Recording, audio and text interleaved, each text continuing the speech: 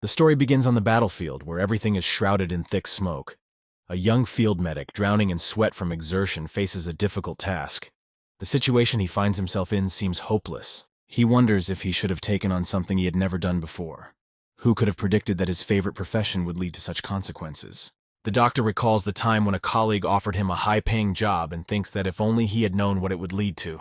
Once, while working in a hospital, the same colleague approached him and told him that he had signed up to become a medical volunteer, urging him to join. He offered Dr. Chin to go along, but he, feeling good at the hospital, did not understand why he would go to such a remote place where he would have to work at the limit of his abilities. His colleague kept insisting that it was a great opportunity to gain invaluable experience. Dr. Chin didn't want to go, but his colleague arbitrarily put him on the list of volunteers. Who could have foreseen that he would be sent directly to a war that had broken out in one of the countries? The doctor had never experienced the horrors of war, but he found himself in the middle of a civil conflict, where there were so many wounded that there was not enough room for everyone. He did his best, as a doctor should, faithfully fulfilling his duty by helping everyone who needed help. Dr. Chin forgot about sleeping and eating. His only companions were the blood and suffering of the people he was trying his best to save. But one day, something happened that no one could have predicted. The rebels suddenly attacked their camp. They ruthlessly killed everyone they didn't like, quickly seizing positions and began to search the camp. There were too many of them, and they surrounded the area from all sides, leaving no chance of escape. The insurgents combed every corner, looking for survivors or those who tried to hide. Dr. Chin, along with the patients and children he was protecting, sat in a shelter, trembling in fear of the insurgents, not knowing what to do next. A few minutes later, the insurgents opened the tent where the young doctor was hiding and pointed their weapons at him. The cold-bloodedness of these men knew no bounds. Their beliefs were far from peaceful, and they came with clearly hostile intentions. The little boy clung to the doctor, and his mother trembled with fear as they saw the guns pointed at them. The tension reached its peak, and the young doctor felt the severity of the situation as the insurgent prepared to shoot. The worst happened unexpectedly. The insurgent opened fire, and although the doctor knew he could die, he could not stand aside, because his duty was to protect the lives of others. The insurgent squeezed the trigger in cold blood, pointing the machine gun in their direction. The guy could not fully realize that this heartless rebel would actually shoot innocent people. But it happened, and a burst from the assault rifle fell on the young doctor, who was shielding people from the bullets with his body. He did everything in his power, and when the last cartridge case fell out of the clip, it was over. Drops of blood began to fall to the ground, turning it red, and the doctor stood there, pierced by bullets, not even realizing what had happened. In his arms was the little boy he had saved. The boy looked at him with hope and gratitude. He realized that these were the doctor's last breaths. In his eyes, he became a hero, and when the boy looked around, he realized that everything had happened as it was supposed to. This is the fate of a hero. After all, a doctor has always been supposed to help people, and this was his destiny. His eyes slowly closed. He fell to the cold ground, his arms dropped helplessly, and the little boy shouted, "Dr. Chin!" But the doctor could not hear anything. Having fulfilled his duty to the end, he collapsed to the ground, as if his soul was leaving his body. The first thought in his mind was of pain. It felt as if his bones were breaking and cracking, and now he was falling into an endless void, feeling death gradually engulf him. Suddenly, fresh air pierces his lungs, and bright sunlight blinds his eyes. A dense forest appears in front of him, the likes of which he has not seen for a very long time. He looks around, not understanding why he is lying on the ground, what happened to him, and why he is covered in mud. Looking at his hand, he is surprised to find that it does not look like his. It is the hand of a child. There is blood on his hands, and he remembers that his life was cut short because he died in the war. Looking around, he does not understand where he is and why he is in the body of a child. For a long time, he looked at his new body and tried to understand what had happened. But when he looked up, he was shocked to see people around him. Lots of people. Warriors dressed in medieval armor were holding daggers and other weapons. It seemed that these people were on the verge of death, tired and exhausted. The place resembled a caravan that had been ambushed or attacked by robbers. The guy caught himself thinking, is this a dream, or is he misunderstanding something? Maybe it was all just a hallucination. Or maybe it was some kind of movie set. After all, he could not have invented such a realistic smell of blood that permeated everything around him. Approaching the dead, he examined them and realized that they were real. Their bodies were torn to pieces by a single blow, and the wounds were extremely deep. But how could a person be cut in half like that? There were no gunshot wounds, which looked strange. The people around him were also behaving very strangely, like children. The guy looked around for a long time, trying to understand what had happened and where he was. But one detail caught his attention, and he began to think about what it could mean. He seemed to be in the world of martial arts, and this place was simply incredible. The cold stones that reflected the sunlight and the area where the fight was taking place resembled a muram, a place from the legends of warriors. The guy looked at the dead man for a long time, not knowing what to do next. But despite the horrors around him, he felt good, and his body was intact. Even his soul felt a little calmer. He thought, maybe all this is just a fantasy? But if not, then this place is definitely not some remote wilderness or even Korea. His body had also undergone changes, and the 3 lanes ahead were empty, as if they had been attacked first. The guy looked at the dead and saw their frozen faces and necks, indicating that all this had happened quite recently. Most likely death had occurred no more than 2 hours ago. He decided that he had to pull himself together, get over his shock, and get out of here before the robbers returned. When he stood up, he heard a man screaming. It seemed that someone else was still alive. Approaching the wounded man, the boy asked if he was okay. The man picked up a bag with some jewelry and said, "Give this to my wife." The guy saw that it could have been hard-earned money or some valuable things, but he didn't say anything.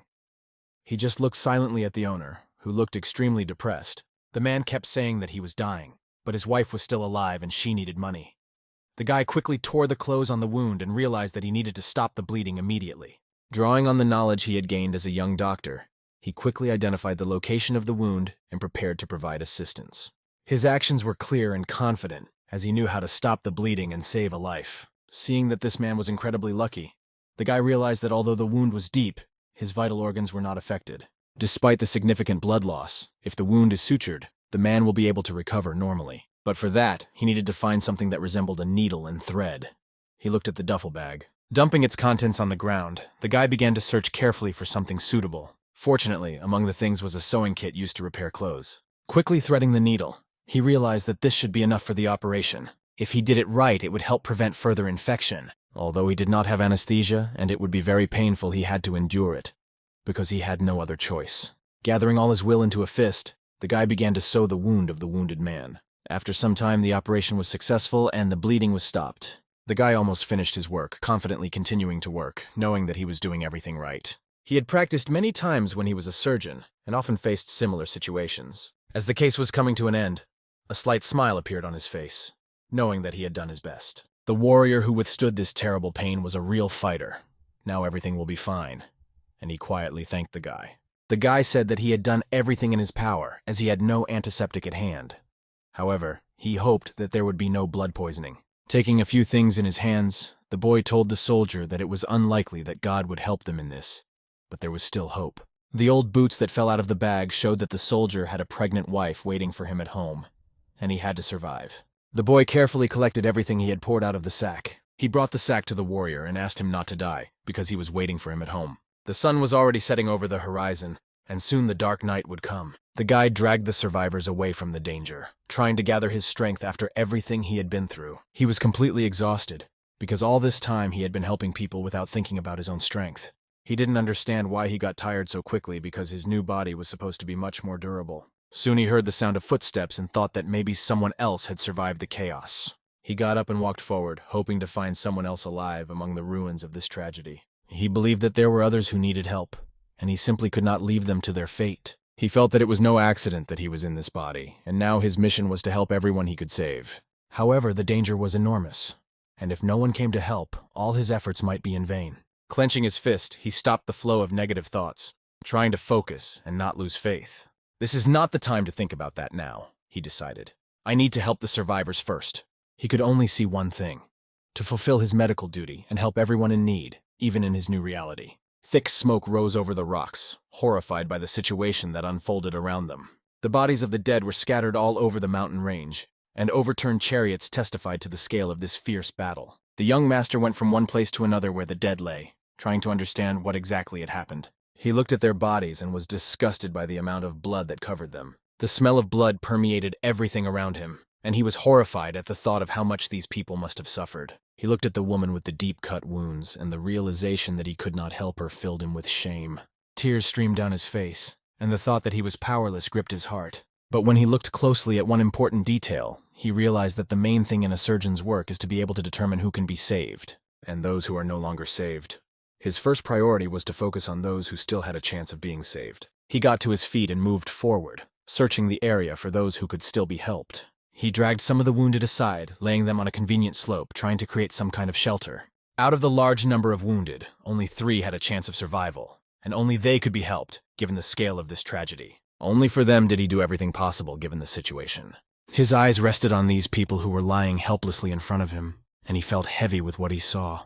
It was difficult and painful for him to realize how it all turned out for him, being in a hopeless situation. But he gathered all his will into a fist and tried to keep himself in check, despite his despair. He could only imagine that if he had normal medical equipment with him, he could have saved more lives. Now in the middle of the forest, he felt powerless with only his own hands.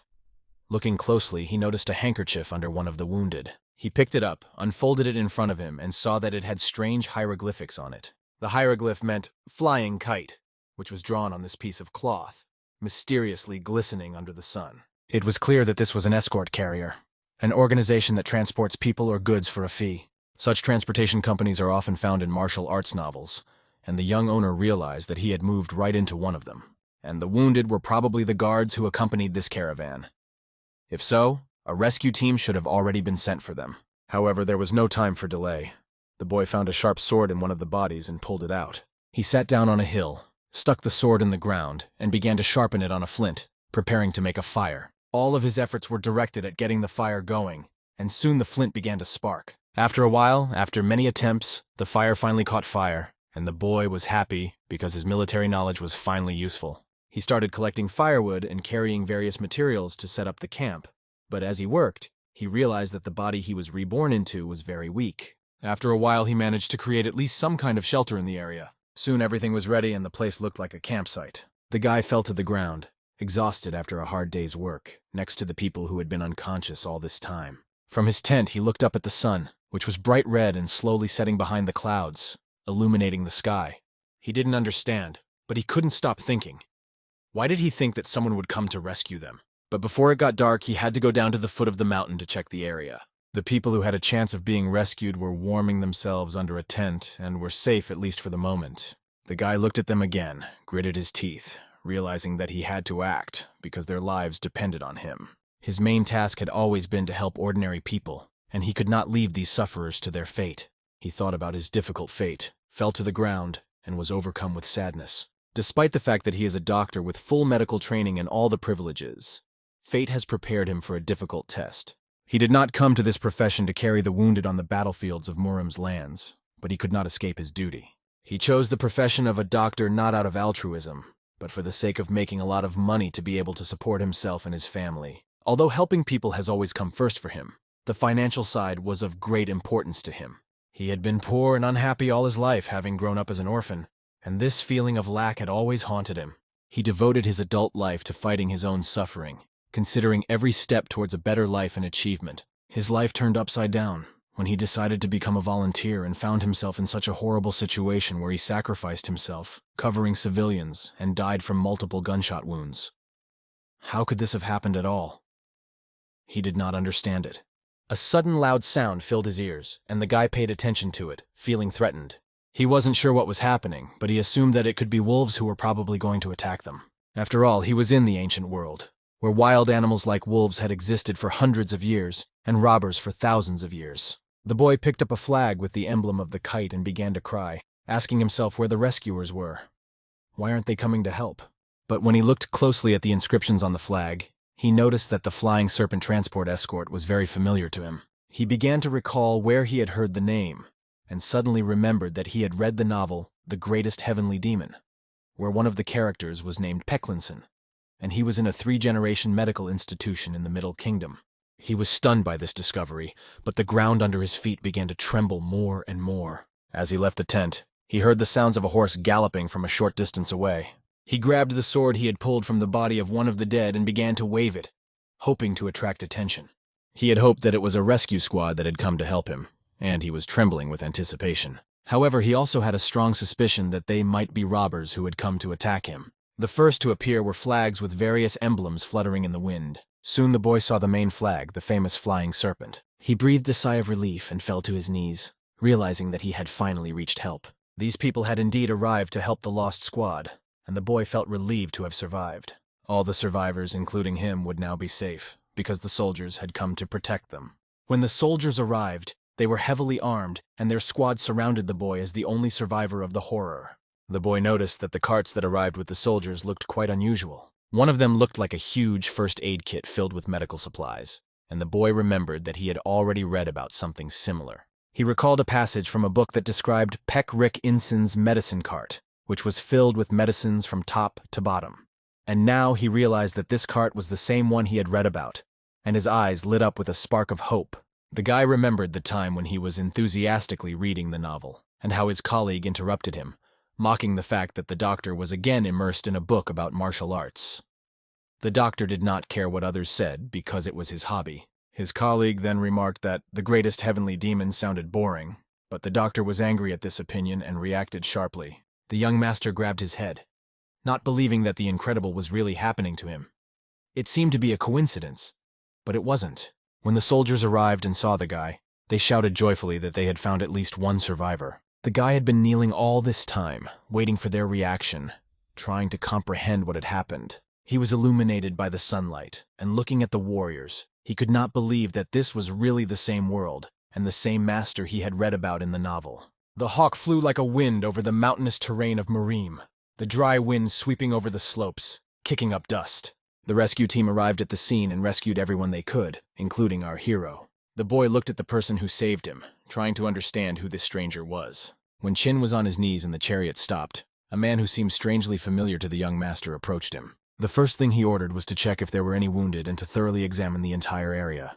After that, the man turned his attention to the young man who had miraculously survived the tragedy. The boy was standing and eagerly awaiting the reaction of the commander-in-chief of the unit. The man was approaching him with his huge steps, confidently standing in formation, demonstrating strength and authority. Standing over the boy, this stern man directed a penetrating gaze at him. The only thought that was going through the boy's mind was, why is this man so huge and powerful? He sat down next to the boy and asked him how he was feeling, looking at him with care that he hid behind his stern appearance. The man standing in front of him was called Hyun, and he was the head of the Flying Serpent. He asked the boy to introduce himself. The grimy and tired boy said his name, Ji Cheon. Looking at Hyun, he realized that he was much kinder than he had expected.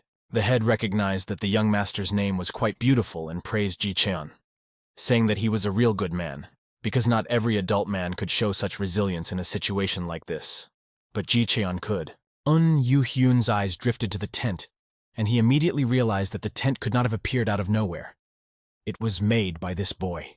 When Chin reported that there were injured inside the tent, the head was shocked by this discovery. He looked inside and saw that there were indeed wounded people who had already received some medical care. A chill went through Hyun's body as he realized the situation, but he had to act immediately. He ordered his soldiers to provide emergency assistance and call Master Baek Rinsung as soon as possible. Chin hoped that he hadn't made a mistake because the guy in question was Rinsung. A carriage was rapidly approaching from the distance, and the silhouette of this hero appeared from it. The young master held his breath, feeling that something important was about to happen. It seemed impossible, but it was not a dream.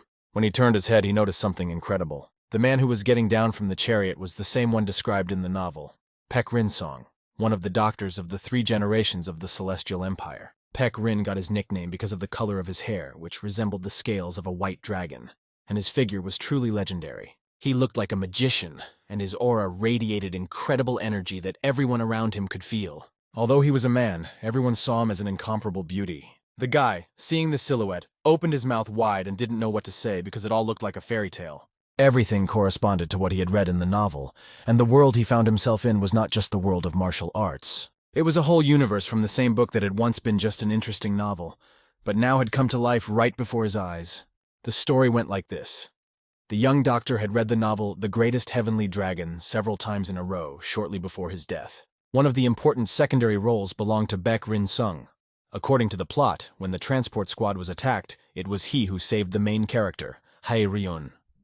After that, there were many events in the novel, and in the end, Baek died of a chronic illness in the 2nd volume. But now everything went off script, because the guy, standing in front of Baek, realized that something had changed. The patient Baek was supposed to treat had already been stitched up by Chin. Baek looked at the victim's body for a long time and saw a striking picture. A deep wound was sewn up with threads, and the seam was already beginning to heal. The suture was made with incredible precision and skill, Dr. Peck appreciated the flawless work he had seen for the first time in his medical practice. All he had to do was to treat the wound, for which he took out a special ointment and applied it to the wound with his fingers. By putting his hands on the victim, his energy was transferred directly to the patient's body, and the aura around him shone. The head of the detachment came to check on the doctor, as he was interested in how the important warriors Unpaidu and Kongsong Paisa were feeling. However, the doctor didn't want to talk about their condition and changed the subject to a question that bothered him. Pointing to the stitch, the master asked who had sewn the wound. All the warriors paid attention to this question because it was serious. No one but the young master could have done it. The eyes of everyone present focused on the little boy, and he felt a lump form in his throat because of the unexpected attention. Chin admitted, when asked, that he had sewn the victim's wound. Peck emphasized that the boy had extraordinary surgical skills for such a young man, and smiled at him to express his surprise. Everyone was shocked to learn that the victim had survived, thanks to this young hero's skills. Praise from Baek Rin-sung was the highest form of recognition in the society. They began to praise the boy, admiring how good he was, and could not believe that he was such a skilled craftsman who did not get confused in a critical situation. But the boy only wanted to help at any cost. Peck's face symbolized respect, and from that day on, Chin was accepted into the circle of confidants, which was very rare. The young master was left with the warriors who were to remain in place for some time. When he saw the chariot with the dignitaries leave, he breathed a sigh of relief. Falling to the ground, he felt heavy in his chest. It was hard to breathe, and he could not fully accept the new reality. He realized that the gratitude from the flying serpent himself was incredibly valuable in this world. The warriors around him promised that they would definitely repay him for his kindness. However, he would have to live a new life in which he found himself in a new, important role. The chariot with the dignitaries moved quickly along the mountain paths. Everything necessary for life was in these chariots, but their speed was their main advantage. Inside the chariot in which Master Peck was riding, a fire was burning and a kettle was heating up to make fragrant tea. Next to Master Peck was a servant who helped him in everything, because Peck spent a lot of his inner energy to heal people. The servant understood that his master was a pearl of kindness, but he should not go there because it was hard for him. Master Peck lay in bed, having no choice but to fulfill his duty. He remembered how last year, the head of the escort, had helped him escape from the threat that hung over his family.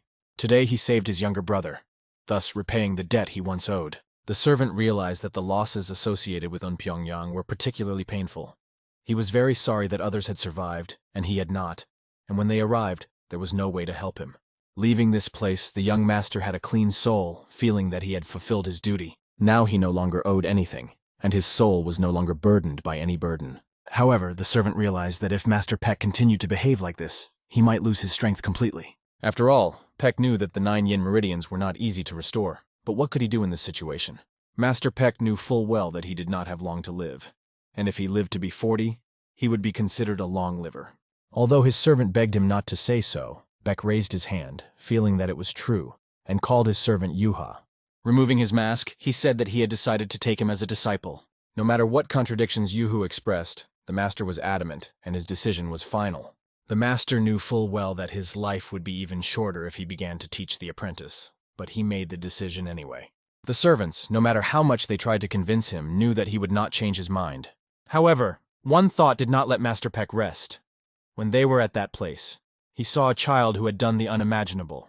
This child had amazed the young master with his actions, and even the servant was amazed by the story. The servant clenched his fist but did not say anything to his master because he was overwhelmed with mixed feelings. This incident was truly incredible, and the servant decided not to contradict his master, although he still could not fully accept his decision. Chin was sleeping peacefully, not disturbing anyone, when suddenly a familiar smell began to wake him up, and memories of the medicine from his childhood appeared in his mind. For a moment he caught himself thinking that he had heard and seen this medicine when he was a child, and often visited the market where such herbs were sold. Then he decided to open his eyes. He noticed that he had woken up in a different place from where he had fallen asleep. The strong smell made him feel sick. He grabbed his heart and began to breathe heavily. Looking around, he tried to figure out where he had woken up. Despite the unpleasant smell of the medicine, he had to figure out what was going on.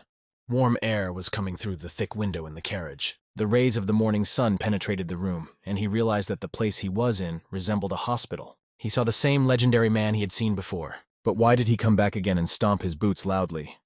The man only told him to stay in bed.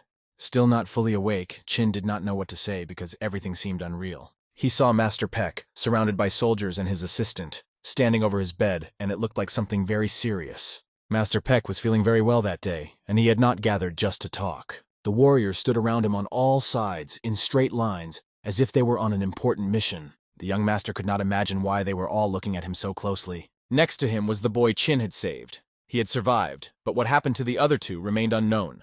Chin asked the master where he was, and he replied in a light tone that they were in the Flying Snake unit. Master Peck said that the boy had fainted and slept all the way here, so he decided to let him rest.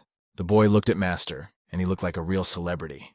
He could not believe that Master was speaking to him so respectfully, and even on a first-name basis. Master Peck expressed his respect to the young man, saying that his skills and help had saved the lives of his people. Even though Peck had completed his treatment, saving other people was the young hero's undeniable achievement. Chin was only happy that he was able to help people, but he did not say anything. Master Peck said that he had managed to avoid complications, and emphasized that not only the kite, but also the Kongson family owed him a great debt of gratitude. The boy did not understand where the Kongsons came from.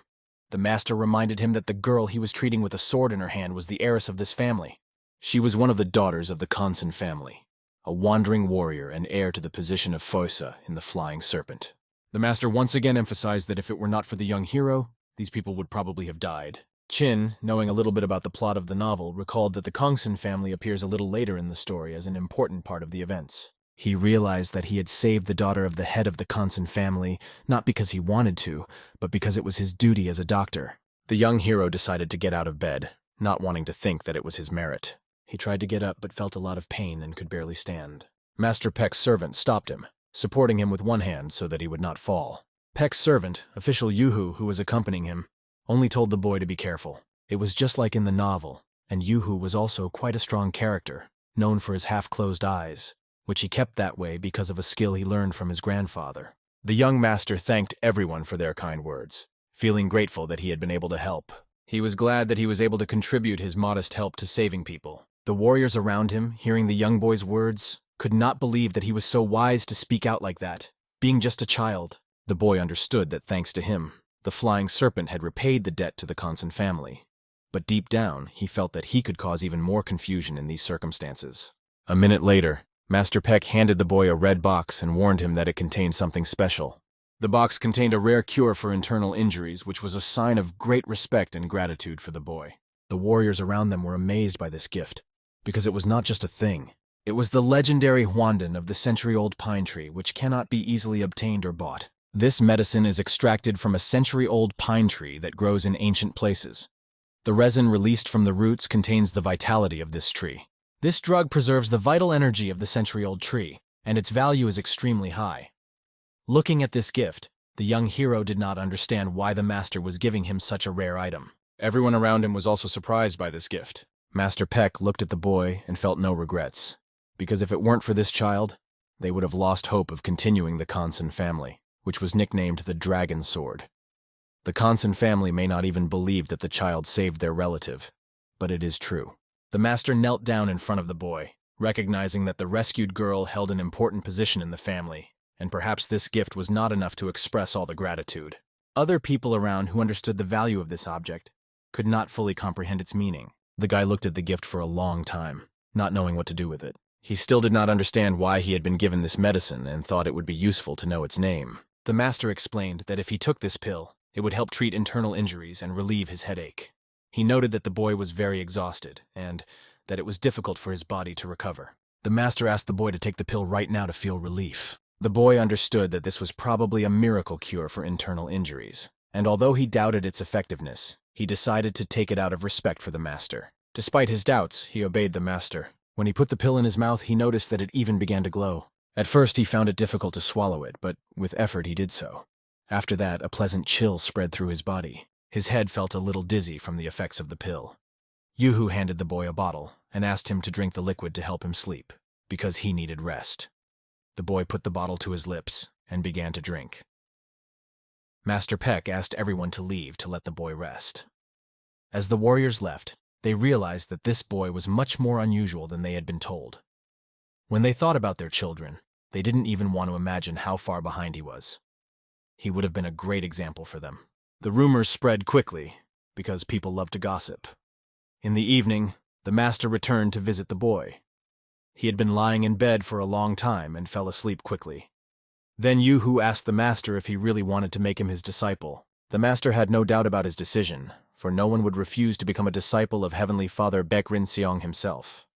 However, his servant was still worried. The bottom line was that the master was aware of the possibility that the boy might be a fake.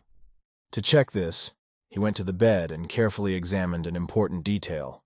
Pulling out the needle and holding it in his fingers, he asked the servant, "When sincerity is revealed, does it not touch the heart?" The servant looked at this and was amazed, and could not believe that the master was going to give such a valuable thing to this young man. The master raised the needle above the young master's forehead. He ran it over the young man's face, and it began to glow with his aura, as if the aura was embracing his body, filling it with energy.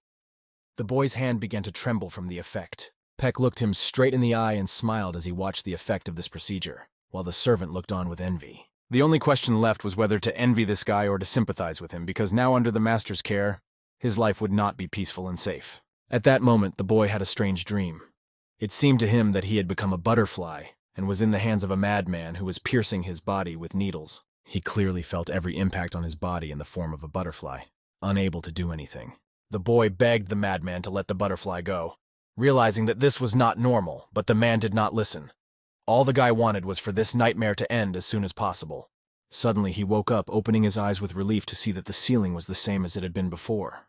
Waking up, he felt like he was in a new body, as if his body had changed completely. There was only one peaceful smell in the room, which enveloped everything around him. The guy did not understand why the room smelled like something rotten, filling the entire space. He lifted his arm, feeling that it was a little numb. When he lifted his leg, he felt that he could not fully control his movements, and this confused him. Looking around, he saw that the entire room was shrouded in smoke.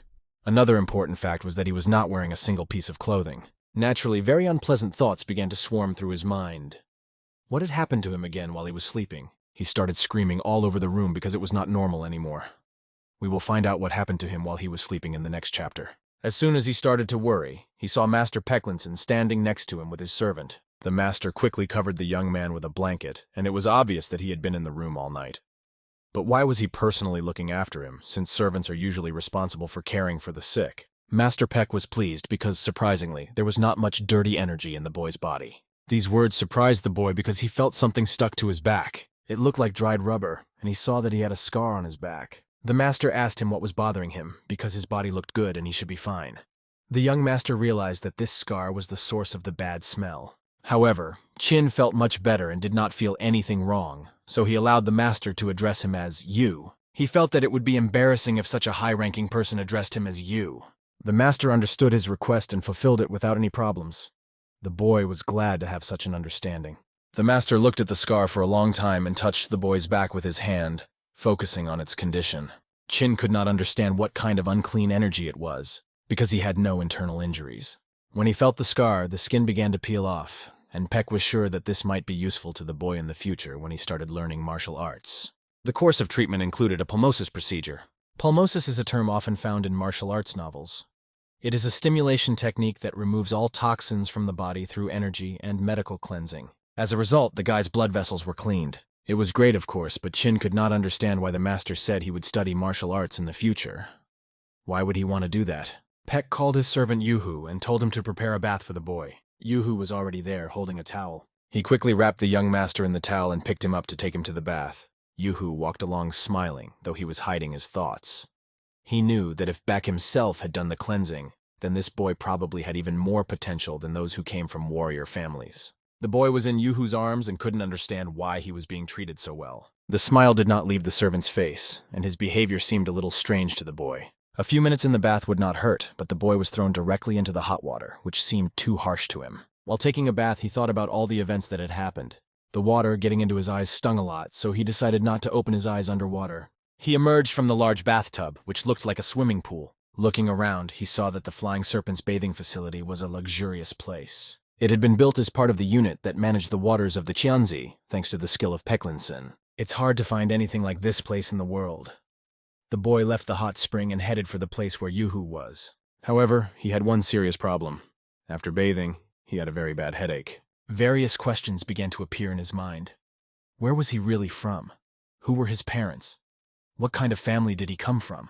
All these answers would be normal for an ordinary person, but he did not know what to say. If there had been even small injuries on his head, he could have attributed his forgetfulness to memory loss. When asked by Yoo-hoo, he simply replied that he was suffering from amnesia. Meanwhile, Yoo-hoo rubbed Chin's back, finishing his usual duties. The servant told him that he had done everything he needed to do, and now the young master could take as long as he wanted, calling him when he was done. Chin dove back into the vat of hot water, trying to figure out why Yoo-hoo was so annoying.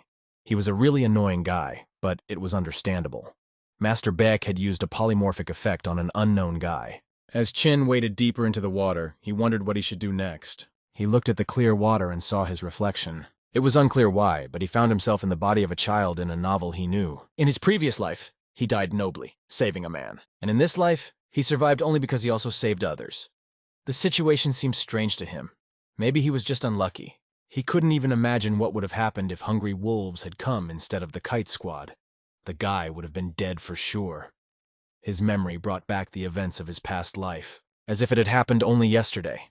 A life in which he had no family, no relatives, not even a loved one. His life was quite boring, perhaps even aimless, just an existence. However, thanks to his efforts, he was able to survive and always wanted to move forward.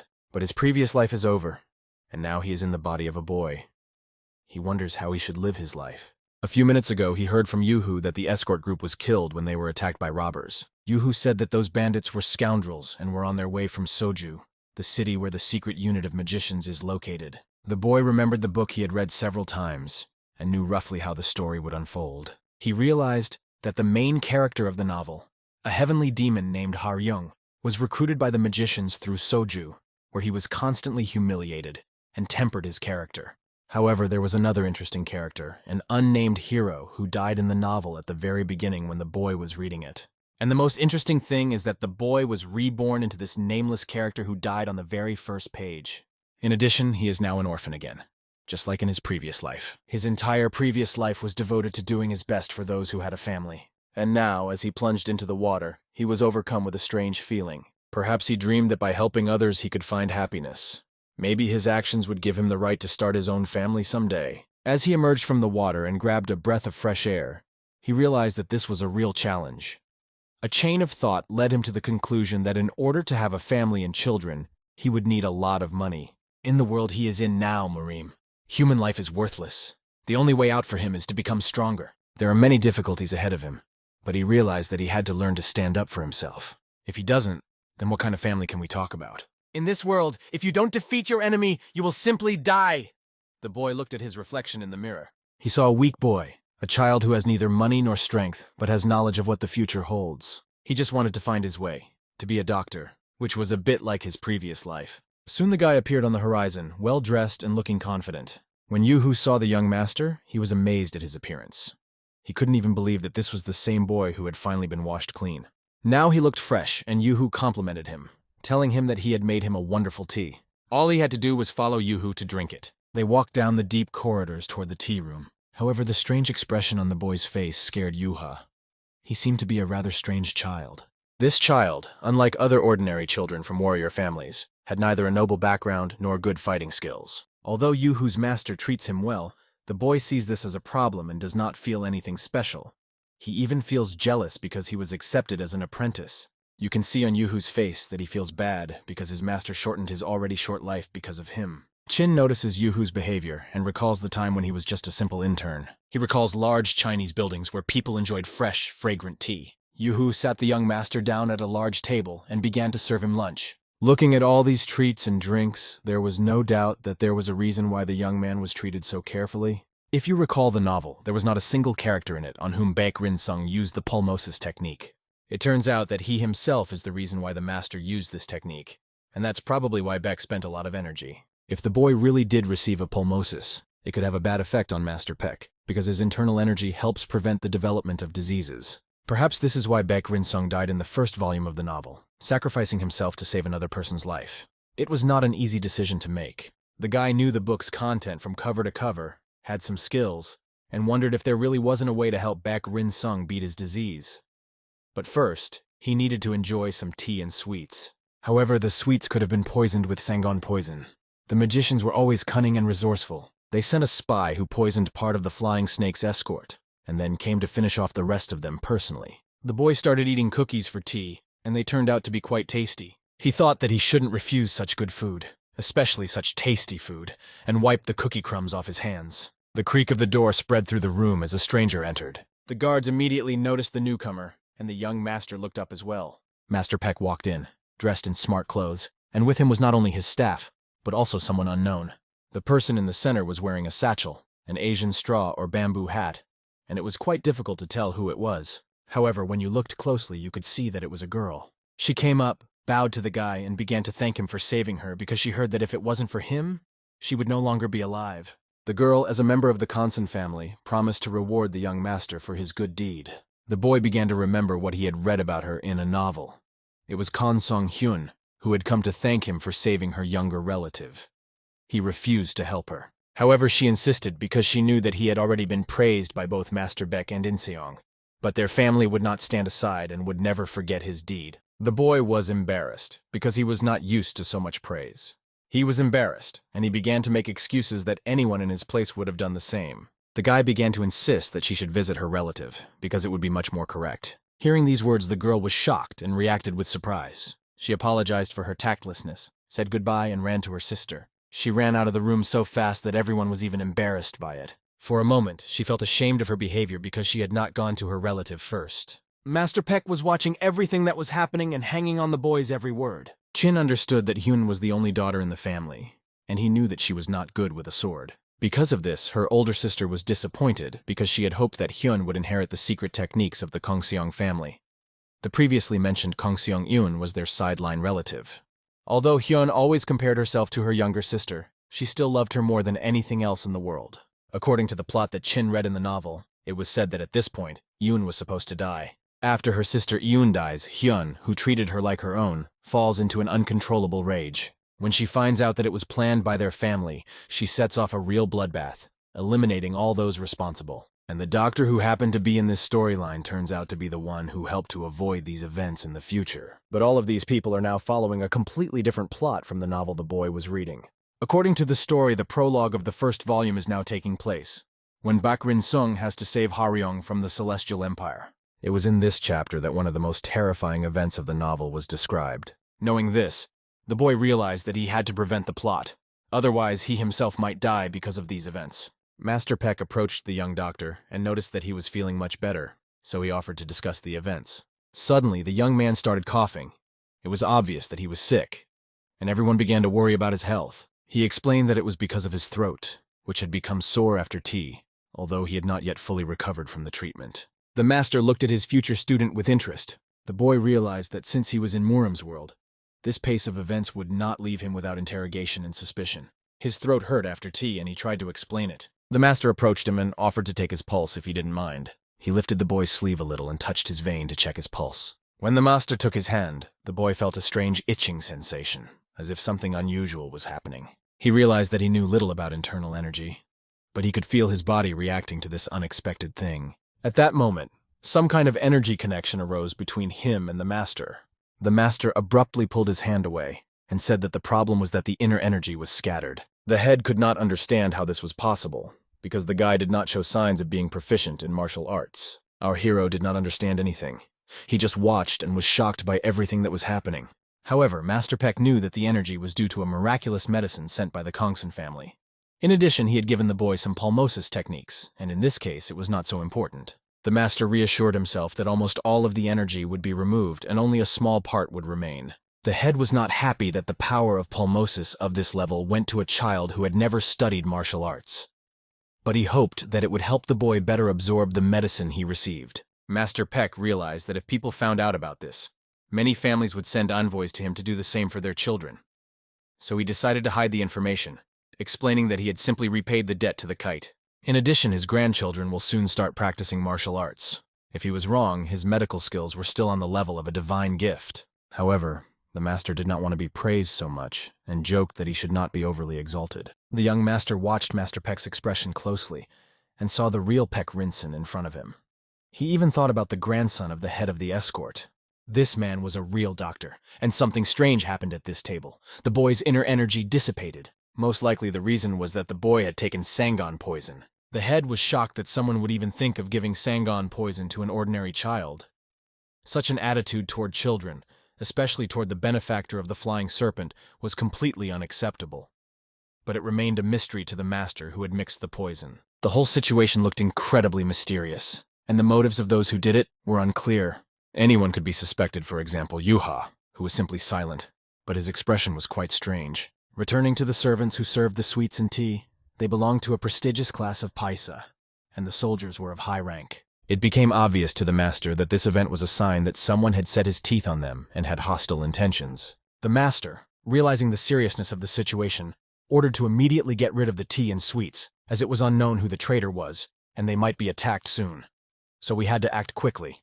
This was not the first incident, and remembering the attack on the escort, the head realized that it was clearly part of a conspiracy. In a rage, he smashed the table with drinks and candy, and exclaimed that it was no doubt poison. In his anger, he turned to Master Peksun and apologized for his assumptions, even though they were true. Roughly throwing open the door, he began shouting for the clan master to be called immediately, because from that moment on, things would get serious. The head was determined not to allow any more such arbitrariness, as it had already become a threat to his entire clan. The master asked his young apprentice if he knew that there was poison in the sweets, and if he knew that the poison was called Sangon. The young man thought to himself that Sangon is a poison that absorbs internal energy, and has no color or smell. He tasted a little of each dish, hoping that he would be able to detect something suspicious. He was trying to feel the presence of poison, having not conducted experiments on experimental rabbits for a long time. And this time he became one himself. The guy recalled how he had justified his experiments in the past by saying that the development of medicine requires victims, and that is why he found these victims. They were his colleagues. There were many guinea pigs among them. And now, in this situation, he couldn't miss the opportunity to explore Sangon. Everyone in the clan was very tense, and it was no time for jokes. Master Peck realized that the boy was quite strange and might be hiding something. It was not just the boy's energy, but the fact that the poison was still poison. It was hard for the master to believe that the boy had deliberately eaten poisoned sweets. All he said to the boy was that if the examination showed that there was poison in it, the boy, not he, would be the savior of the kite. It was probably a joke, or at least it seemed so. Looking at the child, the master thought about how sorry he was that such a fate had fallen on his childish shoulders. However, he knew that when it was over, the boy would get a job. It was a job that Master Peck had personally prepared for him. When he heard about the job, he was not upset, because it was a great opportunity. This is an incredible chance to make money, and martial arts can wait. At the word money, a sly and greedy smile appeared on his face, because money was the most important thing to him.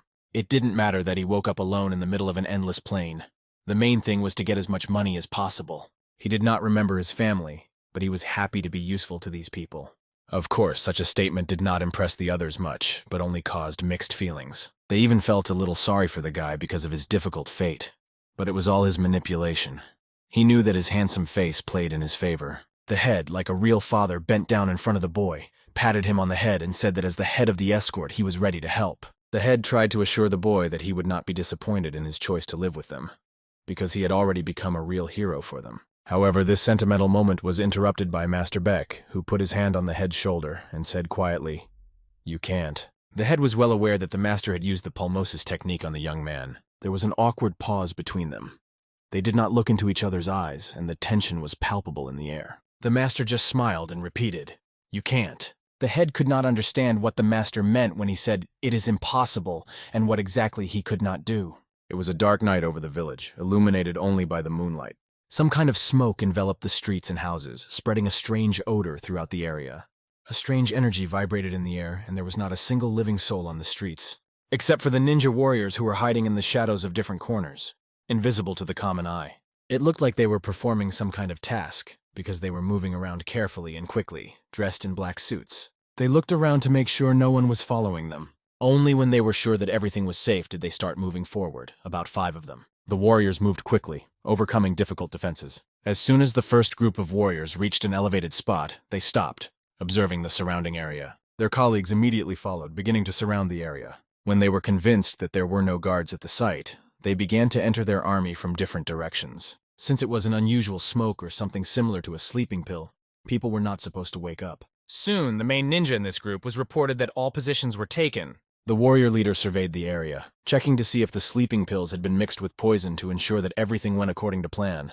He put on his mask and breathed in the air to make sure everything was working as it should. They had come for the child, knowing that he had not yet developed internal energy, and no one would be able to detect their intrusion. However, during the mission, the warriors heard some rustling in the distance. The ninjas tensed up and drew their swords, preparing to confront a possible enemy. When they approached the main building and began to jump over the fence, someone was already waiting for them. The guard who was on duty began to shout at the top of his lungs, calling for the destruction of the enemy. The ninjas were, of course, amazed.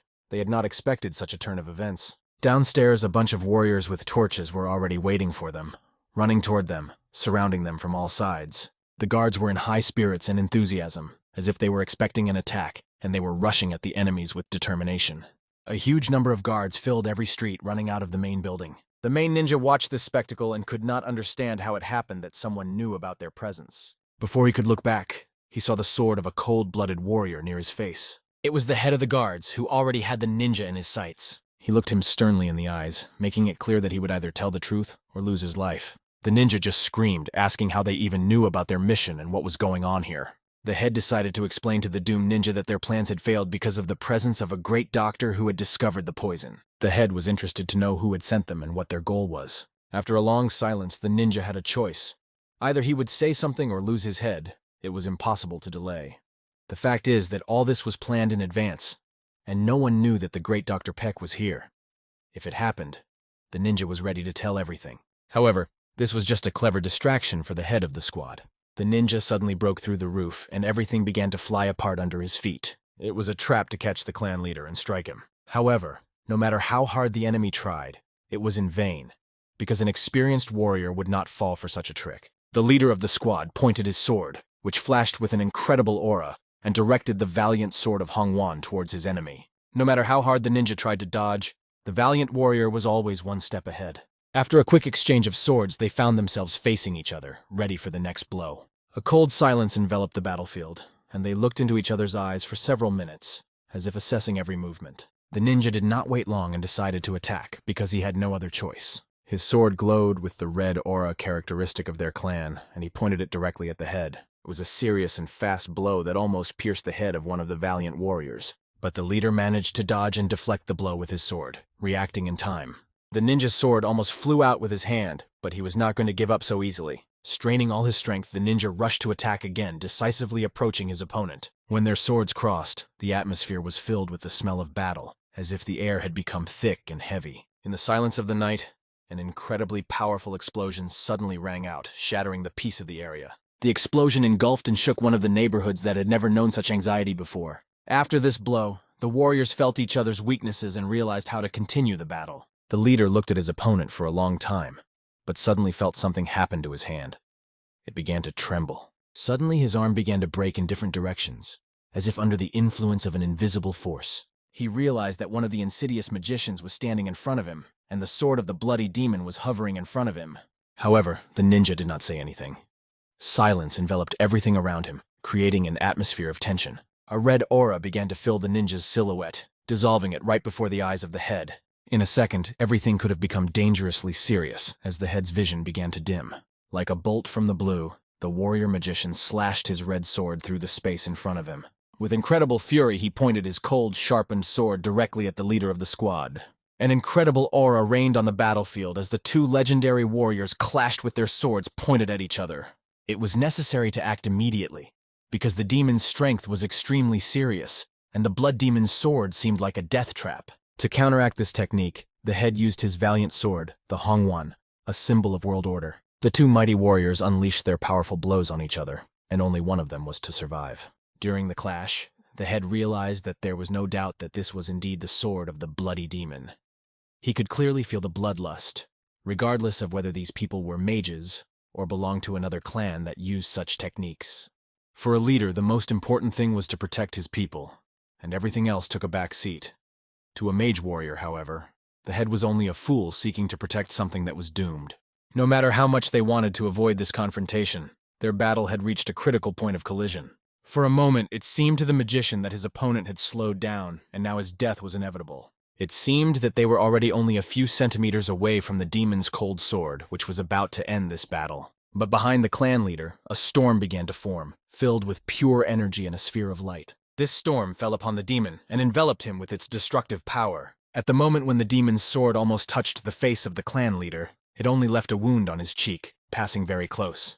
The second strike was for the clan leader as the demon warrior lost his attack, and the clan leader sent out his valiant Hongwan sword using the ascending dragon rising technique. The lightning-fast technique pierced through the demon, cutting through his mask, clothes, and himself. This technique was so powerful that no ordinary or even strong warrior could resist it. After a fierce battle, the head gathered his strength to survey the environment. Soon all the enemies were destroyed. The young master watched everything that was happening through the door, but it did not look like an ordinary battle. The warriors fought each other, destroying the attackers from the demonic cult. Although the forces were unequal, everyone knew that it would be a victory, and that was why they fought so confidently. The young master, looking at all this, thought for a moment about what was happening. If danger arose again, he would not be able to escape because his patient had not yet regained consciousness. He realized that he needed to close the door so that no one could enter and focus on one task. The guy who was lying in the ward still hadn't regained consciousness, and it was extremely dangerous for him. The young master realized that this guy had a dangerous future ahead of him, and he needed to cheer him up somehow. However, perhaps it would be better if he did not wake up in such a difficult situation. The whole group of demon warriors came for a reason. This guy was their target. They sent assassins to destroy him, and they will stop at nothing, despite the obstacles, and will fight to the end for their goal. For example, the warriors of the Flying Serpent, although strong, have not even learned about the poison. They believe they will still win, but it will require a lot of blood. And perhaps this will deal a fatal blow to the kite. If that happened, the escort drivers would revolt. In order to seize control of Yang Qi, they would start their fight, and the battle would only gain momentum. Qin realized that something terrible and inevitable was ahead of them. He sat down opposite this child.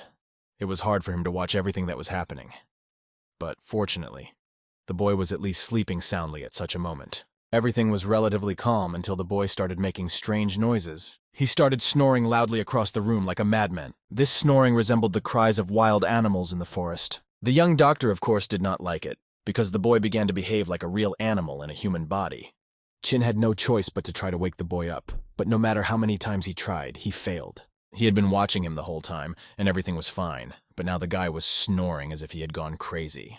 Perhaps it wasn't caused by nightmares. Perhaps the smell of blood from outside began to penetrate the room. He began to rummage through the boxes that stood by the boy's bedside, trying to find something that might help.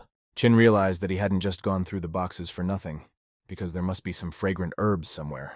After a short search, he found the wrapped items and realized that they might be what he needed. Greedily and with joy, he began to unwrap the items, hoping that they were fragrant herbs. By lighting a scented candle, he tried to neutralize the smell of blood coming from outside. However, one candle was not enough, so he decided to light 3 candles at once. Although he was not sure what herbs they were, he was sure that they would help to destroy the smell because he did not want to anger the Death Star of the Sky. The Death Star of the Sky is one of the 2 stars of the Milky Way that governs people's lives and is considered a bad omen. The smell of the herbs began to fill the room, and the guy who had been sleeping so restlessly finally began to calm down. After a few minutes of inhaling this aromatic smoke, he stopped snoring. It was a real relief for the young gentleman because at least it was no longer pressing on his ears. As his friend lay in bed and finally fell asleep, Qin felt lighter at heart because he felt responsible for him. Qin understood that he was the protagonist of a novel, and no matter what his role was, he needed to be treated with the utmost care. However, it was somehow uncomfortable to fall asleep when there was a battle going on around him. It was a really bad idea. He decided that it was better to stay awake that night and stay alert. All the while, a fierce battle between the 2 factions was going on outside. But after a while, everything quieted down. There were no more screams or the smell of blood, which hinted that things might be coming to an end.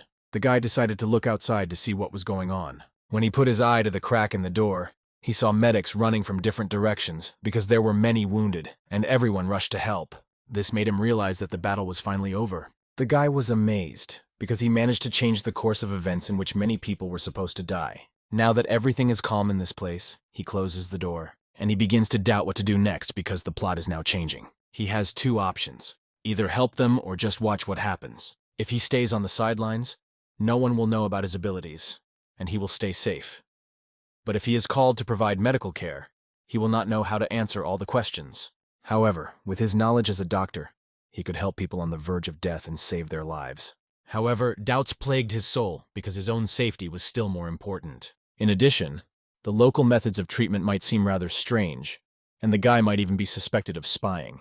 He walked around the room, not knowing what to do, from one side to the other, and decided to do nothing for now, but just live and help the kite as much as he could. Remembering the past when he had tried to save many people, he relived that moment. Perhaps he could remember the time when everything seemed to be fine. He remembered how the soldiers from another unit broke into the camp and started shooting everything around them with their machine guns. The doctor rushed to cover the guy with his body, trying to save him from enemy bullets. It was a difficult moment.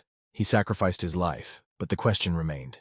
Did it really help the child survive? Why did he save them at all if it had no effect? Perhaps he should have just left them all behind and fled, saving his own life. These thoughts plagued him, for he did not know what was good and what was evil in this world. A loud scream came again from the novel's protagonist's bed, like a beast that started screaming loudly. He was just screaming and not breathing, which was an alarming signal. The boyfriend began to wake him up, shouting, "Hey, Haru, wake up!" But he just gritted his teeth, scrunched up his face, and it was obvious that he was getting much worse. The young owner realized that the situation was getting worse. The boy began to have trouble breathing. It seemed that he had been holding his breath for more than a minute, and it looked very dangerous. Then the young master began to shake him with all his might to bring him back to life. After a while, his breathing resumed, and he opened his eyes a little. However, it was clear that he was not happy to be woken up in the middle of the night. The young master began to realize that he needed to run away. But he didn't have time. Haryung abruptly grabbed him by the neck with his right hand, as if with a spoon, and lifted him up. As he lifted him up, Haryung asked him furiously who had sent him, looking at him with such fury that it seemed he was about to strangle him. His eyes blazed with fire, and he was ready to destroy the one who had woken him up. The young master felt that things were bad, but he had to get out of it somehow. Otherwise, this rascal would just strangle him. Haryung lifted the boy up like a toy and began to strangle him, despite the fact that he was kicking his legs in the air, trying to escape, and was suffocating. Chin was shocked, because the protagonist of the novel turned out to be a real madman. And because he was strangling him, Chin couldn't even say a word. Haryung's cold gaze was directed directly at the man he was holding, looking at him like a small insect. He only coldly said that it didn't matter who it was, as he would find out later when he saw his corpse. After that, he squeezed the young doctor's neck even harder, and he began to sweat from the strain. Chin began to recall one of the reasons why Haryung became a heavenly demon in the novel. It was the blood of the Death Star. In general, the Death Star of Heaven is a demonic creature that can kill people, and the more it kills, the stronger it becomes. Its abilities are so unusual that even those who study martial arts and have innate talents cannot resist it. In other words, this killer, who came straight from the sky, was extremely dangerous, although he still had weaknesses. Later in the story, Haryung will fall into madness due to the influence of the Death Star of Heaven. However, as the protagonist, Haryung will not be able to inflict fatal harm on him. Over time, he will become omnipotent, and his power will increase day by day. However, in such a difficult situation, there was no time to think about the future. Haryung had used too much force trying to strangle the young master, and he realized that he had to get out somehow. He had only 2 candlesticks on the table at hand. He could only try to use them as a maneuver. As Haryung was choking him with all his might, burning with demonic energy, Chin grabbed one of the candlesticks. The candlestick fell to the floor, and a red light engulfed the entire room. When the candlestick landed, it began to ignite everything around it with its fire. After a minute, everything caught fire, and it seems to have gone according to plan. Haryung, seeing the fire, started to panic. Haryung regained consciousness very quickly, and his demonic figure seemed to disappear. His face took on normal features, returning to its normal state. He calmed down, and the young master did not see any more aggression. However, all of this happened for a reason. He was being controlled by the Death Star of Heaven. Haryung looked around, not realizing where he was. But when he looked at his hand, he saw that he was still holding the boy's neck. It was an incredible moment for Chin, because he would finally be able to break free. Soon, Haryung's grip loosened, and he let go of the boy's neck, which was not his fault. He threw him to the ground with all his might, trying to somehow maintain his balance. The guy couldn't understand how everything had changed so quickly, but at least no one was strangling him anymore. This crazy Haryung started falling asleep on the spot, as if nothing had happened. But even if Haryung wanted to fall asleep, the fire was engulfing everything, and there was no time to waste. Chin held onto his neck for a long time, trying to catch his breath after this terrible incident. Finally, he let go, but something went wrong again. After a while, Haryung's eyes turned red again, as if they were even more heated. It was unclear whether it was anger or the flow of blood that caused this. Perhaps the bloodlust was intensifying his desire for destruction. But everything was happening just like in the novel. Having dodged Haryung's punch, Chin noticed that he was going to attack him again. He had no choice but to try to calm this cold-blooded killer down. The guy started to dodge, climbed on the table, looking for a way to escape. But seeing this ferocious beast in front of him, it was hard to think of a way to resist it. But the young master remembered one important point, and at the very moment when this rascal was rushing at him, everything changed. He realized that all the events were like two sides of a sword, and he waved his hand as if to deflect a blow. Finally, Haryung stops, his eyes returning to normal. Haryung looks around and realizes that something is not going right. He's standing over the boy, waving his hand, but he doesn't remember how he ended up in this situation. It is not known whether this maneuver worked, but the result was obvious. The attack stopped. The young master looked at him and hoped that Haryun would finally come to his senses, wondering why he had woken up this idiot in the first place. Watching his eyes, the young master recalled the legends of Kangho, where people compared fate to the two sides of a sword. In any case, the shedding of blood was inevitable, but these words were rarely taken seriously, especially when you see the suffering of others and how close people fall victim to senseless conflicts. And when you see the suffering of your loved ones, your heart is filled with hatred that encompasses everything around you. All of these people will go on with their lives, but after this incident, their lives will never be the same. All this suffering causes tears to fill the faces of the children who survived, but they are no longer the same as they were before. In the novel, it was said that Haryung's mother was the only family he had, and to stop him, the young master used the last words his mother had said to him. It was no doubt a great trick that few people knew about, but it stopped the boy on a subconscious level. Haryun finally came to his senses, and his eyes were no longer filled with hatred. The young gentleman put his hand on Haryung's shoulder and asked him if he had decided to join the Magi, or if he thought it would be safe there. He continued to wake him up, saying that Haryung was exposed to the smell of blood, which like a parasite filled his body and made him a puppet. Haryung finally regained consciousness, and his common sense began to emerge. He accepted this little guy's words and finally realized that they were right. He abruptly stops the hand that was aimed at the young master, as if restraining himself. Rising above him, he asks only one thing. "How do you know all this?" The young master explains that now is not the best time for a long explanation of what he knows about magic. But despite the fact that the building is on fire, there is still time for a short conversation, and he decides to share some facts. He keeps his hand on the table without raising it, waiting to tell us what is on his mind. Anyone who joins the mage clan gets a blood parasite, and it doesn't matter who that person is. It's a rule without exceptions, he explains. The blood parasite devours the body from the inside, and it is difficult to fight it because it is a very dangerous creature. Within 10 days of infection, you need to take medication. Otherwise, the parasite will lay eggs in the body that will explode. The fire only added to the tension of their conversation, but the young doctor began to explain that there was a way to get rid of this parasite. Looking at Haryun, he asked, "What would you do in such a situation?"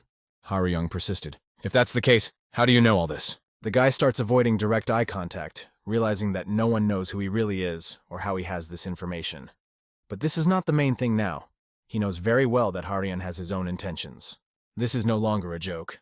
If Haryung is going to move forward, he has to be on his guard. They exchanged glances, and Haryung asked directly, "Is the Meiji clan hunting you, Chin?" When asked about his background, the young master remained silent. He realized that after hearing this, Haryung might think that he belonged to one of the 8 great families in the Mahe clan. The children of these families are often said to be excellent spies. The only question left was whether he should confirm or dispel these suspicions. The fire was consuming the building, and almost everything was already on fire. The boy decided to say something about the escort and told Haryun that he was here alone, without adults, and hoped that he would take his hint. The young master turned his back and picked up a board that was usually used for... The boy quickly locks the door, closing it firmly, but the fire is already burning behind it. This does not stop him, and he decides to continue his plan by blocking the only way out. Haryung starts to get nervous because there is no other way out, and the young master's actions seem strange to him. However, this is part of the young man's cunning plan. He insists that this way Haryung will make her choice faster. At this moment, the sounds of soldiers begin to come from inside, asking if anyone is in the room. The smoke and flames grow even stronger, and the soldiers try to enter, thinking that there might be people inside. However, the boy blocks all these sounds, and Haryung's face turns stone as the tension reaches its peak. The soldiers were knocking frantically from all sides, trying to open the heavy door as quickly as possible. They believed that behind it were 2 important young masters. Our hero offered Cherian 2 options. Either he would entrust it to Chin, or he would die in this burning room. Cherian, in turn, could simply stun him and run away. But the situation turned out to be more complicated. As soon as he was left with a mark from the blow, the young man would scream that Cherian was a magician's spy, and one would only wonder who would be trusted, he or the young doctor. This accusation came as a real shock to Cherian. He made contact, remembering that it was Chin who had saved him and cured him.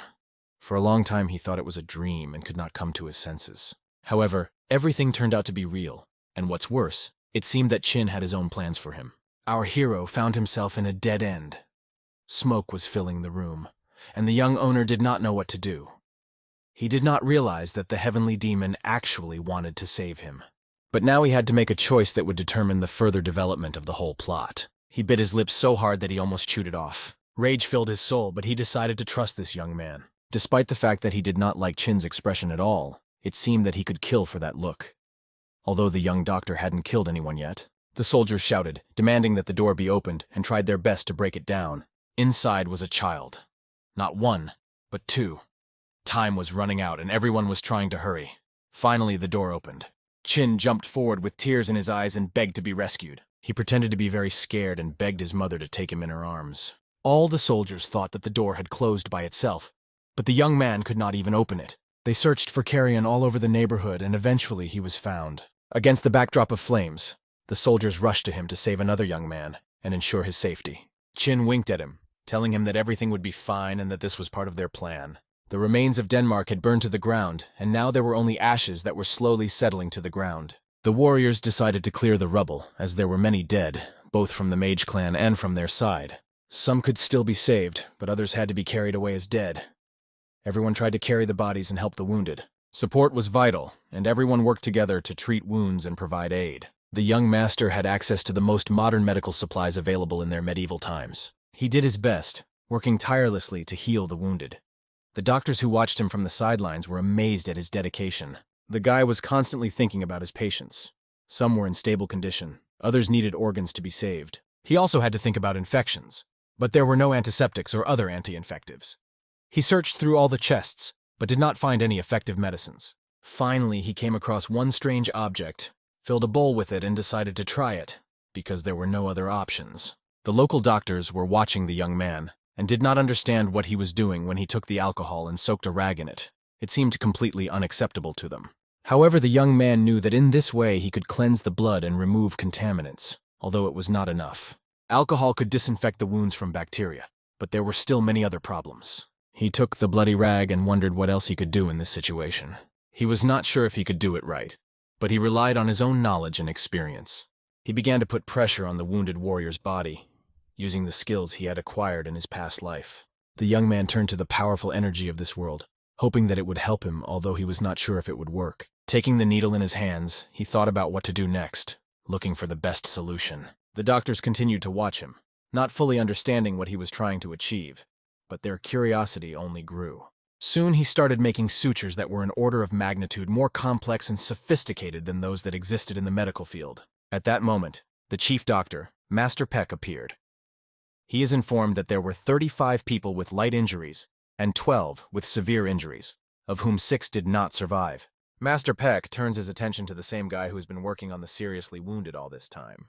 There was a warrior on the table with his light sword pierced through his lung, and the situation seemed critical. The young man realized that he urgently needed a scalpel, and there was no time at all. In the box, he found only a dagger, although it was too big, but there were no other options. The soldiers just watched, realizing that the chances of saving this man were minimal, but the guy took the throwing knife and started to act. Chin exclaimed irritatedly that they were only talking and doing nothing, begging them to help in any way. The young master, looking at the severely wounded man, asked him to apply the Chomkel technique, a method of immobilizing the enemy by striking certain acupuncture points, which also helped to stop the bleeding.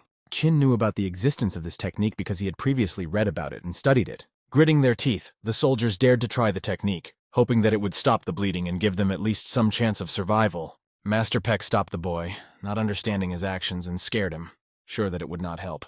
The boy carefully pulled the dagger out of the wounded man's chest, trying to control the bleeding. He looked at Master Peck, realizing that he had to continue despite his doubts. With great effort, he pulled out the dagger, and blood sprayed across his face. Everyone around him held their breath as they watched this tense moment. Suddenly, a huge jet of red liquid burst out of the wound, splashing everything around. Everyone saw an incredible amount of blood pouring out of his lungs, with no chance of salvation. Everything around him was covered in blood because of the young master's maneuvers. Master Peck, standing next to him, could not understand why the boy acted this way, because it was not just the bleeding. Finally, the dagger was pulled out, and Juha was asked to help, even though the young master did not understand why he was there. In response to the situation, Juha directs his energy to the event, trying to take control of the situation. The blood that was rapidly gushing from the wound began to stop right before our hero's eyes. It seemed that the blood was swirling in space under the influence of a technique that filled the void with matter, a martial art that allows you to connect and move objects through the power of energy. The guy couldn't believe his eyes, because he had never seen such technology before in his life, and he wasn't sure if it would work at all. However, there was no time for admiration. He looked at the situation and realized that everything should work out. Taking the dagger in his hand, he began to control his actions, realizing that everyone had already recognized his medical skills. He skillfully stitched the wound, which was still very open, and in the end, everything went well. He wiped the sweat from his face because the situation was too tense and exhausting. Master Peck had never seen such a worthy candidate for apprenticeship in his life and was impressed by his skill. After a while, the statistics appeared: who survived, who was wounded, and they could summarize the results. The squad leader asked if they had managed to save anyone. The statistics were disappointing. 2 out of 7 could not be helped, and 2 more had just died. However, it was not the end, and some people survived. The commander thanked Master Peck for his help, saying that he had done a good job. However, Master Peck asked him not to thank him, because he was only present at the end of everything that happened and did not see the main part of the events. All the treatment was done by a young man whose skills were simply incredible. The commander was also amazed, feeling that it was like a dream, not believing in the possibility of such a miracle. The girl looked at this young hero, and at that moment he had already fallen asleep, although he had been standing up just a minute ago. He had tried very hard, and a lot of events had happened that night. He was exhausted, and Master Peck asked him to take him to bed. Yuha took him on his shoulder and carried him to a quiet place so that he could rest well. After that day, the entire campaign started talking about Zheng-He's exceptional medical skills. The next day, in the clan's territory, the warriors discussed the prisoners they had captured from the Magi clan. These people were extremely fierce and would not make contact, and if you talked to them, it was pointless anyway. They were silent, and as soon as you turned away, they were already trying to commit suicide. The soldiers lost hope of learning anything from them. Even torture did not work. They were stubbornly silent, but they decided to call the masters from the Gate of Hao, hoping that they could untie their tongues. The mages did not admit why they came and attacked. Probably their target was the young Mistress Conson, but they did not see much point in it, because they had nothing to steal. All this time, Qin was hiding in the rooms, eavesdropping on various conversations. Being small in size was very convenient. He could crawl in anywhere, hide anywhere, and watch anyone. Sitting behind the door, he ate delicious cookies and listened attentively to the soldiers' conversations. The rumors were that Kong Song-hin probably came because of her hatred for her younger sister, who remained alive even though she was thought to be dead. She allegedly came to avoid arousing suspicion. All these rumors were false because the soldiers did not know anything, so they gossiped. In fact, Hin loved her younger sister more than anything else in the world. In addition, she had a strict upbringing, and such gossip scared her very much. But then the soldiers' conversation turned to that boy, and Qing held her breath. The soldiers were gossiping that they had found marks on Qin's neck that looked like strangulation, but that everything seemed to be fine. They said he was sleeping next to the child when he had the nightmares. The soldiers could not understand how the boy could do this, because Qin had done so much for their escort. He seemed kind and sensible, so no one believed that they were deliberately covering up for him, protecting his actions. Our hero continued to eat the cookies, happy that the soldiers were on his side. Even the commander decided to find an ointment to heal Zheng-He's neck. However, his nightmare was not caused by the child, but by something sinister. It seemed that people suspected Hyun of having a malicious intent, and moreover, they believed that she wanted to kill her cousin.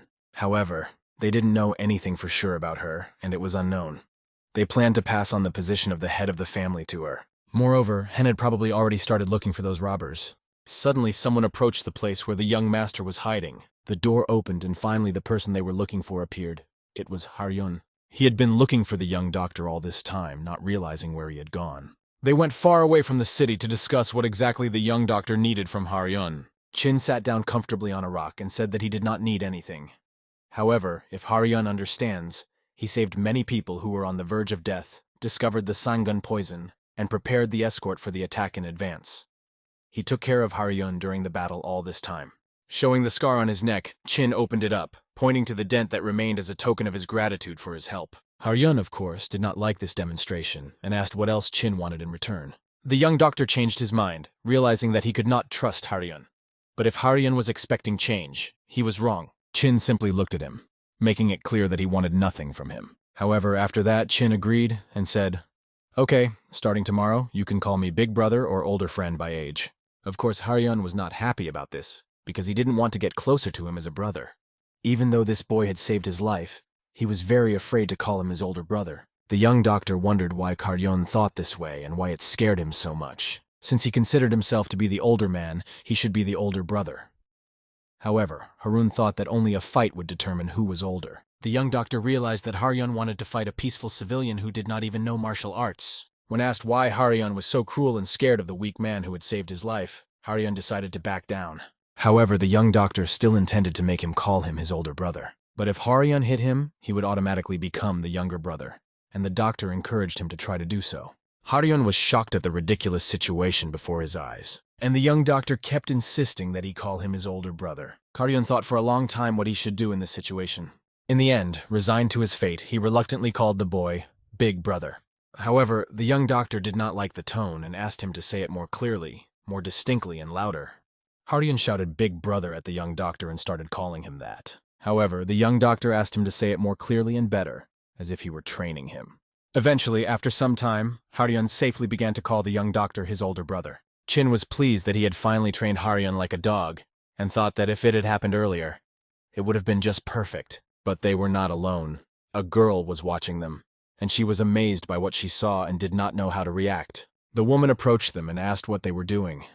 The guy said hello, but the girl was more interested in how the little savior was doing. Chin, hearing his new nickname, was amazed at how silly it sounded.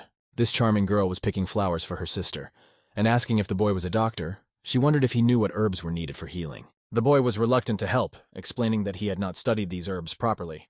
But the woman insisted that he help her anyway. Soon they decided to go in search of medicinal herbs that were useful in the Murima world. Of course, Haryon didn't feel comfortable in Chin's presence, but he had something to hide. The woman was glad to be helped with such a difficult task. From that moment on, the young doctor and Haryon became brothers. After they had collected various herbs, they talked to sisters Hyun and Yen, who were not only friendly but also energized everyone who talked to them. One of them gave the young doctor a very valuable herb sample. It was a dagger-like object, and it was called Wind's Click. It was one of the famous indestructible blades. Its dark blade did not reflect light, making it ideal for covert missions. When the blade was in his hands, the boy felt unworthy of it and did not want to take it at first. However, this was unacceptable to the girl, as it was her gratitude for saving her sister. The guy explained that the family had already thanked the young owner, but she wanted to do it personally. The fact is that this dagger was not suitable for the girl because of her abilities, so she was going to return it to the family. But she really wanted the young doctor to use it. She would be very pleased if the boy accepted the gift. The boy finally decided to take the blade, but on the condition that he would be shown how to use it. Soon it was time for training and self-improvement. The sister stood on the training ground, ready to demonstrate what the blade could do.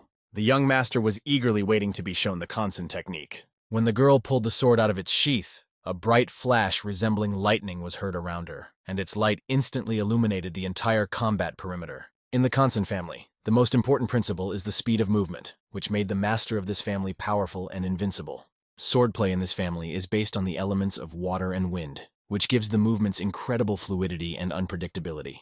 Everyone who watched her sword movements was fascinated by their grace and precision. The girl trained with this sword without feeling tired, embodying the image of a young genius endowed with extraordinary abilities.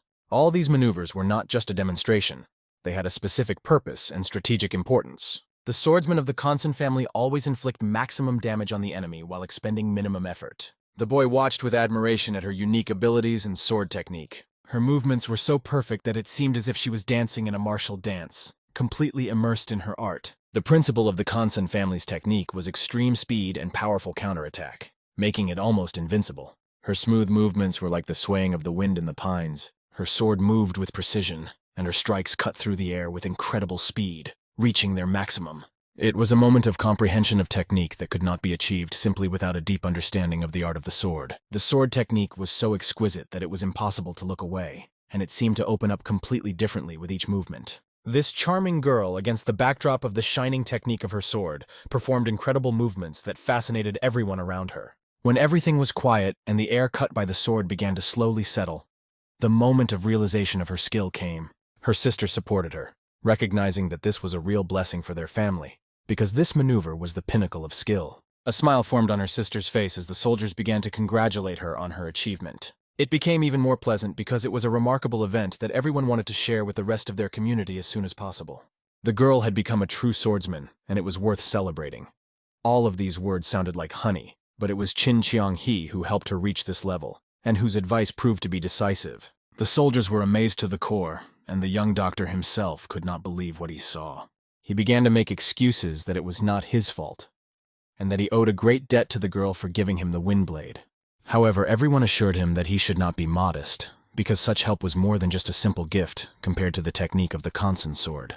After these words, the girl suddenly felt sick, and everything began to spin before her eyes. She fell unconscious, which frightened her sister. The sister did not know how to provide first aid and did not understand what to do in such a situation. When the girl fell to the ground with the sword, the soldiers were ordered to pick her up, but her sister decided to try to handle it herself. Everyone understood that this sword was unusual. It was a sword of self-forgetfulness that required complete dedication. Obviously, the girl had to use all her strength to comprehend the technique she had just demonstrated, although her stamina was much higher than that of an ordinary warrior. Even this did not become an obstacle for her to reach the technical peak. Like every human being, she too had her own limit to physical exertion. The sister hugged her mistress Yen with all her strength, sympathizing with her exhaustion. But Yen was very tired, and she urgently needed to regain her strength. The young doctor watched all this and realized that everything in this world and the novel is much more complicated than it seems at first glance. The soldiers left with the sisters, and the younger sister carried her tired mistress in her arms. From that moment on, the Kansen family began to recover, and the young master had to find Haryun. We move on to the busy market in the transportation escort area, where people were bargaining and trying to bring down the price. Recently, some people were lucky. Many girls appeared in the market, but the elder was annoyed because he had nothing to pay with. And since the young master had bought something for Hyun, he had to try anything. When Haryun heard about the gifts Hyun was giving him, he was amazed. He did not expect such a course of events. But they agreed that from now on, Haryun should call him Big Brother, and he bought him food, which was a gesture of a big brother. The young doctor looked at Haryun and asked him about this gesture. And Harun, in turn, ate and silently looked at his older brother with some distrust. The young doctor was walking through the streets and noticed a fruit and sugar on a stick. Excited, he ran to buy them. The future heavenly demon watched with some indifference, but suddenly he felt someone's breath behind him. The stranger grabbed him and pulled him away with all his might, without explaining his actions. When the young doctor returned with 2 sticks of fruit, he saw these strangers dragging his younger brother away. He was only distracted for a moment, and a conflict had already started. The strangers were saying that this boy was acting like a child, and that it was absurd to argue with him. The young doctor just watched what was happening, amazed at the absurdity of the situation. One of the big men started swinging his fist at Haryun with rage. He called Haryun a lousy person, but the young master intervened and deflected the blow. Although the man called him an insolent man, the young doctor was able to stop him and disarm him. The man's colleague, who was watching the fight, was amazed and could not believe that anyone but him could be so strong. He also rushed at Haryun, trying to stab him with his sword. However, the young future heavenly demon possessed incredible strength, and when his gaze swept over these scoundrels, the situation changed. He delivered powerful blows in their direction, knocking down these bastards who dared to disturb him. The men fell to their feet, not believing that they had just been beaten by a young man. One of them wanted to tell them to stop, but how could a boy who had just defeated his elders stop? Demonic fury was reflected in Haryun's eyes, and like a demon, he began to attack these scoundrels mercilessly. Soon, their teeth began to fly out and fly in different directions, mingling with the ground. The bodies of the attackers crashed into the benches and tables, which were shattered by the force of the battle. People watching from the side were shocked, amazed by what they saw. They all realized that the child had just defeated 3 attackers known as the 3 Dogs. Everyone wondered what family this young man was from, because these legendary warriors, who were real brawlers, kept the entire market in fear. The young doctor was glad that his brother had defeated these scoundrels, and now they would be quieter, because they were just a gang of bandits. He offered Haryun a snack, expecting that now there would be no more problems. But things were not as good as they seemed. Haryun felt the power of his demonic nature, and it was beginning to scare him. When the young doctor offered him a snack, Haryun suddenly knocked the delicious fruit ice out of his hands. The situation needed an immediate solution. The situation was getting worse as Harun couldn't stop himself. He was possessed by the same demonic worm that wouldn't let him be himself. His uncontrollable attacks led to the fact that instead of simply answering the villains for their attacks, he began to beat them brutally and ruthlessly, with such fury that the people around him did not know what to do or how to help, because everything was out of control. Haryun's cold, demonic gaze became so sinister that he seemed to turn into a beast. Soon, everything in front of his eyes turned red, and people did not know where to run away from this horror. The guy had become a real beast in the flesh, and the situation required immediate intervention. The young doctor was frightened by what was happening and realized that he had to stop it somehow. However, Karyun continued to beat the villains incessantly, as if he had lost control of himself. He sat on one of them and beat him mercilessly without stopping, bringing him to death. It was only when his fist turned blue from the blows that Karyun suddenly got up and stopped. He turned around to see who was running toward him, and his eyes glowed with bright red fire. The young doctor ran up to Karyun, realizing that this was his true nature, which he had long forgotten.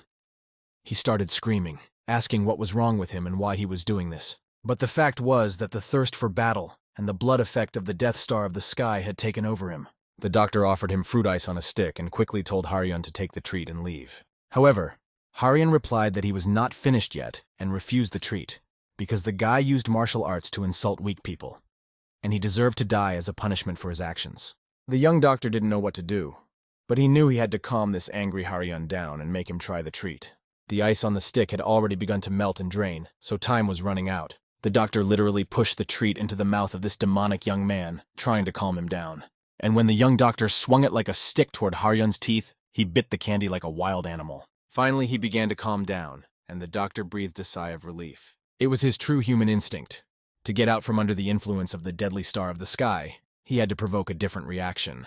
And it was good that the child fell for the sweet, because there was already enough destruction and problems here. After Karyun calmed down, it was necessary to wipe the blood off him, because he could not just return to society in this form. If he wanted to earn the trust of society and have dinner tonight, he would have to follow the rules. However, when Chin mentioned society, Karyun did not understand him. Then the hero realized, why should a heavenly demon worry about social life and understand anything about it? After all, if he could just hit the one who bothered him, even this thought made his hands tremble. Suddenly a man appeared behind them who was glad to see his master in these parts. They were representatives of the Baekdu Escort, the carriers of the Ungesan kite, who, frightened by rumors about the events in the market, came to find out if they were all right. The young doctor assured them that everything was fine and explained that they were just a little bit out of sorts. They also noticed that a baby in the arms of one of the brothers was present at the scene. The younger brother said that it was his son, and that while he was away, the child had already grown up. The kid grabbed his finger, and the soldier added that such a story was not uncommon in their family. The father began to tell his son that Chin Chung-hee was a benefactor who saved his life. In gratitude for the young doctor's actions, he decided to name his son in his honor. The child, feeling this closeness, recognized his father's savior and reached out to him in his arms. The boy, of course, took him in his arms. He hugged the child to him and felt how strong he was, assuming that soon the baby would probably start walking. As he thought about it, he realized that children are a real miracle, and this baby looked so happy that he became attached to the joy of parenthood. All this became possible because the young doctor saved a soldier, and this trip ended well for him. Now he is retired and stays with his community. In fact, Hanim had been planning to make this warrior the head of the escort for a long time, but the warrior had a lot to regret because of his past, so he traveled and was under surveillance. Finally, everything fell into place, and now that Chin had saved his life, the warrior decided to dedicate his life to others. And thanks to Chin, he could now be with his son. The baby started to play and stretched his hand toward Karyun, as if he wanted to play with him. The child grabbed Harun's hand and started playing with him, although Harun did not understand what was happening at first. But when the child grabbed his finger, he felt some kind of lightness in his soul, and the child's gaze directed at him made him feel warm. The young doctor was amazed to see this scene, because he did not expect that Karyun not only did not reject the child, but also took his hand. The future heavenly demon's eyes were surprisingly kind at this moment, but despite this pleasant moment, the warriors had to continue their journey, so it was time to move on. The child waved goodbye, not wanting to leave, but her father took her away. The young doctor smiled and wished the child good health and a happy future. Karyun remained silent, and no one knew what was on his mind, because his eyes remained mysterious. As they were returning home at sunset, Karyun suddenly said that Chin deserved to be called his big brother after all. Even though the warriors of their clan only learn to kill, their training leads to one goal: victory in battle. Karyun always thought that it was easy to deal with bad guys, and that life itself was just a beautiful phrase that covered up murder. But the young doctor saved him and that uncle, showing him that it was possible to act differently. He saved not only the life of a warrior from the Kansen family, but also others, such as members of the Flying Snake clan.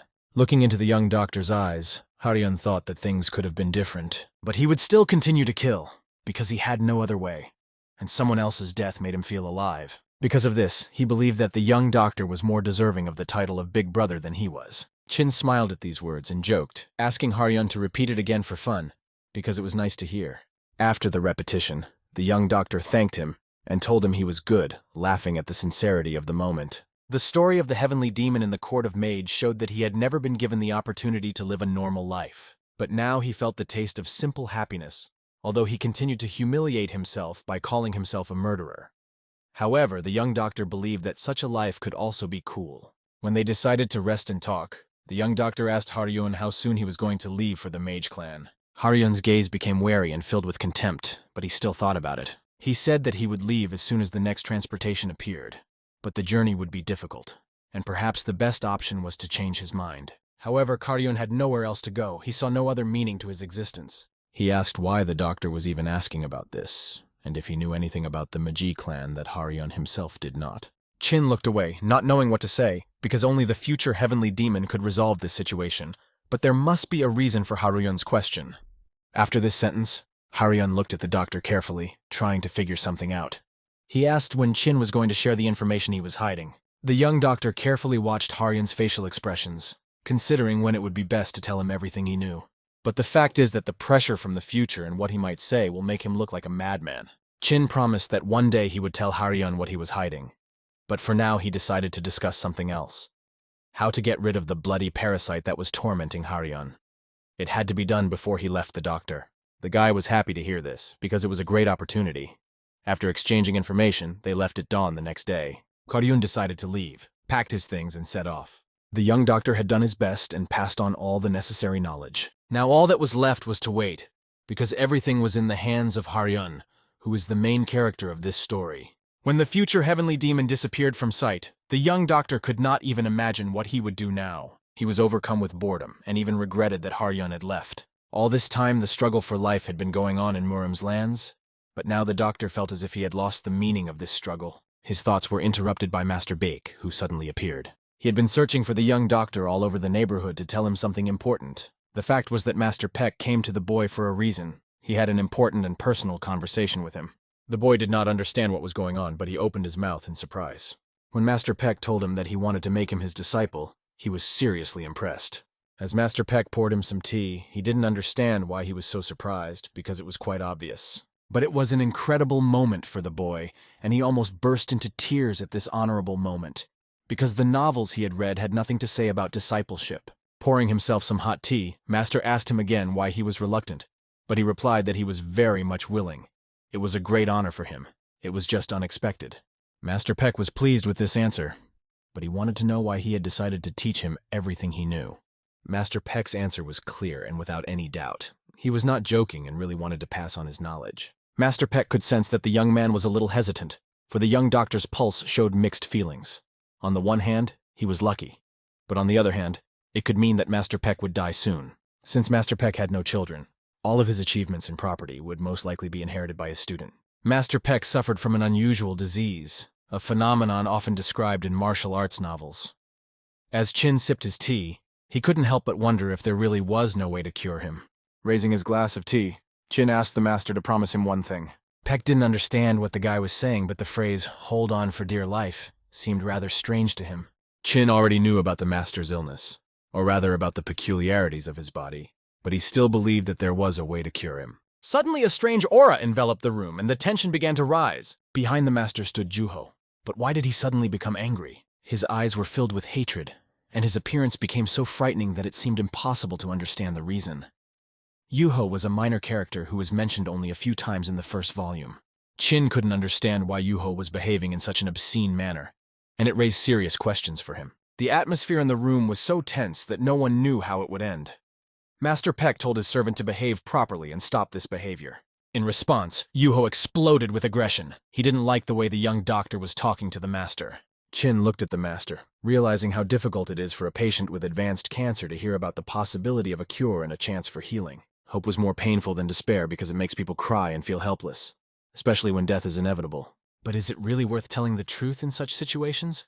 It is not always a doctor's duty. Life is a chance, and it must not be lost, and one must not give up, even when it seems that there is no more hope. Over a cup of tea, the boy continued his conversation with the master, trying to convey his thoughts. In the master's opinion, he was not going to take treatment and did not plan to give up. He would just die peacefully and accept his death. The young doctor began to get angry at the master's words because he believed that there was a way to save him. For the master, Chin's words were completely absurd, and he asked the young man to stop talking. It was not a good topic for jokes, and the master had been acting seriously and calmly all along. Earlier, he had seemed unpretentious and had won the love of others, but now the atmosphere in the room had changed. The master's face looked completely different, as if another person had entered him, and his true appearance began to manifest. Turning away from the boy, not quite believing him, the master decided to listen to him. However, if it turned out that Chin was just making fun of him, the master would take back his offer to become his student, and they would never see each other again. The young doctor realized that Master Peck's distrust was incredible, and he was not used to it. Leaving the building, he plunged back into the beautiful world of Murim. He continued on his way, thinking about how to prove everything he had said. After all, something had to be done since medicine in this world was very weak. Juho asked the master if he believed the boy, because if nothing worked, death from this disease would be neither beautiful nor easy. And he would not be able to die peacefully as a famous person. He would fight for his right to live and fight the disease to the last of his strength. However, the very presence of this guy did not give the master peace of mind. His words about how all people are doomed to fail, but at least once you have to try to win, deeply affected the master. That is why Peck decided not to give up and not to give up, because he had something to fight for. The boy's question sounded harsh. Is Master Peck ready to fight for his life? This question haunted him for a long time, but the master could not give a clear answer. No matter how well he healed the Murim warriors, they kept getting wounded in battles for valor, love, or hate. They seemed to resemble butterflies flying straight toward their death. If he healed them once, what would happen next? What was the point? This thought haunted the master for a long time. But all this time the old demon of the heart had been hiding inside him, and it finally broke out. He felt relief and emptiness, because this demon of the heart is a demonic being that sits deep in the human soul and whose existence is usually unaware. It manifests itself in the form of suffering when a person achieves awareness during meditation. Since then, young Master Peck had felt sympathy for Chin at first sight. Now he likes him even more, and he is determined to make him his disciple no matter what. Perhaps one day Master Peck himself will learn something from this boy, and in the future they will even switch roles. Juho did not believe Chin's words because he believed that no one could cure the master. However, Peck had no guarantees, but he was sure that there was always a chance, and it was true. Throughout this time, Master Peck had never allowed the thought that there was a cure, but now he realized that the search would be time-consuming and difficult. However, if a cure was found, he would be able to continue living. However, Juho looked strange. His face was upset. He still didn't like this guy and didn't believe him. Juho was convinced that Chin would simply not let the master die in peace, and he thought he was a tactless person. He spoke as if he was dealing with someone from a noble family, and it seemed that if he had the will, he would have cut off Chin's head long ago. Willpower is the most important quality for becoming a disciple of young Master Peck. Haryun did not see himself as the person Master Beck saw him, and he thought that if he were not that person, Master Beck would not have shown interest in him. The next day, they met by a lake in a rocky area, and Haryun's mind kept hearing Master's words that he would not let him die in peace. But before he began training, the Master asked Haryun to promise that he would be a devoted student, because being a disciple of Master Peck would not be easy. He was well aware that he had a lot of hard work ahead of him, and that training would be a difficult process. The master looked at his new apprentice carefully and squinted his eyes, preparing to demonstrate his abilities. Energy began to radiate from his hand, which seemed to grow into his fingers, merging into a single force. Soon his palm was filled with pure energy, and the surrounding aura was felt in every movement. The incredible power that Master Peck possessed began to manifest itself, and the young doctor was amazed at what he saw.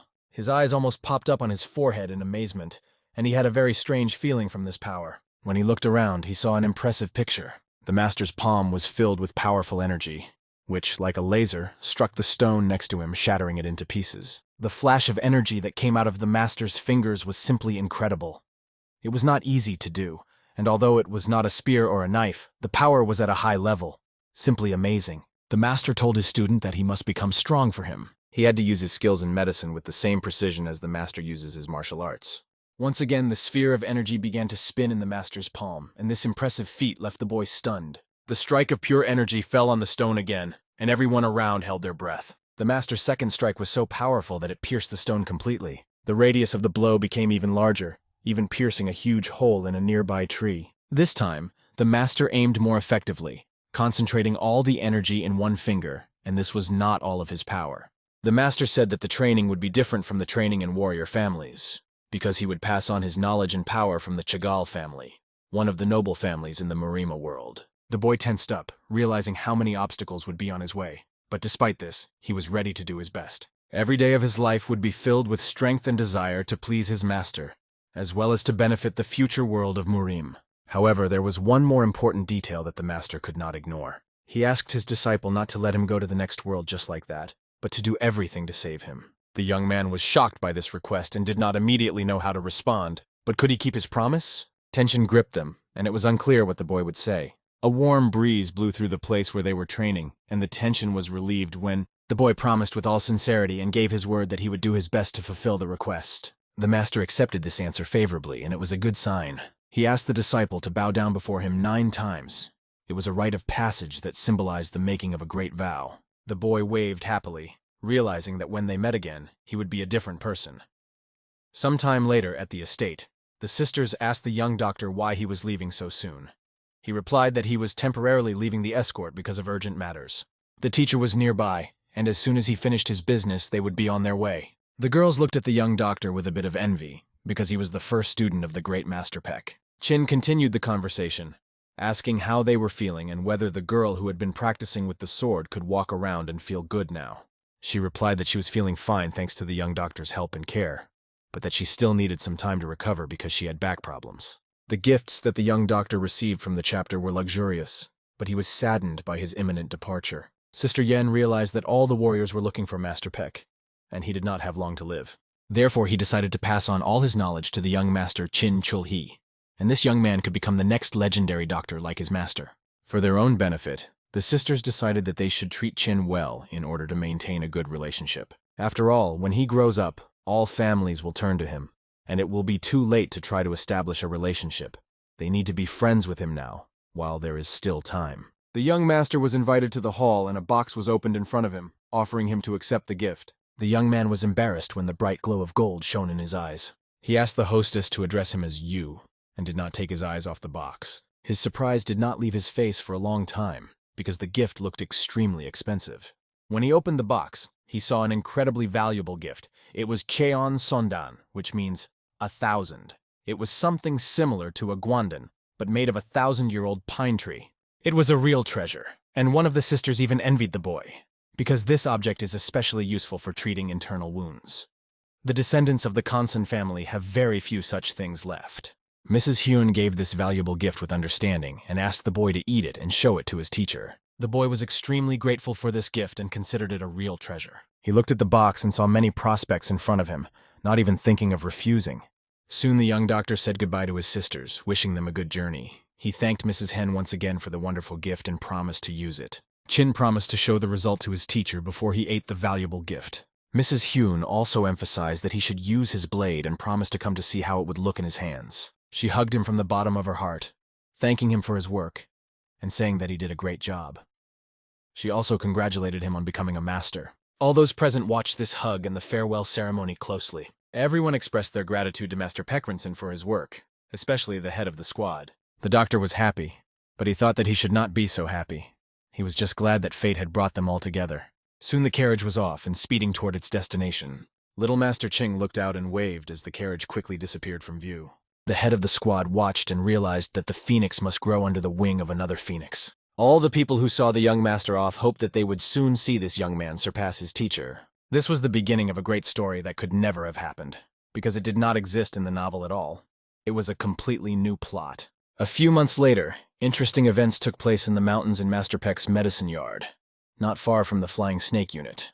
There were endless landscapes around the area of the extinct volcano. Every morning the boy woke up early and began to study martial arts. First, he had to walk all the steps, starting in the morning, to fetch water. With each step he got closer to his goal, because it was not easy with his body at the beginning. He needed to strengthen his external energy, which is called Donggong. Donggong is a type of Qigong, and Qigong is a set of health and trauma exercises. He repeated the same technique and movements to increase his internal energy. During the exercises, he also needed to practice proper breathing, and his gait was no less important. To start learning martial arts, he had to stand firmly on his feet because he had to become one with the ground. The master constantly emphasized that inner energy was the strength of the Chahal family, and that external physical strength was their weakness. His family arrogantly believed that external energy did not matter against the background of strong internal energy, but this was a mistake. The master decided to teach the boy in a completely different way, and he would master the new technique. He will become an unbreakable vessel of vicious power that no one can break. After the exhausting exercise of carrying water up the stairs, the boy felt tired. The master told him that when he mastered his inner energy, he would become completely self-sufficient. The master appeared unnoticed, and the boy was amazed that he had not noticed his presence. Watching him, the boy promised that starting tomorrow he would carry 4 water cans. The master looked intently at his disciple's face and realized that he was bluffing. However, the master's smile was almost angelic, and he did not show any mercy and said nothing.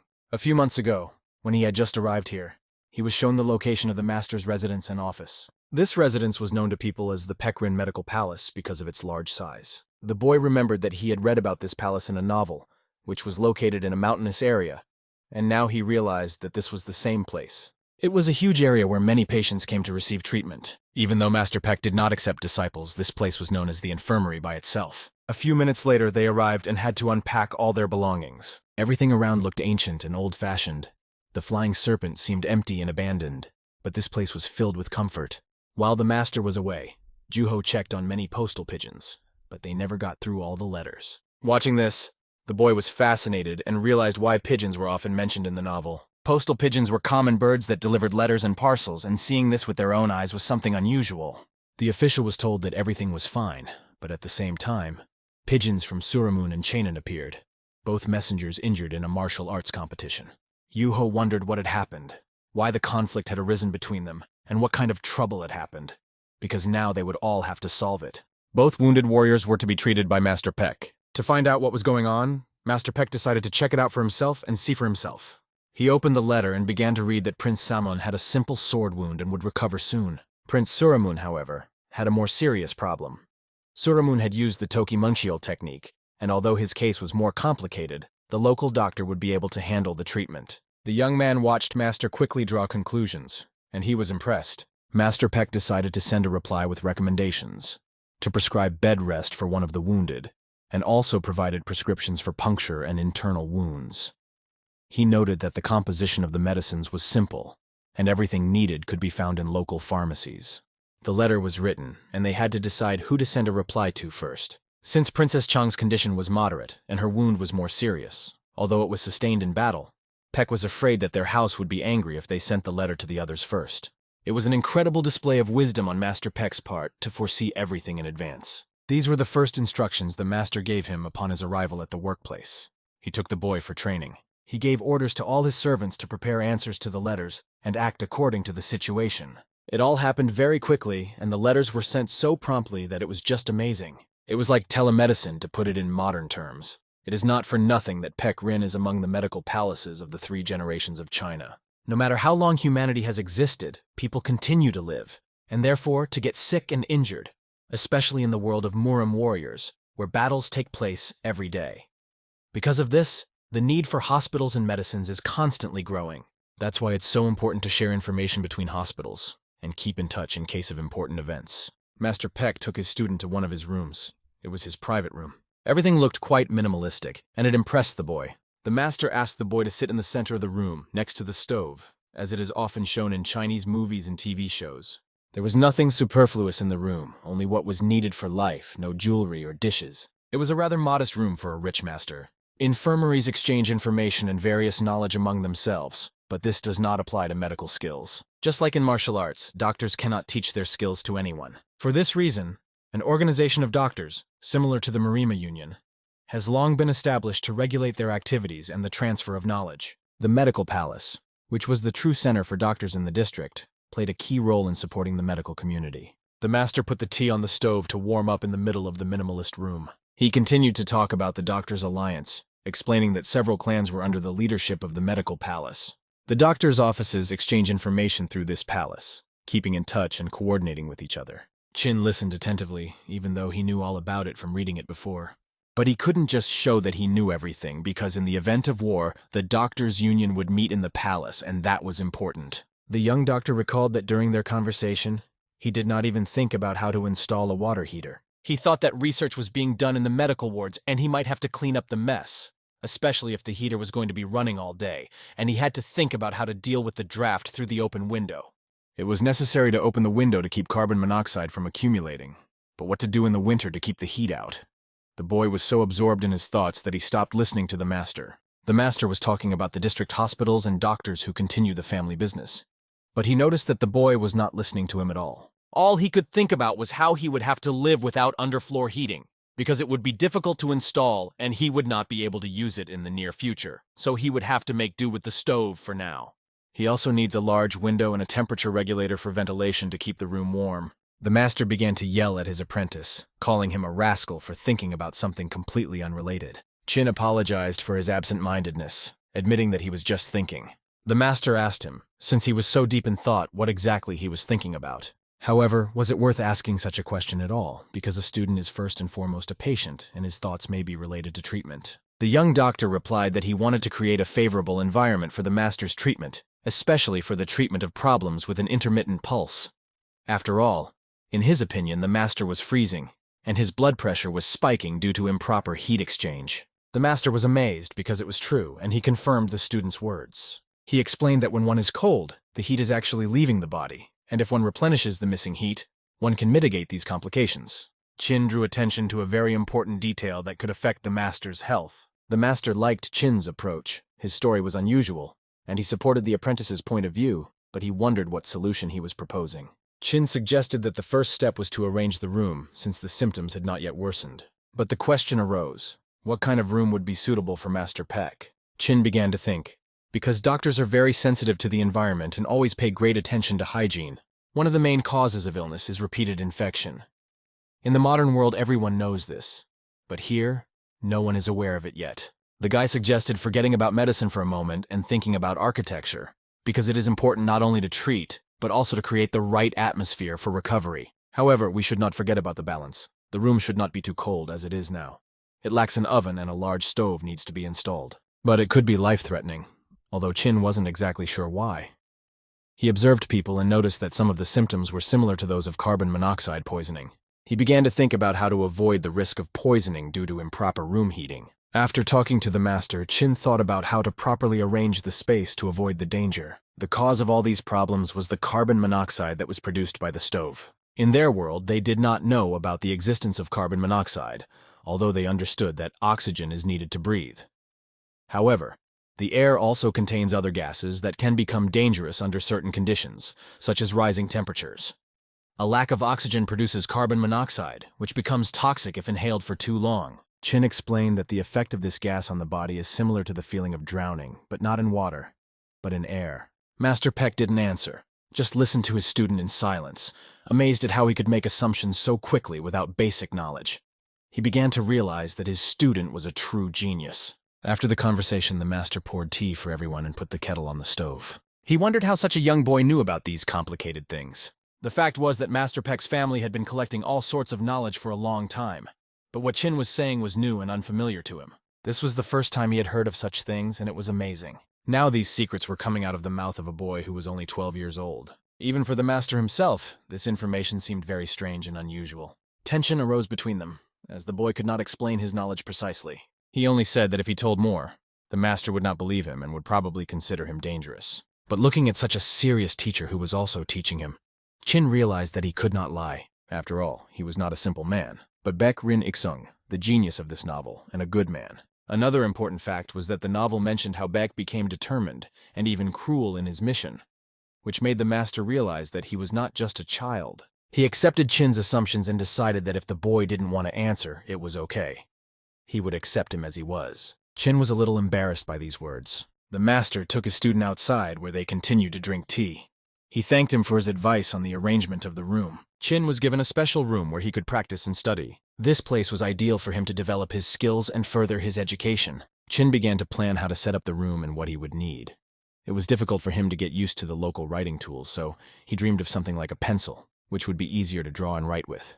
Juho, who was an official at the medical palace, was given full control by the master to organize the work, and now Chin could turn to him with all his questions.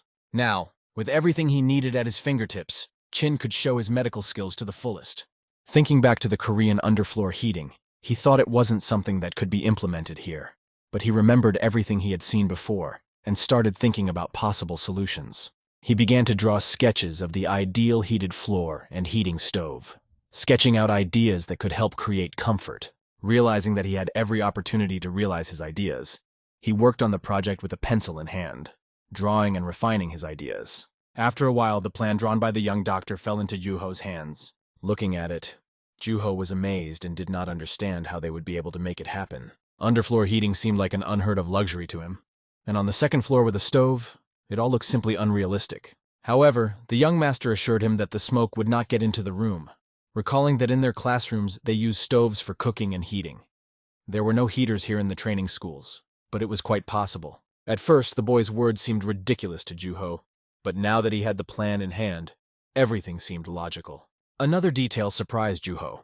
There were no windows and glass in the plan, but the guy argued that when it was cold, it would be difficult for the teacher to go outside. In addition, good lighting is essential for physical and psychological health.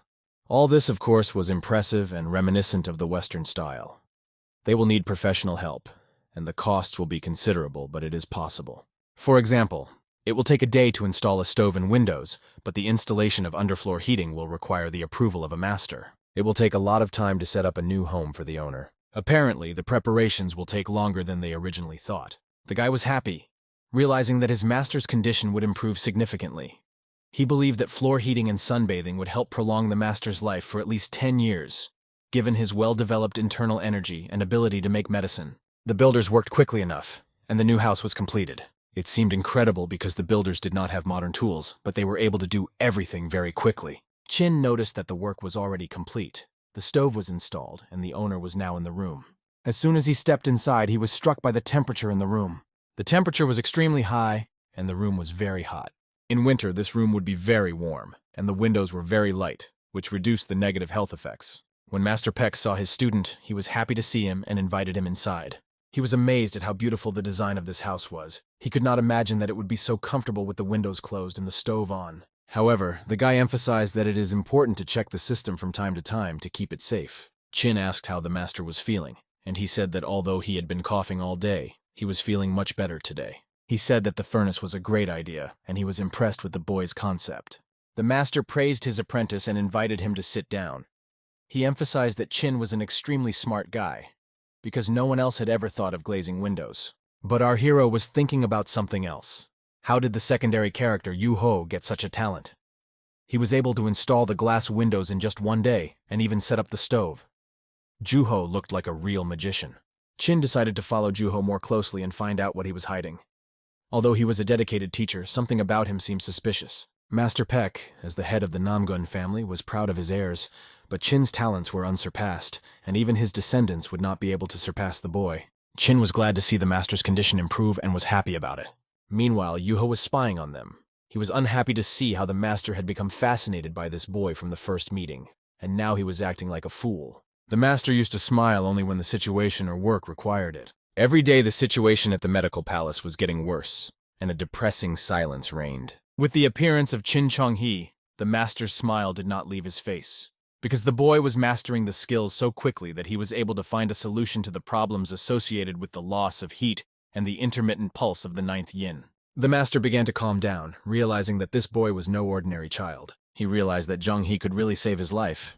Yuho decided to help the boy with all of his endeavors, even if it would cost him his life, no matter what the consequences might be. He was determined to support Chin regardless of the possible consequences. In the evening, the boy left the master to his room, leaving him to rest. Juho stayed by Master Peck's bedside and watched him closely. He asked the master how his energy channels, which carry the inner energy, were feeling. The master replied that he felt fine, and thought that he only needed to prepare Nikki's medicine, and did not even realize that he should have started with creating a new home. That was his omission. Juho noted that such things were not the doctor's job, but the drawings that Chin had drawn were incredibly talented, and he conveyed this idea to the master. It even seemed to Juho that there was a Western influence in Chin's drawings, although this was probably just an illusion. After all, their inventions were much more advanced, but nothing could compare to the talent of Master Peck's student. Juho kept up the conversation, recognizing that the student was indeed worthy of attention and telling everyone about him, but it was not just that. Juho spoke to the master about what was already known, how he praised his student in letters that would be sent next week. The whole of Gangho would be on their ears, trying to figure out who Chin Chong-hee was. It seemed to Yuho that the master was overestimating the boy and not acting quite right, but he didn't care anymore. The master simply said that he wanted to go to sleep and Yuho could be free. In addition, the master joked that maybe Juho was jealous of Chin and was envious of him because of that. When the master lay down on his comfortable bed and breathed in the warm air, he was neither cold nor hot, and he felt great. He was glad that he had no pain today. Mr. Juho looked at the evening sky for a long time. He remained alert to make sure that Master would breathe peacefully that night. It was the first time in a long time that Master finally fell asleep soundly. He ordered everyone in the neighborhood to be as quiet as mice that night, and not disturb him. The next day, the Master took his disciple for a walk, and began to tell him about Chagal Liang, their ancestor. After a while, they began to call him Kanmen, because he created many laws and founded various disciplines. Now, all of his descendants continued to develop and benefit from his legacy. Initially, the master planned to adopt Chin to continue his family line, but changing his surname is not so easy. The boy was upset, realizing that it didn't matter to him what his surname would be. The master explained that for now, Chin would remain just his student, but he realized that even Juho, who was quite unpredictable, could become his adopted son. Later on, Chin might be able to take on the surname Siegel. However, for now, everything will remain as it is. The master hinted that when he said later, he meant when Chin grew up, and it seems that he meant that this would happen before his death. The situation was quite complicated, and it put pressure on the boy. The weight of these words weighed on the young master's heart, causing a sense of responsibility and anxiety. Soon they reached one of the training grounds. The boy looked around and was surprised to see what awaited him. Opposite him stood a mannequin designed for training. It was an ancient doll for their training, and today the master planned to show him a real master class. The boy was amazed. Was he really going to learn martial arts? The ancient dolls are here for a reason, and today is the big day. In the next chapter, we will find out what happens next. Their lineage is based on the study of the art of Shimbap, which helps to develop memory, has a positive effect on thinking, and reveals human emotions. The master stretched out his hand again, and this movement was familiar to the young master. As before, his hand shot out with a fiery aura like an arrow. Exploding with his power, the master struck a powerful blow toward the dummy, and a huge sphere of pure energy hit the dummy's chest. This was an important lesson as the master showed the key points of using this power. Then he demonstrated the Chunun point, and the next was the Octane point. The whole spectacle was fascinating and left a great impression on the young man's mind. It was simply incredible. With just a flick of his finger, the master could hit the named points on the body. During the next strike, he only lightly hit the dummy without piercing it through, and it seemed impossible to the boy. He could not even imagine such power, but for the master it was just a game. The creation of such a pistol with enormous firepower that could be precisely controlled impressed Chin with its incredibility. The master asked the boy if he was impressed by the demonstrated power. Another person might have asked why the master did not pierce the dummy through as he had done before, and why the impact was so weak. But the young doctor realized that the master had demonstrated impeccable control. He had not even damaged the dummy or removed the paint. This was the first lesson, and the boy proved to be an excellent student. Their kind used brainpower in this way, achieving great success, which put them ahead of ordinary warriors. However, the roots of their pride were the source of their problems. But the boy will learn to master this technique, so don't worry. The knowledge he will gain will be much deeper than that of his ancestors. Finger Flash is the main martial art of the Chagall family, and for the master, it is almost child's play. In the past, the great power of the Siegel family was manifested in sword techniques, as well as the art of wielding the fan, which was their main weapon. Of course, that was not all they possessed. Over 10,000 weapons and techniques, which was a rather terrifying feature of their lineage. The boy's eyes shone with delight. He was amazed because these masters were using weapons that he had never seen before in his life. It was just incredible. The master was impressing him more and more with every passing moment. But there was only one question. Could the boy have reached such heights with another teacher? However, looking at his master, he had no doubt that in the future he would also be able to become an almighty warrior who would surpass all his enemies. His heart grew confident that he could achieve this through training. The master leaned over to his student and asked him if he wanted to master all the martial techniques of their family and become his successor. But there was one important but. The boy realized that if he became omnipotent, the heavenly demon would target him to kill him. After all, to become a leader of the Magi, you need to prove that your art is of the highest level. Even now, while he is still young, the demon provokes fights and threatens to destroy anyone who gets in his way, because this was his destiny written in the novel.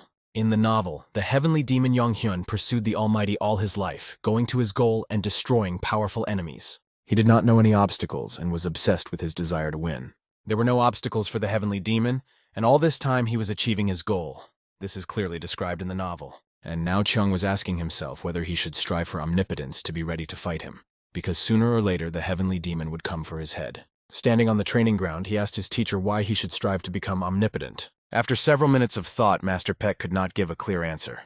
Watching him, Cheong wondered why Master didn't pay attention to the fact that so many people in Kanho were training for this goal. However, no one would give him a medal or a certificate for becoming omnipotent. On the contrary, he will have a great responsibility, although many will consider him an idol. Once he becomes omnipotent, he will have rights that are not available to other people. And yet the Master asked his disciple, what does he want to become? Without hesitation, the boy replied that there was no point in striving for omnipotence. Then the Master asked him what he really wanted to become. The student replied that he wanted to become an omnipotent doctor like his teacher. Peck looked at this wonderful child and was very happy to have such a purposeful student who had a noble goal. It was a good goal that promised to lead him to a wonderful result. The Master knew many of the Seagull clan who aspired to become omnipotent, but this was the first one who wanted to become an omnipotent doctor. The Master thought that the student was special, and he thought that the boy had been sent to him by heaven. Looking at his disciple, the Master felt proud to have such a student. Standing with the Master and looking at the sunset, the boy realized that his path was to devote himself to medicine, even if the heavenly dragon became the ruler of Mage. In the novel, the protagonist never killed the doctor, and the boy decided that this was his meaning in life. His heart was racing at this thought, because his path was decided. He would become a doctor, and this path would not be easy. But it was his goal, and the cycle of life. And no matter what happened, no matter what obstacles arose, he would certainly come forward and heal his Master Peck. Master Peck realized that this student who gave him warmth was being kind for no apparent reason. He could not even imagine that he would ever have to ask himself such a question. The high-ranking Master could not leave this boy to his fate. He was now his debtor.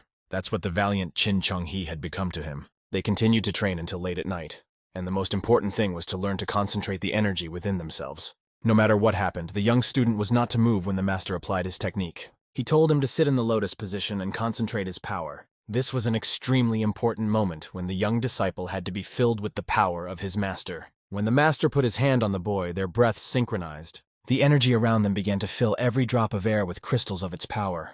And at one point, feeling the energy of his Master, the boy seemed to have an epiphany. The Master channeled his energy and moderately filled the body of the young disciple. The teacher's energy, sweeping through the room in an incredible way, filled every particle of air, striking with its power. But the main thing he was telling his student was whether he was focused on his energy. And suddenly, streams of green, pure energy, like a green mist, began to flow through the boy's veins. The circulation that took place in the body is called the Great Celestial Cycle. This is the inner energy that is present in every person, and it can be awakened. The guy felt it inside him, like an electric charge spreading through his body. It felt cold and heavy, although this was not due to the influence of the ninth yin, which is responsible for the intermittent pulse. When the student moved his hands forward, the power began to flow out of his hands. Meanwhile, the Master closed his eyes and concentrated on the process. Suddenly, the energy circulation broke, and the Master filled the space with his own energy. In the area of the abdominal cavity, where most of the energy is collected, the boy began to feel a hardening. It was the same Tanjong that was mentioned only in legends, the energy that accumulates in a century-old Huandan. The inner energy was absorbed by the miraculous medicine, and now it became part of his essence. Filled with this incredible power, he will be able to control it. When the effect became even stronger, the hardening would turn into a life force that would become like a resin that was constantly renewing itself. It was difficult for him to get used to the new, depleted essence, and perhaps because of this, he never fully understood it. Now he has imbibed 100-year-old Huandan, and next time he will try 1,000-year-old one. He realized that he shouldn't try to learn too much at once. Today had already been very effective, and the Master was tired. He allowed the disciple to open his eyes and proceed to the next step, learning the basics of Shimbap. The young man realized that this was a breakthrough in his career, the path to becoming a great doctor. Continuing his studies, the Chegel family's Shimbap was based on the 5 elements that shaped this world. They were fire, water, wood, metal, and earth. The Master instructed his student to breathe as he was taught, and try to control his inner energy on his own. The boy began to circulate his breath and concentrated on it. The Master continued teaching. Water nourishes the tree gives power to the fire forms the earth creates metal, and the metal purifies the water. Suddenly, the boy felt a stream of energy moving inside him, and everything was exactly as the Master had described. It even seemed funny to him. The basic principle is the cycle of the 5 elements, and it is through this cycle that the god of the 5 elements, Seagull, combines with medicine. It is important that the internal energy does not conflict, does not mix chaotically, but moves harmoniously. No other energy in the world is able to heal internal wounds and stimulate life cycles so effectively. The boy asked what would happen if the energy started moving in the opposite direction. The master replied that this is a deadly combination. When everything goes the other way around, water meets fire, fire goes out. When fire meets metal, metal melts. Metal cuts wood, and wood becomes part of the earth. Was it bad? Of course, there are cases when it is necessary. For example, when a person falls into a state in which he loses control of his own body and abilities, becoming a demon, this deadly combination is used to restore balance. The cycle of the 5 elements in the deadly combination can be compared to medicine and poison. In modern medicine, this is called a side effect. Well-known examples, such as sildenafil or Viagra, were originally intended to treat cardiovascular diseases. But during clinical trials, a side effect was discovered. Treatment of dysfunctions became its main use, although it was originally intended for another purpose. There are other cases where the drug is used to treat obesity or diabetes. The master explained that any substance can be a medicine or a poison. It all depends on how you use it. The same applies to the 5 elements in the world. Tanjong begins to move faster, and cognition does not come immediately, but gradually everything comes in its own time. Cheon was a gifted child, and the saying, "When a bard learns a new chord, he writes 9 new songs," accurately described him. After all, he was a student of the master. The master realized that they would probably have to recognize the boy as the second best doctor in China, because they had a new talent in front of them. This was a serious statement, and everything had to be carefully considered before proceeding. Everything went quiet, and the boy went to his room. After a while, Juho brought him a miraculous pill to take. This pill contained 5 kinds of huandan: fire, water, wood, earth, and metal. The boy looked at them, and it seemed very strange to him. Ordinary huangdang usually had a cool fragrance, but these had no odor. The young master asked Juho if he should take all the pills at once. However, Juho looked down and said that he only needed to choose one, the one he wanted. The boy could not imagine what kind of test he was facing. Perhaps it was some kind of exam held to test his knowledge, and the boy's fate could depend on whether he chose the right pill. He had already taken a century-old huandan, born in deep villages and forests before. Therefore, he needed to choose one whose properties matched his inner energy in order to enhance it. The guy noticed one important detail. He remembered that according to the principle of the cycle of the elements, it is important to choose the right balance. That's why he chose huandan, which belongs to the element of fire, because the energy of wood enhances the energy of fire. And so Juha gives him this pill. It fell into the hands of the young disciple, and a sweet aroma began to emanate from this huangdang. The boy inhaling this smell was amazed that he had never smelled it before.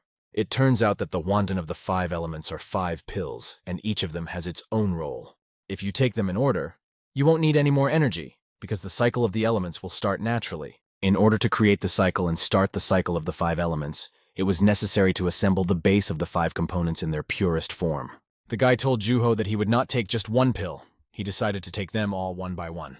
Juho was incredibly surprised by this statement, because it did not fit their scenario at all. He expected the guy to pass the test and be easier to deceive, but it turned out not to be the case. He was a strange guy, but in the end, he supported our hero's decision, and his words even made the guy a little upset. The guy was much smarter than he even thought. He continued to explain that if he had chosen only the fire huandan, the owner would have already considered his answer correct, and asked how long it had taken he to think of it. He clearly explained that it was all about the smell. Juho realized that it was the smell of the fire's huandan. At first he thought it was strange that none of them had an odor. However, as he watched, he noticed that each huandan had its own scent. They are so harmoniously combined with each other that when mixed, the smells disappear completely. Then he remembered the basic principles of the 5 elements. And then it was easy to guess the right answer, because it literally just came to him.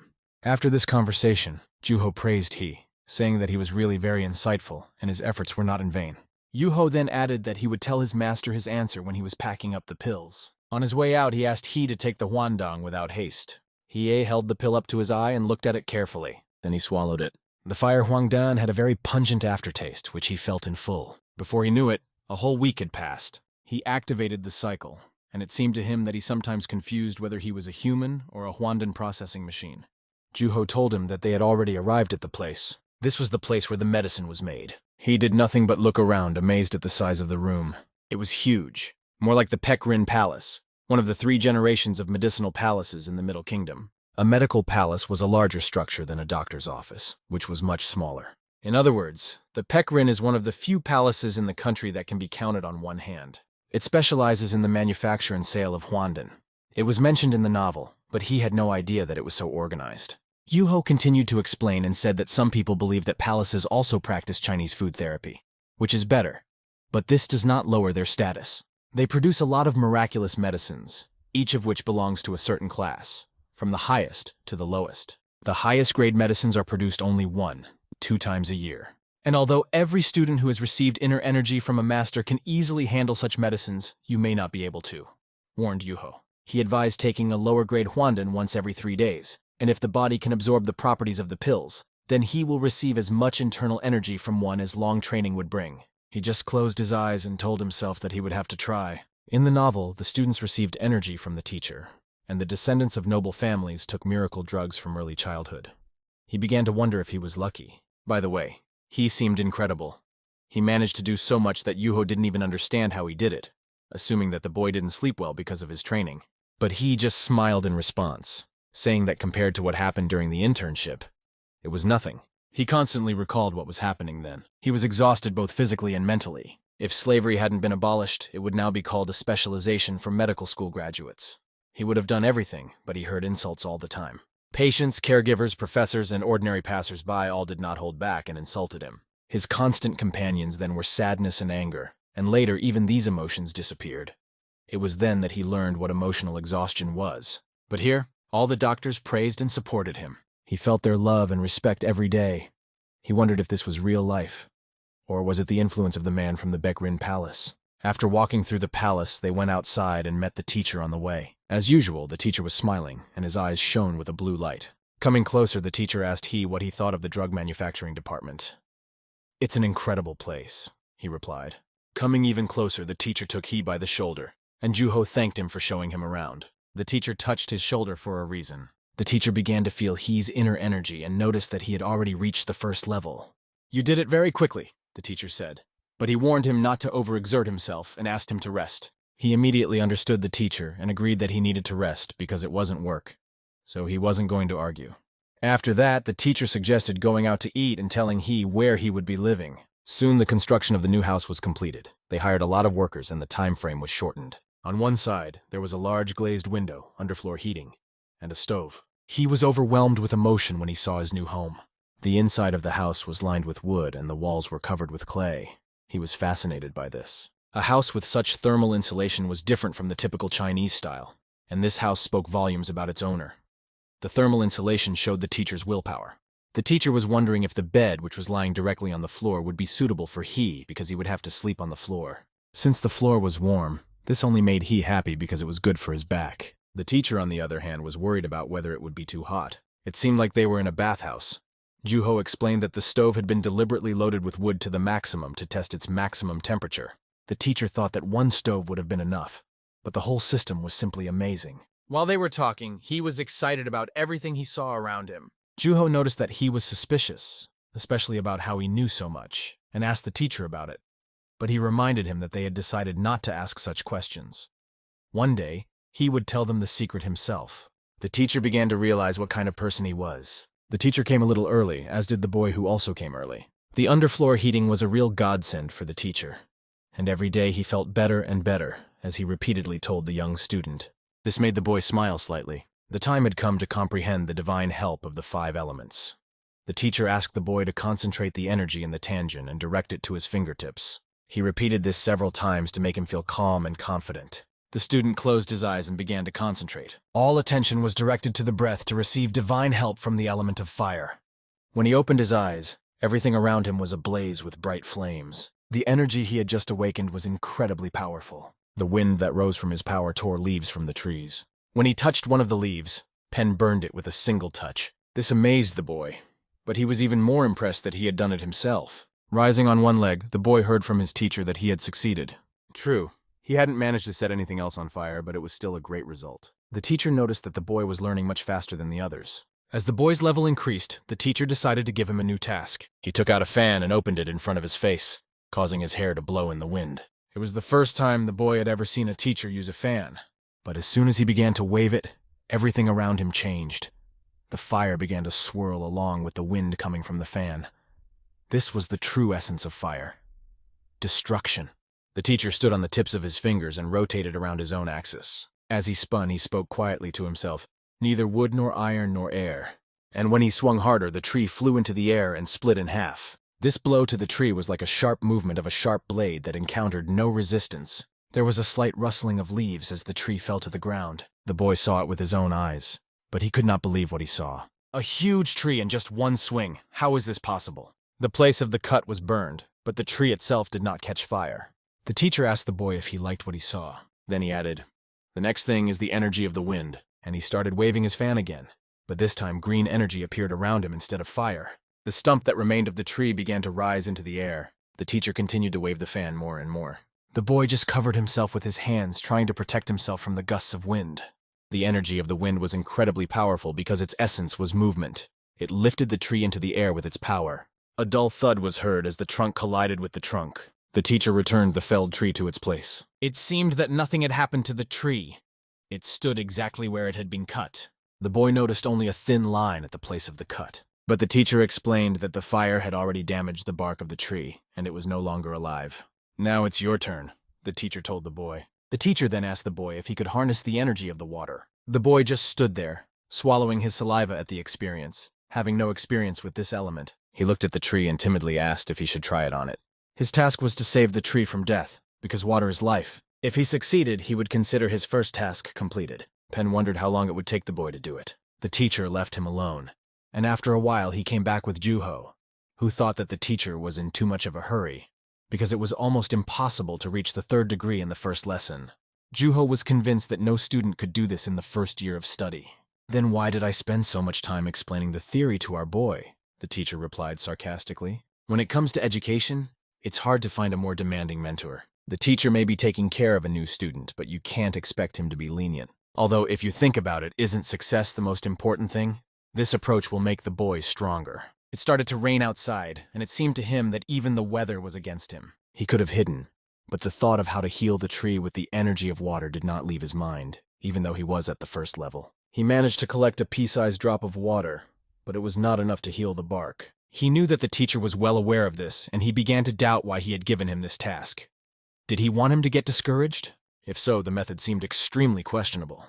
It seemed to him that in such a situation there was only one way out: death.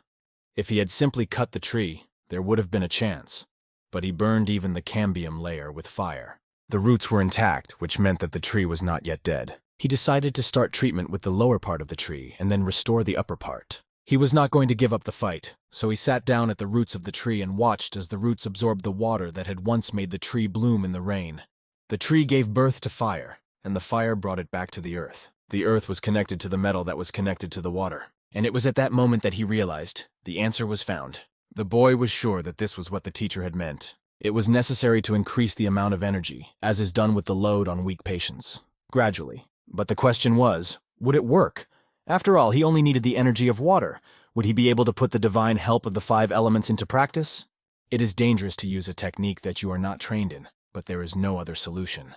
If he fails because of the tree, he will be remembered as a rare failure. First, he decided to start with the calmest and most stable energy of the earth. He could literally feel the amount of energy increase when it was combined with metal. So far so good, and there was no reason to worry. Now he had to combine the metal with water. At this point, the guy felt that the energy increased more than 8 times. All this powerful energy rushed straight to his hand. Rays of blue light from this energy even fell on his face. The bark of the tree began to grow together, and it seemed that everything worked. But the boy realized that this was not the end. The energy dissipated around him, and he just looked at the trace left on the tree. Then it occurred to him that he should start with the energy of the tree itself. He would pass the energy through fire, earth, metal, and water. This means that the energy will increase 32 times as 2 to the 5th power. In such a situation, quality is more important than quantity. Because of this, he was offered to take the 1,000-year Huandan a little later. The essence of the divine help of the 5 elements is mutual exclusion and harmony.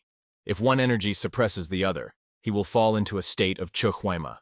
But the boy decided to take the risk, because no one held him accountable for his failure. At that moment, Pen was walking with Yuho, talking about he. The teacher began to wonder if he should have given the child such a difficult task. Maybe it was better to choose something easier. If the requirements are too high, it can have a negative impact on the student. But when he approached the tree, he looked at the bark in amazement. At first, he couldn't even believe it was the same tree, but there was a small mark on it. He was amazed that the boy had completed the task. When he looked closely, he saw that the bark had grown together unevenly. The trace of energy was also clearly visible. Juho, who was standing behind him, said, "This is undoubtedly the work of Jung-hee. He did it on his own without any help." Did he really do it? He was truly impressed. The boy did it in just 1 day, maybe even half a day. He easily mastered the third element during the first task, where he had to combine, expand, and concentrate the energies of all the elements in the right direction. A child is usually not capable of this level of control, but this student was. Then Peng thought about it and said that perhaps the boy would become his successor. Such talent is rare not only for him but for the whole of Kanho. Oh shit, Yu-Ho thought as he listened. The teacher was already eager to tell everyone about his student. When the owners of the doctor's offices found out about him, they would start making claims against their students. Juho thought the teacher was being too hard on the other doctors. The teacher was looking forward to the morning meeting to tell everyone about his student. Morning came and he slept the whole day. He felt 100% as if his body had become completely different, almost supernatural. All of his senses were sharpened to incredible limits. He started jumping for joy because he felt that this was just the beginning. Just the beginning. And his inner energy was already getting stronger. His abilities were developing. He felt as if he was no longer an ordinary person. Martial arts seemed like something natural to him, and he believed that he had already matured. This was probably the result of the miraculous medicines and techniques of the Seagull family. If things continue like this, he may be able to become stronger than the heavenly demon itself. It's unlikely, but he possesses the deadly sky star and knows various techniques. However, he is still far from being a heavenly demon, but one day he will definitely come to the medicinal palace. Until he becomes a real heavenly demon, he will need his help. Suddenly, he heard sounds behind him. Instantly, he turned his head to see what was going on. There was a loud sound that made he immediately run to see what happened. First, he decided to open the window to get a better look. It seemed as if the sound was so loud that the house was about to collapse. Someone was making a mess at the entrance to the palace, and the commotion was such that it seemed like they were being attacked. He couldn't remember a single moment in the novel where something like this happened. The doctors quickly lined up in a row. The demon archer asked one of the doctors for permission to meet with Baek Rin-sung. Meanwhile, he came closer and tried to understand what was happening. The source of the noise seemed to be a man who was screaming at the top of his lungs. On the man's back, he saw a child about his age. Was this child sick? The man kept begging to be allowed to meet Peck at least once. Then he realized that he was an archer trying to save his daughter, and he looked like a poor man. However, the archer pointed his arrow directly at the doctors. He was desperate and begged to be brought to Peck immediately. If this man is able to attack from a distance even without a weapon, then the guesses may be true. He was Jung Sanjikan, neither Jung Paik nor Safa. He is a mercenary who does not hesitate to kill and attack even prominent martial artists for money. In simple words, the main enemy of this world. The doctors explained to him that they only treat those who have been notified through pigeon mail. The palace receives patients who could not be helped in the doctor's offices. They explained to the archer that he had to bring a statement, and then they would be able to help him. But the archer held an arrow pointed directly at them. What kind of statement? He asked them again, barely containing his rage. After that, he began to lower the bow down. He seemed to have calmed his temper a bit. At that moment, the memories of the novel began to return to the boy. Some of those who had attacked him had killed his daughter, after which she died, and he was on a slippery slope. This child on his back is the same girl. If his memories were correct, the girl would die right there, and he decided that he could try to save her. Archer began to explain to the doctors that they had tried to get treatment at the main unit of Hua's hospital, but they were only refused, saying they could not issue a discharge. He has been trying to cure his daughter for 10 days, and it took him 5 days to get to Baek Rin Hospital. He was running out of time, so he decided to apply directly. And Hua-ju, like Sun, said he couldn't help because the archer wasn't a Jonpa. They can't just leave her to her fate, he said. As the boy listened to this conversation, he tried to remember the name. Hua-ju, like Sun, treats only those who belong to Jongpa. How difficult it is. Because of the lack of some papers, a child is denied help. He also said that he had been walking here for 5 days. How did she not die on the way? From a medical point of view, this has no explanation. The archer knelt down and put the girl on the ground. He said he tried his best. He sold his property to raise some money and begged the doctors to save her. The doctors did not know what to say, but they felt very sorry for this child. Seeing something like this live is not the same as reading about it. Only a teacher could solve the situation. So he appeared, approached the archer, and asked permission to examine the child. The doctors immediately told the teacher that this man had made a real mess of things. The archer looked at him and thought, "Is this Baek Rin-seong?" After that, the archer began to beg Baek to help his child, kneeling down in front of him. He explained that she had been attacked by 7 people in Sun's doctor's office, was examined and told that her internal organs were badly damaged and was given medicine, but it did not help. Peck came closer, sat down next to the girl, and began to examine her. He immediately started taking her pulse to check her condition while he watched from behind the doctors. "It's a miracle," Peng said, "that the girl is still alive." Then Peng added that it was too late to treat her and that he could not help. This began to irritate the archer. He got angry, ran up to Peng and shouted, "What did you say?" Pen repeated. It's too late. These words from the doctor's mouth enraged the demon archer, and he began to form energy on his arm. Everyone watching was terrified. Had he gone mad? Or perhaps it was just desperation. Yuha grabbed his tense hand, asking him to stop. He tried to calm him down, explaining that this was the territory of the Baek-rin Medical Palace. The novel says almost nothing about Yu-ho, but he looks very strong. The teacher remained calm, showing no fear or anxiety on his face, as if he was indifferent to everything. The demon archer, clenching his teeth, could barely keep himself under control. But Juho made him let go and take his hand away. The archer asked them if they were acting like this because his money was earned by illicit means. He then called them hypocrites. His anger grew, a real demon archer. At this point, he did not know what to do. The situation seemed hopeless. Armed men appeared to calm the demon archer down. But this made him even more angry, because it seemed that the whole world was now against him, while his daughter was on the verge of death.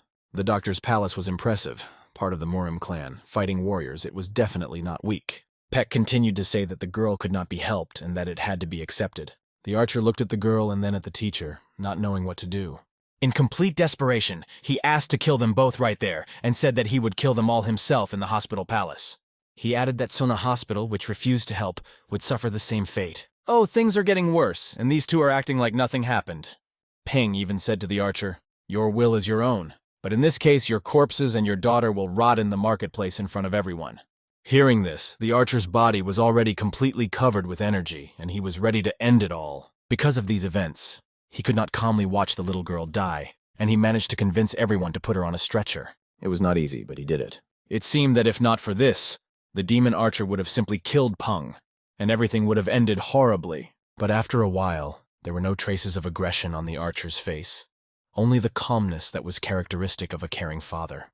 He watched this with the hope that things could still be fixed. When it comes to the life of your own child, pride takes a back seat. The archer apologized, admitting that he had long lived a dishonest life, and that his powers of observation had become dulled. Then the demon archer looked at he with such an inhuman look that the boy could not understand who he looked like. He couldn't figure out what was so unusual about that look. The demon archer couldn't figure it out either, because his face looked beautiful and feminine, like a mask that hid his true emotions. It was as if he was frozen in place, even if the demon archer decided to kill everyone around him except for he. He realized that his teacher really appreciated him, and it was obvious. To reach heights like Sung means to see many more deaths than an ordinary warrior. The boy knew that Sun was a bit mysterious, and a mere mortal could not understand his strange nature. But Dawn at least looked like an ordinary person, which was confusing. What annoyed the demon archer the most was that Sung always shied away from conflict in every situation. Putting his hands on He's shoulders, the archer apologized for raising his hand to his teacher. Then he began to beg to save his daughter, repeating his requests over and over again. He recalled his anger and desperation, as well as the energy that filled the air around him, stronger than any poison. Even though it was a different world, he, though a child, felt it was time to act. He decided to get down to business, because it was exactly the same hospital as in his past life. While in the operating room, they checked the girl and wondered if they could cure her. He was not sure, because without a CT scan or magnetic resonance imaging, it is difficult to see internal injuries. But in the world of martial arts, one of the most amazing things for he was the ability of Qingyi, which resembled an ultrasound but was much more accurate. After the examination, the three of them gathered together and the teacher was about to say something, but asked that what he was about to say remain in this room. The attacker was using a very strong negajitsu technique, and his fighting technique was quite peculiar. It was the so-called fist-fighting technique. This may mean that the enemy belongs to a certain clan, in particular to Janfa, the Pecto Union. This is exactly what the teacher told them. Janfa is an association of 5 unions. But why isn't Safa behind this crime as usual? It doesn't matter what started the conflict. Attacking a child is unthinkable. In the novel, the archer never found the culprit. If the attacker is a member of Janfa, he will never confess, no matter how horrible the crime. He gathered his courage and decided what he would do next. The archer's business is his concern, and ours is to save the patient. Hearing this from he, the teacher saw real courage in him. Children are not characterized by such an indifferent attitude, and it reminded the teacher of his own negative character trait. However, this knowledge could be useful to them, so the teacher agreed. It was time to begin. They got closer to the girl. The girl had suffered necrosis due to a ruptured intestine, and surgery was possible but risky. There was a question of whether she could survive the operation, and they needed to get the consent of a family member. He told the teacher and Juho that he would take it upon himself. When he went outside, he called the girl's father for a conversation. He explained that there were 2 options. The first option is a painless death, Sleep will hold the session and ease her suffering by reducing the pain until the moment her breathing stops. The second option is to fight for her life to the end. An operation could be performed, but in case of failure, the body would be impossible to restore, and the procedure would be very painful. The father could not hold back his tears, but he realized that this was 100 times better than the first doctor's statements about guaranteeing a cure. For this man was a stranger, and he was seeing his daughter for the first time. So the decision was up to the father. Only he knew his child better than anyone else. At that moment, the father began to recall her constant smile and how she loved to play overcoming obstacles. She was a very energetic girl, and he never had time to tell her what he was really doing. She still naively believed that her daddy was a wandering warrior named Kanho. Once she even told him that she wanted to follow in his footsteps, study martial arts, and become a strong warrior. But now, it seems that her dad was too late. And then, when she was beaten, she told him that she would never be as strong as him. Barely able to speak the words, she added that she still fought well. At that moment, the archer felt like a real liar and a coward. He didn't want to see the condemnation in her eyes and live in poverty. He blamed himself for everything, considering himself a bad father. Kneeling before he begged her to cure him. With tears in his eyes, he asked for help for his daughter. Then he knelt down and asked, "Why should an innocent child die instead of me?" His pain was felt in every word, and he saw how much this man was suffering. After a while, he returned to the operating room and said that the conversation was over. He also added that he had explained all the options and their consequences to the archer, and he had chosen to continue fighting. Immediately after that, it was decided to act quickly. Juho began to prepare everything necessary. There is nothing beautiful in hospitals. There is constant anxiety there. Relatives are worried about the lives of their loved ones, and the hospital staff is worried about everything going well. After a while, all the necessary tools were prepared. The medicines that he had asked for were also in place, and he himself rolled up his sleeves, ready to act. All they had to do was not give up. Examining the girl, it was found that she had a liver rupture. The liver had crumbled like tofu, and the well-known Qigong technique had punctured her intestines. Unusually, her ribs remained intact. How did she manage to live for 15 days in this condition? Perhaps it was due to her inner energy and her father's miraculous potion. One thing he realized was that the girl was extremely strong, and the painkillers seemed to be working to keep her alive. After that, they went out to consult whether it was enough for the operation. As he had asked, Juho tried to do everything as quickly as possible. After handing over the tubes to Juho heard his words of admiration. Unbelievable. Only Joho could make them so quickly. The more he watched, the more questions he had about this blood transfusion invention. It took him very little time to create the tube. "Are we going to use this device to give blood?" the teacher asked. He explained that the girl would not survive without a blood transfusion. Blood could be taken from her father by simply connecting their veins with a tube. The father was ready for anything if it would save his daughter. After a while, they stood by the bed where the girl was lying. He was going to perform a posterior lateral opening of the chest cavity. To do this, the patient had to be laid on her side. Then an incision was to be made between the ribs to provide a good view. At Murima, the incision is made with a comgan, and then everything is fixed back together. The result promised to be promising. Modern medicine could not match the accuracy of local methods. The teacher just watched he work. The teacher saw in his movements the skill of a man who had performed operations hundreds of times. It was not just amazing, but truly impressive. Not only the teacher, but also Juho noticed that his skill level was extremely high. They had never seen anything like it, and thought that his knowledge did not belong to this world. It came to him from above, so the teacher and Juho thought. At this point, he was completely focused on the operation. Now it was time to make an incision to minimize bleeding. With the help of Hogan's somas, blood, toxins, and other fluids were absorbed from the body. The demon archer decided to pass his Qingyi source to his daughter to save her life. During the prolonged transmission of Qingyi, the teacher will strengthen the targeted effect by replenishing her vital energy. They all gathered here to save one child. Soon, all that was left was to connect the tissues back together. But the teacher noticed that the pressure began to drop. Why? Although there was still not enough Qingyi, it had already begun to penetrate the body.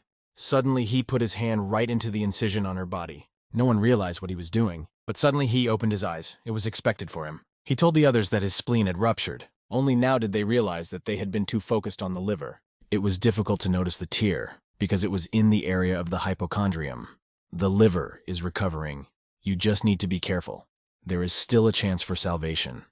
However, without the spleen, her immunity will be significantly weakened, and she will have to spend the rest of her life in a safe place, constantly taking care of and monitoring her health.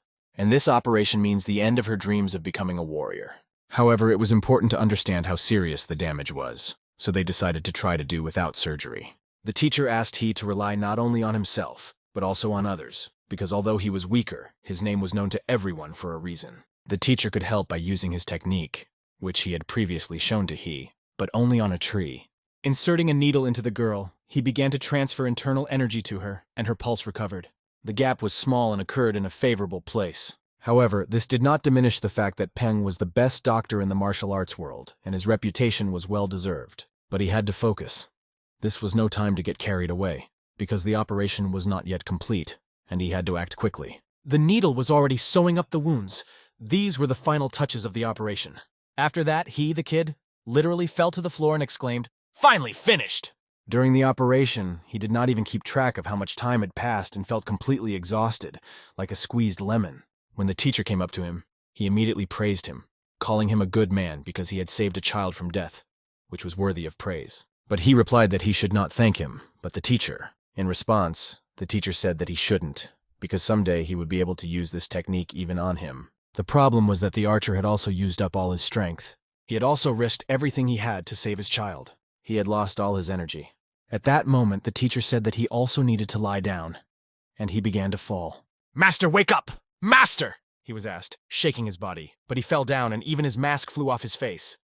The cold and torment were like an icy knife blade cutting into his heart, tearing it to pieces. He screamed loudly, begging for help, but no one could give it to him. However, he had already begun to get used to this feeling.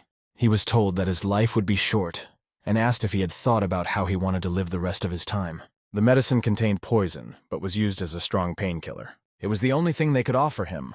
The relatives of patients who had a short time to live were not concerned about the use of such drugs, perhaps because they dulled the pain a bit. Once, he felt nothing at all as he stood on the ruins of his home, swearing revenge on those who burned down his house and killed his family. It was his destiny to be the first in his family to die, but it didn't happen that way. This was the story of a teacher. Juho threw the unconscious teacher on his shoulders and started running, asking everyone to get out of the way. He ran as fast as he could, pushing everyone out of his way. He was fascinated by him at first sight. Juho had something that he lacked. Perhaps that was why he admired him so much. No, it was definitely not envy. It was admiration, or a feeling similar to admiration. He instantly started running after them to help as soon as possible. The moonlight was coming through the window, its rays flooding the room with their light. After a while, the teacher was already lying in bed. He began to open his eyes and noticed that he was at home. He immediately asked what time it was, but no one answered. He got up and noticed that he was sleeping right on his bed, sitting on a chair with his head on the bed.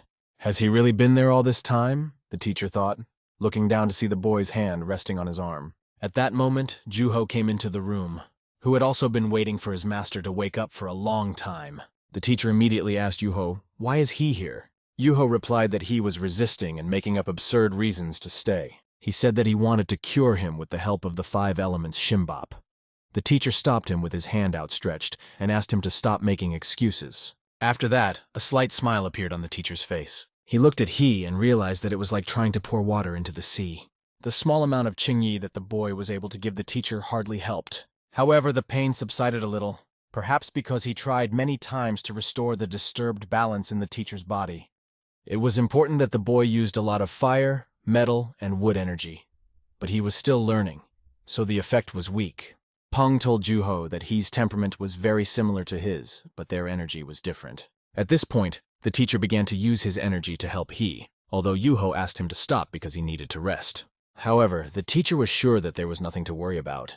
Despite the imbalance in his body, he would be able to transfer some of his energy to He. He held He's head, transferring the energy. Thanks to this boy, for the first time in a long time, the teacher had a desire to live. He wanted to see He grow up and become a part of Kanyo as soon as possible. After a while, they were both on their feet, and He brought the teacher tea. The teacher was laughing as he discussed the situation in which he had fainted, glad that everything had turned out all right. He was very scared and very worried about his teacher. This was an understatement. Rather, he felt a real universal emptiness. Chai stood by his teacher's bedside. Although he often had to deal with the deaths of patients, he had never experienced such a deep emotional shock. He felt as if he was losing his father. In such a short period of time, he began to see his teacher as a family member. Perhaps the reason was that he grew up in an orphanage and always felt that something was missing. It was like a thirst that could not be quenched. Perhaps thanks to the teacher, this thirst was becoming weaker. At this point, the teacher brought up how strange this feeling was, and said that he was sorry that he was making others worry. But at the same time, It was nice to see that someone cared about him. Now the teacher understood why clan elders become weak in front of their students. The old man grumbles in the hope of attracting attention. Pen did not even think that it would affect him.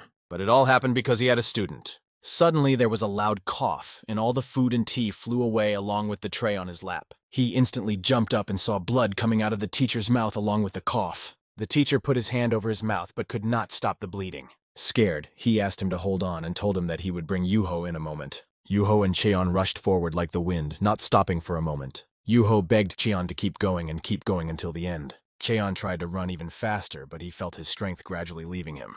Their goal was getting closer, each step bringing them closer to the decisive moment. Very soon they would reach their destination. They flew into the room where their mentor Peck was sitting. Without hesitation, they ran up to their teacher, anxiety evident in their eyes. Juho gently supported his mentor, holding his hands tightly. At the same moment, medicinal pills spilled onto Bak's palm. Cheon begged his teacher to come to his senses and eat the medicine. They began to gently pour water to make it easier for him to swallow the pills. Cheon watched the teacher hopefully, waiting for him to regain consciousness. After a while, they came back to him, hoping that he was feeling better. Peck slowly opened his eyes and said in a tired voice that he was fine. The boys were a little relieved, but they realized that this was probably not the first time their teacher had been in this state. In reality, everything looked much more serious than described in the novel. The description of the events in the novel did not evoke much emotion, because although the character was incredible, he still remained secondary. Besides, he died at the beginning of the novel. At this point, the teacher's breathing began to gradually return to normal. Juho noticed that the teacher needed to rest and decided not to disturb him.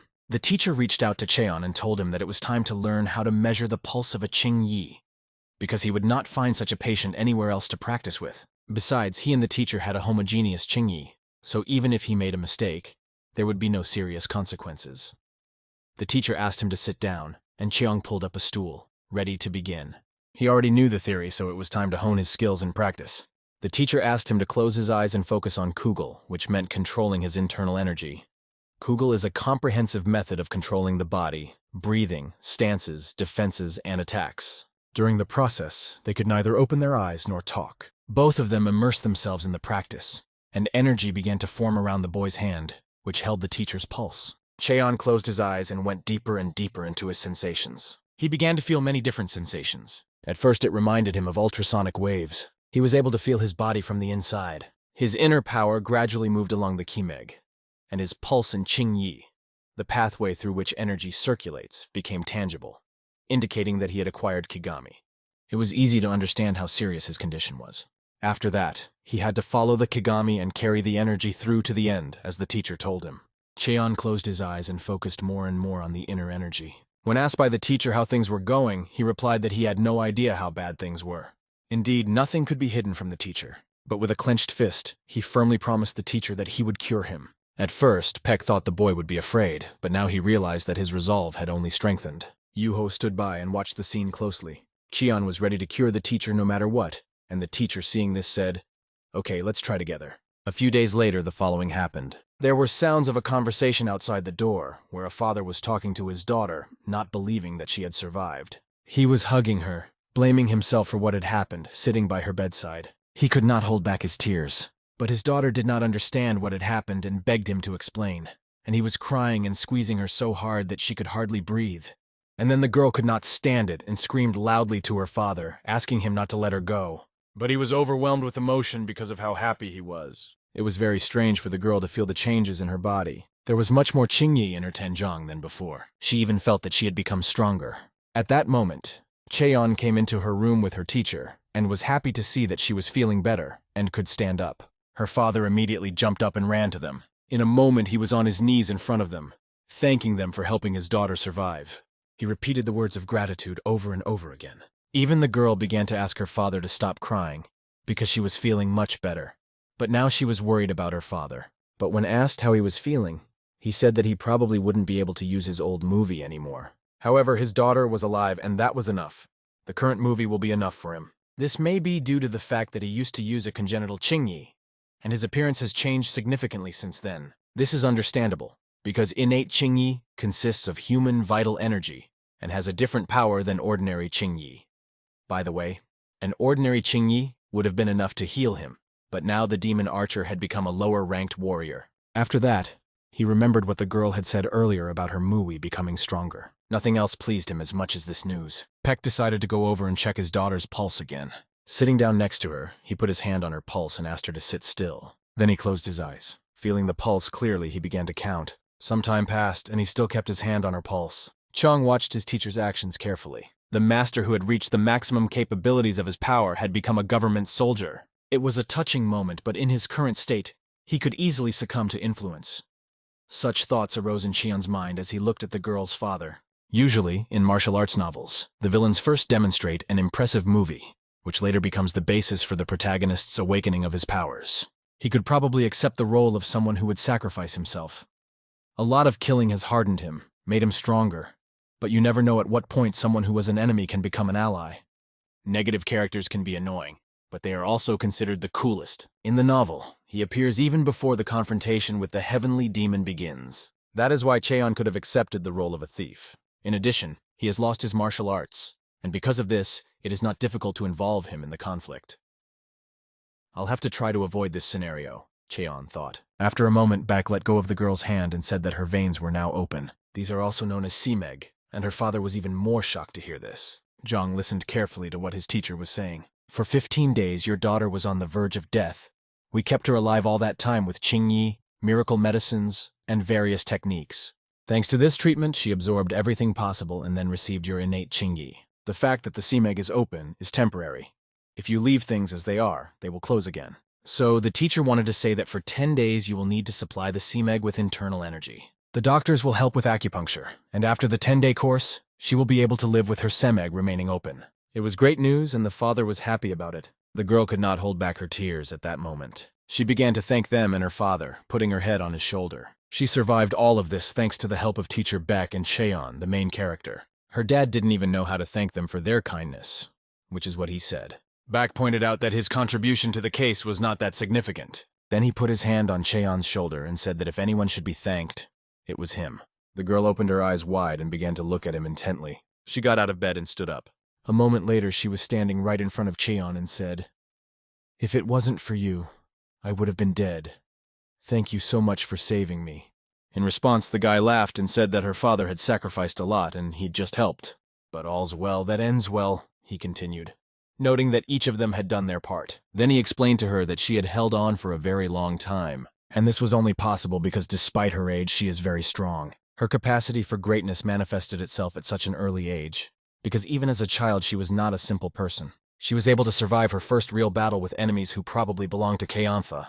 Now they are the same age, and Cheon is confident that if this girl continues to strive for heights, she will have a great future. Her name will soon be on the lips of every resident of Gangho. With one good deed, Cheon helped both the demon archer and the future goddess of the bow. After the conversation, the boy's teacher said that they needed to rest. The protagonist also advised the teacher to get more rest, and in his head, Cheon already has a plan to replace the demon archer with his own side. For some time they were walking in the middle of a bamboo forest, and the archer confessed to the boy that he did not know what to do next. He used to think that revenge was the best option, but now he was afraid that he might not have the strength. He had often seen warriors following Kano's orders turn from first-class masters into third-rate fighters.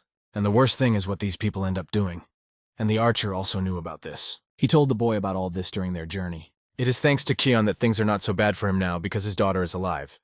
What else does a father need? He doesn't need anything else. The only thing he wanted was to be with his daughter until she died. But as Cheon listened to him, he realized that now that the archer was weak, he was unlikely to be lucky enough to die his own death. The thieves from Ganjo could continue to pursue him. That's when what was described in the novel would happen.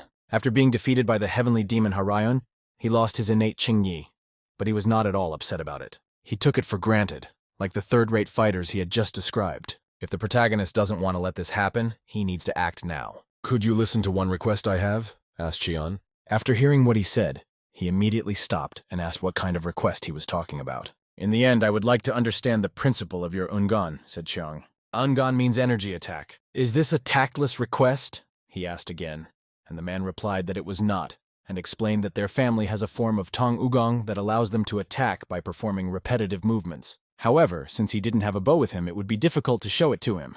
However, the guy assured him that he only wanted to see it, not learn it, so he could just show the movements on an imaginary bow. The man thought about it, because he had never tried it without a real bow before, but eventually he agreed and told Cheon that he would fulfill his request. Because when else will we get to see this again? He added. He only asked the boy for one thing. If his movements were clumsy, not to think that all archers are like that. He modestly described himself as a rather inept archer. My technique is called the Divine Bow of Destruction, he began to explain to the boy. He said that their clan of archers originated from a Buddhist family that did not belong to the followers of Taoism. Their goal was to reach nirvana through the awareness that comes from selflessness. By repeating the same movements, you fall into self-forgetfulness and can use Ungon. The wind blew around them, intensifying the atmosphere as they stood there. The boy realized that, probably because the archer had lost almost all of his strength, the internal energy in his tangon was almost non-existent. However, the archer began to make movements. He imitated taking out an imaginary arrow and then taking aim with an imaginary bow. His breathing remained calm. Concentration was at its highest level, and he closed his eyes to find balance. When he opened his eyes, his gaze was completely different, focused and determined. The kid watched his every move carefully and thought that maybe this would be his last Ungong right now. The archer stood motionless, not straining a single extra muscle in his body. And at that moment, the imaginary bowstring flew out of his hand. At that moment, the wind grew even stronger. It felt as if a real arrow had flown out and went straight into the bamboo. The archer reached for the imaginary arrow again, but this time a red bow made of energy appeared in his hands. Did I imagine it? The boy asked himself when he saw it. He could literally feel the bow colliding with the arrow. He could see the arrows flying through the air. The arrow was blue in color and cut through the air on its way, creating a whistling sound. You could feel its plumage and the strength of the bamboo it hit. The archer repeated this movement over and over again. He carefully adjusted his stance and controlled his breathing. This is what allowed him to perform the movement so clearly and over again. His breathing was rhythmic and his grip was perfect. The grip was followed by the draw, which he also performed perfectly. Although there were no real arrows or bows, there was only perfect movement technique around him. The result of all these actions will be the following. The result will be mental anguish.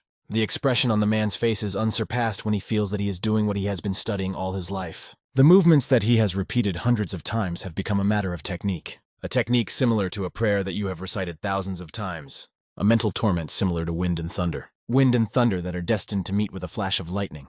The essence of the divine bow of destruction technique is endless giving. But when you give everything away, how can you accumulate internal energy? Chiang asked himself. The conclusion that Chiang came to after much thought was this. Archery, when you rely only on your own strength, is akin to self-depletion and is not the highest skill. At this point, the archer's eyes closed again. But when they reopened, Cheon's conclusion was the antonym of what he had thought before. What you really need to give away is your own soul. At that moment, he became even more convinced of his words and thoughts. And when he saw the incredible energy surrounding the archer, an incredible, powerful energy wave. In the novel, it was not described as vividly as in reality. The archer reached the highest level, the spiritual bow. It looked impressive, as if he was surrounded by yellow ribbons of energy mixed with red. And with each moment, they became more and more powerful. The energy was directed both upward and downward. And then an incredible thing happened. Thanks to this energy, he rose into the air and soared above the ground. Wow, he's floating in the air. Has Pugon achieved Samadhi? But in the novel, when he awoke, he never reached this stage. This means that the protagonist managed to do what he had no doubt would be successful. He couldn't wait to tell his teacher everything. That he had succeeded, and that he had revived their future ally, the demon archer. The boy's eyes lit up with joy. At that moment, a person with red hair stood behind the bamboo. Yuho said that he was indeed an unpredictable person. The protagonist did not expect to see him behind him. He came so close, but his presence was not even felt. At that moment, the archer was still in the air. Juho said that at first everyone thought that after losing his inner energy, he would soon become incapacitated. However, he gained insight, all his wounds healed, and judging by the fact that he is a Pugong Samadhi, he also grew in his skills. Excellent work. First as a Kansen and now as an archer. The compliment was nice, but why it sounded so cold seemed strange. Because of this, the protagonist remarked that Yuho probably didn't come here to praise him. She agreed and said that she had been watching him for a long time. She also added that she had been thinking about something, and it interested the protagonist. Whether to kill you or not, she said. After that, her eyes, like cunning foxes, focused directly on the protagonist's eyes. The protagonist's pupils instantly dilated. This was because of the anger he felt when she said the word kill. Immediately afterwards, a loud sound echoed off the bamboo. A chill ran through Cheon's entire body. Why do you want to kill me? He asked her. She replied that her master was barely alive. She also added that since he had been with her, her master had been constantly outdoing himself. This is repeated over and over again and ends only with his death. Cheong understood all this. He knew that when a patient with a limited life expectancy takes on an apprentice, he agrees to die even earlier. No wonder the teacher almost lost his life this time because of the protagonist. Afterwards, Chong turned to the girl and said that if she killed him, the teacher would definitely not sit idly by. She replied that this was true, because he would kill her so brutally that it would be difficult to even offend him. Cheon then suggested that perhaps she would simply be executed. "Do you think the master is a very kind person? Do you think he will just let me die?" replied Yuho. She explained that he did not know his master well. Even the magi themselves were speechless when they saw how cruelly he could treat her. However, deep down, he did not believe that his teacher was capable of such cruelty. If Yuho had seen her teacher in a rage, why would she have driven him to that point? Cheon's loyalty remained in doubt. Yuho went on to say that it didn't matter how she died. If the master could live longer after Cheon's death, she would see it as fulfilling her duty as his confidant. After that, their gazes met eye to eye. Her eyes reflected the scenes of the master stroking Cheon's head. "But I have doubts," she continued. "Have you changed your mind about killing me?" he asked. She replied that she would just continue to watch him. After that, she started to turn around in the other direction. After she had taken a few steps, she asked Cheon if he knew the name of a feeling. The feeling when you feel indignation, gratitude, and joy at the same time. And when at that moment the desire to kill becomes even stronger. "That's klesha," said Yuho, and then disappeared. Explanation. Klesha is a strong contradictory emotion that intensifies when we are trapped in disgust and attraction. 3 hours had passed since the demon archer had awakened. After that, he stood in front of Cheon, arms folded, fist to fist, and one hand on top of the other. His hair had darkened again, and his skin had become elastic. He was significantly rejuvenated, his innate Qingyi and Qingyi of vitality fully restored. Unbelievable, so much for the thief. He thanked Cheon for helping him to reach the level of Huagyan. Explanation. Huagyan is one of the levels of martial arts proficiency in Murim. In the novel, every Murim warrior dreamed of reaching this level, but in Zhongyuan, only 30 people were able to reach this level. Cheong expected the archer to simply regain his vitality, but the actual result exceeded all expectations. Kneeling down on one knee, he said he remembers the moment Cheong reached out to him when he needed it most. Cheong not only saved his life and his daughter's life, but also helped him reach the level he had dreamed of all his life. "No amount of gratitude can express what you have done for me," the archer said. Cheon listened to his every word with a serious face, and then he thought to himself, "I'm hooked." Through the bamboo, words were heard asking his uncle to get up. Cheon asked him to get off his knee because he was embarrassed. The archer called him a benefactor and said that he could ask for anything he wanted. He promised to repay him for his kindness, even if it took his whole life. "It's unlikely that the payment for the treatment has already been received by the infirmary through the teacher," Cheon said, adding that he just wanted to see Ungon. But the archer asked Chung again to tell him how he could repay him. "Well, if you insist," the boy said. At that moment, the archer remembered that although Cheon had managed to save his daughter and helped him reach a new level of skill, he was still a child. He bowed again in front of Cheon, and then he asked for permission to serve him for the rest of his life and to repay him at least a small part of what he owed. "Do you agree?" he asked again, standing in front of the boy. And in fact, everything worked out even better than Cheon had intended. After a while, they were already in another place. Cheon told the archer that the teacher was going to offer him a place in the infirmary. He explained that if the archer worked there, the issue of finding a job would be solved, and he would not have to deliver medicines, herbs, and medical messages. Compared to other jobs, it is quite safe, and as a bonus, it will pay well. Now the archer understood why Cheon had asked him to demonstrate martial arts. "It's because of this," Cheon said. "I didn't realize he was such a sincere person with a deep soul." Archer gladly accepted the offer, and not just to repay Chong for his kindness. "I don't have enough experience yet, but please love and pity me," Cheon said, and the archer bowed before the boy and said that these were his words. Cheon couldn't wait to tell his teacher that they now had a scout who had reached such a high level in their infirmary. In addition, his daughter Wang Kagyung had discovered Semeg all over her body, and now they could consider that they had killed 2 birds with 1 stone. It's easy to see why the heavenly demon had to suffer with him. The divine annihilation bow is like poison to demonic martial artists, and it's not for nothing that the word annihilation is in the name. Soon, the little heavenly demon Ryun-ha will be promoted to the position of junior leader, and the bloodshed will begin, with other Seogyoju killing and dying, just as he remembers from the novel. All of this will involve many people from Janfa, Safa, and the infirmaries during the war with Magyo, which is just around the corner. They needed to ensure the safety of the infirmary, and preparations were gradually underway. Cheon was confident that he could protect his men. Meanwhile, the teacher was already sitting at the table with the archer. The archer greeted him because he respected him. Peck smiled back at him as well. At that moment, Yuho was bringing them food. It was dark outside, and evening was approaching. Jong sat deep in meditation. At this pace, it would take 6 months to reach the 3rd element of the Shimbop of the 5 elements. That's why if you try to do everything at once, you can't avoid side effects. You have to be careful not to overdo it. He also realized one important thing. Shimbop has a good effect on the mind, because the kugel he learned so long ago pops up in his head as if he had just repeated it yesterday. Moreover, by circulating the energy, he even manages to think about something else. He remembers how his teacher said that Juho is not capable of mastering the 5 elements Shimbop. So he studies other martial arts. His ability to control blood and other bodily fluids in the human body most likely belongs to the demonic martial arts, which Janfa does not use. At the sight of blood, Yuho maintains a clear mind. It is quite difficult to stay calm during operations. But he is a very good assistant. Moreover, if something needs to be made, Yuho can easily complete the work in a day. The more Cheon thinks about it, the more he realizes that Yuho is an extraordinary person.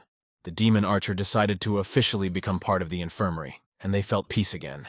A few days later, it was raining outside. Yuho was very irritated, and asked Cheon if he didn't want to die young. Cheon asked him why he had said that to his master. You could read a trick in the protagonist's eyes. Let's recall what he said, Cheon said, sitting at the table. Yuho is going to study medical arts with me. He said he wants to improve his skills so he can save as many patients as possible. Baekrin was excited to hear this. He had always thought that Cheon would never recognize him, and he couldn't believe that the teacher had developed an interest in medicine. At that moment, Juho looked at the boy and asked himself what the hell he was up to. It's better to tell the truth and then lose my head than to learn the art of medicine from him, he thought. Cheon immediately told the teacher that he and Yuho had agreed to cure him. The teacher turned to Yuho and asked him if he had really decided to do so. A wide smile never left the teacher's face. It was the first time that Yuho had ever seen his master with such an expression. No matter how hard he tried, he had never seen his master so happy, and this boy had only said a few words. At the same moment during the conversation, Yuho reached out his hand to Cheon and told him that he could kill him with a flick of his finger. Then he asked him to explain himself. He asked about his motives and why he did it, recognizing that the guy was not that stupid. It seems unlikely to pull such a stunt for the sake of ridicule, he said, and asked Cheon what his goal was. He suggested that the goal might be to reduce his influence in the infirmary. Power struggles were common in such places, but something told him that the reason was something else entirely. Juho looked down at Chun's hands, seeing that they were shaking. He assumed it was out of fear, but still, Zhang dared to do so. Obviously, you have another motive, right? To this question, Zhang answered, yes, and then he actually asked Yuho to become an infirmary warrior for Beck. An infirmary warrior? What was that? Yuho couldn't understand what he was hearing and decided to ask again. The man didn't hesitate to explain that he needed an assistant, a nurse who would assist him during surgeries. The red-haired man did not expect such a turn. In this world, there is no such thing as a nurse or a nurse. Doctors are assisted by students who act as assistants. He warned that the time would soon come when he would be forced to pick up a scalpel and would need a reliable assistant who would work to the limit of his abilities. Juho laughed and asked if he was really offering to be his assistant, since they were enemies. Why would he want to keep Juho around? He replied that it was simple. He has abilities that others lack. The redhead was certainly pleased to hear this. First, Juho is tough. He spends all day on his feet following orders, working in the infirmary and doing the hardest work. Second, he is cold-blooded. When a patient is in critical condition, a quick response is vital, and he believes that Juho is capable of acting decisively in such situations. Finally, he will need medical knowledge, which is the most important thing. All in all, Juho is the perfect candidate. In addition, he wants to find out whether his technique belongs to demonic magic or is an ordinary martial art. Yuho once again asked if He's motives were as he described them. The last straw in this conversation was when he added that the two of them had to save the teacher. No matter how much he racked his brains, no one but Juho was suitable for this mission. These words haunted Juho, especially because he had recently been about to kill this guy. To make matters worse, he hadn't decided whether he had really changed his mind, but he knew that Juho would do anything for his teacher. He added that he himself was in the same situation and was also ready to risk his life if only the teacher would recover. At that moment, Juho was overwhelmed by a strange feeling. He could not understand why he was overwhelmed with emotions. It was hard for him to understand how this young man could suppress his will and now ask him to become his assistant. Juho was outraged and asked what kind of tricks he was playing. The situation became very unpleasant. He could not kill He because he knew that he had an influential ally, a demon archer who had reached a high level. And now this demon could look him straight in the face and smile defiantly. Yuho had to decide whether to meekly agree to become a nurse or take He's life right now. His hand shook as he realized the awkward position he was in. He was passionate about saving his teacher, but it bordered on madness or morbid attachment. What worried him the most was honesty. He seemed to have control over the redhead's entire life, including his decisions. All he had to do was admit defeat. At that moment, standing in front of He, Juho gave up and admitted it. Yes, it was a victory, and a smile appeared on the protagonist's face. He had achieved his goal. However, Juho was still laughing at the fact that he had received such an offer from a man who could kill him at any moment. But the protagonist was not trying to show mercy or say that he forgave him. He simply considered this option the most advantageous. He warned that in the presence of other people he would behave as usual. It was advantageous for him to be considered a little Chin-Chong-Hee. This meant that he would continue to bully him when they were alone, because Yuho had threatened to kill him, and this gave him reason to treat him harshly. He will have a much harder job than what nurses and doctors do in South Korea. He will continue to save lives, and the red-haired man will have to learn a lot from him from this day forward. The main character told him another interesting thing. He warned him that if Yuho had any complaints, it was better to kill him now, before it was too late. On that note, he turned around and started walking away. This made Juho think about many things. Now he understands why the demon archer swore his allegiance to He. At first, Yuho thought that he was just tempted, but now his opinion has changed. He realized that this guy was afraid, but he didn't run away and get scared. What's more, he managed to lure the enemy to his side. A new day began, and the sun had already risen in the sky. The pigeons spread their wings in different directions, flying in the air, flapping them over and over again. This day carried with it many different destinies, and for each of them it had its own meaning. It didn't take long for the news of Chin-Chong-Hee's treatment method to spread quickly among people. Everyone was amazed when they read the next message. Hee's method was written down and officially published, although, of course, some details were omitted. The general picture of the patient's condition and the treatment itself were described in general terms. What impressed people the most was the case of the demon's daughter, whose condition was critical, from liver to spleen, and who was saved thanks to this technique. Now it became clear why Peck cared so much about his student, even though everyone knew that he was still a child, not even 20 years old. It was hard to believe that he managed to cure such serious damage to his internal organs. Some people even wanted to return to Peck Rin to learn his method from him personally, and it was suggested that they send carrier pigeons there. The announcement from the Peck Rin infirmary spread like wildfire among the people of Gangho, stirring up the city. Because of this, it was strange why the archer demon's daughter was expelled from Hwaju. Perhaps the doctors simply did not have sufficient skills to treat her, and so they decided to abandon her under this pretext. Word of mouth spread, and over time, many families who had entrusted their health to other hospitals began to consider signing new contracts with Beck. Let's move on to the Hwaju hospital. Their panic rose to unprecedented heights. Questions were pounded on the table. What is this nonsense? What outraged them most was that Hwaju was inferior to Baek Rin in skill. Everyone was filled with fear as they watched the infirmary official. No one dared to say a word. They all sat silently and listened to him. He did not restrain his fury, and his name was Juma Jin. The conversation was about the demon archer, namely that he had been fulfilling orders for Jungpa. And wasn't it for money? He was kept in their hospital for 10 days to show Hwaju's good nature. The official could not understand this.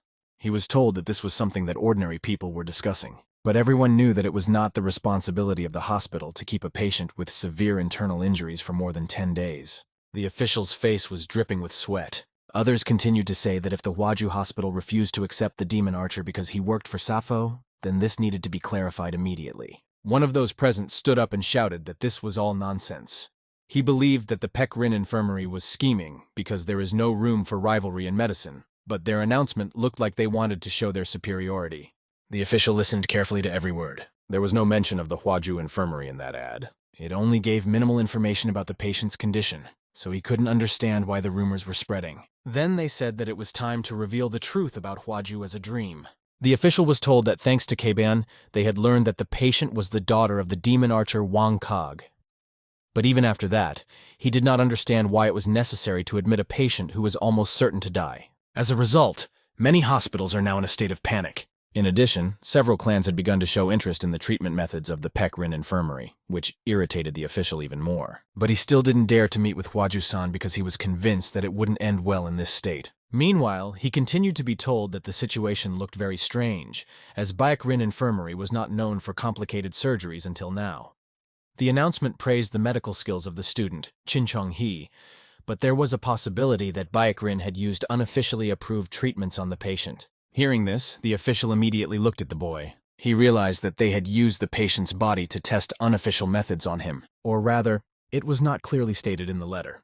The guy saw the official's expression change literally before his eyes. It was at that moment that the official asked to send several doctors to Peck Rin, especially those who can speak convincingly. All of this was to be done under the pretext that Baek Rin had endangered the patient's life by using unknown techniques.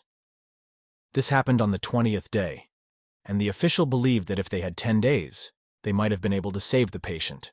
The guy immediately understood the official. Even if the patient was not admitted to the infirmary, he could be treated in another hospital. But the demon archer did not wait and left. It was a great idea. They decided to say that their doctors had come to Baek Rin because they were worried about the patient's condition, so they wouldn't be kicked out. And what happens if they're kicked out?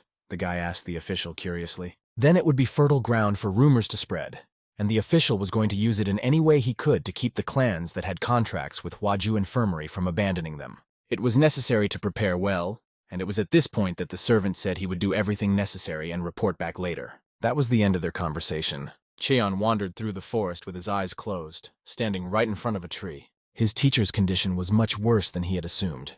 He still lacked the inner energy and understanding of the Qingyi technique to perform the operation himself. That's why he needed to get stronger as soon as possible. He chose one of the most optimal options for training. He managed to reach a level where he could create and control the wind energy he had absorbed thanks to the demon archer. But there was still one more task to be done: learning how to use it properly. At that moment, he began to feel a flame in his chest. His power grew stronger and stronger, and he could feel the energy surrounding his hand. Eventually, he was able to clench it in his fist. The first step was to combine this energy with the energy of fire. He saw a tree in front of him, and he focused all his attention on it. He felt a good footing under his feet, and his fist tensed, clenching tighter and tighter. Cheon aimed his attack directly at the tree, and it hit the target like a hurricane of fire. Everything around him shone with a bright yellow-blue light. The leaves of the trees began to fly in different directions under the influence of the energy that crashed into them. The force of the impact was so powerful that it bent the thick trunk of the tree. Coming closer and examining the result, the boy was satisfied. This combination is capable of creating a much larger and stronger destructive force. However, when he looked at his hand from the other side, he noticed a red spot. No matter how careful his technique was, he still managed to burn himself. He realized that he should have foreseen this outcome. A second-degree burn could leave blisters if nothing was done. Fortunately, thanks to the 5-element Shimbop technique, he didn't have to worry about bacterial infection. The water energy was supposed to reduce the fever, and the wood energy was supposed to restore the skin. Although it was not perfect, the burn marks were significantly reduced. Thanks to his skill in managing the 3 elements, in 2 days the skin was completely healed, and the result was more than successful. Now he was ready to move on to mastering the 4th element. A warrior's training is completed when he manages to destroy something, and then the work of a doctor begins. Half a month has passed since the daughter of the demon archer Wang Kong received treatment. Now she sits in her room and meditates, breathing in deeply and exhaling slowly. Although the Qingyi Nijia technique provides the power of recovery beyond human capabilities, we should not forget that her wounds were far from ordinary. Until she fully recovered, she approached martial arts with great caution. She gave all her strength to recover as quickly as possible, using Yosan Gyo, who had been taught to her in the hospital. During her training, she kept asking herself how Santa Claus had brought her to this state. Her desire to find the bastard and tear him to pieces was great, but her memories of what happened were very blurry. She could recall some things, like that he was wearing a mask, which made it much harder to find him. Every time she woke up, her body was in pain. She constantly forced herself to remember that reality. It was so hard for her, as if there was a heavy stone on her heart. One day, she woke up and decided to go outside. Outside, she always felt better and could take a deep breath of fresh air. And today, the weather was especially beautiful. A real balm for her soul. She came up with a great idea to relieve her boredom. Take a walk around the neighborhood. Suddenly, she noticed doctors carrying a man in a panic on their shoulders. She followed them as they carried him into the ward, where they began to apply a towel to his chest to stop the bleeding. She looked at what was happening with her small eyes, and it reminded her of the harsh reality again and again. As she watched the doctor work diligently, she could not understand what strange feeling was squeezing her heart. There were instruments for treatment on the table. When she went outside, she realized that she had survived, but here in the ward, someone's life could end. Everything inside her was shrinking more and more. Her attention was drawn to the words that the master of the dream was approaching. She decided to go back to the same room where Baek and Jung were already standing by the man's body. Looking at the patient, Baek realized that the case was extremely complicated. He reached for the instruments to begin the operation. Next to him was Jung, who was eager to help. That was the first time the girl noticed that boy, Jung-hee. Together with their teacher, Baek, they began to treat the man, putting their hands on his chest. Their faces showed how hard they were trying. It was written on their features. The girl also noticed that Cheon was handsome. Just looking at what was happening took her breath away. Is this really the ordinary life of doctors? After a while, the guy was meditating, practicing after a hard day's work, and the girl was spying on him, hiding behind a tree. She was surprised that he still found the strength to practice after such a hard day. In her eyes, Cheon seemed extremely diligent. How is it possible to work out all day without rest? He really was an outstanding guy, and even her father bowed his head in admiration. What amazed her even more was that he was taught very unusual things. After watching him for a while, she decided to turn around and walk in the other direction. Her thoughts were preoccupied with the question, what kind of person is Zhang? She also didn't know how to make friends properly, and looking at the incredible mountain peaks in front of her, she thought about it. This girl hadn't had a single friend since childhood, which was understandable since she spent her free time on art. Sometimes she even had to pretend that she had friends so that she wouldn't feel lonely. For her father, she always tried to be a good daughter. But in reality, she was a loner who was doing her best to survive. The weather was magical.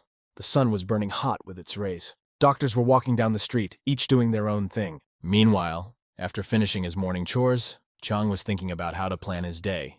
However, his attention was drawn to one of the men in the scrubs. He was telling the archer where to carry the giant sack he was carrying on his shoulders. This sack contained medicine, and the fact that he was carrying so much medicine amazed the guy. At this rate and with such a heavy load, his body might not be able to withstand it. It's real slave labor. It would have been better to wait until his daughter was fully recovered, but the concept of mercy was apparently unfamiliar to his teacher. The father worked hard in the infirmary, and his daughter practiced breathing exercises for days on end to circulate her internal energy. There was only one thing to say. Their family was not to be envied, and the protagonist was of the same opinion. That's why he decided to visit the girl. When she started addressing him as you, he asked her to call him by his first name. She didn't understand it because he was her savior, but they were both still children. Why such formalities? He brought her a drink on a tray and asked her to drink it, explaining that it would give her vigor. She thanked him for the tea, carefully taking the hot cup in her hand. He was a younger brother to the Kansan sisters, and Hyun to the little celestial demon. But who would he be to Wang Kagyeon? Cheon decided to ask her. He added that it would be great if she chose how to address him based on her desires. Her hands began to tremble with incomprehension. She could not decide whether she should take advantage of this opportunity. After a moment of silence, the girl, afraid to say the word, said quietly, "Friend." Then she asked if she could really call him her friend. This was unexpected for Cheon, and a slight look of surprise appeared on his face. Did she really dare to say that? It was her secret. She had always dreamed of having a friend, and now she decided to tell him about it. He was amazed that she had never had a friend. It seemed impossible to blush more, but his question made her blush even more. She began to tell him that because her father was constantly traveling around Konho, she did not have the opportunity to meet children from military families. Her father lived on the run, hiding his status, and every day she had archery training. At that moment, the protagonist realized that she must have been very lonely. The demon archer turned out to be a bad father.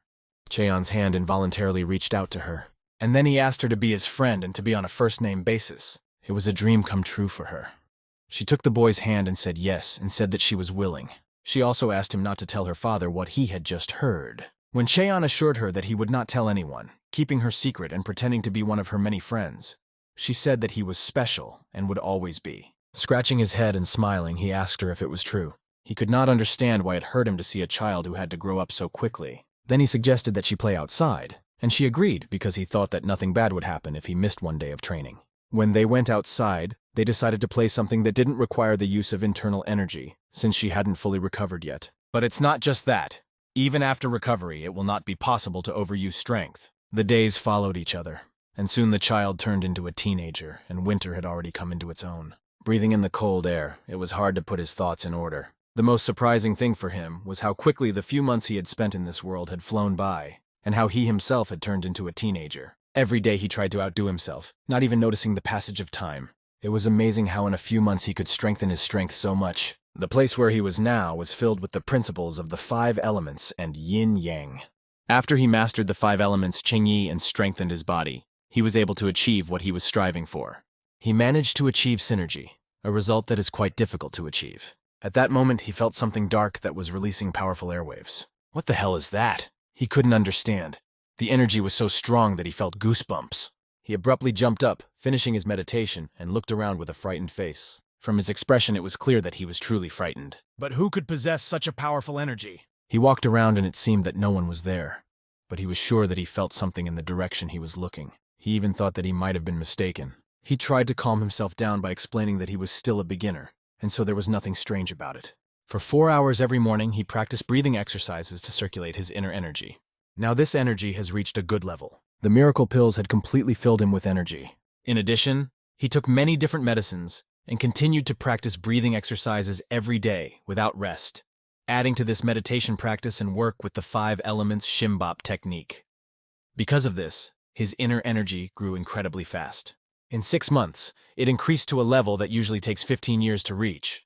We can say that he is a unicum in Kanho. By the way, today is the day he officially became a doctor. Many doctors gathered in the courtyard of the infirmary. The 4 Tanjus who ran Bakrin's infirmary were present in one place at the same time, and he was watching everything that was happening. Yuho came up to him and asked him to follow him because the master was nearby. Since the protagonist was just starting to work in the infirmary, his official status had not yet been determined. In fact, the very fact that an intern was allowed to work in the infirmary seemed absurd. But according to Juho, there was one but. He told the protagonist why he was allowed to come here. He managed to save a patient whom even his teacher could not help, and also saved the life of the daughter of a demon archer. That is why a long meeting is to be held today to determine his status. Sitting at the table, he listened attentively to everything that was said. His eyes darted in different directions. He watched everyone sitting in front of him. He tried to understand everyone's thoughts by looking into their eyes, but it was not easy. There was tension in the air because the acupuncturist Sama Byung was sitting in front of them. Also sitting at the table was Toko Chunhu, a physical strength Tanju.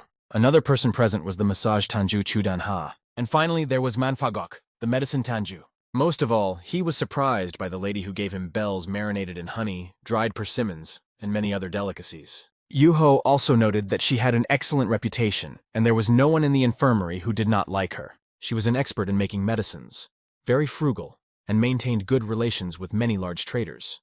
In addition, she had a gift for finding medicinal herbs that other hospitals could not find. Her kindness radiated from her, bringing smiles to everyone who looked at her. Suddenly the door opened and Master Peck, who was, among other things, He's teacher and head of the infirmary, entered the hall. When he entered, everyone stood up and bowed to him. Without exception, everyone present did so. Step by step, he walked to his seat that had been prepared for him.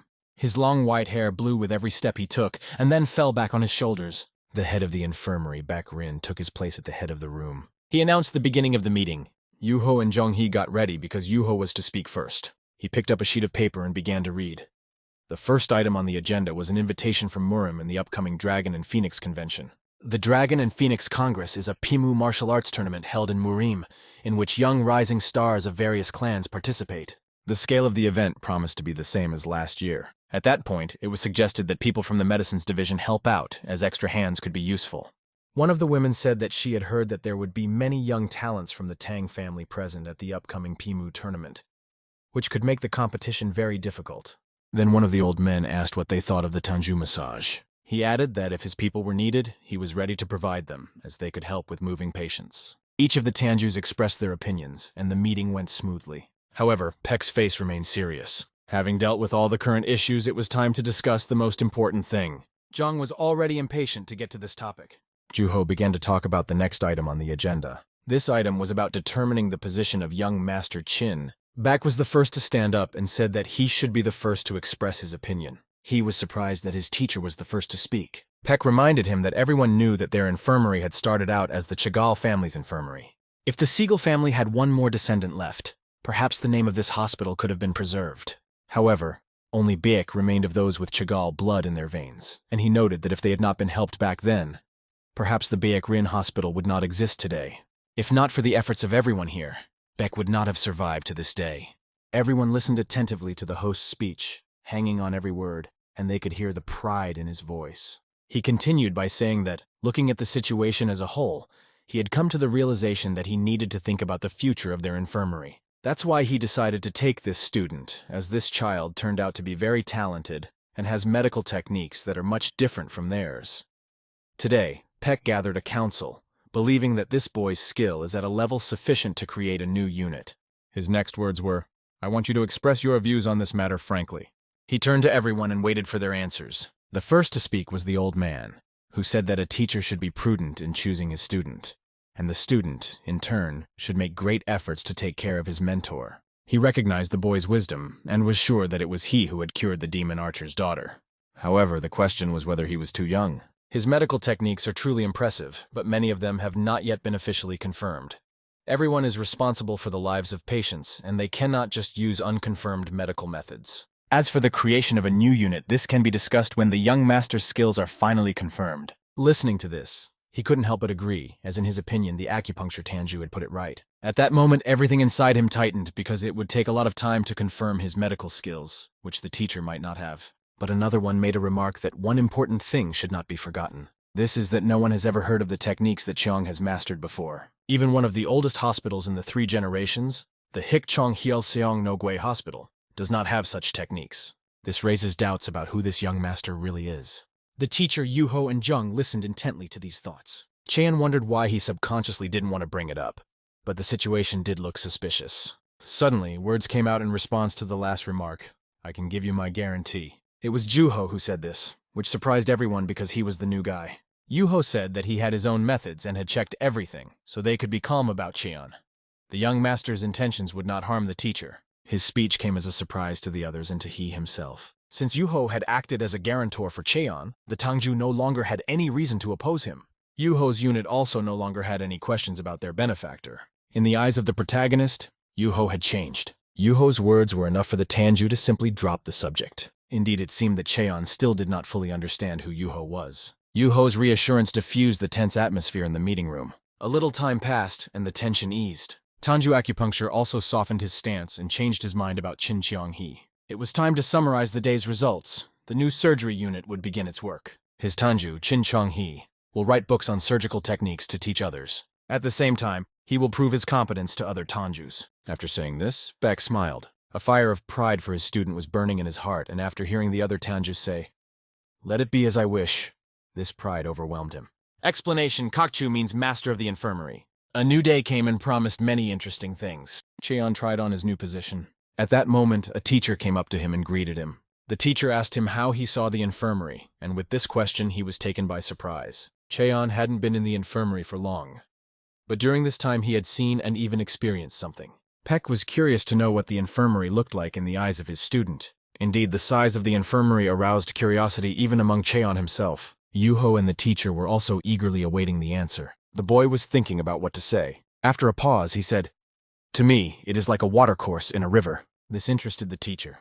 Why a river flow and not a mountain or the sea? Together with Yuho, they began to listen to the explanation that a watercourse is a place where pirates gather and how important it is for life. Life can be compared to a stream of water that starts in the mountains and ends in the sea. Then the water evaporates, becomes rain, and descends from the mountains again.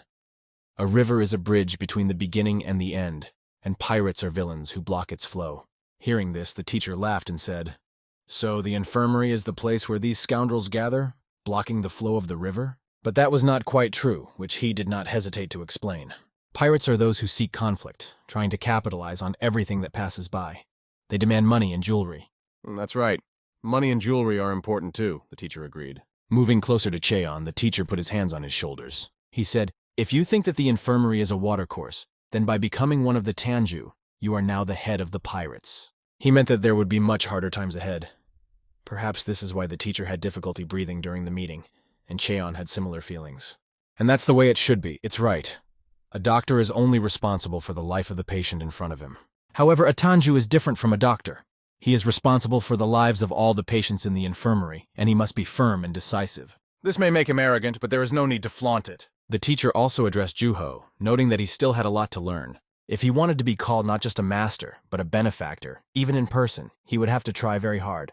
Chung smiled and said that he understood the teacher. He wondered how heavy the burden was on the shoulders of a Yakchu, who was responsible for all the departments of the infirmary. Some time passed and evening came. Cheon needed time to sleep, train, and write books on surgery to raise the prestige of his unit. He had a lot of work ahead of him, and even more to do, and he needed to learn time management techniques to get it all done. In addition, he had to share his knowledge with his teacher at night, and he had to find time for that as well. It was a crazy schedule, but he was happy to have a pencil. A pencil allowed him to write much faster and more conveniently compared to calligraphy brushes. The brushes needed to be constantly rubbed with ink, while the pencil was easy to care for. In addition, he wrote perfectly on bamboo sheets. He had the idea that it would be useful to distribute pencils throughout the hospital. Much of his medical knowledge could only be described in a foreign language, and it would be difficult to translate all the terminology into the local language so that everyone could understand. Since there were no analogues to his knowledge, he decided to rewrite everything based on the sound of the words. He decided to do his best to cope with this task. A few days later, at the in-house training ground of the infirmary, Yuho and Cheon were in the waiting room. Cheon was about to have his first official training as a Tanju. The teacher and the physical strength Tanju decided to attend in person, and Yuho reminded Cheon that he had to do his best. Yuho helped tie the belt around Cheon's waist, trying to encourage him. If Cheon made a mistake, the physical strength Tanju could immediately take over his personal training. As he dressed further, Yuho added that it was unlikely that Cheon knew how much the 4th-generation Tanju wanted to take control of him. He was like sugar to ants. Then Jong said something that made Yuho laugh. He joked that at the meeting, the physical strength Tanju looked indifferent and was more concerned about the safety of the infirmary than the patients. Yuho then asked Cheon not to worry, assuring him that he could handle the warrior without resorting to extreme measures. In the infirmary, all units worry about their qualifications, and this manifests itself in different ways for each one. What Juho was saying was very interesting to Cheon. Perhaps it's because they are in Gangho, where even the doctors are endowed with combat power.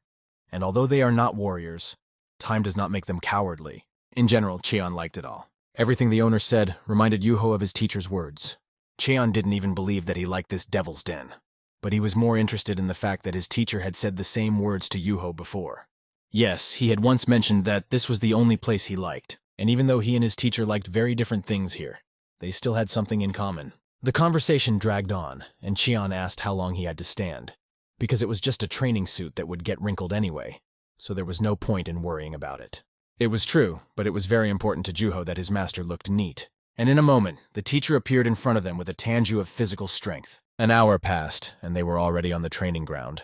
Yuho stood opposite the young master. The teacher watched Cheon carefully. He was looking at how skillfully he kept his balance. Cheon looked very concentrated as he performed the exercise. Yuho also had his eyes closed. He had 3 stones in his hand, which he swung, and now they flew like bullets right at Cheon, who was standing on a bamboo stick. Each of the stones flew with an ultrasonic sound near his neck and head.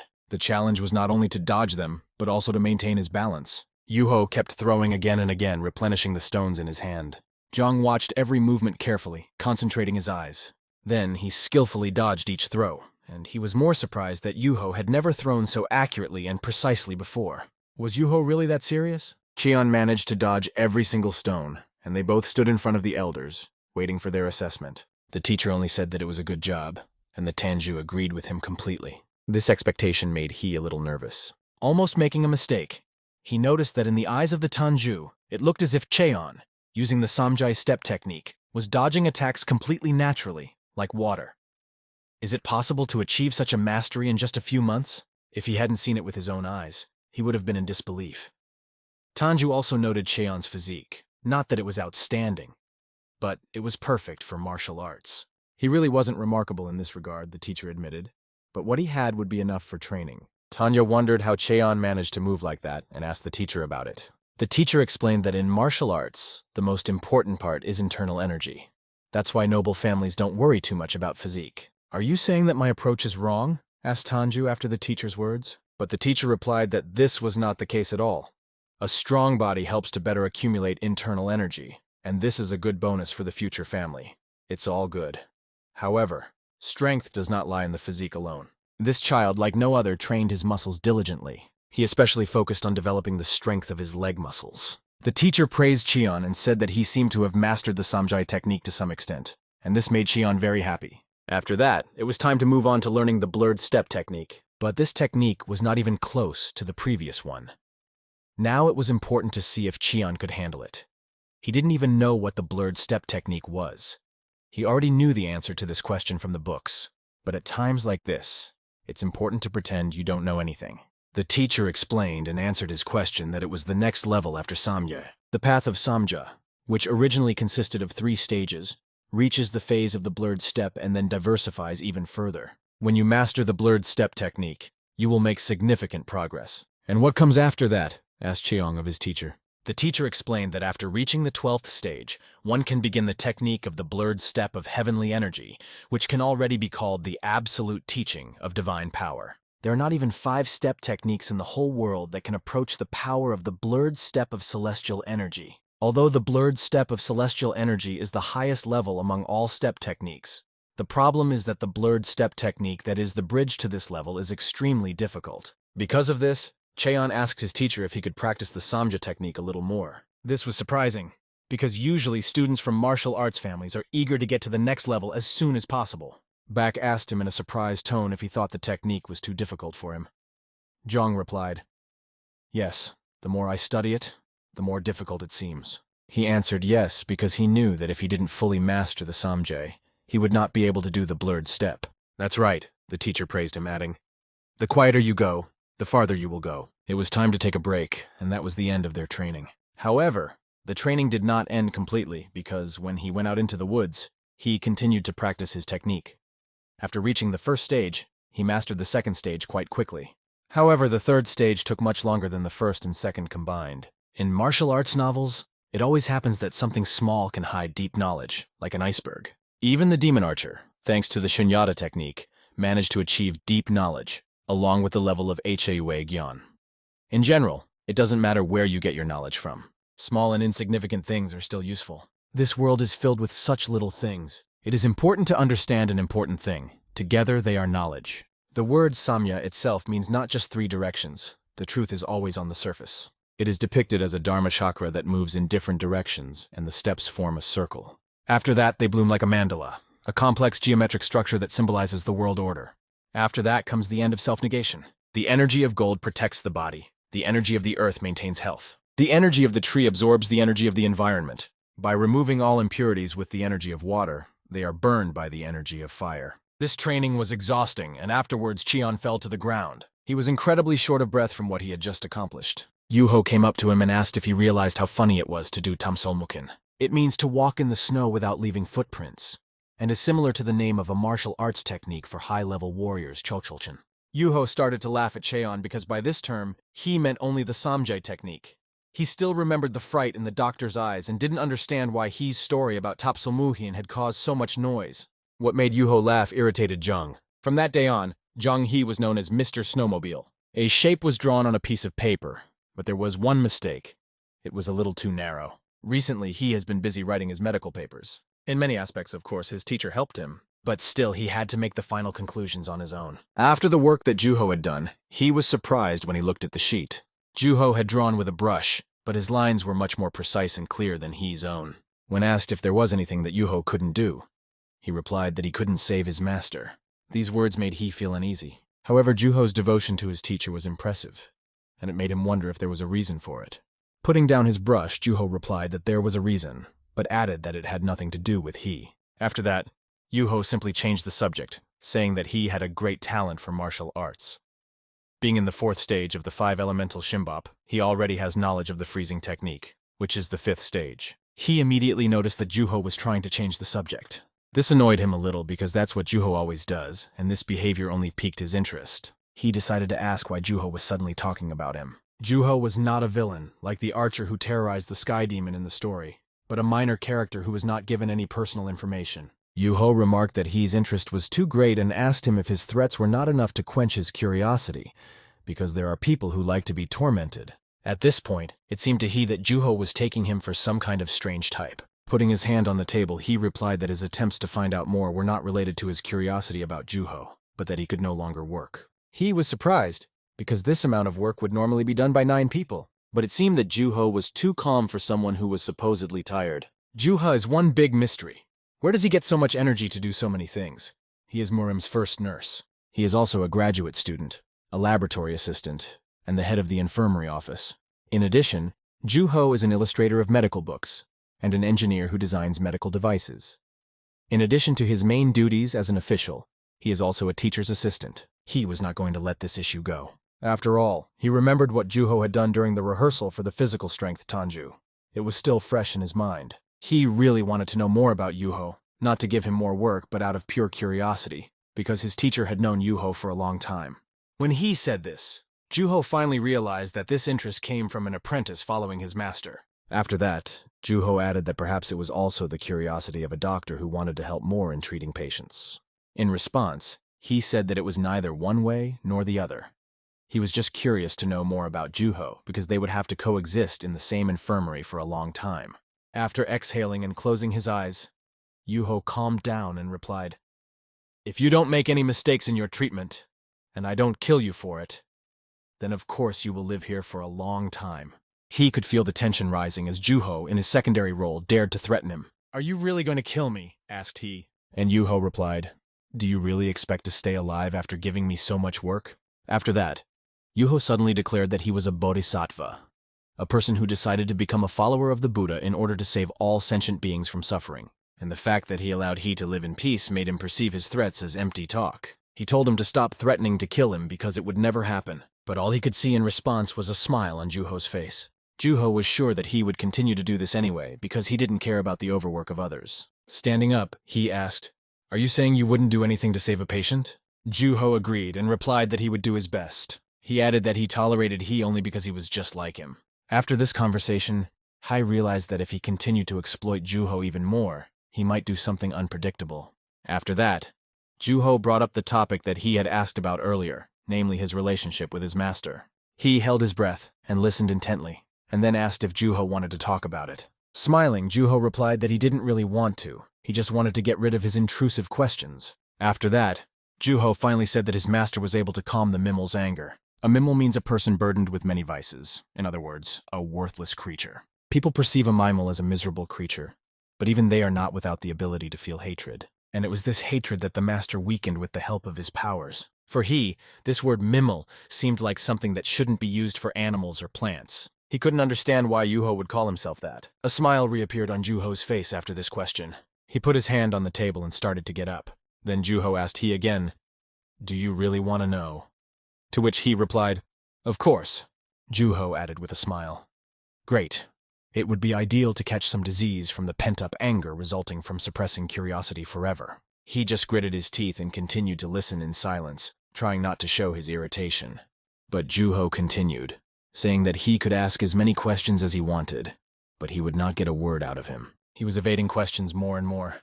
It seemed to be his favorite trick. A little more, and he would have exploded with anger, so he decided to stop this meaningless dialogue. Words won't get through to him, he thought. So I'll have to make him work so hard that he grinds his teeth. Meanwhile, the book writing and teaching were going well. The assignments that the infirmary staff received opened up new horizons for them. If things continue like this, in a few days, he will be able to put all his duties on paper and pass them on to others. And also perhaps the Peckrin Infirmary will gain dominance in medical circles and become the best infirmary in the whole world. A few days later, amidst this beautiful winter weather, people were saying how cold it was. No one felt it more than he who was walking along the fence. He looked up and watched the snowbirds flying overhead. Then he reached out to the door to open it. Stepping inside, he was surprised to see that everything around him now looked like an operating room from the early to mid-20th century.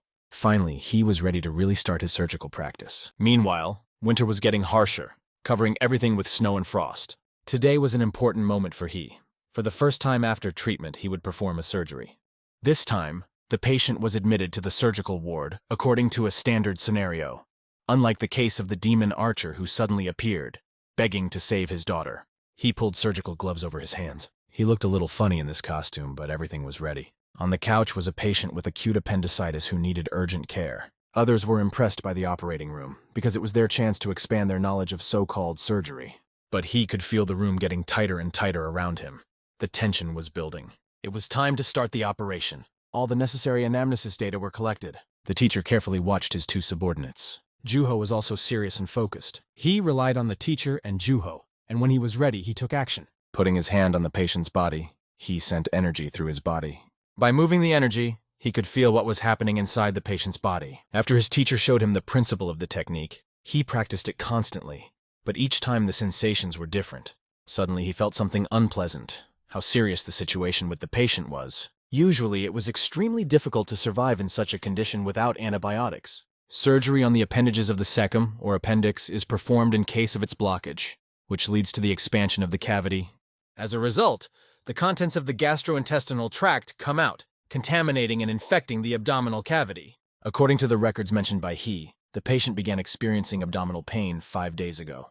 It was difficult to say when exactly the perforation occurred. Despite all this, the patient's vitality remained stable, and thanks to energy, it was possible to maintain this condition. Here is the knife touching his abdomen. After that, he made a small hole for access. The smell was terrible as the stomach contents had leaked out through the hole in the appendix. He immediately ordered aspiration to stop the bleeding. The teacher immediately rushed to help. He put 2 fingers on the patient's body. After that, he pressed the necessary points several times. He also reached out his hand to help. He put his energy to work to help with the process. Those who were just watching noted their well-coordinated work. They had done an excellent job, and now it was time to remove the organ. He confidently led the way, already holding the intestine in his hand. It was necessary to continuously flush the abdominal cavity to get rid of the infection. Splashing around in the water, he did it with precision and coordination. Even the teacher was amazed, watching his every move. His hands were fast and precise. His concentration was at its peak, which was evident in his eyes. The seam was perfect and no blood artery was hit. He even cut the sutures with maximum speed and precision. The operation continued and was nearing its completion. After it was completed, when the Tanjus went outside, they were only discussing how impressive the sight was. The operation in reality was much more amazing than any stories of others. One of the women even noted that Hyolsung himself probably could not have performed something like this. Tanju acupuncturist was amazed by the way the guy opened the patient's abdomen, flushed out the internal organs, and sewed everything back together. All three were impressed with his skill and work. Usually in such cases, the patient develops a fever and dies. The question arises, how will he defecate now if there is a hole in his stomach? It is only a matter of time before death. However, the suture on the wound was perfectly applied, and perhaps the sad outcome that was predicted will be avoided. All that remained was to watch. Medications for internal organ damage would not help retain heat, and doctors doubted whether the body could cope with the fever. But despite everything, the young man did his part. Meanwhile, the young man was resting after the surgery, but the thought that he was missing many things did not give him peace of mind. Especially he felt the lack of antibiotics and a surgical aspirator, which provides access to the organs, removing excess. Those who can use the Juho technique to fill the void with matter are very few and far between. Leaving the patient without antibiotics after surgery is also not an option. The inability to demonstrate even a quarter of his skills was depressing for he. There were a lot of problems, but the guy was worried about something else. He was most concerned about his teacher's condition. If he didn't prepare in advance, his life could be in danger, and it was scary to imagine what could happen during a rash operation. His thoughts were interrupted by a voice in the room asking if he was resting. A teacher came into the room and he told him that he was just lying down and thinking, adding that the surgery seemed to have helped him make some progress. The teacher came closer and asked him not to exert himself. Then he told me that the 4 Tanjus made a big noise like children, and he had a look on his face as if his whole life had passed before his eyes. One way or another, the thought of the teacher's life hanging in the balance made he anxious. It felt good when the teacher's large and cool hands stroked his head. He was ready to do anything to give the teacher warmth, but it would take a lot of effort. At this point, he told the teacher that he was going to create something important, but he didn't want to bother him. He explained that his goal was to cure the teacher before his condition deteriorated to the point of no return. The teacher closed his eyes and agreed, asking what exactly he wanted to do. He asked to lend him Juho for a long period of time. It was all in order to create penicillin. He didn't even know what was ahead of him yet, but already at that moment, a chill ran down his spine as he realized the seriousness of the situation. Over a cup of tea, they began to discuss this important topic. The teacher was curious what penicillin was because he did not know about it. He immediately explained that it was an antibiotic. He explained that it is a substance produced by microbes that has bactericidal properties and inhibits the growth of other microorganisms. Penicillin fights against bacterial infections that have entered the body. That is why he needs a team to grow penicillin. In his mind, he added, Yuha, you have become Murim's first nurse, and now you will be his first slave. Several surgeries later, he had a clearer understanding that energy is a powerful force, but it has limits, which was a concern. After explanations, the teacher agreed to follow up on his request. He was calm and thanked the teacher for agreeing to lend him Juho because he was an outstanding person. On the one hand, the teacher was happy, but on the other hand, he was a little jealous, because he would pass on a lot of knowledge and technology to Juho. If he hadn't been sick, he would have wanted to participate in the process with them. But he asked the teacher not to say that, because the most important thing for him now is to rest. They saw the operation on the Secum, and he realized that this method of treatment can be very dangerous. If the teacher suddenly had a seizure during the operation, he would be in a difficult situation. The ability to perform the surgery is limited by time.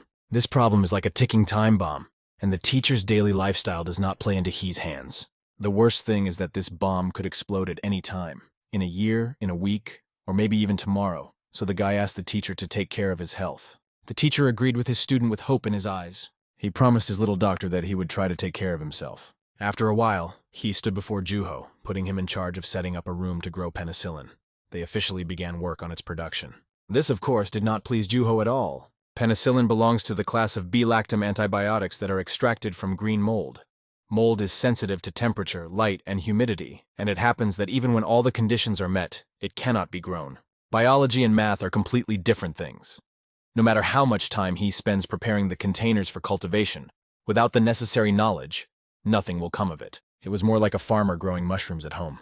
The work was in full swing and everyone was busy. After a while, Juho reported that the containers were ready, and he stood in front of a large ceramic tank that looked pretty good.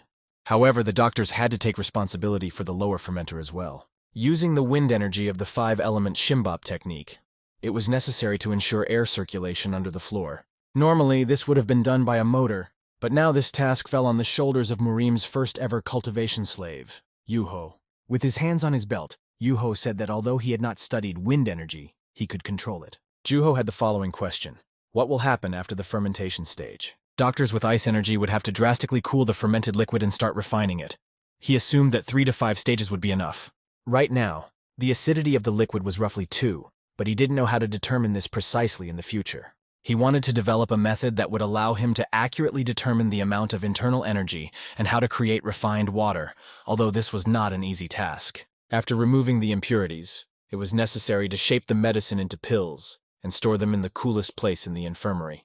The plan was in place, but there was always a risk that something would go wrong. Apart from the storage problem, the main difficulty was the unpredictable effect of penicillin on local people. The process of manufacturing the antibiotic went relatively smoothly. Of course, mistakes were made, but the first fruits of their labor began to appear before the end of the season. A whole month passed, and he stood in the cultivation room. With his head down in his glass, he noticed that the process was going better than he had expected, and he was prepared for the fact that it would take twice as long. Despite the lack of time, the quick results gave him strength. The 5 elements Qingyi was indeed a powerful technique, and it lit a fire in He's eyes. Training, research, and development had taken up the entire past month, and he was completely absorbed in his work. But his brain didn't even feel tired. On the contrary, his head worked like clockwork and his sleep became deeper. Unbelievably, he had made such progress in Shimbop inner energy despite his busy schedule. He was holding a glass of water in his hands, and there were only spots of water, indicating the success of the process. Looking at the glass, he thought about how good it is to be young. You recover quickly, your head works at full capacity, and you can see everything without glasses. It is said that when you become a master of inner energy, the aging process slows down. If you entrust your fate to the heavens, you can turn old age into a second youth. His teacher Peck was a great example of this. No one knew exactly how old he was, but it was clear that he was much older than the head of the Cloud Dragon Transportation Organization. It was a real miracle a middle-aged man, but he looked like a 20-year-old. At that moment, Yuho came in and asked if he was satisfied with the result. Looking at the glass, he asked if this was what he had been talking about earlier. Then Yuho asked what kind of medicine it was that required so much effort to make, and joked that it was like Western alchemy. He, curious, asked Juho if alchemy really existed in the West. Juho answered in the affirmative, but noted that almost no one knows about it. It's a bit like ancient Chinese chemistry, but in the West, alchemy is considered part of the knowledge of demonic arts or magic. This was interesting because the novels mentioned a neighborhood where foreigners live, but there were no details about it. Juho wondered how he could invent so many things without knowing about alchemy, but he, in turn, was surprised at how Juho was able to fulfill all his requests so easily in one day. After this question, Yuho no longer doubted He's skills and asked him to tell him more about the medicine. He looked down at the vial in his hand and began to explain. Based on the criteria of the current era, this medicine can be called a limited panacea. A panacea? Is it possible? Several questions immediately arose in Juho's mind. He asked to be skeptical, but assured him that after seeing the effect, Juho would change his mind. As for Juho's curiosity about why it was so much work, he would find out when the experiments gradually began. In the room, illuminated by the dim light of a candle, the protagonist sat deep in thought. There were pieces of paper in front of him, and the word syphilis caught his attention on one of them. It was known that syphilis could occur for various reasons, but the main one was a sexually transmitted infection. It is believed that syphilis first appeared on the islands of the West Indies, and it was Columbus who brought it to Europe. Later, the disease spread throughout the world. This is the version the protagonist was taught during his studies. But recently, other arguments have emerged that prove the existence of syphilis in Europe even before Columbus. However, he was not interested in the truth of this story. His main concern was the method of treatment. In today's world, patients trying to find salvation take a powerful poison, mercury, as a treatment. They did not achieve any effect, but died one by one, suffering from poisoning. Now the protagonist faced a new problem, an incurable disease. The people who had just come to him belonged to the Hao clan, a group that included representatives of the lowest strata of society. He had heard of them only superficially. Yuho began to explain that the Hao clan ran brothels and taverns in Murim, and their influence was felt in many places. The clan is quite large because wherever people live, a bar must be built, and their base has always been located in a crowded place. As they say, even an emotionless chump opens his soul after a few drinks. The House make money by selling information, and send their spies to expand their influence. After these explanations, the protagonist remembered one detail. Most of the clan members were vagrants with nowhere to go. There was neither kindness nor honesty in the Safa clan, so its members were constantly at risk of dying at any moment, which made their lives different from those of ordinary people. The only thing that could be hoped for was that the case of the high-ranking official's concubine would be resolved quickly. After that, Juho reported that the syphilis patients Chin was looking for had arrived. Soon he was meeting with them. He noticed that their disease had become much worse. Their skin was so damaged that they were hiding it under a thick layer of makeup. Chin invited them to sit down, for which they expressed their gratitude. In addition, they were incredibly grateful that he paid attention to people like them. Chin planned to provide them with treatment in a medical office located under the mountain. He wondered what was the reason for their personal visit, and he asked about it. The woman asked, "Is there anything worse than human eyes?" Knowing that a thing is dirty and seeing it with your own eyes are completely different things. At that moment, the girl told the protagonist that he was a strange person to invite such disgusting creatures for treatment. He could not understand why they would be so rude. Of course, their position implied such an attitude, but Chin still thought it was wrong. He promised that he would do everything in his power to help them. There was no hint of joy on her face. All you could see in their eyes was fear of what was left of their lives. At that moment, her mind was preoccupied with thoughts of her student, Baek Rin. She knew that he was considered a weirdo, and although it was hard to believe that he didn't despise them, his impartial behavior raised doubts about his true nature. She suddenly realized that she had forgotten to introduce herself and said her name. Manhwa. Her younger brother, Mu Wol, was sitting next to her. They were representatives of the Hao clan. The owner was shocked to learn that they were both sick. When he asked them about it, there was silence at first. Then Mu Wol replied that they had contracted the disease around the same time. Chin understood and began to plan what to do next. Yuho asked him to accompany the patients to the doctor's room. When Manhwa and Mu Wol were alone, they began to discuss the fact that she had worked in a brothel. But this was the first time she had seen a child like this. Mu Wol hinted that her jokes about the young Dr. Baek Rin had gone a little too far. Manhwa and Mu Wol were born into a poor family and then sold to the Hao clan. They had outstanding beauty since childhood and were highly valued by the clan. Over time, Manhwa rose to a leadership position in one of the units, but lost her influence due to syphilis. His sister suspected that her brother was healthy, to which he replied, she herself knew very well what happens to syphilis patients in their clan. If he didn't take care of her, who would? They could have run away when he suggested, and now they would both be healthy. They could only run away to the place their parents told them to go. The Hao clan was their home. If they were caught, they would simply be sent back. Manhwa didn't even think that if they tried to leave, they would just be waved goodbye and wished good luck. A beautiful sunset was beginning to appear outside. The birds were flying around, and despite her condition, she was enjoying the cool breeze that refreshed her. One could only guess what was really going on in their minds and souls. After walking for a while and sitting down under a tree, they began to discuss whether the owner was telling the truth or not. She asked her brother not to get their hopes up, because the man was a young man. All they had to do was allow their bodies to be examined while information was extracted from them. They planned to gather information about the changes in the Peck Infirmary and about the young doctor. They needed to assess the skills of everyone working here, and they were told that even if they didn't find any weaknesses, it wasn't a problem. The task at hand is the task at hand, and the brother asked if they should concentrate fully on the treatment. "Do you think an incurable disease is called that easily?" she asked him to stop caring about her and instead attend to his own desires. Although he realized that this was impossible, he still had hope that perhaps the young master would be able to successfully treat her. However, there was no hope in her eyes. She only thought about who she was and believed that she was acting like a thoughtless person.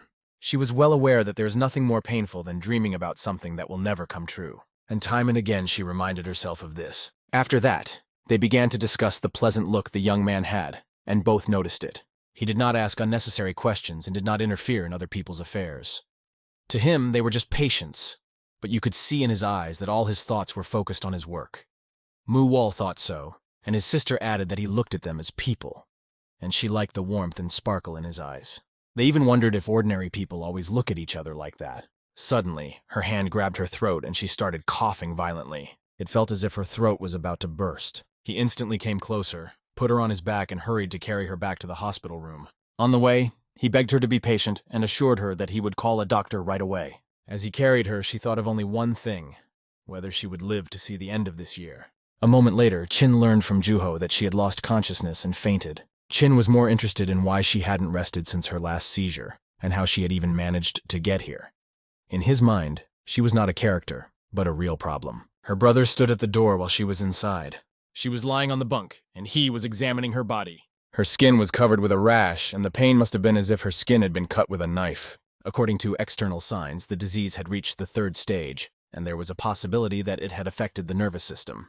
At the 3rd stage, an injection into the muscles is possible, but if the infection has penetrated the nervous system, it is a completely different matter. A moment later, moans began to come out of her mouth. The doctor asked her if she'd calm down a bit, and she replied that she felt weak. She asked the doctor if she could cope with the disease. She realized that even for him, treatment would not be easy because the disease was considered incurable. Since her motor functions seemed normal, he decided to give her an internal injection and monitor her condition.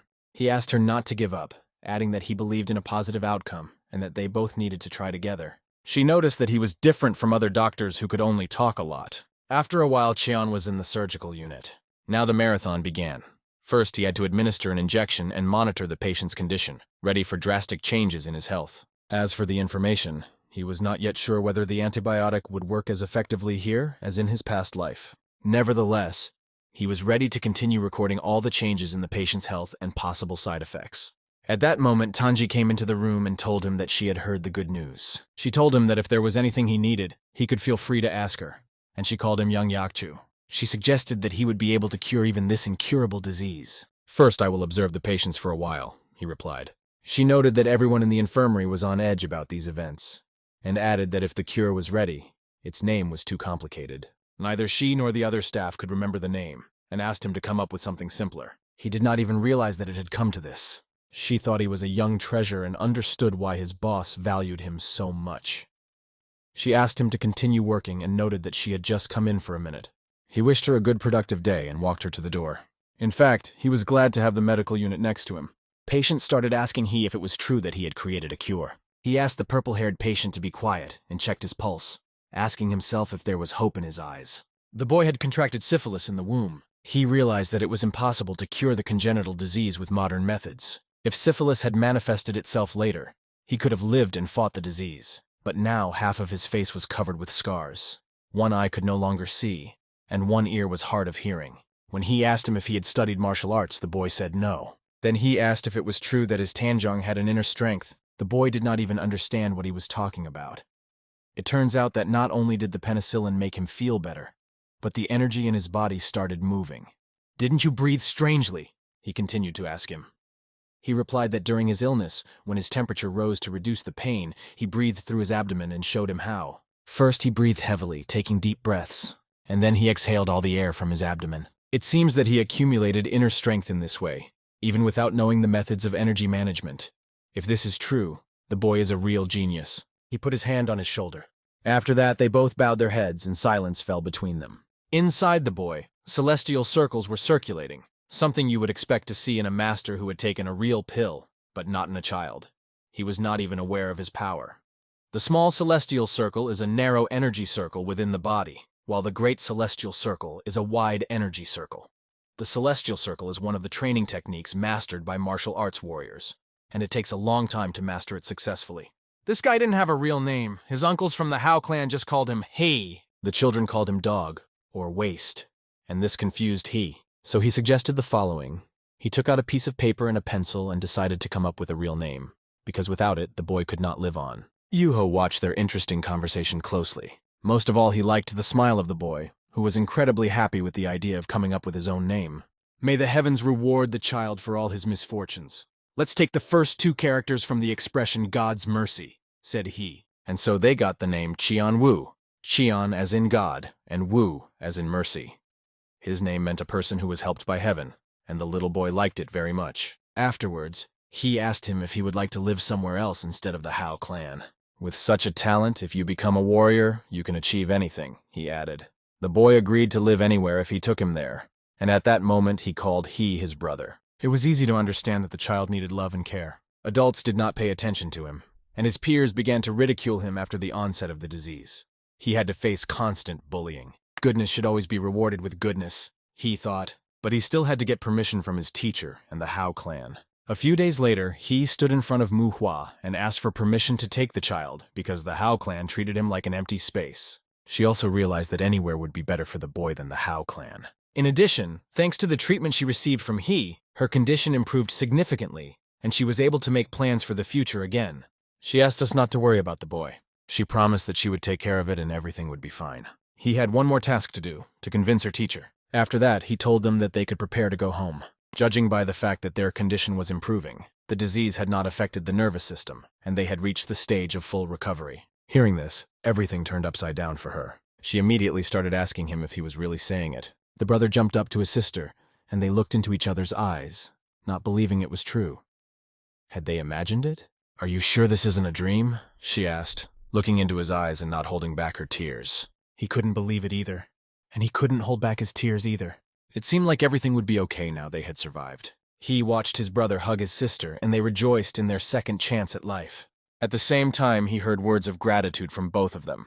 It was clear that they would need some time to recover, but today could be said to be their new birthday. After a while, the bandages were removed and the patients began to feel relieved. He was told that she had an increase in her internal energy, and after checking her pulse, it turned out that some of the patients had the same effect. She also noticed it because the energy in her tanjong became heavier. At that moment, she promised that she would never forget his kindness. Reaching into her pocket, she said that if she became the leader of one of the clan's units again, she could be its strength and support. She took out one thing and said it was a gift for him.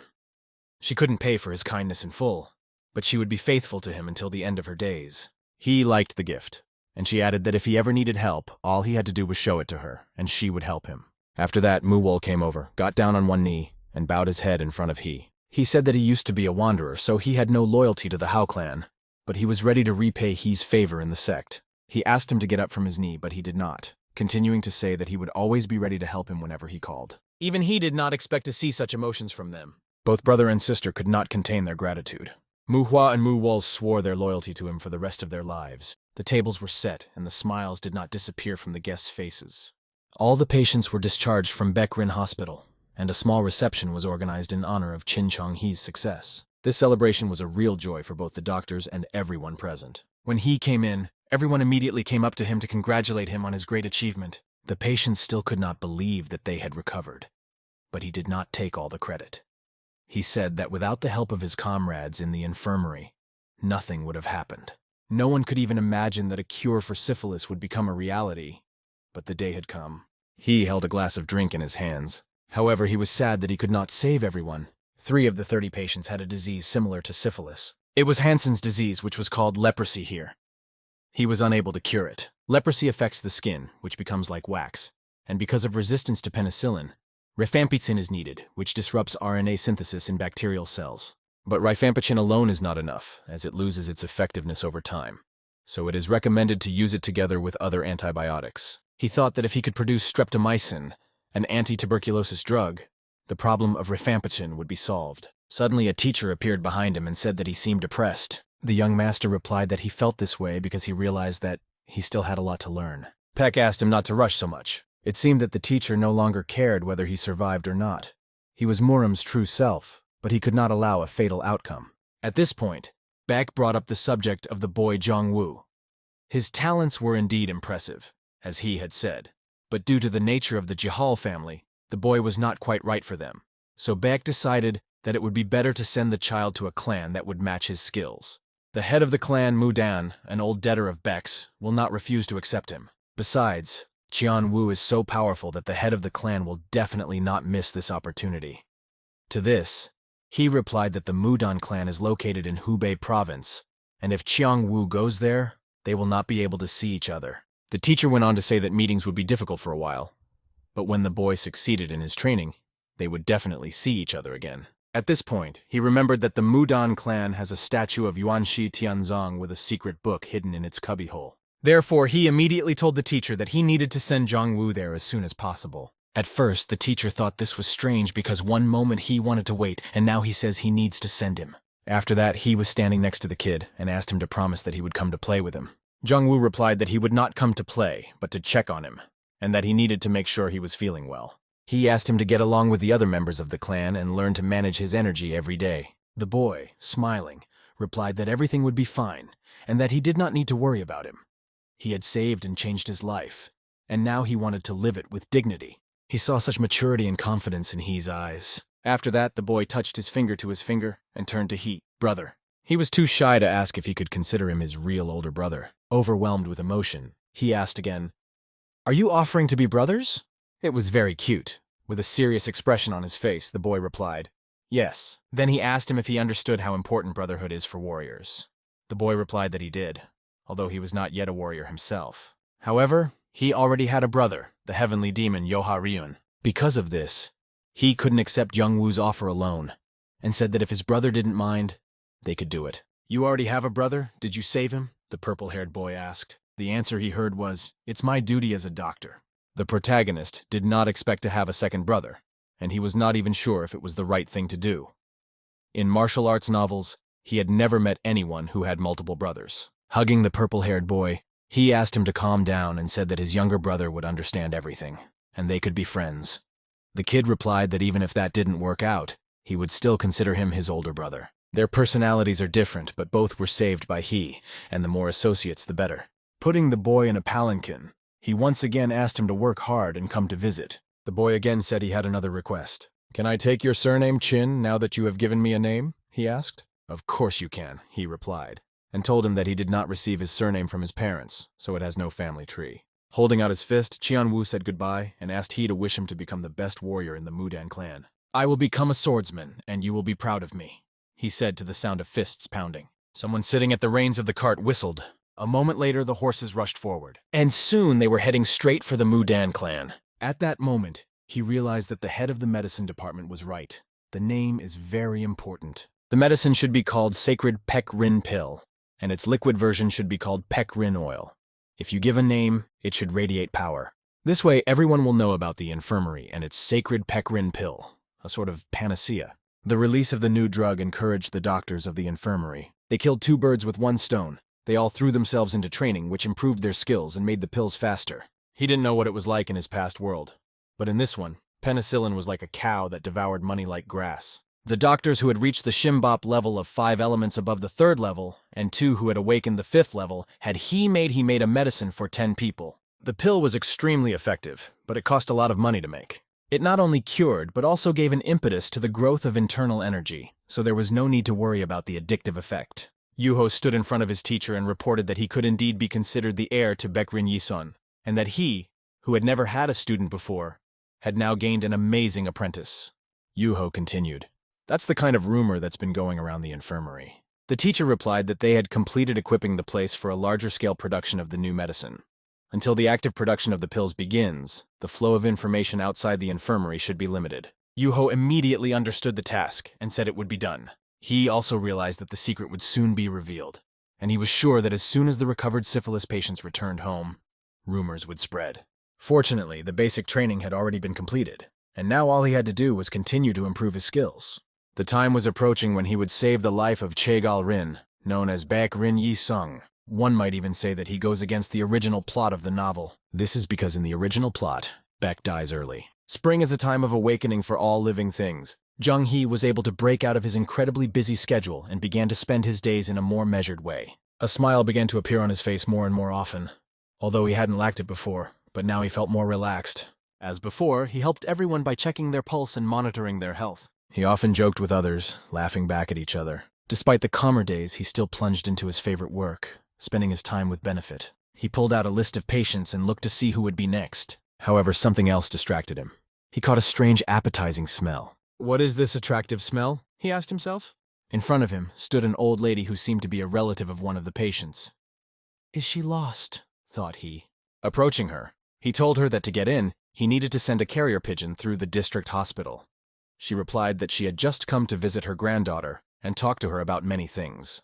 He offered to deliver the package himself, but the grandmother refused and firmly stated that she would not give it back, showing her stubbornness. She was lucky that she met with he, because if she had met with other doctors, things would have been different. She would not have been allowed to bring the gift into the hospital, and would have been sent back to the foot of the mountain with the food, as it was forbidden to enter. It was impossible to get in without a registered letter from the district medical chamber.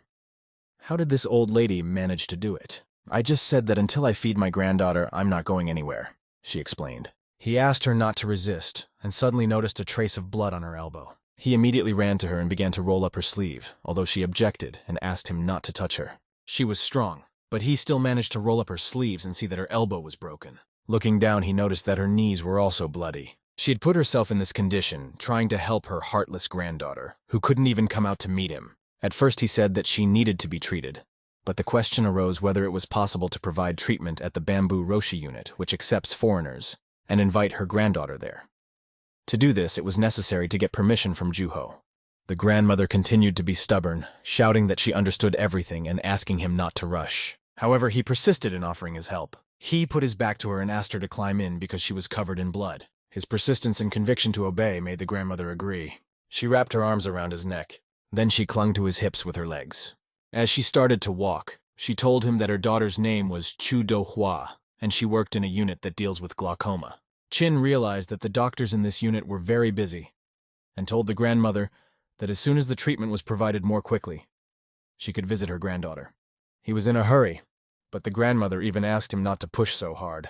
On the way, they met Juho, who asked who was on his back. My grandmother wanted to give her granddaughter some gifts in honor of spring, but she was so injured that I had to heal her wounds first, he replied. He also added that the granddaughter's name is Chu Do-hwa.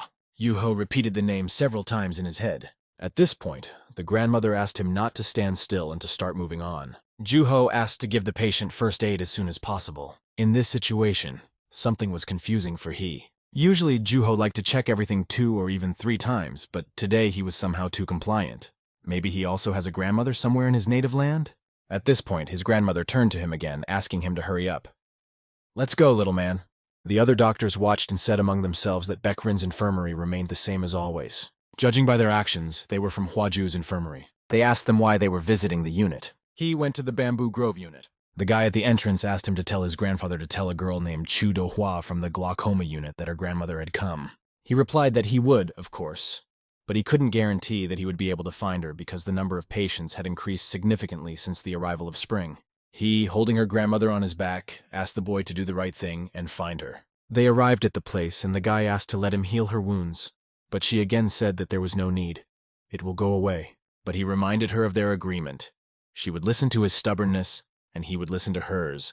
She could not resist his sincerity, and gave in again. After these words, Chin smiled at her and laughed. He took her hand and began to examine her, first washing away the dirt from her wounds. He asked her to be patient for a while, and she watched him do it carefully, noting that he really treated his patients well, no matter what. He provided first aid quickly and with great understanding.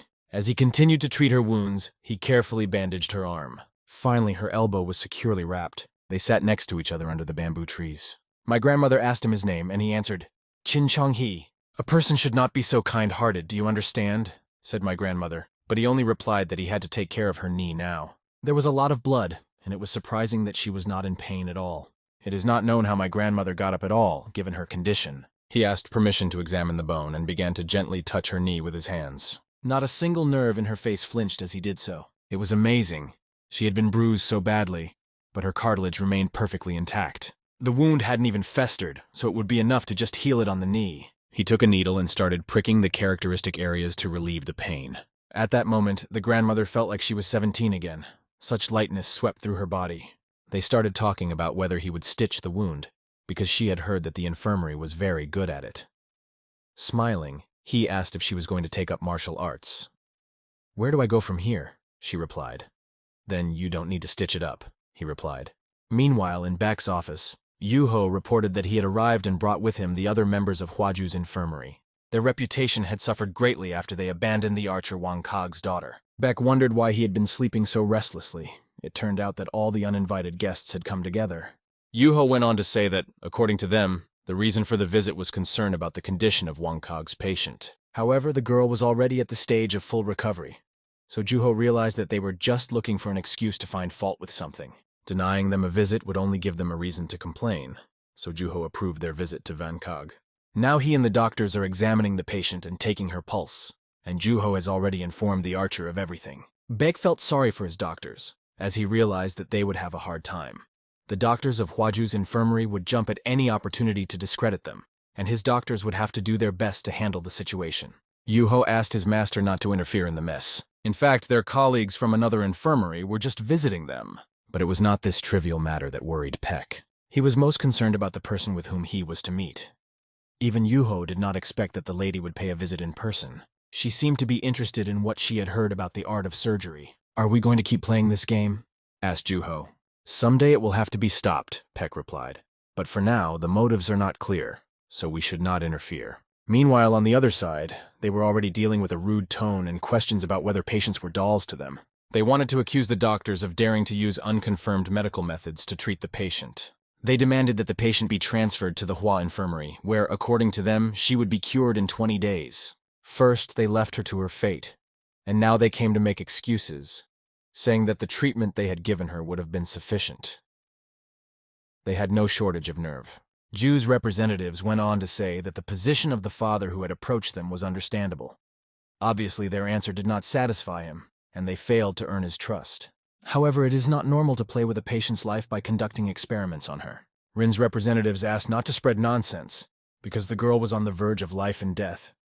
At that time, the girl was sitting and listening to all this. They explained that there was no other way to save her, and they claimed that Ju's infirmary skills would have been enough to save the child. However, Rin's representatives noted that the girl's father received a response from Ju saying that the patient would not be admitted. Then one of Ju's representatives raised his hand and began to justify himself, saying that they said they would not accept her, but they did not refuse treatment. He explained that their head, after the examination, began to think about a treatment plan, but in reality they were just lying and not blushing. Hua Ju's doctors were angry, and she could easily see it. It seems that what happened caused quite a stir in the Marima clans. One of Ju's representatives asked that the girl's father or the clan head be summoned, but they replied that their head would not personally settle petty disputes. After that, they demanded that his disciple be brought. A very serious argument started between them, but suddenly everyone was drawn to the sounds behind them. There were loud shouts outside the door. "What are you doing?" And then the body of one of the people flew right through the door, knocking it out with it. The body flew straight into the ward and fell at the doctor's feet. It was the doctor's protector, Ju, and they recognized him immediately. After that, someone else stepped into the room. It was an angry demon archer, angry because they only know how to talk with their tongues.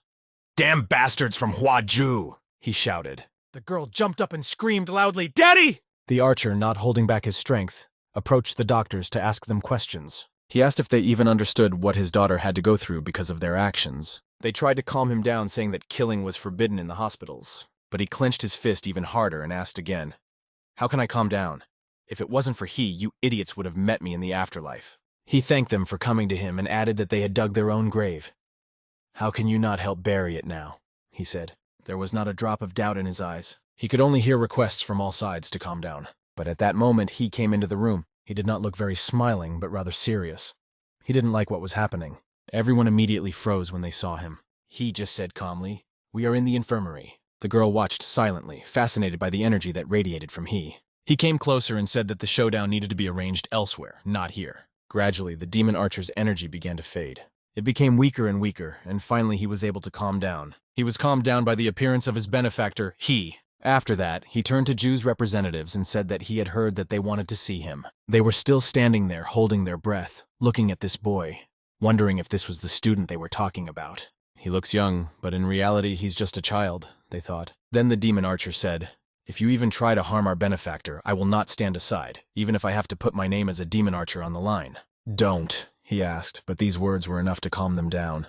Ju's representatives didn't even understand what was happening to the demon archer, because he looked as fierce as a tiger, and one word from the boy made him calm as water. He decided to be reasonable, and said that Ju's representatives were only concerned about the patient's condition, so there was no need to be angry with them. Even so, the demon archer asked for permission to stay with him at least until the discussion was over. This news, of course, did not sit well with Ju's representatives. Those who were on He's side felt calm. This also pleased He, as he had been waiting for the archer to appear, and this development was favorable for him. However, the demon archer continued to hold a grudge against Ju's representatives, and reminded them that they were only living because of his benefactor's requests. He warned them that he would not let this go unpunished and would slit their throats as soon as they left the confines of the Baek Rin infirmary. The archer became much stronger, radiating powerful energy. However, it was time to get down to business, and he asked the first question. What questions did they have for him? After a while, he explained to Ju's representatives that he could not provide any more information about the secret manuscript that he had received from his mentor. He added that his mentor's name was not known in these parts, as he came from a distant continent. However, this aroused suspicions among Jews' representatives. Why hide his identity? They persistently asked for more details. He had to think about what to say. Then he said, "Okay, my mentor's name is Hippocrates." They couldn't even pronounce the name correctly. They started whispering among themselves, discussing how strange this name was. Later, they remembered that they had heard that he had lost his memory. "Yes, it happened," he admitted. "Most of the memories are erased, but I remember my mentor in school well." He called it luck, but they began to ask if he was lying. The demon archer decided to intervene and asked the doctor if he hadn't lost his fear, since he dared to suspect the benefactor of lying about his mentor in school.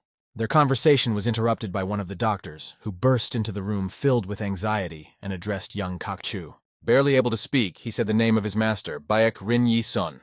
The doctor then explained that Baek Rin had ordered he to clean up, put on a formal suit, and go to him immediately. He didn't understand why, because he had never prepared like this for a new patient. The main thing was to cure him, not to look good. The doctor also added that Wang Ya would be here soon. Hearing this, Jews' representatives became alarmed. The demon archer was also very surprised. Even the little girl was alarmed when she heard the news. Wang Ya is the name given to the emperor's descendants who are not eligible to inherit the throne. He asked again if they were confused about the Wang Ya. The doctor confirmed that yes, the main heiress was coming to visit them. Jews' representatives objected that this was impossible, as Her Highness was a long-time guest of Huaju's hospital. But the doctor firmly stated that he was not mistaken, and he would not have the courage to risk his job because of a lie. She is definitely the main heir apparent. No one could understand how the hell this happened. He tried to analyze everything, and then he smiled, realizing that they had a VIP client. In this world, all members of the imperial family are descendants of the legendary first emperor Fu Shi. Fu Shi is an ancient deity from the time of creation. As one of the 3 rulers, he passed on to people the knowledge of fire, the 8 trigrams, and animal husbandry. In the human world, he had a child, and it was his descendants who became members of the imperial family. All of them share the same surname, Fun, and as descendants of the creator of the world, they are endowed with exceptional abilities. The hierarchy of the imperial family is established according to 2 categories. The first is how strong the maternal relatives are, and the second is how much of Fu Shi's blood they have inherited. The main heiress has the most outstanding talent, but she refused the title of Empress. She was given 2 abilities, the ability to control and manage the heat of objects she touches. Cases when a descendant of the imperial family has 2 abilities at the same time are very rare. Despite the fact that the main heiress had no strong maternal relatives, she, as the 8th princess, broke the army ranks and came out on top. She can be called a killing machine and a genius who defends the imperial throne. That's the kind of person she is. I just wonder why she came here. They say that the main heiress has long been a regular patient of the Huaju infirmary. It seems that the news of the Archer incident has spread like wildfire among the people. Even influential members of the imperial family became interested. Soon he finished his preparations. They hurried to the entrance. His teacher and Yuho were already waiting there. When he arrived, he could not understand what was happening. The situation was more than strange. All the staff in the infirmary were in a state of excitement. Even the teacher himself asked he to come to him quickly. Yuho's face remained as calm as ever. He realized that he needed to pull himself together and act as normal. At this point, everyone held their breath and began to look in front of them. At first, they saw endless mountains, but soon a wagon began to appear from behind the hill. He immediately realized that it was Madame Wang Ya approaching. From a distance, it looked like a carriage, but when he got closer, he could see that it was a palanquin carried by guards. They came closer and closer and were already entering the infirmary. What surprised he the most was how big the palanquin the guards were carrying was. An incredible energy radiated from each soldier. They were serious and performed their duty with devotion. Yuho said, "Wang Ya," and bowed his head down. "Long live your highness," the teacher said, also bowing his head. "Long live your highness," everyone else repeated. And they were on their knees. They repeated these words in unison. Then the screen of the royal throne opened. Wang Ya came out and said that she had no time for pleasantries. Her name was Funju Ha, and she was the main heiress. Her appearance made such a strong impression that he was amazed when he saw her. They walked forward, and one person was carried on a stretcher. Wang Ya walked in front, and behind him, the soldiers carried the patient straight to Peng. When he looked over, he noticed that someone was being carried on a stretcher. He realized it was the patient, although there had been no mention of it before. As he got closer, one of the soldiers shouted, asking who was in charge. They then asked the person in charge to come forward. Pen got up and walked toward them. In a moment, he was near a stretcher. On the stretcher was a man whose leg was bandaged and everything was smeared with blood. Pen immediately began to examine him. The man looked young, a little over 30 years old. Judging by his condition, he had a broken leg after falling from a horse and the fracture was open. Wang Ya began to appeal to the man in charge, asking him to start treatment as soon as possible. The soldiers stood outside the therapy room, waiting. Moans echoed throughout the room, filling the space with pain and tension. Wang watched his man suffer in pain. The man could not contain his suffering, screaming loudly and writhing on the bed. Wang couldn't take it anymore and asked Peng, "What's going on over there?" At that moment, Peng was carefully examining his leg, trying to figure out what to do. He said it would be difficult to restore the leg. In Murim's world, manual repair means putting the bone together like a puzzle by hand. "If it is difficult to restore, what do you suggest?" asked Wang. At that moment, he recalled this episode from the novel. When treating a fracture, as with other external injuries, it is important not to waste time. He approached Wang and asked him how long it had been since the injury. He was told that the owner had fallen off his horse about an hour ago, and asked the boy who he was. Wang explained that he was his student. What confused them the most was that he was so young. At this point, he was already analyzing the situation. If the injury happened an hour ago, it means that the fall occurred somewhere nearby. The events of the novel had changed a lot in the area of their infirmary. Since only an hour had passed, perhaps things were still not that bad. Representatives of another infirmary jumped out and said they needed a cut. Wang asked them, "Are you suggesting to amputate the leg?" Yuho ordered them to shut up, saying that they were only guests here, and this was the therapy room of the Baek Rin infirmary, and asked the doctors of the Hwaju infirmary to leave. However, they reminded him that Wang Ya had been a patient in their hospital for a long time. They said they only wanted to help the patient. Wang realized that Hwaju's doctors were suggesting that his leg should be amputated. Their suggestion was to cut off the leg. They explained that if the bone fragments remained inside, manual repair was possible but very dangerous. Therefore, to save the patient's life, the limb would have to be amputated. Everyone listened attentively to their point of view.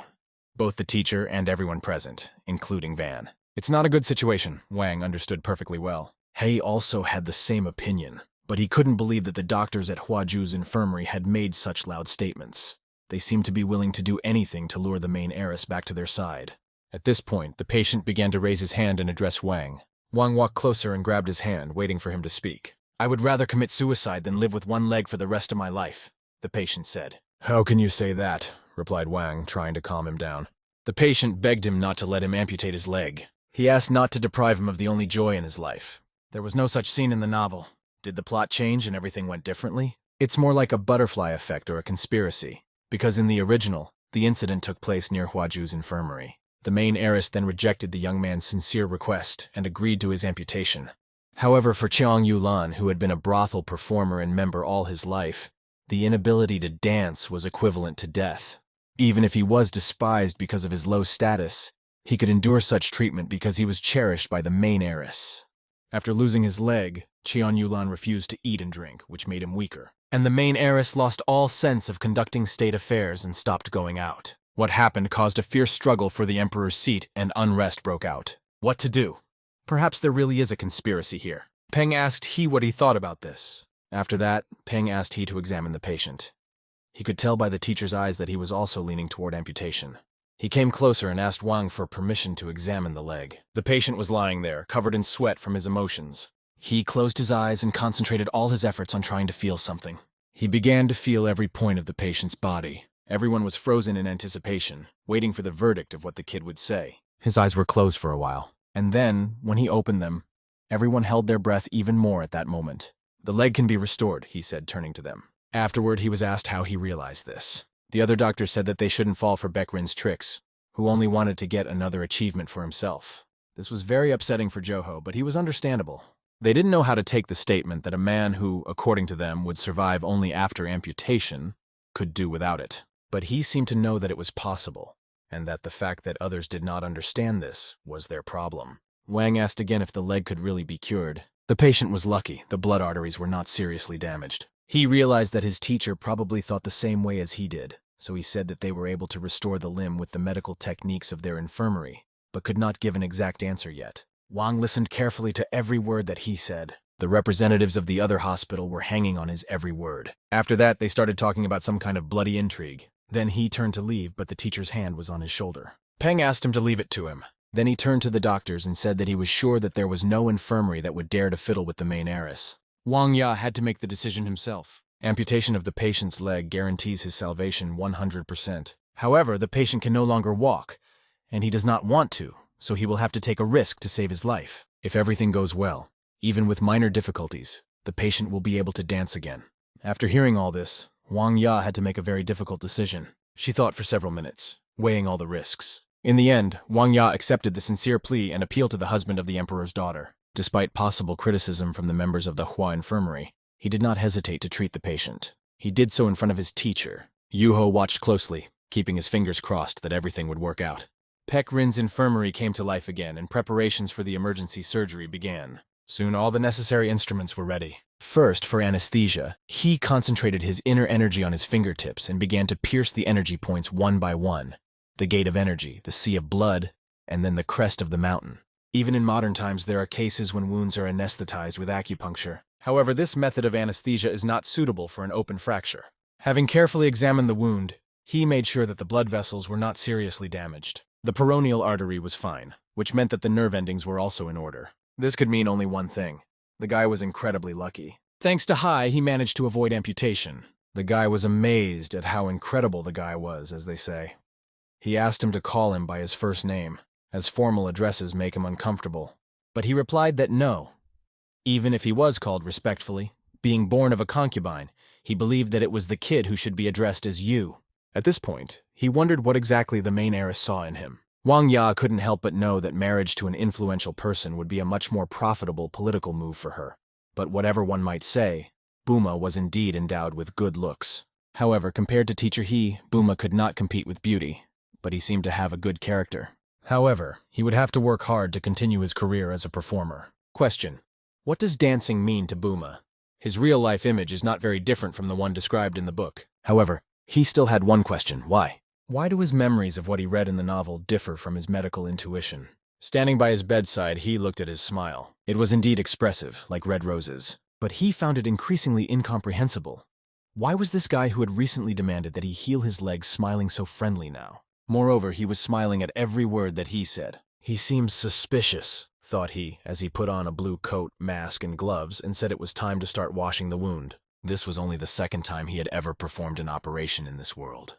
Water began to pour over his wound. However, this time he has more appropriate tools. If it turns out that the places where the blood is not in contact with the fascia and subcutaneous fat are a breeding ground for germs, they will have to be removed as thoroughly as possible. To do this, you need to work diligently, and it's time to move on to sanitation. Sanitation is the elimination of infected or dead soft tissue in the body. This is quite a tough job, and you even have to penetrate the skin. He did everything very carefully. His concentration was so high that sweat was running down his forehead. However, he had assistants who wiped the sweat off with a towel. Yuho wiped the sweat off his face. The insightful He did not even ask him to do so. And now the first stage is over. The skin has been successfully cut. At this point, he turned to his teacher. Emergency external fixation is a way of temporarily fixing a limb with the help of half pins. He showed the teacher where to attach them. The metal pins pierced the patient's leg like tofu sticks. The other doctors carefully wrote everything down on paper. For a moment, he even thought that he had been worrying for nothing, as everything was going very smoothly.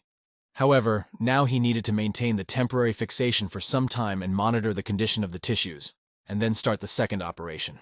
The teacher helped him very skillfully, but suddenly he noticed something and told He that the patient was moving his fingers. He replied that this sometimes happens during anesthesia. You could see in He's eyes that he was smiling, although it was not visible through the mask. But suddenly his eyes opened wide in surprise. Yuho exclaimed that his pulse was starting to increase. The patient still hadn't regained consciousness. This frightened Ji, and he looked like a characteristically frightened guy. The blades fell from his hands to the floor, and he couldn't figure out what the hell was going on. Suddenly, the patient started breathing much faster. Then he abruptly began to move his body in different directions. His arms were clenching and then relaxing. Juho exclaimed that the patient was having convulsions. Uncertainty and anxiety were reflected in the eyes of he and his teacher. The patient's body began to bounce on the bed. The convulsions were getting stronger. Juho tried to hold him with his hands. He grabbed the patient's shoulder and pressed him to the bed. "What the hell happened to him?" asked Juho. For a moment, he seemed to be in another world watching this. However, no idea of what had happened occurred to him. The patient's body seemed to be enveloped in black energy that could be seen even with the naked eye. Strange shadows began to envelop his body. One thing was clear, he had to act very carefully. Behind Juho's back, the shadow began to move. The other doctors who did not participate in the operation were very frightened. What kind of equipment is that? It can't possibly be Zhongpa's, he thought. Yuho turned his head and turned to the owner. The boy ran over and asked him what he wanted. However, he himself could not understand whether this was a complication, because this should not happen with acute respiratory compression syndrome. Perhaps an acute pulmonary embolism or fat blockage had begun. But even in this case, there should not have been such a reaction. Was there a problem with his heart? He noticed that the patient's limbs were trembling, like a person with epilepsy. But why was he unconscious? The teacher's hand fell on He's shoulder and he asked him to stay calm. The teacher then explained that it was similar to the Muram disease, and perhaps he did not know about it because his knowledge was out of this world. The teacher began to examine the patient himself. Putting his hand to the patient's mouth, the teacher's energy began to circle around them. He closed his eyes to feel what was happening to the patient. Juho was ready to help at any moment. He looked at the tip of the needle the teacher was holding and how the light glinted off its sharp end. The needle was very long and sharp, and the teacher swung it. There was only confidence in his eyes. The needle began to fly quickly straight into the patient's body. For a moment, everyone held their breath, waiting to see what would happen next.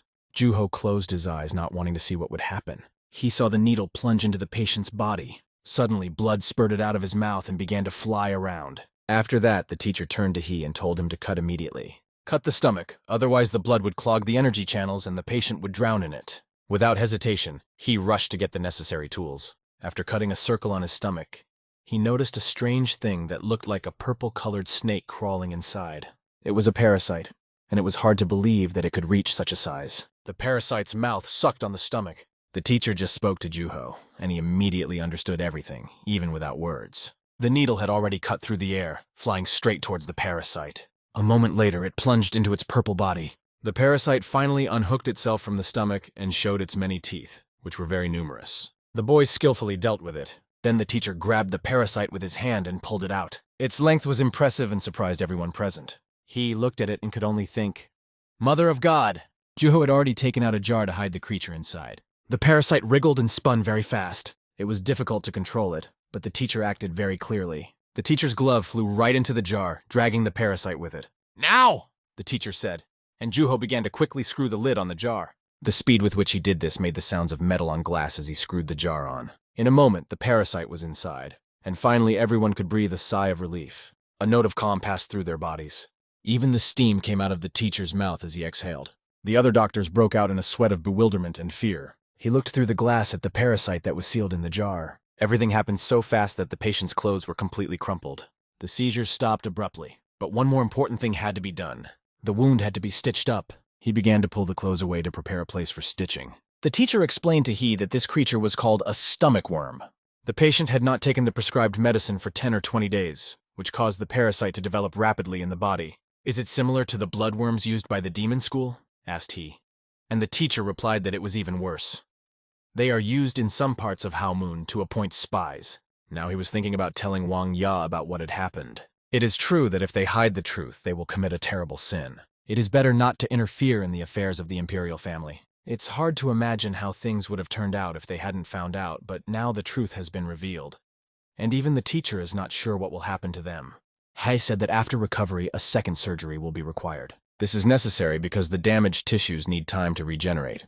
If left as it is, there is a high probability of complications. Since the patient practices martial arts, it is impossible to accurately predict the speed of soft tissue recovery. If the regeneration goes quickly, then after removing the temporary supporting rods, it will be possible to save not only the patient's life, but also his limb by performing the main operation. Juho listened to He's words and agreed with him. So did the teacher, but he was not sure if Wang Ya would agree. As the saying goes, you never know. The military was still standing outside the door. It was the same door behind which Wang Ya was sitting. Peng went to him and bowed. She was waiting to be told what had happened to her boyfriend. The teacher did not know where to start, but he had to speak clearly and to the point. At this time, he did not leave the patient's side. He kept asking himself questions. Why was the novel written in this way? All the stories revolved around the characters, and the details he knew about the heiress princess were described only from her point of view. However, the book did not lie, and certain assumptions began to come to his mind. What if everything had been planned from the beginning? Namely, Zhong Yulan is a Halmoon spy whose goal was to become the lover of one of the princesses, who happened to be the main heiress, Fun Juha. This scenario seems very likely. The protagonist began to realize that representing Halmoon, its members expand their influence through drinking establishments, fulfilling many illegal orders, the highest paying of which is the sale of information. The time when the heiress was called Fun Juha belongs to the moments of a fierce struggle for the throne. If Halmoon had wanted to order Cheong Yulan to infiltrate the imperial family as a brothel worker to obtain information, he would have done so. However, Cheong Yulan did something different. He refused. The novel said that Cheong Yulan was even ready to face death, But suddenly he was afraid not of death at the hands of the angry Wang Ya, but of Hao Mun. The teacher he was waiting for came into the room. He wanted to know something else from him. All the stomach worms that live in Kanhyo differ in function and shape, but they have some common features. All stomach worms grow in the larval stage by absorbing the internal energy of their host. Since worms are formed by the same internal energy as their host, it is not an easy task to recognize them by measuring their pulse.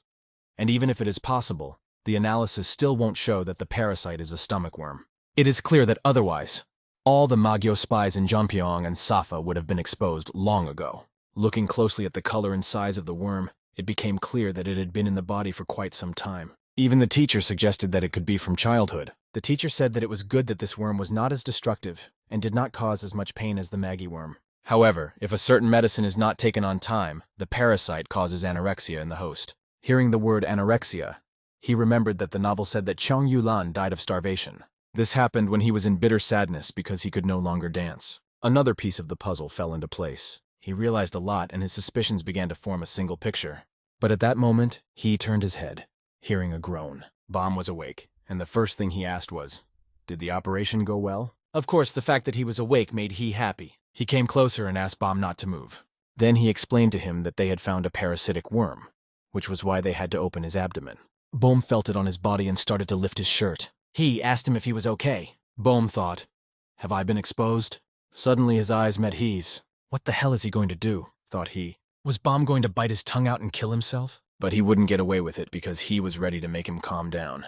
He punched him so hard in the body that Baum's eyes opened wide. The blow was so powerful that blood spurted from Baum's mouth. All mermans are the same, like a copycat. As soon as something goes wrong, it's suicide, thought he. Do they really see their lives as a joke? But he acted clearly. He grabbed Baum's tongue and pulled it out. He immediately wrapped a cloth around it so that he could not bite his mouth. He then tried to calm him down, asking him not to do anything stupid. He also said that he was on his side. This made Baum calm down for a second. But unfortunately, it only lasted a minute. His hands suddenly grabbed He's body. If he had been brainwashed with spy stories since childhood instead of regular education, it would be difficult for him to trust a person. It was good that after the operation he had no strength left. And it seemed as if there were more and more opportunities to go to his ancestors. To save him, he worked for 10 hours without eating or drinking, performing the surgery to install bayonets for temporary fixation, a real work of art. And now this guy decided to destroy everything and commit suicide. The attempts to save his life almost cost he his own, so he will not let him bite his tongue out so easily. The soft moonlight penetrated through the patterned windows, filling the room with silvery light and creating a magical atmosphere of tranquility. The bright rays of the moon star penetrated the room, giving the room a magical glow that played on the walls and objects, creating a sense of mystery. The doctor's desk was in complete disarray. Elixirs were boiling over, spilling over, and clothes were scattered all over the room, indicating haste and fuss. Zhang, exhausted from the endless ordeal, was lying over the patient when he suddenly began to move, feeling fatigue grip his every muscle.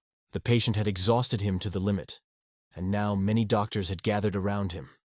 It was extremely difficult for all of them to bring him back from the brink of death. He asked himself why the patient thought that if he decided to die, he would just stand by with his arms folded and watch. He wondered, what if his friend could not bear the grief and fell ill because of the nervous tension? This thought haunted him. He realized that he had been a real selfish person, and it was time not only to think about himself, but also to change his manners and character. The man slowly pulled the mysterious ball out of his mouth, which had prevented him from saying a word, freeing his voice from invisible fetters. Having freed himself from the ball, he firmly said that he was not a weak person and had never been, demonstrating his inner strength and determination. However, the young doctor noticed that despite everything, she would suffer for the rest of her life at every memory of him, and this would cause her untold pain. Suddenly, his expression changed. A deep thoughtfulness appeared in his eyes, as if he realized he was wrong and began to rethink his actions. Having stopped the bleeding, the young man breathed a sigh of relief, and was finally going to examine the wound thoroughly to understand its seriousness. The doctor seriously addressed the patient, begging him not to commit such acts that could endanger his life again. After numerous trials and sufferings, he was finally able to secretly obtain a secret drug that could destroy the stomach worm that was tormenting him from the inside. He was sure that he had finally gotten rid of it and would be able to free himself from the burden. But unfortunately, for unknown reasons, the medicine did not work. The young doctor realized that he had sought to destroy the worm in order to retire to Hauman, and this was an extremely difficult ordeal for him. However, the drug that he had so hardly obtained worked only partially, not producing the expected result. The medicine did not completely destroy the worm, but only plunged it into a state of clinical death, temporarily stopping its activity. However, when the patient was given the sacred pill Peklin, the worm became active again, because it has the ability to feed on the internal energy of its host. If he decided to take this step to get rid of the worm, then perhaps the situation is not as hopeless as it seemed at first. The young doctor asked the patient if he had really fallen off his horse, because the wound looked like a fall injury. However, there was one important detail that remained unclear. The horse was well trained and had no reason to suddenly go crazy and stand on its haunches. Observing the patient's reaction, the doctor realized that he hadn't just kept quiet. It was obviously something to do with Hauman. If the criminal organizations got the news that Cheong Yulan was a spy, they could destroy the entire Hauman by destroying it to the ground. So to prevent this, Hauman must use any means possible to keep Cheong Yulan quiet and not reveal any secrets. However, he survived with only a leg injury, which allowed him to avoid more serious consequences. They assured him that they were on his side, but the young man could not fully trust them. Feeling suspicious, he realized that even the doctor might not believe him, but he was confident in his rightness and knew he was telling the truth. After a short pause, the young man thought about it and finally replied that he believed him, deciding to trust his words. The patient accepted this point of view, and he felt warm at heart, relieved and trusted. Yulan recognized the guy as a great doctor and decided that he could share his secrets with him. The next day, a very interesting event happened that changed the course of their lives. Things were worse than anyone could have imagined, as the Duke's wife had already discovered the worm, and it was impossible to hide the truth. The doctor, of course, convinced Yulan to tell the main heiress the whole truth and apologize. But for some reason, this only caused new outbreaks of passion. Fortunately, the doctor was able to get permission to speak up, and he did his best to make things right. And of course, he didn't forget to mention how much her husband had been suffering during all this time, emphasizing his suffering. When they began their story, the faces of the listeners were filled with sympathy for the man. One way or another, they needed to accept this point of view, even if it was not true, in order to maintain peace and tranquility. Yulan was approached by his friend and asked if all this information was true. The man abruptly grabbed the bedspread and, leaning on it, tried to get up. He looked at his wife with an offended expression, not understanding her reaction. He wanted to prove to her that he had his own point of view and was entitled to it. The young doctor watched and thought that everything should have been fine. But the patient spoke as if they had quarreled, and now all they had to do was make up. Yulan bluntly stated that this was not true, and it was a very bad sign for everyone present. The young master just wanted to ask why everything that was intact had suddenly collapsed. Master Wang gritted his teeth when he heard these words, because this was simply unacceptable to him. If it wasn't true, rage gripped her heart. She couldn't stand it and didn't hide her feelings, just got angry. She stood up so abruptly from her chair that it tipped back and clattered loudly to the floor. The young doctor watched this concert and simply could not believe his eyes. He saw her reaction and realized that if she reacted so sharply, it could end badly. Yulan lay in his bed and decided to tell the truth. That he was Hauman's puppet and had been a spy all along.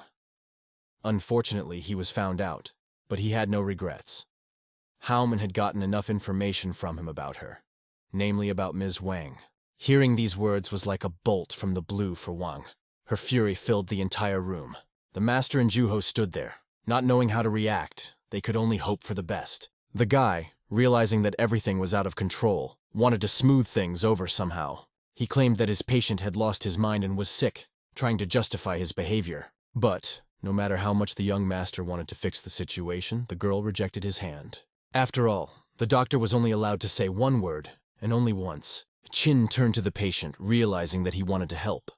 But perhaps it would have been better if he had kept quiet. Mrs. Wang was furious with both him and her patient, and looking at this rascal, she did not know what he was thinking. The mistress turned to Lan Lan, asking him directly, was it true that he had approached her just for this, and that their entire relationship was just a performance?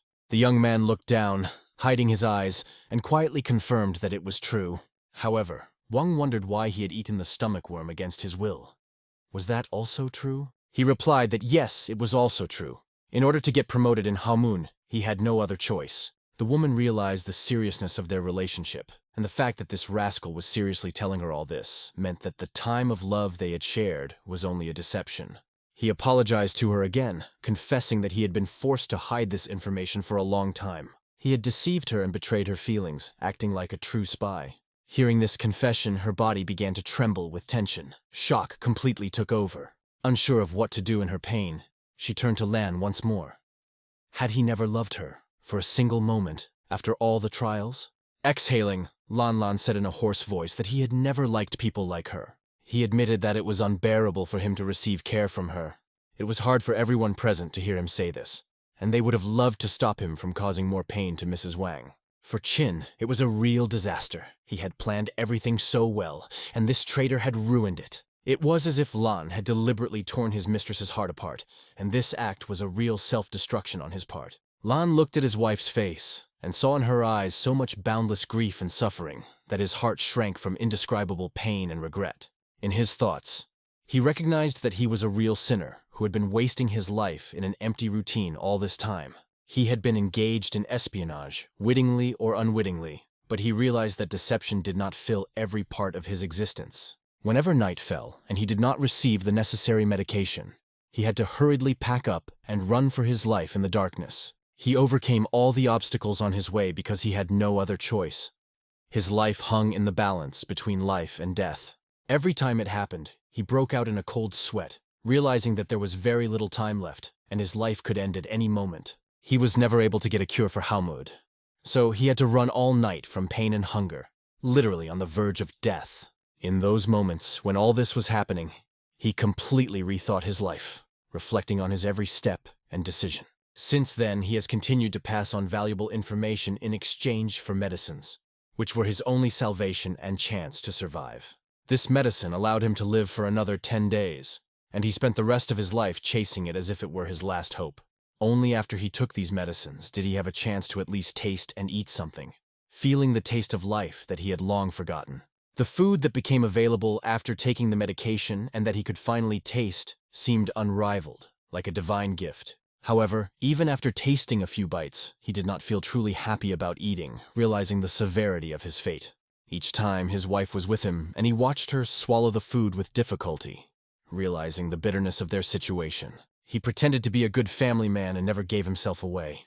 All this time he wore a mask, hiding his true feelings. And now, finally, the moment had come to end all this madness that had filled his life all this time. While surviving, he felt the warmth of this woman's hand, which tried to give him everything she could and support him in the most difficult moments. However, he felt like a traitor.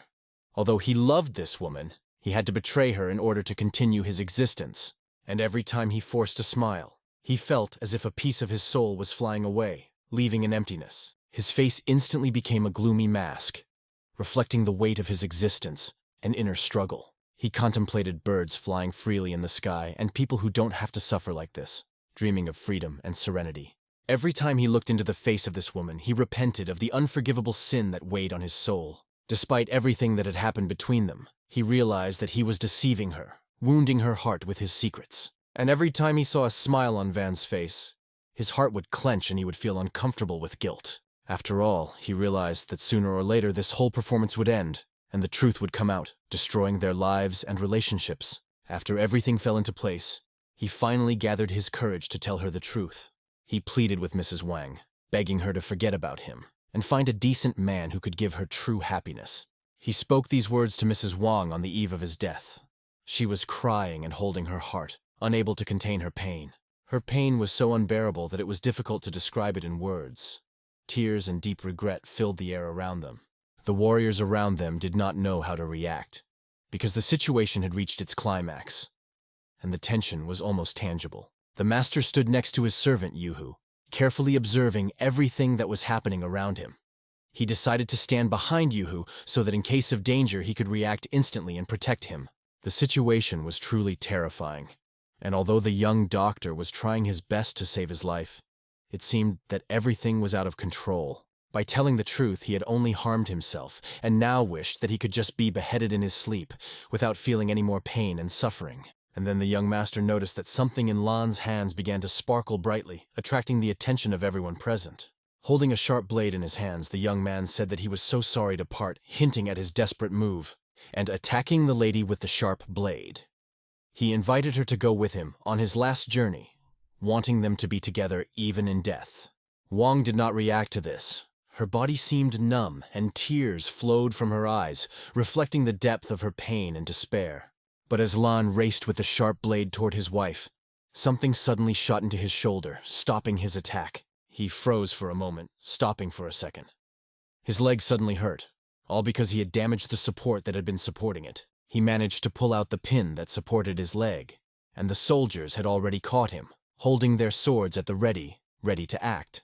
And when he shuddered and screamed, it was the last straw for the soldiers, who decided to react immediately and put an end to this madness. The woman had been looking at this traitor all this time, not answering anything, and saw the tragedy unfold with her own eyes. Her ward, a warrior, took his sword, swung it over the scoundrel and dealt him a crushing blow, leaving him no chance of escape. A pool of blood spread across the room, and the young doctor, no matter how hard he tried, realized that it was over and nothing could be done. This epic ending filled the entire space, and the room smelled of blood. The atmosphere was tense to the point of being overwhelming, and everyone felt the weight of what was happening.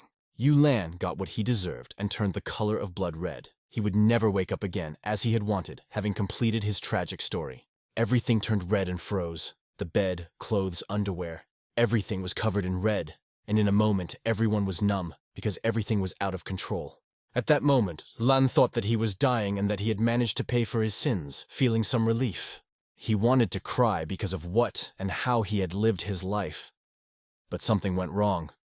He felt no pain and was happy, thinking that the sword had just quietly ended his existence.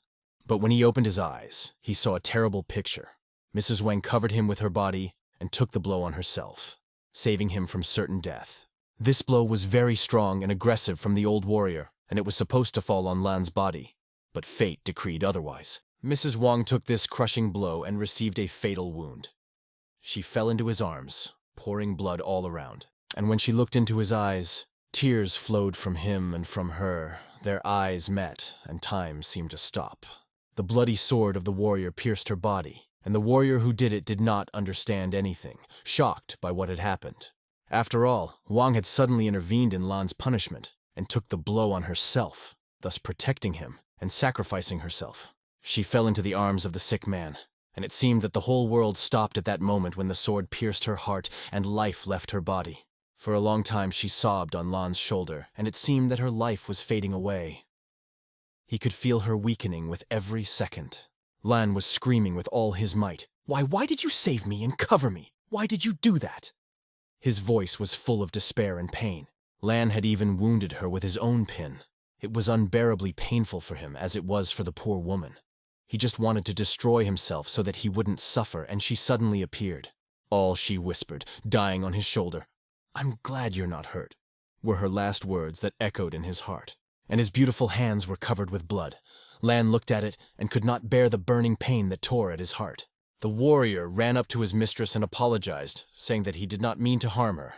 In turn, Wang said that everything would be fine, and she would not blame them both for anything. This is her last will as the main heiress, and not even His Majesty will be able to ignore or overrule it. And everyone in this building has now witnessed her words and a decision that will change everything. Lan was crying, holding Wang in his arms, realizing that she was dying. He couldn't understand why she had set it all up, because he was the one who was going to end his life. But it was because she did not even understand her partner's feelings. She believed that she could not be called a worthy empress after this incident. She didn't want to go on living after such a lie. She took Lan by the face, looking into his eyes. And although her life was fading away, she accepted everything as it was and decided to do what she thought was right, because she still loved Lan. Now she told him that he would remain free and that she was letting him go with all her heart. She recognized that it had not been easy for him, because he had put up with a man he hated for so long, hiding his true feelings. And in the future of his life, no one will be able to constrain or limit him anymore. He is free to go his own way. Such is his fate, such is his destiny, and such is her life. They accepted it as inevitable. At that moment her hand dropped, symbolizing that her strength and life were leaving her body forever. Lan was overwhelmed with adrenaline and in unbearable pain. He held her close, but she said nothing more. He began to realize the severity of this ordeal, thinking that if he had realized it earlier, if he had comprehended her feelings faster. The woman fell on the bed in critical condition, and no matter how much Lan tried to cheer her up, it was too late. For a long time, the doctors could not recover from the shock of what they had seen and come to their senses to act. But the young doctor decided that he had to act immediately, and when his consciousness returned, he set to work. He ordered the wound to be quickly closed, and at that moment, they began an urgent operation without wasting a second. Turning to the teacher, the boy asked him to pinch the acupuncture points to stop the bleeding and stabilize the condition. He quickly started to do so and was shocked by what he saw. Everyone began to fuss and prepare for the operation. This place, called the Pekrin Infirmary, has gone through many trials that have affected the fates of many people. But in this hospital, no one is going to leave people to their fate and let them just die. They immediately got to work saving lives. The situation had reached an extreme level of tension, and the young master immediately set to work, ready to do everything he could to remedy the situation. The soldiers were shocked to the core. It was incredibly difficult for them to realize what had happened before their eyes. Instead of one patient, there were now two, and this greatly complicated the task of the doctors, who found it extremely difficult to help both of them at the same time. It was hard to believe that Lan had pulled out the pin with his own hands, because it caused unbearable, hellish pain that could drive you crazy. However, Wang went even further, doing something even more absurd. She returned the pin to Lan, shocking everyone around her. After all, their problems could have been solved with a simple, frank conversation. Sincere communication from heart to heart. Instead, they brought the situation to an absurdity, throwing themselves at each other like foolish children who do not know the right amount of violence. Of course, you can go to great lengths to protect a loved one, but this did not justify such extreme sacrifices. After checking her pulse, the guy was relieved to realize that everything was not as bad as he had initially thought. Feeling the vital energy flowing in her veins, the young doctor told the teacher that the situation was better than he had expected. All the energy channels and internal organs, including blood arteries, remained intact, possibly due to the fact that the pin was very thin. Then the doctors turned to Mrs. Wang, telling her that they were the only ones left in the room and she could get up. At that moment, the woman's eyes remained closed for quite a long time, which caused concern. But suddenly she opened her eyes abruptly and it became clear that she was probably pretending. The young doctor was amazed at what had happened. He thought she was sick, and she suddenly jumped out of bed. She also smiled, knowing that Baek Rin-sung could not be fooled. All of this seemed ridiculous, of course, but how could this have happened? After all, this woman had just been stabbed in the chest and back with a sword, and everything around her was covered in blood. Wang explained that she had bitten her tongue for effect, which was unpleasant but necessary, and suggested that the doctors first heal it. The young doctor was shocked to the bone by this turn of events, not knowing what to think. After all, the whole performance was a staging, but what else could she do? She was an outstanding warrior. Even if she wanted to take the hit, she couldn't. But sometimes you have to resort to little tricks for love. Chin listened to these stories and was shocked by how all the events unfolded right before his eyes. Han asked the teacher why he was standing so calmly when he asked him to pinch Lady Wang's acupuncture points, since she was covered in blood. And perhaps he knew all this from the beginning. And the nickname Holy Doctor is given only to those who have countless practical experiences. Over time, such people naturally develop insight that helps them identify simulators. And the novel did indeed state that the main heiress who held this position was an incomparable martial artist. Therefore, it was an impossible task for him to understand her between the lines, because she was so strong that she could overcome any opponent. But as it turned out, her love was truly sincere and deep. It turned out that she was actually healthy and strong, and this criminal could not be blamed for nothing. Everything turned out to be incredible. Master Peck emphasized that the woman had amazing intelligence, because it was not easy for her to throw herself under a sharp pin in that situation. The woman had thought this situation through and was well aware of all the possible consequences of her actions. She knew that Lan was not going to really pierce her when it all happened. She noticed that his movement was slow and staggered, even as he lunged forward. And even if he had actually pierced her, he would have done so shallowly, avoiding vital organs. The problem was with the guard. She told him to only lightly touch the skin, but if he did, her plan would have been revealed. Everything happened very quickly, but the guard almost gave himself away by swinging too slowly. They lost control and disobeyed her.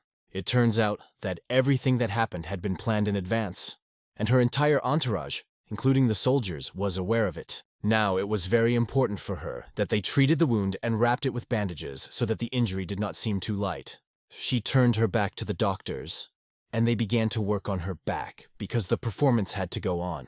Taking all the necessary tools and unwinding the bandages, everyone started working with maximum concentration.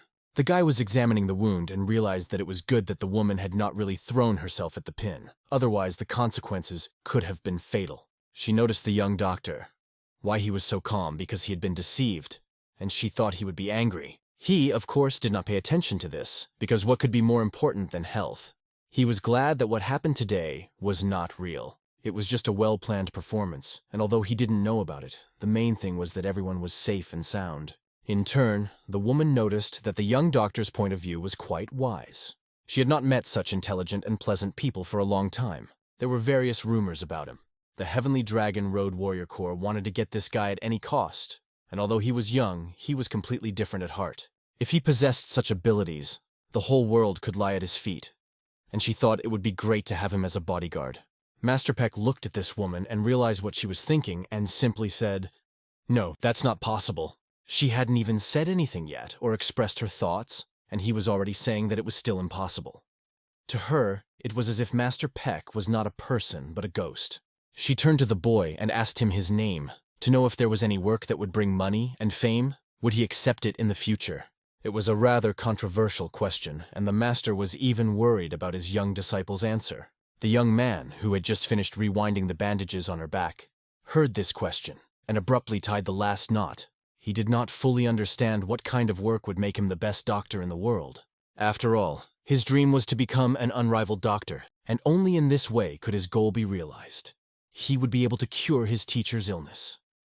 Hearing these words, the master was proud of his student, but did not expect the boy to be so categorical. The woman did not expect that the boy would reject her offer. She'd not even gotten to the point yet, and he had already categorically rejected her. After bandaging her wound, she lay down on the bed, admitting that things were bad. But because of the young doctor's refusal, she began to like him even more, and she even began to joke. What had Master Peck done in his past life to get such a valuable and golden student? She didn't understand. If even the royal doctors had half the talent of this boy, it would be wonderful. It was unpleasant for the master to hear his student praised, because he still had a lot to learn. Wang lay on the bed and was just jealous. She said so. "I am jealous."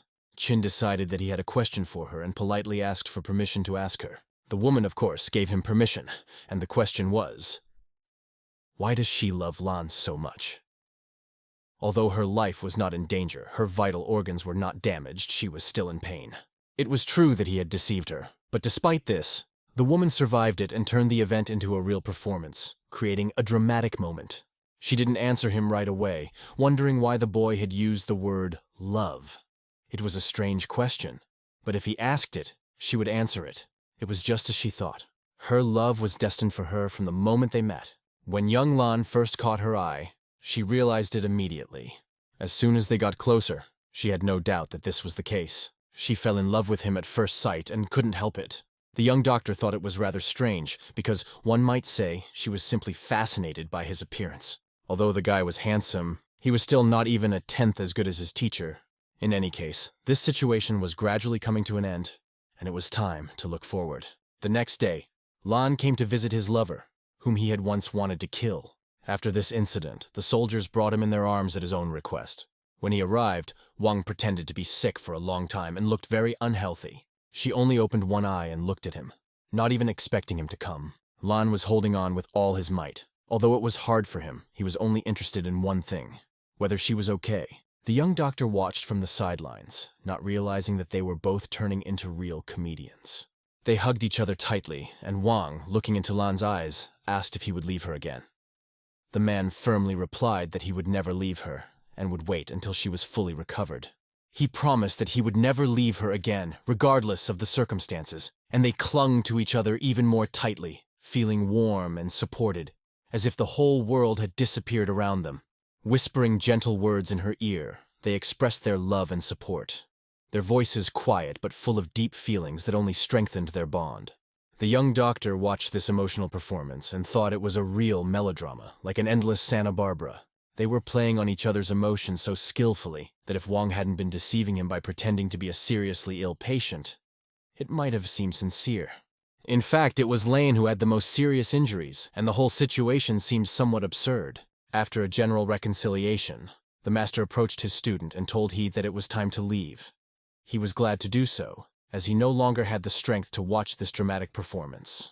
Mrs. Wang noticed them leaving and drew attention to it, not wanting to lose the opportunity to say a few more words. She asked them to wait a few minutes to fulfill one important request that could not be delayed.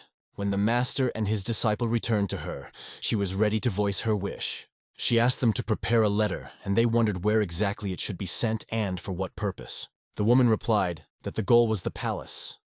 She was going to make those who had caused Lanlan great harm pay in blood. The master understood how harsh the consequences of all this could be, and they did not want to be involved in a possible conflict. He saw the expression on this woman's face and realized that things were bad. They were facing a determined and dangerous person. After all, this was the true face of a true formidable ruler, and her anger could have serious consequences. They decided not to argue and agreed, promising that they would fulfill her request without delay. But there was one more request from the queen. They asked the Huaju infirmary to listen to them, because her Lan would have lost his leg if it weren't for them.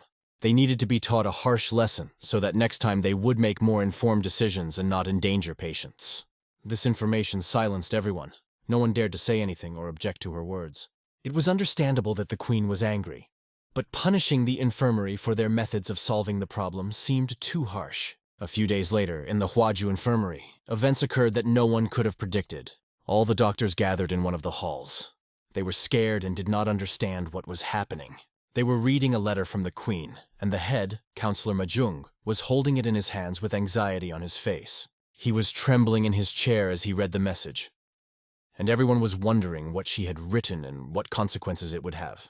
The doctors gritted their teeth and asked the counselor what exactly the problem was and how it threatened them. The counselor didn't know how to respond, but he realized that things were going badly, and something had to be done.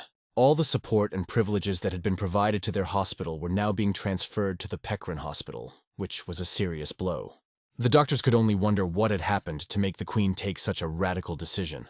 The counselor hit the table, furious. He wondered what the doctors they had sent there were doing and why they had failed. What angered him most was that they were just watching what was happening, not intervening and not trying to change the situation. But the doctors did not understand what exactly had happened, because they were not to blame for any of the events and did not understand why they were being accused.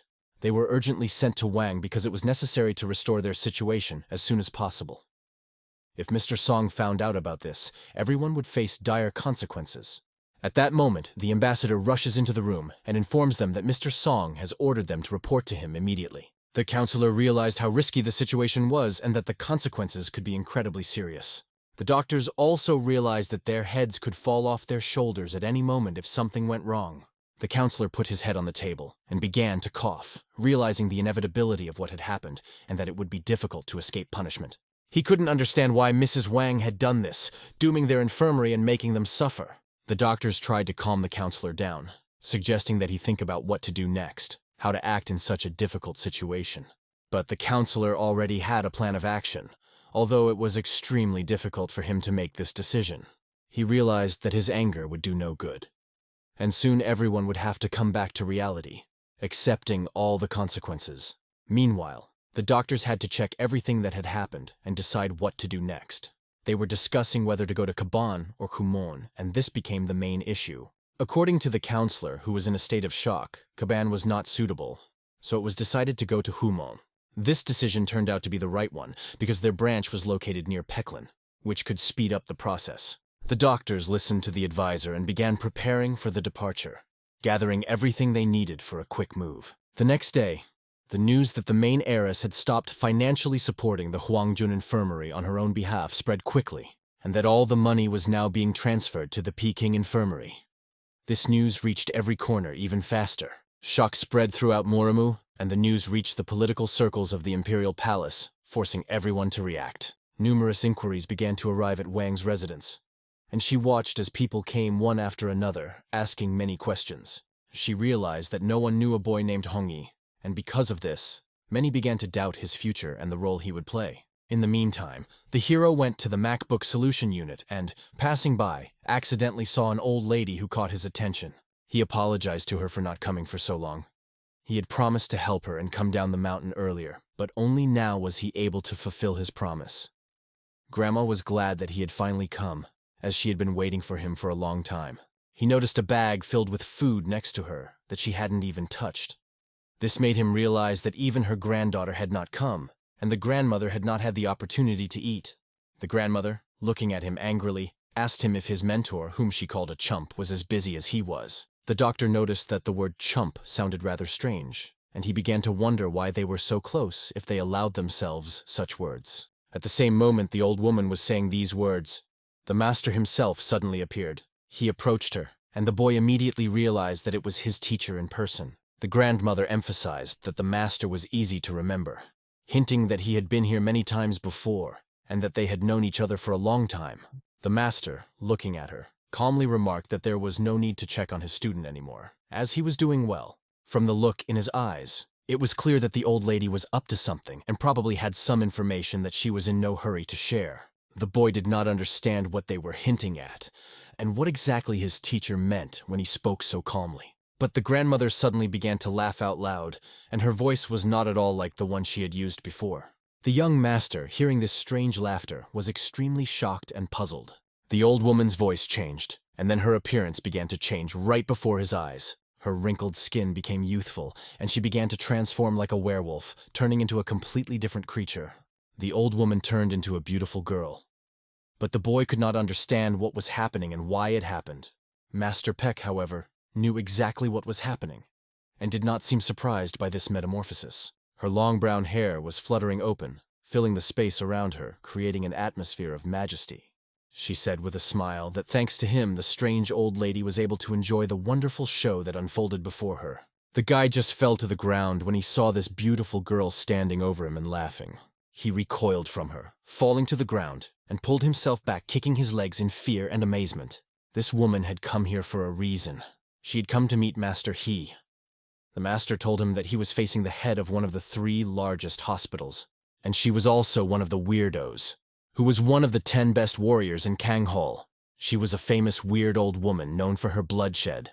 This old woman, known for her strangeness, received a strange nickname because of her unusual actions. She has a technique of muscle contraction, thanks to which she constantly changes her appearance. In Muram's world, it is still unknown whether she is really a woman, or perhaps even a man. However, the young doctor who read the novel knows for sure that she is a woman. Now he understands who this mysterious old woman with a passion for surgery is, and he believes that she can help even those who have returned from the dead.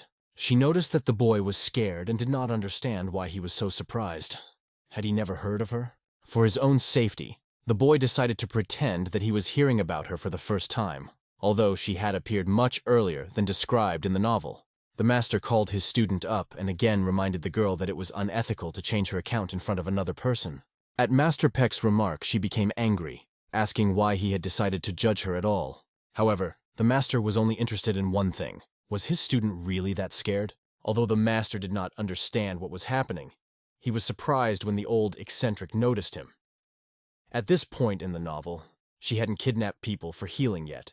Master Peck noticed that, despite all his doubts, she had kept her promise. And if you think about what she said, she did keep her promise not to cause chaos in his hospital. When he heard about this agreement, he realized that it was quite worthy.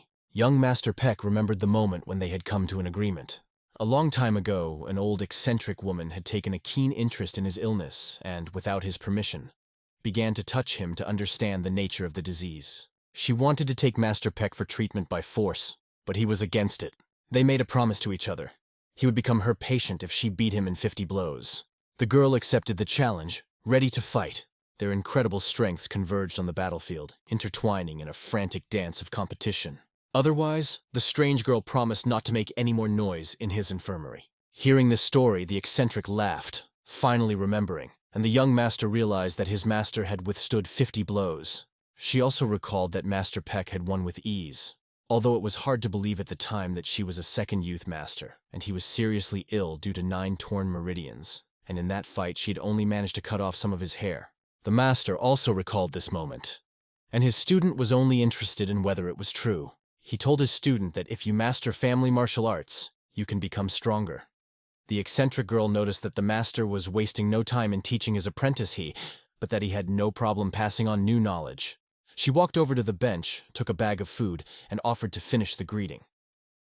Ipchun is the season when yin begins to replace yang, and she had prepared a dish for Master Peck. He realized that the package was actually meant for his teacher, The master did not refuse the offer because she always keeps her promises like her own life. The strange girl said that everything was exactly as he said, and she was glad that he trusted her. They went to a more cozy place where there was at least a small table. The old eccentric resembled another doctor, but she treated her patients with completely different methods. She had strange approaches that sometimes ignored the patient's wishes. He understood what the master was talking about because he had experienced it himself. The eccentric treats those whose chances of survival are minimal and close to zero, and her infirmary is one of the 3 largest. Because of its strange medical techniques, the old freak's infirmary was once considered an enemy in the Muram world. But time has eased the animosity, and now Hek-chan makes deals with mages and Saphas. They even treat diseases that the other 2 large hospitals cannot cure. She looks not just like a doctor, but like a real mad scientist of the second youth. Treatment at Haejong is quick and inexpensive, but there is one downside: side effects. On the plus side, the infirmary can obtain demon pills and various ingredients from mages and Sappho to help during operations, and the chances of survival are 50-50, but there is still hope. However, the boy could not understand why the old eccentric was checking on him again, pretending to be his grandmother. The girl didn't have to wait long. She quickly hurried to them. She had to sweat a lot to make the food edible. Anna brought the food right to the table and cheerfully encouraged everyone to pounce on her dish. Everything looked quite appetizing, and when the young owner tasted the dish, it turned out that it was not only beautiful, but also delicious. In the infirmary, Peck began to use unprecedented and unheard-of methods of treatment, and the girl could not miss such an event, so she quickly rushed over. She noticed that the boy had skillfully patched up her knee, but she thought it was still missing some important parts. Even in their infirmary, it was rare to see doctors as skillful and meticulous as this young man. Sitting at the table, she thought about it, and realized that despite his young age, the boy thought differently from the others. And the boy, while drinking tea, felt the strange woman's gaze and felt uncomfortable. The young master asked her if she knew that the main heiress had arrived. The girl was well aware that the atmosphere in the infirmary was icy. It was a good thing that the heiress had lost her mind and gone the other way. Because if Wang had discovered her during the war, there would have been no avoiding the trouble. The eccentric came mainly to observe the treatment process, devoting some of her time to it. She even used one trick, borrowing the eyesight of one of the great doctors. Through his eyes, she watched the operation, although she was mostly watching from afar. A real magic trick! Recalling the operation, we can say that everything went according to plan, and the treatment took place as the young man had originally imagined. To restore each layer of tissue, he first removed the damaged areas and carefully cleaned them with a scalpel. If the infected cells are removed, the healing process will go much faster. The girl realized that everything was clear now. The treatment had worked, but she was particularly interested in the young man's unusual approach. She continued to watch the boy who was growing on her and thought that she wouldn't mind sending him to the Hikshan infirmary. Master Beck heard her say this and firmly stated that this was not to be done. The girl was surprised to ask what exactly was wrong, but the master just repeated that it was wrong without giving any explanation. Before she could even finish her sentence, the master laughed, repeating that it was absolutely impossible. The tension between them was growing, and her green eyes stared at the young master. She abruptly stood up from her chair and shouted, asking Master Wuhi if he wanted to become her apprentice. If he agreed to become her apprentice, then in the future, the Hikshan infirmary would be his inheritance, and he would be able to control all the darkness on Earth. This offer sounded incredible, but the girl didn't seem to be joking at all. The master repeated once again that he had already said his word. If it's not possible, it's not possible. The guy looked at her silently and did not answer her, but she continued to look at him, trying to put psychological pressure, offering him much more than Master Baek-rin could offer. She explained that their Hikshan infirmary specialized in surgery, and because of that, he would have better prospects than at an acupuncture-focused infirmary. After she said that, Master Bayek remained silent, waiting for the boy's reaction. After a moment's pause, the boy asked the weirdo, if he went to Hikshan Hospital, could he become the greatest doctor and cure his teacher? The eccentric girl did not understand the question and asked him what he meant. She could not understand what he was talking about, because even she could not overcome this disease. And the fact that the boy was still alive could be called a miracle. And yet, although her words were true, it seemed inappropriate to refuse him. The girl began to get angry because her offer had not received any response, and she felt bad. She offered the boy all the darkness, and he chose his teacher. She even began to envy the Master of Hell, who was simply enjoying his student's refusal. For the Master, his student was everything, and he couldn't help but be grateful for his devotion. Over a long period of time, a special bond of friendship formed between them. As a master of the second youth, the eccentric lived much longer than ordinary warriors. It's been 50 years since the nickname Freak of Blood and Life changed to Old Freak of Blood and Life. And in that time, she's met only one true talent. Despite the explanation, the girl did not calm down. She said that if they didn't agree and the boy didn't want to be her apprentice, she had another great offer. The young master thought he would not give up so easily, but it was quite funny to hear about the second offer. She kept the intrigue in the air for a while, and she announced that she was giving him the right to view all the secret records of the Hikchan infirmary. This offer was very tempting, but it remained unclear how exactly she would show him all the patient records and even their secrets. The fact is that there is a ban on the transfer of third-party data and secret documents stored in the infirmary. In the ruthless Confo province, medical records are equivalent to secret clan books. However, this was not the main thing. More important was the fact that these documents contained medical charts. They described the symptoms, the course of treatment, and the results. Based on this information, you can learn almost everything about the hospital.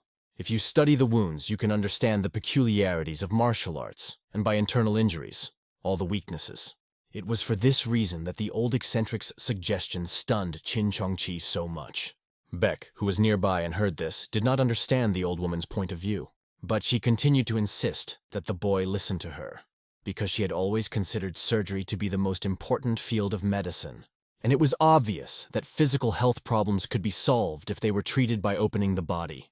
And he would be the one to confirm this and be able to move forward. In Canho, where even Hua's followers had left surgery, everyone began to look closely at the young master's actions, because Ahuato was the most famous physician in ancient China, and he could not give up his idea. After all, there were enormous opportunities at stake that the boy could discover once he got into that library. The tension between them grew, and their dialogue reached a dead end.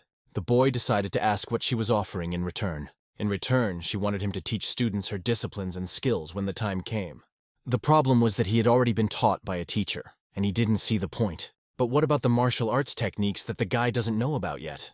He had already mastered the greatest techniques and saw no point in learning the rest. The old eccentric was furious that the boy had rejected her offer, for she thought he was a real sheep. The master was proud of his student, and in fact, the situation became a stalemate. If she wanted to continue the dialogue, let her, but it was no longer worthwhile. Student He refused because his family possesses the most powerful martial arts techniques, and he was adamant in his decision. He thought for a moment, and standing up, offered his own version of the situation. After that, everyone froze in anticipation of his proposal. He offered to share his patient records with them, and thus he would provide the old eccentric with information about his research. She exploded in anger again, because this young boy dared to teach her. How could this kid dare to teach such a famous master and doctor? She simply could not understand what he was thinking. However, if she offers to share her secret medical records, he is also willing to pass on a lot of knowledge to Hickson. It could be considered an exchange of medical experience, if she agrees. If possible, he would like to get some medicine in exchange. Since Zhongpa has many different resources, not everything they need can be obtained. But the girl can bring in all the medicines they need or lack. She realized that the young doctor was going to propose an alliance. It was quite interesting. But two such unions were incompatible, and not everyone could think of it. And yet, the guy was thinking outside the box. No one else would have even thought of teaming up. The master, looking at his student, realized that he would go far. He was not sure how far, but his only goal was to save as many lives as possible. Hearing these words, the girl was numb with surprise. The tension between them grew, and their conversation became more tense. She took a long time to recover and finally decided to get up. She wanted only one student, and he wanted to conquer the whole world. He tried to explain his position, that it was not about taking over the world, but the girl asked him not to be modest. The development of medicine would change the world more than anything else. And all the heads of the infirmaries know about it, and Kangho only envied hell with all his heart because of such a student. After that, the girl realized that she no longer needed to stay here, and the guy just watched her leave. Before she left, she told him that there was one more option. He could learn how to keep the muscle contraction technique in Amji art from disappearing in Pecklin's infirmary. The boy didn't quite understand what she was trying to tell him, but he didn't object, even though it was somewhat different from his point of view. The master emphasized that the old woman was the best in the world at muscle contraction, and her amgi art was unsurpassed, and he gave him permission to take the chance and learn it. After assessing the situation, the boy agreed, if the teacher gave him permission. The old eccentric, watching this, realized that the boy was following every word of Peck. The longer she stayed in the room and listened to their conversation, the more she envied Master Peck. For people like her, it's important to find your calling, and she had succeeded. But Master Peck, unfortunately, is not able to use the technique of the second youth. The girl drew the boy's attention to the fact that his master would never be able to use this technique due to his health condition, even if he understood its principles. She kept trying to convince him that she was more suitable as a teacher. But the boy had only one goal in mind, to cure his teacher. And when he recovered, he would easily master the techniques of the second youth, thanks to his talent in family martial arts. The master had every reason to be proud of these words. However, for the old eccentric, these words sounded like an insolence. After all, she had a certain status and was quite a strong personality, and no one in the world dared to dare her except him. Master Peck turned to his disciple, saying that even though he had lived his life, there was no bitter residue on his soul. Although he was grateful for his words, he should not pay attention to trifles. The young master asked the teacher not to say that, as he was sure that he still had more to come. However, this was enough for him, and he did not say anything else. After that, the master put his hand on his student's shoulder and laughed softly. The girl watched and wondered if Baek-rin had already made up his mind. Jong-hee completed Buma's second surgery without any problems. Thanks to his quick recovery and excellent skills, Jong-hee cured the patient without any doubts and successfully. And a few days later, the promised aid arrived in large quantities at Beck Hospital. Meanwhile, in Hwaju Infirmary, the doctors who lost everything were reprimanded. Hwaju Hospital suffered not only financial losses, but was also embarrassed because the masters were not up to the level of the Baeklin Hospital. A full-scale movement began on the part of the largest merchants who were close to the heiress. Everyone who had power in this world began to fuss. After all, the biggest fire of conflict broke out in Halamun. When the young host asked what had happened there, they could only guess. But the information would soon reach them in the next chapter. In one of the districts, they heard the screams of a famous doctor. It was in the doctor's office of the Hwangju Infirmary, where doctors were explaining their point of view on why they had failed. Their medical fields were different. For example, Hwangju Infirmary is still the best in medicine, and after all, how could they indifferently leave? However, the fact was that they were not leaving of their own free will. They were forced. They were asked to stay even because of old friendships, stopping them at every turn. But there are many soldiers in the trade organization who suffer external wounds on duty and need to be treated. The doctor replied that if someone had a fever like Buma's, they would have had their leg amputated immediately, not treated. He apologized, but said they could not pass on their skills to those who would not even risk their lives to protect the goods. The delegation left, and the doctors were left with nothing. Their situation was bad enough, and no one knew where it would lead. An urgent meeting was held in the office, where one of the soldiers suggested that the head consider cooperating with the Peck Infirmary. Most of the talk centered on the case of a guy named Boom. Isn't it important to the soldiers that limbs that could have been amputated were healed? There was certainly a silver lining, but their clan had always relied on and trusted the Hwangju Infirmary's pill-making. If their clan was bigger, they could have had their own medical offices and produced their own medicine. However, they relied heavily on the Hwangju Infirmary. That is why it was problematic to suddenly change the situation in one day. The head's words sounded categorical and harsh, and despite all the discussions, it was all in vain. This was only the opinion of the elders, but in reality the clan is led by young people like these warriors. The head suggested that it was necessary to start a new meeting with them, and a little fuss caused a lot of excitement in the Muram world. All the influential people of this world began to fuss. Master Peck read a letter that said that the greatest fire had broken out in Haumun. When his disciple asked what had happened there, the master said that the Haumun division, which Boom had previously relied on, had burned to the ground. Wang Ya's anger did not subside, but only grew stronger. All the members of the unit and its leaders were dead, and now it would be difficult to decide who would take their places. For the young master, this news was too turbulent and very different from what was described in the novel. The master turned to his disciple He, asking him if he knew about the truth that the crown is inviolable in the world of Muram. The student said that he knew it very well, but in reality these were just words, because there was no clear distinction. The city to which Wang Ya led them and their infirmary were in Kanho. Similarly, Muram and the crown used places like this as information and transportation organizations, and this only made things more complicated. The master clutched the letter with the news in his hand. He was philosophical about it because it was only human affairs. Their infirmary preserves traditions, and it is very important not to forget about this when making decisions. For a young student, these words sounded quite difficult. According to Master Peck, it was difficult to set standards that would satisfy both the Muram and the Crown. Homun failed to properly maintain these standards and became greedy, which led to his wrath. This was the reason for their defeat and the fate of those who go against the rules. The teacher's words sounded like he was talking about what would happen after his death. He wanted the boy to be able to handle everything when he inherited the Pecklin infirmary. However, in his thoughts, the boy stopped the teacher, not wanting to hear this because he believed that the master had not yet become too old. The young student could not even imagine what would happen next, but he asked what the future really held for them. The master answered that until alcohol and criminals disappear from the face of the earth, Homun will continue to exist. However, according to the teacher, their power will not be the same as before. Someday everything will be back to normal, because it cannot last forever. He believes that Mukfi's brother and sister, whom the young student once treated for syphilis, have a new chance. The boy thought about the fact that they were brother and sister. It was just incredible. The opportunity to rise to the post of head of the unit, and maybe even higher, is the fate of the younger generation. All of this was good, of course, but one thought kept coming to mind. If they really were brother and sister, the boy was in awe. It seemed quite interesting. A week later, the emperor issued a decree to calm Wang Ya and his queen, because if she arbitrarily assembled the royal army without the Quan's consent, the foundation of justice would only be shaken. The emperor granted Cha'ai Lan the title of Ho, so that he could have an official status in society. The emperor also accepted Chiyu Lan as an adopted son into the family of a high-ranking official, changing family records, and gave Wang Ya Boom, his granddaughter, as an adopted daughter to continue the Wang Ya lineage, which had the blood of the imperial family. Everything that happened surprised even the explosive nature of this woman. The young master, Qin Chong-hee, received a letter from Manhwa, saying that he would soon be able to announce good news. And, judging by the letter, it was clear that his position in Halmun was gradually rising. Everything was as his teacher had predicted. True insight.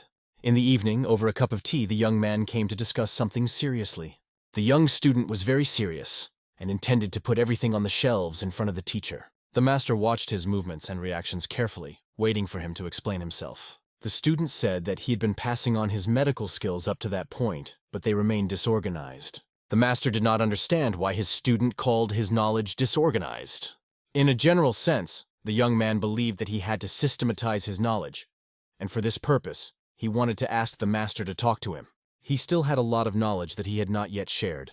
The fact that neither the master nor other doctors can fully understand even the real properties of the antibiotic penicillin creates a difficulty. For the master, his apprentice is a real doctor, but he does not demand that the apprentice disclose all his knowledge. However, he does ask him to share some medical secrets. Peck, for his part, would like to teach him everything he knows. Their conversation became more and more heated, but it sounded insightful. Regardless of whether his teacher understands, he is still willing to share his absolute skills. After a few minutes, the atmosphere in the room became tense, and everything was filled with the master's energy. It was clear that the master wanted to apply or teach the young master the art, and they had to start right away. The young student saw a technique he had only heard of before. It was the Chigel family's secret weapon, the Divine Heaven and Leaves technique, which the master used to awaken his mind by circulating energy. After a while, the young student brought the master his notes and drawings that he had been creating for a long time. After reading them, the master was amazed at his knowledge. The young man teased, saying that everything he had been explaining all this time could be called a short summary. A detailed study of these records would take at least a few years, which was simply amazing for the medieval master. After all, what the guy was describing was about cells, and what was depicted there was truly unusual. And these cells, which make up the whole organism, seemed to be simply incredible to him. While the master was reading these records, a bright stream of radiant energy came out of his body. The divine technique of Heaven and Leaves looked warlike and mysterious. But then the young disciple noticed a very important detail and wanted to tell the master to wait. The disciple wondered if the master was experiencing the same thing that had happened to the archer, because the aura was similar. The master read through all these records, and it was just incredible. The records included descriptions of the brain, liver, various organs and cells, which amazed him. Looking at this, some special aura flashed in the master's soul. He could not even imagine that such knowledge could be comprehended at such a young age. The boy was fascinated by the energy that emanated from the master. but also returned, filling the air with incredible crystals and incredible power. This energy created the feeling that the air was filled with pure magic. If the master's health had been better, he could have achieved even greater results, and he was extremely sorry about that. The boy did not understand why the master was saying this, but he felt that it made it easier to understand his hopelessness. The master thanked student He for his efforts, but the boy was happy to help any time for the sake of progress. Looking at the student, it became clear that it was now necessary to take up his knowledge. Hearing these words, the boy realized the importance of this moment and felt that the master meant something great. Perhaps he would give him the entire divine technique of heaven and leaves. He even stood up from his chair as it was incredibly exciting. He suggested that we continue to teach each other and not stop there. However, realizing all the advantages of this technique, the guy could not say a word. After the student and teacher decided to share their knowledge, they both went deeper into their studies. He plunged into his studies while training at the same time. He was able to combine martial arts training, studying medicine, and passing on medical knowledge. The master supervised him all the while absorbing his surgical knowledge. If it wasn't for the power of the 5-element sacred technique and the heaven and leaves sacred technique, he would have long since become tired, unable to keep up with his intense schedule. One day, he dozed off while reading a book. A passing girl noticed him and thought he needed to get some rest. Otherwise, he would soon be completely exhausted. The boy emphasized that he was very focused and did not understand why he needed it, but the girl suggested that he go play by the water. When he went with her, he decided to scare her, saying that he would tell the archer about her absenteeism. The girl realized that this was not entirely fair and thought that the guy was getting a little carried away. He did not leave the library because every second and every minute was valuable to him. He didn't want anyone to be able to say that he had finally studied all the imperial records on medicine only after his death. The young master's studies went very fast. Every day he studied a new book and experimented. The nurses who were his assistants were simply amazed at his knowledge, because he learned in a week what other people needed years to learn. He experimented and watched experiments to find something that could help cure the master. If he hadn't studied the peculiarities of herbs and their combinations perfectly, he would have failed. Finally, the guy brings the same potion he had been preparing all this time and gives it to his master. He was on his knees bringing this potion, practicing every day. He carried water across the mountainous terrain to harden his muscles. And now, he is not the weak guy he used to be. He is now a balanced person. Every day his physical condition improved, and he moved forward. The divine heaven and leaves technique stimulated his brain and contributed to the rapid improvement of his memory, so he stopped being afraid of failure. He could have earned a lot of money teaching this technique to modern students, but this knowledge was available only in this world, and he completely absorbed it. His energy was incredible, and he was getting stronger every day. The disease took away a lot of heat from the blood vessels surrounding the master's heart. Because of this, he overexerted himself even more, trying to keep moving and keep the energy circulating so that he would not freeze even in the height of summer. And this is what allowed the master to stay alive. The disciple understood that the attack was due to a lack of internal energy, and that is why the master had recently lost consciousness. Due to the excessive circulation of energy, his limit would soon be reached, and he would not be able to continue. The master has already experienced aura stratification and involution of the middle layer of arteries. Aura stratification is a condition in which the inner, middle muscular layer and the outer layer are separated. When the inner layer is destroyed, the blood begins to gush out, and the pressure causes the middle wall to crack along the major axis. However, due to the power of the divine 5 elements technique passing through the aorta, the upper body remained in good condition, and the brain was not damaged. The problem was in the descending part of the aorta, where the symptoms of the disease included loss of sensation in the lower body or partial paralysis. The master was listening to his student, and it was painful for him to hear this. The boy claimed that it was a real miracle that the master was still alive, and that he would probably need to undergo an urgent operation. He also realized that if he used an aggressive method, he would have to remove all the damaged tissue. However, in this case, the teacher's body might simply not be able to withstand such a load. Even if the tissues were removed, the cold from the 9 yin and the severed meridians would return, and this struggle would have no end. I will have to use the same method again, and at this stage it would be a real suicide. It is not just a heart disease, as in the real world, but a meridian gap that exists in Marima. And it is much more complicated. The meridian gap has the feature of artificially taking away heat, which seems simply fantastic. Whatever knowledge and methods the young doctor had, they had a certain limit. He thought about how to help the body through a stand, a special form of cylindrical frame that narrows the pathological process. And then he found several precedents in the Chai-Hal family's medical supplies. The master did not know about these precedents and asked what he had found. He needed an internal pill from the 10,000th fire carp. The fire carp lives in hot springs and accumulates fire energy with age. It is used to make internal pills. The pill can be swallowed as a source of internal energy, and there are many different kinds of internal pills. This type gives the body elasticity and stability, not to mention endurance, by giving it a huge amount of energy.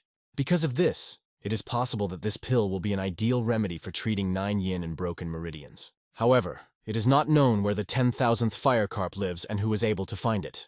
The guy smiled, realizing that this was a new challenge. He was philosophical about it, saying that patience and hard work would conquer all. He was sure that even heaven could answer his request. The master was amazed by his disciple's answer. He recalled reading in a novel about a place where a carp was described.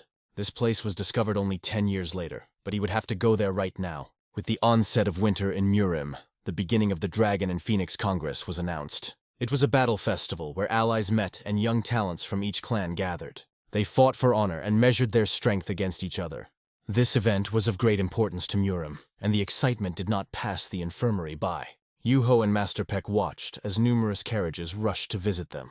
These carriages were traveling with one clear purpose. After that, complete silence reigned in the infirmary. When the Congress began, the master and the leaders of the other units went to the Union. Counselor Juho, however, did not go, and this remained a mystery to the young man. The boy joked with Juho, asking who would take the master's place, and noted that the teacher must be worried, because the number of his guards had decreased. Juho continued to do his job as a guardian for the young student. These words struck a chord with Juho, and he became angry at the joke, promising the master that he would take his life if he continued to joke in this way. He explained that the master did not trust the apprentice Chin, and that was why he had kept him to watch over him, because such a small child could not cope on his own. However, Juho did not even realize the age difference between them, and at one point he remembered the message. He pulled a small box out of his pocket. It was a message from the northern part of Jiangsu province, and it was addressed to the young master. He wondered for a moment if it was a message from the demon school. When he was alone, he opened the letter and began to read. The letter was quite large and carefully folded, along with some kind of gift in a box. The letter said that he was allowed to send a letter to anyone at school, but that he had no one else to write to, besides Hyun. He wrote that he was living very well and that when the time came, he would definitely visit his young master. Master Peck's disciple immediately realized that it was Yaharyun, and was glad that he was okay. He had managed to restrain his bloodthirsty nature. Yaharyun had probably already gained some status in his school. Not every member of a demon school can just send a letter to other places, which means that he will get the position of young leader very soon. Initially, it was supposed to take less than 5 years, but that changed because he taught him the basics of life that he needed. Thanks to the young man's words, Yaharyun's anger subsided considerably. He always remembered the advice, think 3 times before killing a person, and saved many lives. Reading this message, the young master realized that Yaharyun was a truly dangerous person, and it was not easy for him to suppress his instinct of a deadly sky star. The last thing that was interesting was the description in the letter of the silk bag that contained the gift. The guy loved gifts, so he picked up the bag and was pleased. It looked like a heavy thing, and all that remained was to find out what kind of gifts Yaharyun tasted. He took out something that looked like a bracelet, but it was an unusual bracelet. It was heavy and resembled a dragon eating its tail. The bracelet was made of demon school steel, making it a very valuable artifact. The young master remembered seeing it once before, the same thing he had read about in the novel. Initially, the bracelet was supposed to belong to Yaharyun himself, a bracelet with the black power of bloody death. But why Yaharyun gave this valuable artifact to the young master so easily remained a mystery. The young man began to turn the bracelet in his hands and examine it, not believing that it was possible to send such a valuable item through a letter. But after several manipulations with the bracelet, dark energy began to emanate from it. For some unknown reason, the bracelet activated, and the guy could not understand why. He watched the artifact in amazement and did not know what to do next. The bracelet of the Black Blood Death Sect is one of the secret weapons of the Demon of Heaven that he used in the novel.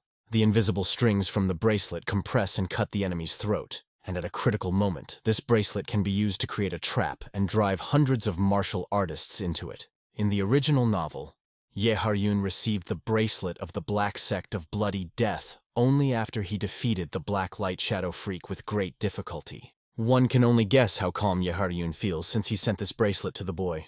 If this is the case, then Yahello must have become friends with the Black Light Shadow Freak, because in his current state, it would be impossible to take the bracelet from him by force. One could only guess whether Yahello had become a student of the Shadow Weirdo, which was simply incredible, because everything happened 4 years earlier than in the novel. The black bracelet on his hand seemed small, but once it grew, it would become much larger. However, the boy did not fully understand why Yahello sent him the bracelet, because Yahello himself could easily use it. He was an ordinary person, and even if he didn't understand the value of the bracelet, what would he do if he just sold it on the market? After receiving the letter from Yahello, Jong-hee wrote him back, asking him the simplest things. If he was eating well, how was his health, and so on. At that time, the young master was busy in his workshop brewing another potion when a girl came in. He was not particularly happy to see her, and did not understand why she came in so suddenly, out of breath. She asked the boy to follow her because he needed to heal someone, which seemed like a rather strange decision. She couldn't tell him everything right now, so she just asked him to follow her. She pleaded with him, and the guy realized that she was not joking. He quickly went to treat the patient, no matter what. He ran forward without looking back, and the girl led the way. They ran into a dense forest that was covered with snow. They were already tired of running, but they kept going because the place was quite far away. The young master overtook the girl, which impressed her greatly. She watched his body flutter like a feather. The guy easily overcame all the obstacles, and they had to run farther and farther. The girl was surprised, because she could not imagine that the boy had already comprehended the principles of the 3 foundations, and it had such a great impact on him. Now, he needed to focus on the 5 elements of wind technique and the newly learned foot ice technique. They were running up some mountain, and it was unclear where it would eventually lead them. But this was not a problem for the young master. He confidently jumped on the snowy slopes and cleared the way with his strength. The girl looked at his strength and asked him how long he had been studying martial arts. He replied that he had been practicing for only 6 months. She was amazed because such progress in 6 months was a real breakthrough.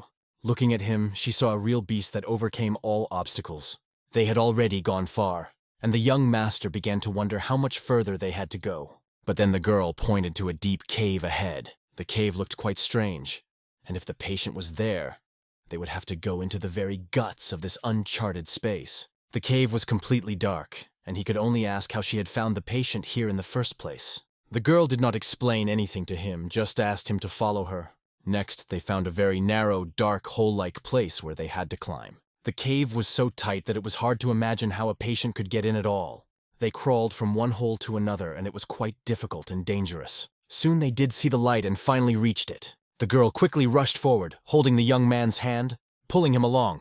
The boy was amazed when he saw that the light was coming from this very place, and he did not understand how there could be life in such a place. He wondered where this room came from in such a gloomy place. Everything was done quite well. The cave was lit by very expensive pearls that automatically emitted light in the darkness.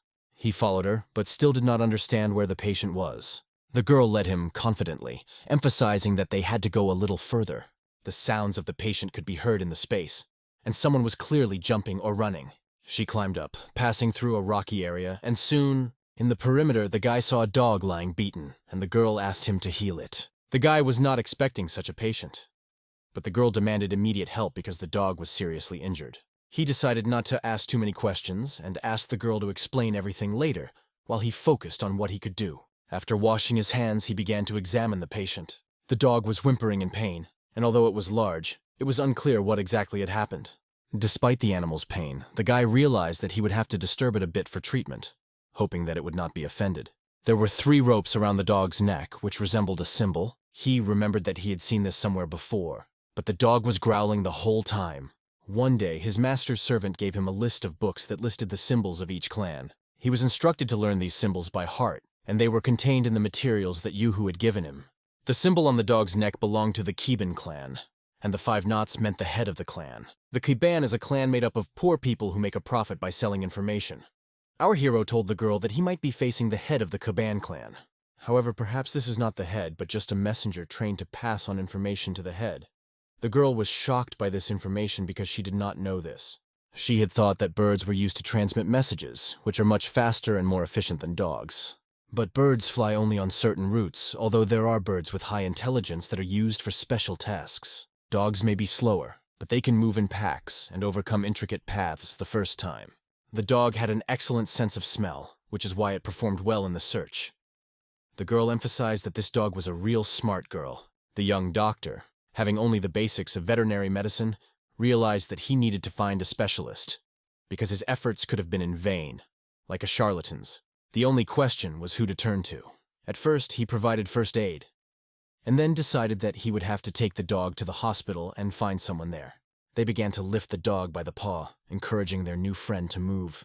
But as soon as they took it by the paw, the dog growled loudly, and even it tried to bite young Dr. He. The yellow-colored dog scared the young owner very much, and he did not understand why she suddenly decided to bite. The girl asked the young doctor to stop because she did not know all the details, but it seemed that the dog had difficulty moving. The young owner was interested in how she could find him in such a place, but realized that you can't go against the patient's will, and decided to help. The girl named the dog Huang and asked it to calm down, promising that she would help it recover. The dog was very angry about what was happening and could no longer distinguish between good and evil. The dog was a true messenger of Wang, and in the novel, the Keban clan had to face numerous difficulties. Each incident had a fatal impact on them. And if this dog survives, it will become an important part of the future of the Keban clan. When the young owner asked her if she knew what had happened, she said she had no idea. She often saw the dog in the neighborhood, and today she was drawn to it by its whining for help. He recognized that the dog was a real smart kid. She knew that the dog belonged to someone important, but she didn't realize that it was a messenger from the head. The boys she played with used to call the dog Huang, and that was all she knew. Today, she was hunting in the forest and accidentally came across him. The dog led her here, but then fell to the ground, and it was good that they met on her way. The doctor examined the dog and saw that blood poisoning and a strong inflammatory reaction had begun due to external wounds. The dog had a fracture of the kneecap, tibia, and tendinitis of the biceps brachii muscle. This indicated that the dog had been using its front paws too often, and the pain was incredibly severe. But it did not give up. One could only wonder what could have happened to Huang, looking at his condition. The dog was better than many people. It was kinder, but it was attacked because of some important message. The enemy apparently did not attack it with swords, but with something sharp. Someone was trying to catch the dog alive and was in a great hurry to capture this messenger. The girl wondered if it would be more efficient to just kill the dog to take the message. But she could not understand why they would do it this way. The master also could not understand why this happened, and they realized that if they could not get the dog to the infirmary, they would have to bring someone here. The dog growled loudly, as if it understood them and was well aware of the situation. The young owner and the girl realized that the dog was responding to their words and seemed to understand everything. If so, what should they do next? If they don't want anyone to come here, what can they offer? Perhaps it would be better to send another messenger instead, but the dog just barked again, as if he didn't agree. This dog was very intelligent, but still its master was more precious to it than life. In this cold cave, there was only one option left, to provide emergency assistance. It was necessary to run with the dog to the Keban clan as soon as possible. The doctor realized that they couldn't be sure if the messenger himself would be able to pass on the information, and there was no guarantee that the dog would survive before a decision was made. They did not even expect to have to go to Kanga because of this. The dog started barking even more, and it was clear that he was very angry. But why was he barking so loudly? Maybe it was his way of saying yes, and it looked like it. The dog was very nervous and trembling in pain, but tried to hold on. The young owner asked her to be patient a little longer, promising that they would help her in any way they could. Their hospital, even for Keban, was one of the most important in the region. The unit was a 6-hour walk from the infirmary. The guy gave the dog a pill and told him that it took 12 hours to get there from this mountain. But if they used the light step technique, they could get there in 4 hours. They had a very strong dog, and they could only hope that they could make it. They begged him not to die until they reached the Gai Baikan unit. When Zhonghe finished administering first aid, Wang's dog expressed his gratitude by pointing to an unusual shining pearl.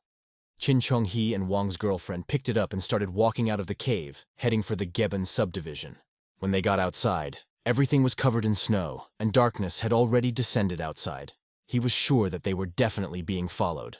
In general, he believed that Yen was stronger than him in martial arts, and so she would cover them and protect them. The girl was not particularly confident in her abilities, but she understood that it was necessary and agreed with his opinion. As they walked through the forest, they had a problem.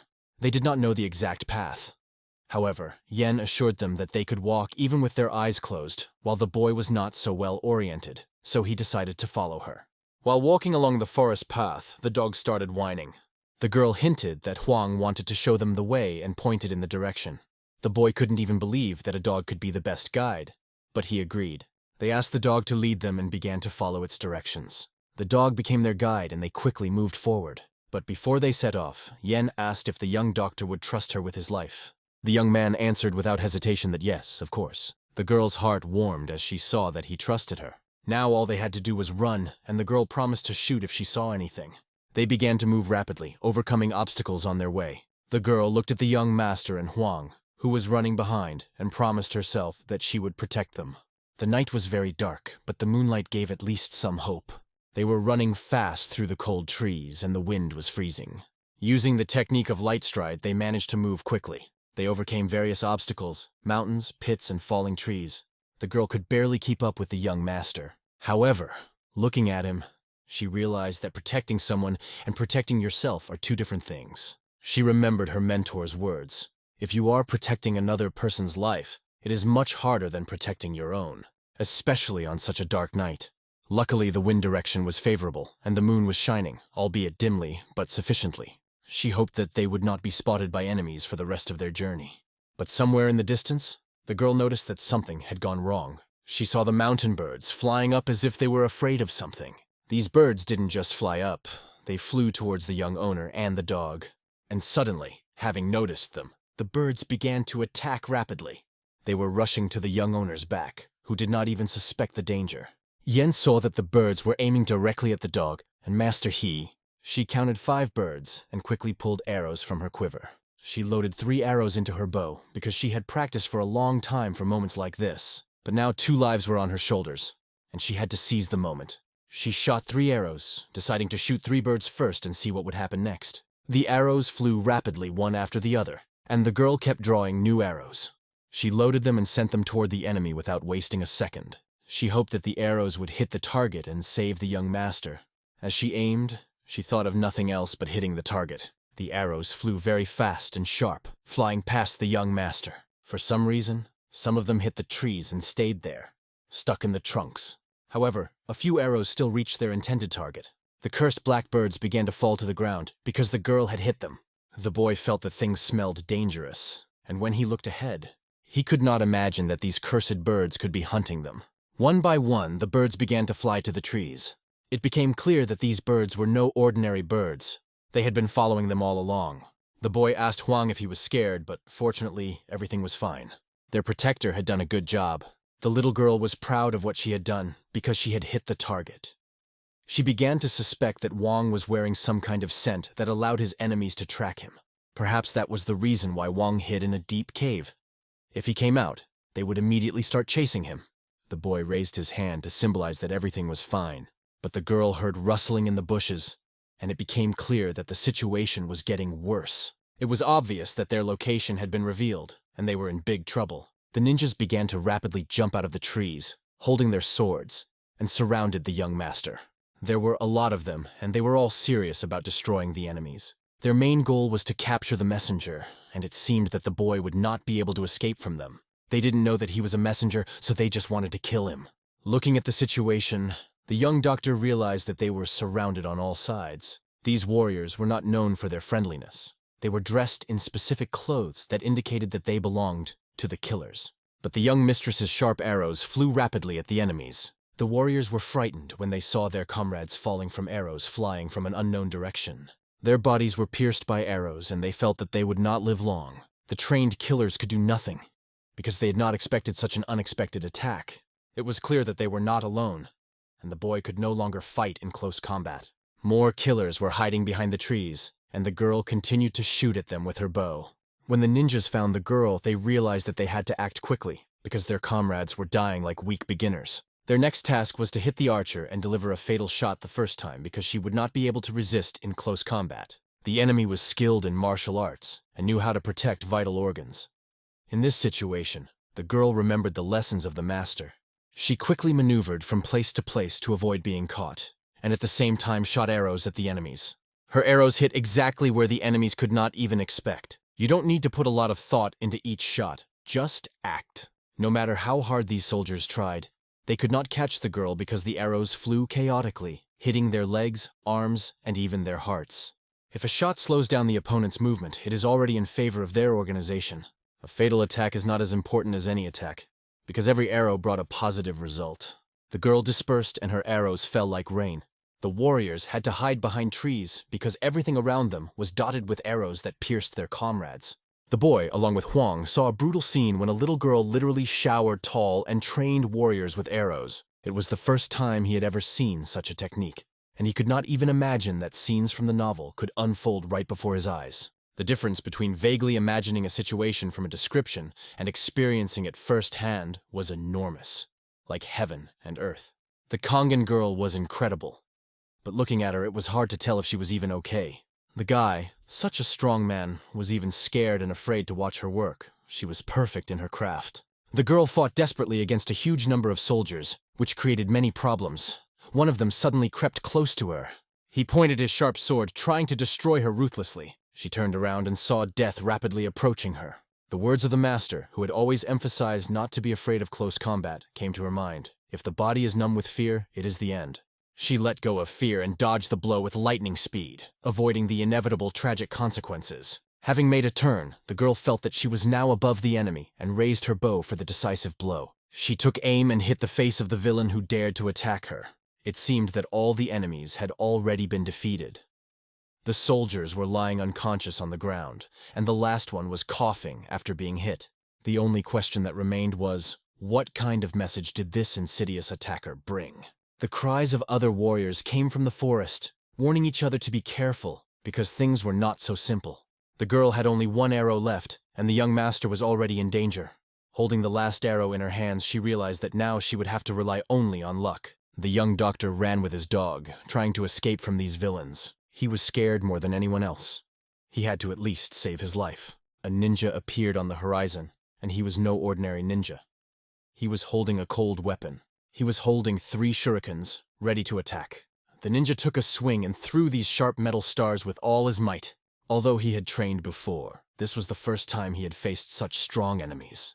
When 3 shurikens flew straight at his head, he realized that he had to act immediately. Feeling the rhythm of the battle, he gathered all his strength and dodged the deadly stars. The guy successfully avoided being hit, saving his life. But that was not the end. The villainous warrior began to chase him even faster. It became a real challenge for the young doctor, because these enemies hide insidious weapons. The ninja watched the guy closely, and it seemed that he did not understand how he had not been able to catch such an opponent. Watching his movements, he noticed that the boy was acting according to the principles of the 3 pillars. He didn't evade with any special technique, but with his skills, which are usually taught to lower-level warriors. For a highly trained assassin, this young man was already quite annoying, beginning to get on his nerves. The dog began to bark loudly, signaling that the enemy was approaching. At that very moment, as the guy was running, the warrior swung his sword over his head. The villain got very close, and in a moment he was already in front of his face. But something went wrong, and the warrior suddenly received a fiery arrow. The arrow pierced his heart, knocking him down and taking him out of the fight. The arrow traveled so fast and violently through the warrior's body that blood spatter painted everything around him. The highly skilled assassin let go of his sword, realizing that it was over and that the arrow had hit his heart. It was the work of the young mistress, who ordered him not to look back and just run on. She would deal with the rest of the enemies. Hearing these words, which sounded like madness, the girl wondered whether she should leave her friend and run alone. It really seemed crazy. But what could he offer in return? The enemies were still here, and she had no more arrows. If they both wanted to die together, they might as well stay still. The guy looked her straight in the eye. He couldn't lose a close friend, especially a dog. No matter how important the information the dog carried about Muram was, it would not change their fate. She ordered the young owner to leave the dog behind, and everyone around her was shocked, both the boy and the dog. But for the girl, it was no longer a joke. She did not expect such a development of events. They had to run away if they wanted to survive. The dog looked into the eyes of the young owner, and he returned the same look. The situation was very tense. This dog had such sad eyes. He did not know what to do, but he had to move very quickly because the enemy was gradually and steadily advancing. In his thoughts, the guy realized that there was no other way out. They would not be able to cope with every enemy. They have no technique that would allow them to use their inner energy and win together. He sees a big mountain right in front of him. The guy realizes that they might have a chance. He squeezes the dog tightly in his hands. He orders the young owner to run as fast as she can without looking back. She doesn't know what he's up to, but the guy insists that she listen to him at least this time. The uncertainty was written all over her face, and it was very noticeable. But what else could she do? The situation was hopeless and they had to trust each other. A few minutes later, the guy activates the sacred 5-element technique. Fire begins to fill his every vein, and if the internal energy is enough to create a vortex, his plan might work. If not, everything will go to hell. The dog feels this power and starts barking nervously. The incredible power of the sacred 5 elements technique is so powerful that the girl sees it for the first time. An unusual inner energy fills the space, and only one question torments her. Where does this guy get such power? However, this energy envelops everything around them, and when the warriors begin to approach them, the situation changes. Something is disturbing their souls. They don't understand where the electric force that stands in their way comes from. It was as if the boy had released an incredible chakra that spread throughout the forest. He asked the young lady to just run and not listen to anyone. She decides that this time she will listen to him. The incredible power that he released from himself begins to spread throughout the space. The wind filled the young master's chakra, and his body became stronger, as if it were hardened. Power began to flow out of his hand, and he felt a powerful stream of energy being released. He put his hand to the ground, and every movement was filled with an electromagnetic storm that was unfolding around him. When his hand touched the ground, the power spread throughout space, destroying everything in its path. The young owner literally changed before his eyes, because he had never felt such a powerful force before. The dog didn't know how to react. He was so shocked to the depths of his canine soul. The lightning strike spread throughout the forest, and the boy's energy seemed to flow through the veins of nature. It penetrated everywhere, both the snow and the trees, filling the space with life-giving power. The electromagnetic shock covered the entire landscape, every bush spreading in waves. The force grew stronger and stronger until it reached the mountain. It shook the mountain, and it seemed to have succeeded. The boy looked at the mountain, hoping that it worked, because it could change the course of events. If not, then they would be in trouble. The ground beneath them cracked, and the stones of the frozen mountain began to crumble. It looked like an avalanche slowly descending from the top of a mountain. Every minute the stones were getting bigger, and soon a big collapse started in the very center. It was as if an earthquake had shaken the place, forcing the mountain to move from its place. A huge mass of snow fell on the killer warriors. No matter how many of them there were, they could not oppose the power of the elements. It became increasingly difficult to run in this snow, and the huge amount of snow was carrying them away. The soldiers were caught in an avalanche, turning into frozen victims of the elements. The young master was laughing, happy that he had managed to do all this. The young mistress, running away from the avalanche, screamed, feeling fear and realizing that the power of his mind was more terrible than a sword. The girl remembered the words of the master. To use the surrounding landscape and nature is either to survive or to drive out the enemy. And these words were not just confirmed, they turned out to be the absolute truth. This technique is called disposition or gal, and although it may seem complicated to some, its essence is to react quickly and take advantage of the terrain without much preparation. A guy named Chul-hee didn't particularly impress the girl at an early age. She even thought something had happened to him, but when she looked up, she saw that the avalanche was moving behind her and the boy was ahead of it. He looked like he was surfing, along with a dog that was barking loudly. The dog had not seen such acrobatic stunts for a long time. They began to maneuver on the wave of the elements, sliding as if on snowboards. The young owner rode this wave of snow like surfers catching a wave at sea, enjoying it immensely. He didn't play golf, but he had been skiing several times. And these skills, as it turned out, came in handy in Murim's strange world. The girl was surprised to see the maneuvers of this young master. She didn't understand why he was so cheerful because the situation seemed quite deplorable. But why would he be sad at all if he was able to deal with such powerful enemies? Let's move on to the location where the poor live. They live quietly in their tent city and do not even suspect that a unit will soon arrive with a very important thing. When our hero and Yen approached the Kiban unit, they saw a dog that seemed familiar to them. But something was wrong with it. The dog suddenly began to break free from the young owner's hands and bark loudly at the person he knew. The poor man came closer and asked who they were and why they came with Mr. Huang. The young master did not allow the young lady to speak. He pulled out a tile medallion that made it clear who they were. When the Kiban representative saw their warrant, They were amazed. The whole neighborhood stood on its ears when he showed them the plaque. Mrs. Yen did not fully understand what he had shown them, but the Keban representatives immediately realized that they had a doctor in front of them and quickly escorted him to his room, because he had wisely brought the sign with him. The head of the Kabanu unit saw the plaque and remembered that the young doctor was quite famous, and that the plaque had been issued by the Peklin Infirmary. Moreover, the plaque was not wooden but made of gold and silver, indicating Zhang He's high status as one of the leaders of the infirmary unit. In addition, they quickly provided medical care to the famous dog Huangzu, whom they had brought with them. When they placed the dog on the table, Dr. Keebang realized that the young master standing in front of him was a student of Mr. Peckinson's and was nicknamed Little White Dragon. Hearing this nickname, the young master was upset. It was the first time he had ever heard people talk about him in this way. Mistress Yen, hearing these words, realized why he was called the Little White Dragon. After all, Mr. Peckinson's arrival had healed many difficult people, and that is why he had gained great fame in certain districts and places in the Congo. The dog was bandaged, and it felt better. Now nothing threatened its life. However, a message had been torn from its mouth and was hanging around its neck, and that is why they brought it to Mr. Huang. The dog needed urgent treatment, and time was against them. They had to act quickly. It was necessary to call the doctors who were nearby and bring the herbs that the young owner would name. Kaban quickly set about fulfilling his orders. They quickly gathered all the doctors who were in the area and distributed tasks among them. Everyone started acting immediately, and all the resources were gathered in the shortest possible time. A real bustle began, and everyone focused on one task.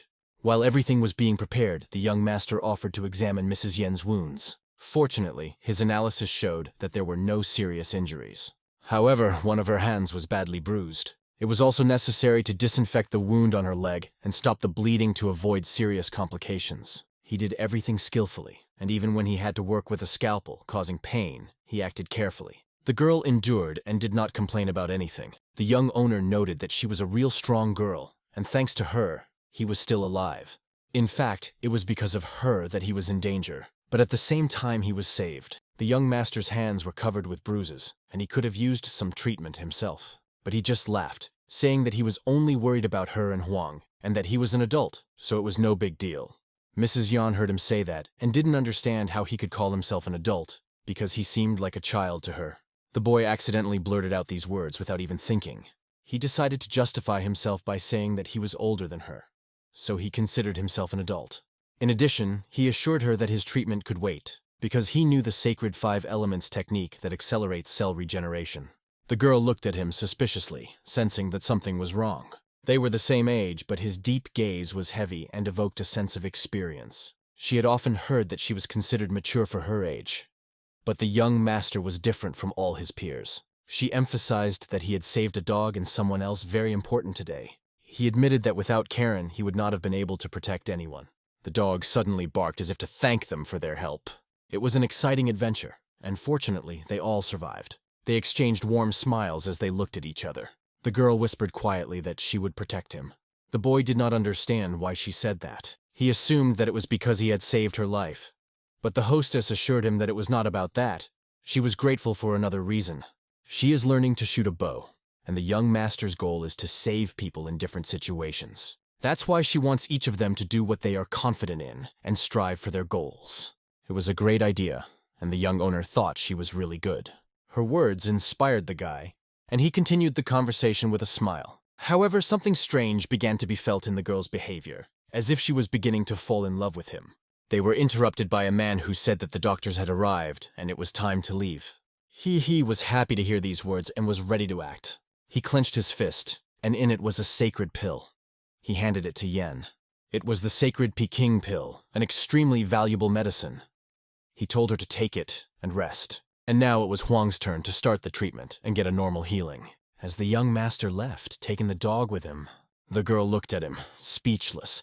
She was happy to have met him in her life, and our hero saw only the goal of saving the dog and helping people. This was his main goal. The treatment took a long time, and it was necessary to carefully treat all the wounds of this dog to prevent complications. The young owner concentrated as he needed to apply his knowledge to help as best he could. After all, this patient was extremely valuable to the entire veterinary team. Thanks to the fact that the first aid was provided correctly, the operation was successful. But there were many obstacles, such as a comminuted fracture, which complicated the process. Every minute mattered because of the external damage, and in addition, in an unstable environment, it was necessary to complete the operation as soon as possible. The sacred technique allowed young Master Qin Chong to act at least 3 times faster than a normal person. Thanks to the fire energy, similar to the treatment of Chong Yulan, he was able to find the site of inflammation with ease. Fortunately, young Master Qin Chong managed to cure Wang, despite his almost complete lack of veterinary knowledge. After the operation, all the doctors noted the excellent work, in particular pointing out that Qin Chong is indeed an incredible talent, as they say. He asked them not to praise him too much because his colleagues also did a great job, and he sincerely thanked them for their help. Although he thought that some of them would despise him because of his young age, they all had friendly looks. One female doctor remarked that for a cave of the poor, the sanitation was quite good. They expected to see dirt and an unpleasant odor, but inside this dugout, everything was clean and pleasant. The poor turned out to be different, just like everyone else in Murim. There are those who like mess, but some people prefer to live in cleanliness. The young owner fully agreed with these words, because being poor does not necessarily mean living in a mess. They had high-level information, and so they could make as much money as they wanted if they wanted to. Moreover, in the clan, unlike in Hamu, expenses are much lower. It was not at all obvious that the Kiban clan really had no money. He even wondered how much he should ask for treatment. But suddenly, the head of the unit bursts in and shouts to the head doctor that their chief elder is alive and urgently wants to meet with him. After these words, he went to the head of the clan, ready to listen to his request. Everything was happening in a rather luxurious palace that was striking in its wealth. Except for the head and his bodyguards, there was no one else there. Everyone was sitting on the rugs, waiting for the young master to sit down and listen to them. The boy looked around, noticing that one of the guards had more than 4 knots on his belt, indicating his high rank. These were quite high-ranking individuals who had to be handled with care. The head said that they had just finished translating an important message, and that young master, he was very much needed right now, so he was called. Hearing these words, the boy felt that something suspicious was afoot. The teacher always said that healing should be done well, but one should not get involved in complicated and undesirable cases. The head of the unit continued the story, noting that some rather suspicious people had appeared on the field, which greatly worried their clan. For a long time, the head had been trying to return from the neighborhood with his sacred object, but the situation was becoming increasingly dangerous. The head said that he was finally able to take the sacred object, but was attacked by an unknown person wearing a black mask. He received a serious internal wound, and this was the main message he left in his letter. The young master realized that he had already guessed this even before he heard it. After all, in the novel The Heavenly Demon, the little heavenly demon appears along with other adherents of the demonic path to achieve their goals. It turns out that the sacred object is directly related to a demonic cult. He asked who these suspicious individuals were, but the head only replied that he was able to fight off almost all of them. What worried him, however, was that one of them was extremely strong. The head was unable to kill him and allowed him to escape. However, he assumed that he was unlikely to survive due to his serious injuries. For the young master, this sounded quite strange, because in the original, the head of Kabanu was supposed to die at the hands of those unknown people. Now it looks like more than just a storyline. It looks like a real butterfly effect. The deputy head of the Kiban clan, as the leader of the group, begins to bow to the young master. All of them felt uncomfortable asking the doctor for help, especially after he had just finished a complicated operation. However, they are in an emergency situation, and the life of their leader hangs in the balance. They all begged the young master on their knees to save their leader. At that moment, they trusted only the young apprentice of Master P. Crinson, believing that he could help. Realizing that both the head of the Kiban and the little heavenly demon were involved, things became even more complicated.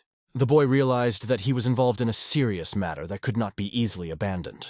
Returning to the mountains, where a great deal of blood had been shed that evening, the situation was becoming tense. In the same forest where the young owner had fought with his colleague, it seemed that danger lurked at every turn. Under the snow that came down from the mountain and covered everything around, the fight continued, hiding the traces of the battle. Someone was lying bloody in a cave. It was incredibly hard for him. His strength was leaving his body. The cave was covered with snow, and it was unbearably cold and scary inside. It seemed that no one would come to help him, and all his strength was disappearing every minute. The warrior leaned against the cold stones, plunged his sword into the snow, and tried to breathe to keep from dying. There was a terrible wound on his chest, which made it very difficult for him. It was Ye Haryun himself, who was severely injured, but was glad that the blow was at an angle and did not kill him. If the head of the cabin had not turned away, he would have died. He didn't understand why he was in doubt at the moment he was fighting. He did not know that the head of the cabin had such a fragile heart. How many people would pass by a child in a cold mountain forest begging for help and calling for his mother? The cabin chief fell for this trick, not realizing that this child was from their cult. When he became the head of the clan, he was unable to show composure in front of the crying boy. Feelings of guilt overwhelmed him, and now he had no right to consider himself a true leader. After all, the main rule of their cult is that mercy is considered a weakness.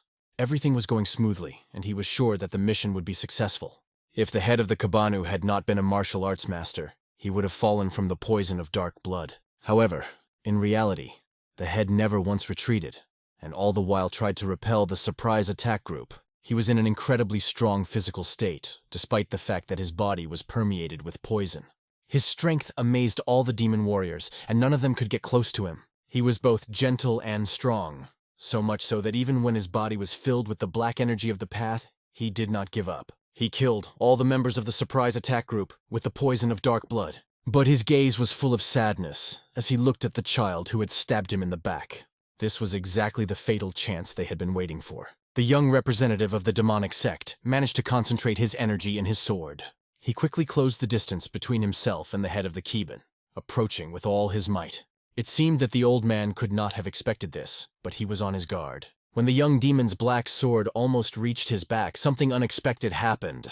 Yahello was unable to strike sneakily and suddenly stopped. After that, he felt all the suffering that the head of the cabin had caused him. The head sent a strong energy strike, destroying the health of his offender. Yahello could not understand why he stopped, because he was a real killer. The blood of the deadly star of the sky was still inciting him to commit mass murder. In such an excited and crazy state, he could not stop. But for some reason he did, and he did not understand why.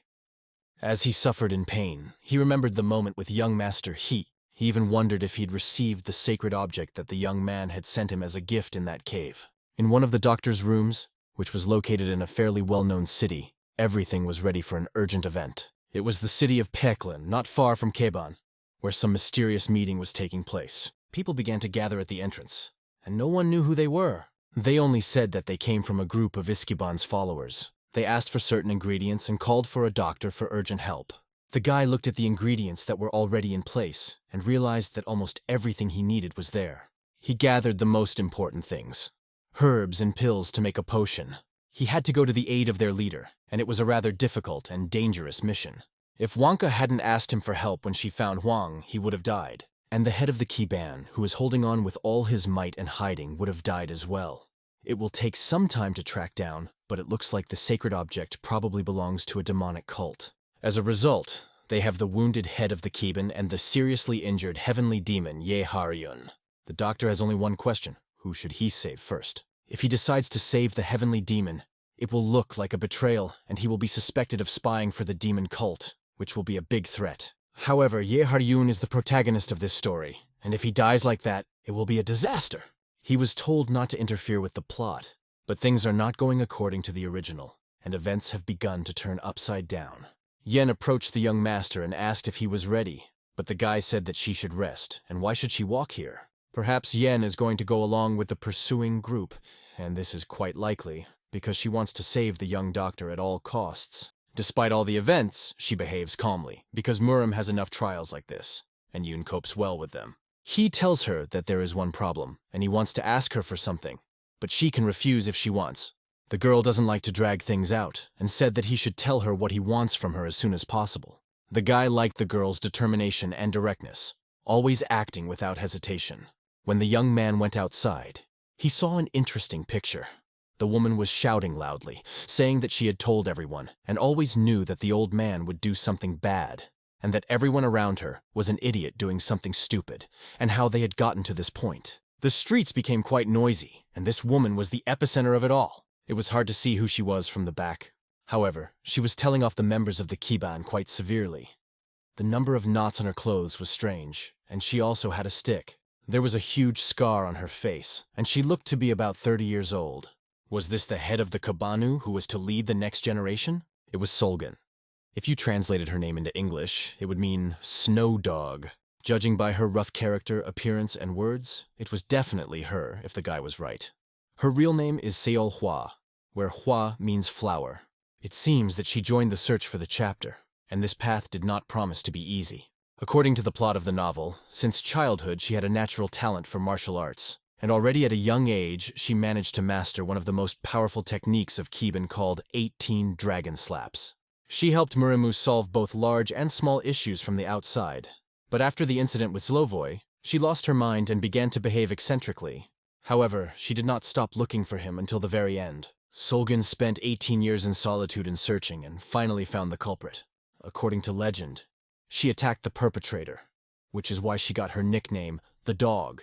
Because if she grabs someone, she will never let go. She hid for 2 years, preparing to take revenge. This woman is truly incredible. She managed to drive Yeharyun into a real dead end. When they met in battle, it was a real confrontation between two great warriors. She fought desperately against him, the strongest man in all of Murim, who was even written a novel about. Their fight was truly legendary, but unfortunately, it didn't go the way she wanted it to. She lost. She was suffocated by the punch of the heavenly demon, who defeated her in a fair fight. She could not believe that she had spent all her energy and vitality to catch one heavenly demon. Her last words were, "When the world finds out, everyone will laugh at me until they cry." This was her story in the novel, but was it necessary? She noticed a young doctor standing behind her. She turned to him, knowing that he was a student of P. Crinson nicknamed the White Dragon. Introducing herself as the heiress of Kabanu, she suggested that he simply call her Solgai, or Solgai. The boy expressed his respect, showing that he understood her status and importance. The girl said she was glad he saved Wang and that the old man was just babysitting his dog.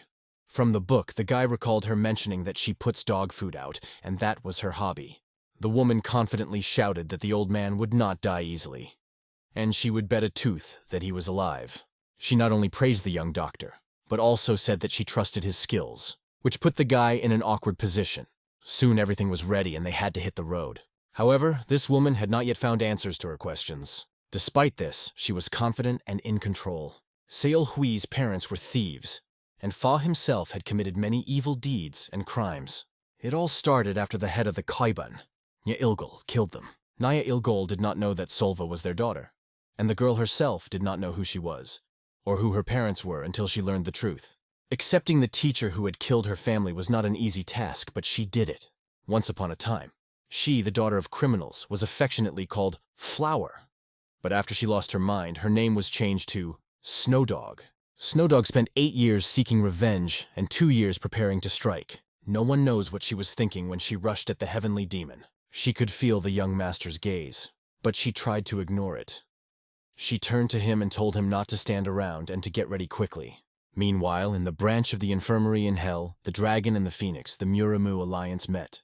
The primates felt an incredible power emanating from young Master Pei Crinson, and this power mesmerized everyone present. No one knew what made this master enter such a mode and state, but his stern gaze indicated that something was going wrong in his native land. In the next chapter, we will find out why Peaklinson was so worried, and what caused his concern. Somewhere in the Murima Union, the Dragon and Phoenix Congress was taking place, where warriors tested their strength in competitions.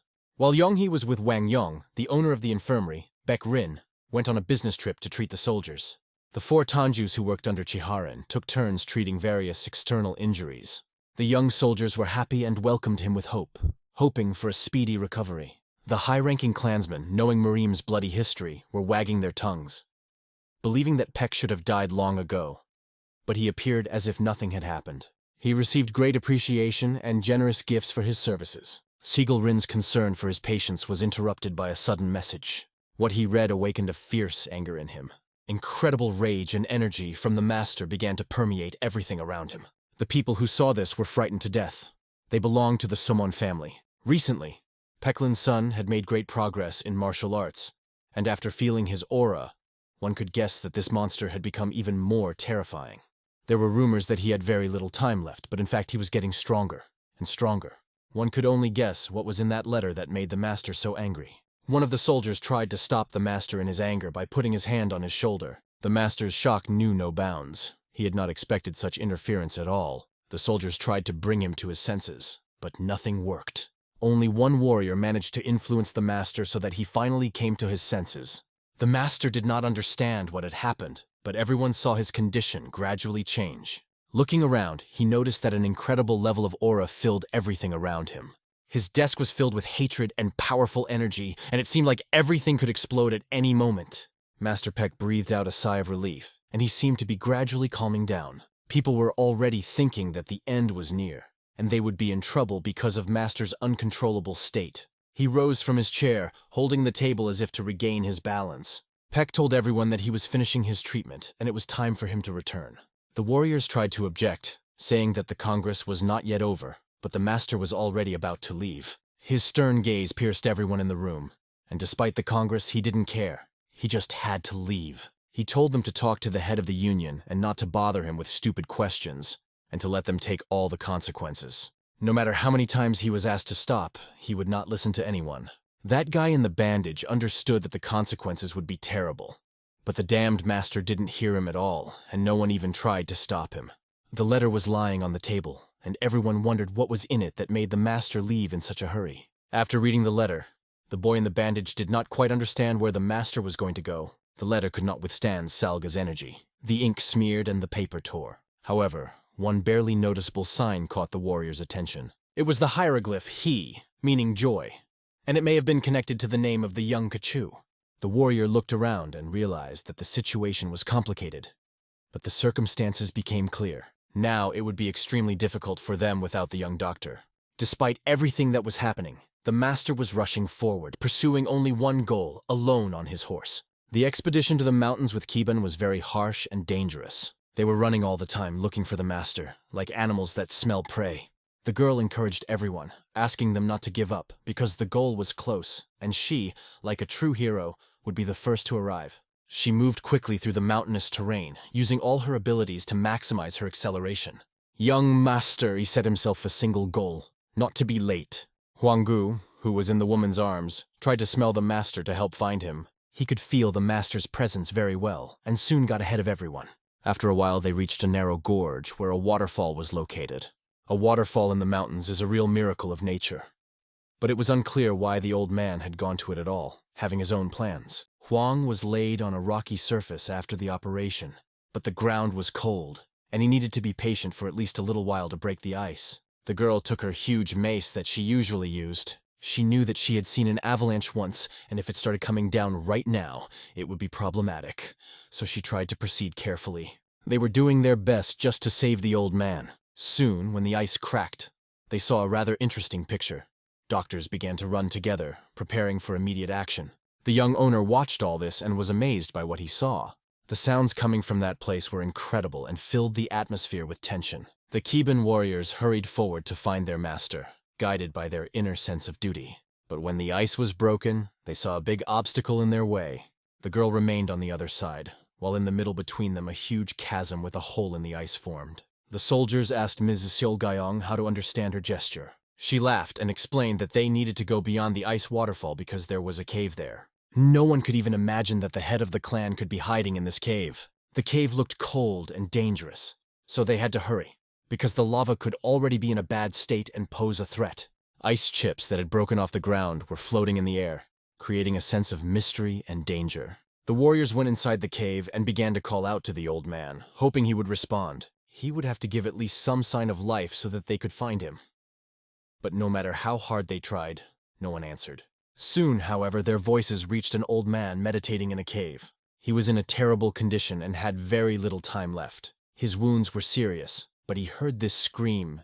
It was Solgan. Soon the master was found in the cave, and they had to quickly start a fire to keep him warm, so everyone started gathering wood. The warriors from the Bang clan were preparing a place for the operation, and the young master was examining his master.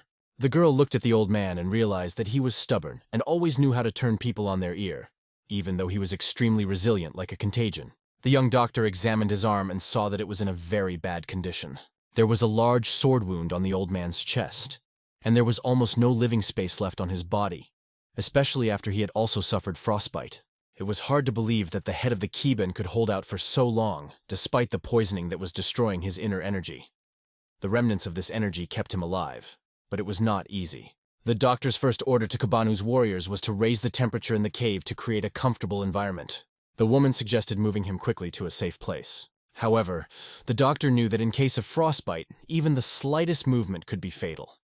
Any impact on his body could cause cell destruction due to the thickening of the fluid. "And it can take as long as 2 hours to find firewood," said one of the doctors, looking at the situation with concern. Everything was under control, because for such cases, the guy had studied the energy of water and fire, the sacred 5-element technique to the 5th level. However, the doctors realized that these elements were opposite and could easily collide with each other. They asked the White Dragon Master if he was really confident in his ability to control this 5-element technique, since he had recently mastered it. It was a big risk whether he would be able to handle it, but the guy uncompromisingly answered that yes, this was his first task, to provide medical care. It was an incredible sight for the doctors, because they realized the power of this technique. They saw how small amounts of inner strength were real and powerful. It didn't matter how difficult it was to control this force, it mattered how well he did it. From the moment his inner power was as small as a pea, he continued to cultivate it and learn how to interact with the elements. The basics of technique are important. Even if you have little strength, you cannot act rashly. The fire raised the temperature in the cave, heating the body of the master, who urgently needed help. The master remained silent, keeping himself in a state of semi-consciousness in order not to die. The young master put his hand on him and began to act, concentrating his inner energy. The energy began to fill the space, and a blue glow enveloped them and the entire cave. The woman remained silent, focused on the main thing, saving their leader. At first, the young master used the heavy and soft energy of water to stabilize the condition. Then he carefully began to warm the body with a thin and sharp jet of fire. If these two elements had collided in the beginning, there would have been a great collision, but the water energy formed a spiral around him, harmonizing the process.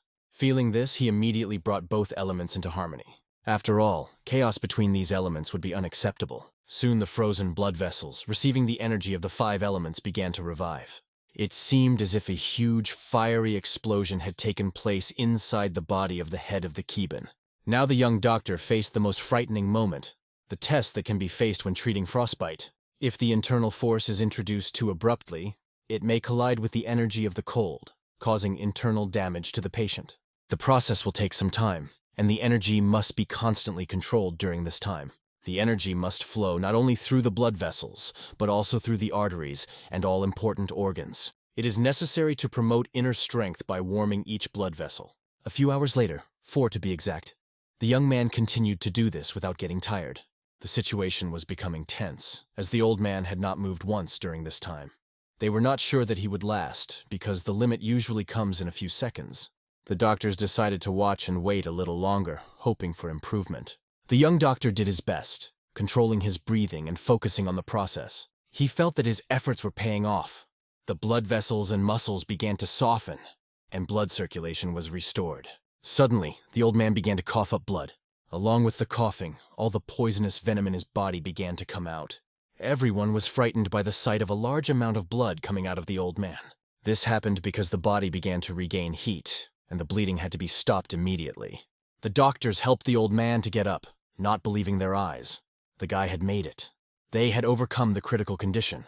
However, in the young doctor's opinion, despite the success, the patient had serious internal injuries, and the sword wound had reached his intestines, although no vital organs were affected. This was good news for everyone, but the young doctor still immersed the patient in inner energy and successfully performed a hemostasis procedure. However, another problem arose. The problem bothered the doctor very much and did not give him peace of mind. Due to severe frostbite, the patient could no longer feel his limbs.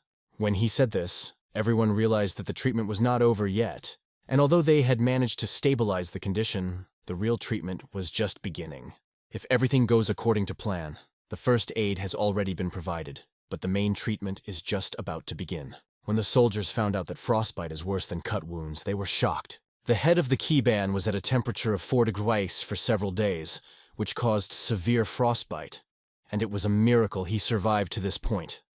Moreover, due to improper energy circulation, his energy pathways were intertwined. Because of this, if you force him to move now, he may remain disabled for the rest of his life. The right treatment needs to be done right here. Everything was exactly as the doctor said, and it was a real risk, but there was no other way out. The woman asked the young man to say whatever he needed to say, and she would do whatever he said. However, everything had already been prepared and the necessary equipment was in place. All that remained was to show determination. She would have to sacrifice her right hand, left foot, and 5 fingers, as well as part of her leg below the knee. It was a tough but necessary decision for the master to survive. Hearing these words, the woman was angry and afraid at the same time. The warriors also realized that the strongest in their family would remain disabled. The first task was to save his life, just his life. However, the woman could not calm down. She could not believe that the young doctor was actually condemning him to give up the life of a warrior, not even an ordinary person. She doubted whether this was accurate information. However, the fact remained that the old man definitely could not survive without serious intervention. The guy seriously explained important things to her, trying to convey the truth. Suddenly, they heard the old man's voice addressing Seol. Seol heard the old man joke that even the dead would wake up from her scream. Seeing his enthusiasm and liveliness, she was glad that the old man was beginning to come to his senses. The warriors of Kabanu almost started dancing with joy when they saw that their master had regained consciousness. Seol turned to the old man, telling him that according to this quack, he needed to have his arm and leg cut off, and that she should just sit and watch it calmly, because the old man looked quite good. However, the young doctor examined the old man's arm and, as expected, found that it had completely lost sensation. The old man wanted to deny it, but he knew perfectly well that the white dragon was not mistaken. He really could not feel his limbs, and the only way to save him was to cut off parts of his arm and leg. At this point, it was the best option, and although Seol was gritting his teeth, there was no other way out. Otherwise, the old man would simply die. When Seol heard that the old man agreed with the young doctor, she could not believe her ears. However, the fact is that frostbite is not uncommon among the poor, and the old man said that on the first day he stopped feeling his limbs, resigned to this fate. The old man thought that all of his limbs would be cut off, but the young master said that he could save 2 of them. Hearing this, the old man was extremely surprised. It meant that he was planning to leave the staff to Thag, and he added that it was not only the staff that kept him as the head. Although Seol had asked him not to become weak, the old horse did not even listen to her words. He realized that one puppy was crying at the foot of the mountain and begging for rescue. The old man knew that it was a trap, but his cry was so similar to Saul's cry as a child that he went to meet it unconsciously. From the very beginning, walking through the forest, he realized that it was an ambush, but the puppy he took with him reminded him of Saul as a child. These memories pierced his soul and scared Seol to death, making her worry. Even knowing everything about Keban, it was unclear why the soul dragon had plunged him into madness. However, he knew something for sure, and he was not going to betray these truths because the whole reason for his madness was his lack of moral principles. These words sounded like a bolt from the blue, and the atmosphere in the cave suddenly changed. The young master stood aside and realized that the head of Keban did not know why Seolgyong had gone mad, and the fact that he killed her parents also remains unknown to her, although she seems to be beginning to guess. From that day on, he took over as head and appointed a rather eccentric person as his successor. Seolgyong took his place and began to fulfill his duties. When she heard this, she did not know how to understand it, but realized that she should not relax. There is a long way to go, and she is a wise child, and the head believes that she will succeed. However, the woman explained that all his words sounded like a joke, because she didn't even have the right to become the head. And why should the old man decide everything as he pleases? However, according to the head of the Caban, she has enough rights, and although there are other options, he chose her, and no one else had such influence. Time was running out, and the head told her to listen carefully. She would become the head of the Keban, just as he had once been. He had always found it difficult, and every word he spoke was hard, but this position remained his great step forward, which he was now passing on to her. He turned to Mad Dog, saying that as the head of the Keban, she would have to sacrifice something for the position. The young doctor listened to all of this, and it seemed to him that this was not a conversation between his grandfather and his crazy student, but a conversation between the murdered head and the new head. Then the head of Keban turned to the young doctor, asking if he had something that needed to be gotten rid of. After these words, the atmosphere in the cave changed, and the head handed over his duties to Seol. Mad Dog could not calm down because of the dramatic nature of this moment. The operation had already begun, and Seol couldn't watch what was happening. She ran out into the open space of the cave, fell to her knees, and started crying. She sobbed like a little child, but she couldn't let anyone see her weakness. Anger and resentment filled her heart so much that tears streamed down her face, giving her no rest. She scratched the ground with her fingernails in anger and cried, pouring tears on every piece of ground. Meanwhile, the operation was taking place in the cave, and everyone was focused on this crucial moment. The head set himself the first goal, to survive despite the loss of his limbs. The young doctor gathered his thoughts, realizing that it would not be easy, but he had to do his best. Everyone noticed Soul crying at the exit of the cave, and it did not go unnoticed. She asked the master what made his soul fall into the clutches of the soul demon. The girl scratched the ground even harder with her nails, anger overwhelming her from the inside. She could not say anything, but she knew that she had to keep herself in check and continue on her way. Despite the tears streaming down her face, she decided to remain silent in front of her teacher and her parents' enemy. The head, knowing her well, could tell that everything she did for him was nothing more than an attempt to please. He asked her if she was afraid that if her secret was revealed, the soul demon would consume them both. But why would the old man want to know? The old man's harsh gaze enveloped the cave, and he no longer saw the mad dog who had lost his mind and had never bitten anyone. If he had gone mad himself, he would have felt better, and he laughed. If the old man found out the truth, he would live the rest of his life consumed with regret, the young doctor realized. But Seol said it was okay, and decided to put the past behind her as far as the soul demon was concerned. With sadness and pain, the girl said that she was rid of him. Then the old man ordered her to untie the knotted soul belt and worship him. Everyone held their breath, and the girl examined her belt, weighing her decision. The warriors inside and the young doctor watched the scene, waiting for the next step. The heat coming from the fire was like the goodness that sometimes comes from people. Just like the hatred that appears in the hearts, the belt gradually slipped off Seolkyung. It was a legendary scene that was not even described in the novel. The girl lifted another burden from her soul, because once someone was everything to her. But now she let go. Seolkyung has always been chasing her past, but in the end, she decided to leave it behind. After she bowed to the former head of Kaban, she stood up. The master looked at her for a long time without saying a word. She had to make 20 bows, which meant that she had to get rid of 12 mental torments. This gesture symbolized a complete immersion in the new world, with a clean soul and new strength. Suddenly, the head shouted, "Take away my knots!" And the wound on his body began to bleed profusely. The young doctor noticed that there was almost no time left, and he got too carried away, distracting himself from the operation. The operation had to begin immediately, and all the extra people had to leave the cave. The doctors rushed to prepare the necessary materials for the operation. The girl watched everything and realized that if the operation was delayed, the old man might die. There was only darkness on the old man's face because of the suffering he was going through. All the outsiders left the cave so as not to interfere with the operation. The warriors stared at the new chapter for a long time, not knowing how to start a dialogue with it. Seolkyung looked at the space and realized what tasks she would face as the new head of Kaban. At the moment, however, she thought only of the old man and relied on the young doctor who was to perform the operation. In a comfortable position by the fire, the old man was to be kept warm during the operation. He was placed on a soft sheet and proceeded according to plan. It was the best solution, although the old man would lose his martial arts. But there was no other choice. The guy took the scalpel in his hands and tuned in to this difficult gesture. He felt that at that moment, he was not only mastering a martial art, but also learning new medical techniques. Despite his vast knowledge, his choices were very limited.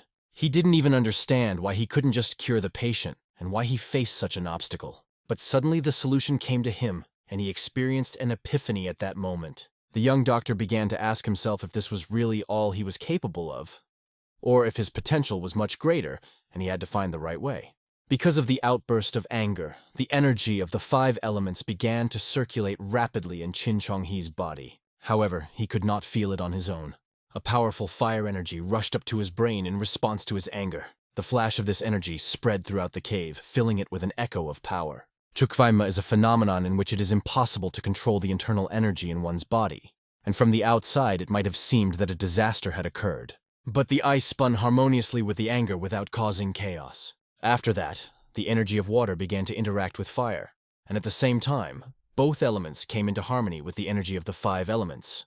The guy completely immersed himself in himself to find answers to an infinite number of questions. It didn't last long, only a few minutes passed, and the energies that were weaker than fire and water came together by themselves, reaching a balance. As a result, the energy of the 5 elements suddenly took on a perfect form. The energy began to rise upward, and everyone around did not understand what was happening. The young man's whole body was covered with red light, It looked like something serious, and everyone around him was puzzled by what was happening. However, by going deeper into himself and interacting with his powers, he found a way and an answer to his questions. When he started the operation, an incredible chakra was circling around him. The feeling of energy was something new and completely different from the other 5 senses. Thanks to this new sensation, he could notice all the details concerning the Kabanu chapter, down to the smallest detail. In his previous life, there was a similar situation that happened only once. It happened to a man who froze his foot while climbing the huge Mount Everest. Everyone said he needed an amputation, but one of the famous hospitals specializing in traditional Korean medicine managed to cure the patient with acupuncture and cauterization. The cauterization proved to be so effective that the patient was able to quickly get back on his feet after a while. The guy turned to his colleagues and said that they would not cut off the limbs. He ordered everyone to get the needles ready as soon as possible. Everything would be done as the idea came to him. At first, this thought seemed incredible to him, but now he felt that he was capable of it. As he started his work, the young doctor's movements were simply flawless. The nerve cells were almost dead, but by using the energy of the 5 elements and stimulating the essential energy, he could maximize the regeneration process. Creating new tissue, just as a lizard regenerates its tail, he united the dead blood vessels and ran blood through them. The doctors watched this picture and were simply amazed at how flesh and blood were restored in their master. After some time of treatment, working with a scalpel and needles, the result became obvious. The result was incredible, because every movement was filled with energy. But the energy of one guy was not enough. To revive the cells, it was necessary to come up with an additional way to enhance this process. Even if the energy pathways are mixed up in a messy way, it is possible to use force to draw out the internal energy and use the 5 elements technique. The guy took out a large, sharp spear, deciding to use it for further work. Seeing this huge, sharp object, the doctors stepped back a meter, not knowing what to expect. They were intrigued by what the young doctor was going to do with such a long needle. The guy asked them to wait a bit, as everything would soon become clear. He waved his hand and stuck the spear directly into one of the painful points for maximum effect. This spear was endowed with incredible power, and its energy began to overwhelm the surrounding space. Through the long needle, he transferred the inner energy of the 5 elements, so that it could merge with the powerful energy that had absorbed Kiban. With the collision of 2 different energies, it would not be surprising if a state of Chu-Vaima arose. The young doctor realized that he had to concentrate on his conscious control in any way possible to control the energy. The chakra pierced the space, heating the air, and soon the patient felt a pleasant odor. This smell came from within and filled him, causing him to visualize. He dreamt of walking with a child on his shoulders and asking her if she had parents or relatives to rely on. But she said no. He decided that they should first find an infirmary and look at the girl's wounds. If they could find her parents, things would be much easier. The young girl asked him why her grandfather was so kind and who he really was. He replied that he was just a poor man. The girl remarked that such work must be very hard, but the old man just laughed, because it was funny for a person who had been saved by a poor man. In his imagination, he saw himself bringing the girl to the hospital, and she started laughing with all her heart, radiating joy. He watched as this child began to eat, satisfied and happy. She had no sky as a ceiling, and the earth served as her blanket. And the old man, having checked his whole life, wandered along the roads of Kang. The old man became very accustomed to this girl. He constantly fed her and tried to make her grow strong. He walked with her through the forests and was her mentor. He felt warm, even in the rain, when she was with him. The old man had never had children or a beloved woman. He always believed that a family was not a thing for a poor man. But with the appearance of this girl in his life, everything changed. She was always around, and he saw her grow up and became very attached to her. He felt a certain connection and treated her as his own child. He couldn't just go away and leave her with a peace of mind. 100 days passed, but no one came for this girl. No one took her away. And when she saw the old man, she told him that she wanted to be a poor girl like her grandfather. The old man yelled at her, "Little girl, what have you come up with? What good have you found in this life of a poor man?" But the girl grabbed his leg and shouted, "I will be a poor girl like you. I really like poor people." She was not going to let him go, holding onto his leg so tightly that she did not even let him breathe. And because of her stubbornness, he remembered how Ciel Hui had been stubborn since she was a child, as if her mother had taught her to be so. This thought and energy began to fill the old man. Blood began to flow into his limbs, restoring them. Although the acupuncture was very effective, something incredible happened. The arm, which was previously unresponsive, began to move right in front of the doctors. The doctors watched Master Peck's best student, and were amazed at his incredible strength. After the operation, everyone was waiting for the results, already resigned to the possible consequences. Suddenly, they heard joyful shouts from a person who said that everything was fine. The girl noticed someone running toward her, but she could not understand what was happening. The woman, a doctor, was running as fast as she could, filled with boundless joy. She announced to everyone that the head of the Kiban clan was feeling well. Out of breath, she could barely speak, but kept shouting that he had regained consciousness. This message stunned everyone around her. Seol realized that the old man was not as simple as he seemed, but no one expected such a turnaround. The old man thanked the young doctor for saving him, as the Kiban clan would never forget such a favor. However, before celebrating, they needed to check all the injuries to make sure everything was okay. The guy worked hard, sparing no effort, focused on every movement. He noticed that his arms and legs felt like wood, but he knew that there was still a chance to save 2 limbs.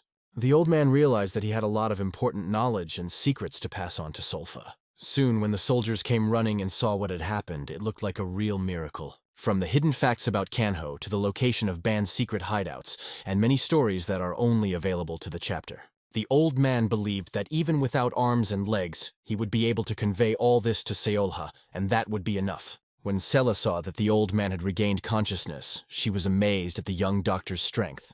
All the while, the old man was joking, noticing a mad dog on the horizon. "This is not just a return to consciousness," he said. "He has started a new life. He's alive." The guy used his hand to block the path of the rabid dog, protecting the old man. She hit him on the arm and said, "Are you crazy, kid?" But the young doctor firmly asked her not to approach the patient again until he was better. Despite all her arguments, the guy simply repeated that he could not. The woman believed that if the old man had already regained consciousness, why not? But still agreed that rules are rules. Even if it's just a little bit, you still can't approach. He is being outrageous, she thought, not understanding how she could say that when she was so worried about the old man. The doctor apologized, saying that he should have tried harder. But the head of the Beibang clan did not understand what he was talking about because the boy had done better than his teacher. Sol emphasized that the young doctor, a true white dragon, had done his best and put in his best effort. Except for 2 fingers, everything else was fine. The old man was worried when he heard this. "What do you mean, 2 fingers?" The doctor replied that he was unable to save the index and middle fingers of his right hand, which is so important in Murim's world. The old man was shocked by this news. He looked down and seeing that all the limbs were in place could not believe this miracle. How is this even possible? However, he had lost much of his internal energy. But if he regained his strength, he would be able to use his martial techniques again. The old man, realizing this incredible chance, could not believe that he would ever be able to pick up his staff again. The doctor replied that yes, he had lost only 2 fingers. The old man was amazed. He thought he would lose his limbs, and if he had known that he had just lost 2 fingers, he would have organized a celebration. Tears of joy appeared in the eyes of his wards. The old man was extremely grateful to the doctor for saving his life. The guy was so tired from exertion that he could hardly breathe. Despite the fact that it was not possible to save all parts of the body, everything turned out in the best possible way. Mrs. Seol Hui took her belt and smilingly said that she would continue to kick him. The old man was finally healthy, and she took her belt back with a smile. The head of the Kiban clan saw this and ordered her to put the staff away. "Stop tormenting the old man. Let him finally rest," he said. The girl joked with excitement that now she would have to work even harder. The young master noticed that her voice had become softer, meaning that she had freed herself from the clutches of the demon that tormented her soul. The master reached out to the mad dog. He gently touched its face and stroked it. "If I could turn back time 5 years, I would still choose you," he said. These words warmed her heart and added warmth to her soul. Her face lit up with emotions caused by the old man's words. The same old man who had saved her at the most important moment of her life. And if she were born again, she would still be a simple poor woman. The young owner watched this beautiful, sentimental moment.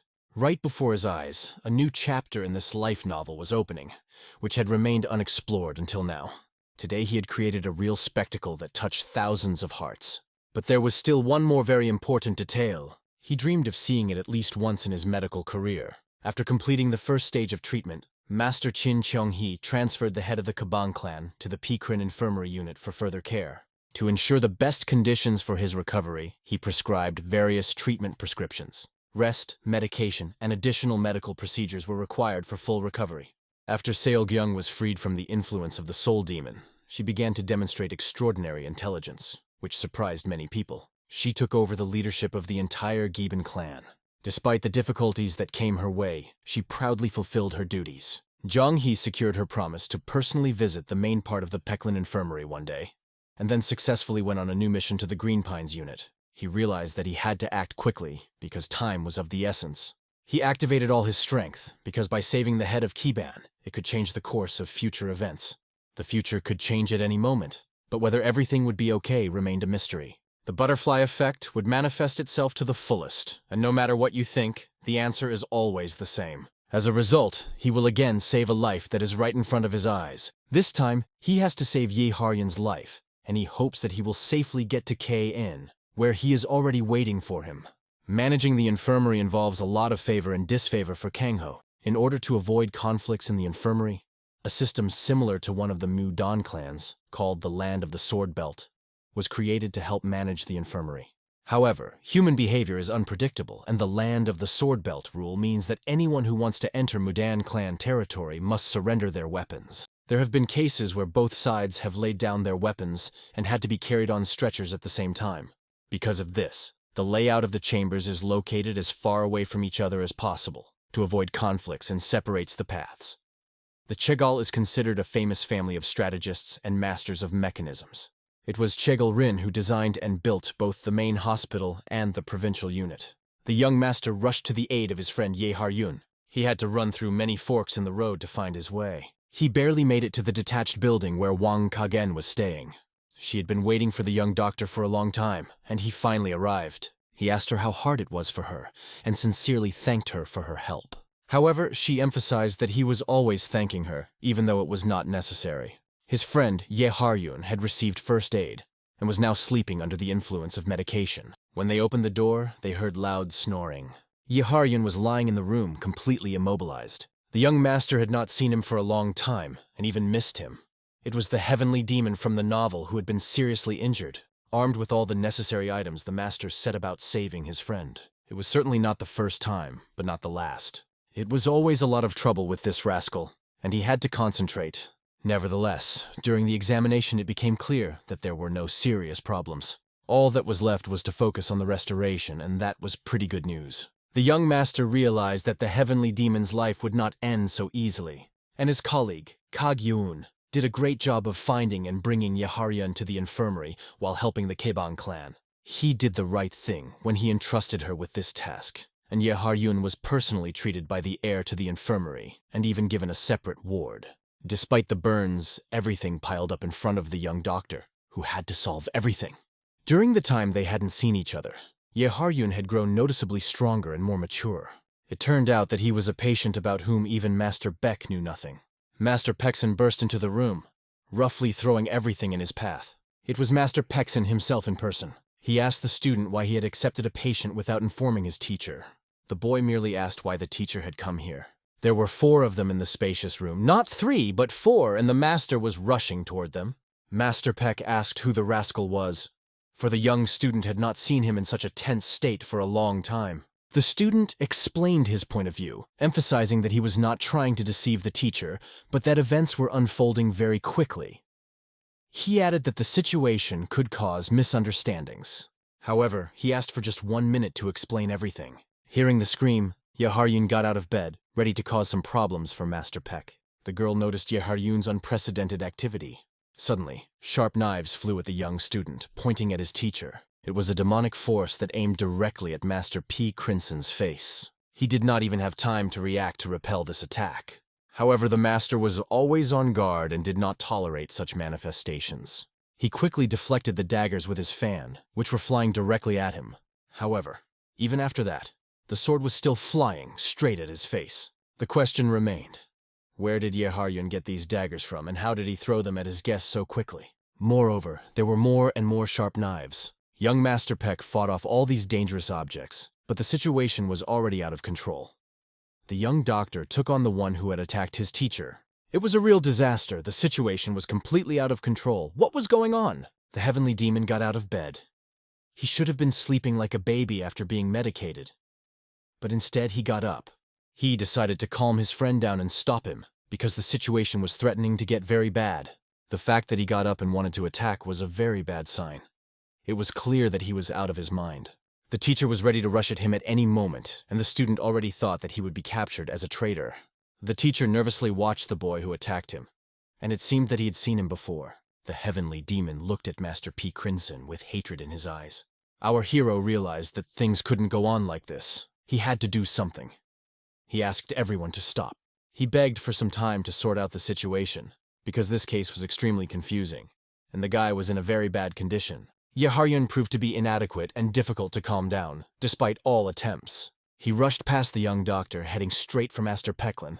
Then he threw his friend on the bed so that he would not interfere with him.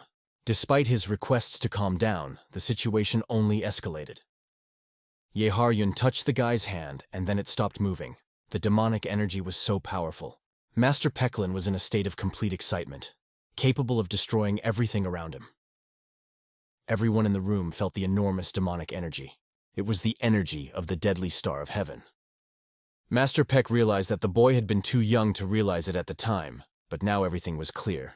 The heavenly demon stopped when he heard these words, and the master asked why the boy had tried to heal this rascal.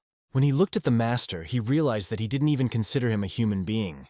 The young master replied to his master that although this boy was born under the deadly star of heaven, he was still worthy of respect. Master Peck was not sure whether the words herbivorous wolf made sense, which sounded absurd in the context. After all, the meaning of life for those born under the deadly star of heaven is to kill a lot. The boy stood in front of them, filled with demonic energy, even here in their infirmary. He was born under a star that haunts and kills, even if they were children.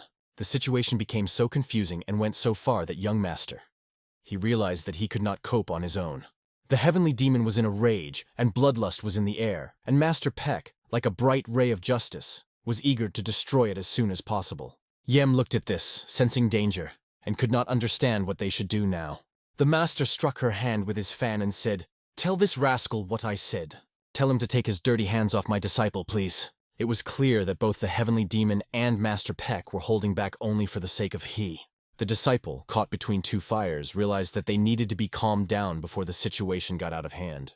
Yahello held his doctor friend's hand, but the latter begged him to let go. In his rage, Yahello could not understand why the doctor was listening to this man. Master Peck could have easily destroyed this rascal, but he was holding back only for he's sake. The heavenly demon speculated that perhaps this Pei Crin song was the real master he had heard about.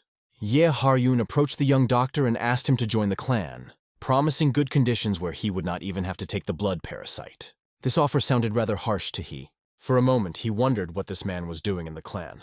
Perhaps he had been promoted, but the novel did not make this clear. Hearing these words, Master Beck began to radiate a powerful aura of peace. But he decided to explain to the heavenly demon that if he didn't know, he should pay attention to his words. After all, Divine Dr. Marima is so powerful that even compared to the clan leaders, he stands out for his fierceness.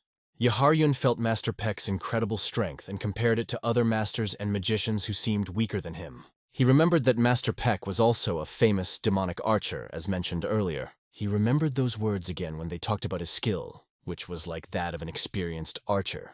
The divine physician was gifted and always surrounded everyone with his constant smile. However, he was hiding his true self, which now came out, and everyone felt it. It was only in front of his student that the master showed his true face, behaving completely differently than usual. Zhonghee knew that Master Baek was hiding something about the Chigar clan's past. Even the manuscripts did not detail what happened to him. However, the fact that the clan elders were afraid of him was absolutely true. It is hard to imagine where the line between revenge and simple destruction, driven by rage, lies. Zhonghee tried to take his hand away from his fierce friend's clutching embrace. He told Yahello that he was wrong, and the master was not what he seemed. But it was obvious that the master had more blood on his hands than any demonic creature, and he himself was well aware of this. Anne watched this performance, sensing the danger, and was so shocked that she could not do anything. Master Peck sternly warned that this was his last warning, and ordered Yahello to take his hands off his student. Because the deadly star of heaven was already consuming him, how dare he open his mouth? But if Master Peck was really going to confront him, then he should do something about it, and not just stand there. The situation was already out of hand, and if a fight broke out, it would be fatal. The young master's energy began to fill the space. He was trying to suppress this unwanted conflict with his power. He couldn't understand why the heavenly demon still wouldn't let go of him. He felt a tightness in his chest and some unexplainable force began to act, so the young master decided to shout to his teacher that the situation was not that bad. Although this demonic sect member was a magician, he was not that bad. Even if the deadly star of heaven had consumed him, he had always fought it on the side of the previous head. The guy had already sent the treatment plan to the main hospital, and Master Peck might have already seen it. Although everything looked tense, these words stopped the master for a while. He turned to Yahello, who was fed up with his ridiculous speech, saying, "If you're going to talk nonsense, at least have a little conscience. This is your teacher. He is like heaven to you, and you dare to talk to him like that, such a respected man." Looking at Yahello felt pain in his soul. Young Master He continued by saying that he can only cure this rascal Yahello because of the skills he learned from his teacher. And because of this, they must end this conflict immediately. And one can only wonder why there are always so many problems with Yahello. He suggested that they stop yelling at each other and try to negotiate. Yahello abruptly let go of young Dr. He's hand. The demon star still possessed him, but he was trying to regain his senses at least a little. Our hero looked at his hands and felt that Yahello had almost broken them, although it was good that he had listened to him. Looking at Master Peck, Yahello was sure that the guy could solve everything without his intervention. If he insisted on it, then the heavenly demon would agree with him. Master Peck watched this scene without saying a word. The boy rubbed his hands, trying to get rid of the bruises. However, the master's energy began to fill the entire room. He was angry for a moment, not understanding why Master He was wasting his time with this rascal. It was all because of the young man's kindness, as if good and evil had come together in a fight. However, the boy managed to stop this conflict. Master Peck spoke to Lady Wang, expressing his respect for her action, adding that if the demon archer had known about it, he would not have let it go. He could see that the situation was getting worse, as the master was still furious. How could he cope with his shame and not break down? The master allowed them to leave safely, saying that he would discuss everything later, and Jen expressed her gratitude by replying, "Yes, master." He could see that she was very upset. And it was all because of young Dr. He, who hadn't noticed this moment in time. The girl looked back at Chungi, realizing that if she left, the boy would definitely be in danger. Tired of all this arguing, she decides to just leave, wishing him good luck in her mind. The master is left alone with these scoundrels, and he will have to deal with everything on his own. The master's energy and fury filled the room, and the heavenly star stood next to him, also filling the space with its demonic energy. Master Peck's disciple, looking into his eyes, tried to explain everything that was happening. But how could he not make things worse and complicate the situation even more? Young Dr. He asked his teacher for some time to make things right and explain everything verbatim. The next day, they had to get to work, and when all the ingredients were gathered, they could begin. The doctor was preparing some of the potions needed for his experiments. After yesterday, he almost went crazy, wondering why these two guys were in such a relationship. In the novel, they behaved like the protagonist and the character who saved him. Yahello no longer paid attention to his feelings.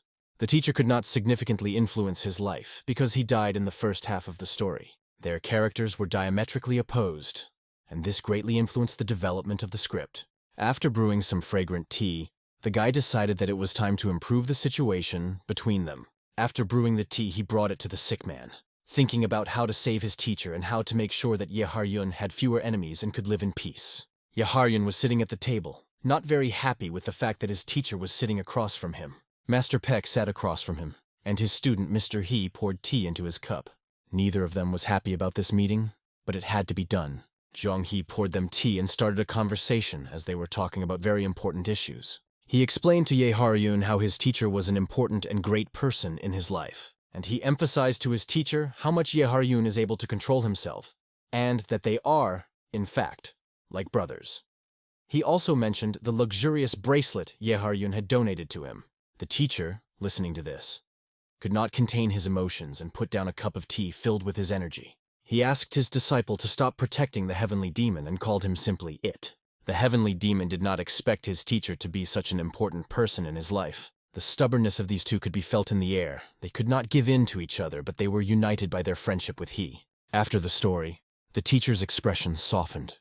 He relaxed a little, because he had already restrained his emotions twice. He had never heard or seen people obsessed with the deadly star of heaven do such a thing before. He looked at Yahello and it was quite strange to him. The master had often told his disciple, and would repeat it again, that he was the most important person in this world. Previously, he would have killed this unworthy creature without any compromise. and their conversation would never have begun. Hearing these insulting words, the heavenly demon hit the table. The boy made every effort to restrain his anger, but if the teacher saw that they considered each other brothers, he could not just kill the heavenly demon. This somewhat eased the tension for the young doctor. Although it was not easy for him, he knew that the teacher would not kill him. However, if this rascal injured him or the people in the infirmary in the slightest, Master Peck would certainly carry out his threat. They looked into each other's eyes, and there was a stiff tension in the air. He tried to assure everyone that this would not happen, and that everything would be fine, given the situation. The teacher decided to believe what he was told. However, of course, he would conduct his own investigation no matter what. After all, Master Peck has his friends in the magician's clan. His student had guessed that the master was a very sociable person, and also had acquaintances among the magicians, which was quite unexpected. After these words, the teacher broke down and left. As he waved his hair, he thought, "It is clear that he will get to the bottom of the truth." Yahello stayed with Dr. He, breathing a sigh of relief, because the situation had somehow been resolved. A few days later, a significant event happened in the infirmary. All this time, Cheon-hee had been helping Yahello to regain his health, and Master Beck was constantly watching them to make sure that nothing bad would happen. We returned to the Oriental medicine room, where the young master was discussing the situation with Madame Yeon. She thanked the young man for helping Master and Yahello stop fighting. He noted that her father was supposed to tell her off this morning, but it seemed to go well. She thought back to the morning and jokingly told the boy to shut up, because it had been a nightmare. The young man joked that if it wasn't for him in her life, they would have nothing at all. Mrs. Yen said that she always interferes where she shouldn't, and asked why young He always thinks so badly of himself. She said several times, and will say it again, he is a very important person in this world to her, and his mentor is happy. His friend is by his side. What more do you need? To be honest, the young master saved the head of Keban, and everything was pretty perfect. The young master caught himself thinking that it was all his fault. Not all fathers are capable of such things, like his father. He saved Ms. Yen, and she really thinks he's a great father. But she also knows how hard it is to have daughters who are always getting into trouble. And even when trouble happens, you need to take things one step at a time, and everything will work out in time.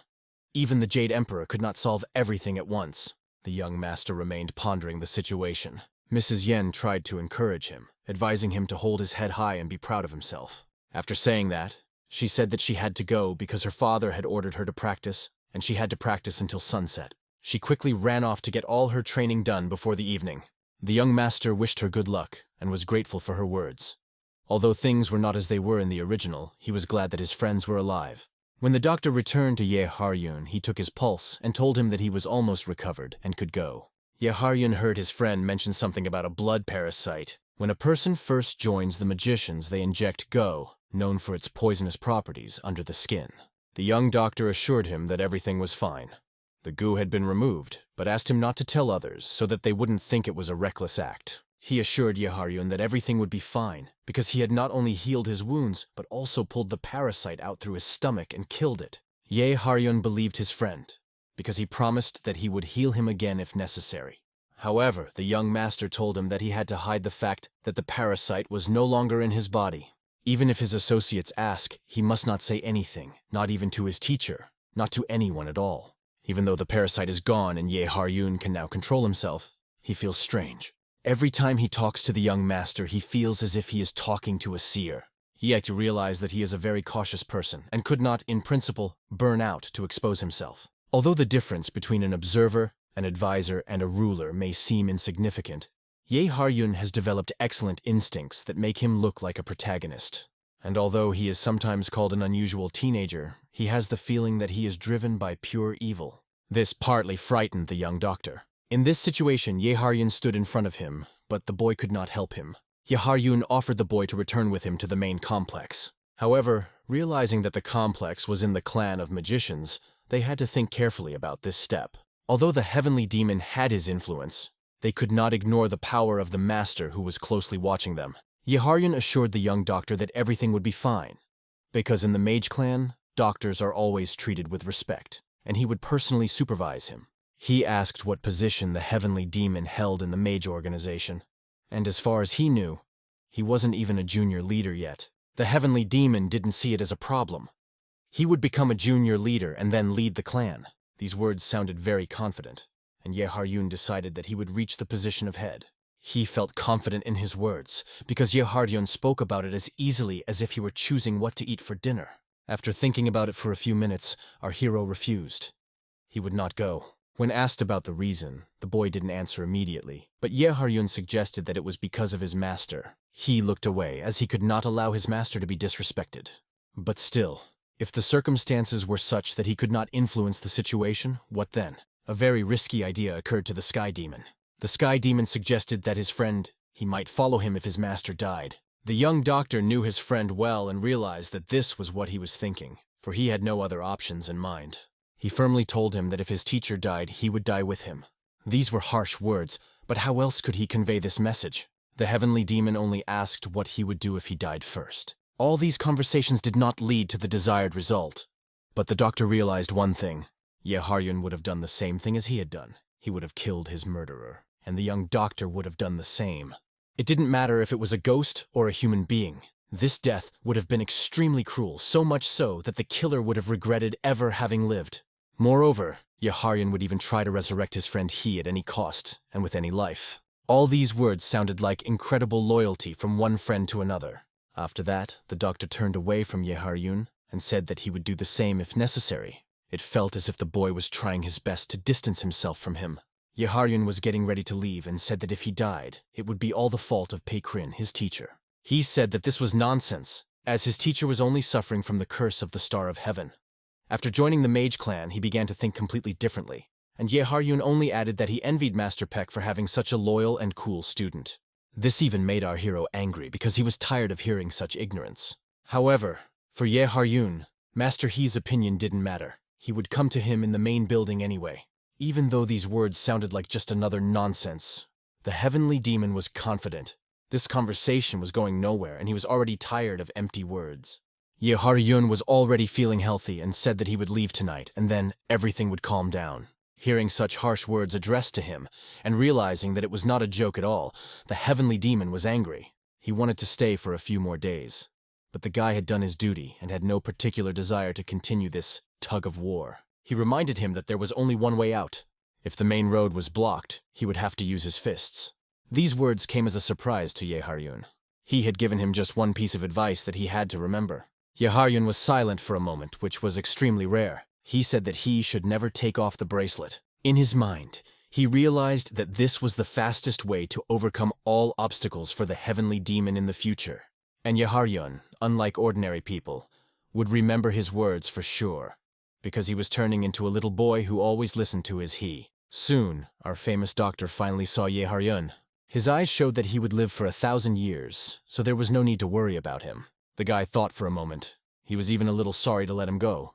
But such is fate. Suddenly, the master appeared behind him and asked how the farewell went. The guy turned around, not expecting to see the master, but he was glad that he had seen off the deadly star so quickly. This was exactly what he had been striving for a long time.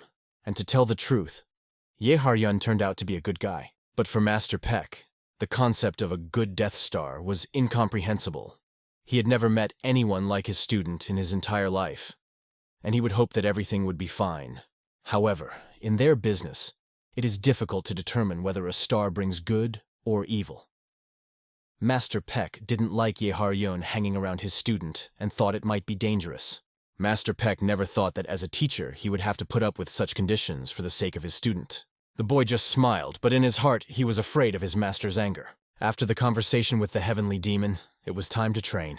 His student had to become stronger, even if it meant something terrible, because he would have to face the heavenly demon more than once. He once again assured the master that his friend would not act treacherously, but there is nothing real in Kung Fu except the relationship between mentor and student. Children kill their parents, and brothers kill their brothers, so he needed to train and not be naive. It was the truth, and another lesson from the master. Behind them was a black horse. It was big, healthy, and looked just fine. It was a gift from Master Peck for the young master. It was an expensive gift, but the horse was so huge that it seemed like you could ride it straight to hell. From that day on, Cheon-hee began hard training because his mentor decided not to let him off the hook after he spared the deadly star. He even had to train to ride a horse, although at first he was afraid to even climb on it. Apart from eating and sleeping, Cheon-hee devoted all his time to training. Ms. Yeon was walking with her mentor when she saw Mr. He dragging a huge boulder up the stairs. It was a miracle that he had survived such training. Although it seemed that the mentor was calm, he turned into a real devil during the training. The guy worked hard to turn his still young and fragile body into something incredible. The young master patiently endured all these training sessions to move forward. Master Peck was supporting him all the while, adding even more tension. Both the student and his mentor were special people. Only God knows what lies ahead of them and what they can achieve. After long and grueling training, the result was not long in coming. The three-strike technique that the young master had practiced thousands of times, he could now perform with his eyes closed. Cheong-hee realized how important it was to improve his skills in practice, so he focused on each martial arts technique until he perfected it. After receiving advice from Pei Kring, he began training with spears, combining elements of the 5 elements. These were fire, air, earth, water, and a new element, lightning. The strike was completed the 6th strike, known as the lightning strike. When the master handed the spear to the boy, he warned him that it was called the Formidable. The main feature was that after the lightning strike in Kanho, this spear received another name, the 10-step spear. The boy was amazed, but did not fully understand what it was all about. The teacher explained that the 10-step spear is an ancient and rare technique mentioned earlier, and it prohibits enemies from approaching within 10 steps. Usually, martial artists use swords or fists, but if you look at the current state of affairs, there are almost no martial artists left who can use a spear. It is thanks to this technique that sword and fists can be defeated. Ye Haryun also used the sword, and he had a choice that was clear to his teacher. From that moment on, they began to learn the 10-step spear technique. Apart from he, no one else had ever advanced in this art so quickly, but the young man almost died during training. Suddenly, the master was in shock. His face changed. He abruptly began to cough up blood, choking on his discharge.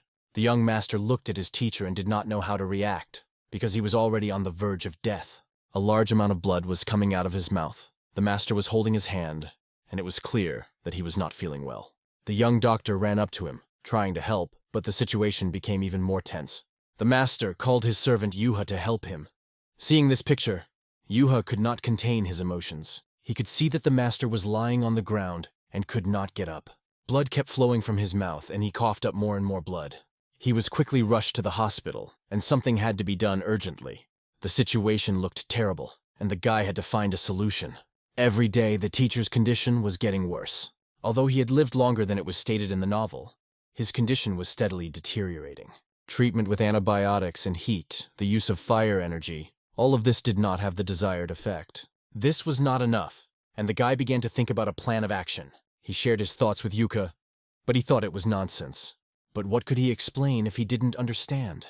The teacher needed a pill of the 5 elements. Although Yuha understood the first time why he needed the pill of the 5 elements, he still did not understand why it was needed. But it was the only one that could help the master. Although Yuha believed that the pill only helped with paralysis or nausea, he thought it was unnecessary. However, he was well aware that the other medicines in their arsenal would not change anything. In Yu's opinion, it was still better than nothing, and they had to try to treat him with what they had. He even began to think that the young doctor might use the medicine for his own purposes. A strong energy began to radiate from Juha, and it was clear that he was angry. But what was that shadow that appeared beneath him when he started to get angry? The young master had seen this shadow before and wondered what they were going to do. The shadow began to emerge from Yuha, and he looked like a demonic creature that began to be filled with power. The guy asked him to calm down and not show his weakness. This approach to the situation was inappropriate, and if he continued in the same way, it would not help him. The tension between them grew and the guy activated his chakra. However, after a while he came to his senses and the energy dissolved. After that, they looked at each other, realizing that it was too much. Yua confirmed that it was too much, and it was a mistake to use the medicine so senselessly. But the young owner realized that this fool Juha wanted to kill him because of old grievances. He told Juha to use the medicine he had specially prepared for Pekrin. He would spend his time looking for something better. Juha apologized for crossing the line. He was embarrassed by his behavior. He promised to consult with the owner and provide what was needed, as well as give the guy what he wanted. The boy needed to get to the vault, to the deepest part where the secret books were hidden. He had already gotten permission from the teacher, so there shouldn't have been any problems. The teacher told him to study the techniques described in the books from the vault, which only senior officials have access to.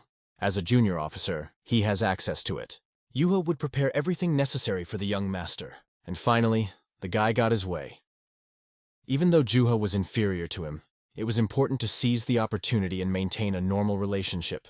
Juho asked when the boy was going to go there and find the 10,000th and 10-year Hara techniques. He replied that he would go back after training, but that the teacher must not know about it. Juho realized that the boy could be hiding this information from him, but why did he say it at all? The young master thought there were two reasons. First, if he hadn't told him, Juho might not have given the teacher the medicine. The second reason was more interesting. He believed that his mentor's life was more important than his own. The young master was ready to do anything to save his teacher, and although Juho was behaving unacceptably in this situation, he kept thinking about other things. Even when he was about to leave, he offered to accompany him, but Juho refused. To find the 10,000-year-old Vari, you need people who know the techniques of the 5 elements, and anyone who follows him will only get in the way. He had to kill this bloodless creature without harm, preserve the energy of the fire, and transfer it to a clay vessel. Juho understood his hints and agreed with his point of view, promising that tomorrow the pill of the 5 elements would be ready. The boy promised to return by noon, and now he went to practice. He was confident that he would be able to cope with this situation, despite all the difficulties. The Segal family is famous for its students, whose fighting skills are legendary, making them one of the strongest families in Marima. At the center of all the family's secrets is the library, which can be called the true heart of the Seagulls, where all their martial knowledge and techniques are collected. And finally, the legendary library he had heard about only in stories stood before his eyes. Now it was in front of him, in all its majesty. Juho led him deeper into the library, their footsteps echoing loudly in the silence of the vast hall. On either side of them were endless rows of shelves filled with ancient books, each with its own unique story. He approached one of the shelves, carefully examining the books, trying to memorize their number and location. Finally, he had access to the most forbidden parts of the library, but the place he was brought to looked quite open. He wondered why they had been brought to the public area, so he asked Juho what was going on. Juho calmly replied that knowledge can be found anywhere, but not always in the right place. Although he realized that complaining was not an option, as it might not please Juho, he did not like it, but he decided to keep quiet. He reached for one of the books he had been looking for a long time because he believed it held the key to everything. Juho doubted whether he really needed this book and asked him about it, wanting to be sure he had made the right choice. He took the book firmly in his hands and replied that it was definitely needed for the journey ahead. The method described in the book was called Nariotagon, a technique of avoidance by rolling on the ground, although it was not considered the best in Marima. After that, he ran his hand over a few more books, feeling the antiquity and knowledge stored in them. Suddenly, his eyes opened wide in surprise, and he could not hide his amazement, for what he saw was beyond his expectations. Juho warned him that this book was only available to adults, and that its contents could be dangerous for those who were not ready. "I'm already an adult at heart," he said confidently, not letting doubt cloud his resolve. These words seemed quite serious to the redhead, and he began to treat He with respect, like a real adult. Now Juho was ready to leave He alone, giving him space to work independently. He looked through several books again, wondering which ones might be most useful. Finally, he pulled out 2 of the most important books, which contained knowledge far more valuable than all other works on martial arts. Juho was beginning to guess what he was planning and why he had chosen these particular books. After a while, they were standing in front of a secret training center deep in a cave, hidden from prying eyes. He warned Red that he was going to practice here, and asked that no one be allowed into the cave while he was training. Of course, Juho assured him that he didn't have to worry about that and promised to keep him out of the way. Taking a few steps forward, he began to move confidently deeper into the cave, where something special awaited him. The eerie atmosphere made him swallow his saliva nervously, but he kept going forward, overcoming his fears.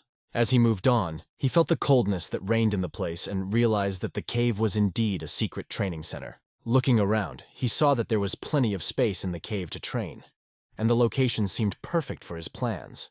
Through a small crack in the stone above his head, a ray of sunlight penetrated the cave, beautifully illuminating its dark depths. Various weapons were arranged under the walls, as well as several training dummies, creating ideal conditions for combat training. The strangest thing was that there was a bed in the corner. The opportunity to rest seemed unexpected, even unnecessary for a training place. Suddenly, a loud sound was heard, and he turned around to see a giant stone slowly moving, opening a new passage. More and more sunlight fell on his face as the stone moved further away, opening the way to even more uncharted depths. At this point, his only thought was that Juho would take care of his teacher while he trained here. After a while, he was sitting in a meditation pose, directly under the rays of the sun coming through a hole in the cave ceiling. The secret training center was the heart of all martial arts legends, a true place for those who seek to become stronger. Here, the main character could reach new heights, become stronger, and reach a new level of skill. There was no place for other people in this place, only training, concentration, and improving skills.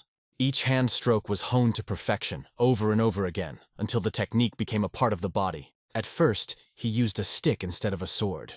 But when the time came, he switched to a real weapon. There was no time limit, and he could train as long as it took to achieve the goal. He gave it his all, realizing that you have to train until you achieve the desired result. His muscles and physical development played an important role in mastering the 5-element technique, making him even stronger. His chopping hands needed additional training to become even stronger and more accurate in combat. He also trained his legs by lying on his back and pushing 2 giant blocks with his feet, which had a significant impact on his strength. Zhang-He set himself the goal of becoming stronger, and he continued his training continuously, not allowing himself any weakness. His main weapon was unwavering faith in himself and his abilities. In order to continue training, it was necessary to accumulate energy, and the Saigel family used a special method of bathing that restored strength and energy. In addition, this method was so pleasant that it was possible not only to recover, but also to relax well. During his training, Zhang-He decided not only to build up his physical strength, but also to master the techniques of the preliminary step and 10 copies. Despite the distance, his thoughts were constantly on the hospital and the care of his teacher, whom he had left behind. He could repeat the same stroke thousands of times, honing it to perfection. At the same time, his worries about his teacher never left his mind, even during the most intense training. With each subsequent meditation, the energy around him grew stronger, as if nature itself were supporting him. He often thought of the archer demon he had once faced, his figure never fading from his memory. But even more often he thought about his daughter, who also trained constantly until her last breath. 3 months of endless training had passed unnoticed. It was the last stage of his long training. And as he fell to the ground from exhaustion, he felt the energy filling his body, more of it than ever before. His arms were no longer the same as when he came here. They were now strong, hardened weapons. Using the last elixirs of the 5 elements, he was able to go beyond consciousness, to the place where the transformation was taking place. 5 elemental pills, if taken correctly, can replace 10 years of training.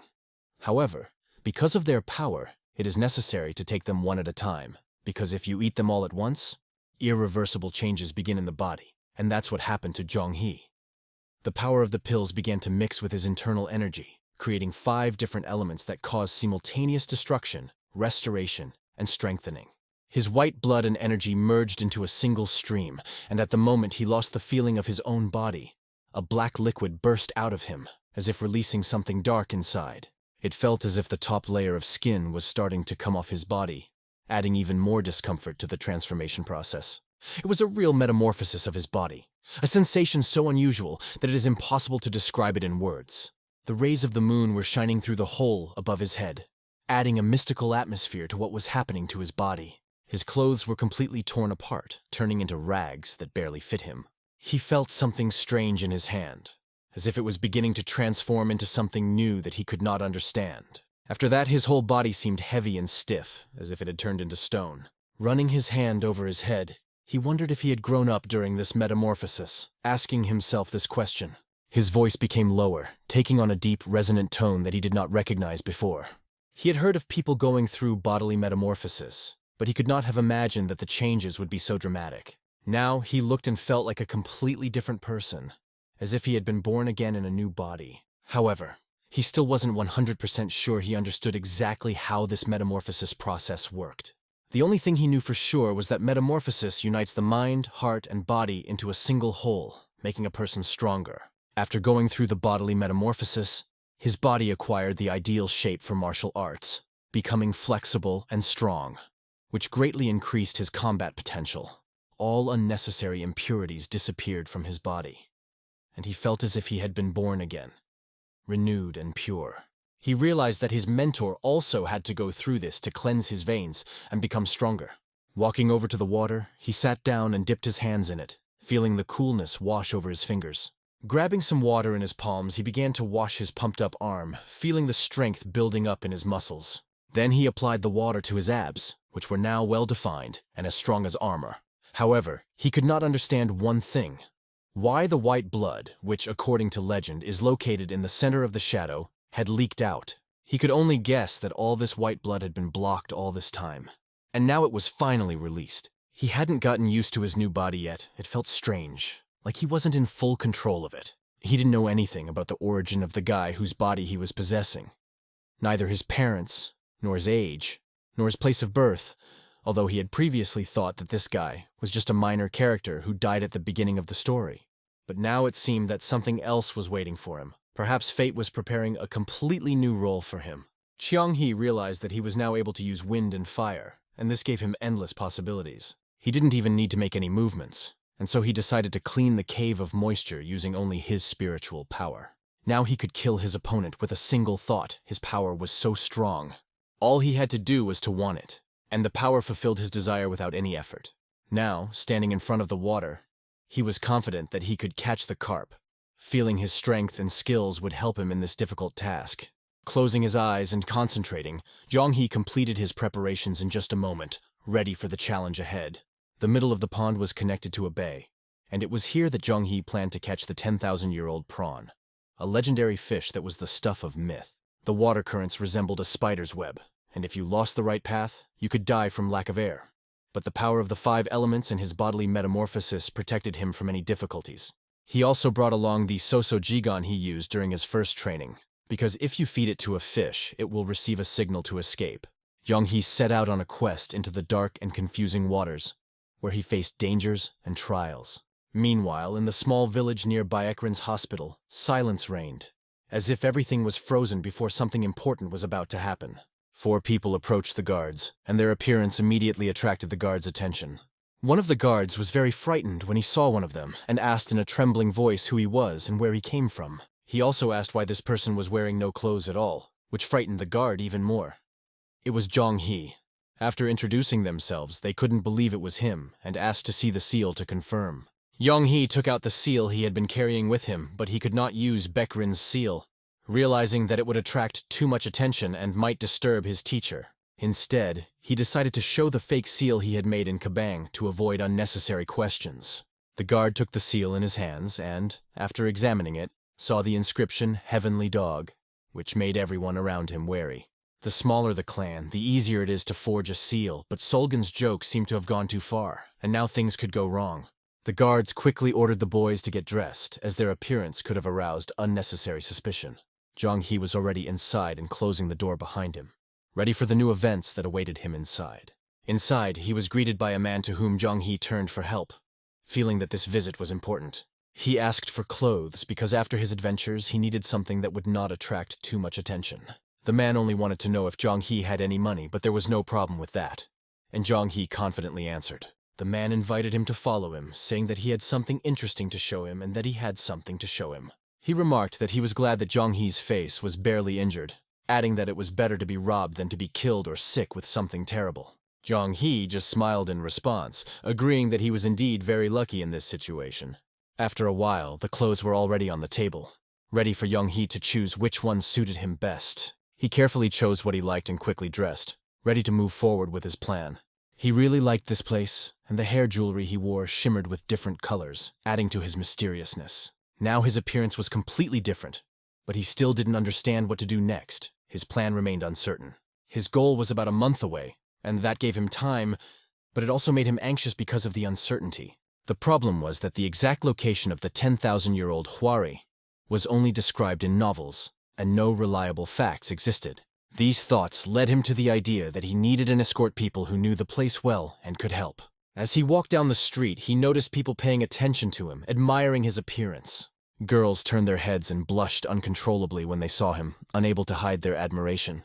Qianghee had a slight smile on his face, and he knew what kind of impression he was making on others. His appearance made the girls want to follow him, and he was thinking about how to ask the locals for help in his search. Now he was in Kaban, where he planned to find the right people to help him. He decided to approach one of the men who was sitting outside his house, hoping to have a conversation and get some useful information. The man, curious, asked what such a handsome young man was doing in such a horrible city that had no place for people like him. It turned out, however, that it was a girl, not a boy, and Jong-hee thought she would be angry at his unexpected arrival uninvited. But instead she began to ask questions. "I wanted to send you a letter," Jong-hee said. But she immediately bombarded him with a lot of questions, saying why a letter if he could have come by invitation.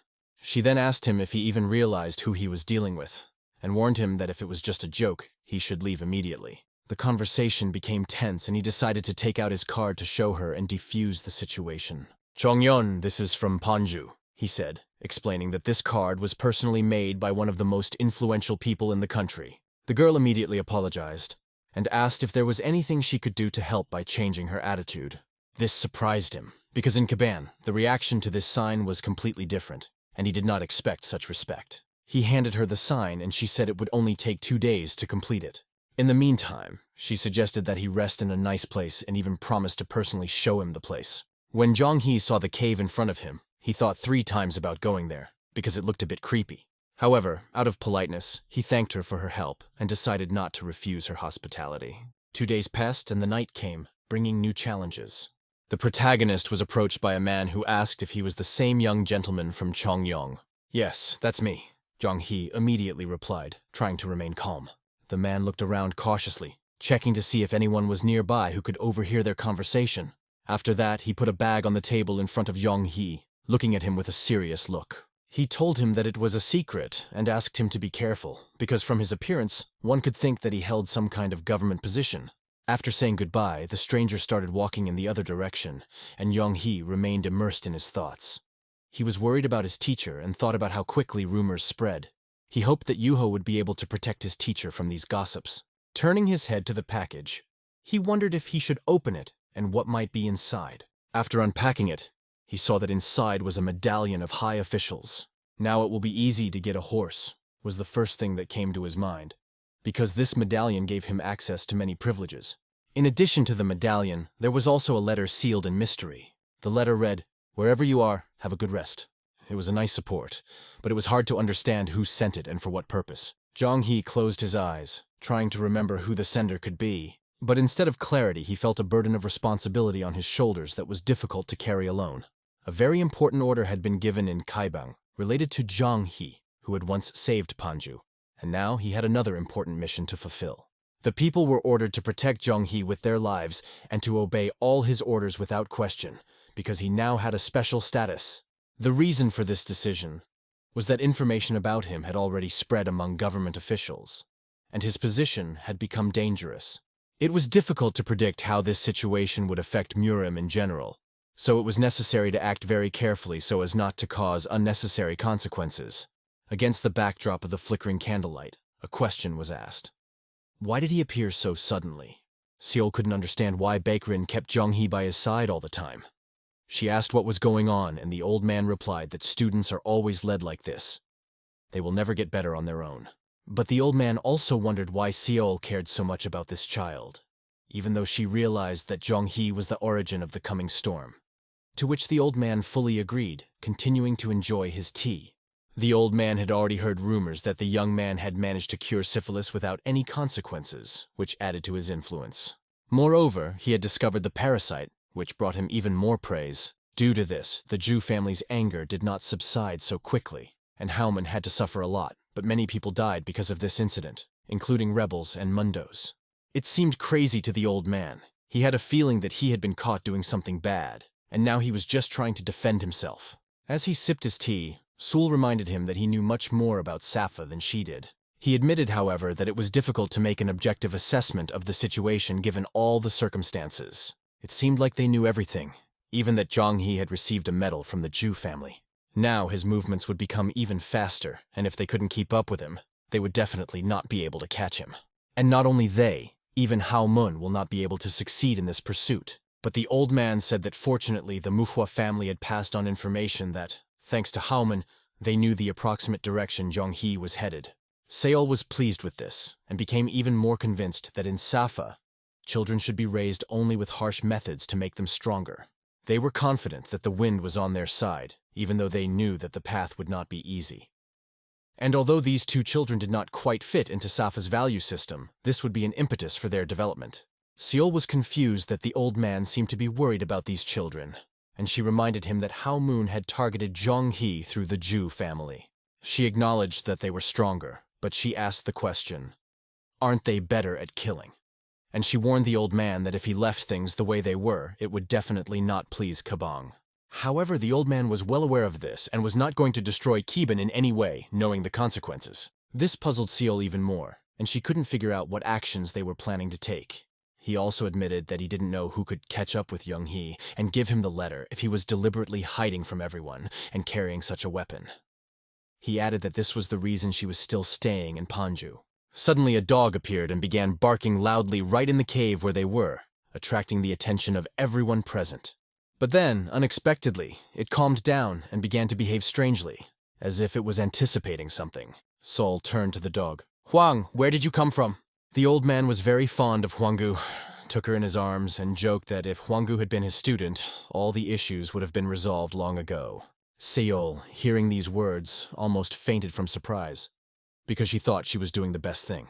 The old man asked her to calm down and explained that even water sometimes flows upwards, and asked her how many years Huang had been doing his bidding.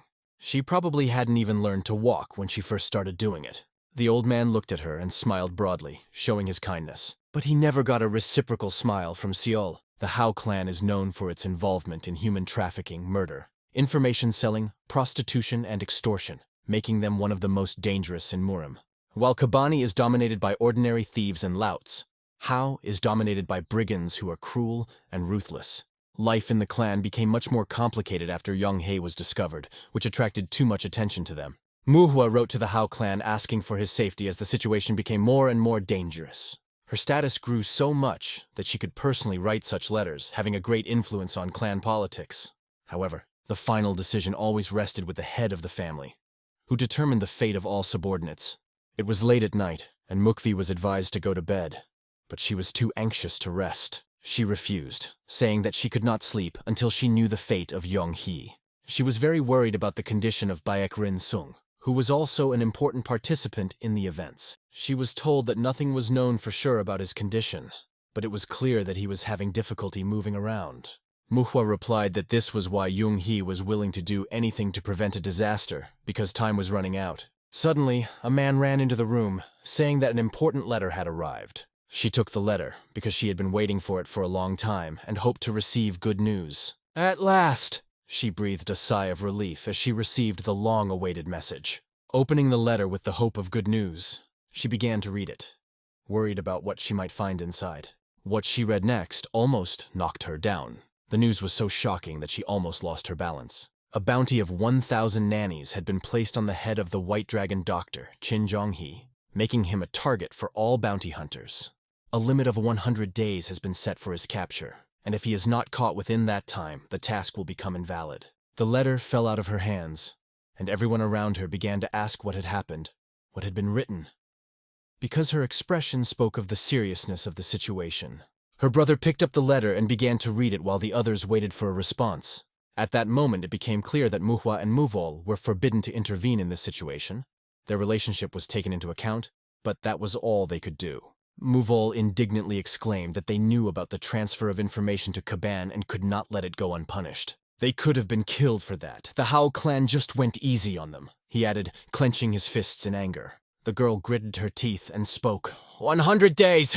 But her brother asked her, didn't you want to move up in the ranks? This is your chance. She explained that in Safa, the strongest is the strongest, and that just because she had regained her inner energy did not mean she had to back down. Muvol waited for her decision, asking her with his eyes what she planned to do in this situation. With a confident look, she made a decision and told everyone that she was ready to act. She said she needed to train and asked her brother to keep an eye on things in her absence. She realized that the path would be difficult, but it was necessary to achieve her goal. She turned around and started to go to training, realizing that she had to act immediately because time was running out.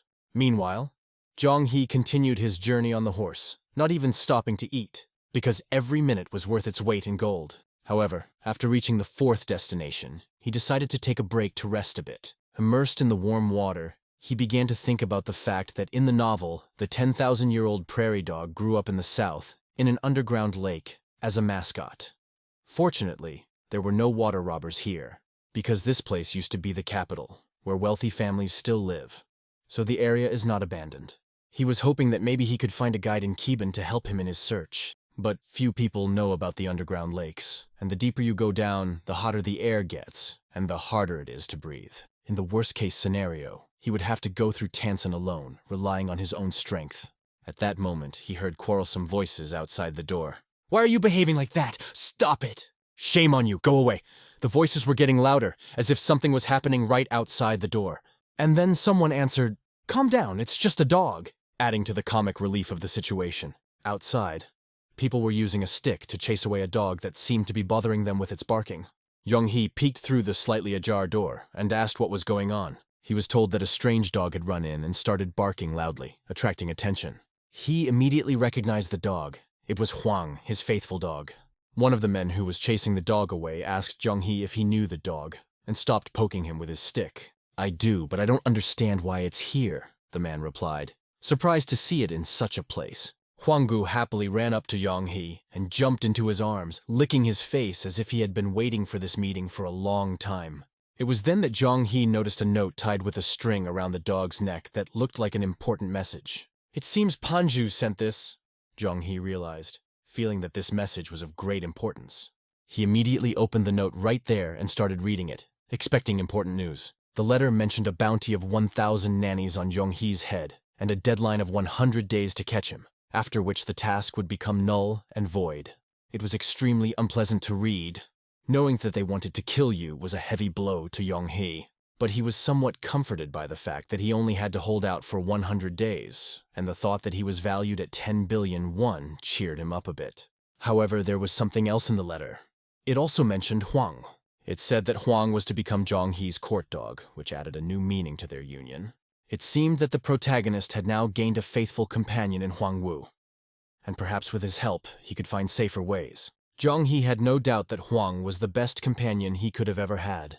Indeed, when they fought against the Magyo, it was Huang who led them through the snowy mountains and always found safe paths. The protagonist was overwhelmed with trust in his dog, who had saved him more than once. He sat outside with Huanggu for a while longer, playing with him and petting him, enjoying a brief moment of peace.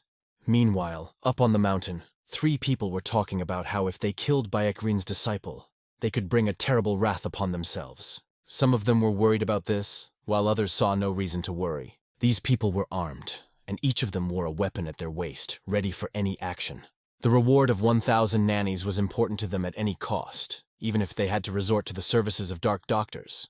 They were ready to go all the way in this confrontation. The Hao clan had a famous trio of assassins nicknamed the Rat Faces, who acted like hunters. Their methods resembled quick and unexpected raids, hence the name. Each of them had their own unique trait that harmonized with the skills of the others, so they became a well-known group in the clan. They assumed that Jong-hee was heading to the lake and planned to cross the Chan River to hide or continue his journey. Their plan was that if he started the crossing at night, they would attack, and if it was during the day, they decided to wait to find the best time to attack. The first tracking master remembered the boy's scent and said that he had to hurry before his superpower lost its effect. He could find the target anywhere thanks to his unrivaled sense of smell.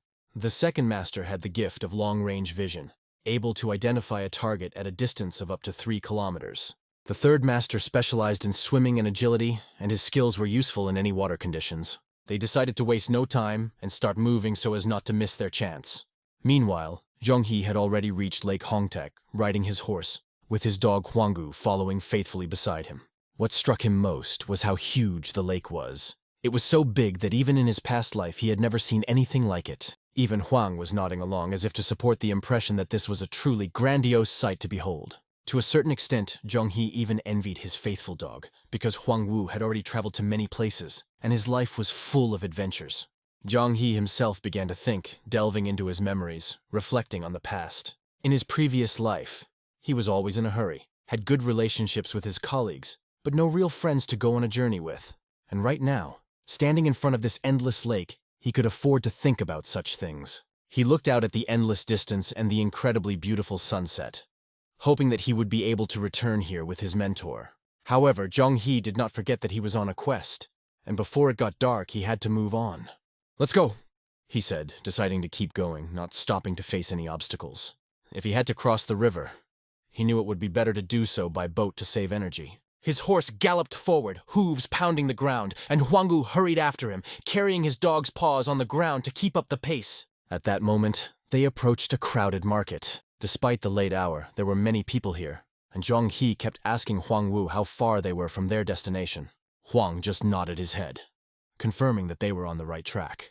Looking at his faithful dog, Zhang He thought that Huang Wu must have already picked up the trail and was leading him to the goal. A man began to appear from around one of the corners, catching Zhang He's eye. Zhang He realized that this man was from Kabang when he saw him, and the man stepped forward and pointed to the dog, saying its name. The man knew Zhang He's name and he introduced himself. "I am Ba Il from Kaibang." Zhang He immediately thanked him and his clan for helping him in this difficult situation. They began to talk about Zhang He's journey, and he said that it was all thanks to Huang, who had taken the shortest route. Ba Il informed him that he knew about his plan and said that the ship would be ready tomorrow. He advised Zhang He to get some rest and warned him to be careful, as the Hao clan might send mercenaries after him. Besides Ba Il, there are other allies, but they are not many, and each of them plays an important role in this situation. It seemed like Bach was trying really hard for Zhang He, putting all his energy into helping him. He had done so much good for Yung He that he didn't even know how or whom to thank for all of his efforts. However, Bach continued to warn that although the likelihood of an attack was now low, he needed to be especially careful on the ship, as there could be hidden dangers. He invited Zhang He to Gyeokchang, a place they are watching over and where one can rest under their protection. But even there, one shouldn't attract too much attention, as the Hao clan's henchmen could be anywhere, and danger is everywhere. It wasn't hard to guess that he needed to be careful to avoid trouble. Zhang He agreed to follow all the advice and do as Bachil told him. After that, Bach said that he would take care of all the preparations and said goodbye, leaving Yung He behind. Left alone, Yung He decided to have a good rest today to gain strength for the upcoming events. Zhang He asked Huang if he knew where Giechan was, and asked him to lead him there, trusting the dog's instincts. Along the way, he also thought it would be good to eat something to recuperate before the upcoming events. Meanwhile, another man, known as Flying Sword Cho Huan, who was a famous bounty hunter, was already on Zhang He's trail. He was literally on Zhang He's heels, feeling that he was getting closer to his prey. It seemed to Cho Huan that no one was around, and he was the first to find Zhang He. Based on this conclusion, he decided to act immediately and attack Yung He while he was still unsuspecting. He had a plan in his head to kill Zhang He quietly so as not to attract the attention of others. Hiding behind the corner of a building, he thought, "I'll go unnoticed, kill Zhang He and take the money." However, going unnoticed was not as easy as he had imagined, especially when Zhang He had his faithful Huang Wu by his side, who had a great sense of smell and could sense danger from a distance. When Huanggu growled, Zhou Huan darted around the corner and threw sharp knives at Zhang He with incredible speed. The blades flew straight toward him, moving so fast that it seemed impossible to dodge them. But Zhang He noticed them in time and reacted with lightning speed. In a split second, the blades plunged into everything around him, the walls, the ground, but not into him, although it could have been a fatal blow. At that moment, Zhang He remembered Ba Il's words that he could be attacked at any time and that he needed to be on the alert. Flying Sword Cho Huan did not expect a boy from a family known for their medical skills to be so agile. Soon, Zhang He was surrounded by men with guns who were ready to defend him. They warned Cho Huan that he could not attack a man who was under the protection of the Gyeban. They also asked him if he understood what this meant and what the consequences might be. But Cho Huan didn't care. He believed that the KGB had no right to interfere with him, and he wasn't afraid of them. He warned them that there was no way they could defeat him and took a fighting stance. In response, they just said, "Shut up," and prepared to fight. Standing nearby, Zhang He watched this scene and wondered how to deal with such fools who did not understand who they were dealing with. Immediately, a fierce fight broke out between them, each participant ready to fight to the end. Cho Huan deftly dodged the attacks of the Kabang fighters who were trying to neutralize him. They were carrying heavy sticks and delivering powerful blows, but the enemy did not give up. In response to these attacks, Cho Huan said that their stubbornness was pointless and that they were only hindering his path. These words only angered the fighters more, and they began to act more aggressively. "Get out of the way! Get lost!" he shouted and moved to active combat, no longer just dodging but attacking back. After the first strike, one of the samurai received a cut on his arm, right near the elbow. Cho Huan's blade was quick and accurate. Immediately afterwards, blood flew rapidly from his leg. Another sharp blow left no chance for defense. Cho Huan was ready to fight to the last, because 1,000 nannies for Zhang He's head was too big a reward to turn down. He was determined to destroy everything in his path just to achieve his goal. The sly smile on his face showed his confidence in his abilities and his desire to win. However, he forgot that Zhonghee was not only able to dodge his attacks, but also able to fight, and that would cost him more than he could have imagined. As he launched his attack, Zhonghee just smiled as if he was anticipating his victory. His punch to Cho Huan's left ear made him remember the sound of the school bell ringing in his head. The bell continued to ring in his head for several seconds, clouding his ability to think clearly. After that, Zhonghee struck the enemy again, making it clear that he must not relax for a second, otherwise he would fall quickly. And that's exactly what happened. Cho Huan fell so hard that his head smashed into the stones below him. The one who was being protected decided to help and dealt with the villain himself. Now all that was left was to look at his miserable condition and wait for him to regain consciousness. When that happened, Zhou Huan was on his knees, with his weapon above his head, and the people from Kaibong, who were holding sticks over him, were waiting to see what Zhonghee would do. It was ridiculous to call these sticks weapons, but they were wondering what decision Zhonghee would make. They reminded Zhonghee that this man had threatened his life and deserved any punishment, so they asked him to decide what to do next, because he would be punished in Kaibong anyway. But what Zhonghee said was not what everyone expected. As a doctor, he didn't want to kill anyone, and asked everyone to calm down. Cho Huan was already on his knees begging for mercy, realizing that his life was in Zhonghee's hands. The question was what to do with him next. If he was simply let go, it could create problems for others. Then Zhonghee gave his verdict, which sounded like a question. How about you atone for your criminal act by working on the boat? Zhonghee needed an assistant to cross the river, and this candidate seemed perfect for the role. Cho Huan looked strong, so he would be perfect to row until Zhonghee decided to let him go. Cho Huan knew that this was a real curse, because there was nothing worse in this world than rowing a boat or working in a mine. But he should have been thanking God for sparing him, not wondering if Zhonghee was serious about using him. And to play a joke on him, Zhonghee added the following. "Don't worry, if you get hurt, I'll heal you right away," he said with a smile. However, Flying Sword would probably prefer to die rather than row a boat. He asked to be untied, because how could he row with his hands tied? This made him realize that Zhonghee was not a simple young doctor, cunning, intelligent, and in good physical shape. That was the end of the incident, and Zhonghee decided to take a break by going to a restaurant. Opening the curtained entrance, his face reflected surprise and curiosity. He walked into the Gyeokshan Yongyong establishment and said, "Wow!" The first thing that struck him was that the place was open around the clock, and it was so crowded even at this late hour. People were relaxing, drinking, and socializing, creating a relaxed atmosphere. As he looked around the place more closely, it seemed to him that most of them belonged to Kanho, people from the world of martial arts. Looking even more closely, he saw among them the guys from Sosen, who were known for their skills. There were a lot of different people in the place, and Zhonghee, along with his dog, walked forward on the carpet. Suddenly, however, his dog Huang began to growl, and Zhonghee could not understand what caused this reaction. Zhonghee couldn't understand what had happened and why his dog Huang Wu had started to growl at two red-haired people standing nearby. When Zhonghee saw them, he couldn't immediately understand who they were or why they were causing his dog to react the way he did. One of them came closer and said with a smile, "Nice to meet you. You're Zhonghee, the young white dragon, Baekrin's disciple, right?" he asked, seemingly confident in his words. Zhonghee said yes, but immediately asked in return, "Who are you two?" They seemed to be experienced martial artists, although their style was unfamiliar to him. "My name is Nam Gun, from the Nam Gunse clan. My friends from Ganho call me the Dragon Sword. In the future, I will be called one of the three swords of the world," the man said proudly. The girl standing next to him introduced herself. "I am Nam Gun Young." She was his sister, and in the future she was destined to fight Yo Ha-ryun, a famous master. This meeting was very unexpected and mysterious for Zhonghee. What Zhonghee was most interested in was how they knew he would be here. In response to this question, a mysterious smile appeared on Namgun's face, as if he knew more than he was willing to tell. Namgun was eager to meet Zhonghee and just couldn't resist checking out the interesting information he had heard from someone. During the conversation, they decided to drop the formalities and address each other on a first-name basis to make the conversation more relaxed. Namgun agreed, noting that they were both young and progressive, which added a special tone to their conversation. The place served excellent alcohol, and the red-haired Namgun suggested that Zhonghee try a drink. Besides, the pork dishes were incredibly tasty, and he couldn't help but recommend them to Zhonghee.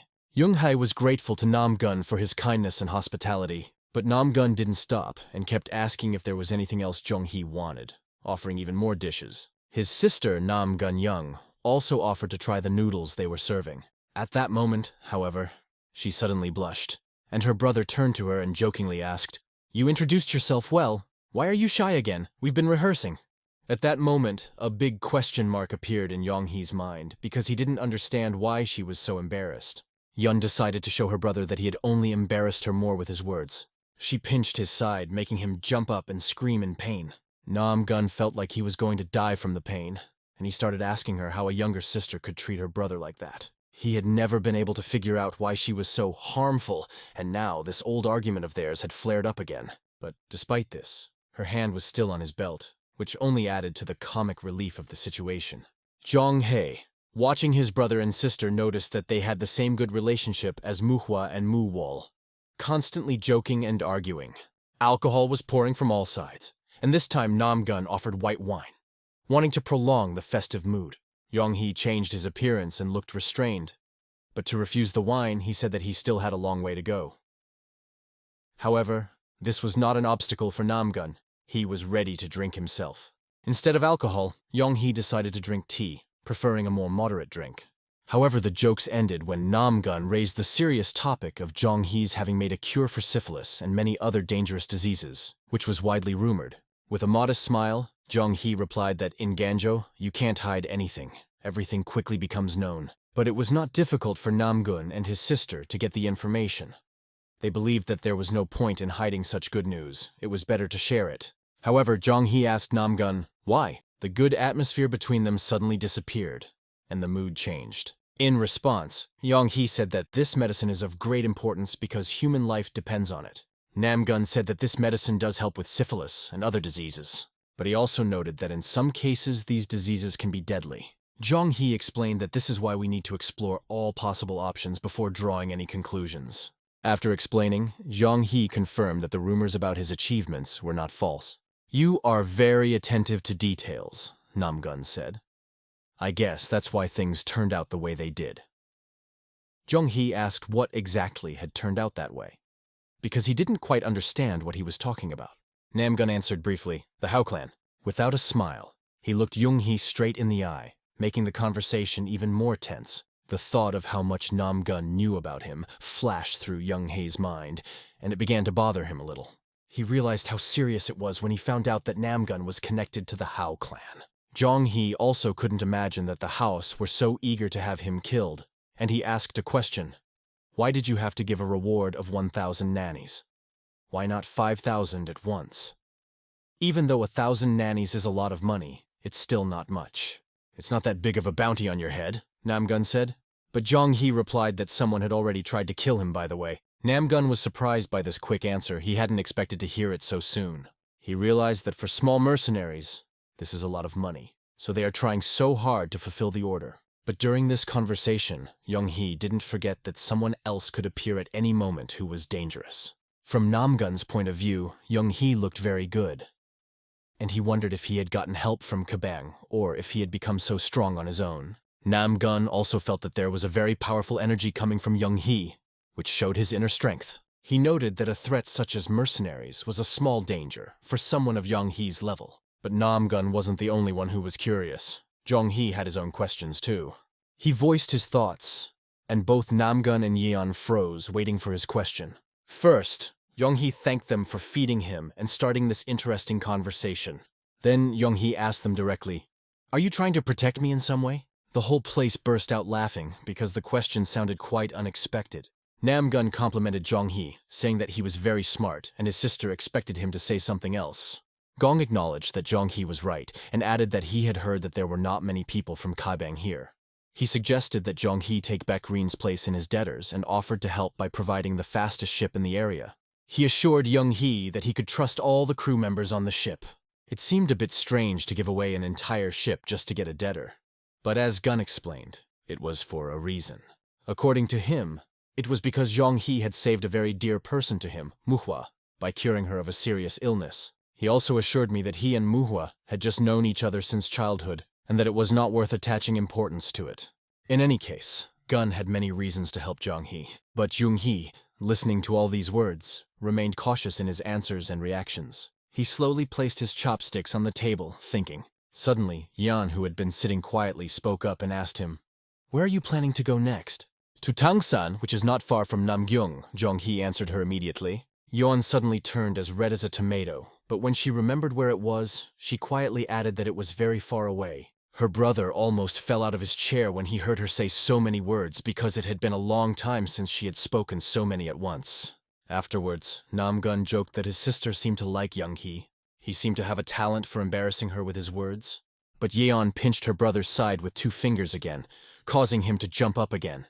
After that, she sat down more calmly, trying to hide her embarrassment.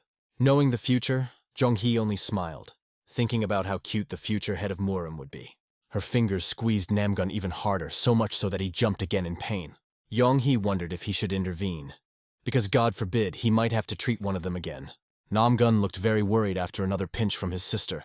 "That's enough," Jong-hee decided and stood up, realizing that it was time to act. He put his hands on the table and asked them to wait a bit to express their gratitude. They froze, waiting for what he would say next. As a token of his gratitude for their hospitality, Jong-hee offered to take their pulse, bringing smiles to their faces. Yeon was the first to walk right up to Jong-ae and extend her hand to him, ready to be checked. His energy immediately flowed through her hand, creating a warm sensation.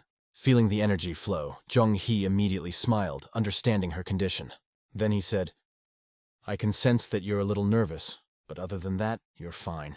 Her brother couldn't help but laugh, walking over to her and putting his hand on her shoulder, saying, "She's a specialist in worrying." The doctor noted that her energy was harmonious, indicating a well-balanced training. Namgun was next. Sitting down on a chair, he jokingly said that he hadn't done this for a long time, but he was ready. He held out his hands so that Jong-hee could do the test. Jong-hee closed his eyes and immersed himself in concentration, feeling the energy flows in Namgun's body. He felt every cell in his body, carefully analyzing the condition. But in the liver area, he felt a clot of energy that alerted him. Jong-hee asked him a question. "Do you feel any pain in your lower abdomen when you bend over?" Namgun replied, "Not often, but sometimes it happens." Jong-hee concluded that he had urolithiasis, which was causing the discomfort. They were immediately frightened when they heard this diagnosis for the first time. At first, Jong-hee decided to ask if they knew what a bladder was, but Namgun replied with a smile, "It's where the sword is stored, isn't it?" Jong-hee decided to explain it in a simpler way so that they would understand. He pointed to the approximate location with his fingers and explained that there might be a stone somewhere inside. He explained, "All of your body fluids pass through this spot, and sometimes when there are too many or strange, stagnation can form, and the stone tries to come out with the urine. Then you just have to guess what happens next," he added with a hint. But to keep them from guessing, Jong-hee decided to be blunt. "You will feel a lot of pain." He added, "Of course, it's not life-threatening, but the pain will be terrible, and you can die from the pain if you don't endure it." Hearing about the possibility of death, Namgun immediately jumped up from his chair and asked, "How can I be cured?" Jong-hee reassured him, saying that there was no danger yet, and invited him to come to the hospital for a checkup. He determined that the pain would not start soon, and that stasis would form in about 2 months. He then advised him to come for a checkup to be treated, and it would be better if his mentor did it. Jong-hee hoped that Namgun would come so that he could protect him from the upcoming attack of the heavenly demon. Namgun was very worried, but the news that there was a cure calmed him down a bit, and he thanked Jong-hee sincerely. Since Namgun was to become the head of Muram in the future, this problem would probably go away by itself, although Jong-hee did not want to scare him. However, as he said, forewarned is forearmed. In the end, Jong-hee gave him some advice. Eat less salty foods and drink more water. "What about alcohol?" asked Namgun, raising the issue with a pointed question. Jong-hee answered briefly. The Chang River and the Hwangha River divide the empire into several parts. The Hwangha separates the northern region, and the Chang separates the central and southern regions. These 2 rivers, the Chang and Hwangha, are important trade routes for merchants, making them key to the region's economy. Of course, this has provoked the emergence of pirates, the most notorious of which is the 18 Waves, which controls much of the waterways. Fortunately, Lake Hongtak, where Jong-hee is currently being held, is located near Namgyong. This means that pirates rarely appear there, as Namgyong used to be the capital. There are many aristocrats and military men left in this region, so the area is well guarded and protected. After a while, the brother and sister said goodbye to Young-hee and wished him health and success in fulfilling all his plans. Words he did not want to forget. Blushing a little, Yeon wished Jong-hee a safe journey, which evoked warm emotions. It was incredible to know that one day she would become the leader of the Iron Blood Squad.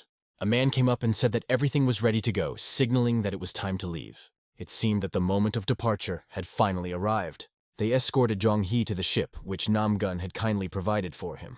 In the fresh air, Jong-hee's hair was blowing as well as his clothes, creating a picture of the beginning of a new journey. His new friends saw him off with a smile, wishing him all the best.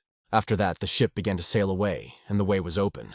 However, someone was following them, wondering, if this is Namgung's ship, why are there so many people on board? It was the Chris squad, whose plans were not going according to the script, and now they were up to something dangerous. They immediately decided to make adjustments to their plan, realizing that things were not going as they wanted. Looking at the water that the ship was cutting through, Jong-hee thought about the future and what lay ahead. There were still 2 days left until Namgyong, and he thought why not practice right here on board the ship. The flying sword was constantly hearing comments from others that he should be careful and do everything right. It seemed to him that everyone around him was too intrusive and constantly interfering in his affairs. Jong-hee couldn't help but notice how everyone was trying to help and do their best, even though it was a little distracting. He turned to his dog, Hwang. Watch closely as he prepared to train. At this point, the 2 men from Kaebang were already dozing off, oblivious to what was happening around them. Night fell, and almost everyone on board began to fall asleep, drifting off to sleep. Even Hwang was already in his 10th dream, curled up at Jong-hee's feet. But 3 men were approaching the ship, their heads poking out of the water like rats. They approached cautiously, knowing that they had to be very careful not to accidentally kill any innocent people, because this was a Namgun clan ship. They didn't want to get into any unnecessary trouble with the clan, realizing that it could turn into a disaster for them. In addition, they realized that the young dragon, Jong-hee, was very strong and could easily kill them if they made a mistake. But it was too late to retreat. They were already here and were going to see it through, regardless of the risks. In addition, they had a debt that had to be paid off by the next month, and this motivated them even more to complete the task, because if they didn't pay the debt, they would simply die. Jong-hee was sleeping on his bed when he suddenly woke up because his dog started barking loudly. He decided to run outside, and while running, he heard someone shout out, "There are 3 of them!" Wasting no time, he decided to run to the top of the ship to see what was happening. Meanwhile, his dog was barking loudly, warning him of the danger. Suddenly, one of the swordsmen fell down, confusing everyone who was nearby. The others looked at him in horror, not realizing what had happened. And then they appeared, the criminals from the Chris squad, who were already ready to attack.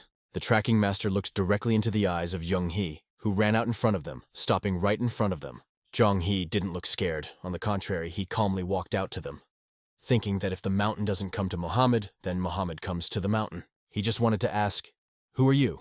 He was even more interested in why they had come to this ship. Between the fingers of one of the criminals were 4 blades, ready to attack. "You don't need to know that," he replied and immediately charged. They believed that Hong-hei would die under any circumstances because they were confident in their abilities. But Jong-hee used his energy to deflect the bodies flying at him, maintaining his calm and control over the situation. Jong-hee seemed to move exactly according to the trajectory of his opponents, anticipating their actions. But still, he was not able to deflect the blades as skillfully as his mentor would have done. Nevertheless, the rats were shocked by how Jong-hee was able to repel their attacks, showing a significant level of skill. However, this was not enough. If his mentor had been here, he would have swept them away with a single puff of wind. He would have used the wind breath technique and wiped them all out in one move. At this moment, one of the rats was already standing behind Jong-hee, ready to attack. But his sword swing was suddenly interrupted by pain. The reason for this was Hwang's bite. The dog had grabbed his leg with its teeth and wouldn't let go. The pain began to rise higher, and the dog grabbed at the very spot where the pain was unbearable. The thief screamed as loudly as if he were a girl who was suddenly seized with fear. Even the master of long-range vision saw something yellow flowing between his legs, as if he could not control himself. Enraged, he raised his sword upward, feeling even more anger. With a quick stroke, he tried to hit Jong-hee, but he had been practicing his dodging technique for a long time. At the same time, Jong-hee did not forget about his striking technique. In an instant, he struck more than 20 blows to the body of the master of long-range vision, destroying his defense. Now 2 of the 3 attackers were screaming like girls in pain and fear. But there was still the master of swimming and agility, who had been hiding for the longest time, but now appeared with a sword in his hands, ready to attack. As they fell to their feet, they were still muttering something about not letting this go, trying to gather themselves. But Zhang He wasn't going to let it go either, and he was determined to see this through. All he had to do was dodge the lightning-fast attacks of the Master of Agility, which he was doing now. Damn it, he's so fast that it's getting hard to dodge, Zhang He thought, feeling the pressure from his opponent. But Zhang He didn't believe they could overcome him, and quickly found a foothold under his foot to better maintain his balance. He wondered how this old master had so much strength for such quick attacks. But Zhang He had a plan in mind. You had a plan, I had a plan, and I stuck to it, was how he described his strategy for defending himself against the sword attacks. But when the sword became uncontrollable in the hands of the third attacker, he realized that the situation was getting out of hand, and now everything depended on how quickly he would react. Zhang He, remaining calm and polite, decided to warn his opponent that it would not be easy to recover from his injury. After that, the third attacker let out a scream so piercing that it could be heard as far away as the moon. In terms of decibels, he was probably the loudest of all. Meanwhile, the ship continued to sail as calmly as before, not paying attention to what was happening on its deck. The water around it also continued to flow as before, as if indifferent to what was happening on board. But the Chris squad could not remain indifferent like the ship. As they approached, they realized that they had no chance against the young dragon. Even the allies from the Namgun clan were amazed that Zhang He, as a doctor, had become a master at such a young age. However, another fighter remarked that it was obvious, because Baekrin Sung's disciple must be strong. One of the allies quickly ran to the room where Zhang He was, and told him that it was time to leave because the enemies were tied up. Of course, Zhang He left, thanking them for their help. After that, he started walking toward the tied-up villains, ready to settle the matter with them completely. And now Zhang He was standing right in front of the bound criminals from the Kreese squad, looking down on them from the height of his victory. But suddenly he was struck with astonishment. What he saw was unexpected. It seemed to him that these people needed immediate treatment. Their condition looked quite miserable. He turned his head to Huang and realized that the dog must have grown extremely strong under Keben's care. He has no compassion for these people at all, Zhang He thought, seeing how harshly the dog treated them. After that, Zhang He started checking the pulse of the members of the Chris squad to assess their condition. It turned out that 2 of them had simply come here for company, and thus could be released. But what to do with the third was a more difficult question, although the answer seemed obvious. Zhang He exhaled and said, "How good it is that I now have 3 more slaves," joking about his victory. And finally, he wished them good luck, having already decided their fate. The second and first criminals stood right in front of the flying sword, ready to take their places and pick up their oars to do their new job. They explained to him that they had been sent here by the young dragon, Zhang He. When asked where they had come from, since Flying Sword had not seen them when the ship left, they shrugged their shoulders and replied, it was the way things were. But gradually, though not quickly, the puzzle in Flying Sword's mind began to come together. He realized that they, too, had fallen for the 1,000 nanny reward and were defeated. Their conversation was quickly interrupted by the man with the spear, who ordered them to work. The master of long-range vision only whispered, "We are the killers of the trio of mice." When the armed man left, they continued their conversation. Flying Sword asked, "Where is the third one?" They replied that the third one had met with a great setback. "Perhaps it's best not to ask what kind of failure," they added, exchanging heavy glances. Later, one of the Namgong clan appeared and said that 2 would stay here, and 1 would be placed in the back. Flying Sword thought with relief.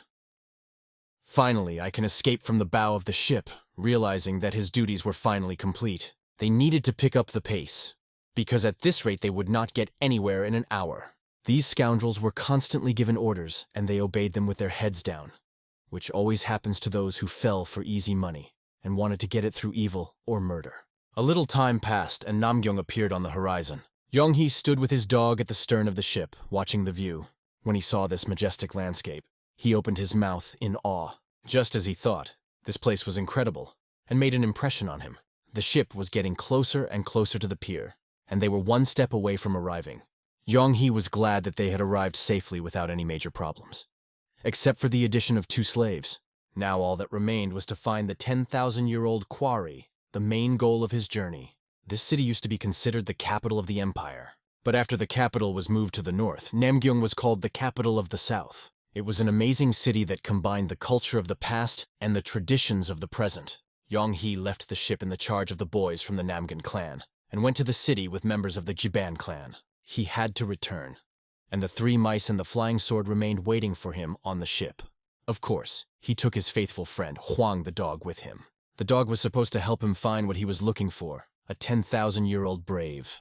Most of all, Zhang-He relied on his 4-legged friend, believing that he would help him solve the problem.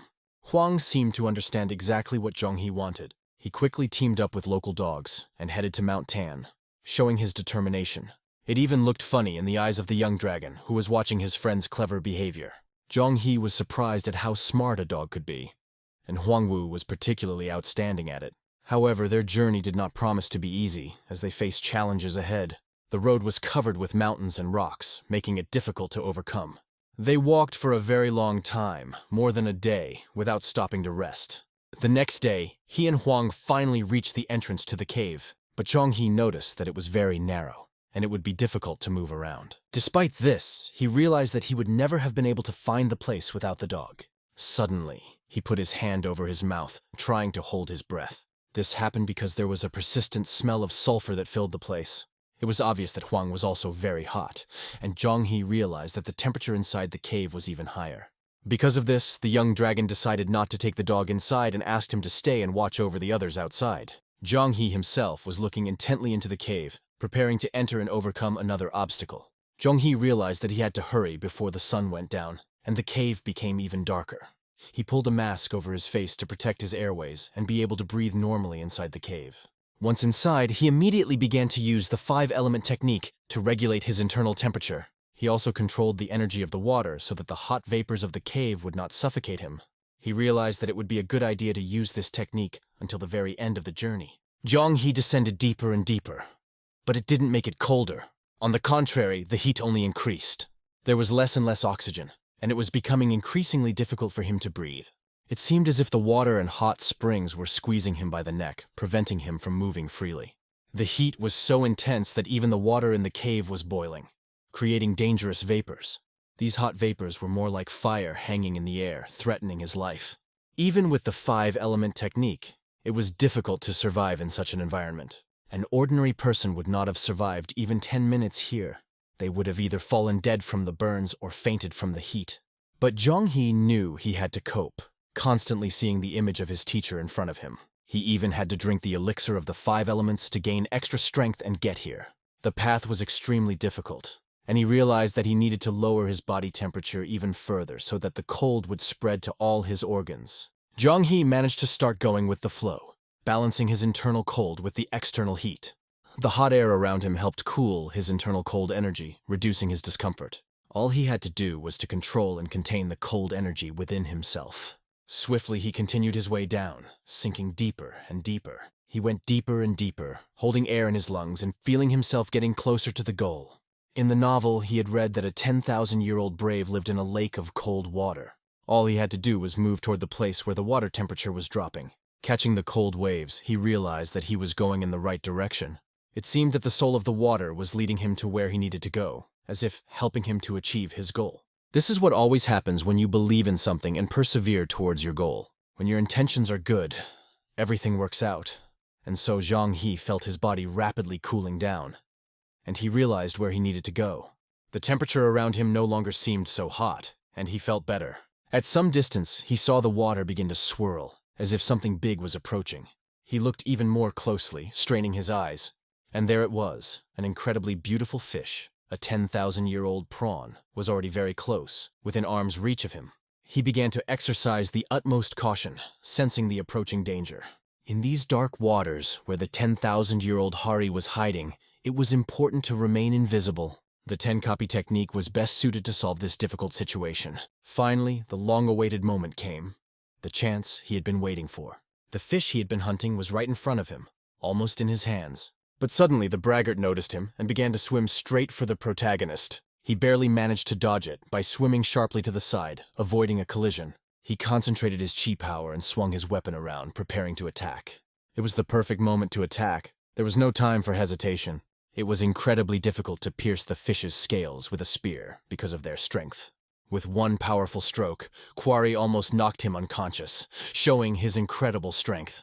He constantly reminded himself that he had to surpass the Quarry in both strength and technique. These thoughts gave him confidence and strengthened his resolve. Now he held the spear firmly in his hands, ready for a decisive attack. Concentrate all your mental strength into the weapon, he told himself. And the spear began to gain new, incredible strength. But the hilt seemed to have an invisible protective barrier that repelled all attacks. If he didn't destroy it now, the Hvari would definitely attack again. He decided to choose the right moment. The right chance came, and he threw the spear right into the open mouth of the Hvari. Everything seemed to be going according to plan, and he pulled the rope tied to the spear. The guy made a huge effort to pull the fish to land. It was the perfect chance to find out who was stronger in this confrontation. He turned out to be the stronger one, and soon he was standing on the shore, the winner. The fish lay in front of him, and he took a knife to cut it open. Under the cut belly was exactly what he needed. The protagonist did not even expect this stone to be so huge and shiny. The dog standing next to him could not hold back his saliva, fascinated by the prey. Well, they also prepared a gift for him. He let the dog eat the meat and all the entrails, and he immediately went to work. It was delicious and healthy, but he suddenly remembered something important. If the temperature was not controlled, this pearl could turn into an ordinary stone, so he had to act quickly. The best option was to hurry up and take the pearl to his mentor as soon as possible. I didn't want to tear the dog away from the delicious meat, but I had to as time was running out. Soon he was back on the ship, ready to return. When he stepped on board, everyone welcomed him back. They asked how he was doing, and his faith that heaven was blessing him gave him strength. Even the Chris squad that had recently tried to kill him was now grateful to the young dragon for his forgiveness and healing. They were even eager to follow him further, not out of duty, but out of desire. Listening to this, the young dragon could not understand what was happening. At first, he was going to use them only until the end of the journey, and then let them go. But when they felt his real care, they became devoted to him and sincerely wanted to follow him further. Their words sounded sincere, and it was evident even in their faces. In any case, the infirmary needed not only doctors but also other workers. The young dragon agreed, although he warned that the work would be difficult. But the conversation was suddenly interrupted. It was stopped by the unexpected appearance of another figure. A flying sword suddenly appeared behind them and expressed a desire to join their team. If it weren't for the trio of mice, he would probably have tried to run away right away. But they showed him how honest and kind their master was. From the young dragon's point of view, the whole situation seemed a bit funny. Although he trusted the sword the least, if he insisted on it, why not give it a chance? At least it was worth a try. They returned to the medical facility, where Beck Rin, the trio of mice, and the flying sword continued to perform their duty. Even though the young dragon could not yet fully trust them, he began to see them as important. They had an overwhelming desire to fight and change for the better. Suddenly, he ran fast, because time was running out and he had to hurry. He ran to his faithful horse, who was waiting patiently for him. After saying goodbye to them, Cheonhee and Huang continued on their way. Time passed very quickly, and it seemed that only he blinked his eyes as 2 days had already passed. The protagonist arrived at the entrance to the valley near Mount Baekrin, which was connected to the closed training area. He thanked Huang and said that he could go now, expressing his gratitude for his help. However, the dog's face began to nod in different directions, hinting that he did not want to leave him at all. At first, the young dragon did not understand why the dog was wagging his head like that, because he knew the way back. However, the expression on his face spoke for itself, and there was no doubt. He just sighed and said, "You're a pest. Do what you want." Still, he needed to train alone, so he asked the dog to stay and wait here. He was about to go to the training room, preparing for the next test, but suddenly the dog began to growl, baring its sharp teeth. What happened? The guy jumped, looking around cautiously. 2 shadows appeared behind him, and he immediately thought that someone had come for his head for 1,000 nannies. But when he looked closely, he froze in place, and a question was addressed to him. "Why did you lie to me and leave?" Under the sunlight, the blonde hair of the person who asked this question began to show. And as the silhouette drew closer, he saw a clear image. It was his mentor. A wave of memories swept over him, and he realized that there were still many important meetings ahead. It was not difficult for the protagonist to feel how fierce the energy radiated from his mentor. Was this energy also coming from the red-haired man who had come with his mentor? A tremor shook the young dragon's body as his mentor's hand reached for his ear. Grabbing his ear tightly, the master asked him how he had ended up on the street when he said he was going to train. Even the dog's face began to sweat from the tension of the situation. Without giving him a chance to say a word, The mentor asked why he felt that the boy had changed both physically and in his skills. Feeling unbearable pain as the mentor used one of the most terrifying techniques, wondered how the mentor had so much strength after his recent illness. However, they decided not to talk here but to move to a more comfortable place. The teacher already knew what had happened, but wanted to know the details directly from he. He said that he had brought a 10,000-year-old Fari to cure him. He took out the pearl and carefully placed it on the table in front of his mentor. The teacher did not hide his surprise, for he had not expected something like this. When asked where he had found it, he replied that he knew of other places where 5 such hawks and 7 of another species lived. It made no sense to lie to his mentor, so he told the truth. Huang was there the whole time and even followed him to the cafe, not leaving his master. He went on to explain that he couldn't have told him about it before. Since he was his student and his mentor trusted him, he decided not to question him further. However, one question remained interesting, and he asked it. To capture the quarry, you went through terrible training that required incredible strength of mind and physical endurance. Are you really ready to give your life to achieve your goals? He replied that he would do anything to save his mentor. Hearing this from his student was extremely gratifying for the mentor. He had nothing left in his life to hold on to, but his student's life. He was also touched to hear these words from his mentor. That was the end of their conversation. He and Huang went outside to continue their journey. The mentor stayed with Yuho, whose eyes showed that the mentor looked very thoughtful, although this could be explained by the fact that his student was a real stubborn one. At the same time, Juho noticed how happy his mentor looked, which could be explained by the fact that he had such a loyal follower. He knew that in all of Kanho, many people would be willing to pay a high price for such a student. As he sipped his tea, the master felt warmth in his chest. It was a truly amazing feeling, although he couldn't help but worry. The mentor was a little upset that he had obeyed him so blindly, but at the same time he felt very happy and proud. Perhaps this is the very love of a mentor for a student that is spoken of in Kanjo. In Muram's world, spirit and inner energy have unique properties, like water and liquid. It is a force that lives inside the body. That is why it is called the flower of martial arts. It is a mystery that science cannot yet explain. Seeing what was happening on the table, Yuho, who had crept up behind him, offered his help. He did not refuse and asked for help in extracting the inner energy. Is this pearl really contained within us? Surprisingly, it was, which meant that there was no rejection reaction from the body. It was similar to a blood parasite, which, although considered a parasite, thanks to an element naturally found in the body, easily adapts inside. The energy in the air created an incredibly beautiful sight, but Juho was curious how he managed to purify his inner energy and at the same time increase his endurance. The answer to the question was quite simple: through constant training. Juho knew that martial artists quickly build up both physical and inner strength. But in his case, it seemed like too much. He did not tell his mentor all the details, but later decided to explain it. To this, Yuho replied that his mentor already knew everything, which was why he was angry with him. Although the young dragon himself was sure that his mentor knew more than he seemed to, Juho thought the young dragon was not cautious enough and too risky. He also said that the master was only asking, and that there was no reason not to tell the truth right away, because after his death, the young dragon would take control of everything anyway. Isn't it natural for a disciple to wish his master a long life? The young dragon was sure that even though he didn't want it, anyone in his position would do the same. Having accepted he as his student, the master could not reject his loyalty. This conversation forced Juho to recognize that the young master was right. This conversation could not go on forever. And the young dragon turned to Yuho and said that it was time to end the discussion. After all, they had already decided everything, so why prolong the conversation? A few days later, the young dragon successfully completed the first stage of processing the 10,000-year-old Fari, and the second and third stages were entrusted to the workers, and to Yuho. The young dragon trained the other doctors in thoracic aortic stenting and implantation. This process was extremely responsible and required great skill. He was very careful to ask the doctors to watch him perform the operations to learn the correct technique, but he was sure that everything had to work 100%. A whole week of preparation for this important event passed, and then the day of the operation came, and everyone was ready for the decisive moment. Everyone felt very excited, because this day was crucial. The instruments needed for the operation were lying neatly on the table next to the operating table. The young dragon asked Juho about the patient's pulse, and he replied that the pulse was normal. The daily glaucoma and other suffering was done to prepare for this important day.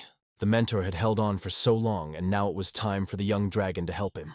He had warned his colleagues in advance that the operation would be simple, but provided everyone did a good job, the consequences would be minimal. This time, there was no need to cut through skin and bone, as there had been before, and that reassured everyone.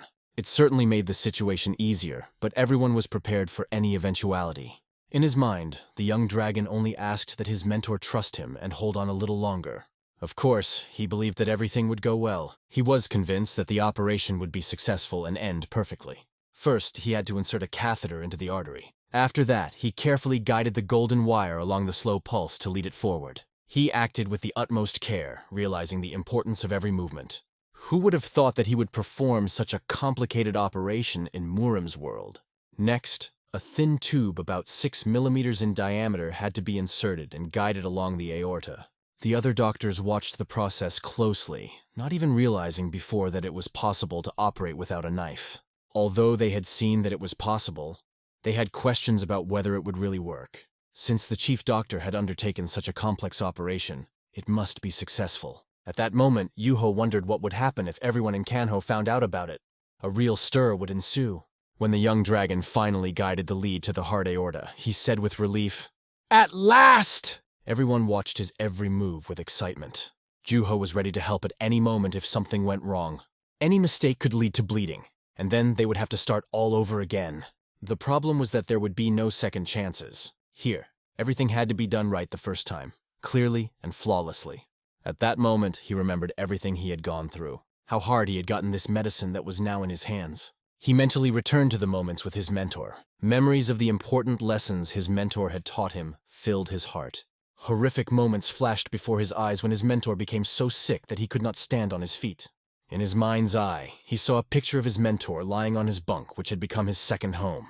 He remembered the coughing accompanied by blood from his mouth. But even in those difficult moments, his mentor looked at him with a kind and warm gaze. His charming smile and blue kind eyes never left his face.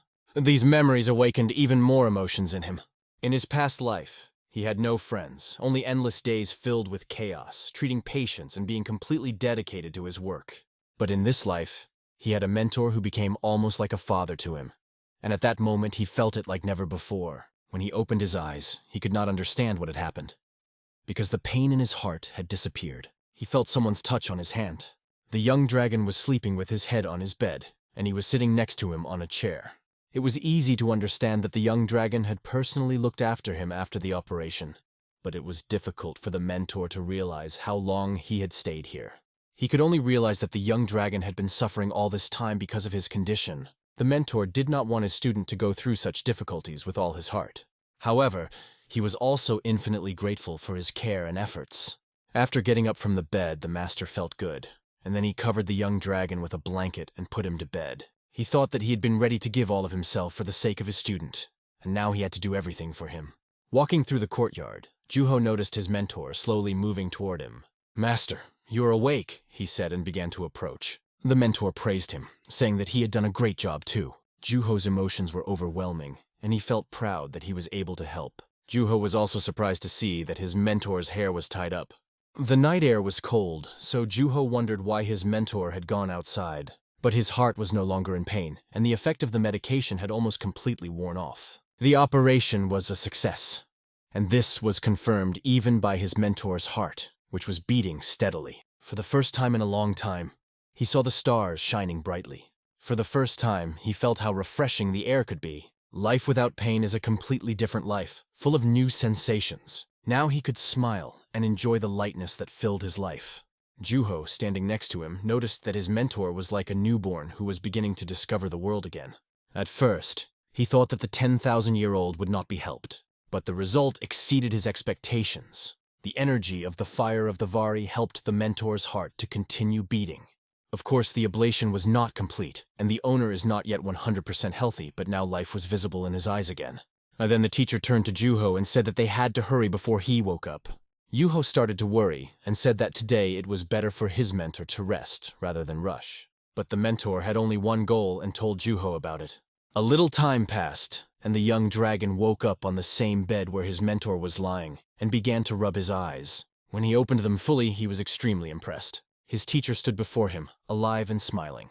A warm smile shone on his face. He immediately jumped out of bed and ran to him. There was a table set with delicious food nearby.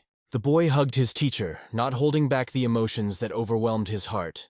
Even the mentor was surprised at how much the boy squeezed him in his arms. The teacher closed his eyes and enjoyed this warm moment. During the hug, the teacher thanked him for the successful operation. But he may not have even heard this, because his head was full of joy. The aroma of food filled the room, and the mentor said it was time to eat before it got cold. Sitting down at the table, the teacher asked the boy to eat because he needed to eat well. He immediately replied that he was obeying his teacher. In honor of Baekrin's recovery, a festive reception was held. The streets were filled with a festive atmosphere, and joy reigned everywhere. Musicians and dancers were invited to the party, and a sumptuous banquet was organized. The music sounded like a cure for people who had been worried about Baekrin's health all this time. Now the doctors had big smiles on their faces. They all congratulated the master and the young master, wishing them long life. They expressed hope that they would live another 1,000 years. The master was happy to meet the guests who came to the banquet. The young dragon noticed how sincerely happy the people from the infirmary were over the teacher's recovery. Huanggu ran up to the girl, and she began to pet him and play with him. She was amazed at how much Huanggu had grown. But even though he was big, he seemed very cute to her. By the way, the girl herself had also grown up, which surprised the young dragon. She was a teenager and already tall, and her plans were to become even taller than all the other girls. It was logical, because her father, an archer, was also very tall. From birth, she had long arms and legs and a strong build. She punched He on the shoulder in a friendly way, demonstrating her strength. Then she jokingly told him that if he didn't want her to outgrow him, he should be more careful with his body transformation.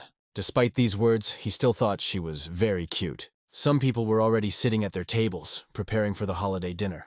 Yuho began to look for a place among the guests. At this point, his mentor addressed everyone, explaining that with this little celebration, he wanted to thank everyone for their help. He especially thanked his student, the young dragon.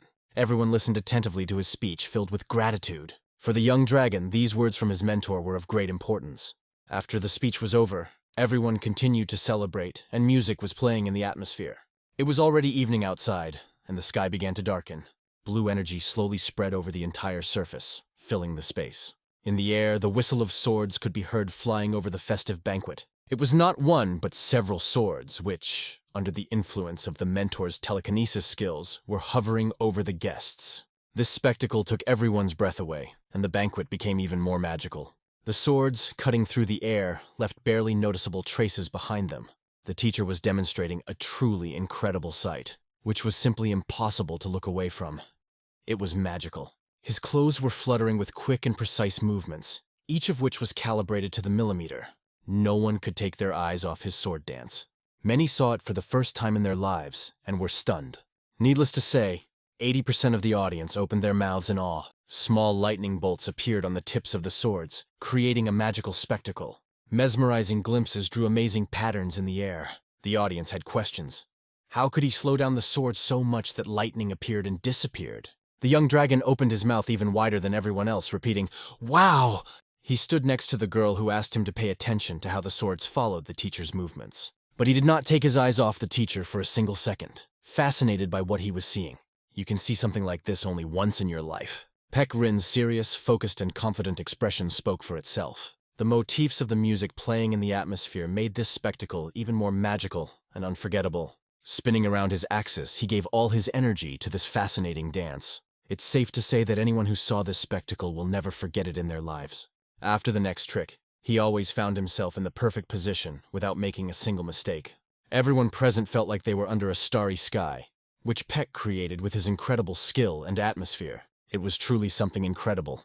Smoke appeared under his feet, created by his energy, to further impress the audience. People started clapping their hands, supporting the impressive performance with loud applause. Baek just sighed deeply, truly enjoying this moment. The hands of everyone in the audience went up. People rose from their seats and gave a loud standing ovation. But this was not the last surprise for them. While dancing with his swords, Baek carved a huge dragon into the stone under his feet with lightning, and the audience began to shout in unison that a dragon had appeared on the floor. Peck just smiled and then turned to He, saying, "It's you," meaning that this dragon drawing symbolizes a young dragon. He addressed the young dragon in front of everyone present. He felt grateful to Baek, but at the same time thought that people might think it was undeserved. It wasn't hard to see the resemblance, and everyone was remarking on how accurately the image was captured. The drawing created by the flying swords amazed everyone, and people only talked about Peck's incredible skill. However, it was a special phenomenon that happened only here and only on Peck's birthday. The young dragon could not find a place for himself, thinking that next week everyone would know about it. News of the mentor who would do anything for his student quickly spread throughout Murim. It spread even faster than the young dragon could have imagined, and the very next day he received a letter from King Zhu. He immediately picked up the letter and began to read it. In the letter, the king made a little fun of the dragon's drawing. The handwriting was crooked, and the young dragon realized that the king was undoubtedly laughing while he was writing it. This caused mixed feelings within him. A few days after the end of the festive reception, numerous gifts began to arrive at the Baek Medical Center. Everyone sent congratulations to the leader on his recovery. There were so many gifts that everyone had to help carry them. The Kag was very surprised at the number of gifts. The heir was holding a letter of congratulations. Although there were many letters, he realized that his recovery could have serious consequences. Those who thought he was already dead would want to kill him with their own hands. They had hoped that heaven would take him, but now they would have to act on their own. Of course, there were also those who did not believe in his death from the beginning. To this he asked, "Didn't everyone know that he had been suffering from the yin disease of intermittent pulse since childhood?" This is true, but the problem is that many people believe only what they want to believe. From the outside, it looked a little funny to discuss such serious things in front of a mountain of gifts. But regardless, if they found out that heavenly punishment was no longer in effect, they would definitely do something. The young dragon realized that it was time to be careful and think about the next steps. Finally, the time came and the teacher began to unpack the gifts that had accumulated. He was curious to see what was in the boxes. The teacher told the young dragon that he could take whatever he wanted because mentors often give things to their students. Then Peck noticed something particularly interesting. Expensive fabrics and even an ice sword sent from the palace of the Ice North Sea. When he heard the word ice sword, he immediately shone with joy. The teacher couldn't help but notice how his eyes lit up when it came to the sword. Using telekinesis, the teacher picked up the sword and brought it to his hand. Then he took it by the hilt, feeling the coolness radiating from the steel. The sword was made of North Sea steel, and the scabbard was a beautiful purple color. In addition, the sword had a special spiritual power that would help the young dragon master the elements of ice while learning the 5 elements. This meant that the young dragon would be able to master sword control. The teacher taught him to use a spear for self-defense, but the sword had a different purpose. Handing him the sword, the teacher suggested that he try it in action. With a hint of excitement, the young dragon reached out and took hold of the hilt. When he took off the scabbard, a bright light blue color flashed before him, and the sword appeared to be very large. The hilt was cold, and out of concern for his teacher, who had not yet fully recovered, the young dragon said that he should not use such a weapon yet. Although the energy of the 10,000-year-old Hari had helped in the healing, it was better to avoid such things. But why did the Ice North Sea Palace send this sword? The teacher answered that it was a gift of gratitude, but also a warning. The young dragon became curious, and Peck continued to tell him. In the past, he had killed their heir, but he also helped to heal people in the palace. In those days, there were fierce battles and many people needed help. The owner of the castle said that he cursed Peck so much that he could only wait for heaven to hear his curse. This meant that he left everything to the will of the heavens. At the same time, he was grateful for the treatment, but he also hated Peck. His feelings are hidden in this sword, and now it is clear what its meaning is. The weight of this sword was also impressive. Looking at the young dragon straining to hold the sword, the teacher told him that he would need more training. The sword is powerful, but it cannot just protect its owner. At that moment, the young dragon realized that if they sent the sword that belonged to their son, then perhaps they wanted to kill the teacher, and asked about it. It was difficult to understand the thoughts of the palace owner. He was praying for Peck's death, but no one knew how it would end. However, if the master was going to come and kill Peck, he was ready to show what it would cost him. Such words are typical of only great people. And the young dragon, listening to this, concluded that he needed to train more and become stronger. Motivated by these thoughts, he squeezed the sword hilt in his hand harder and harder. People were well aware of Bayek Rinsen's illness. Everyone in Murim was talking about it. Many had already begun to imagine what would happen to the hospital after his death. But as soon as it became known about the successful operation, everything changed dramatically. The world literally plunged into chaos after this news.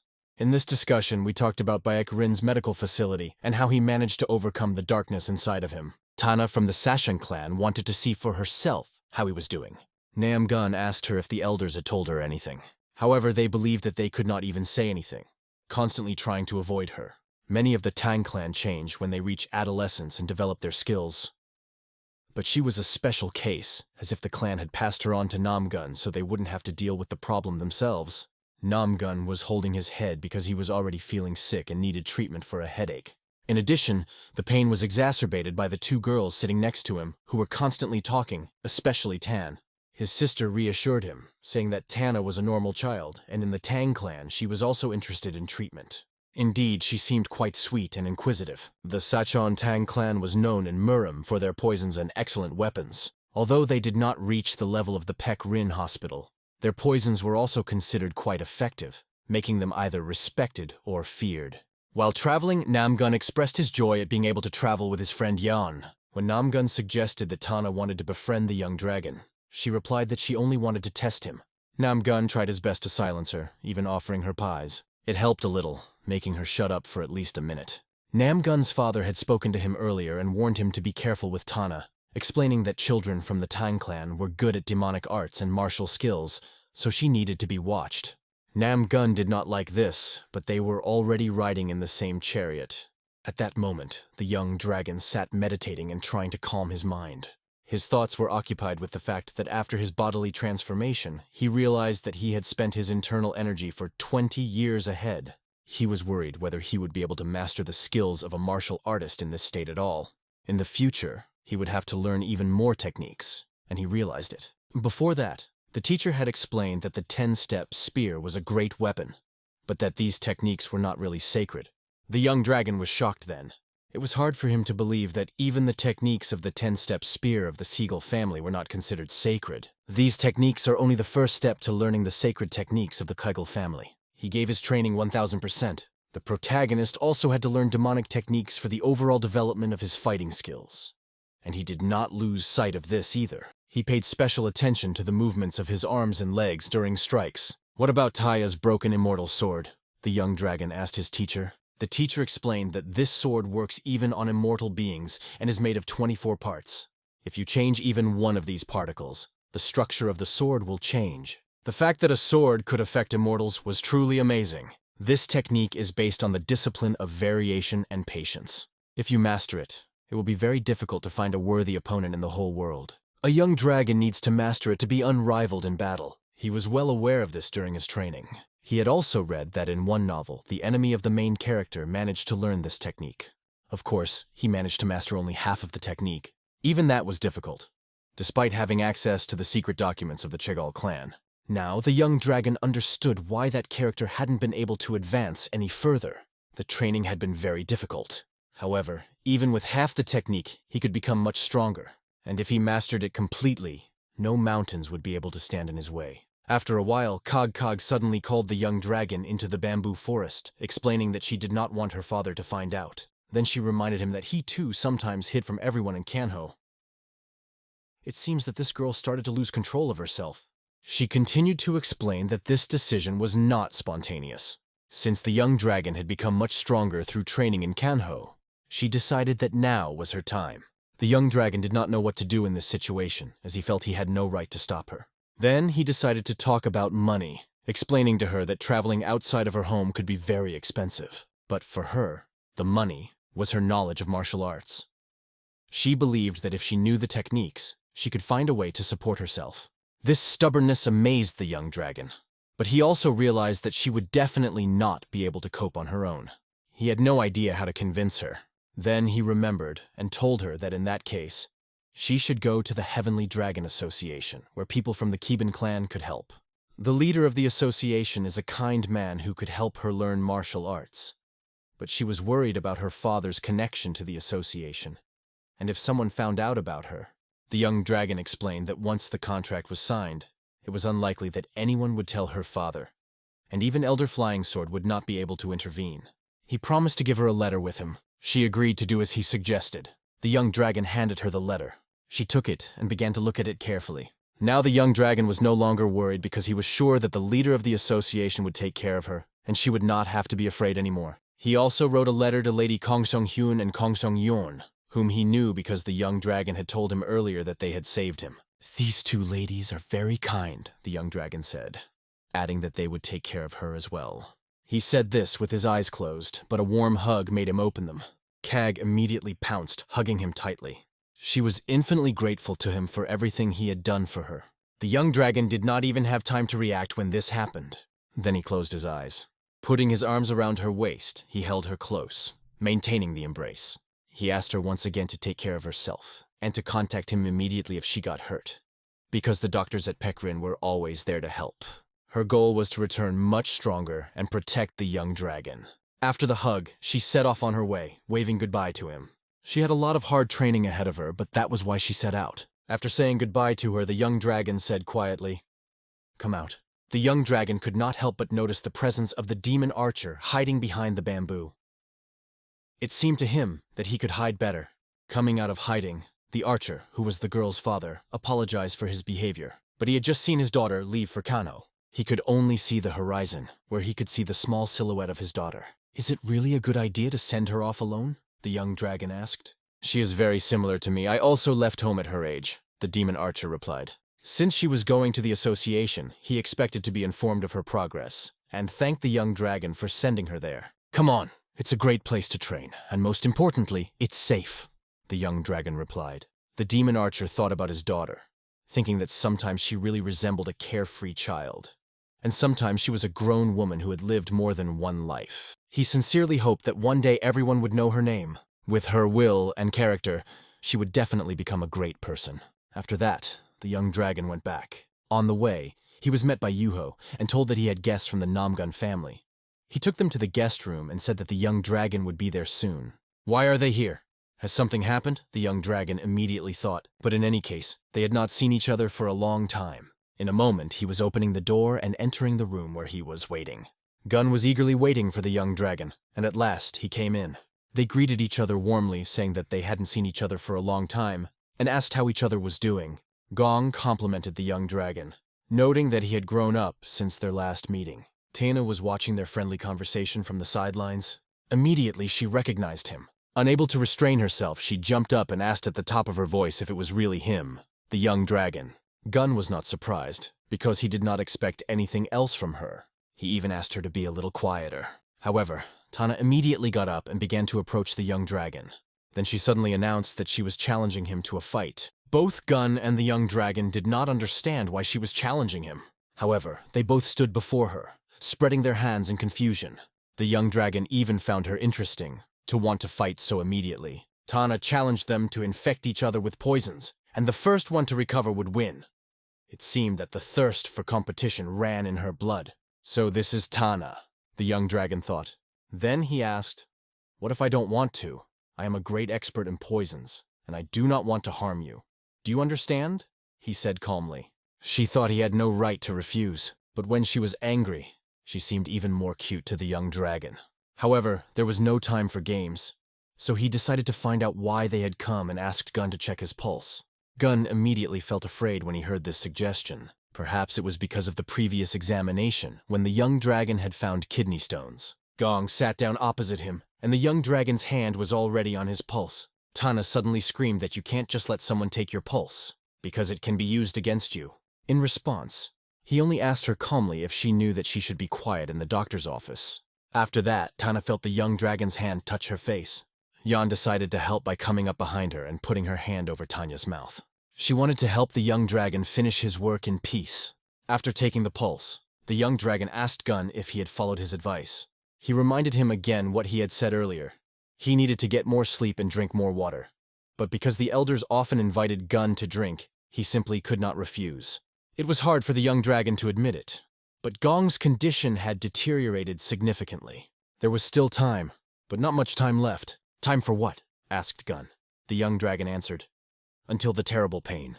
These words sent fear through Gun's body. Meanwhile, Tana tried with all her might to remove Yon's hand from her face. She succeeded, and immediately emotionally asked the young dragon how he could tell from his pulse alone, calling his actions empty nonsense. She believed that such diagnoses were made only after symptoms or obvious pain, which was a typical opinion at the time. The young dragon could already imagine how surprised she would be to learn that he could diagnose diseases in a much simpler way. Because of the young dragon's silence, Tana even called him a fraud, claiming that no one could diagnose a disease by looking at the pulse alone. Tana, calm down. There are many ways to make a diagnosis before there are any obvious symptoms, the young dragon replied. However, more important than the argument was Gun's condition. The young dragon asked him if he could endure the pain for a while, to which Gun replied that he was ready and allowed the treatment to begin immediately without asking any further questions. Tana asked that the young dragon first explain what he was going to do. Gong also asked him about the next steps. Nothing special, the young dragon replied and began to explain. First, you need to move the stones that block the inner energy. They are small but sharp, so it will hurt. Gun had already begun to feel the pain even as he spoke. Tana had a different opinion. She thought that Gun would not even notice before the young dragon stole his money. But he only replied that it was Gun's decision to make. Yang pointed out that they needed to check how many stones were in his body. That's why Gun had to endure the pain patiently, even though Tana was constantly straining the atmosphere with her remarks. The chances of success were 2-1, so there was no time to waste. The young dragon asked Gun to show his back to begin treatment. But in front of the two girls standing behind him, he was uncomfortable doing so. However, there was no other choice, and he bent down, asking he not to make any sudden movements. Finally, the girls held their breaths and watched attentively. The young dragon closed his eyes and concentrated. He put his hand to Gun's back. There were a lot of stones, and as patients often said, it felt like a bullet had stuck in his back after being hit. The young dragon understood perfectly well how severe the pain was. Using his energy, he could feel what was happening in Gun's body. At the same moment, loud screams were heard from Gun as he grabbed the back of the chair with his hands. The pain pierced him like lightning, as if it had struck him in the stomach, and would not let go. He begged the young dragon to stop. Then he removed his hand, noticing how much Gun was in pain. After that, Tana finally pointed out that this was no longer a game, and it was clear from Gun's face that he was really in pain. Through gritted teeth, Gun turned to both girls, asking them not to touch him for a few days. When everyone had calmed down a bit, the young dragon said that he needed to move on to full treatment. Tana replied sarcastically, "Well, if that's what you both want." Gong's face was filled with pain, and he asked he to pay attention to something else. He expressed his confusion as to whether he was surrounded by demons or young ladies. It was really hard to believe that they were human, especially Tana. But perhaps everyone's life is like a kind of test. Eventually, it was time to go to the office where the young dragon had invited them. The picturesque landscape, inspired by traditional Oriental architecture, amazed with its unique beauty, harmoniously combining nature and art. The doctors approached Tan, with Yan standing next to him, both cautiously examining the situation. Each of them expressed his emotions. Yan, with her hair braided and wearing traditional clothes, looked worried, her surprise reflected on her face. Tina, on the other hand, looked ominous, and her resolute eyes were full of confidence. Yuha wondered how to handle this situation, which seemed to him to be full of chaos. They were constantly whirling around like funnels, and it was really annoying for Juho. What confused him the most was the question of why they needed these bandages to learn a new martial art. The young dragon tried to calm Juho down, reminding him that they were guests, and that all the other doctors were happy to have them, especially since the hospital was overcrowded. Juho gritted his teeth, terrified by the horrible nature of the dark-haired girl next to him. It was time to go to Gun, and Juho thought about how best to help this man. It is hardly possible to radically change the life of someone who eats only meat and alcohol. It is striking that this man will become the leader of the United Morum and the strongest swordsman according to the novel. Although internal energy may have influenced the condition, the method of stone removal was not described in detail in the novel. Juho would have to find a way to help his patient despite all the difficulties. The day of the procedure came. The interns gathered pens and notebooks in preparation for the extracorporeal shockwave, lithotripsy. It would be ideal to remove the stones naturally, but if not, we'll have to do surgery, the young dragon explained as he stood in front of the interns. The crowd of people gathered around scared Gun even more, making him feel defenseless. The young dragon reassured him, explaining that all these people were students, for whom he was nothing more than a medical object for training. Although it seemed rude to Gun to be called a medical object, he understood that young doctors had to learn somehow. His face reflected a mixture of tension and frustration that was growing by the minute. But the time had come to begin, and the young dragon announced to his students that the procedure was about to begin. As he had said earlier, it would be great if the stones came out on their own. But this procedure was for more difficult cases. First, the stones themselves had to be found. The young dragon suggested that the students try to find them themselves. The young doctors enthusiastically joined the examination, trying to do their best. Gun was the only one who did not smile, but he had to be patient and wait. Cheong-hee explained how extracorporeal shockwave lithotripsy helps to remove stones by combining the 5-element wind technique and water energy. He also reminded that care must be taken not to damage neighboring organs during the procedure. Chong-hee emphasized that the patient should be treated even more carefully to avoid unpleasant consequences.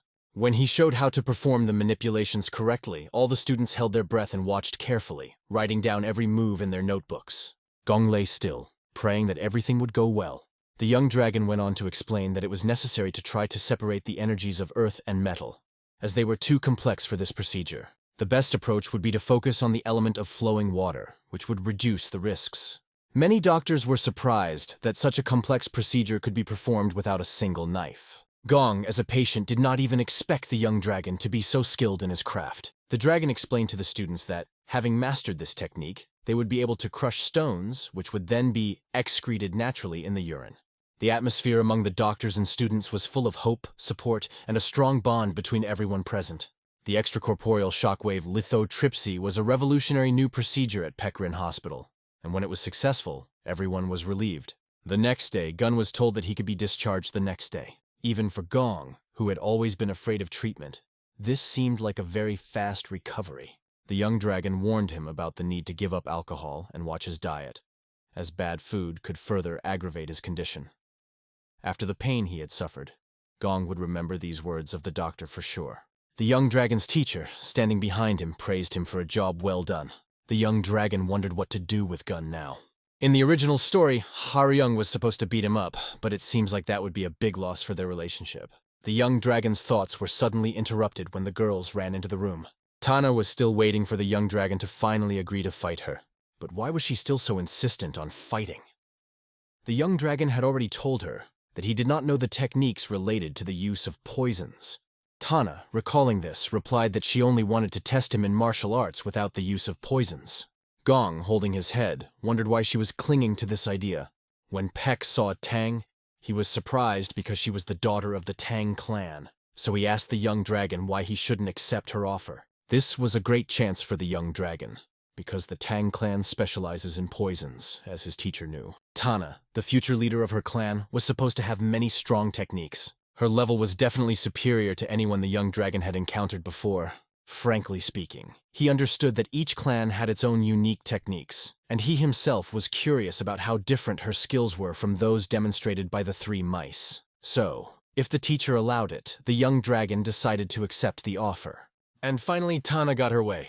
After a while, they went to the training ground, standing opposite each other with swords in their hands, ready to fight. The swords were wooden, but Tana insisted that, according to the traditions of the Tang clan, they should fight with real weapons. Peck agreed without hesitation, but added that if someone's life was in danger, they would intervene. She recalled that her clan elders also followed this rule. Her confident demeanor made it clear that she knew how the training battles went. Tana said that she planned to use a poison that restricts movement, and would provide an antidote after the fight. Beck ordered Yuho to bring a sword for Jung-hee, and in a moment, the sword was near the training ground, ready to be used. The young dragon was holding a sword, decorated with decorative elements that emphasized its status. It was an ice sword, made of ice crystals and North Sea steel that radiated cold, and this weapon impressed Tana. She asked him if he agreed that the battle would be exciting and interesting. The battle was to begin immediately, and with real weapons, both should be extremely careful. The Tang clan would use an iron whip and poisons. The young dragon stood with the ice sword in his hands, ready to fight. Waving his hand to signal the start of the battle, the demon archer said, "Let us begin." The girl stood concentrating, her gaze focused on her opponent, and there was a tension between them, as if the energy emanating from their hands was ready to attack at any moment. Her gaze changed, because the thoughts of Murim's warriors are difficult to understand for an outsider. At first, the young dragon thought she was just a spoiled teenager, but she was an incredible threat, like a divine power. He had felt the same way when he met Kagome, the same dangerous aura that pinned him to the ground. She had practiced hundreds of times to make everything look smooth and perfect. Her movements with the iron whip were honed to perfection. Her eyes radiated only confidence and calmness before the battle. Watching this from the outside, the teacher and Yuho realized that this girl was a completely different level of fighter than anyone they had ever seen before. Gong and his sister were also holding their breath as they watched the intense fight. The dynamics of the fight were electrifying. The characters' punches sliced through the air, and energy flashed around them, emphasizing the power of their attacks. Even the lines from their punches created the illusion of rapid movement, and their clothes added to the movement, emphasizing the intensity of the battle. Tana realized that her opponent deserved respect. He was not as weak as she had expected. She knew about Pekrin's Lyceum, a place that was famous throughout Murim. Even so, she couldn't understand how her opponent managed to dodge all her attacks. Her whip was cutting through the air more and more often, making loud whipping sounds. Then, the young dragon noticed that the little girl's eyes softened. She was probably surprised by his skills. His brain worked faster, and his reactions became even sharper, allowing him to react instantly to her attacks. The young dragon had a feeling that everything around him was beginning to slow down, which helped him to focus better on the battle. The picture in front of his eyes seemed to become a slow-mo, and now it was much easier for him to concentrate on every movement. He felt confident that he would be able to fight back against Tanya. He decided to act as soon as he noticed a weakness in her attacks, and at that moment, pushing his foot off the ground, he moved sharply forward, preparing for a counterattack. All he had to do was concentrate and deliver a precise strike. The tension was visible on Tana's face, her emotions reflecting the state of internal struggle. Her face expressed tension, which indicated the seriousness of the situation she was facing. She would have been calm if her opponent hadn't started attacking with such precision. She needed to defend herself, but the number of blows exceeded her expectations. Her whip, however, could handle even this many attacks. The speed of both fighters was extraordinary, the blows flying at blinding speed. Their blows became more frequent, and energy condensed around them, which emphasized the power of their attacks, making the fight even more intense. The young dragon, holding his sword, felt as if this weapon could kill even a god. He had only 1 second to strike the decisive blow. At that moment, the brother and sister were discussing how the young dragon's sword was changing, and he was changing with it, as his movements were becoming faster and faster. This battle made an incredible impression not only on them, but also on the teacher and Yuha, who were watching every movement carefully. The teacher noted that his student had indeed reached new heights in training, but he could not relax. The fight continued. Despite the tension, the young dragon successfully deflected the blows, waiting for the right moment to counterattack. During the battle, Tana said, "We can't be on the defensive all the time," and gripped the handle of her weapon even tighter. With one clear motion, she began to spiral her whip. The end of the spiral tightly wrapped around the young dragon's sword. The whip now looked like a snake that had come to life and acted like a living creature. It seemed that this weapon was controlled by someone's living spirit, and this made the young dragon act more cautiously. As soon as he managed to pull the sword out of this trap, he demonstrated his skill in avoiding danger. His ability to dodge impressed everyone, even the referee who was closely watching the fight. The way he managed to evade such an attack was incredibly surprising to the judges. Everyone present was amazed, their faces expressing bewilderment. Only the teacher and Juho kept their emotions under control, not showing their surprise outwardly. The fight was so intense and hot that it seemed as if you could fry eggs right on the playground. The sounds of the whip were so loud that they echoed for several kilometers, as if the air itself was being cut. Tana swung the whip and deftly wrapped it around her right arm, demonstrating complete control over the weapon. She was furious that the enemy was able to dodge the blow, because usually after that it was all over. The young dragon looked at his hand and realized that the girl's attack was extremely dangerous, and he almost lost his sword. Gong remarked to Lady Tanya that the young dragon had been studying martial arts for only 2 years and had already caught up with her. Everyone was amazed that he had reached such a level of skill in such a short period of time. It was really something incredible, and even the young dragon himself could hardly believe it. However, it did not matter because at any moment he could die if he was not careful. The girl was amazed that he had been training for only 2 years, because she herself had started studying martial arts since she could walk. The whip she was holding did not allow the young dragon to strike a decent blow. If not for his new techniques, he would not even be able to resist her. She noticed his confusion over her iron whip and realized that this was her advantage. Tana pointed out that not only the whip, but all her techniques were special and unique.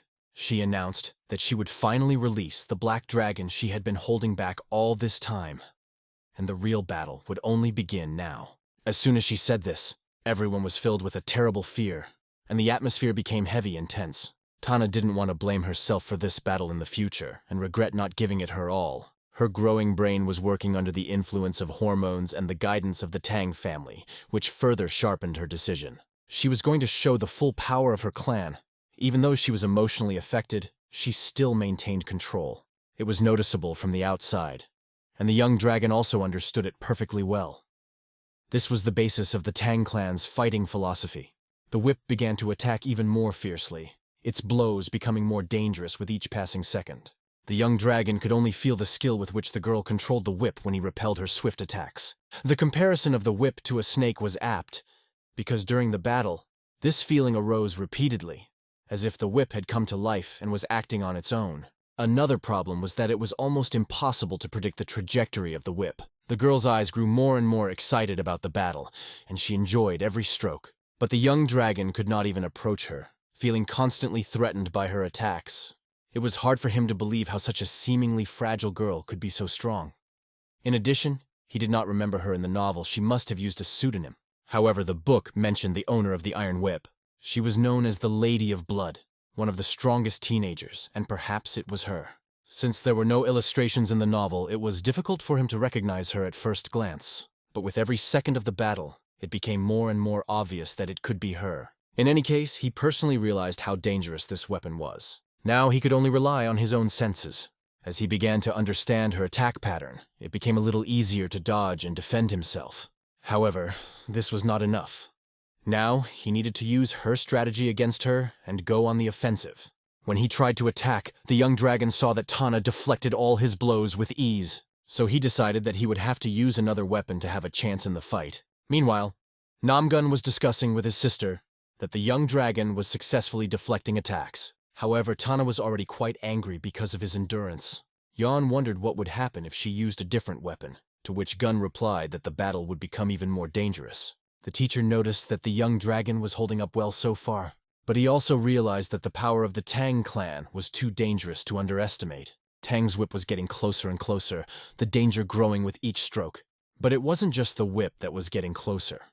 Tana herself was getting very close, and it seemed like she was up to something. Something moved behind her cheeks, as if she was chewing on something. Suddenly, she spat a purple liquid into the young dragon's face. He instantly realized what kind of substance it was, because he had seen it before. The liquid was right in front of his face. It was the poisonous slime he had seen before. Spitting it out, Tana smugly declared that it was a poison that deprived him of movement. She was sure he would not be able to avoid it. The purple liquid floating in the air had the consistency of jelly, viscous and thick, and looked threatening. The young dragon had to be as careful as possible in this situation. He knew that Tana had poison, but he hadn't thought about the fact that she could use her mouth to attack. It was almost impossible to avoid this blow. The situation seemed hopeless. The poison was already in front of his face, and he was about to fall. Tana, seeing this, began to ask him to surrender. Now it was clear why she had decided to approach him.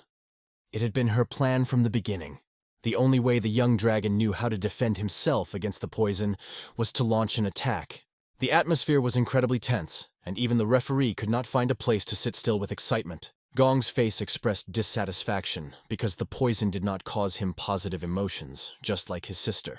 Watching the fight, the mentor realized that the young dragon could neutralize the poison with the 5 thunderstorms of frog kung fu technique. But the Tang clan's poison was too strong and would still take effect after a while. Attacking was a better option than delaying, and the young dragon acted on this plan. However, Tana used her whip to deflect all his blows, regardless of whether there were 2 or 10 of them.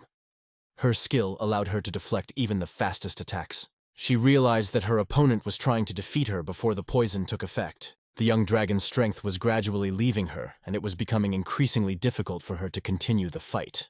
However, Tana did not stop her attacks, and he knew that he would not last long. It was time to use all his remaining strength. Having found the ground under his feet, the young dragon decided that it was time to end this fight once and for all. The young dragon decided to end this battle with his victory. The two rushed toward each other, preparing for the final attack to put an end to this intense battle. Suddenly, Tana's whip flew out of her hand as it seemed the young dragon had hit the right spot. Now her feminine gaze was able to catch the moment when the young dragon's sword was rapidly approaching her. For the young dragon, after such a grueling battle, it was a real pleasure to carry his sword at breakneck speed toward her. He wanted a clean victory, without any excuses or hesitation. The young dragon's sword moved with incredible speed like a bolt of lightning ready to strike its target. However, his thoughts were focused on whether his mentor would stop him at this crucial moment. But there was no action from his mentor.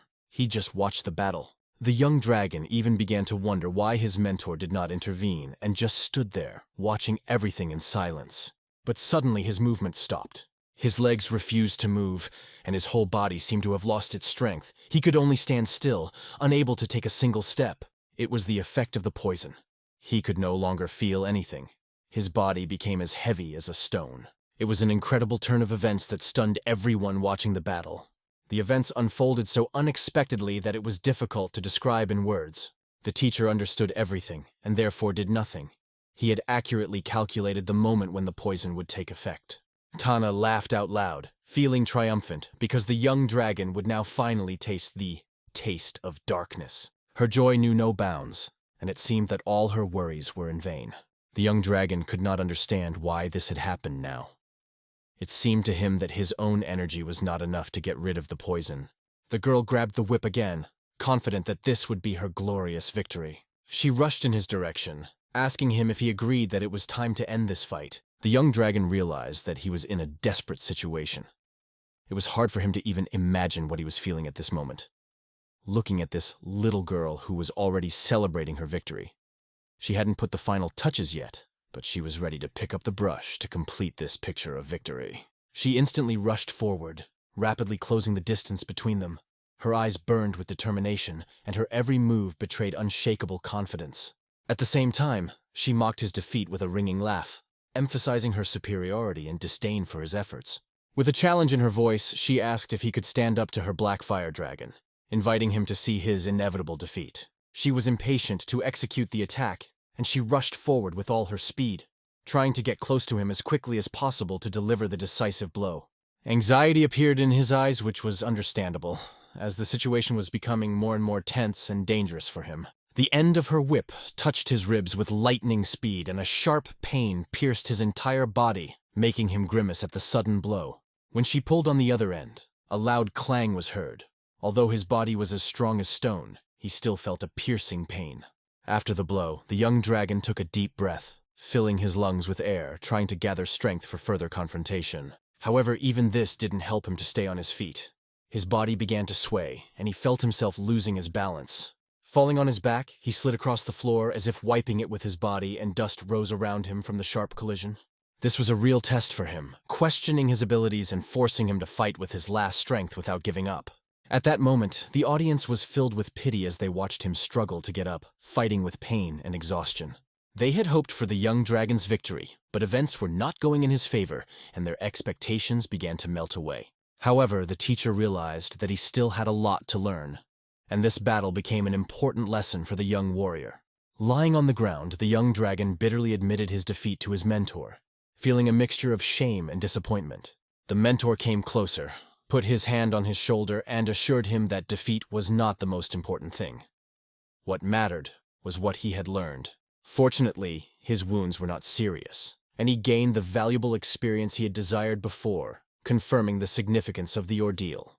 When the young dragon expressed his regret at his defeat, his mentor assured him that there was no reason to be upset, because every failure is a lesson. Moreover, the young dragon had only been training for 2 years, which the mentor reminded him of, emphasizing that the fact that he had held out against the Tang family member for so long was a great achievement. The girl continued to be surprised to learn that he had only trained for 2 years, realizing that if it were not for the paralyzing poison, he could have easily defeated her. Then, with disbelief in her voice, she asked the teacher if he was lying about the boy's 2 years of training, because it seemed unbelievable. The teacher confirmed the truth of his words, and added that the young dragon had actually fought only twice, making his achievement even more impressive. The first time he fought, trying to save the head of Kiban by fighting dangerous mercenaries, and even then he showed great courage. And the second time, traveling in Kanho, he met a warrior from the Hao clan in a duel, continuing to expand his combat experience. Tana could hardly believe what she was hearing, but she could not doubt her teacher's words. She realized that he was telling the truth, no matter how incredible it was. Even Namgun had heard for the first time that this was his official duel, and he was amazed at the young dragon's achievements in such a short time. Now the girl was disappointed, realizing that she had almost lost to a beginner who had only been training for 2 years. The young dragon's arms began to gradually recover, and he could feel his strength returning to him. Using the sword as a support, he began to rise, leaning on it, and soon stood on his feet. A moment later, he was standing next to his mentor, who was teasing him, pleased with his resilience and perseverance. The mentor was pleased that the young dragon had managed to cleanse himself of the poison and get up, showing his endurance. Tana could hardly believe that he was able to get up, because she had used a large dose of paralyzing poison on him. It was amazing that the young dragon managed to recover so quickly, demonstrating incredible abilities. Behind his smile, you could see a drop of regret, but he was glad that this battle had taken place and brought him valuable experience. The same could not be said for the demon archer's face, which looked dissatisfied and worried. Yuha also said that he would have to train harder to achieve similar results. It was said that although his inner energy was being kept up by the medication, his movements and strikes showed that battles were a matter of course for him. It was already night outside, and light clouds covered the moon, creating a mysterious atmosphere. Lady Tang felt tired and decided to go to rest, leaving the others to continue the conversation. Namgun and the young dragon remained at the table, discussing how winners get tired more than losers, and that this girl had outdone herself today. They could only imagine how disappointed that kid was after the fight. Afterwards, they brought up the fact that the young dragon had become a worthy opponent for the Tang family after 2 years of training. Namgun suggested that it was all thanks to the secret technique of the Chagall clan that produced such impressive results. He tilted his glasses sip by sip. Having recently undergone surgery, he was already allowing himself to get drunk. The young dragon asked him how he knew about his master's techniques, and he replied that the 9 great clans and 8 great families knew little about each other's techniques. The Chagall clan had not always been honored, but now the situation had changed, and more people were talking about it. The protagonist understood that the Namgong clan was suspicious.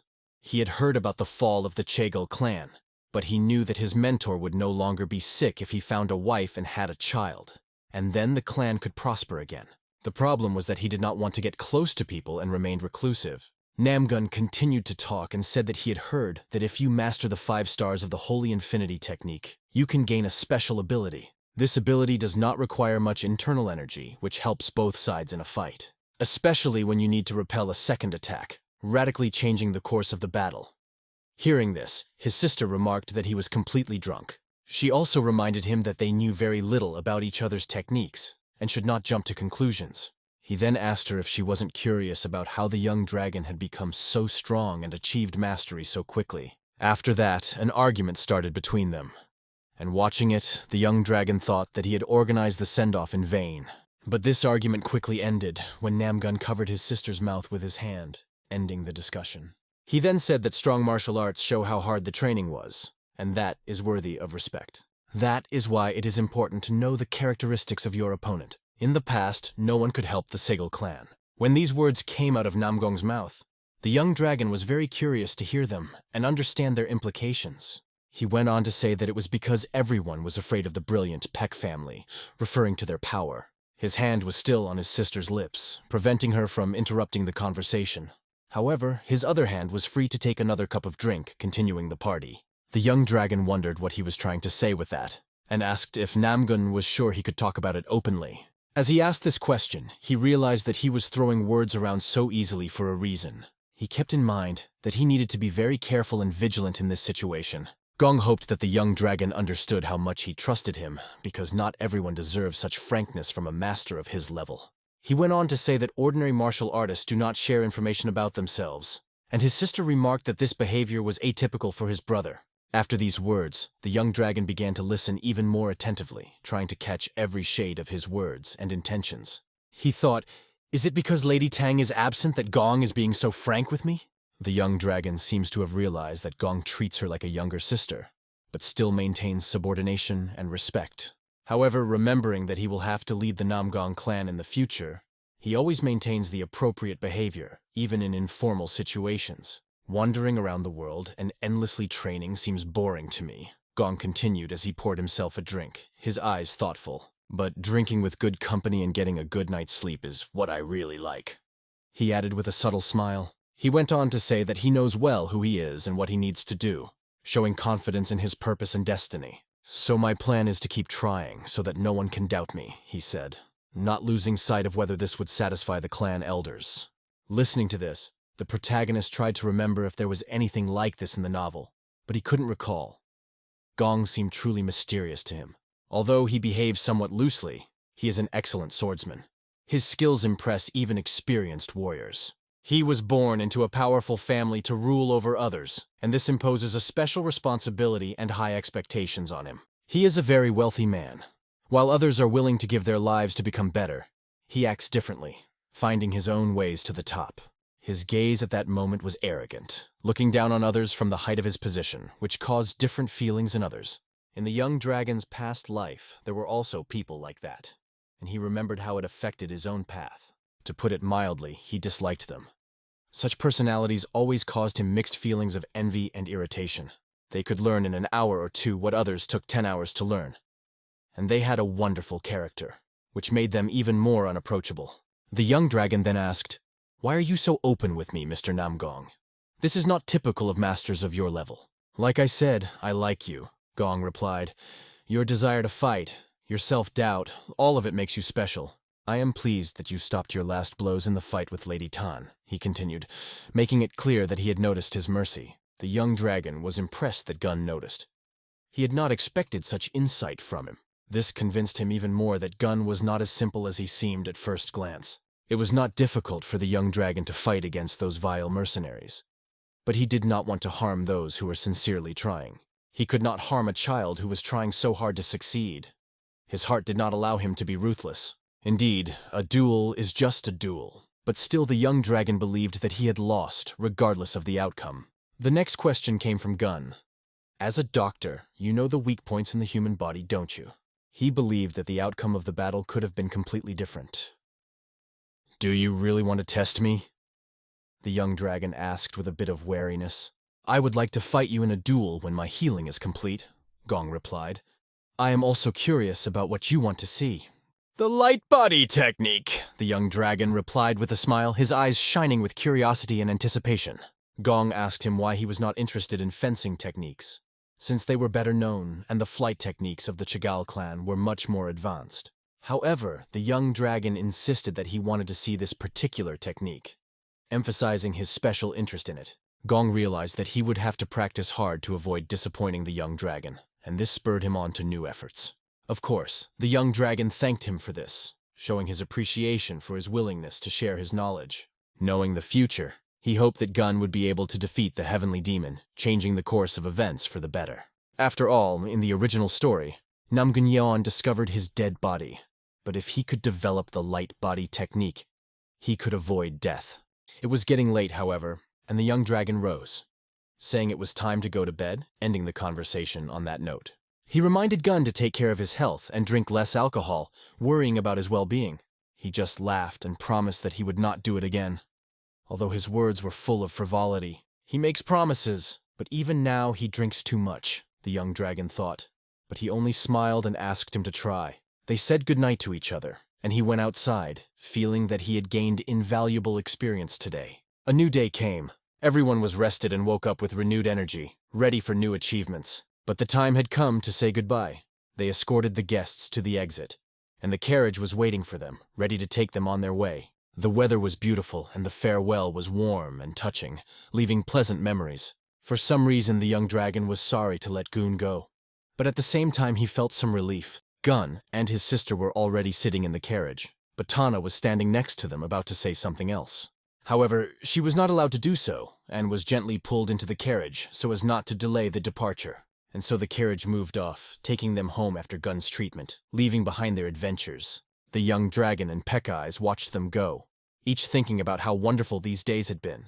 And even Tana was not bad. After that, Chong-hee returned to his normal life, continuing his journey and training. He trained, studied medical techniques, constantly improving his skills and knowledge. He also shared his medical skills with his mentor and others, exchanging experiences and skills. There were also very difficult cases that had to be treated, testing his skills and endurance. He received very serious patients, and each case was a new challenge for his medical skills. He was able to save many, but he also lost many, which left a mark on his soul. Not everyone can be helped, and it is important to understand this, accepting the limitations of even the best doctors. And even knowing how to do it, it doesn't always work out. Sometimes circumstances are stronger than desire and skill. With these memories, he had to move on, carrying with him the experience of the past and hope for the future. Outside, The trees were dressed in red leaves, creating an atmosphere of autumn beauty and melancholy. Catching the fallen leaves falling from the trees with my hand, it seemed that time was flying incredibly fast, and it was already the end of autumn. But today was the long-awaited moment, the mentor's first surgery, an event of special significance. And so it all started with the first appendectomy, an important step in the young doctor's medical career that opened a new chapter in his life and promised great things in the future. This was Baek Rin-sung's first surgery as a surgeon, and Jung-hee, his dedicated assistant, helped him every step of the way, ensuring the procedure went smoothly. In addition, all the other doctors and medical staff were closely monitoring the operation, ready to help at any time if needed. His movements were extremely careful and precise, reflecting the years of study and practice he had devoted to the art of surgery. He executed each step with precision and fluidity. Years of practice on pig cadavers and their organs, where he had learned to connect blood vessels, were now paying off, allowing him to act with confidence and skill. His mentor's movements were so skillful and graceful that Cheong-hee could not hide his admiration for what he saw. He was deeply impressed by how easily he performed complex manipulations. Thanks to Baek Rin-sung's quick and precise actions, the bleeding was minimized, which showed his high level of professionalism and ability to control the situation, even in the most difficult moments. The young dragon remained calm and focused until the very end of the operation, showing no signs of anxiety or doubt. His confidence was unbreakable, and it inspired everyone around him. Therefore, the assistants only handed him the instruments and took away the used ones, without distracting him with unnecessary questions or movements. They understood that every second was important and did not want to break his concentration. And so, after a lot of hard work, after a while the wound was completely sutured. The operation was successful, leaving everyone present in awe of the surgeon's professionalism. Now he could breathe a sigh of relief. Without a single mistake, with absolute precision, Baek Rin-sung had successfully completed his first surgery, opening a new chapter in his medical career and gaining the respect of his colleagues. "You really did a great job, mentor," said Cheong-hee with respect. Baek Rin-sung, however, replied modestly, "That's only because I've watched you work many times. You've been a role model for me." Cheong-hee also noted the speed and precision of Baek Rin-sung's work. This was understandable, because everything indicated that he was already an experienced doctor and his skill was beyond question. And even under the mask, one could see a slight smile appear on his face. It was a rare moment when he allowed himself to show emotion, and it did not go unnoticed by those present. All the other colleagues came up to congratulate Baek Rin-sung on his successful first surgery. They were sincerely grateful for the invaluable lesson he had taught everyone present today, inspiring them to new achievements. Now, all the other doctors had the opportunity to learn how to perform surgeries by following Baek Rin-sung's example. His success opened the door to developing new skills and improving the level of medical care at the hospital. As a result, their hospital will be able to help more patients by providing high-quality medical care and saving the lives of those in need of emergency surgery. Of course, one young dragon was not enough. But thanks to the teacher's example, other doctors would also have the courage to try their hand at the operating room, expanding the team of specialists and raising the overall level of skill. Now they didn't even have to worry about anything going wrong. Self-confidence and the support of their colleagues created an atmosphere in which everyone felt capable of great things. It was safe to say that everything would be fine. The hospital staff became a stronger team, ready for new challenges and confidently looking to the future with hope and enthusiasm. Many students and doctors gathered at the hospital. They were all involved in the process of learning and sharing their experiences, creating a lively and dynamic atmosphere in the medical facility. Their faces showed excitement and anticipation. Each of them felt that they were part of something big and important that would change their lives and careers forever. All of these events took place in the hospital's dining room, which usually has a calm atmosphere, but today it was filled with energy and excitement because of the recent events. Everyone who saw Baek Rin-sung turned their heads in his direction. His presence was an eye-catcher, and people couldn't hide their interest in him. And people's excitement was noticeable at a glance. One had only to glance over to realize how enthusiastic and interested they were in what was happening. Perhaps the young dragon had been wrong to invite his mentor to have lunch in the common dining room. Now they were in the spotlight and privacy was lost among the inquisitive gazes of colleagues and students. But his mentor had suggested that they have lunch together, and Cheon-hee couldn't think of a better place than the dining hall, although he didn't expect it to attract so much attention from others. They chose a cozy table by the window and sat down across from each other.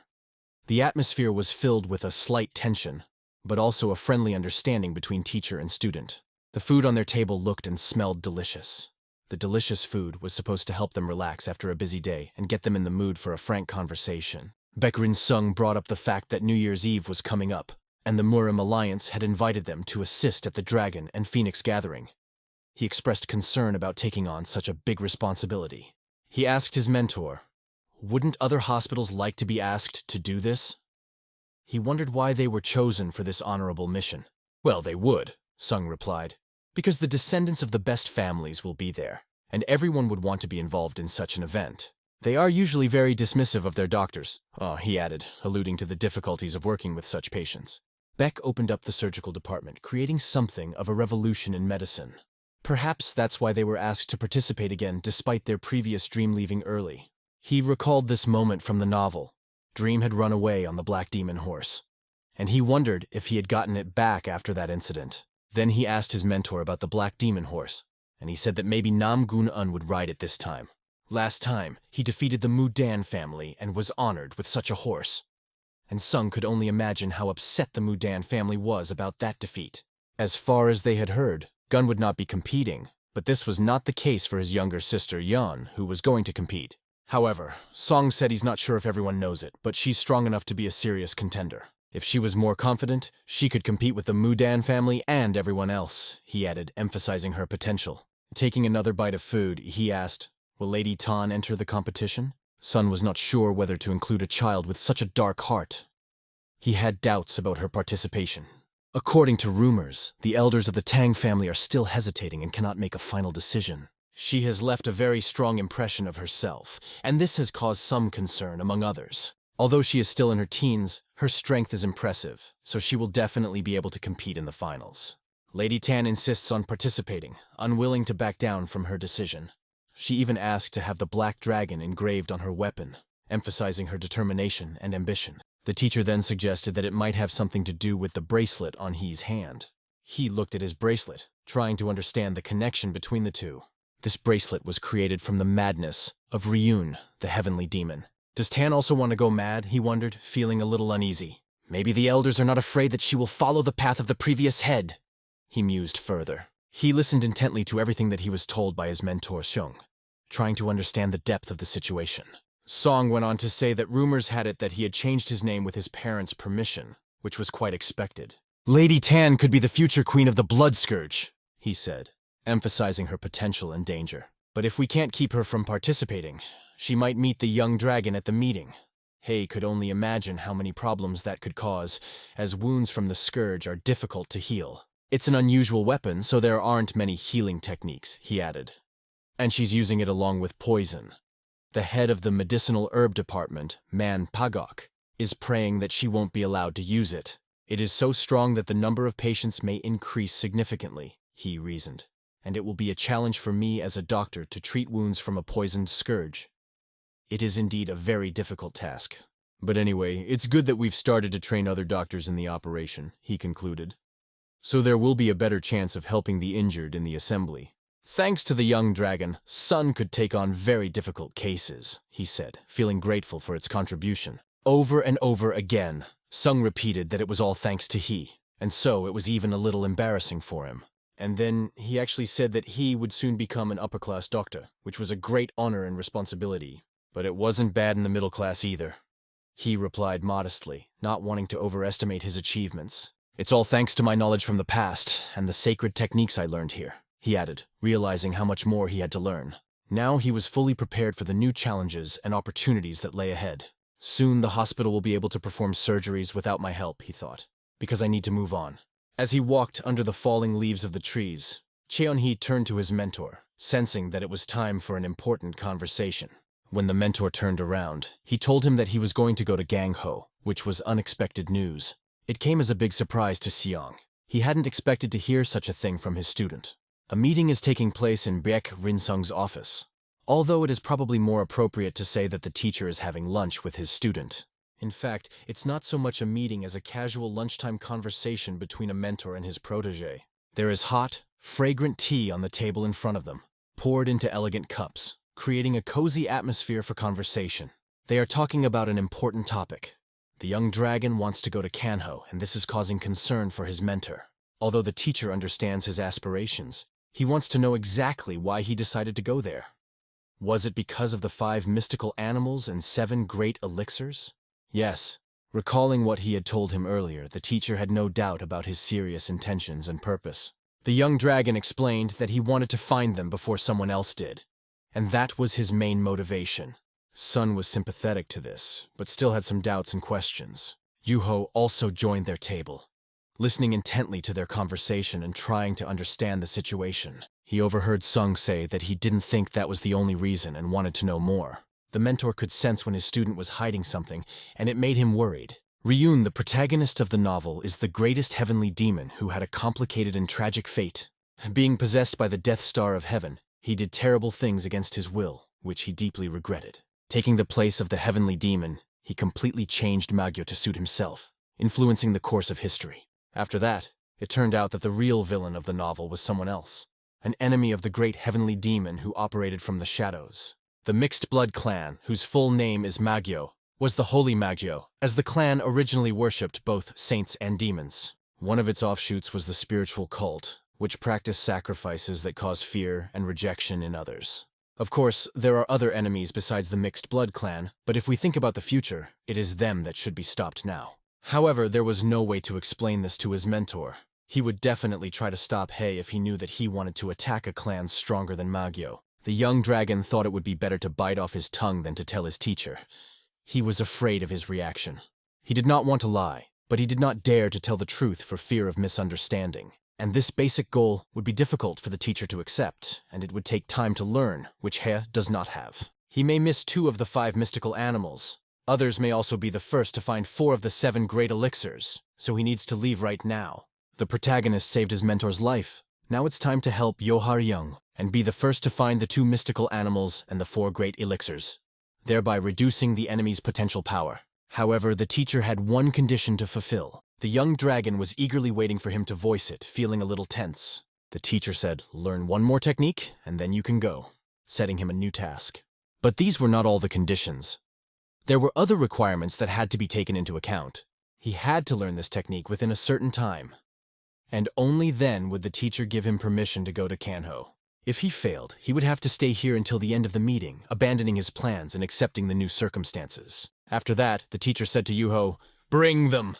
which caused the young dragon to wonder who exactly he meant. Juho went to the box and began to rummage through it, trying to find what his master had asked for, and he did so with great care. For several minutes, he searched for something, going through different items until he found what he needed. Then he picked up the bag, holding it carefully in his hands as if it were something very valuable and important. In this bag were handcuffs with 2 deer engraved on them, symbolizing a special meaning or tradition. When asked what they were, the teacher explained, "These are special handcuffs made of 10,000-year-old iron, a rare and extremely strong material." Since the teacher believed that the young dragon was definitely hiding something, he decided to approach the question with particular rigor and seriousness. He understood what 10,000-year-old iron was. It was a treasure from which the best swords were forged, and it was almost impossible to find. The master managed to obtain this rare material and made handcuffs out of it, which showed his determination and deep intentions. Then the mentor stood up and said, "There's no need to be afraid," trying to reassure the student and instill confidence in him. "If you win this competition, everything will be fine," he added. But just one look from his mentor was enough to make the young dragon feel the tension and responsibility. A slight smile appeared on his face, adding even more mystery and intrigue to the situation. The technique that the young dragon had to learn was the art of poison, a complex and dangerous science that required complete dedication. He was given a whole week to study it, which seemed too short a time to master such a complex technique. "You can simply refuse and forget about going to Kanho, or you can go there with me after the gathering of dragons and phoenixes," the teacher offered, giving him a choice. The young dragon almost panicked, thinking that it was impossible to learn the art of poison and fulfill his master's conditions in a week. But these were the conditions, and he could not deviate from them. It was a test of his determination and abilities. "How can I cope?" he thought, looking for a way out of the difficult situation and thinking about possible ways. He realized that if he acted too late, the Mixed Blood Clan would win, and that would have serious consequences for everyone. The mentor asked him again if he agreed with his proposal, insisting on a clear decision and responsibility for his choice. Refusing would not solve anything. It was impossible to do it in a week, but there was no more time and he had to act now. Nevertheless, the young dragon decided to try and believe that he had to cope, despite all the difficulties and obstacles. He agreed, and this made it clear to the mentor that the student was trying very hard to hide his secret, but was ready to do anything for the sake of the goal. Yuha just watched in silence, not interfering in their conversation, but feeling the tension in the air. This would be a real test for the young dragon, and if he failed, he would have to wear handcuffs, limiting his options. The next day, he was already in the training room, ready for new challenges and fully focused on the task at hand. Yuha held a pill on the board, looking at him with a serious expression and waiting for his reaction. The young dragon knew what it was. He understood that he was dealing with a special substance that required caution. It was the poison of the 5 great elements, a powerful and dangerous agent that needed to be handled with extreme care and skill. Cheon-hee was given the 5 great elements poison. Only those who have mastered the 5 great elements technique can practice with it. This poison was created by the 5 poisons family of Unnam, who were engaged in the development and study of the 5 great elements technique. Since everyone in the clan had mastered this technique, it had its consequences. Their abilities began to stagnate. Almost none of them were able to further develop the 5 great elements poison art while remaining at the same skill level. Over time, the technique came to the Seagull family, and they made every effort to ensure that this art did not pass into other hands.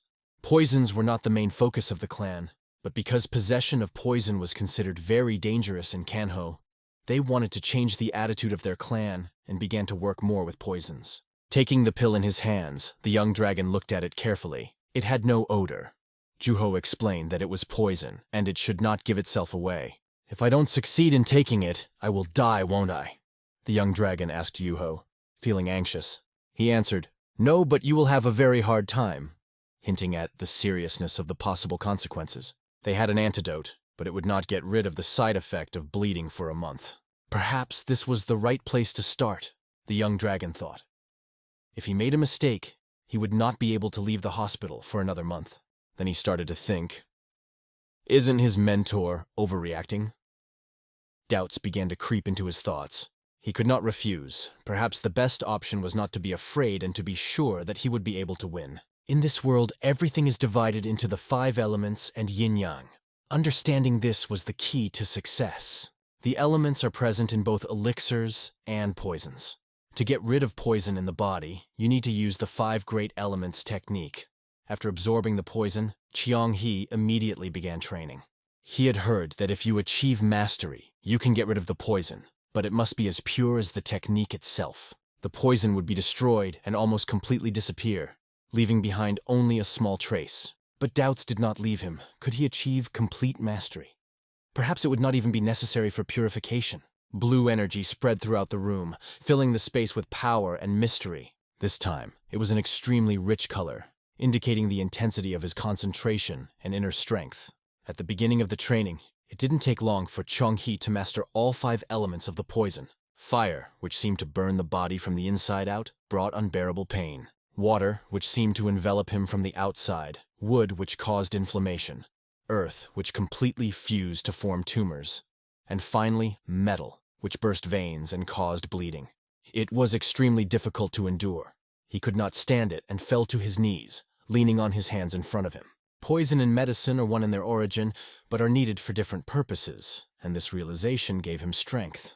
And although it seemed that he might give up from the pain, but he didn't. He continued to endure no matter what. Cheon-hee used the divine heaven and leaves technique to free his body from the 5-element poison. He clearly experienced existence and opposition, the 2 principles that govern the universe.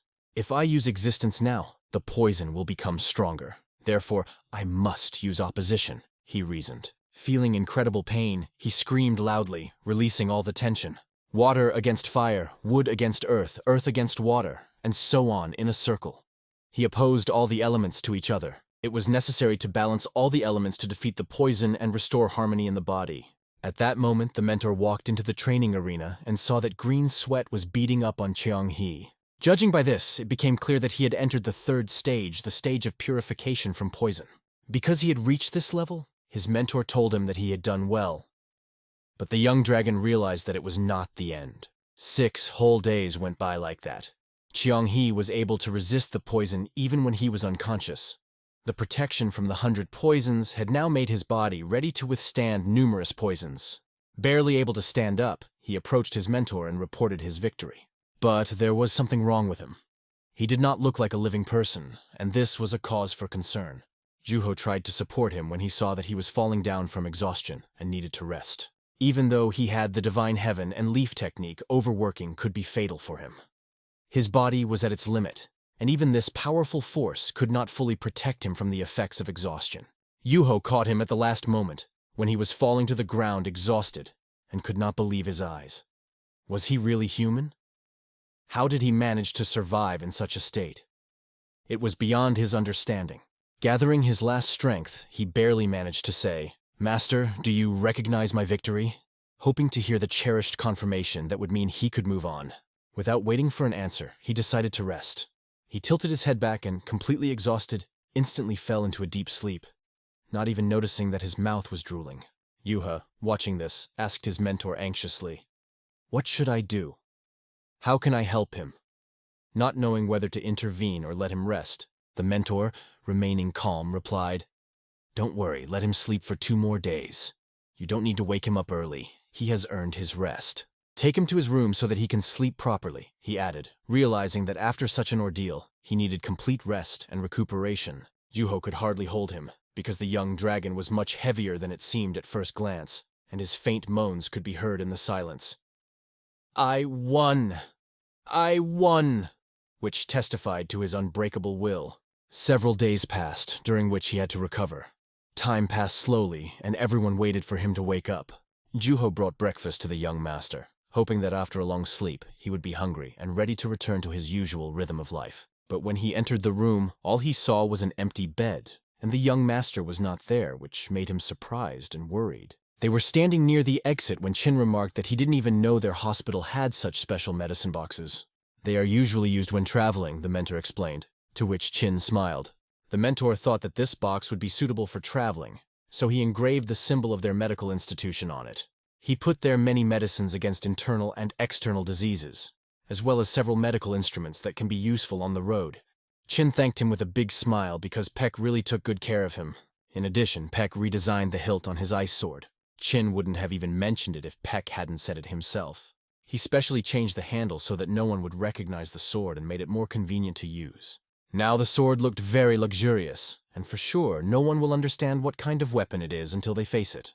Chin had 2 swords with him, Gong Seongyang's wooden sword and an ice sword. Meanwhile, Yuho was saying goodbye to his dog, wishing him a good journey, gently calling him Mr. Huanggu. Looking at this farewell, Chin understood that they had a special relationship, as if Yuho understood what the dog wanted to say. It looked like the dog was not going to return to Keiban. He was wearing 100-year-old silver snake armor made from the skin of a snake that lives for over 100 years and protects against invisible arrows. Yuho added that there was an ointment and an elixir on the dog's neck, and he also put food for 2. Chin always knew that Yuho loved dogs more than people.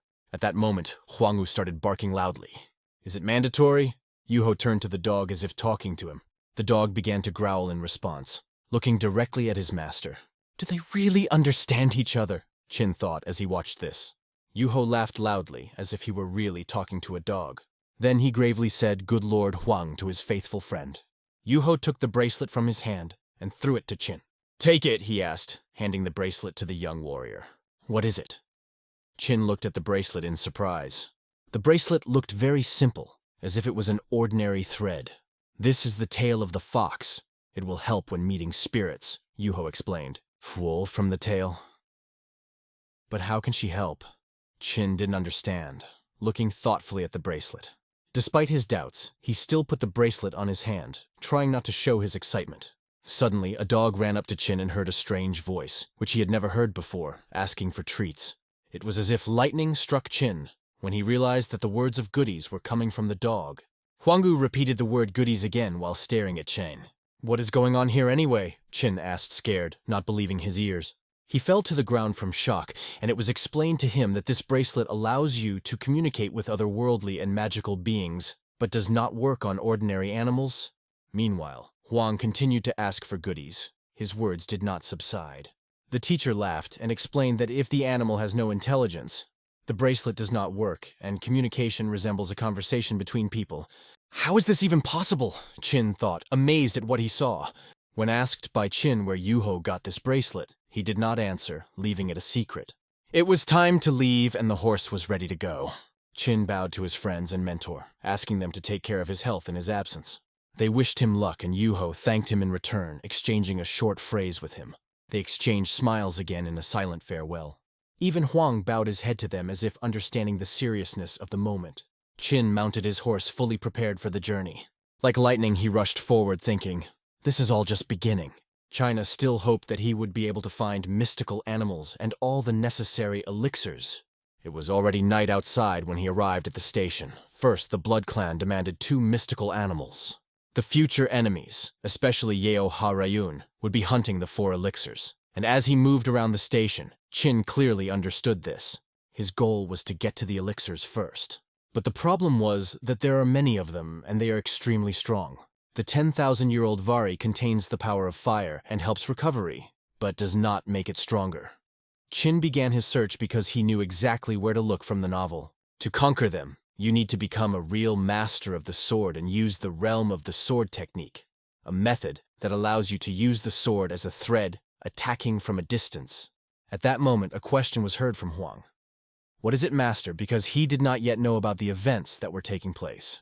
Chin took a stick in his hands and began to draw the shapes of a snake and a turtle on the ground. Centipede, tiger, falcon. First, the Blood Clan will try to attack the falcon and the centipede. Because of this, you need to focus on them, Chin explained, while talking to Huang. He continued to draw figures of animals on the ground, explaining each of them. The falcon possesses the energy of celestial lightning.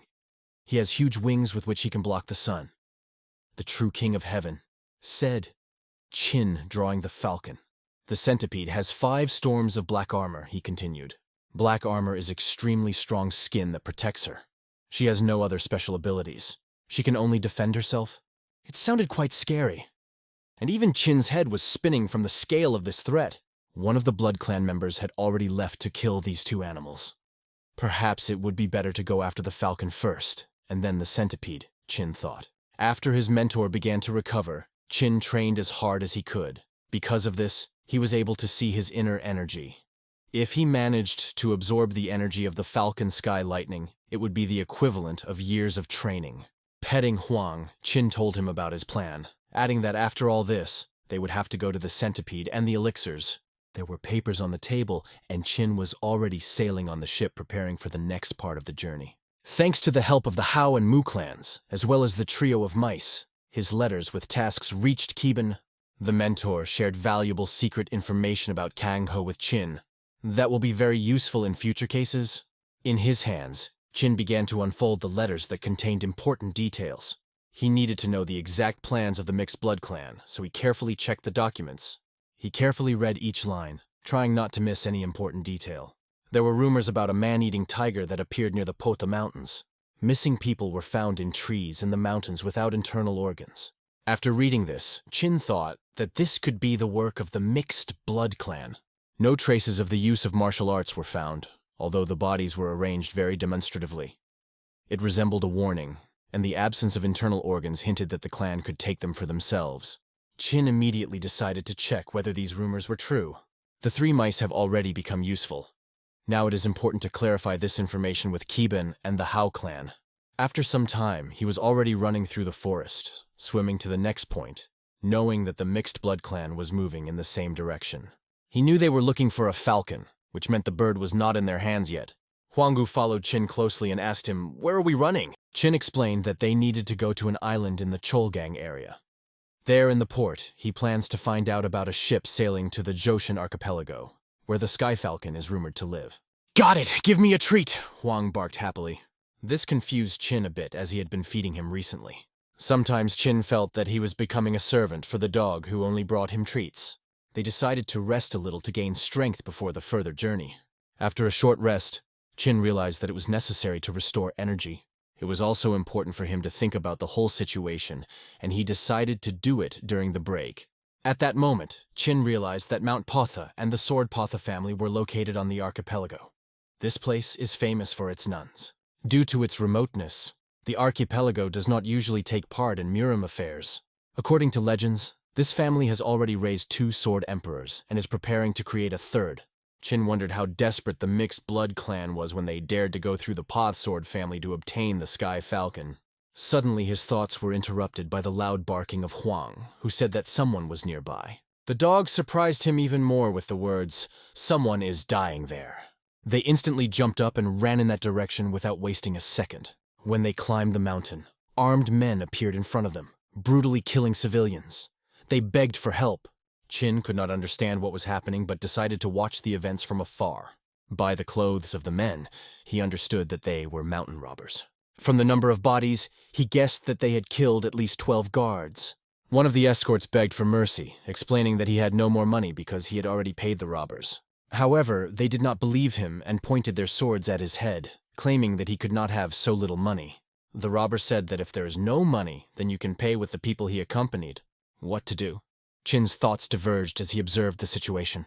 He began to assess the situation by looking around. Qin noticed a large crowd of a few surviving guards and civilians. It seemed they were trying to cross the mountain. Watching everything, Qin guessed that the escorts were not that strong. This situation angered Qin, and he decided to show the robbers their place. At the same moment, the chief robber ordered his men to quickly capture everyone.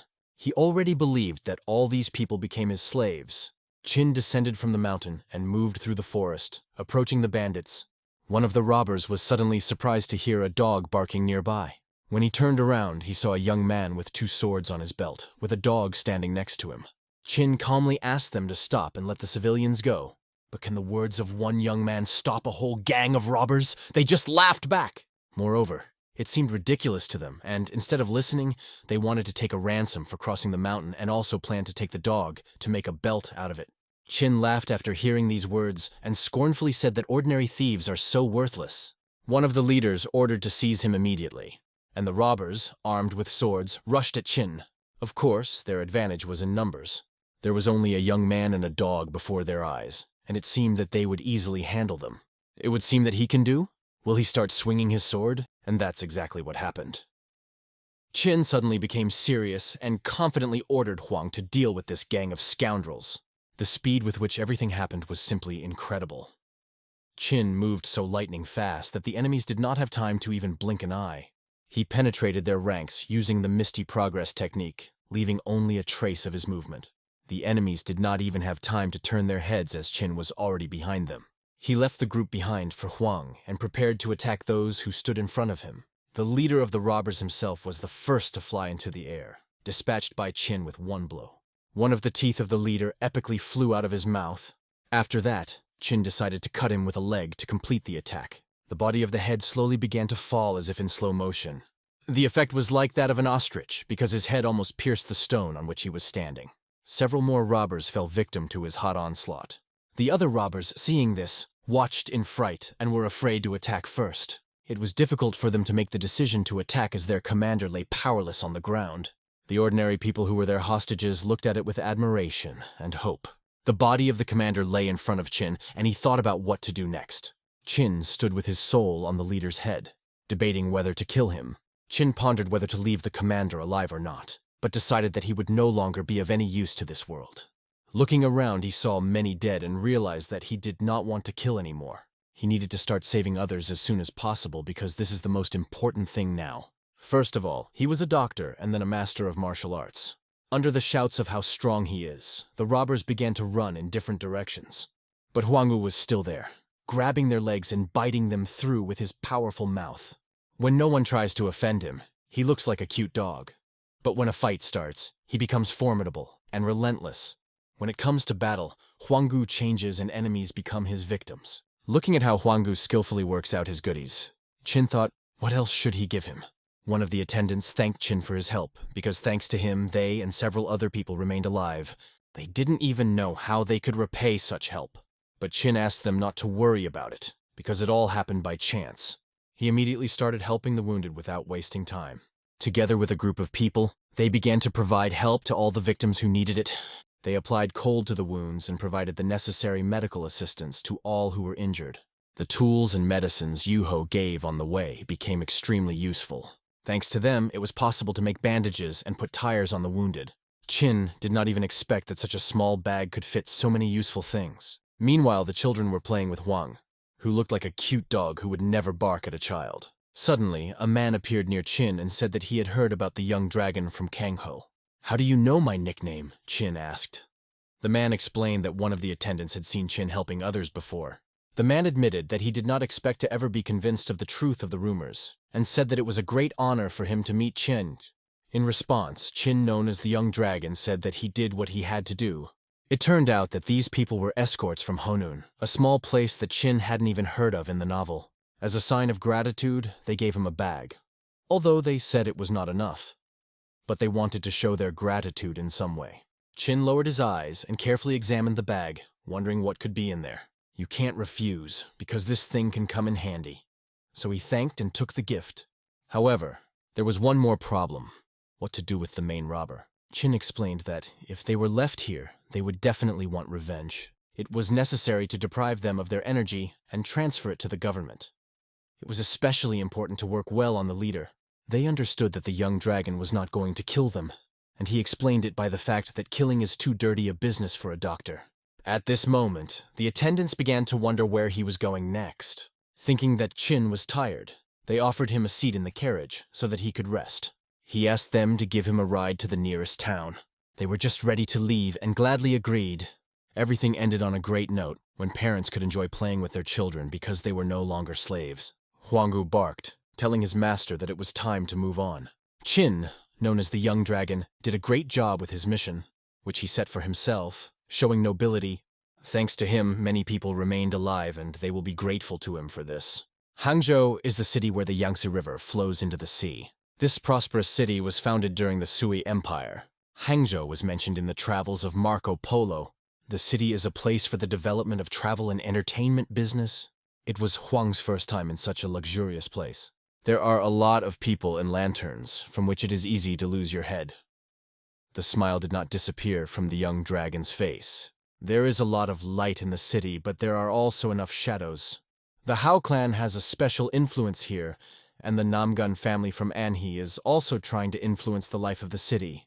The possessions of the Potha sword family are also located in the city, and a lot of money is made here.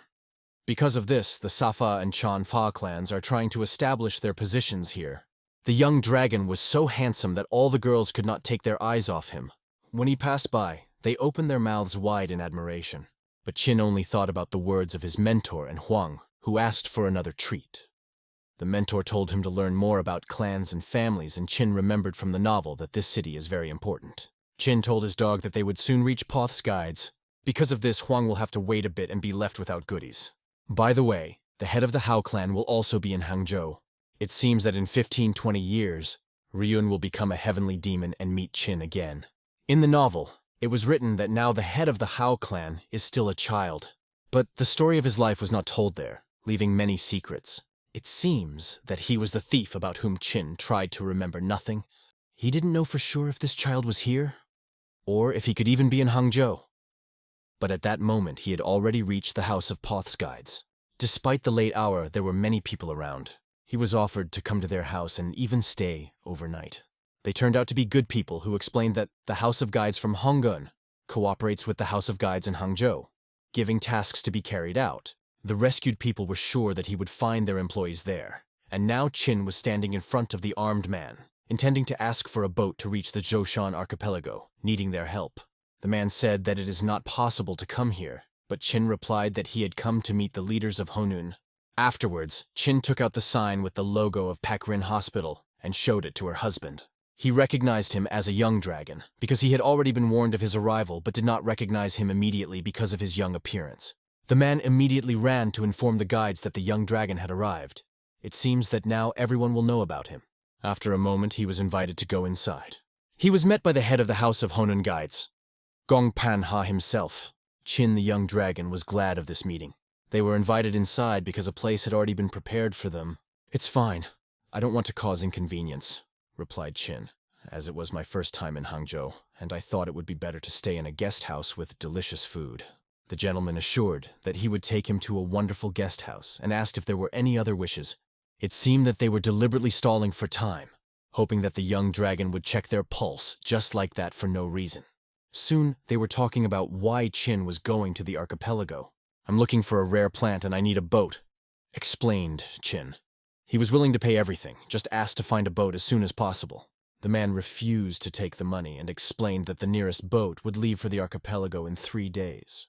He promised to find a place for Chin, only asking for a little wait. It was a pleasant conversation that resolved the issue with the boat. Guest house Visokia Nebesa impressed with its comfort. There were many beautiful women inside. The atmosphere was incredibly warm and Chin sat at the table waiting for his food.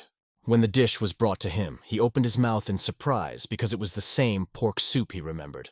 "I wonder if it tastes the same as I remembered it in the future," Chin thought as he looked at this delicacy. Behind him, Huangwu barked softly, wanting a taste as well. Pulling down one small piece, Chin decided to order a separate portion for Huang. Chin was ready to enjoy the incredible food in front of him. One of the visitors sat down next to him and said that it was finally time to start, and the woman behind him remarked that they had come to the right place because here you can eat and watch the performance. "They say performing with masks is very difficult," she added, and so the main character of this performance came on stage. In the hands of the children on the stage were musical instruments, which added to the charm of the event. The fact that they were children and performed on stage really impressed all the audience. But what happened next shocked those present even more. A mask magically appeared on the face of one of the boys. He began his performance to an explosion of cheers from the audience. The mask on his face changed its color and patterns every time he touched it with his hand. Then with one movement he took off his mask and a fan appeared in his hand. With a gentle child's voice he said, "Greetings to you, the audience. Elder Seok, who founded our group, unfortunately left us, but now Aisama Hyun will entertain you and show you what my mentor taught me." The young dragon, sitting at the table, paid attention to these words, which attracted his interest. Huangwu was also turned towards the stage, watching the performance intently. Chin wondered why only children were performing, and it seemed strange to him. In the first-class guest houses, there was a wonderful atmosphere and soft music was playing around. Sama confidently continued his performance, showing confidence in every move. He raised the fan to his face, and when he removed it, a new mask was already on his face. Sama waved his hands and fan as if mesmerizing the audience with his movements. Around him, flower petals fell to the incredibly beautiful music that sounded around. With each wave of his hands, a mask appeared and disappeared on his face, impressing everyone present. How does he manage to change masks at every turn? Chin thought as he watched the magical performance. Each mask was incredibly beautiful and made with great skill, but he was also a child, which only increased the admiration of the audience. His every movement was polished, as if a real professional was performing on stage. Young Dragon, possessing various martial arts techniques, almost did not catch exactly how Sama changes masks. Even Huangwu was shocked by what he saw, not believing his eyes. It was a real sight that impressed everyone who was present. But suddenly, Chin remembered that the head of the Hao clan was also a master of mask performances. Meanwhile, the young man's face on the stage continued to radiate love to the audience, giving them unforgettable emotions. The special technique of the head of the Hao clan is to change faces. If you want to understand how cruel he is, know that the masks he uses are made of real faces. He manipulates the acupuncture points differently than at Baekrin Hospital. His methods paralyze the muscles but leave all pain sensations. There is only one reason why so little is known about him. This reason is that he never showed his true face. Watching this performance, Chin hoped it couldn't be him. The performance came to an end, leaving the audience in awe. All the people clapped their hands and thanked Hien for this wonderful sight. Servants collected money that people voluntarily donated after the performance. One of them approached Chin, holding out a bowl for him to put in his contribution. It was Hyun himself, and it was simply impossible to refuse him. Chin reached into his inner pocket for money. He dropped it into the bowl, adding it was a great performance. But instead of the usual coins, Chin threw silver into the bowl. The boy bowed and thanked Chin profusely for his generosity. After thanking him, he turned around and went in the other direction, calmly continuing to collect donations. Chin thought, I don't know if he's from the Hao clan, but he could be useful anyway. He thought that if this guy became the head of the clan in the future, it could bring benefits. And if not, at least he helped feed his comrades, and it's not in vain either. The performance ended and the darkness was only getting thicker on the street. It was time for the tiger. It was about 35 o'clock in the morning. The door to the young dragon's room was slightly ajar. Don't use one technique all the time, Chin thought. Other skills need to be slowly developed and refined, and he addressed this in his meditation. He plunged into a state of meditation, feeling how his abilities gradually strengthened. Qin clearly felt the difference between the peace of a deserted mountain and the hustle and bustle of a crowded city, and understood that the more people, the more problems, and here he might have to fight more often. Suddenly he heard a sound as if someone was being beaten on the street and quickly ran to the window to see what was happening. Apparently it was a small child's voice calling for help. Qin understood that he was in Kangho, and such events happened here at every turn. Looks like it's time to act, thought Qin, and called Huang to come with him. He asked the dog whether it would go with him or stay to rest. Huangwu barked back that he would go with him as he had to protect the young dragon. Qin climbed over the railing, his feet landed on the slate, and he ran in the direction of the screams. He rushed straight to the place where everything was happening, and the screams were getting louder and louder. There, he came across a group of people who were brutally beating children. And in the very center of the beating was Hyun, who was being kicked by an adult man. It seemed that they knew each other well, because the man told Hyun that he should have worked for him from the beginning and not rely on his martial arts. After these words, the man punched him right in the face. The blows did not stop. The man beat him again and again without stopping. Calling him a fool, the man continued to beat Hyun even harder. Qin, hiding behind the corner of the roof, was already watching this, preparing to intervene. His eyes widened when he saw who it was. It was the same guy from the performance who changed masks on stage. There were other children standing nearby whom he also recognized. They were from the same performance yesterday. They cried and tears streamed down their faces, testifying to their pain and powerlessness. The young dragon wondered why Hyun was being treated so cruelly and why he was being punished like that. But what he saw next shocked him even more. One of the men pulled out a knife and began to approach the children. Qin wanted to attack immediately but was afraid that the attackers might harm the children if he acted hastily. Despite the beating, Hyun asked the man if there really aren't any decent young people left in Hangzhou, implying that only robbers who cling to children live here. Having found the strength in himself, Hyun began to stand up and once again asked his husband if everyone in his family was as cruel. "Looks like I haven't beaten all the stupidity out of you yet," replied the man, and added that before he couldn't approach Hyun because of the late elder Seok. But now everything has changed. All the children held their breath watching this scene. They watched in silence as the big man began to knead his fists in preparation for another blow.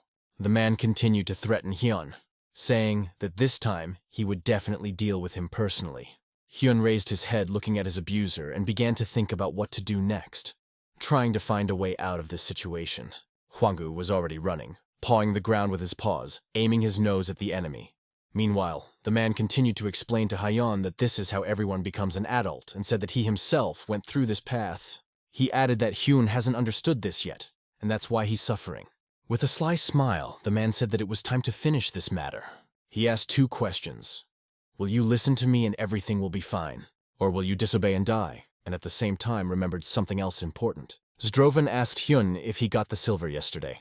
Hyun, being in such a helpless position, realized that it was naive to think that it is possible to live as a human among a pack of dogs. He turned to his friends and asked them, is it time to die together rather than listen to all this nonsense? His friends just continued to cry, unable to answer. Silently calling Hyun their brother, they didn't stop crying. They remembered the dirty warehouse and the rats where Elder Sok locked them up and taught them how to earn money. They were constantly beaten, and there was always not enough food. They were beaten hungry children who suffered every day. Only tears were abundant, and they flowed continuously from their eyes. Since then, nothing has changed, and Hyun continued to suffer the blows of this cruel man's fists. The man continued to tell the child that he knew nothing about death.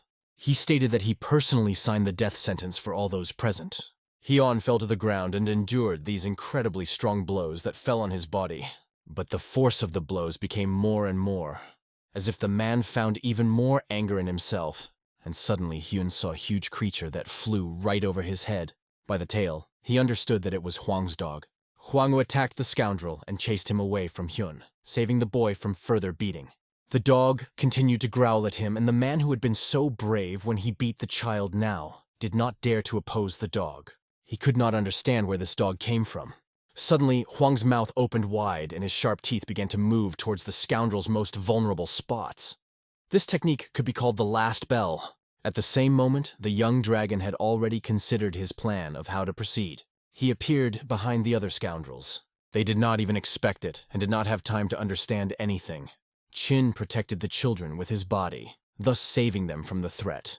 He started talking to civilians, asking what was going on here, trying to figure out the situation. It was explained to Qin that these people are real psychopaths and they need to be stopped immediately. However, he didn't even have to move anywhere, because the enemy had already appeared behind the young dragon. Only the whistling of the blade sounded in the air, but Qin managed to dodge the blow. He used the technique of hitting the opponent's bone with his palm. As a result, the enemy's arm was bent in 2 places, and Qin, as an experienced doctor, made him a perfect fracture. After that, Qin felt the pulse on the opponent's liver with his foot and struck a powerful blow. From this, the opponent screamed in pain, knocking down his comrade. Their cries resembled those of girls, but they had no other choice. Both magically crashed into the wall, creating a real spectacle for children. The children stood with their mouths open, shocked by what was happening. Without stopping, Qin continued to act decisively, destroying everyone in his path. He didn't leave his enemies even a chance to squeak, although when Qin passed on, the beeps still continued, and at that moment, Hyun intervened in the battle. Hyun also had an interesting fighting technique. He covered his opponent's face with his hand, thereby blocking his view and control over the situation. After that, Hyun entered the hermit state, his inner rage bursting out. He began to scream and tore the skin off his enemy's face with his bare hand. The mask was now in his hands, and blood was splashing around in all directions. Having awakened the true power in his body, Hyung began to radiate an energy that enveloped him. He proved to his abuser that his place was in the dump.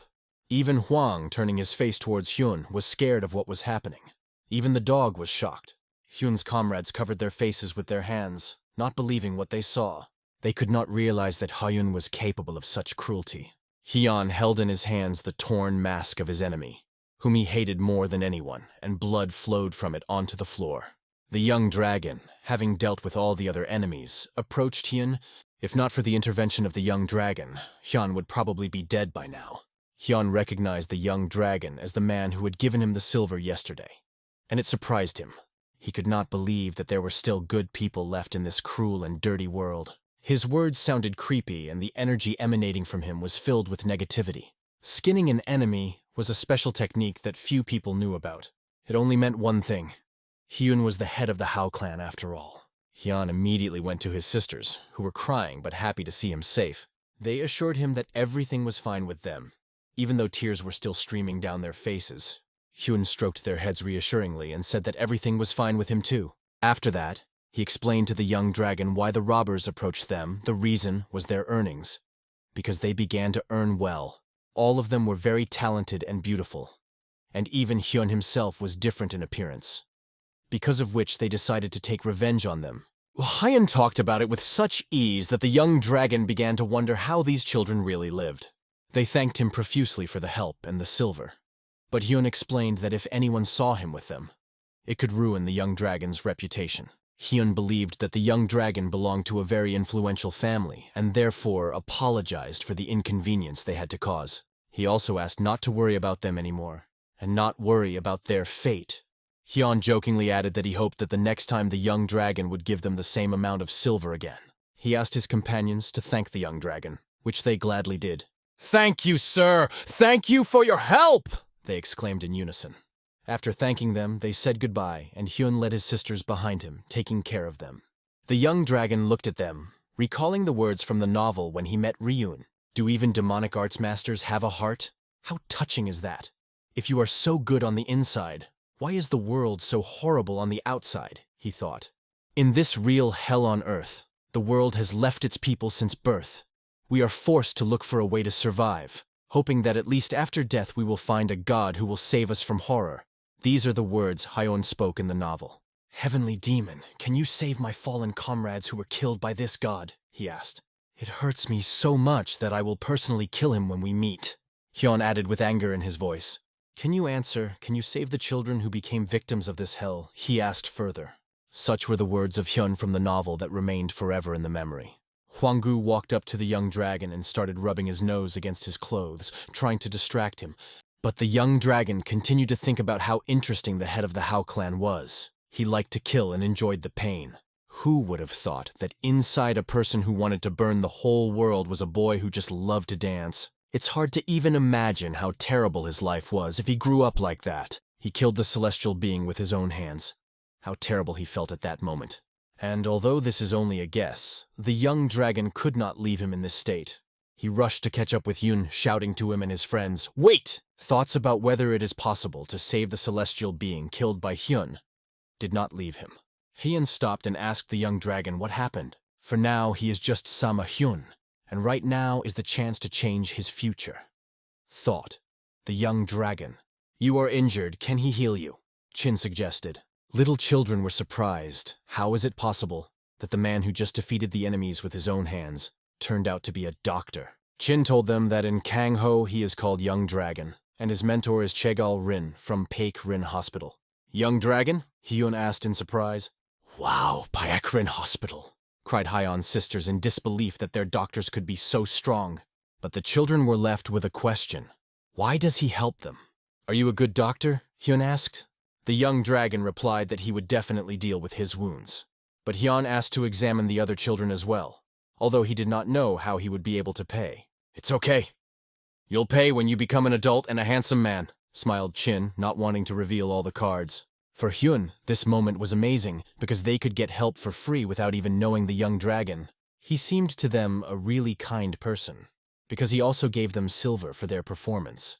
Hyun saw in the young dragon a person who could be trusted. His eyes had never looked at someone so calmly before.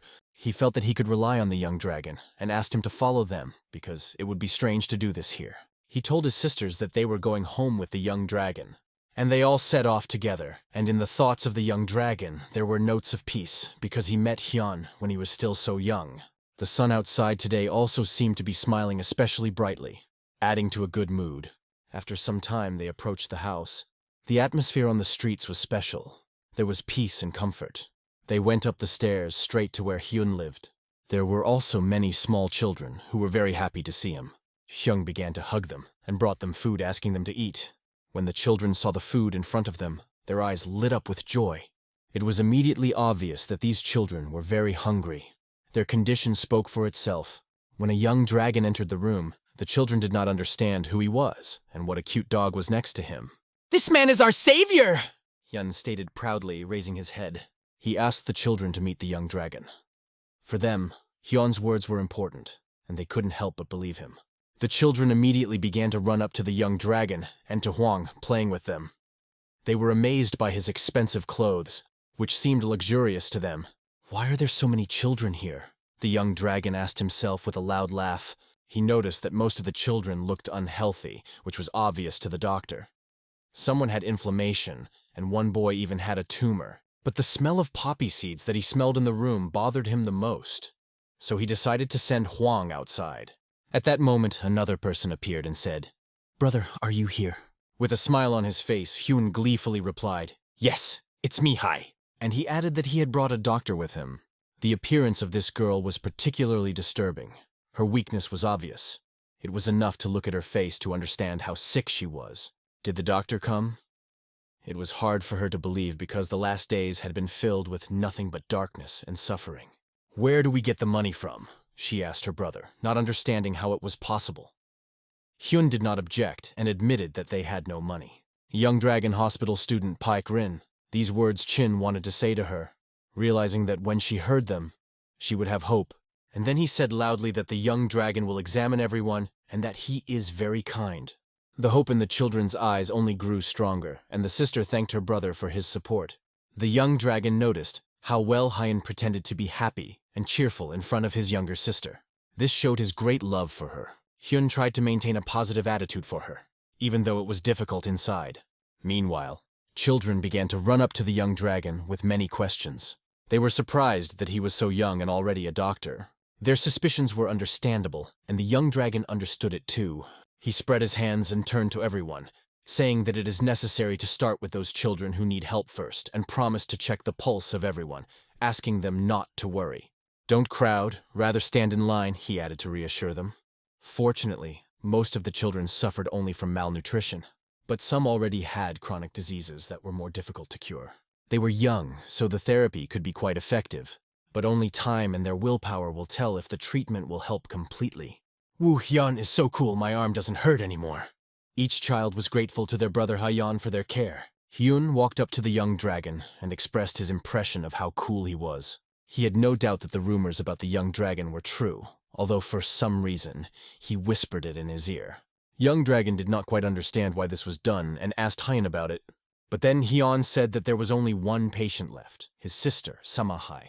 She was the only one who had not yet been examined, and it was clear from her that her case was complicated. Problems with her back immediately caught the eye. This is the advanced stage of scoliosis. The young dragon instantly identified by looking at her carefully. He decided to come closer and examine her more thoroughly. Samahaye noticed him approaching, and Hyun told her that the young dragon will examine her now. He said this to calm her down and ask her not to worry and relax. Hyung asked her to give him a hand to begin the examination. She held out her hand to him without hesitation, trusting her brother. She was very scared, but at the same time full of hope that they could help her. Only by touching her hand, the young dragon immediately felt the condition of her body and realized that she was suffering from chronic pain. He could only imagine how difficult it is to live with such problems, but he tried to find out what caused her illness. He decided to take a closer look at her spine and began to carefully explore that area. Suddenly, delving into the examination, he realized that the situation was serious. There was a tumor in her back. Realizing such a problem, even the doctor himself clenched his teeth, feeling internal tension. Others only watched how professionally he did all this. They were delighted because they had never seen such a doctor before. He did not just have advanced scoliosis. Most likely something happened at birth that caused the disease to develop. Even modern medicine cannot always find the cause of scoliosis and completely get rid of it. The young dragon let go of her hand, fully realizing the seriousness of the situation. He decided to focus on removing the tumor first. Then he explained to her that her spine is crooked and it affects the whole body, especially the internal organs, which makes it difficult to breathe and eat. And then she received very terrible news. The tumor needs immediate intervention, and her life depends on it. With such a distortion, it is impossible to live any longer, said the young dragon with a heavy heart. However, Hyun sighed and said that they didn't even hope for it because everyone knew it was impossible. Is it possible to at least reduce her pain? He asked, desperately needing help because it was obvious how dear his sister was to him. Deep concern for his sister could be read in his eyes, and this only intensified his despair. In the novel, it was his sister's death that made Hyun hate the whole world. And then the sister quietly asked, "Will I be able to die without suffering?" Hyung angrily emphasized to her once again that he had already asked her not to say such things because it makes him very angry. The young dragon listened to their conversation with his eyes closed, thinking deeply about this situation. Her constant pain took away her will to live, and it was obvious. In the novel, Hyun had to kill his sister to end her suffering. It was so painful for him. After the sister's words, it was clear that she was still full of suffering, and the pain did not give her peace. To become a thief, a lot of bad things have to happen, thought the young dragon, looking at their story. Then he announced that an operation, or rather a special treatment, was needed to save him. Hope immediately appeared in their eyes, and they asked if they had a chance. There was a chance, but the young dragon warned that this was a very dangerous procedure. Hyun, being in a state of hope and mixed feelings, said that the most important thing is the opportunity. The operation will be very dangerous, emphasized the young dragon once again. But Hyeon only replied that she should try because without treatment she would die anyway. We should at least try, Hyeon continued, and the young dragon had no intention of arguing with him. Moreover, he himself was in the same position. It is better to take a risk than to simply wait for death. We have to do the operation. Better to try than to wait idly, Hyun repeated, waving his arms to emphasize his determination. It will be a battle of patience. Can you win? Asked the young dragon. Hyun was confident in his strength as he was still alive and not broken. He begged the dragon to start the treatment as soon as possible, feeling the urgent need to act. Meanwhile, the robber's body was found on the street. It was the same robber who tried to take the last money from Hyun and threatened him earlier. People who found a body without skin on the face thought that it was the handiwork of some criminal who operates at night. They have seen many things, but they have never seen such a thing as removing the skin from the face. The guards tried to determine what to do next. If it was possible to identify the deceased, they would have started an investigation. But due to the complexity of the case, they decided to simply bury or burn the body, believing that it would be very difficult to find anything. It was not the first corpse they encountered, but they were glad that at least they found an adult and not a child. The guards ordered the others to hurry before a crowd gathered on the spot.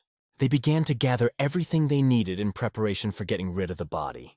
The enthusiasm of the idea was quickly covered with a white sheet that was used to cover the body. The body was sent to the furnace for burning. But from around the corner, the actions of the guards were watched by an unknown person. A man or a woman, it is difficult to say because their face was covered by a mask. Meanwhile, the weather was clear at Paek Rin Clinic in Hangzhou. The two doctors tried to calm the children down and somehow entertain them. Some children have already bathed in the hot water, getting a little relief after their hard days. Behind the door, there was a serious conversation that one operation was not enough for treatment. It will be necessary to carry out daily physiotherapy. "What is physiotherapy?" asked the girl. And the young dragon explained that these are special exercises to support the muscles. When the young dragon explained everything in simpler terms, it became clear to the girl. He was glad that, although it was still impossible to completely remove the pain, her life was no longer in danger. He told Hyun that luckily he managed to avoid paralysis, despite the serious condition of his spine. And then he told them the long-awaited words, "I will perform the operation as soon as possible." Everything changed for the better. The children who came with them to the hospital were satisfied. They were fed here and smiling. Their faces were glowing with happiness. However, Hyon stood behind the young dragon and whispered in his ear, "Are you absolutely sure that even you, young dragon, can do this?" He reminded that they are poor. The young dragon understood that nothing in this world is free, but he told Hyun that there is a donation system at Paek Rin Hospital. At this moment, he asked to gather all the children. Each child was given a piece of paper. The Paek Rin Clinic is one of the top 3 in the world, which makes it a lot of money. Many famous people from Muram turned to them for help, and this allowed the hospital to achieve well-deserved success. Money came in so much that they were able to open their own foundation. Hyun couldn't believe what he read on that sheet, that it was the Paek Rin Clinic Foundation. The young dragon explained to him that this contract meant that the children would undertake to do 3 good deeds when they became adults. Some children could not read, so it was decided to read the contract aloud to them.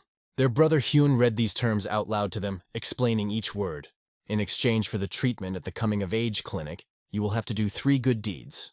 This will be your payment for the treatment, he said. Now the children understood what they will need to do when they become adults. However, not everyone believed that it could be so simple. The young dragon himself assured them that these are only 3 actions. For example, they can save a dog on the street, and this will already be 1 good deed. He could not know what path the children would choose in the future, but he hoped that these 3 good deeds would keep them on the path of goodness. One kid raised his hand and, saying his name at the top of his voice, promised to do 3 good deeds. Following his example, the other children also raised their hands and began to loudly promise to do 3 good deeds.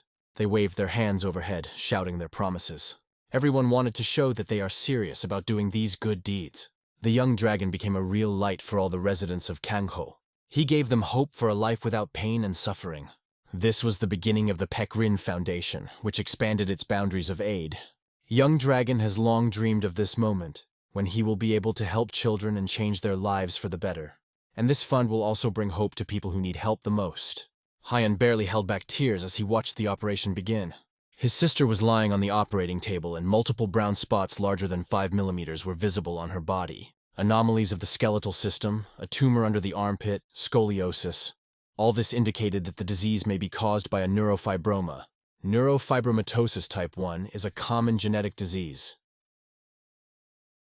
Young Dragon didn't know Hyun's family history, so he couldn't say for sure. But there was a possibility that the disease was inherited. Examining the body, the young dragon noticed that the tumor fortunately did not look malignant. Other doctors hesitated whether the patient would be able to survive the operation, and told the young dragon that she might need a special fixation for her back. Features of the blood vessels around the spine were a problem. The reduction of blood flow was complicated, which could lead to ischemic shock. She is young, but this did not increase her chances of surviving the operation. The young dragon promised to quickly remove the muscles around the spine and asked the others not to worry. It was necessary to work quickly and accurately for the best result. The assistants have prepared enough blood for transfusions in case the need arises. One of the biggest problems was the size of the tumor.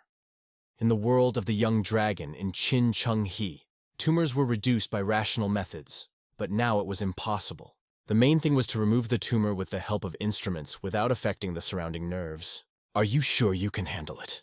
Once again asked the doctor. Opposite young dragon answered that there are other people in Marima who can cope with such a task, but now he relies on it. The technique of the sword that cuts down immortals from the Chagall family was just right for this situation. Neurofibromatosis got the name coffee with milk because of spots similar to coffee beans. Usually spots on the child's body appear on the skin, optic nerve, spinal nerves, cranial nerves, and other places. The young dragon noticed how badly deformed her wounds were. The spine curved in the shape of a fan, and any mistake could lead to paralysis. In addition, there were a lot of nerves around, which only increased the risk. It seems that the divine technique of the heavens and leaves will help, he thought. Preparing for decisive action. Concentrated, he held tweezers in his hands. He carefully removed the pieces from her body. After that, he carefully put them in a vessel that stood nearby. Another doctor was incredibly impressed by what he saw. He was especially impressed by the young dragon's technique. He worked quickly and skillfully without getting on his nerves. The young dragon himself remained extremely attentive to every movement. After some time, he took out the last fragment of the tumor. And finally, he was able to exhale. Because all this time, he was working holding his breath from tension. She has to hold on a little longer and she will be saved. Now the young dragon was trying to fix the spine by completing the operation. Only the words mother sounded in the girl's mind, as if it was the only connection with reality. When she barely opened her eyes, the image of the young dragon remained in her memory. She barely heard his words, "You will be fine, everything will be fine." And then she opened her eyes wide, which now glowed in a completely different way. Life appeared in them. Pain still flooded her body, and she began to moan loudly. "Did you wake up?" The young dragon turned to her with a smile, but coming closer, he asked her not to move because the pain still remained, although now it was weaker than before. That's what she answered, because before the pain was much stronger. He touched her fingers with his hand. He did this to check on her condition. When the young dragon was examining her, she thought about the fact that he had been around all this time, and it seems that his voice was heard in her dreams. He held her hand and asked, "What do you feel?" She smilingly answered me as cold. The young dragon asked her to try wiggling her toes to see if there was a reaction. The girl strained with all her might, trying to fulfill the request, and her toes began to move. The young dragon smiled, seeing no problem, and it brought him relief. Putting his hand to her forehead, he made sure that the temperature was normal. Now it's time to examine her back to assess her condition after surgery. At the same time, other doctors in Hyun were standing under the polyclinic watching the process. The faces of all those present were filled with positive emotions, joy and anticipation of good news. However, only Hyun remained in a state of confusion and tension.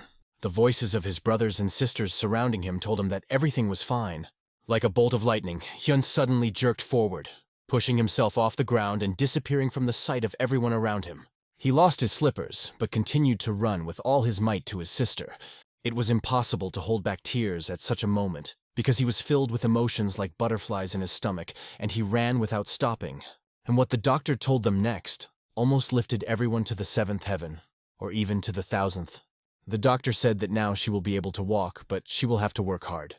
She is waiting for easy exercises that must be performed constantly, but she should not be lazy. Her life is no longer in danger, and now she must focus on recovery to live like everyone else. These words from the young dragon sounded to her like the voice of God. It was as if God himself had healed her, and now she could play with her brother. Will she, like everyone else, no longer be chained to the shackles of pain that daily squeezed her back and brought unbearable suffering? Now she will be able to return to the time when she was not sick, when her body was free from torment. Closing her eyes, she could not hold back the tears that began to roll down her cheeks. She could only sincerely thank the doctor for the great work he did for her. "Is it too early to cry?" "You have to wait for your brother," the young dragon told her with a smile. But how not to cry here? Tears streamed down her face, but they were tears of joy, not pain. She was still very young, but she had already experienced so much pain and suffering. A man with such a kind heart as the young dragon could not simply be left without gratitude.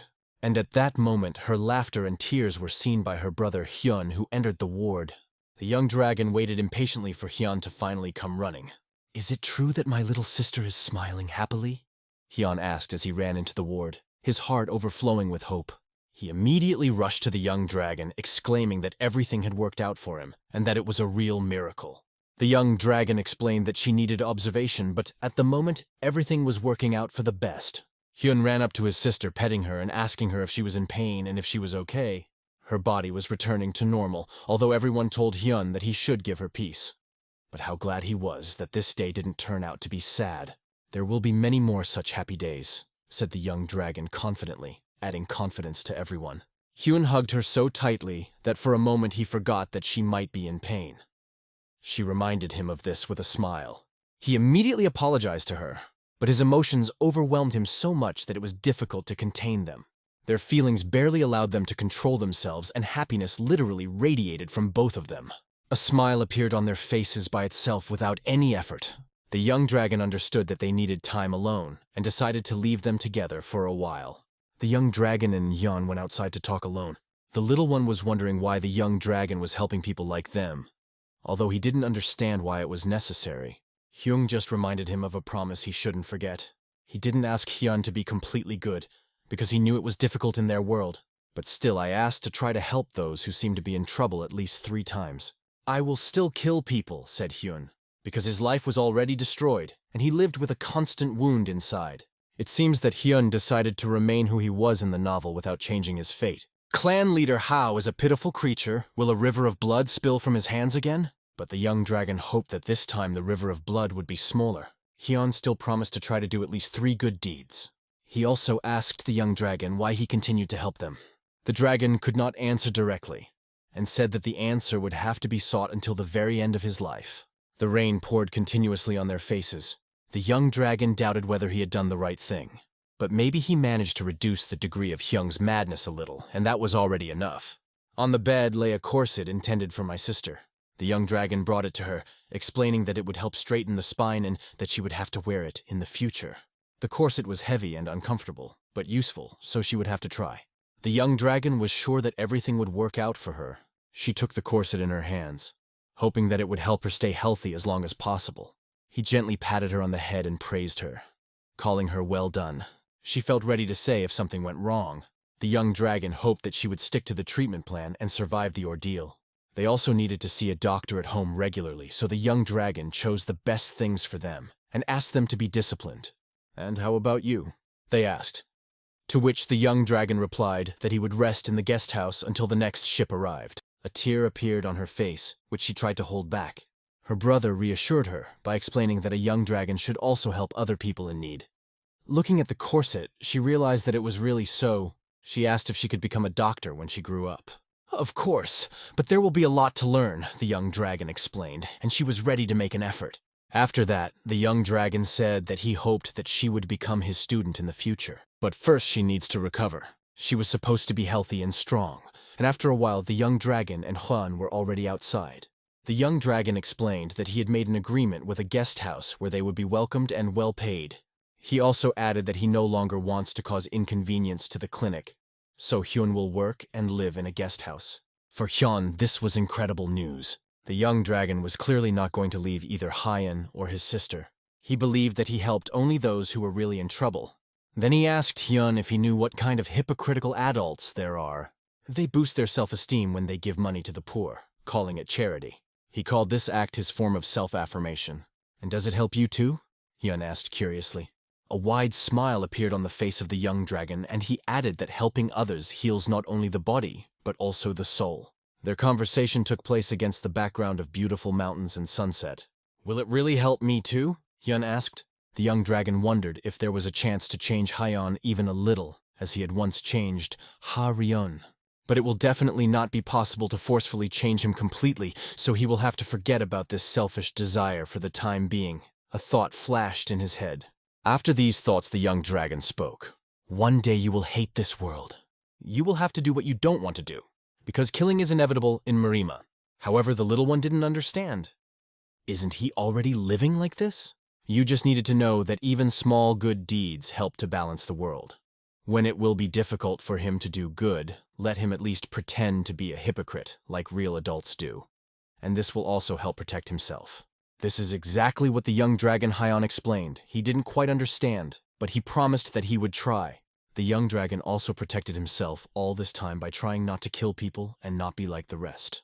However, as long as the doctor and the master of martial arts fight with each other in it, it will not be possible to achieve an internal balance. His deep thoughts are interrupted again by Hyun calling him like an old man when he says wise things.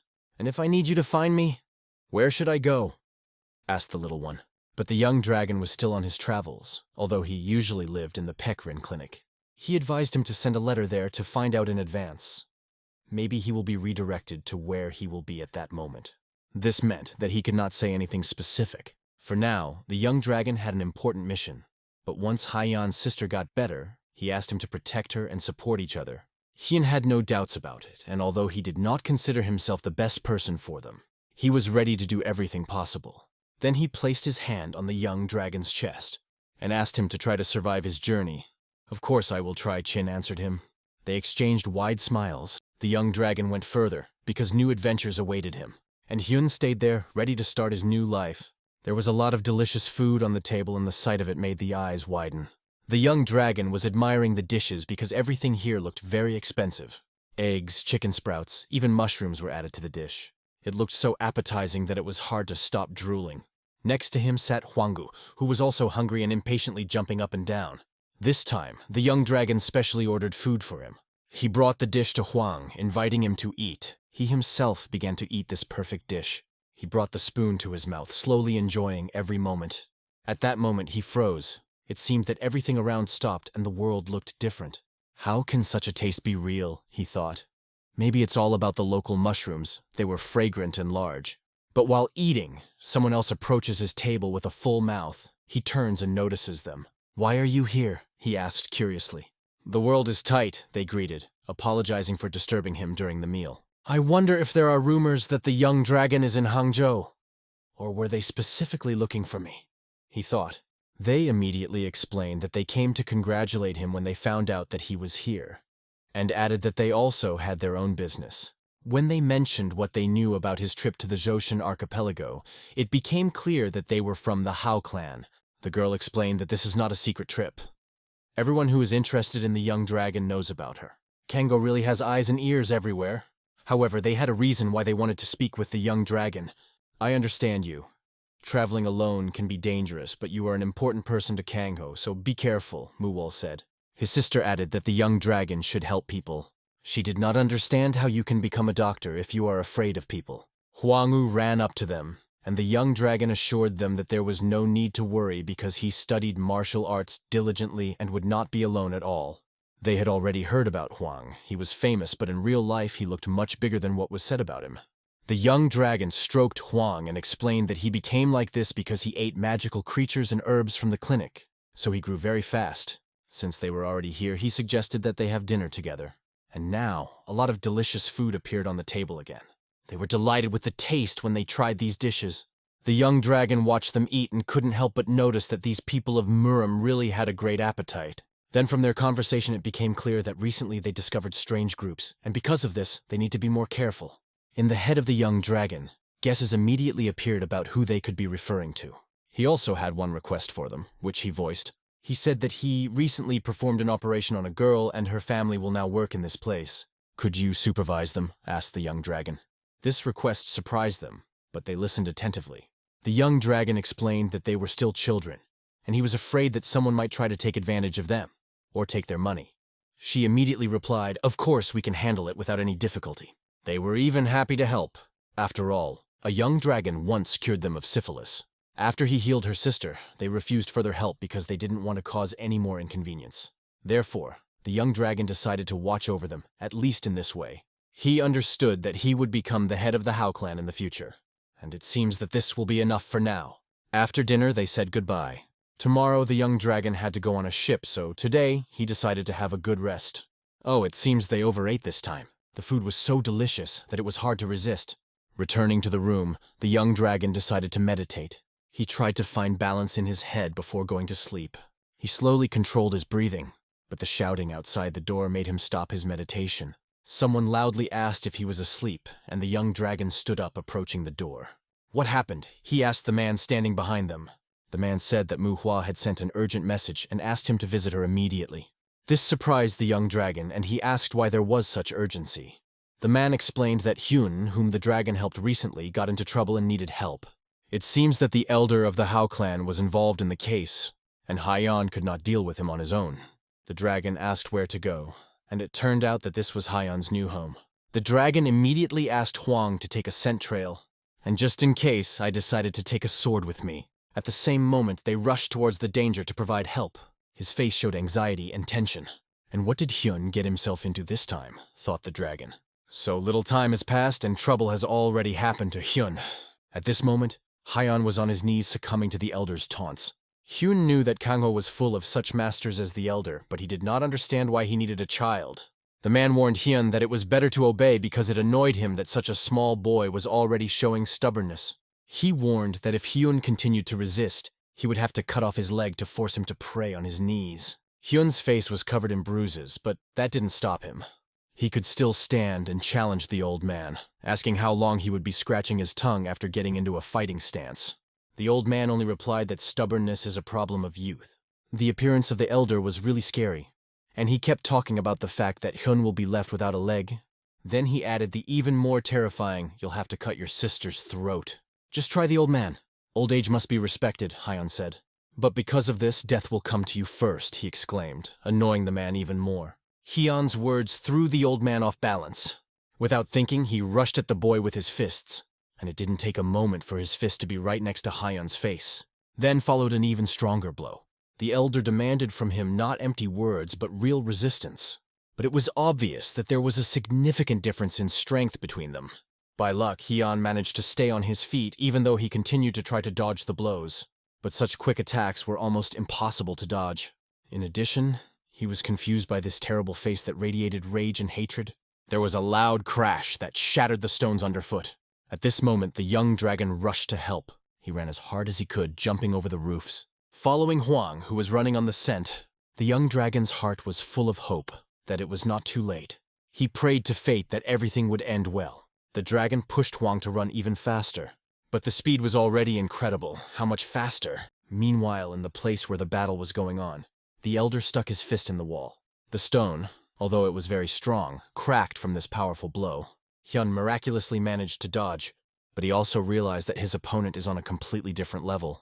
But Hyun was sure that if he had a little more inner energy, he would win. So he decided to at least try to steal his opponent's face and run away. His question, "Will you give me your face?" caused real hatred in the elder. He did not want to tolerate such words from the little one. He hadn't planned to use demonic techniques before, but Hyun's words made him completely mad. The red energy characteristic of extremely strong fighters began to appear around. Hyun understood that his opponent was using demonic arts, but he didn't lose his passion. He knew that even without energy, he could use the infinite heaven core. And although I understood that it would be painful, the air around began to shimmer with blue colors. It will be painful, but it is a worthy death, he told himself. Meanwhile, his opponent just laughed loudly, offering to see how much longer the little one could last. Without holding back, the older man pushed off the ground and jumped straight at Hyeon. His speed was incredible, and Hyun didn't even have time to blink when he was already in front of him. His look said one thing, "I will kill you." At that moment, the young dragon was already on the roof and saw them. He quickly jumped down shouting loudly to the old man to pay attention to him, and he added that he immediately removed his hands from Hyeon. More precisely, the young dragon turned to the old, "Get your hands off my patient." His appearance made the old man understand that Hyeon had a protector. Hyun was on the verge of exhaustion and did not understand where the young dragon had come from. His enchanting appearance when he pushed off the walls and jumped on the roofs was impressive. Hwanggu also made an equally spectacular appearance. He pushed away from the fragments of boards and the damaged roof. The young dragon stood directly in front of Hyeon, as if not paying attention to the enemy standing behind him. But then he did turn and looked directly at the old man. The old man immediately understood that he was not an ordinary person. In a short dialogue, they understood who they are to each other, and the last words of the young dragon were, "The treatment is not yet complete. Put your hands away." The fact that the doctor confused the old man in front of him, and it seemed to him complete nonsense. The young dragon didn't fully understand what was going on here, but once again told Hyeon that he shouldn't get into trouble until the treatment is complete. It was difficult for the little one to understand why the young dragon appeared again to save him. At this moment, the young dragon was assessing his enemy. The enemy was also trying to make a picture of what kind of person was standing in front of him. And in Hyun's head, there was only one thing. How did he find me? He came to the conclusion that it was the mystical dog that led the young dragon to the trail. But why is he trying so hard for me, and how many more times will he save me? Hyun asked himself. The young dragon was able to save Hyun's inner energy from the explosion, and wondered why people in Kangho were so eager to risk their lives. His main task was to remember who this man was in the novel. His skin resembled the bark of a tree, and his movements were stiff as if he himself were a trunk. Scrolling through these thoughts in his head, he finally remembered who was in front of him. Such skin and demonic arts definitely killed Hyun in the novel. Then the young dragon turned to the enemy, noting that his ancient tree demon art was mesmerizing, and asked if he was by any chance an ancient blood tree demon. He smiled and emphasized that the young dragon was not so stupid. This made it clear that in front of him is a mid-level thief, but his martial arts are currently at their peak. With such skills, he could easily defeat the head of a middle clan or the leader of a group, so it became clear why Manhwa and Vol did nothing. Suddenly the words rang out. Don't underestimate Kiban's abilities. Considering the fact that he is here alone, he hardly wants to make noise. Judging by the fact that there was a demonic dog with the young dragon, it became clear that in front of him was the one called the young dragon. The demon already knew that the young dragon healed Hyun, and was rumored to be a fighter for justice, so he decided to solve this problem by killing him. The ancient Blood Tree clan was different from the Demon Association in sending their requests to the Hao clan. You can imagine how difficult it was for them. The young dragon immediately guessed that this was an order from the Yosalji faction. All these guesses allowed the demon to draw a picture of the young dragon, and he wondered who had taught him so. He assumed that his master was Peck, and called the dragon a snake that both heals and maims. Seeing this, Hyun noticed how the young dragon got angry when the demon started talking about his master. Now the demon saw his true face. If someone insults the mentor, the young dragon feels as if he or his father is being insulted. If the enemy does not retreat, we will have to fight. The young dragon decided to talk further, noting that Hyun is just a child, and it is strange that such a master challenges him to a duel. He asked the demon whether he thought that he could be laughed at, to which he replied that he had to do so. Listen to my offer. If it is so important to you, I can fight on his behalf, said the young dragon. The demon saw in this something like the dragon, becoming his substitute in battle. But the young dragon didn't care what he was called. He made a condition that if he wins, the demon will leave Hyun alone. He asked Hyun to believe in him, even though he was very worried about the young dragon. Hyun was so worried that he jumped in front of the young dragon and shouted for the demon to take him and not touch the young dragon. But the young dragon firmly stood his ground, adding that his words were no match for the reputation of the ancient blood tree demon, and it was much better than fighting a child. Hyun kept asking him to stop. The demon could not understand what was in Hyun that the young dragon was ready to give his life for him. But it seemed to the demon that it would be better to fight with an enemy who has a name. Chin reassured Hyun by asking him to just wait. Hyun still didn't understand why the young dragon was doing this. He realized that he owed him again, so he asked the young dragon not to die. Hyun warned that the demon was very strong, but the young dragon knew it himself. He was confident in his actions, because he knew that his teacher would definitely say that he made the right choice.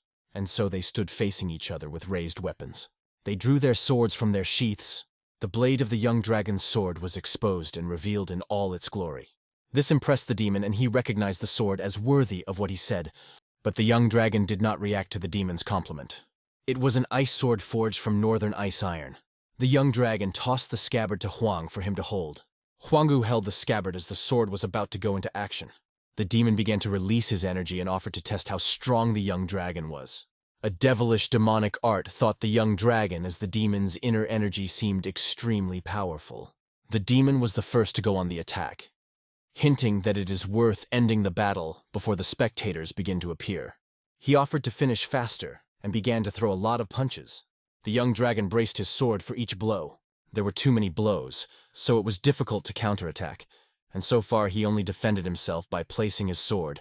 Hyun watched the battle with delight, not understanding how the demon got such speed with his massive build. Each of his blows was filled with overwhelming demonic energy.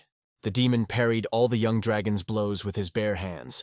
It turned out that his skin was so strong that it could withstand the direct blows of the sword, and the dragon barely began to deliver the first blows. So he really was a devilish demon. Thought the young dragon impressed by his appearance. This fight will definitely not be easy, the young dragon told himself with confidence. A stream of blue energy shot out from the palm of the young dragon, holding the sword, trying to cut through the demon's red energy and make its way to his body. But it was incredibly difficult. Nothing worked. The young dragon began to use his maximum speed. The amazing sword said by the demon. It repels my demonic energy so easily. After that, shadow waves of energy began to cut through the space, and the demon became even more saturated with red energy. At that moment, he spoke. It was in vain that I thought the young dragon was a weakling, and so the two elements of good and evil collided at one moment. The demon's tense fist slammed into the tightly clenched sword in the young dragon's hands. The problem was that the sword was one and the demon had two hands. He stretched his arms to full strength and hit the ground so that the wave threw the young dragon back. The young dragon could barely stay on his feet and not fall. Worried about his brother, Hyun sat next to Huang, but suddenly a smile filled with hope appeared on his face. This is because the released energy of the young dragon made the earth tremble, and he became much stronger. You will not be able to defeat this enemy with normal attacks. It was necessary to end this fight with one precise blow. The young dragon decided to use his true power using the Heaven and Leaf Divine technique. The enemy confirmed his thoughts by saying that he would have to use real force if he did not want to die. An orb of pure power exploded from his chest, and the air froze as he held his sword. Only in this way will he be able to pierce the opponent's skin. An incredible blow began to take effect. The sword was aimed directly at the demon's neck, cutting through the space, and the young dragon was moving in his direction. Great Sword of Destruction. Basic strike, 24 slashes of destruction. He breathed in slowly, and breathed out just as slowly. With each exhalation, he delivered a blow, but the opponent was confident in the strength of his skin. The demon believed that the young dragon would try to end the fight with one powerful blow. But the dragon's movements and his swordsmanship reached a completely different level. In the thoughts of the young dragon was that he managed to leave marks on the demon's skin, but not completely damage it. Only traces of the use of ice energy remained on the skin. If he cannot penetrate the skin protection, he will not be able to deliver a decisive blow. Do not forget that the demon can also attack, and his blow just passed literally millimeters from the young dragon's shoulder. The demon also seemed to be well versed in martial arts. But these refined movements of the young dragon who moved like a cat while holding a sword confused him. His movements were plastic and precise with impeccable technique. But it was impossible to kill this monster with one blow. So you need to accumulate hits and use them together. Such a plan arose in the young dragon's head while Hyun continued to watch. He did not lose hope for his doctor and new brother. Hyun noticed that they were fighting on an equal footing, and that made him happy. But so far, the young dragon has not managed to break through the skin of the demon. However, the ice energy began to accumulate in the hands of the ancient blood tree demon. The Chehal family's mysterious skystep technique was familiar to the demon, and he was amazed at how the young dragon used it. But the demon continued to claim that the young dragon would not succeed. His eyes glowed red. He used the ancient blood tree's demonic magic to use the altering technique, Sealing Demonic Strike. Sparks began to appear around his fist in addition to the blood-like red energy. The young dragon understood that now it was necessary to be extremely careful. One blow from the demon and it will be over. He won't even be able to push back. The demon's fist was clenched so tightly it felt like it was made of stone. At this point, the young dragon decided to play his game. He began to rapidly circulate the internal energy in the power core, and channeled the fire energy through the veins of his entire body. After his body was completely transformed, he must endure. At this point, the sphere was already formed. They are like yin and yang, two completely different elements flew at each other. The energy collected on the young dragon's sword was directed directly into the demon's body, while a clot of no less powerful energy gathered on the demon's fist. The young dragon swiped his sword right through the demon's arm. Shocked by this blow, the demon looked at his hand. With a voice as if he was losing something, he said, "My hand," finally managed to break through his skin. The young dragon managed to wait before attacking until the cold passed through the skin and condensed. The plan worked.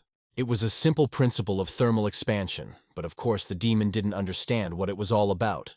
Filled with confidence after that, the young dragon was ready to fight on. He found himself behind the demon listening to his moan. The demon could not understand what kind of strange martial arts the young dragon was using. His surprise was so obvious that the young dragon himself noticed it and thought that the demon should study science. Hyun froze in anticipation of the young dragon's next move. Suddenly there were loud screams of the demon.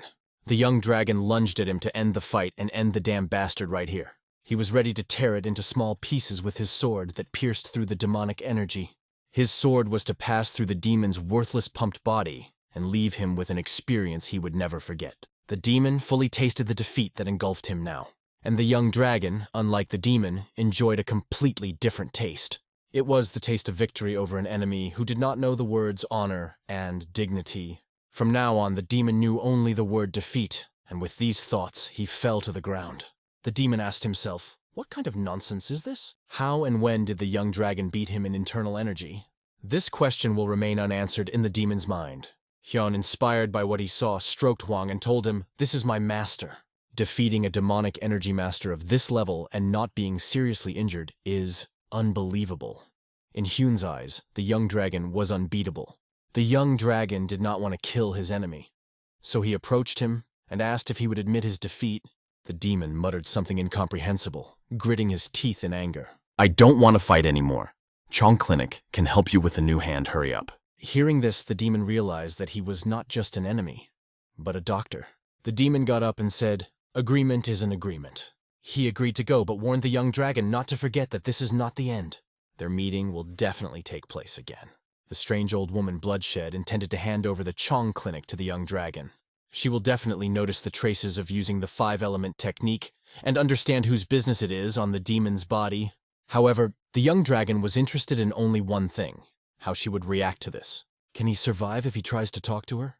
At that moment, Hyun and Hwang ran up to the young dragon and asked how he was doing.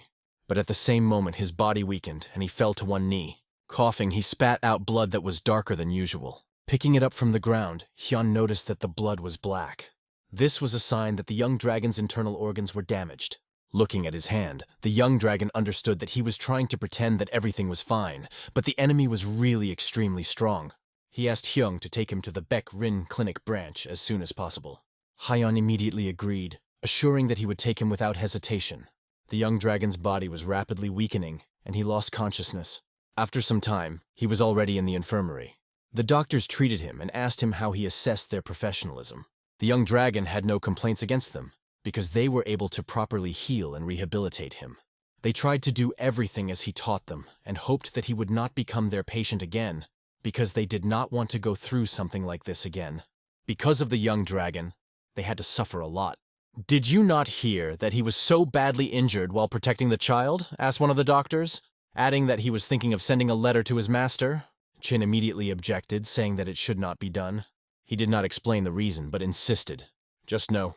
However, the doctors understood that they were waiting for an explanation. Therefore, Chin added that if the owner saw this letter, he would forget about all the meetings of the Phoenixes and immediately rush here like it was last year. Sitting on the bed, Chin wondered if this time the master would also bring the 10,000-year-old shackles with him. The young owner quickly packed his backpack and was ready to leave. The hostess asked why he was leaving in such a hurry, but the guy was already late. He is sincerely grateful to her for the opportunity to recover, and she is glad that she was able to help. "Guests are waiting for you outside," she added. The boy was shocked because he did not expect any guests. Going outside, he saw people who brought his brother and sister. Among them were Moval and Muva, as well as Hen herself. When Hung came out to the master, he told that he wanted to join Hao's plan. There was no surprise on the face of the young doctor. He was not surprised. He understood everything, because he knew that Muva always supported him. In his thoughts, he already predicted the development of events. He would join the plan and become its leader. For Mu Heng, martial arts mastery is rooted in the techniques of the leaders of the Hao clan. He once met an old man named Shok Tu, harbored suspicions about where the boy was from, but had no complete idea. The doctor understood why the old man wanted to kill the boy. For this, he even hired a tree demon, using the secret technique of the Hao clan, which requires a high level of martial skill. In any case, Mu Heng thanked the doctor for his help, because if it wasn't for him, the old man would have forced him to reveal all his secrets and would have ruined his life. Mu Heng promised to be more careful in the future. Now that the branch of the Baek Green Clinic has opened, they will take care of the boys, so you cannot worry. He looked at these girls with deep thought. The young master asked if they were all right because they had worked so hard to pay off their debt to him. The girls decided to remain silent without giving any answer. They knew that together they would be able to send strong mercenaries to kill Mu Heng. But later they would have a chance to become stronger and avoid it. Looking at Mu Heng, the young master saw how stubborn he was and how fast he was becoming an adult. Mu Heng also talked about Yo staying at the clinic branch. She is studying medicine, but due to the lack of workers, she needs to take special care of her health. Everything is going great. Hio was still very young, but her determination was amazing, and everyone believed that she would succeed. Muheng dreamed that he would be able to see her again soon. The young doctor did not dare to tell her that he was going to the Hao clan. She thought that he would work in the Chamber of Commerce. It was a good idea at the clinic. Someone would definitely take care of her. May he always be on the lookout for her. He believed that Miu Heng should become part of the Hao clan, even though it would not be easy. Miu Heng understood that he was lucky to get the opportunity to choose which of the factions to join. His sisters also believed that this was the right thing to do, and recently the elders instructed Miu Heng to make his choice. The doctor understood that the negotiations were successful. All the information was transmitted in one moment, and he was lucky that the clan data came to them at the same time. Hearing this, the doctor suspected something suspicious, and what worried him most was that Muva and Moval could be involved in this. Observing how everything was resolved, he was happy because he did not expect such successful days. The doctor was sure that the boy would be able to adapt, and Miu Heng only wanted to become successful to thank for everything. The boy turned to the doctor and said that, even though it was defiant, but if he didn't mind, he wanted the doctor to remain his mentor. Hearing these words, the doctor remained silent for a while, not knowing how to react. He did not know what to answer to the boy's question about whether it was possible. In his mind, he remembered the oath in the peach orchard when the brothers swore allegiance to each other with swords, and now he wondered if a separate contract was possible. But looking into the boy's eyes, which literally begged him to make his choice, he began to hesitate. The doctor replied that he already has a sword brother, so he should discuss it with him. Mu Heng was shocked by such an answer, and did not expect that the doctor already had such an ally. The girls did not even doubt that the doctor was so popular. Hyung didn't want to hurt his feelings and said that he would ask that boy, and if he allowed, he would become his second assistant. It was a difficult situation for the doctor. He had a hard time answering, but he tried to avoid Heng's insistence. The stormy sea rocked the ship. The waves rose higher and higher. The young master was meditating against the background of the sea, immersed in his thoughts.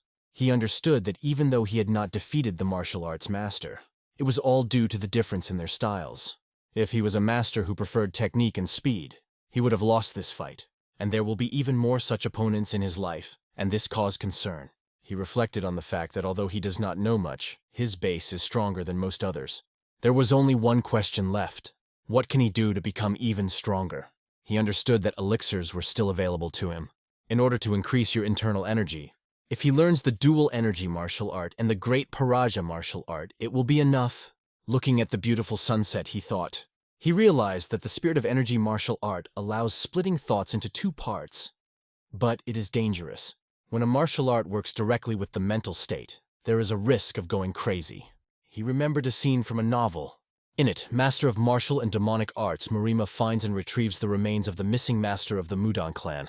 He realized that he should focus on the essence of the technique, taking only what he really needs. Only in this way will he be able to achieve the desired result. The following martial art. Great Paraja makes the body strong, even stronger than the body of an ancient blood demon, without any side effects. But the Shaolin Temple will not teach this technique to a foreigner. To get access to this knowledge, you need to have a good reputation, or make them your debtors. The captain of the ship drew the attention of our hero to the island that was visible ahead. This meant that they would soon reach Joshua. The young owner looked at the huge and beautiful island. He wanted to find the Skyhawk as soon as possible, and only then learn the martial arts of two energies and take elixirs. Putoshan is one of the mountains among the 1,300 islands located in the archipelago. Here is the Puto clan, a sacred place of Buddhism where mountains, seas, and islands intersect. This place is called the largest port, but despite this, there are only a few guest houses. When the young owner arrived here, he immediately felt the atmosphere of the unusual. He needed to find a boat to continue his journey. However, local prices were too high for travelers. They did not want to simply agree to the terms of the young owner. He encountered the first difficulties in the search for this boat.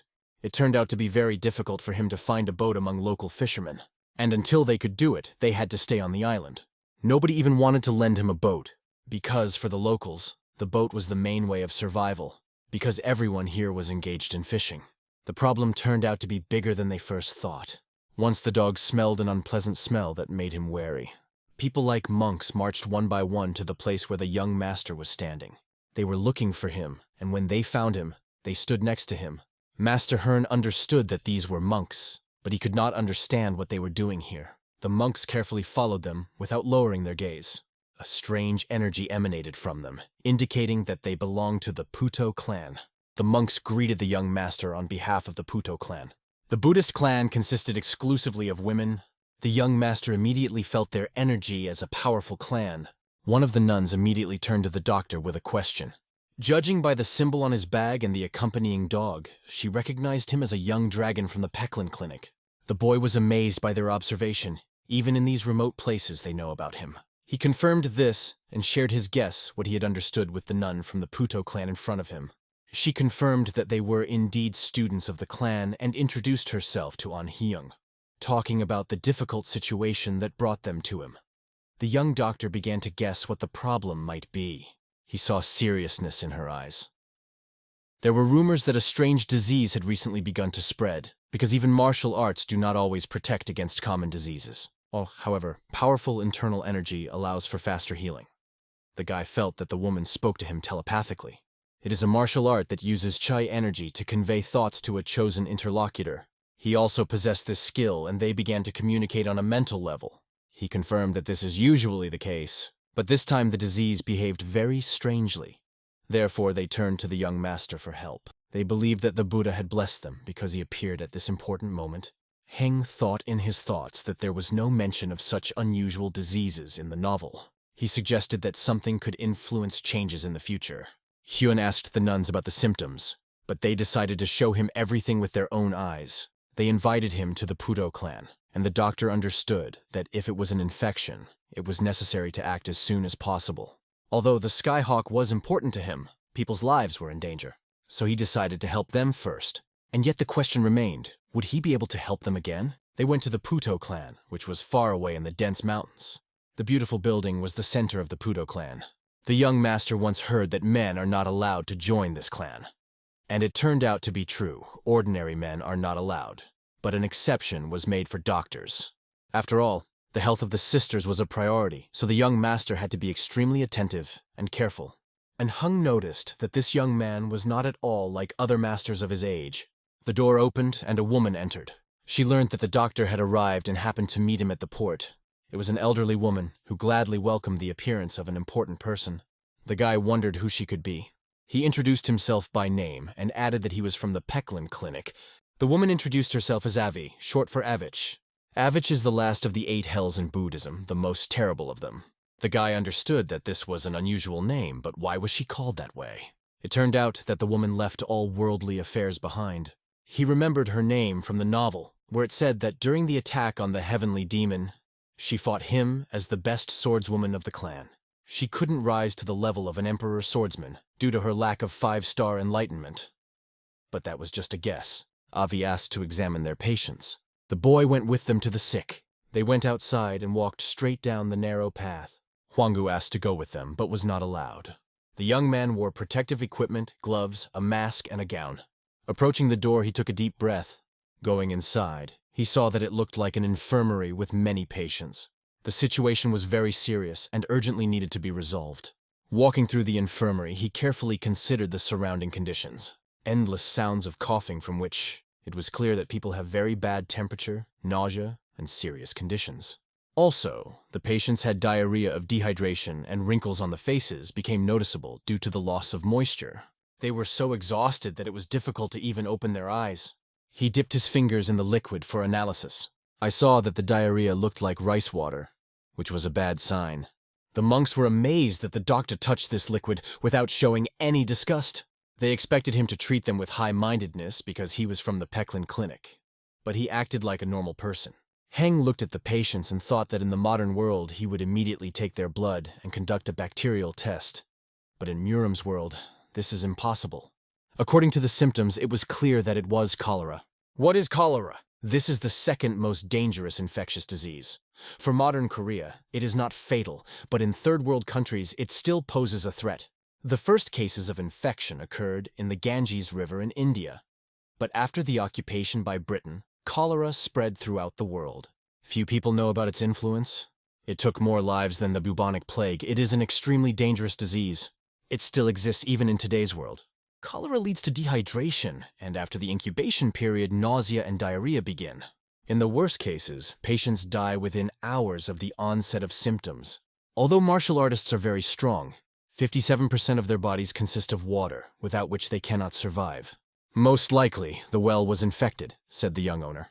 In order for people not to become infected further, the well must be closed immediately, because it is likely that the monks are feeling well for now, but symptoms may appear after a few days. When the monks heard this information, they were shocked because they washed their clothes in this water and cooked their food. There was no other main source of water in their Puto plan, and they considered the well clean. The doctor understood that this was a huge problem. He immediately ordered to stop using the well and to isolate everyone who used this water. When asked where the doctor is going, he replied that it is difficult to treat all patients, so he is going to the village for help. When he went outside, he went to his dog Huang because she had an important job waiting for her. The monks hastened to close the well, realizing the seriousness of the situation. They needed to use heat to disinfect. Chun-Hee ordered Huang to find the nearest clean water source. The dog quickly completed the task. Meanwhile, the young master went to the village and found strong women who could help in the Puto clan. Although it was inconvenient for him to ask for alcohol, it was necessary. He used alcohol for disinfection. After boiling clean water, he added salt and a little sugar. It was an attempt at oral rehydration, which is how cholera is treated in third world countries. Soon a man approached him with the news that a new patient, a small child, had appeared in the village. The doctor was stunned because children tolerate cholera much harder. It was necessary to rush to the child immediately. The treatment of all began. The water he had prepared was given to the patients, and the energy of the young master purified the young adepts of the clan through the chakras. He worked without sleep, without leaving his patients, constantly worrying about their health. Once he asked the head of the clan if they could close the temple to the locals and go into quarantine for 1 or 2 years. The head of the clan did not understand why this was necessary, but the doctor warned her that she did not realize how dangerous this disease was. If they immediately release the cured after 10 years, the virus may mutate, and most likely, a large-scale infection will begin again. This is one of the only ways to completely eradicate the disease. It was important to close the temple. However, the closure for such a long period will completely remove their influence, and other families will take their place under the sun. At this moment, the young master realized that the clan would have to make a choice. They could either hide everything and live as before, or close the temple and destroy the disease at the root. It was a difficult choice for them, and they had to think it through. In her youth, Anheng survived a strong typhoon that flooded all the lower parts of the mountain due to the large amount of water. Their island was not small, but so much water and rain made it look like a small piece of land in the middle of the ocean. It seemed that they live in the middle of the sea. Then her sister hugged her and said that it doesn't matter how strong the typhoon is, the island will withstand it. And after some time, it became clear that she was right. Their island was able to survive no matter what. Realizing all the consequences and accepting the doctor's opinion, they made a decision. They decided to impose a quarantine on the advice of the White Dragon. Hearing this from the head nun, the women were shocked. But it was really the right decision. The discipline of their students obviously left much to be desired. So the head of the clan decided to conduct training and take advantage of this situation. The women understood what they were getting into and even saw some benefit in it. The doctor watched them and understood that Buddhist teachings help people feel like an island in the middle of a stormy ocean. Regardless of how strong the waves will be, the island will still stand. He was glad that such a decision was made. When everyone left, one of the nuns drew attention to him. She wanted to ask why he had come to Zhoushan and also wanted to thank him for his help. The young master knew that they saw him through and through, and he had nothing to hide. All residents of Muram have their own desires. The guy openly shared his intentions. He came to find the core of the sacred being that lives here. After the boy told her about his intentions, she invited him to her room in the residence. If she understood correctly, he wants to catch the Skyhawk, and it turned out to be true. There was a misunderstanding between them, and the woman's face looked confused. The guy even thought that he had already crossed the line. Asking for help in the murder was too much. The woman closed her eyes, which indicated her disappointment. He realized that he made a mistake by saying this, and it will not be easy to correct the situation. He decided not to inconvenience her anymore. The boy explained that he was only looking for information about the heavenly hawk. He realized how much the people of the village love him. He even heard the story of how a bird caught a child who fell from a cliff and miraculously did not get hurt. The woman looked at him from the other side, changing her mind. The doctor continued to make excuses, explaining that people consider the hawk to be their protector, so he does not plan to kill him. And when he had gone so far, The boy asked her to show him more about the hawk. The woman did not understand what he meant, but it was clear to her that the boy had a good heart, and she decided to help him. She opened a chest, in which there were 3 feathers of the legendary hawk. She suggested that he touch them because these purins contain lightning energy. As soon as the boy reached for the feather, he felt an incredible electromagnetic force. The aura of one feather was simply incredible. He tried to protect his hands, using the power of the earth, but still felt the power of lightning. The woman understood that the skyhawk is capable of absorbing lightning during a storm, and this is probably why he lives in an archipelago, where there is always a storm or thunderstorm.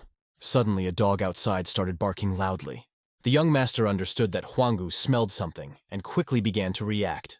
This dog was unusual and therefore never forgot the smells it encountered before. Now the young owner realized that finding the hawk would not be so difficult. Master Heng decided to confess that he had lied before. In fact, he does not want to get the core and plans to kill the hawk. The woman looked at him and smiled slightly. She felt that he is not such a person as he may seem.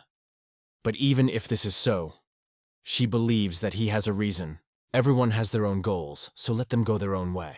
She almost forgot about one important thing. Pulling out a tablet from her pocket, she handed it to him. It was not a simple object, but a real amulet. Zhoushan's amulet, made of Sisyphus, was proof that he was now connected to their clan, and would receive help anywhere in this land.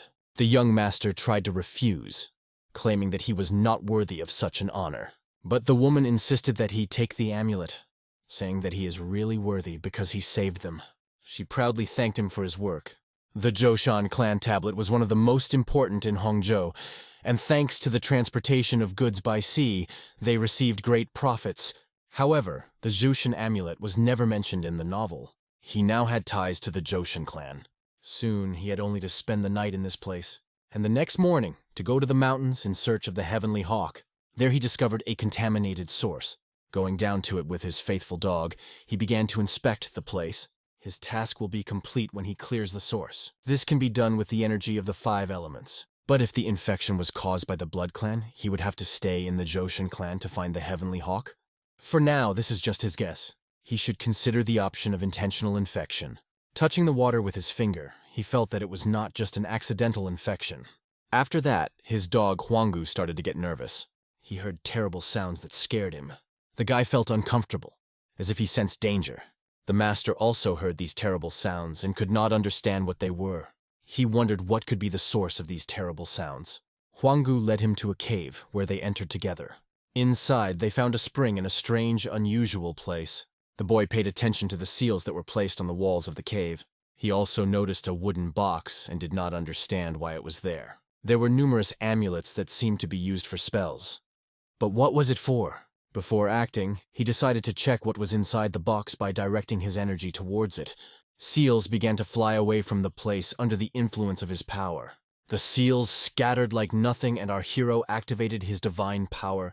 This force cleared the way by removing evil and giving him some answers. However, despite this, the strange stone continued to have a negative effect. Dark energy could be felt in the air. Something incomprehensible was happening in this place. The air was filled with anxiety.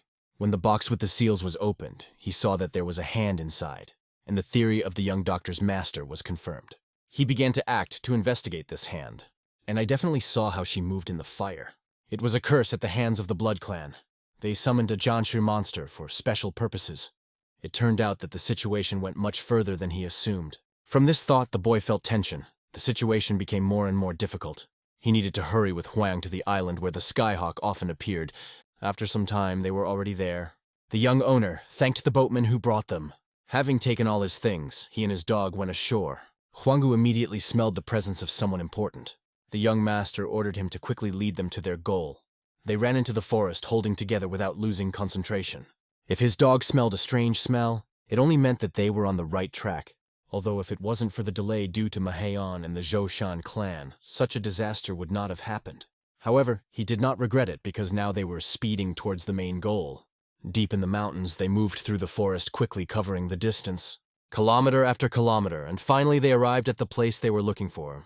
However, their journey brought them to a halt. The electromagnetic discharge around this place was mesmerizing with its beauty. It was a huge lightning bolt reaching into the sky. The boy thought that the Skyhawk was capable of generating electricity like an electric eel. but its power was much greater. Huanggu looked at the lightning and began to behave cautiously. Sensing danger, the young owner realized that he could finally see the hawk and hoped that it was not too late. And then a creature appeared on the horizon. It was the legendary hawk. Its incredible power was felt even from a distance. The electricity it emitted rose into the sky, creating an incredible sight. This bird turned out to be simply gigantic in its scale. It was so big that it was difficult to imagine its dimensions. Heng didn't think that the skyhawk lived in such a deep canyon. The bird began swinging its powerful claws over the boy, preparing to attack. Flying closer, the young master activated his powers to defend himself. The bird looked quite aggressive, and it was unclear what caused this behavior. Until the moment when Huanggu started barking hysterically. Strangers appeared on the horizon, and it was they who caused alarm in the dog. The foreigners were attacked by a bird, and it became clear that they had taken something from him. One of them shouted that if the skyhawk does not want to see the death of his children, then let him surrender. He demonstratively raised one of the baby birds in his hands. It was painful for the hawk to see what was being done to his babies. But the man shouted that any actions of the bird would be useless. The young master understood that these people belonged to the blood clan. It is obvious that they have captured his children and are using them as hostages. One of the foreigners, angry with the hawk, even fainted after being struck by lightning. From the main one of them, from which smoke came out, it was clear that he was their leader. His other subordinates kept the chicks in captivity, and it was clear that they were very dangerous. Then our hero turned to Huang, ordering him to listen carefully. Huang was supposed to bite whoever was holding the chick, and the boy himself decided to become a leader. Although this plan was dangerous, they had to carry it out. The skyhawk furiously attacked the scoundrels with his lightning bolts. His lightning strikes were so strong that the stones under his feet shuddered and crumbled. The warriors saw that this mighty bird was seriously attacking them. The head of this team, noticing the vulnerability of the hawk, extended his hand to him. He jumped into the air trying to catch the huge bird. He was sure that lightning would not harm him. Seeing such resistance made the hawk even nervous. But at that moment, hope appeared on the horizon. Huang's dog attacked from the side trying to bite the scoundrel. And when she opened her mouth and reached for the warrior's leg, he felt incredible pain in his joint. Out of pain, he threw the little bird from his hands, letting it go. Suddenly the dog latched onto his leg, disrupting their plan. The head of the team looked at the dog in surprise, not understanding where it came from. But there was an even bigger problem. Hawk began to run away. They couldn't even keep a single chick. He tried with all his might to catch up with the bird. He was aware that this was a great danger, but suddenly another obstacle appeared before his eyes. It was a young master who held his sword in his hands full of determination and looked straight at the enemy. His gaze even darkened the enemy's eyes as he felt the power radiating from the boy. The warrior understood that this battle would become legendary. He stopped the young master's blow with his hand, showing his strength. But the powerful electromagnetic discharge from the skyhawk suddenly stopped everyone. The hawk infused the young master's strike with incredible lightning power. This blow pierced the warrior's body and his sword, and the boy could not understand what exactly happened, whether it was his own internal energy or something else. Like lightning, a falcon's strike is directed into the epicenter of the battle. It pierces the young master, and the young man's sword begins to emit an incredible aura. The rival looks with fear at the cold look of the young master. The powerful energy of the impact throws both of them back several meters. An even stronger energy from the falcon suddenly appears from above, catching everyone by surprise. Hyun shouted at the falcon, why did it hit him so hard since they are on the same side? But suddenly, Hung felt that the moment had come to use the 5 elements to subdue the heavenly falcon. The falcon flies rapidly to its main goal. His mission is to retrieve his child and protect him from danger. But suddenly a dog appears and rushes towards the young falcon. All this time, like a faithful guardian, the dog protected the young falcon. The opponent of the young gentleman heard that he intends to tame the falcon, but it is not so easy. Who is he anyway? Hen understood that if he confessed that he had come to destroy the Blood Clan, he would be in mortal danger. His enemy will call the best masters to kill him, and our hero is still too weak to deal with them. Then this fellow shouted, "This is a sacred animal. Why did you come for her? We were the first to find this falcon, so back off." In his thoughts, the young master decided to cover himself with the fact that he only wanted to hunt this beast. He replies to the opponent that he has permission from the Zhoushan clan to meet this creature, and his enemy acts without any permission. The warrior hated the young master even more, not understanding what he was talking about. His energy began to leave his body with a red aura. He promised the young man that he would leave this world, and the elder of his clan would be happy to receive such a beautiful skull. Hen realized that the Blood Clan had actually sent the Lightning Master to capture the Sky Falcon, and their plan was not to leave him alive. At this moment, the opponent begins an attack on the young master full of determination. He wants to test how long the young master can endure in battle, and whether he can withstand his strength. Swinging his sword, the young master prepares to meet the devastating blows of the enemy. He feels the furious resistance and fury of the enemy's attacks, but continues to fight to protect the Heavenly Falcon. One day his sword pierces the enemy's dark aura. It can be seen that the opponent uses lightning using a demonic art. His strength and speed grow to incredible heights. This opponent is even stronger than the demonic creature of the ancient blood tree. One day the young master was distracted for a moment, and the enemy directed an incredibly strong blow at him, forming energy in his hand. He warns the young man that now it will be extremely difficult for him to repel this attack. Hyun sees that the opponent's lightning has become even bigger than the Sky Falcon's. Everyone watching the fight focused their attention on this and began to worry about Hen. The young master is faced with an incredibly powerful explosive blow aimed directly at him. He understands that he can use gold in the technique of the 5 elements and warns the enemy that he does not even know the principles of the lightning rod. Repulsed by this incredible blow, the boy makes a lightning maneuver with his sword. He takes the entire impact of lightning on himself, directing it directly into his sword, which instantly begins to heat up. Hyung looks his opponent straight in the eye, who was amazed at the effectiveness of the countermeasures from this scoundrel. The young master's sword shone with plasma light at the epicenter of the impact. It could be seen how he absorbed all the demonic lightning energy, and even continued to drink it greedily, as if he were thirsty. The opponent started shouting how Heng could spoil his lightning. "But will he have enough time to move?" asks the young master and delivers a crushing blow. Unbelievably, the opponent notices the attack and begins to be filled with demonic energy again. He doesn't care if the lightning completely envelops his body. He still intends to use the gold for protection. The young master strikes the opponent with such a strong blow that even the ground trembles under his feet. His hand hitting the red aura warrior's body felt a powerful golden force. The opponent coughs from the blow, losing control over his energy. The opponent flies away, feeling the incredible power of the young master. His power was so powerful that the opponent was forced to use his legs to break and stop himself from being hit. Looking around in surprise, he realizes that his attack was repelled. "What is this scoundrel even doing?" he thought, shocked by the force of the young master's fist. What is the technique of the 5 elements? Where did he get it from? The enemy could not understand this. There is also a dog next to him that does not look human at all. Then he realized this. A student of the Peklin Clinic, a young dragon. Our hero was amazed that the enemy had guessed, and now he will face big problems. The enemy's power began to explode, filling the air with heat. Hate filled his heart. How dare this young man interfere in their clan's affairs? Does he think that the technique of the 5 elements is capable of repelling his lightning? He is not going to tolerate these insolent actions, and the boy listens carefully to his threatening words. "I will kill you with my hands full of demonic energy!" he shouts, filled with rage. Standing opposite each other, a strong tension arose between them, as if the air became heavy with energy. Hen understood that one of the bosses of the Blood Clan was standing in front of him, and this was not a simple opponent. His enemy uses the sacred technique of thunder, full of incredible power. This is the true master of thunder rolls.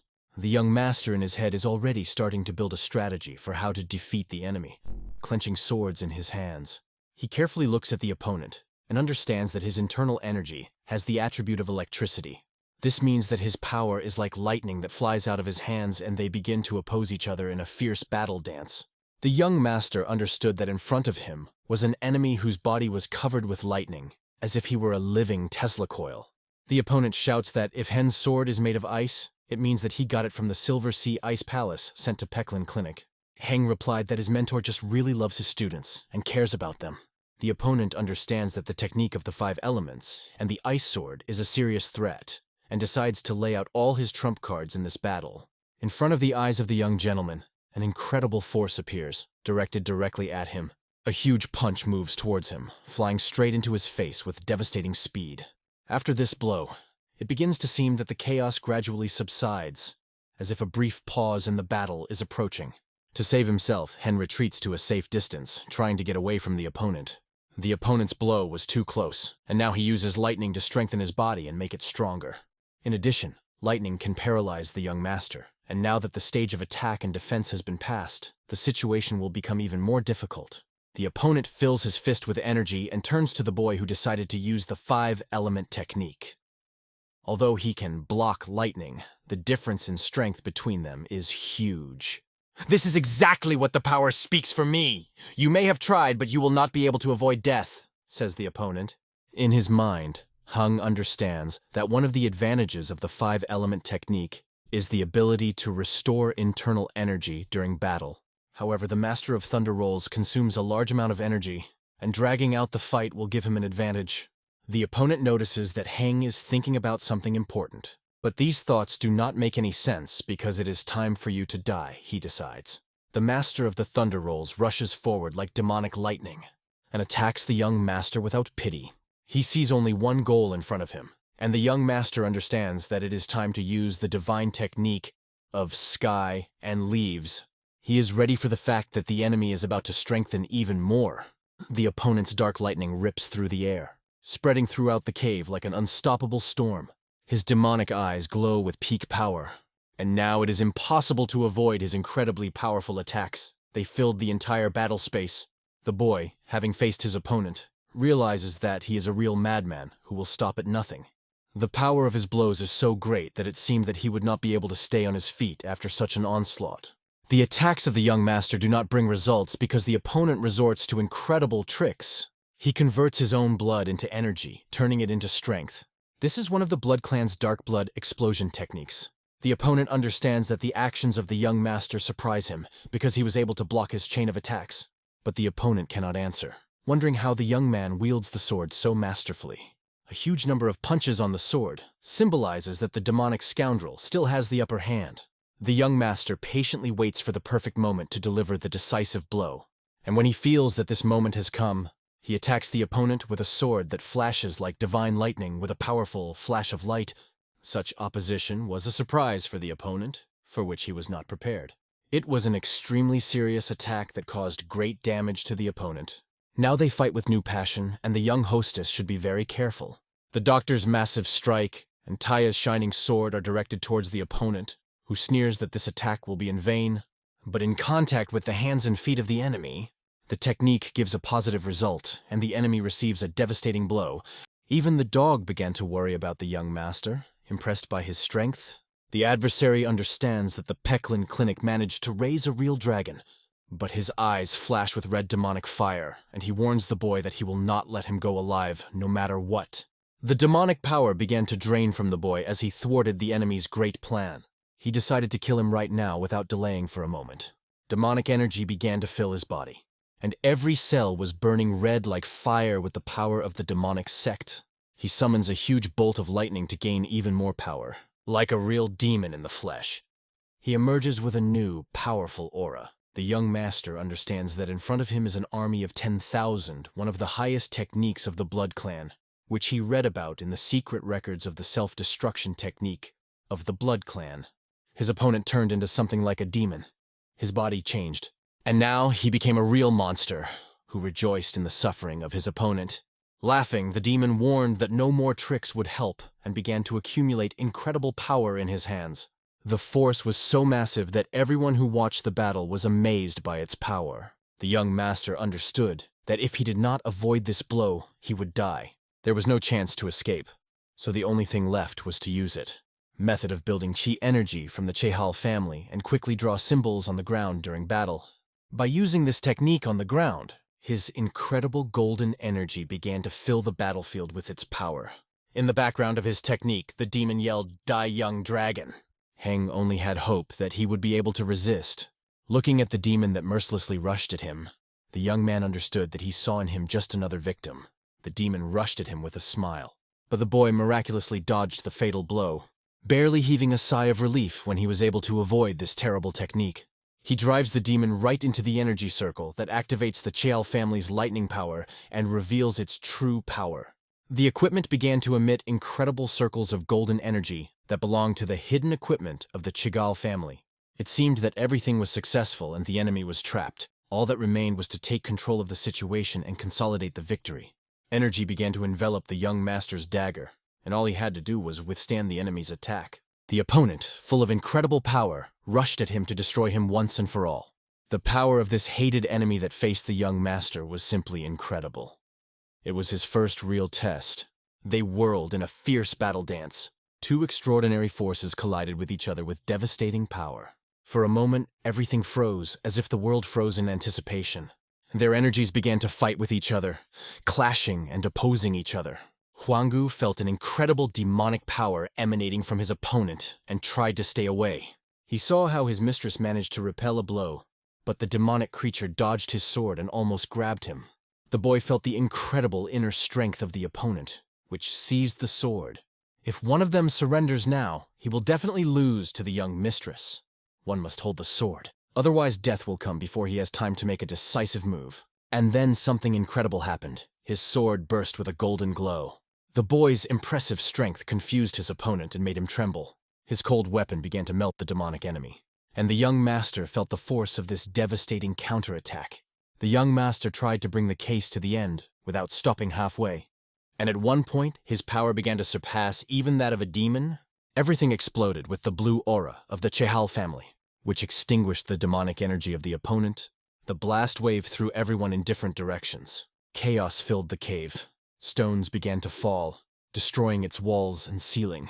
Hagen tried to escape from this incredible energy and the chaos it created, but he was stoned and trapped. The falcon and its chick found a way to escape, flying away from this evil place, away from these crazy people who were hunting him. After a few minutes, the chaos began to subside and the dust settled to the ground. The doctor was sitting on one of the stones, holding his sword, breathing heavily from fatigue. Blood flowed from his mouth due to the tension and force of the blow, and he almost died, not expecting to start melting from the pressure. He thought that his opponent had died, but he saw a silhouette in the fog that was beginning to settle. Squinting his eyes, he could not believe what he saw. His opponent was still alive, but his lightning had weakened and was almost extinguished. The opponent began to shout at the young master, asking what he had done with his power. Heng, breathing heavily from exhaustion, greedily swallowed air, trying to regain consciousness. The doctor explained that he had sealed his energy in a lightning-suppressing circle. The opponent could not understand how this technique was able to seal his powerful lightning. And then the opponent looked around and saw the seal of the Chehal family. He realized that he was inside this circle, and his magic was reduced by more than half, and continues to weaken. The doctor approached him and ordered him to stop using the bloody arts, offering to surrender in order to save his life. The demonic scoundrel recognized the strength of the young master, realizing that the great dragon who thought everything through, even though he made some mistakes. But he warned Hen not to think he could defeat the entire blood clan, and at that moment, his eyes filled with blood. His body began to self-destruct, exploding like an overripe fruit. He planned all this from the very beginning. Smiling, he stopped seeing laughing and coughing up blood. Before his death, he promised that the blood clan would definitely take revenge and kill the young master. The doctor watched as his opponent took his own life, having destroyed himself so miserably that he was already lying dead on the ground. The doctor felt that his ice sword changed, acquiring new properties. Looking at his opponent, he hoped that he would choose a different path in his next life. Having recovered from this brutal battle, he began to look for the dog. When he saw her, he understood that everything was fine with her. The dog was scared, but now everything is fine. However, immersed in the battle, they lost sight of the falcon, and its chicks disappeared. Raising his head, Heng saw a falcon flying over him, holding something in its beak. The incredible power of the falcon could be felt from afar, and Heng seemed to begin to feel a connection with it. The falcon flew past him and telepathically thanked the people of Murim and the big dog for their help. Thanks to Hen's help, the falcon managed to save its chick. The falcon drops something in its beak and conveys the message, "Eat this man." This thing falls right into the young doctor's hand. The question before him is to eat it or not. Even the dog that has always been around does not understand what it is. The doctor himself also cannot determine the nature of this subject. In appearance, it was an ordinary mushroom. Nothing special stood out. However, it occurred to him that what if this is the same legendary mushroom of the Earth of Lightning? After night fell, only the rustling of leaves and a soft wind filled the silence. The young master understood that he needed to find a place to rest and recover his strength after the exhausting battle. The doctor guessed that it could be the mushroom of the Earth of Lightning, a legendary plant that grows only where the energies of heaven and earth meet and coexist for thousands of years. However, he wasn't sure if it was a real mushroom because there were only legends about it, and he looked at it with cautious disbelief. He understood that he was given such an important thing, and it meant not only respect, but also willingness to cooperate both from the people of Murim and from the animals. The boy decided to accept this gift without destroying it. And for this, he received a reward. Energy began to fill every cell of his body. He could feel the energies of heaven and earth flowing through his body, giving him strength. Thanks to thousands of years of influence, if you combine the energy of heaven and earth and direct them, his body will recover much faster. His body began to absorb the divine energy that gradually filled him. Meanwhile, his faithful dog slept by the fire, not even noticing what was happening. Throughout the night, the boy was filled with incredible energy, feeling the power of every cell in his body. Unbelievably, thanks to this herbal gift, he restored his body and organism in just one time, creating the perfect internal energy that he would normally develop for another 10 years. Now he could choose a particle of this energy and make it his permanent power. The young master was delighted and amazed that his healing was so perfect. Even his dog was happy and looked at him with gratitude and joy. After this incident, Hung and Huanggu decided to return to Hangzhou. The ship was sailing on waves that beat against the side with force. The young doctor held onto the railing of the ship, watching the island disappear over the horizon. And suddenly he noticed a silhouette in the distance. It was a falcon that swiftly flew after him. But why did he appear here? He assumed that perhaps the falcon had come to say goodbye to him. The bird began to communicate with him using telepathy, explaining that the dog told how they were constantly enjoying something delicious together with the young doctor, and that she was tired of constantly changing her place of residence because of the Murim people. The falcon flew closer and said that he was ready to give thanks if the doctor continued to feed him. At first, the boy did not understand what was being said, but then he realized that the falcon was hinting that they, together with his children, wanted to fly with him. The young doctor was amazed because the falcon had brought its chicks with it. They circled around the young master as if they had decided to join him. The dog was delighted to meet the heavenly falcons. The young master was stunned when he saw that 3 heavenly falcons were flying behind him. He definitely did not expect such a turn. Even if he asked them to get away, they surely wouldn't obey. It was noticeable how these little falcons were reaching for Huang as if they found a friend in him. One could only wonder what the dog had told the heavenly falcons, and now their ship had turned into a feeding trough for sacred beings. We are moving to the branch of the White Dragon Clinic in Hangzhou. People were shocked when they saw the same legendary sky falcon in the sky. Rumors spread throughout Chusungundo that the young dragon had won the trust of the sky falcon. But instead of killing him, as was customary, he let him go. And because of this, the falcon with children decided to fly after him. Such rumors circulated among the people. The young doctor himself could not believe that all this happened because he could not have assumed such a development of events. Rumors about this incident spread throughout Murim, making it famous. The young master decided to give names to these birds. One of them emanated blue energy. He named the sky falcon Nuejin and his children Chongjin and Nanman. The sky falcon agreed with these names and asked his children, to which they all happily agreed as well. When they entered the clinic, people greeted them with joy, greeting the young owner and hoping that he was all right. The owner of the clinic sent a letter. It was a reply to the young doctor's letter. However, the young hostess did not like the expression on the doctor's face. He suspected that something was wrong, feeling anxious. Despite this, they said goodbye, wishing each other a good day and a quick rest. Walking through the streets, the boy decided to inform the clinic that now the Sky Falcon is part of the White Dragon Medical Facility. And from there, send a message to Keban and the Hao clan to spread the word. Many new messages have been received during this time. When the young doctor saw the number of messages received, he was amazed. When asked why there are so many of them and why they are all from Yangbon, the girl answered that these are letters from the families of Samun Nam Gun Mudan, and also from the association of Chongpao and the Tang family. However, they could not be sent just like that. Something obviously happened. The woman explained that the Peklin Infirmary had made an inquiry about the condition of their chief student. He was informed about the victims in the Yangbon branch, and because of this, he was given this letter because everyone was worried about him. Opening the letter, he wanted to know what happened. The woman added that according to her information, the heir of the Sacheon Tang clan appeared in the Yangbon Infirmary, and because of the special poison, it was very difficult to treat the injured. Now he understood the situation completely.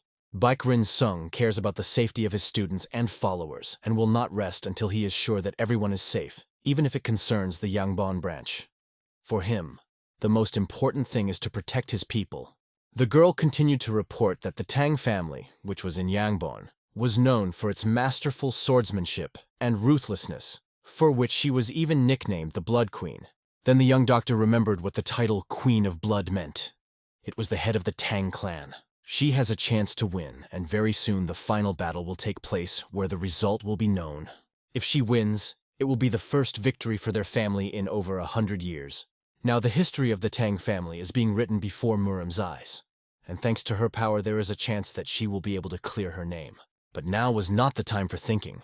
It was necessary to deliver the letter to the mentor as soon as possible to inform that the young doctor was safe. By candlelight in the library, the young master tried to describe the complicated reason why the Sky Falcon was now with him. He decided that it was better not to mention the Blood Clan in his reply to the letter. Even the fisherman with whom he arrived yesterday does not know about it. So if he does not tell himself, no one will know this news. All that remained was to describe the fight with the demon of the ancient blood tree. It had to be done in general terms by reducing other details. However, even so, the letter turned out to be quite large, about 30 pages. Finally, all matters were settled, and he could relax a little. The young doctor was still worried about his mentor, and because of this, he did not sleep well at night. Even compared to the warm and cozy infirmary, Peklin Kanfo turned out to be a very cold place. He also needed to describe how after consuming the elixir, his internal energy had increased significantly. At the end of the letter, he decided to conclude with words of admiration for his mentor as a person who treats patients despite fear for his students, having put the last point on the paper. The young master understood that this would be enough. A little embarrassed, Heng hoped that the mentor would not think that he was stingy with words. Among these beautiful mountains, the young master never stopped cultivating his strength. The 5 elements were a challenge for him. Only gold was missing, but this did not prevent him from restoring harmony if he made an effort. He thought that controlling the elements becomes more difficult when there is too much internal energy. But this was not quite the case. Over the years, he had studied martial arts and was now seeing the results of his efforts. And now, having reached a certain peak, he felt how his abilities were growing. Now he needs to master the dual element technique and then go in search of the second sacred beast. Soon a lady rushes to him who really wanted to see the doctor. Hyung was also happy to see her. She looked healthy and reported that the doctors were taking good care of her. The doctor looked at her and understood that she became a completely different girl when her condition improved. He noticed that she started reading basic books, and this meant that she took up her studies seriously. However, she explained this by the fact that she simply likes pictures. Then the doctor offered to show her his books, and she could not refuse. He stroked her head, calling her well done. The doctor decided that he would continue on his own path and did not even think about the children. But maybe this is how the parents feel. He hoped that she would grow up happy and healthy. Soon the young owner leaves this place saying goodbye to the people around him. The deputies and the girl showed him their respect by giving him a sign of respect. He saw them off with a warm smile and asked Huang if he rested well. No doubt Huanggu is well rested, and they are off on a new journey. Their next destination is the Valley of Fire, the same valley from which it is impossible to return with its narrow paths and sharp rocks, resembling an axe blade. Passing through these complex rocks, the doctor could not understand where the valley itself was. The Mudan family elder's journal mentions the dual element technique and indicates where it can be found, but even the members of this family could not find her. However, the doctor had a completely different situation. Huanggu could determine the location by the smell of skeletons hiding among the mountains, and his falcons could see the exact location of their target from a height of flight. He fed his faithful birds and they went on. He knew that they would like it, and the falcons quickly found the right place, circling above him. When the doctor turned his attention there, his pupils widened in surprise. He lit a bright beam of light in his hands and began to move forward. The falcons illuminated his path with their electromagnetic fields, no worse than a lamp.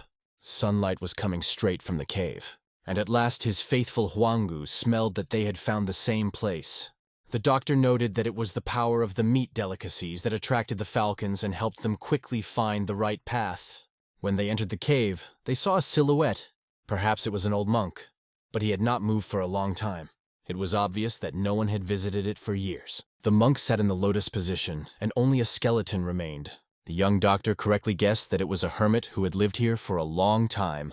Coming closer, He decided to pay his respects and carefully observe the remains of the old monk.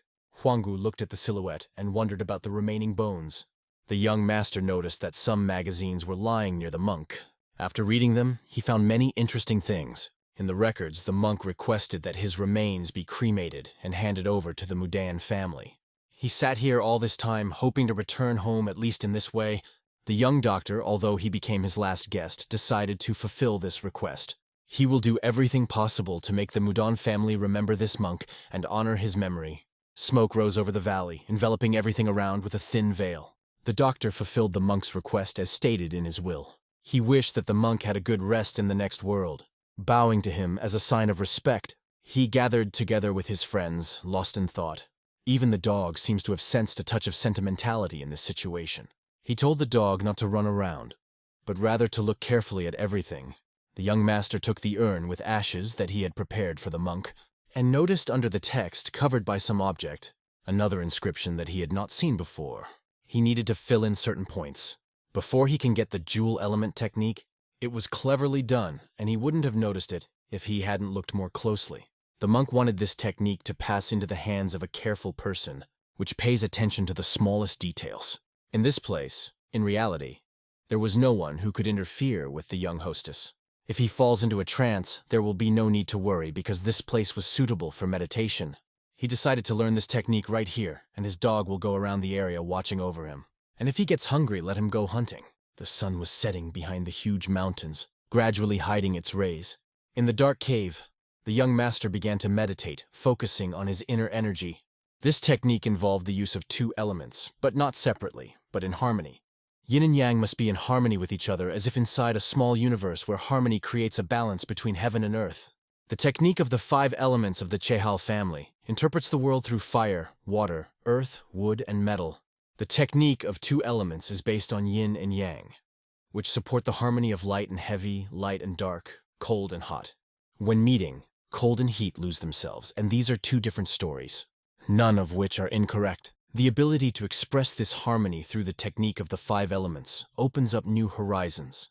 The answers to this can be found in the records of the late monk, and at that moment, feeling incredible power, the boy received answers to all his questions. To keep these answers, he needed to delve into the web of his thoughts. He returned to those moments when he experienced the strongest emotions, until those moments when he did incredible things that affected his life. He did not regret his path. His hands, although not stained with blood, took life in order to guide him to the right path. He helped his patients to do the right thing, and thus he was on the right path to his true self. His life did not contain internal contradictions, so the spirit of the demon could not penetrate into his soul. He was never lazy and always tried to achieve his goals. He never hesitated and always made firm decisions. He was proud of his life and always followed the right path. The main thing he did was not to stop, and the spirit of self-discovery now came to him. He immersed himself in a sea of chi energy, and at that moment, demonic energy also began to enter him.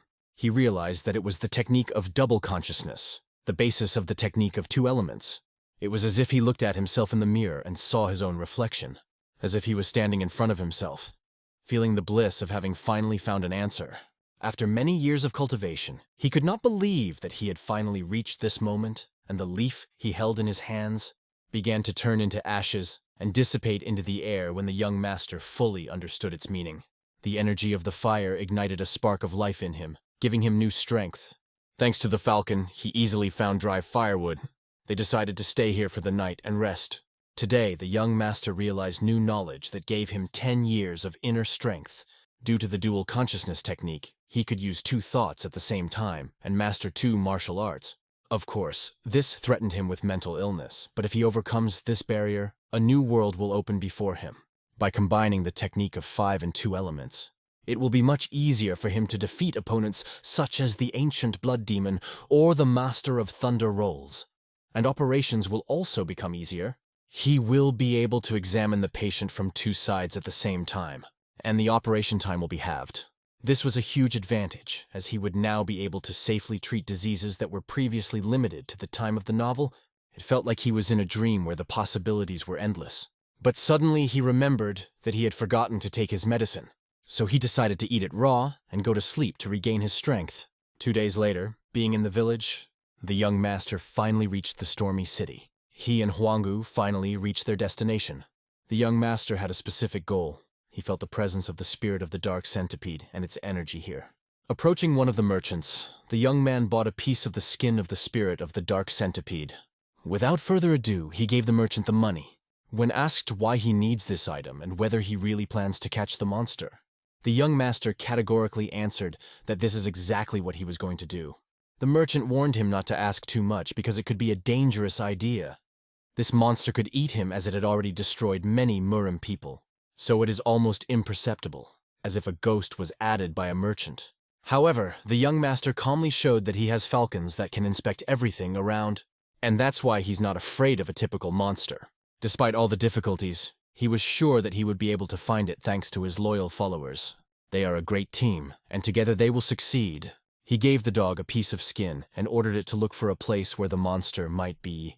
Meanwhile, falcons flew over the mountains looking for traces of the dark creature. Soon they found the place where the monster was probably located. But it turned out that this is not just a place to stay. There's a whole nest here.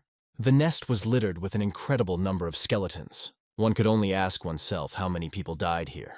Heng decided to use 2 swords at once. Since he now possessed the technique of 2 elements, he felt much more confident and did not even believe in his own strength. Walking along the skeletons, he heard how some bones began to make a cracking sound. The young master looked back at Huang and told him that this place was very dangerous. He advised the dog to move away and stay away. But at the moment when Huanggu closed his eyes, a shadow fell on him. The doctor understood that something was not clean here. Raising his head up, he saw a huge monster. His silhouette was incredible, and his fangs were huge. The guy was so impressed that he almost went into shock. The monster looked at his dog as if it were a victim. Hyun just managed to shout for Huanggu to start running away because the monster hit the ground, creating incredible chaos. The monster tried to reach the dog, which was thrown aside with a blow. The young doctor carefully looked at the opponent who stood before him. From the scale of this monster, it was clear that the battle would not be easy. In addition, this ugly creature was incredibly fast. Using his new technique, Hung felt like testing his strength and having fun in this fight. The millipede began to manipulate the cave, trying to surround him from all sides and hit him with his tail. The boy focused all his strength on the sword, trying to combine lightning and fire into one powerful strike. He only had to strike a decisive blow. The most important thing is to remove the skin from the monster, which served as a protective shield. Only the strongest will win in this confrontation. The doctor understood that one powerful blow would be enough for him if it was accurate. Soon after, he performed an incredible combo aimed at this creature. Black blood began to pour out of the centipede as the blow hit its target. The scale of this blow was simply stunning. No matter what blows the monster threw, the young master blocked them and suppressed them with his aura. Looking back, he saw that the monster fell. Everything was done faster than he expected. After several attempts, he managed to inflict significant damage on the enemy. The incredible power of his blow exceeded all expectations. All that remained was to pierce the skin of the ancient blood tree demon to end the battle. And at the moment when the monster tried to escape, it could not hide and fell, destroying everything around it. It lay in front of the young master, who could not believe that this whole being really died. It turned out to be much easier than he heard in the rumors, or he himself became too strong. He didn't even expect such an incredible level of strength from himself. Shortly after the battle in the cave, he went outside. Everything was fine, everyone remained alive, and today they will be able to cook their favorite dish for dinner. But first, he will have to try to clean up everything after the battle. But the main thing is to find the core. Soon night came and he finished his work. The dark centipede spirit core lay in front of him. It was much smaller than he expected, but that didn't mean it contained little power. Inside was something similar to a poison that could turn out to be dangerous. The young master's animals were amazed at the amount of food they found after the battle. He noticed that they began to consume meat in large quantities. Is centipede meat really that tasty?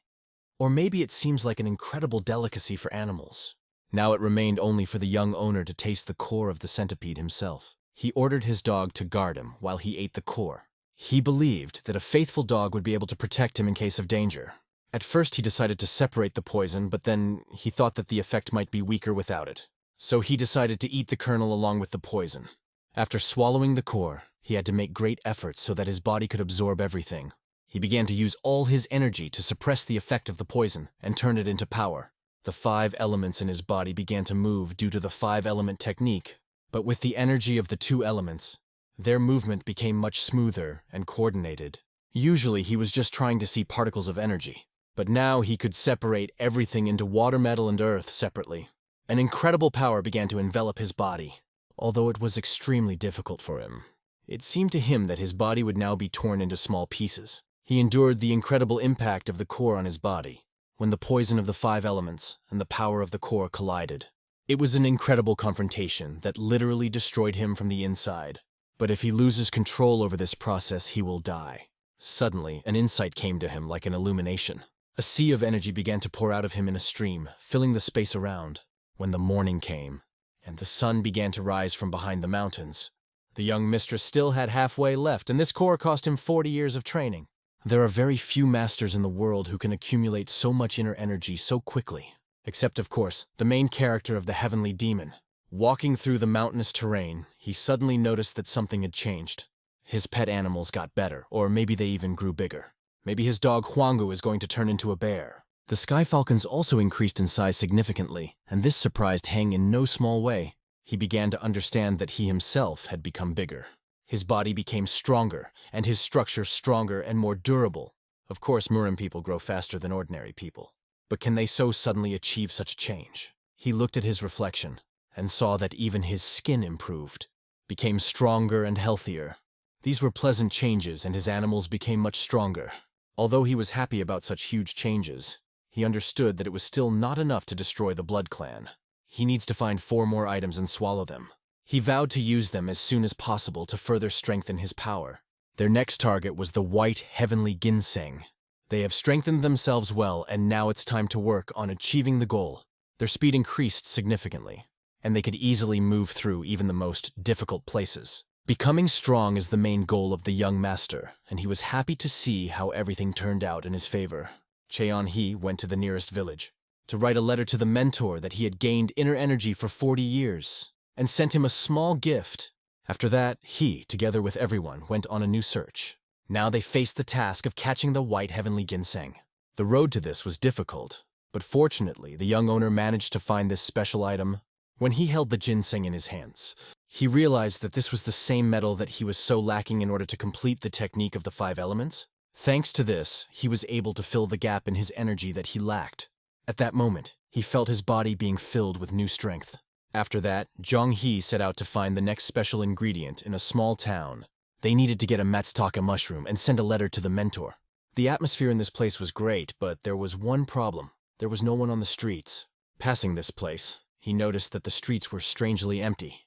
Now should be the time for trading, but there was no one anywhere. The only people he saw were people with swords and grim faces wandering around. It seemed that they were guarding something, and something must have happened.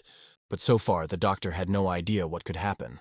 Soon, the guards approached him and the dog began to bark, sensing danger. They greeted the young master and approached with caution. It was clear that this is a city guard that doesn't just show up without a reason. These people apologized and asked to show the sign with the boy's name. He had it, but he wondered why they were asking for it. He pulls a sign from his pocket and shows it to the guards. They look closely at her and analyze all the information. Then one of them realizes that in front of them is a legendary person. He was amazed that the young dragon himself appeared before them.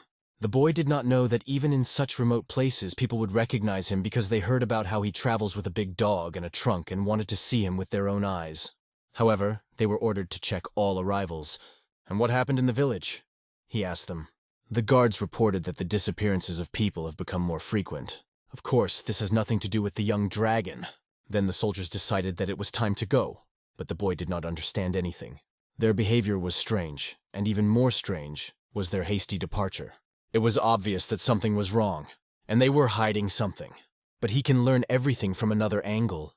The guy went to the restaurant and ordered food for 8 people. The waiter did not understand what it means for 8, because he is here alone with the dog. Looking around, the doctor noticed that there were neither guests nor musicians in the restaurant. Although the restaurant looked the best in the city, the waiter said that there were no people and asked not to worry the young dragon.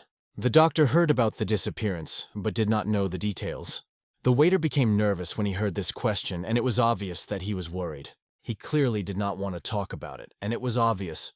The doctor understood that the guard could keep his mouth shut because of the connection with Muram. But why this waiter did not say anything remained unclear. Behind him, someone suddenly clinked a glass and said that he could tell everything to the young hostess. Turning around, the young master saw a rather strange person, who said that she would tell everything only in exchange for alcohol. He asked if the young master was willing to pay for such information. The doctor could pay for the drink, but wasn't sure who the man was. She exuded a strange energy, and her relaxed posture and relaxed style spoke of the fact that this person belongs to the top. This is clearly someone important. The boy moved his desk closer to the stranger and ordered a bottle of wine for his table. They were already sitting at the same table and drinking. The stranger was clearly happy to have a drink with someone else's money. The doctor noticed that this person was quite strange. The stranger almost forgot to introduce himself. Many people in Kongho call him the three-headed tiger. Hearing this, Young-hee started to get a little nervous. After all, the three-headed tiger is a representative of one of the families of tracking masters. But the question arose, why is he here? The doctor told him that he had heard of him and knew his name was Baek Ha. In turn, the doctor introduced himself with his skills and said that he was from the Baek Clinic. Baek Ha also recognized him as a young dragon very famous among the people. Baek Ha was pleased that the young doctor had heard of his achievements. He remembered that he had also heard how they defeated the ancient Blood Tree Demon and the Hao clan, and then caused the Podha clan to be shut down in the Zhoushan archipelago. The young doctor explained that it was not his fault that the clan closed. It happened because of the epidemic. However, there were many rumors about him. Baek Ha showed interest in communicating with the young master. But when it came to the disappearance of people, Baek Ha said that everyone avoids this topic. He said that hundreds of people disappeared in this city, and all of them were small children. Hearing this, the doctor exploded with indignation. Baek Ha continued, even the grandsons of one of the village chiefs have disappeared. It was a terrible event that people could not come to terms with. If someone kidnapped these children, it is a very serious matter, because even the children of influential officials have disappeared. And those who did it are not afraid of any danger. Now it became clear what is happening in this city. They suspect that a demonic clan is involved. For this, a group of professionals was called because it concerned the children of influential families. And therefore, they invited Baek Ha. So this landlord is investigating, but still no leads. After drinking some excellent alcohol, they continued, and meanwhile the animals enjoyed the food that the doctor had prepared for them. Baek Ha suddenly apologized for the strange question, but asked, "Is Young-hee not a virgin?" The young master was so indignant at this insolent question that he even threw his glass. He was confused and nervous, not understanding what this person was talking about and why such a question arose in the first place. Buck and Chin sat opposite each other at the table, each lost in his own thoughts. The young dragon didn't want to answer Chin's question, feigning indifference. Beck expressed his opinion. He sensed that the dragon's intentions were towards children, to manipulate their minds. Or maybe he needs these actions for some mysterious rituals. If it is really for the sake of the rituals, then the children will remain alive until they are performed. Beck, in fact, hoped for it. He needed a solution, not simple revenge. The young dragon asked curiously if Beck thought it was the demon dragon's doing. Beck replied that only partially. Not all forces could kidnap the children of high-ranking families, but there was one group capable of it. The word alone seemed suspicious to Chin. Is there only one? After that, Beck started walking away, leaving Chin to wonder if his candor was due to the alcohol. Aren't doctors the best information getters in the world of Kango? Beck asked, adding that everyone knew who the young dragon was. This is how Beck explained his willingness to cooperate with Chin. The young dragon asked if Beck had any other items related to the missing children. Chin soon returned to his room, lost in his own thoughts. When Huanggu's dog returned, Chin immediately asked if he had found any tracks. But the dog shook his head in different directions, clearly showing that there are no traces. This surprised the young dragon. Even Huanggu couldn't find them. Hope began to fade. What now? Perhaps it is time to recall the plot of the book. You have to close your eyes and drink the elixir, although he didn't know if the children were alive or not. There were many thoughts in my head, but he still drank the elixir and lay back on the bed. Thoughts did not leave him, and he considered what should be done next. Maybe it's worth trying to get information for money. And he, having concentrated, focused on recalling the events of the novel. He remembered how Ryun had heard from the demon of the ancient blood tree that the local residents were alarmed by the disappearance of the children. They believed it was the work of the demonic clan. Ryun didn't answer, but thought that maybe people were just looking for someone to take their anger out on. All events have their reasons. Ryun intuitively felt that the demonic clan, or the Sun and Moon God clan, would one day suffer great losses. That was all the young dragon could think of. Opening his eyes, he spoke the words, "Clan of the Sun and Moon God." Just one paragraph, and it is completely empty, does not contain any information. Neither the name of the village nor the names of the missing children were mentioned there. However, given the map and the climate described in the novel, this is undoubtedly the village where the young dragon arrived. This meant that he was close, but could not face the top of the Blood Clan at the moment and was waiting for Haryun's help. Yes, so far this is just a guess. However, right now it is best for him to find Haryun. He held the item up to Huang's nose and asked to find the owner of the item. And he also asked me to hand over the letter he was going to write. So he sent the two birds and Huang to find Haryun. While they were on the road, he decided to try to learn something else useful. The cave was cold and eerie. Children were forced to eat more to keep their blood clean and healthy. Told to chew well and think about digestion. Suddenly, a man in a red robe rang the bell. The children swallowed the rice spoon by spoon, silently obeying. They managed to hypnotize the children perfectly. But suddenly a righteous man appears and the old man asks him about the reason for coming. He heard that a young dragon had appeared in the village. It was this news that he passed on. They knew who the young dragon was, Pak Rin's apprentice. In addition, it was assumed that he may still be pure of heart. This information became known thanks to their spy. This became clear during a conversation with the three-headed tiger. He laughed, pleased that such an important person would appear here. He especially liked that the dragon had pure energy. The old man immediately ordered the righteous man to bring the dragon to him. He bowed, folding his hands in front of him, and saying, "I listen." He disappeared, and the old man plunged into his own thoughts. He reasoned that the owner of Thunder had not yet reported on the capture of the Sky Falcon. He decided that he would definitely get a promotion as soon as he got things done here. He even thought that maybe the 10 Heavenly Lords would teach him the Tao. The main entrance to the Good Sword Clan, the young dragon was already approaching it, and thanks to his name, he entered without difficulty. He was greeted by a girl he believed to be the clan chief's wife, her face full of concern. The young dragon explained that he had come to learn the swordsmanship style of the Good Sword Clan, but the girl admitted that they could not accept him properly. He understood her completely. Then he asked how he could help, and a ray of hope appeared in her eyes. Soon, Chin checked on the condition of the clan head and his wife. When he asked what happened, she burst into tears and told everything. She explained that that day was just like any other day. But when she woke up in the morning, something terrible happened. Some time passed. It was already dark outside. The young dragon walked on the roof, thinking that it was not so easy to track the enemies. There were no tracks here. In addition, time was pressing. There was not much of it. In the original script, Blood Clan rituals are usually held at the end of the year. Chin understood that they would try to kill and sacrifice all the children to increase their power. As he walked, the young dragon begged Ryun to come sooner because he really needed help.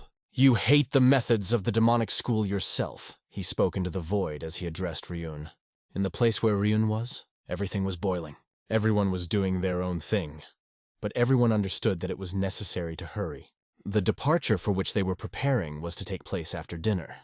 The two men saw people from the Sun God Temple and the Sky Demon in front of them. Their master personally accompanied them, and during that time there were a few skirmishes, but nothing serious. However, the master's behavior was strange throughout the journey. He did not kill everyone who attacked them.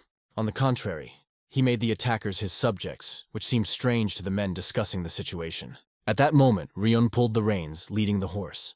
He ordered everyone to get ready, because they would be leaving soon. "That's right," answered the others, almost finished their training. As he sat on the horse, he remembered Hyen's words about how he managed to hold back twice already. Ryun managed to free his body from the influence of the Blood Clan. Now he could sometimes ignore the orders of the temple. You can't say otherwise. Everything is going according to plan. The only thing left was to find Hyun. That was exactly what Ryun was thinking. Suddenly, he heard strange noises. 2 men trying to stop Huang. The dog burst through them, growling menacingly. But his skill was much higher, so he simply jumped over them. The men could not restrain the dog and only asked the master to be careful. Huanggu ran up to Ryun's horse from behind. Ryun turned and noticed him. At the same moment, Huanggu overtook the horse and stopped in front. The dog began to growl at the horse, and a note was hanging around his neck. The horse got scared and began to jump nervously on the spot. Ryun tried his best to calm the animal down. At the same time, he asked himself what the hell was going on. Looking at the dog again, he realized that it was a sacred animal. Then he hastened and ordered everyone to calm down, and he himself took a few steps towards the dog. Ryun thought he could kill it with one blow, but he said to the dog, "Tell me thank you for holding back. I've already restrained myself. There's one more to go. Ryun tilted his head down and saw a note with a deer symbol on it. He leaned closer to take a closer look and understood the meaning of the symbol. This symbol was left on a note by a young dragon. It was the symbol of Peckrin Clinic. At first, Ryun did not understand why the dog from the clinic had appeared here. But he remembered that he had heard about a young dragon traveling with a large dog. Is it him? He began to remove the note from around Huang's neck, thanking him for finding him. The others realized that the master seemed to know this dog. Ryun unfolded the note folded into a scroll. He began to read, and his face took on a thoughtful look. He wondered in his mind if the young dragon had lost his mind. What is he thinking, putting himself in such danger? He turned to Huang and asked him to lead him. They had to find and save the young dragon. The dog, without thinking, immediately rushed forward. Ryun ordered his men not to follow him. He ordered them to continue to fulfill the tasks of the temple because he was in a hurry. The master left them with several questions in his haste. Ryun was getting closer and closer to the young dragon. Meanwhile, the young dragon discussed the plan to track down the kidnapped children with Beck and asked his opinion on the matter. Beck replied that it was a good idea, but he had already tried it several times. He explained that it would be extremely difficult, because one of the children could be kidnapped. The young dragon understood him. But what? How were children really used in sacrifices? Perhaps they can be traced by their birth dates. It wouldn't make sense to kidnap the children of influential families for a simple murder. No one would notice the disappearance of poor children or orphans, and they clearly choose children according to their taste. The young dragon's words made Beck think. He asked Qin what he would know when he got the information he needed. Don't worry. When I learned the techniques of the Chagall clan, I also learned the tracking technique, the young dragon explained. But the problem is that it is almost impossible to get the birth dates of all children. And here Beck could help. He had some information about these children. This became possible thanks to the support of the Sword of Good Clan. You just have to wait a little. After these words, hope appeared in the eyes of the young dragon.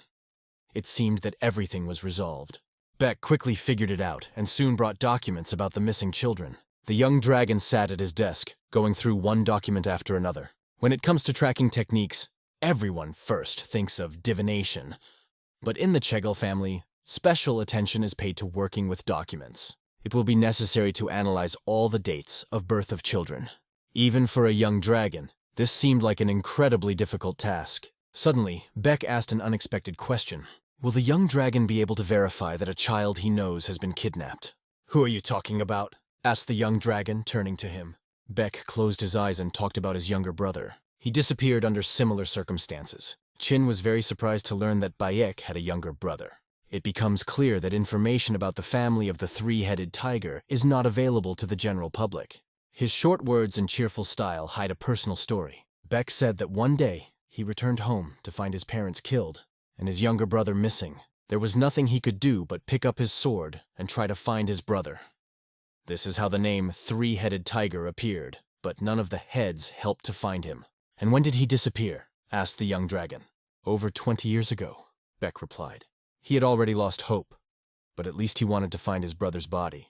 The young dragon thought about the depth of the words he heard. Beck said that from that day he even started drinking. He also understood that he could not do anything without having certain powers from birth.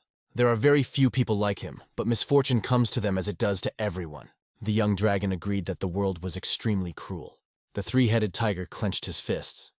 He was incredibly sorry. He became a master swordsman, but truly talented people at his age reach other heights. That is why he spent all 20 years looking for his younger brother. At least, he thought so, based on his words. All these years, he only drank alcohol, nothing else. He stayed on alcohol, overcoming numerous obstacles. Not everyone could withstand this. Then the young dragon asked him to name the date of birth of his younger brother. When Beck heard that he would try to find him, he was genuinely happy and thankful. He began to write down his brother's name in hieroglyphs. Then he handed this leaf to the young dragon. Qin himself had never heard of this character in the novel, but action novels often use nicknames. The kidnapping method is really similar. The young dragon read on. Beck understood what the matter was. He slammed the table, exclaiming that he knew it. Rejoicing that they had learned the truth, Beck said with determination, "I'm coming after you, brother." The young dragon also understood that now Beck would be even more active in looking for criminals. He narrowed the list of suspects down to 2 children. Beck took the 2 notes and began to read them over. Both are children from rich families. He asked if there was a sick child among them. Beck replied that he had heard of a boy named Ken who had recently come down with a cold. Their captors would hardly take a sick child. Then Chin proposed to stop at the other one and said that it needed to be found. They were able to quickly solve a case that Beck himself could not unravel for a long time. He called the young dragon his savior. Beck agreed to lead him using the quick step technique. The young dragon, just in case, warned him. Interference in the abduction process could lead to the loss of other children. Otherwise, the lives of these children will be lost forever. They soon reached their destination. It's getting dark soon. We need to hide, Beck warned. We'll communicate telepathically. Thanks to the 5 elements technique, they will be able to easily communicate with each other. Fortunately, the young dragon possessed this technique, and at this moment, he was wondering if Hwanga and the Sky Falcons had found Haryun. Deep night has already fallen on the street. The two of them stood guard, Beck wearing a black hood. Suddenly, they heard a creaking window from which a man in a red robe climbed out. He had a big bag on his back. He moved quickly, jumping from one roof to another. His agility and speed were impressive. Well, it's time to get moving, Beck said. Having agreed, Beck and the young dragon moved forward. They began to follow the man in red, who belonged to the Blood clan. Having passed further, they found themselves among the mountains. Beck lost track and assumed that the formation was used for defense. The young dragon began to concentrate energy around his hands. Thanks to this energy, he decided to take a closer look around. Beck was amazed that the young dragon could even do that, and with the help of the 3 lines technique, he was able to keep up with him. In response, the young dragon explained that this was made possible by his mentor's training. Meanwhile, he was already using the technique, trying to detect the formations. As Beck said, there were indeed many formations here, but not at all like the Chegel family. Many of them were connected with each other, but if you destroy these connections, you will be able to find a way. The young dragon decided to take on the role of guide. They immediately set off, moving very quickly. The young dragon relied on his senses as he moved forward. He did not let go of the sword, remaining ready. Suddenly he swung his sword and a wave of energy hit the rock directly in front of them. They were able to go through all the difficult stages of the journey. Beck admired his skill, but the young dragon called it mere skill. They went further. As they got closer, they saw in front of them a large tree with the smell of resin, as if specially created for the ritual. The young dragon noted that by destroying the formations, they would soon attract the attention of the enemies. Beck hoped that whoever had kidnapped his little brother would be among them. The young dragon warned him not to count on them being kept alive as hostages. Time was short. And now the enemies appeared, all dressed in red robes. Enemies moved very quickly. I wonder how many years they trained to move so skillfully. At this time, Chin and Bayek were standing in front of the entrance, wondering if a trap was waiting for them. Beck joked that after all this, he would treat him to a cup of tea as a thank you. They were talking when suddenly blades flew in their direction. The young dragon looked up and realized that it was a real mess. The enemies began their attack on them. The young dragon made several nimble moves, dispersing the energy around him. With a swing of his sword, he sent waves of energy at the 3 enemies. The members of the Blood clan were pushed back a few meters. But they were ready to continue the attack and were not going to stop. They gave orders to each other in an incomprehensible language. There were more and more of them, and they began to surround the boys. The rustling of their footsteps and small stones echoed across the ground. Enemies tried to completely enclose them in a ring. What to do? They didn't have time for a duel with everyone, and they didn't want to linger here. The young dragon heard an offer from Beck. Beck was willing to go into the lion's mouth to give the young dragon a chance to get into the very throat and try to save the children while he held off the enemies. In response, the young dragon ran 2 fingers along the blade of his sword. He asked Beck not to worry, assuring him that he was capable of dealing with everyone on his own. Incredible power, thought Beck, amazed at the inner energy of a young dragon at his age. However, although the enemies felt this power, they still continued to approach. Despite their fear, they acted on the orders of their chief. The young dragon began to use the 3-sword technique, adopting an incredibly beautiful fighting stance. And as he concentrated, he said, 3 swords blast! Each of the enemies had an excellent opportunity to escape, but they did not take advantage of it. They just decided to rush forward at the 2 boys. They seemed to believe that the numerical superiority would help them, but the young dragon was already showing his prowess. Only loud screams of pain could be heard from the enemy. These screams were the result of the young dragon's blows. If Beck had known it would turn out like this, he would have learned the 3 swords technique as well. He watched with pleasure as the young dragon acted masterfully. Beck, inspired, began to attack the enemies behind, while the young dragon announced that he was going forward. Walking forward, he asked Beck not to die, leaving a trail of blood-soaked enemies behind him. Although the enemy behind them shouted that they would never let them go, the young dragon was already far ahead. He moved forward through the cave, carefully examining everything around him. Fortunately, the cave was easily arranged, and he did not feel any barriers. He was sure that he was close to the goal. There must be children nearby, and at that moment he decided to run faster to the passage he saw in front of him. He entered the passage and began to carefully look around. In front of him lay a strange slime that seemed to be poisonous. Unfortunately, there was a lot of it, and it clearly made the way difficult. Due to the poison, the young dragon began to lose concentration. The enemies deliberately wanted to throw him off balance. That's why the path seemed so easy. However, he found the strength to fight the poison, relying on his sword. The strong energy of the 5 elements was supposed to help him. He used it to disperse the green, poisonous mist around him. Suddenly, he heard a strange sound in front of him, which seemed extremely disturbing to him. Everything around began to double in the eyes. Is this another technique of the enemies? He was on his knees, holding himself up with his sword. Now it became clear how enemies paralyze people and turn them into their puppets. Even the young dragon thought that normal barriers would be better here. Meanwhile, the old man from the Blood Clan was sitting on a chair. Enchanted children stood around him. Each of them completely lost control over themselves. The old man was only happy when he learned that the young dragon had finally arrived with them. He was waiting for him for so long. The young dragon managed to get out of the poisoned lair and was already almost at the entrance. Stepping inside, he heard the old man's words. "Judging by your clear gaze, you have not yet fallen victim to our blood-soul poison. It's surprising that I survived it, because it is stronger than a poppy." For now, the young dragon decided to just listen, so as not to directly ask about their affiliation with the Blood Clan, which could complicate the situation. He then spoke, "Are you the Demon Clan? It's amazing what a place you've built in the dungeon."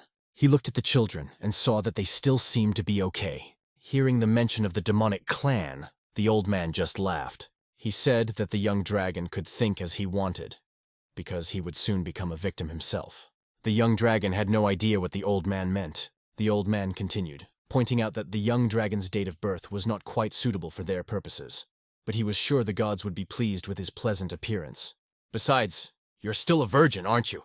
added the old man with a sly smile. "How does he know all this?" thought the young dragon, looking at the wily and old face in front of him. He remembered a recent conversation, and instead of answering directly, decided to refute the statement. "I'm not chaste." But the old man warned that it is useless to lie to him, because he sees everything, and immediately hit the ground with his staff, performing a strange spell. "How can your chastity be preserved for more than 15 years? After all, you are a young man," said the old man. The young dragon asked him once more what he was talking about, and wondered if the old man could see his past life when he was alone. "You belong to the Taoists. In any case, your pure soul will be suitable as a sacrifice to the gods," said the old man, standing up. In his past life, Qin worked constantly, having no time for anything else, and remained alone all his life against his own will. But at that moment, the young dragon grabbed his sword and demanded that the old man stop his nonsense and let the children go. In general, the old man was glad that Qin was not a Taoist. Although it was even better, he kept his pure soul. He ordered Qin to lower his sword. Pointing to the children, he said that if he did not do this, they would all die. The young dragon could not believe that the old man was planning to spill blood on the altar just like that, without a ritual. Qin knew the rules well and understood that this was a crime. He was not allowed to touch the future victims before the appointed time and could not violate the rule established by the trigrams. After his words, the old man called him really smart. However, he was sure that he would be able to subdue him in any case. Qin watched as the old man raised his staff. Then he struck the ground with his staff, and the sound echoed around. The air around them began to thicken in a strange way. Qin took his sword and got into a fighting stance. Looking down, he saw the stone begin to crack beneath his feet. The cracks became bigger and bigger. Some stones even flew into the air. People began to appear from under the stones, although it was not clear whether they were alive. There were stickers on their faces. They were ghosts. Can an old man rule even the dead? The old man, pointing his staff at the young dragon, ordered the ghosts to bring him without a single scratch, for he is a victim of the highest class. The old man was sure that the young dragon had nowhere to escape. He believed in his spell and the power of the ghosts he summoned. The young dragon had been preparing for this battle for a long time, and had imagined the battle with the ghosts many times. This was to be his first battle, where he would be able to use the two-element technique vividly. A large yin-yang symbol appeared under his feet, one half of which was blue and the other half red. He did not hold back and had not even the slightest desire to hold back. He activated his body's new mode. His body seemed to move smoothly in battle, holding the sword and separating different types of energy. The cold was supposed to bind their bodies and stop their movement. Only one who knows the location of bones, cartilage, and muscles is capable of this. Ghosts beautifully scattered into small particles. The young dragon was ready to use an even more interesting technique. Taiyi's sword, Taiyi's specter, was an incredible sight that the old man watched while holding the staff. He couldn't believe that such a young fighter was capable of using 2 of the 5 elements at the same time. "Who are you?" the old man asked himself, watching this incredible sight. At last, he began to realize that he had been overconfident, thinking that he would easily capture him. Realizing this, he decided to summon dark ghosts. Wasting no time, he struck the ground with his staff several times, and he began to loudly say the spell that he had been preparing for a long time. Other ghosts, more muscular and powerful, began to appear from under the stones. On their foreheads was the same seal that kept them under control. The young dragon realized that he was in serious trouble. These were dark ghosts. The experience of fighting an expert-level warrior was enough for him. And now he realized who his opponent was. He was a demon who controlled the dead and used murders for his rituals. Only after realizing this did the young dragon realize that the danger had become even more serious. It became clear that the jokes were over. The old man ordered the dark ghosts to seize him. Meanwhile, Beck continued to fight other enemies. But at a certain point, he was suffocating, feeling that he had become too old. He tried to fight as long as possible, but he didn't even know what was happening to the children. Suddenly, he noticed how the faces of the people under the hoods began to change, contorting into grimaces. Beck turned, hearing the sounds of a dog behind him. Behind him was Ryan, who asked if this was where his older brother was. Beck didn't know who he was, but he sensed an unusual energy in him. At this time, the young dragon continued his battle. His opponent became much more serious. The dark demons managed to attack him and inflict blows on his body. He quickly realized that they were not at all like ordinary mortals. Their bodies were much stronger, and even a sword could not pass through them. These corpses were surprisingly agile, and could move almost like living people. "Damn it," he thought. And the head of the demons just watched, laughing at this scene. He was confident in the strength of his dark knights, and wanted to ensure that the young dragon had a decent end. Qin, meanwhile, knew that stalling would only make matters worse. First, he had to deal with the demon so that it would lose control over the ghosts. The technique of the 5 elements: fire, water, the path of yin and yang. He had to channel all his energy into the ice sword and transfer the fire to the black pine sword. It was a great plan that Qin had come up with. All that remained was to wait for the 2 swords to unite. He was the first to rush at the dark ghosts. When the water heats up, the pressure will increase rapidly. That was exactly what Qin planned to achieve. He just had to wait a little longer. And when that happens, the steam explosion will destroy the ghosts. Finally, it happened. The ghosts began to feel the immense pressure. More precisely, they felt nothing, but their bodies moved more and more slowly. Qin was putting his plan into action until the demon chief didn't understand what kind of attack it was. He realized that he could not just sit idly by. Therefore, he decided to show his strength by launching an attack on the control of the dead. His eyes glowed red, and the energy around him took on a green hue. It was a special attack of a demon that controlled the dead from the core clan. Qin only tightened his grip on the sword in his hand, realizing that this scoundrel was making his body as strong as the dead. In the novel, it is stated that his power is so great that it could put the last stone in Nikonstatology. Over the years of his battles with Ryun, he would demonstrate the ability to withstand such attacks. But it is still far from that. The strength of his body is still less than that of the real dead. Qin got into a more comfortable position, looking for solid support under his feet. His sword rested even more confidently in his hand. He optimally assessed the situation, finding more and more chances to win. This optimism was bolstered by Taiyi's sword, which boosted his fighting spirit as it flew straight at his head. He swung his sword and a blue flame spread around his body. Qin made a direct sword strike, but the chief didn't care. Qin just stared at his creepy appearance. They met in a fierce battle, which was difficult to see because of the fog that rose around them. The rocks cracked from the waves that came from their blows. Qin held 2 swords, while the old man used a staff to parry the attacks. Despite the speed with which Qin swung his sword and struck, this scoundrel held back his attacks. It was hard to believe that he could stop them with his hand that could withstand the energy of the sword. It became obvious that his body was not at all like the others. Dust settled all around, falling on the bodies of the children who stood and silently watched. During the battle, the old man called him Kid, and even complimented him on his excellent tricks.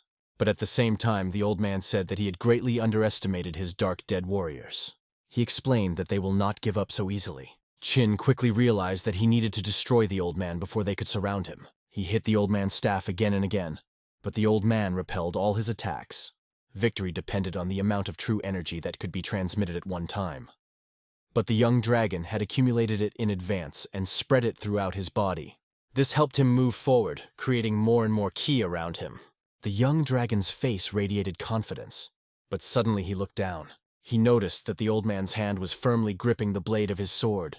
It was a fatal mistake, as he immediately felt his body begin to freeze. This is exactly what the young dragon had in mind when he stepped on him. The old man brought his staff closer and closer to the young dragon's body.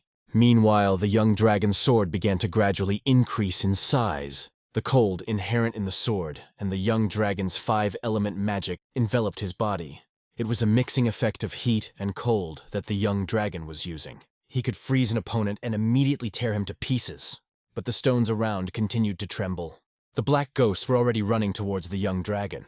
He needed to hurry and deal with the old man to avoid their attack. The energy consumption of the sword was extremely high, so it was necessary to finish everything in 30 seconds. This became the next problem. Otherwise, he won't be able to draw his sword back. The old man still continued to hold him tightly. Even if the dark dead were allowed to attack, the demon had to be dealt with first. The energy became more and more intense and dispersed around. The dead heard this spell and began to respond. A loud sound of coughing echoed around. Coughed the young dragon after being rejected by the demon as the very seed predicted by the Blood Clan. At that moment, incredible energy began to emanate from his staff. The young dragon realized that it was this energy that was the basis of the demon. The demon also now clearly understood the young dragon's skills. He was sure he could kill him and sacrifice the entire Blood Clan. The young dragon barely dodged the demon's attack. It became clear that the demon was just waiting for the right moment to strike again. Under these circumstances, the young dragon realized that the situation was very dangerous for the children. He himself was also not in the best position. Glancing to the side, he noticed that another threat had appeared there as well. He couldn't forget the ghosts that were still running towards him. The demon was still directing them, telling them to capture him. Feeling a punch from one of the ghosts, the young dragon realized that they had great power. This was evident from the expression on the young dragon's face and the way it cowered after being hit. One of the ghosts hit him right in the ribs. It was getting hotter on the battlefield. The young dragon fell to the ground as ghosts swarmed over him, attacking from all sides. The demon laughed, finally waiting until the young dragon was in his captivity. He admitted that it was the first time he had met someone who resisted so persistently. He asked the young dragon to simply surrender and become his victim. At this moment, the young dragon felt that he still had a lot of energy. He could use the 5 elements technique, though not for long. He didn't believe that these dead warriors could stop him, so he rose to his feet. His confidence grew. In battle, he never lost heart. Despite the limited time of using this technique, he moved forward. His sword shone with an increasingly bright blue light. His body was extremely tired, but he had to save the children, and he destroyed all the ghosts with one blow. The demon began to worry seeing this with his own eyes, not believing that for the second time, the young dragon had destroyed them all with his sword. The dead only followed the orders of their master. He did not attack them to death because they were worthy opponents, although no longer among the living. The young dragon explained this to the demon, realizing the incredible power of his energy. However, he himself was not going to yield to him in any way. Moreover, the demonic energy now had no effect on him at all. The fight will only end when Qin destroys his staff. It was time to act. He pushed himself off the ground and charged straight at the demon, aiming to smash his staff. As he ran, he shouted that he would not tolerate the demon using children for his altar. The demon began to drain his energy reserves as he prepared to meet Qin. He used so much energy that the surrounding space became almost completely dark. But the young dragon ordered him to think about what he said on the way to the afterlife, dispelling the dark cloud around him. He came closer and closer, sword in hand, clutching it with all his might. He promised that no one would die. However, I saw how the children were already lying on the ground. There was no choice. We had to put an end to this old demon. The young demon felt no pity for him, because he is a Taoist, not a warrior. Even if one cuts off his limbs and destroys the energy center, it is impossible to predict whether the demon patron will want to bring him back to life. Only time will tell if this decision was the right one. Regardless of whether he had to sacrifice himself, the young dragon was ready for it. There was only the sound of a sword cutting flesh. A moment, and the demon was already lying on the ground, and the young dragon was kneeling in front of him. Splashes of his blood flew around, and talismans that helped perform spells lay at his feet. The young dragon had used up almost all of his internal energy. He understood that it was necessary to get the children out, but he could barely move even a finger. The demon was cut in two, and the cut was frozen by the force of the young dragon's sword. Looking at this, the young dragon could only think of how horrible the creature was that made him do such a thing, and hoped not to meet him again. After that, he immediately began to examine the children. Everything seemed normal. There were no serious wounds. They were sharpened by the poisonous air gas in the cave. However, the antidote of the 5 elements helped them to get rid of this effect, and that was exactly what Qin was helping them with. At the same time, he himself suffered from exhaustion. It was difficult for him, and he had no idea how to get all the children out of here. He also worried about the fate of the 3-headed tiger. The others fought him without appearing here. Could he hold them all back? I hoped that he was all right, and that he was not seriously injured. Sitting next to the child, he suddenly heard a rustling from the side. Looking there, he was surprised to the core by what he saw. Despite the fact that only half of the demon's body was left, it still rose. In a terrible voice, he declared that he would never give him the children. If it was not possible to sacrifice the young dragon, he decided to simply destroy it. Qin could hardly stay on his feet listening to him. The demon whispered, "My God, give me the strength to kill him." It was clear to everyone that this technique would lead to a self-destruction that could collapse the entire cave. The ancient blood tree, demon's self-destruction power was terrifying. But how devastating will his blow be? He understood that not only would he not be able to save the children, but he himself would not be able to escape. He only tightly gripped the sword in his hand. A thought flashed through my head. Will it all end like this? And he exhaled heavily. Moments from the past began to flash before his eyes, like déjà vu. It was a memory from a previous life. Blood on the face and tears.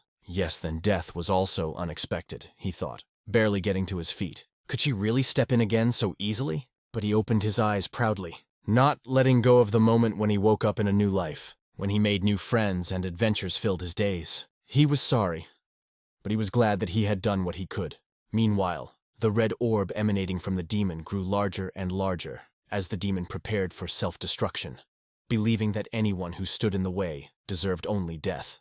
The demon's eyes were burning red, and the young dragon with his eyes closed, his eyelashes clenched.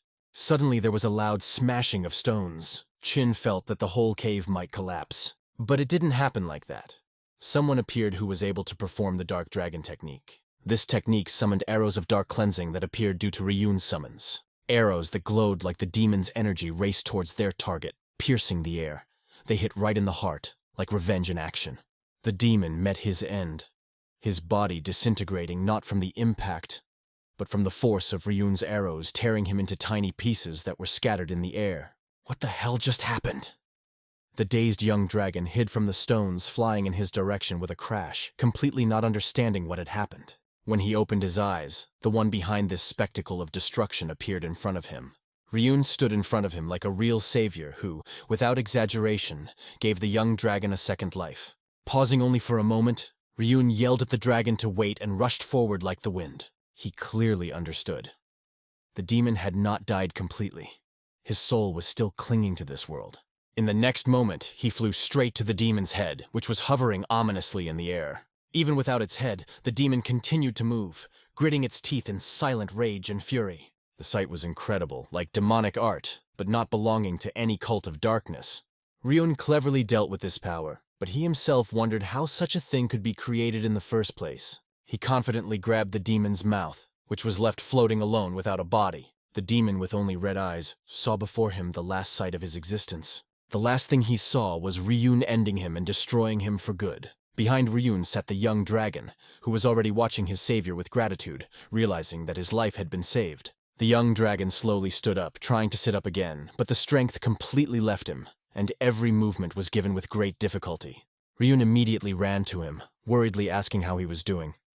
To this, the dragon replied, "Everything is fine, but I can barely stay on my feet." Ryun angrily shouted that he was acting recklessly, because fighting alone against such an opponent was complete madness. The young dragon just smiled widely in response and said, "Thanks for being on time," expressing his gratitude for the help. Ryun couldn't hide his surprise. How, after everything he's been through, is this dragon still able to smile? On the way, Ryun met a 3-headed tiger and informed him that the dragon was fine and that he had defeated all the dark warriors. They also checked for important documents that could shed light on their purpose. This news was wonderful, but Chin, the young dragon, was so exhausted that he could not even raise his sword. However, his anxiety slowly passed away and peace enveloped his heart. He began to lose consciousness, and with his last strength, asked Ryun to take care of the children and send them home. His eyes were closing more and more, and fatigue was rolling in waves. As he passed out, he still worried in his mind about the children who needed protection. Ryun gently assured him that there was no reason to worry and promised to take care of everything himself. He carefully arranged the young dragon's body to rest, tucking it in so it was comfortable. Adjusting its position, Ryun made sure that the dragon could rest without too much trouble. Ryan carefully tilted the dragon's head to the side so that its breathing was freer and calmer. Strong and always thinking of others, Ryun thought as he looked at the dragon who was sacrificing himself for the sake of those around him. However, turning his head, he noticed that the children were lying on the ground, tired from all the trials. Now it was his duty to take care of everyone who was hurt. He began to clear the scene of the battle, making way for the children to help them as quickly as possible. Some time passed, and now everyone was in a cozy building where they were warm and safe. There were flowers on the shelves all around, and the atmosphere in the room was surprisingly pleasant and soothing. The young dragon was lying on the bed, still not recovered from the hard battle. However, at some point he slowly opened his eyes, feeling how difficult it was for him to even move. Ryun stood by all this time, and when the dragon woke up, his joy knew no bounds. The dragon, barely regaining consciousness, began to look around in confusion because he could not move. Then Ryun began to explain what the matter was. It turned out that he had bound the dragon. Strong chains held its arms and legs so that it could not move. Everything was securely fixed. But the dragon did not understand what was happening and why it was done. He asked Ryun what all this was for, and only then did he see the logo of Paek Rin's treatment facility on the handcuffs. These are the same handcuffs created by the mentor 10,000 years ago. The dragon was surprised, recognizing them. Ryun nodded and explained that he had invited the mentor to help with the treatment. He reassured the dragon, saying that the mentor had already prepared everything, so he would not feel any discomfort. However, the young dragon could not understand why the mentor was looking for him and why he appeared so early. Ryun suggested that the mentor might have foreseen that something like this could happen. Meanwhile, he cooked porridge and asked the dragon to eat, and then he noticed that Ryun was missing several fingers. The dragon asked him about this, looking surprised for an explanation, and Ryun answered calmly. Paek Rin temporarily took them away. Then he will sew it, said Ryun, and the dragon was completely confused, not understanding what it was about. Why do you have your fingers, mentor? He asked, still surprised. It's a fee, Ryun explained briefly and clearly, not wanting to go into details. He also informed the young dragon that he would stay here until his condition improved, and the mentor promised to keep the fingers in such condition that they would not deteriorate. Even severed fingers can be saved if the right conditions are met, he added. Do real madmen live in this Marima? How necessary was all this? Thought the dragon with surprise. Ryun brought a spoonful of porridge to the dragon's mouth, insisting that it eat first and get stronger. He explained that after the operation, the dragon must gain strength through food and rest. After all, in order for Ryuna to get his fingers back, the young dragon must recover as soon as possible. As soon as the young dragon asked, all the children were taken out of the cave into the fresh air to help them. The three-headed tiger and Huangzu took the children to the nearest village. Fortunately, thanks to the help of local residents, all the children gradually came to their senses and recovered from their ordeal.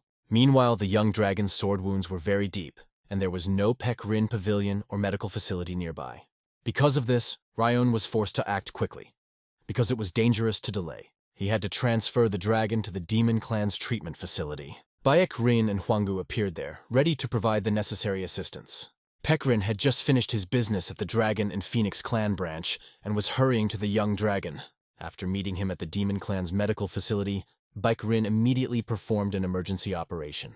His skills were impressive. He worked quickly and professionally, saving lives. However, there was one problem. If this was found out, Paek Rin could lose his rank as Muram's civil servant. So he had no choice but to pack up quickly and leave, staying in the shadows. Before leaving, he asked Ryun for his fingers as a guarantee of his promise to help the young dragon recover. Paek Rin promised to keep the fingers in the cold, so that their integrity would be securely protected. It was a request from the person who had saved the young dragon's life, so Ryun agreed without hesitation. Of course, if you can call it simple, thought the young dragon, considering the complexity of the situation. Ryun told him the whole story, explaining what happened and how it all led to the current events. The dragon stuck to his opinion, Ryun and Peck both look like madmen, because in Murima, the guarantee of a promise is extremely important. Ryun also explained that even if the fingers are sewn back together, it will not be possible to control them just like that. The human body is not so easy to restore to a normal state. And although you can rely on the mentor's skill, there is still a risk that the fingers will never regain full functionality. Hearing this, the young dragon was visibly worried, but Ryun just bowed his head and looked down at his hands again. He confidently said that these are trifles, because he gave them for the sake of his friend, and he does not see anything terrible in this. These words stunned the young dragon, and he was lost in thought for a moment. Then Ryun continued, saying that he had saved him more than once, and that nothing was more precious to him than the life of a friend, and the fingers were just a trifle. "I would give even my life for you, not just a couple of fingers," Ryun said firmly. The young dragon heard these words not so much with his ears as with his heart, deeply feeling their sincerity. He tried to remember and compare this moment with the events described in the ancient novel, lost in his thoughts. According to legend, a Death Star would always hang over him, and his 5 senses would sometimes go crazy, making him crave blood and death. Due to the time that the dragon devoted to him, Ryun had the opportunity to live an ordinary human life. However, he is still forced to suppress and contain his true essence, and this causes him excruciating pain. At that moment, Ryun asked the young dragon to focus on recovery, reassuring him that the situation was completely under control. Soon an unexpected guest visited him. Ryun, entering the chamber, immediately explained that he wanted to propose a deal. It was a 3-headed tiger that flew into the room, indignantly asking what it all meant. "Did these demonic fools think of putting the patient in chains?" cried the tiger. And the young dragon only smiled, realizing that he would have to hide the truth for the rest of his life. However, the 3-headed tiger was glad that the young dragon had survived, despite his serious wounds. Tiger also noted that Ryun gave him goosebumps, and it was quite understandable. But he immediately got down to business, saying that this time he had come to make a deal. At the same time, he visited the young dragon, hoping that Ryun had not offended him. The young dragon replied that everything was fine. They also received an antidote to the mind-clouding pills, so the kids recovered without a problem. The 3-headed tiger believed that this was the merit of the young dragon. By the way, he was also able to decipher the documents left by those people and learned a lot. Chin immediately asked what exactly. The tiger replied that although they looked like a demonic clan, they did not actually belong to it. Although there was no record of their self-name, the tiger learned that their name contained the word blood.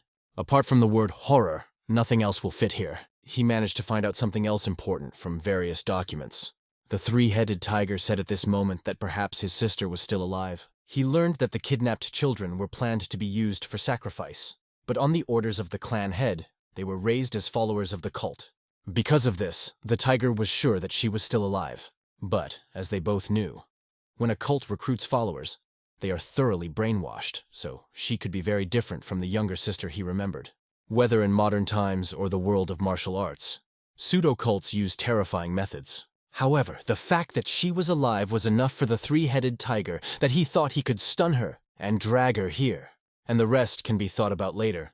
Although the young dragon understood that finding the body of his sister who died 20 years ago and finding her alive were completely different things. However, the 3-headed tiger wondered if he had the strength to subdue this child. He didn't look at it through rose-colored glasses. It was for this that he came to make a deal with the demonic clan. "What are you talking about now?" Chin asked him. He was silent for a few seconds, and then began to explain. "You can despise me, but there is simply no time or other way to reach the limit of transcendence for a criminal like me, and that won't change."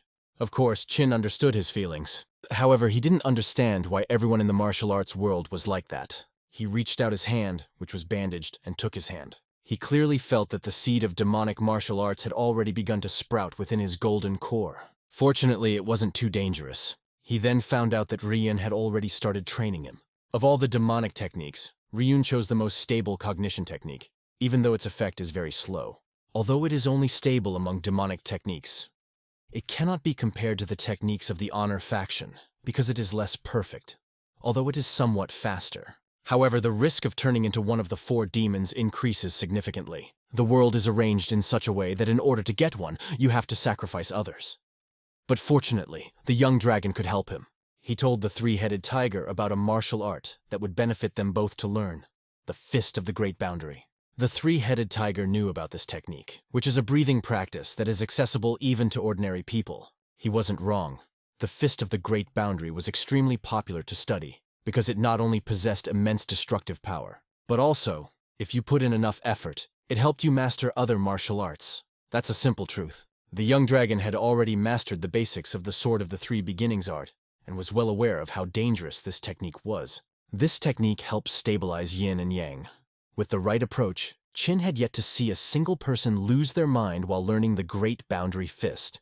And even Beck thought it strange that someone could go insane from a single breathing technique. Together, they decided to try it, thinking that it couldn't get any worse. Beck agreed, because thanks to the young dragon, he was able to live to 20. The young dragon thanked him for being willing to listen to his advice. By the way, if you don't mind, I can consider you a true friend. The likes of you are hard to come by in the Kango. After a short pause, Beck said something that made Qin catch his breath. He immediately agreed to this offer, for which the three-headed tiger thanked him. He wanted to say thank you, but he didn't have anything special, so he reached into his inside pocket. Beck handed him a tag that the young dragon could show at any escort company, and they would immediately contact Beck. He also asked to contact him if you need to find information or track someone down. It was a good suggestion.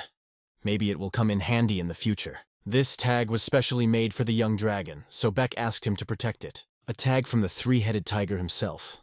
What a symbol of friendship.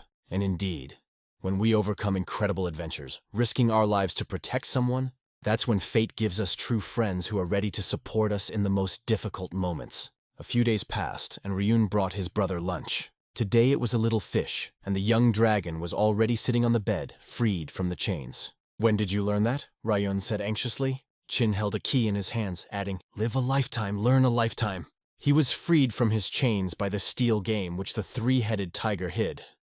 With the chaos energy spinning art and the five senses, he easily understood their inner structure. Ryun was going to let him go after he was fully recovered, but Qin assured him that he was already feeling better and there was no need for it anymore. He demonstrated that his body is already light as a feather, adding that the mentor has excellent skills. Ryun understood that it was difficult for him to remain in prison, which is why he released himself. At first, the young dragon offered Ryun to sew up his fingers, because that was what worried him the most right now. He said he needed to check on them and asked where they were. Also asked Ryun not to sacrifice his fingers for him anymore. All of this was because the young dragon was also very worried about him. As he spoke about his worries, Ryun closed his eyes. He closed his eyes and agreed to think it over. They decided to send the mentor a pigeon.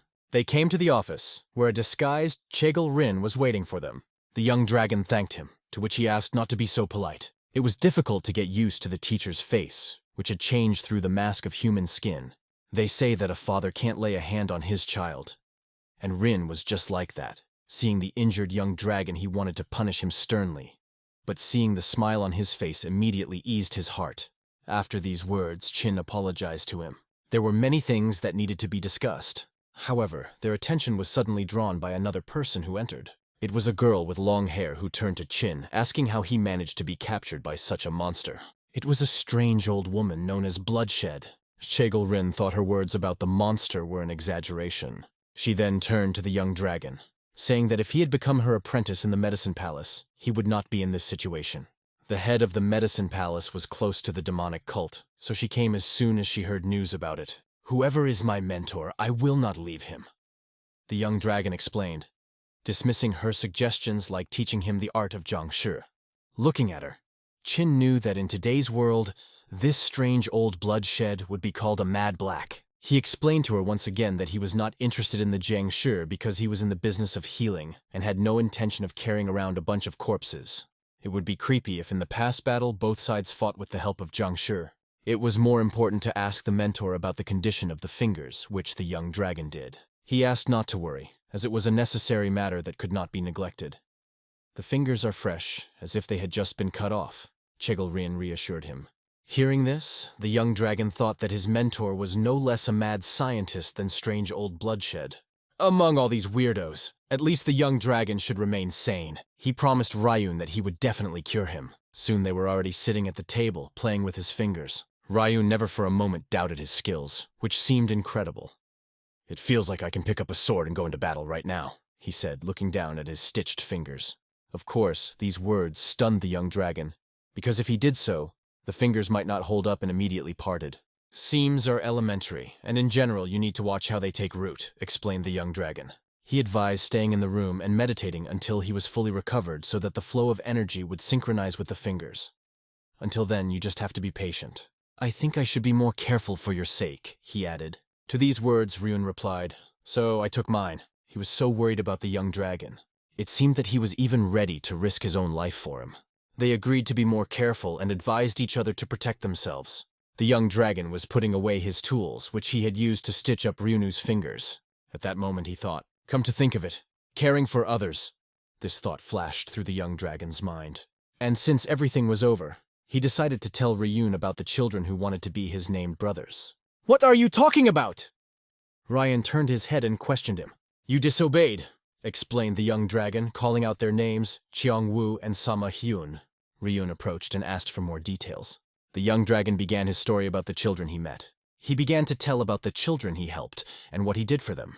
About the children in whose eyes hope and kindness appeared after his help. So you kept them alive because they treated you like an older brother? Asked Ryun. He suddenly hit the table and asked not to deceive himself. Ryun believed that the young dragon's children only needed his medical skills.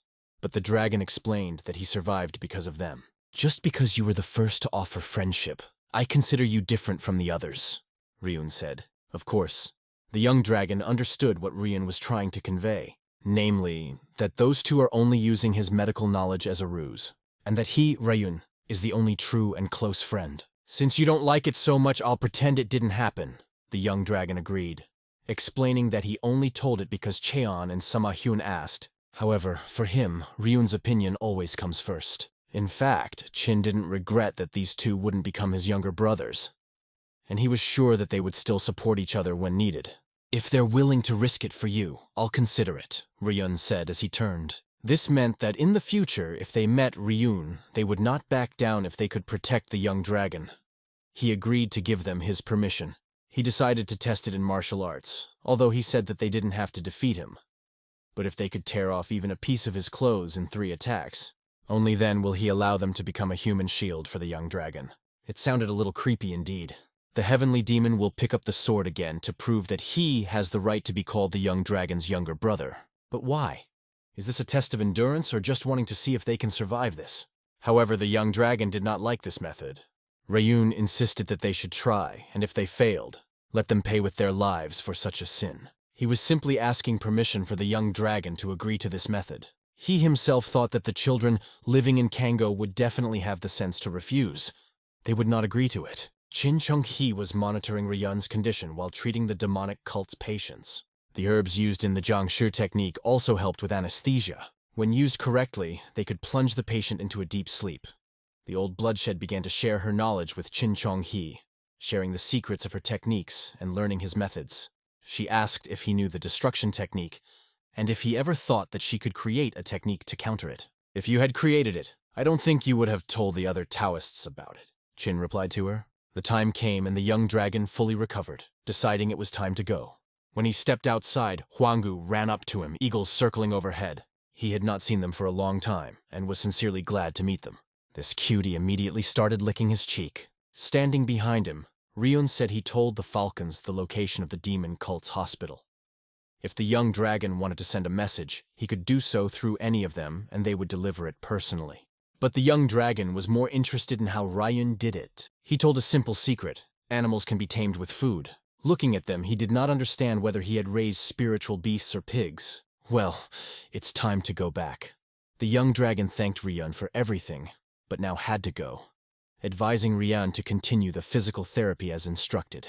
Ryun advised him to take care of himself as well. And if not, next time I'll have to cut off a few more fingers, he added jokingly. We'll see you later, Ryun said as he held out his hand to the young dragon.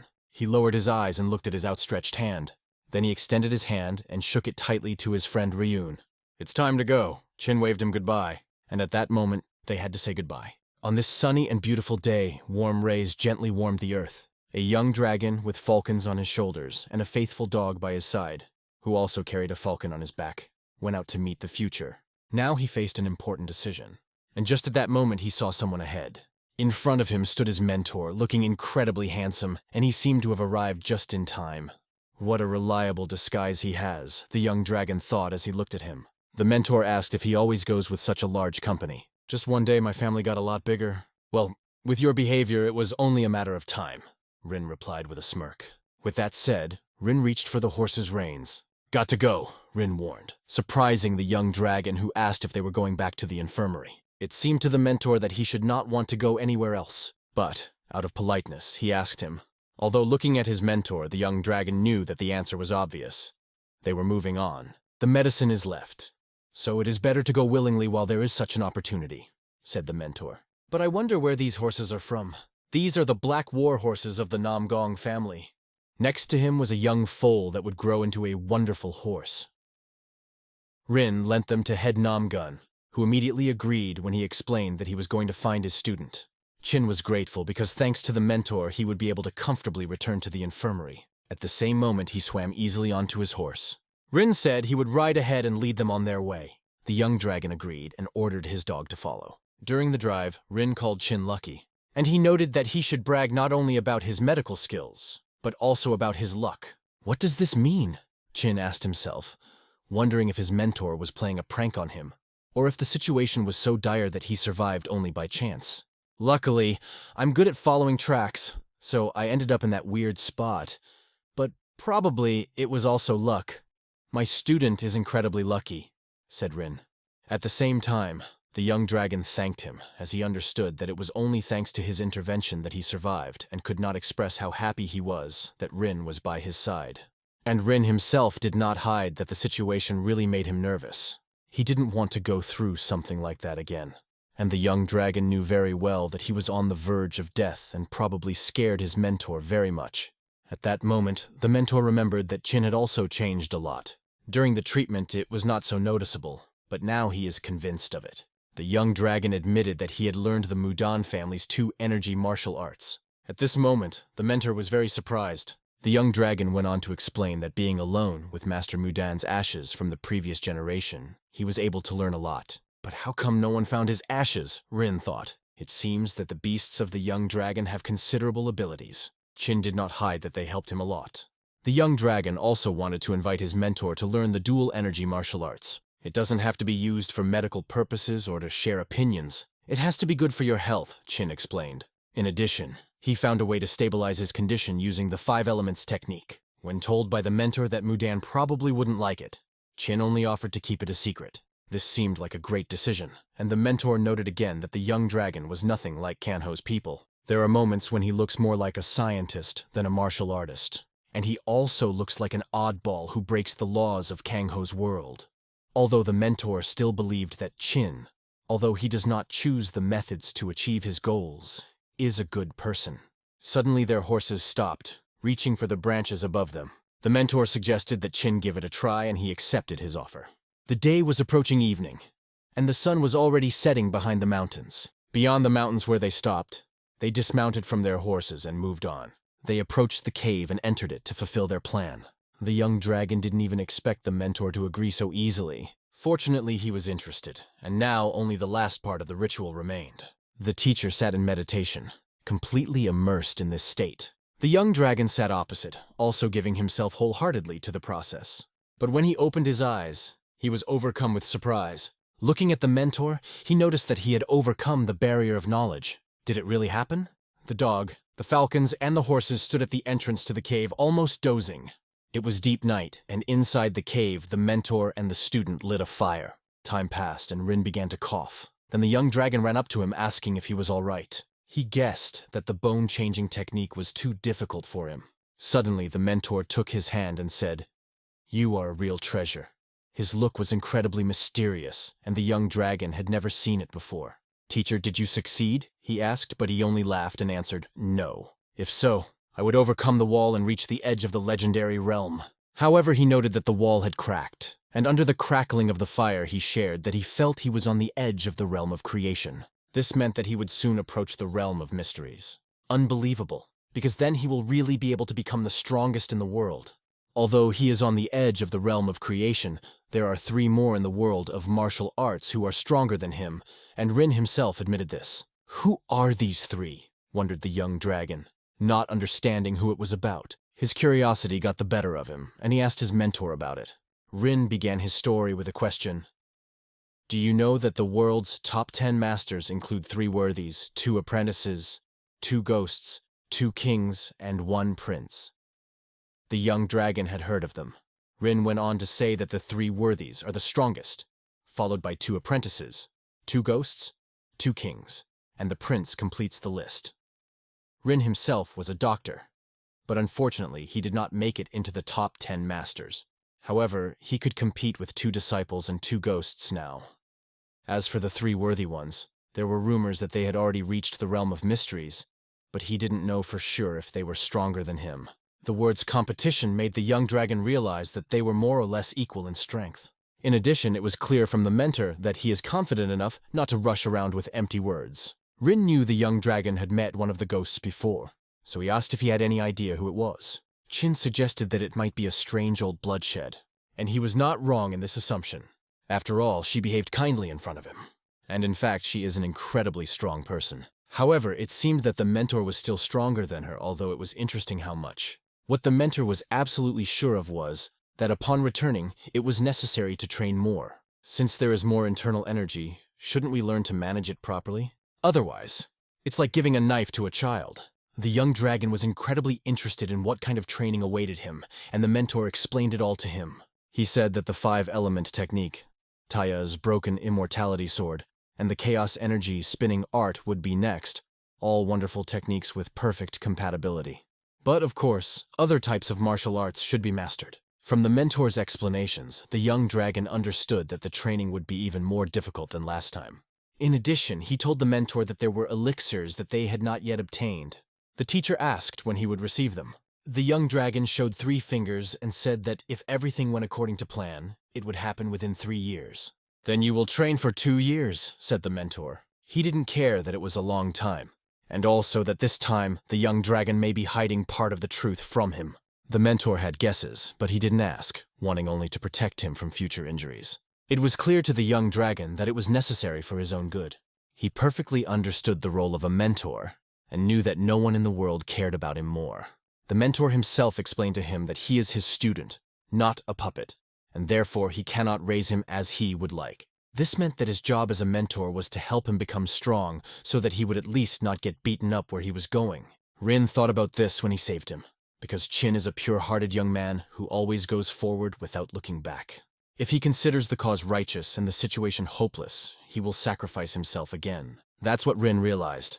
This whole story was too cruel even for him. It is said that a person who dies an unjust death becomes a ghost, and the mentor hoped that the young dragon would not be in danger.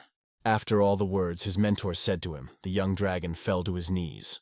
His mentor was letting him into Kengho for the first time, and it was like losing a child to him, so the young dragon felt he had no excuses. Your wounds? I sewed them up so carefully that not a trace was left, said the mentor. However, I hoped that at least one mark would remain, so that, looking at it, you would remember this incident. In response, the young dragon promised the mentor that he would definitely become stronger. However, the mentor asked him to understand these words correctly. He did not mean for him to live without doing anything. The most important thing is to appreciate your life, and that is enough. This conversation was extremely important for them at this moment. Both of them accepted her as the most important thing that had happened to them recently. The teacher also understood that his student was still a child. The morning came, and they went to the infirmary. Everyone there was happy to meet the head and the young dragon, and especially Yuho. Although it was not visible on his face, it was safe to say that his heart felt warm. The doctors stood in the ward, bending over the patients. Everyone was busy with their own business. Qin noticed that not much had changed here during his absence. Although the number of trainees had even increased, a large stack of books was waiting for him. As well as the number of trainees, the number of medical cases also increased. It was necessary to sort it all out. His only concern was why the work was taking so long. It was unusual for him to perform it according to the schedule. At that moment, Yuho came to him. Entering, he knocked on the already open door and asked if Qin had finished his work. Qin turned around and replied that he had already dealt with all matters. Yuho came to tell him that his mentor was waiting for him. He asked to leave when Qin was ready. Training was finally starting. When the young dragon came to the mentor, he was already telling him about the control of internal energy and that he had made significant progress for his age. However, even though his control is now better than usual, the mentor thought that in that fight he realized his own limits. The young dragon couldn't help but agree with that. remembering that incident. Frankly speaking, he felt his limit more than ever before. And although all traces of the battle are erased, the scars still remain. This greatly limits his medical skills. No matter how strong he is, if he had control of internal energy like Ryun's, it would be much easier for him. That is why the mentor prepared a special training for him and asked Yuho to bring something. The young dragon was impatiently waiting to see what he would bring. Yuho finally returned with the items wrapped in a cloth. The teacher offered to play dice with him. The rules were simple. If an empty line falls out, he wins. Otherwise, he will lose and be punished. The young dragon took the dice in his hand and began to examine it carefully. One of the tasks was practice percussive massage of acupuncture points on a wooden doll for an hour. Other faces of the bone offered. With the left hand, practice the sword art of the 3 principles. With the right hand, the divine spear of 10 steps within an hour. Climb the rock without the help of hands, and so on. With the exception of one empty face, each had goosebump-inducing body and inner energy training methods. It was worth throwing unsuccessfully, and a real training hell awaited him. And no matter how he looked at the mentor, the young dragon understood that he liked to torment his student a little. Yuho asked if everyone was ready and offered to start. If he is ready, then it is time to try to roll the dice. Before throwing, the young dragon concentrated. If an empty face is dropped, all will be well. The main thing is to choose the right moment. His hand finally lets go of the dice. She flies onto the table and rolls several times. Everyone froze in anticipation of what would happen. Chin tried to concentrate as much as possible, and so he releases the next bone. She also started rolling on the table. Its rotation gradually slowed down. The young dragon tried to influence her movements with his gaze. He needed to expose it in such a way that an empty face fell out. And at that moment, the empty face was in his hand. He was glad that the bone stopped just like that. It seemed like the perfect ending, but the second bone still kept moving. The perfect ending turned out to be not so perfect. He had to practice percussive acupuncture point massage on a wooden Yuho doll for an hour. Yuho himself only smiled. The young dragon began to get nervous and asked the mentor why this happened. The mentor recalled that he had warned of difficulties and that the point of learning is to get as much practice as possible. The mentor, trying to calm him down, said that while he was practicing, he would also practice. He added that Chin is not the only one who will have to go through suffering. Yuho even prepared an improved version of the wooden doll and invited them to follow him. He wondered if the young dragon could stop the doll. And if not, maybe he should just lie down and get a massage. At that moment, the young dragon was hit several times in the back. He felt a sharp pain and froze, asking the mentor why this was done. The mentor explained simply, "That's why I imposed the restrictions to make it harder to manifest the inner energy." He asked to try not to use internal energy. At first he did not understand, but then he felt that something had really changed. His body became incredibly heavy, as if gravity had increased tenfold. The mentor asked Yuho to take care of him, and also advised the young dragon to take his time because this is just the beginning. Chin realized what a mess he had gotten himself into. Soon the young dragon began his training with wooden dolls. It was very difficult because there were as many as 9 of them. It seemed that Yuho had gone a little crazy, making as many as 9 dolls. And it was terribly difficult because his body was so heavy. The next task was to separate white rice from brown rice. Before, he used a lot of energy to control the sword, but now he only had to use a crumb of it to separate each stipule. He also maintained the art of swirling chaos energy to distinguish grains in such darkness. It was extremely difficult, and the next task was sewing with a needle and thread. In order not to tear the skin, it was necessary to insert the needle correctly the first time. For this, a small part of the sword's energy should have been put into the needle. Since it will not be possible to avoid it, he decided to get at least some satisfaction from the process. Later, he needed to make scarves for Ryun and the younger students. If you take larger pieces of fabric and sew them on both sides, the scarf will last longer. He picked up the right material and went to his place. But first, he needed to settle something else. This was in regards to a fight offered by his best-named brother, Ryun, under the title, "Die If You Want to Be a Younger Brother." It was necessary to write a letter with this topic and explanation, as well as to send the ashes to the Mudan school. He pondered whether it would be better to hand over the ashes in person, as it would be an insult if the ashes of the previous generation's elders were sent through a shipping company. He decided that despite the time spent, he would carry the ashes himself, considering it a matter of honor. Every day, Jin Chonghee's training became more and more difficult. However, his control of internal energy became more and more precise. The days passed one after another, bringing pleasant weather. Some exercises were repeated, but their difficulty did not decrease. Time passed so quickly that several seasons have already passed. Along with this, Chin himself was changing. He gradually matured. His shoulders broadened. The hands took on a more masculine look. The appearance became more mature, and Huanggu remained loyal to him all this time. Finally, the long-awaited letter from the younger brothers arrived, and after reading it, he realized that they had also grown up a lot.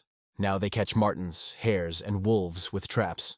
He didn't know what kind of person this Ryun was, but he had to see for himself if he deserved his rank. He also understood from the letter that the younger brothers supported the idea of fighting for the title of the best younger brother in the world. And Hyun seems like a smart guy, he thought, and even needed that hide that Cheon sent. It was so useful that he even considered making a cape out of it. At this moment, the mentor was standing outside the door, watching him and thinking about how he uses the energy of the wind to strengthen the needle on the days when the blank face falls out.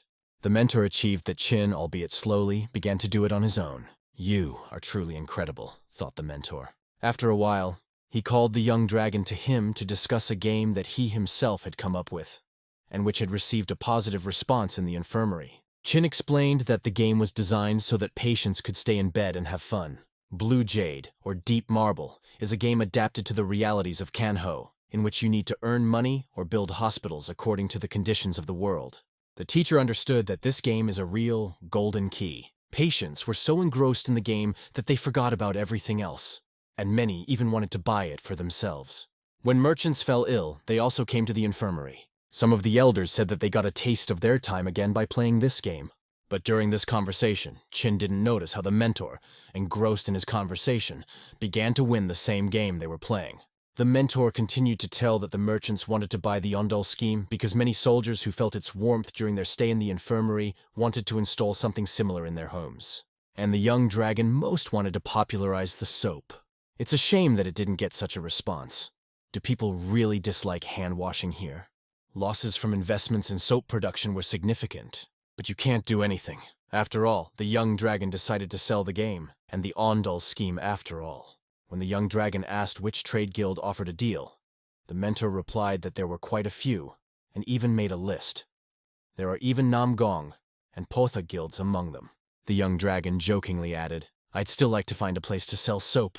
The mentor hinted that the soap would not be sold anyway, so he should give up and at least compensate for the losses. In the end, it was decided to do as the mentor advised. Although the young dragon was busy every day, he understood that he had to stay true to medicine. You can't neglect your studies. He was well aware of this and was now sitting at the table, fully focused on his studies.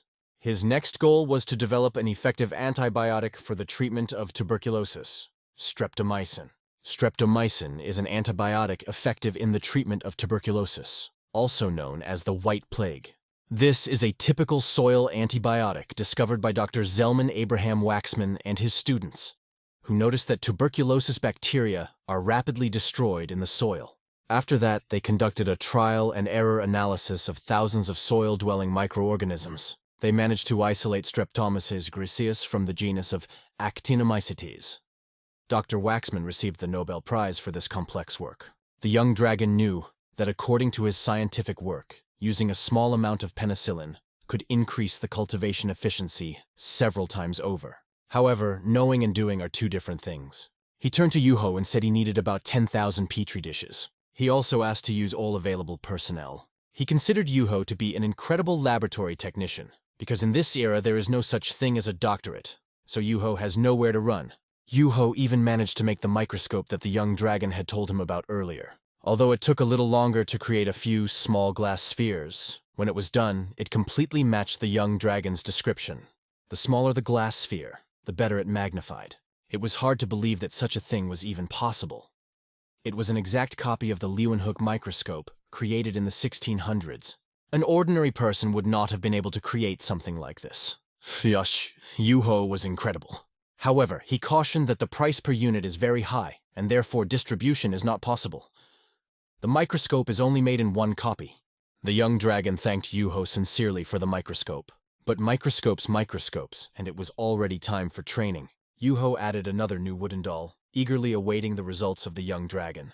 It seemed that Yuho was simply tired of his success and decided to play with him with the help of a new doll. The young dragon tried to tell him that he had another training session today.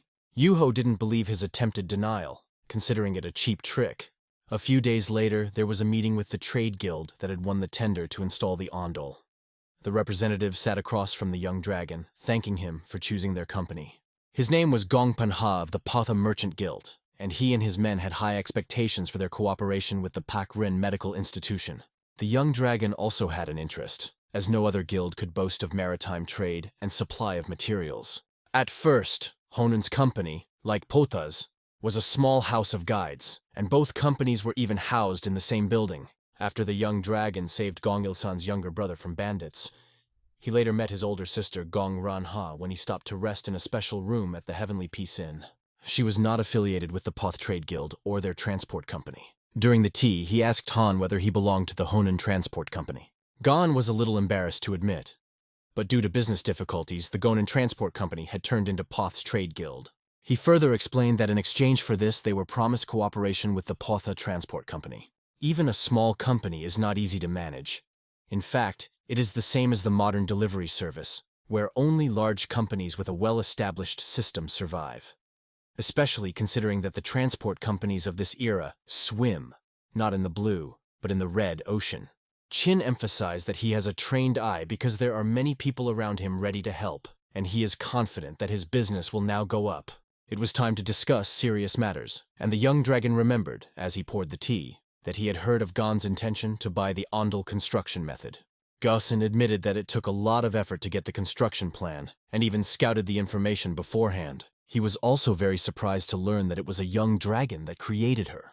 He explained that he had only improved a system that was already in use elsewhere. It was difficult to tell about this place because it was very, very far away, but Gon wanted information from the young dragon to open this business.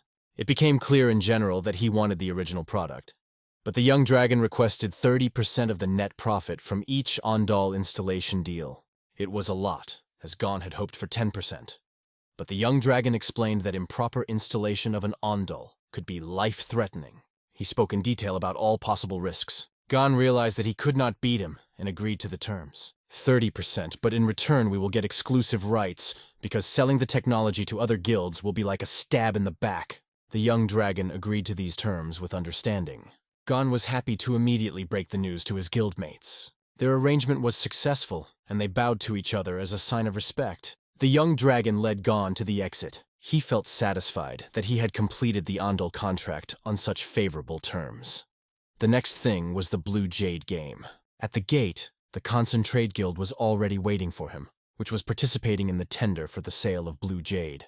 The young dragon headed towards it. He was looking forward to meeting the Consen sisters, since he hadn't seen them for a long time. All he had heard was that thanks to his advice as children, they had both become famous in Kangho. Then he received the Hixen sword from them, which he still uses. And so he went out to them, and saw a chariot to which 2 horses were tied, and directly in front of them stood these 2 girls. When he saw them, he was amazed at how much they had grown.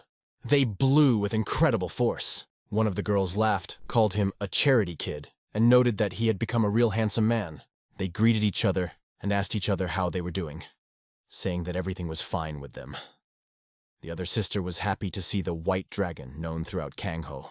This meeting was genuinely pleasant for everyone. Qin noticed that Kang Xiong-hun liked to follow formalities as usual. At that moment, another girl started to get out of the chariot. She was called to say hello and came out with slightly red cheeks. Seeing her, the young dragon froze in surprise. He definitely didn't expect to meet her here. It was Kagyan.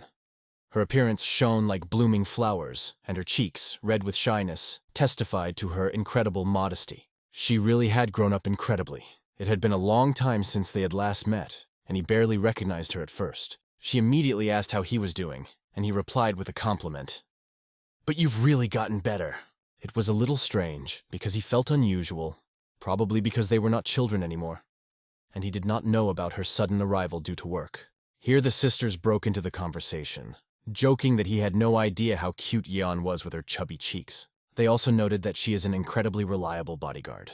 Everyone had big smiles on their faces. Each of them was happy to see each other, as was the young dragon himself. However, the greeting was a little long, and he invited them to go inside. As soon as they entered, they immediately felt how the infirmary grew, and the atmosphere here became even more energetic. This was made possible by the fact that the young dragon managed to cure Pekrin's disease. One of the sisters shared that they have a power struggle between the main and side branches of the clan. She told about all the reasons and cases that they have to solve. From her story, the young dragon understood that she was gradually beginning to realize reality. It also turned out that Yan cannot communicate with the rest as with friends. Because of this, she is called a guardian, but only for certain reasons. Everyone began to notice Yan's shyness and encouraged her to make herself at home. But it was quite natural because she actually returned home. She had her own standards since she didn't acquire a secret ability or magical elixir. And then the one whom Yan wanted to see the most appeared. Turning her head, she saw her father standing next to her. He, not holding back his tears, rushed to her to hug her. Hugging her tightly, he said how much he missed her. At first, the sisters did not understand what was happening because they did not know that it was her father. The young dragon explained to them that it was her father, an elder known as the Demon Archer. She asked him not to cry, but he, wiping his tears, replied that Daddy doesn't cry. She, of course, saw his emotions and understood everything without words. After that, he began to ask why she was so thin and what she had to go through. It was a very emotional father-daughter reunion, but I guess it was time to get down to business. The moment his daughter returned safely, the elder became the happiest father in the world, and seeing how he was beaming, the mentor also gave him the day off. They immediately set out to eat and rest, having fun together. Thanks to this, the three of them were able to discuss matters and events of the past. Sitting down at the table, they agreed that now everything would be fine. The young dragon wondered what impression the meeting with Yan had made on them. At first, they couldn't find the right words. Finally, one of them mentioned that Yan must have wanted to make a strong impression when she brought the bandit leader's head in a salt box to the first meeting. Pretty specific first impression. It seems that she managed it very well. Obviously, she has a knack for making a first impression. The young dragon could not understand why she did that, because no one does that now. The sisters also agreed that such a method was not common, although some warriors still acted in a similar manner, sending heads mostly to their enemies. It was Safa's style. Did she really walk into the honor faction through the main entrance carrying the robber's head in a crate? I wonder what the Constant family thought when they saw this. She looks a lot like his archer uncle. But the young dragon never thought he would hear such a story about the style of the three kingdoms.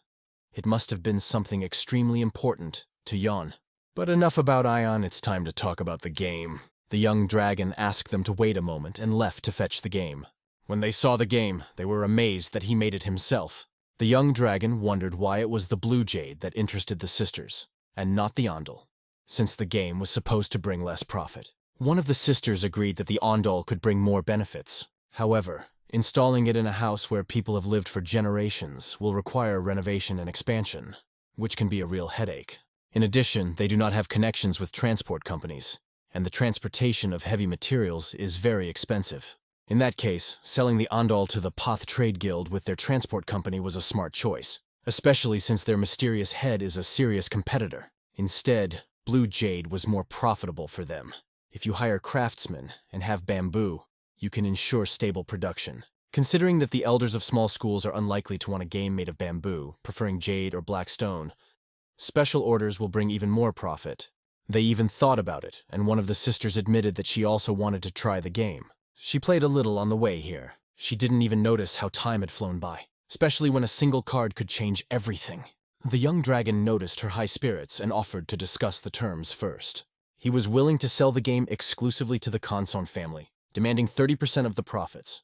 The girl could see how quickly she calculated the benefit in her thoughts. In return, the young dragon agreed to post the rules of the game in the infirmary and regularly buy copies for the pavilion. They knew they could trust him, and they calmly made a deal with him. They quickly agreed to his terms.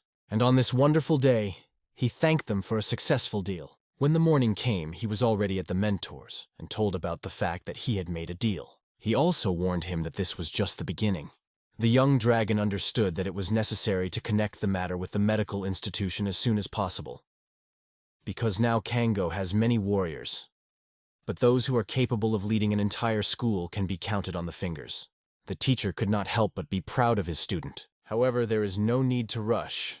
When the trade guild begins to operate, everyone will know about the innovation, and in addition, he promised to warn about all the dangers associated with the use of ondel. The mentor understood this, although at first he saw it as an opportunity to brag about his student in front of the other elders.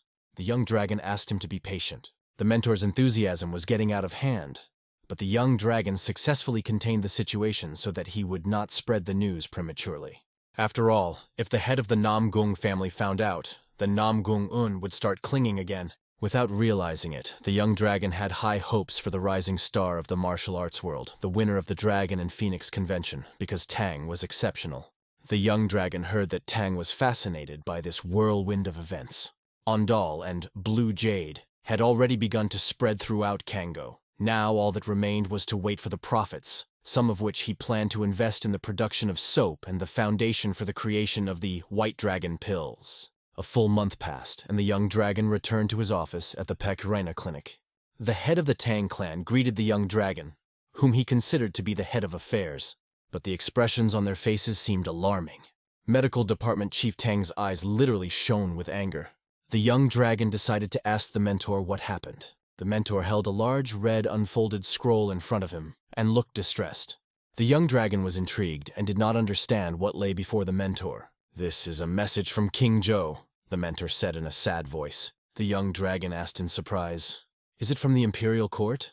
It seemed that the king had sent a message to the infirmary, and the matter was clearly serious. Now it was clear why everyone looked so excited. The young dragon asked what was in that message. The mentor briefly explained that His Majesty's younger brother was sick, and the king wanted to entrust his treatment to the young dragon. However, if His Majesty wishes to appoint someone personally, a royal decree must be issued. However, then there would be those who would want to know what was going on in the emperor's heart, so King Zhou sent the message instead. Then a man from the Tang clan approached the young dragon.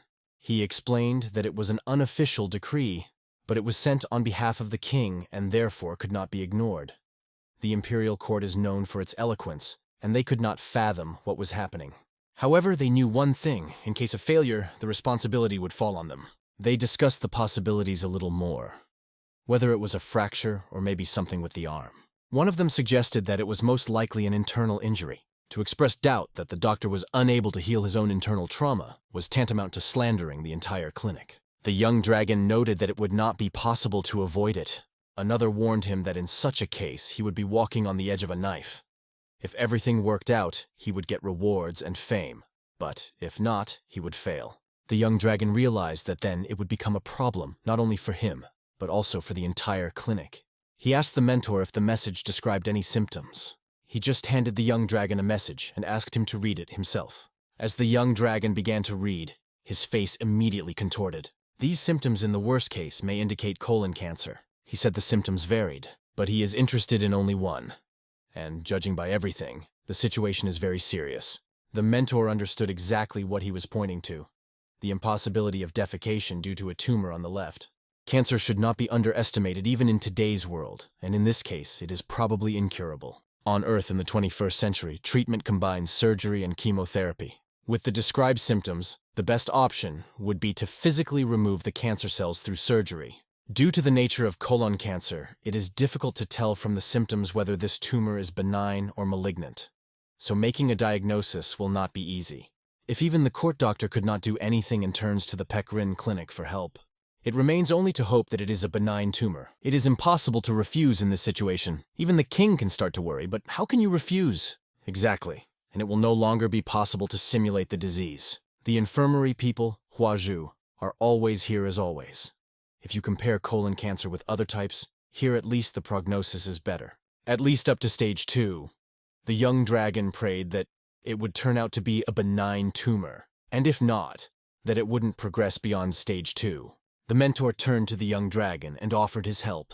He wanted to go with him because he understood that it would be difficult for him to cope with many issues on his own. The young dragon was already scrolling in his head with what kind of business. He ran away with his student. He could be called the third strongest in the world, so he did not lack courage. Even if Rin's clinic is blown to pieces, then there will be a choice. There will be a chance to either stay alive, coping in the wilderness. In general, this is a real headache.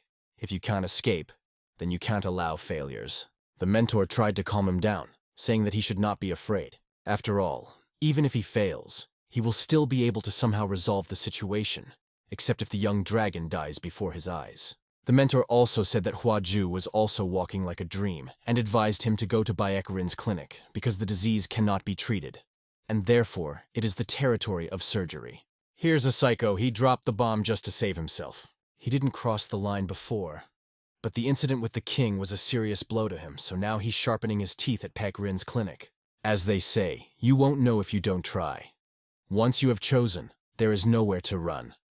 The young dragon decided to at least enjoy it. The doctor first of all thinks about saving a person. The young dragon's last words made everyone smile. Not only the mentor was smiling, but also everyone who was around. This should be the position of the young head of the Peckrin Clinic. A few days passed at the Huaju Clinic. Here it became known that Peck went to the imperial court together with the young master. The clinic consultant was not at all happy with this news and was sure that the patient would not be cured. The counselor of the infirmary was convinced that this boy would not cure the king in any way. Everything is much more complicated than it seems, he told his friend. If the king dies during treatment, who will be responsible? Because of this, all the problems were transferred to the Pecklin Pavilion, including the operation, realizing that Jack Sung would not be able to cope on his own. Unlike medicine, the operation immediately decides whether the patient will live or die. In case of a bad result, it will not be easy to avoid responsibility, the advisor said. He added that, as Yak Song said, the herbs will not help here anymore, so the Pecklin Infirmary is unlikely to use medicine and proceed to surgery. If they do not perform the operation, the court doctor will notice that they want to avoid responsibility, he continued. And that will put a big dent in their competitiveness. But one question remained. What if they did heal the king? Out of anger, the counselor hit the table and asked his friend not to talk nonsense. Our leader Jack Sung said it's impossible. There is no need to argue. You need to go and tell the other leaders about everything. God himself is helping us, so all that remains is to drink for it, he concluded. After all, today they had an initiative to surpass the Pecklin Infirmary. A week later, the young master found himself not far from the imperial palace. They arrived at the palace already at night. So that no one could see them, they were led to the leader. Cheon-hee realized that this was where the ruler of Zhou resided. The place where he lived was incredibly quiet because he is a member of the imperial family. Soon they came to the patient's infirmary, and the person who led them informed them that the doctors from Pecklin had arrived. The boys showed respect by bowing their heads. The man then said that everyone but the white dragon could be free. The young man was a little embarrassed because he was with his mentor, but nothing can be done with such requests of the leader. He wanted to talk to him in person. And now his mentor didn't seem so scary. So he entered the infirmary on his own. There was a calm atmosphere inside, and various notes were scattered everywhere. It was clear that these people had a hard time. They were met by the acting emperor. A good reputation or a sharp blade can sometimes harm its owner. She could see that they were upset and couldn't forget how she tried to steal his student. Peck admitted it was hard to forget. But what happened is over, said the empress. With a teacher like this, sooner or later he will become like him, White Dragon. Young-hee didn't understand why everyone was reacting to his mentor like this. Aren't there people in this world who sacrifice themselves for the sake of students? Now they get down to business. Are they aware of the situation? She lived with only one thought. She is not interested in predictions. The main thing is that the emperor does not die in bed during treatment. They promise to take care of it. But does that mean they should not treat him and just pretend? This man's disease is incurable, and he is just a puppet who can no longer fulfill his duty. So there is nothing you can do. Even Huajuyak Xiong, after measuring his pulse, could not help him, she explained. Although officially they could not ask him, because the illness of a member of the imperial family would become a weakness for the empire.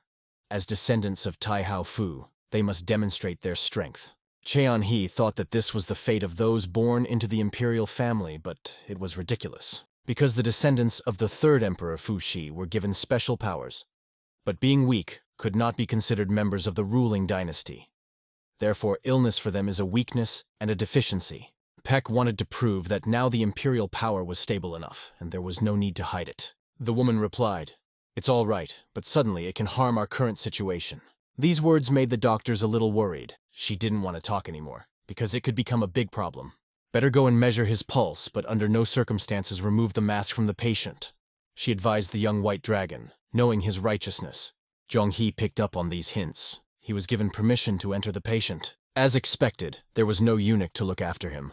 There was a minimum of security, because access was allowed only to the chosen ones. Everything was perfect to hide his identity. And suddenly, the young master felt tension. It was clear that the man's body was not moving. Instead of showing manners, this man yelled, "Take my pulse!" Jong-hee felt this young man's talent. He controls people with the help of words. If the talent of the Zhou ruler is related to physical strength, then the talent of this member of the imperial family is related to mental influence. Jong-hee promised to take his pulse, and at that very moment, his mentor decided to look around. Having taken the first step, he followed the young master. Holding his hand, Zhong-He remembered that the novel he was reading mentioned members of the imperial family. Since heavenly demon Yahello was not closely related to them, investing in their affairs made no sense. The only person who appeared periodically in the village was the ruler of Zhou, so it was difficult to understand what kind of person he was. And yet the young master saw a man lying on the bed in a strange mask, and began to feel his pulse. He found the right meridians. Judging by the body structure of this man, he is more than 30 years old. He had a fairly strong body, not as strong as Empress Zhou's, but he probably practiced martial arts. Qi energy began to spread throughout the ruler's body. The young master sensed some strange essence. He asked the ruler if he had taken poison. He said that he once did, but he took the antidote in time and survived. It was good, but there were traces of damage in the stomach and intestines. The doctor apologized for being rude and, using his strength, placed his hand directly on the emperor's stomach. This, of course, was different from any other way of analyzing the state, and it was much more noticeable to the emperor than the palpation of the pulse by the court physician. But all the young dragon asked was for the emperor to be patient. He understood that this was not the first stage of the disease, and already the second stage is in the worst condition. Worried, he realized that time was running out and he needed to act immediately. In the second stage of cancer, the muscular and serous layers of the intestine are affected. In this case, the 5-year survival rate is 68%. This is less than at the first stage, but still quite high. Problems begin with the third stage, when metastases penetrate the lymph nodes. From this moment on, the survival rate drops to 36%. However, the doctor was sure that this boy had the second stage. Fortunately, this is colon cancer, not rectal cancer, so it will be easier to identify the right area during surgery. Even with a large area of resection, functional disorders rarely occur. After surgery, there will be no need to worry about urinating, and right now this guy can defecate on his own despite the tumor. To the emperor's question about what the young dragon thinks about this and whether he will survive, he said that with the help of surgery, the disease can be contained, but it does not guarantee that the patient will survive 5 years later. The emperor replied that the most important thing for him was to hold out for at least another year. It was difficult to predict for sure, and one had to judge by the pulse. However, if done correctly, it is quite possible. Then the emperor realized that he would have to open his stomach, and he would sleep all the time. If so, don't worry about the mask the emperor wears. He's not going to take it off. The emperor said that he had already beheaded the 7 chief doctors who had said that. This time the doctors were recommended by his own sister, so he can't be sure for sure. But he knows for sure that he can be cured. Cheon-He understood in his thoughts that his intestines were already badly damaged by poisoning, and therefore, most often the emperor dealt with intrigues, and not with wars and betrayals. Zhu turned to him, asking why he still didn't trust them. But if he trusted everyone, he would have followed the nurse a long time ago. Zhong-He told him that it would help with the symptoms of the intestinal blockage to begin with. To the question of the emperor, whether it is necessary to open the stomach for this, the doctor reassured him and said that it would be enough to use acupuncture and decoctions. If the doctor won't cut it yet, so be it. Zhong-He went to prepare everything he needed. The young master and his teacher were in the department, where they were allocated a place, and the teacher informed him that he had many thoughts on the matter. He thought that it would be difficult for members of the imperial family to survive. But when you have sufficient resources, you have to give up a lot. Zhong-Hai noted that the mentor was very calm about the matter. In his place, the teacher would say the same thing, that it is already too late to carry out treatment, and he would not get into this adventure for the sake of saving the patient. Peck understood the truth and carried it with him. Zhong-He knew it was a matter of life and death. If the heavens help and the first stage is revealed during the abdominal dissection, then it will be an incredible miracle. Although, according to the pulse of that man, it will simply be luck, and it definitely does not shine for them. The teacher noticed that the boy was worried about something. He worries that the ruler is so weak that it is not known whether he will survive the operation. In addition, his esophagus and intestines are already damaged. Peck understood this perfectly. Even if the poison is neutralized, if it has penetrated too deeply, the effects will be devastating and the human body will be difficult to recover. Cheon-He understood that he was in the maelstrom of the imperial court, and this maelstrom almost caused the emperor to die of poison. To survive in such a place, you have to stay alert all the time. Therefore, the young master could understand the emperor's concern about whether something would happen while he was unconscious. On the other hand, Ruler Zhou lives a very comfortable life. Peck understands that it's easier for everyone when you're strong from the start. In addition, A person is straightforward in his actions and desires, and those around him lose their vigilance. And the ruler never aspired to power because she does not consider it a burden. And there will be no benefit from her death. Now he understands why the Zhou ruler abdicated the throne. In that case, the ruler whose pulse he measured today is in power. Strangely enough, Peck asks him not to say anything superfluous or use voiceover techniques. Since they are in the palace, it is worth losing your vigilance, as they will be dealt with immediately. They needed to rest. They had come a long way. The next day they were laid on the table. He asked the mentor what he thought would happen. Who knows, the ruler needs at least 3 days to make a decision. If he wants to get to the bottom of it, then the imperial family must prepare in case something goes wrong. The ruler is an extremely cautious person, and he is not ready to open up.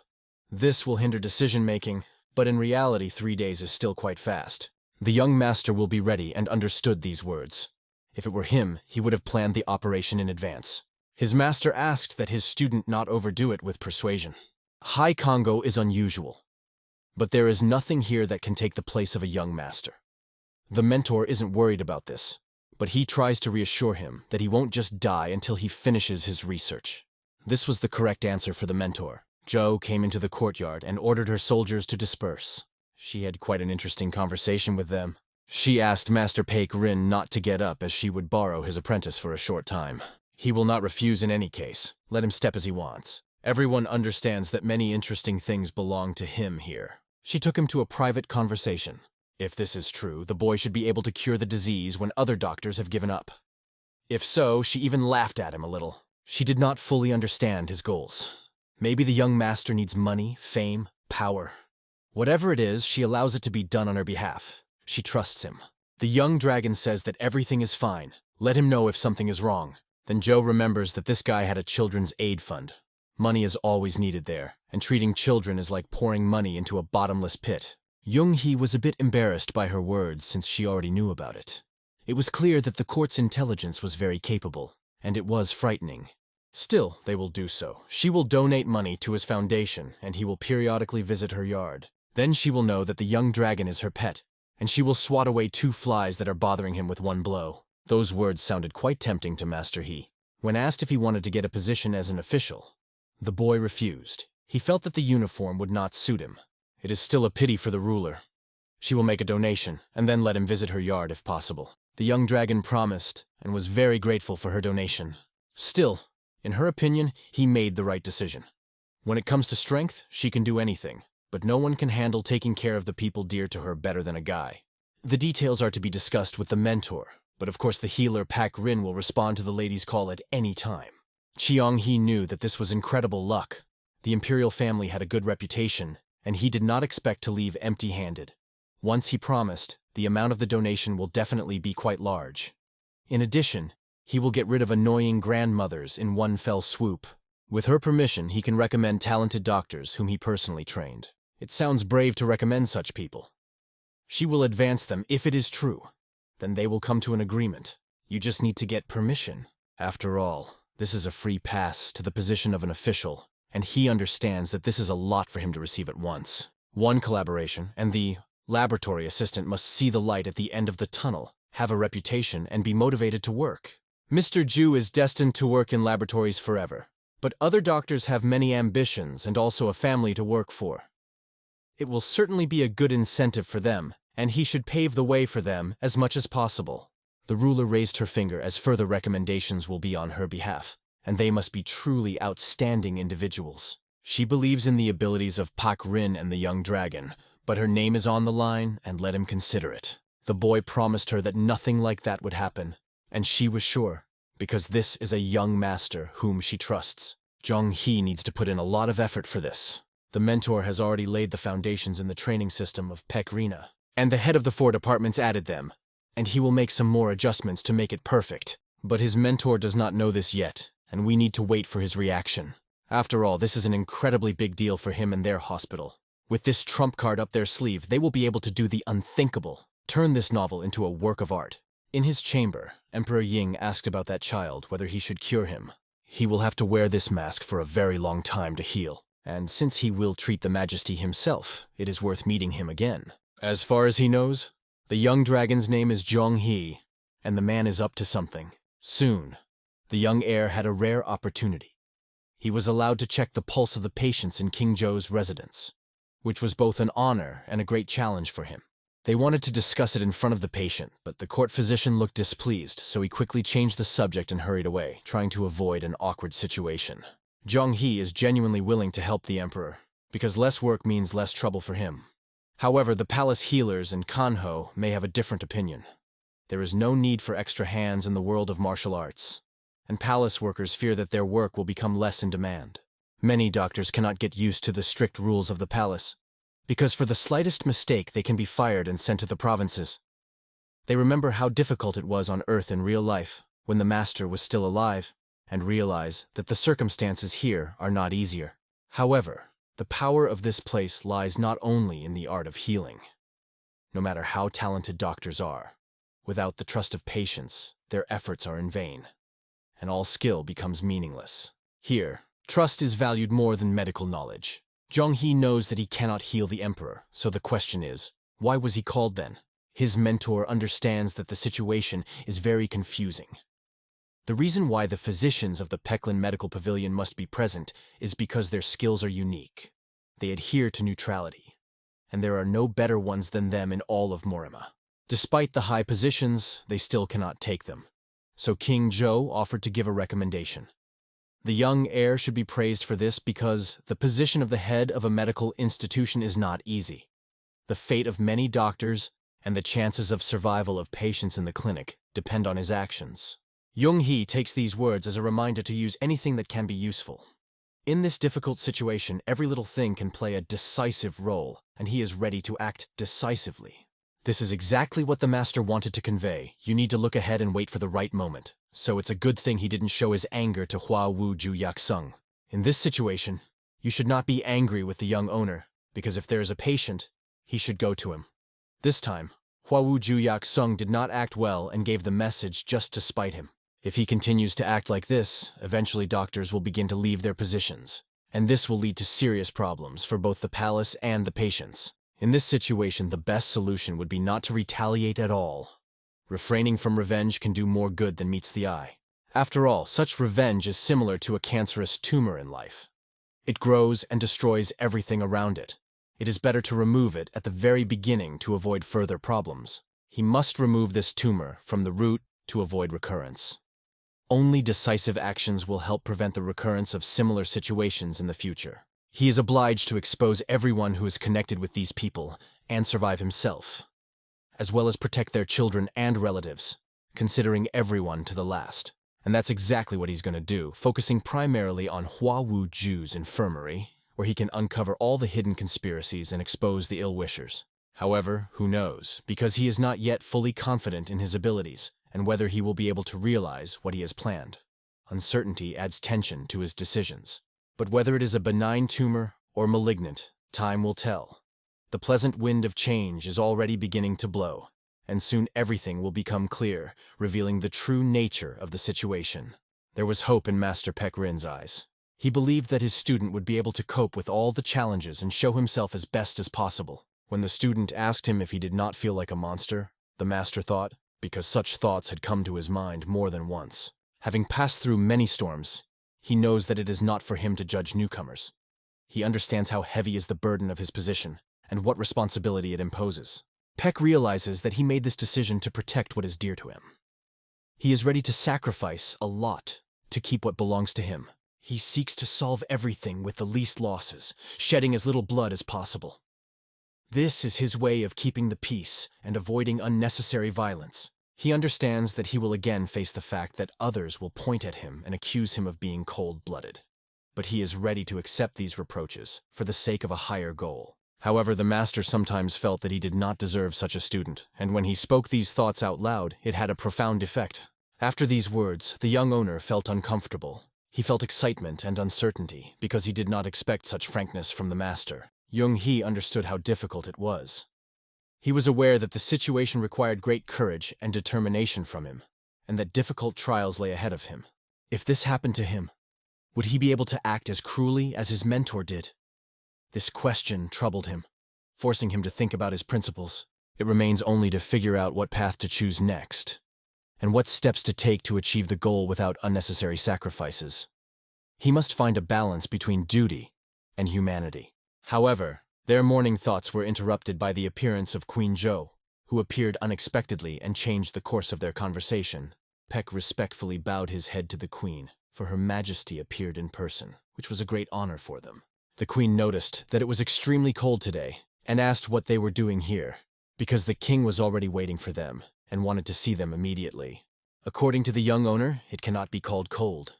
Aren't plum blossoms beautiful under the snow? King Ying is very suspicious by nature and doesn't seem to care at all that he is dying.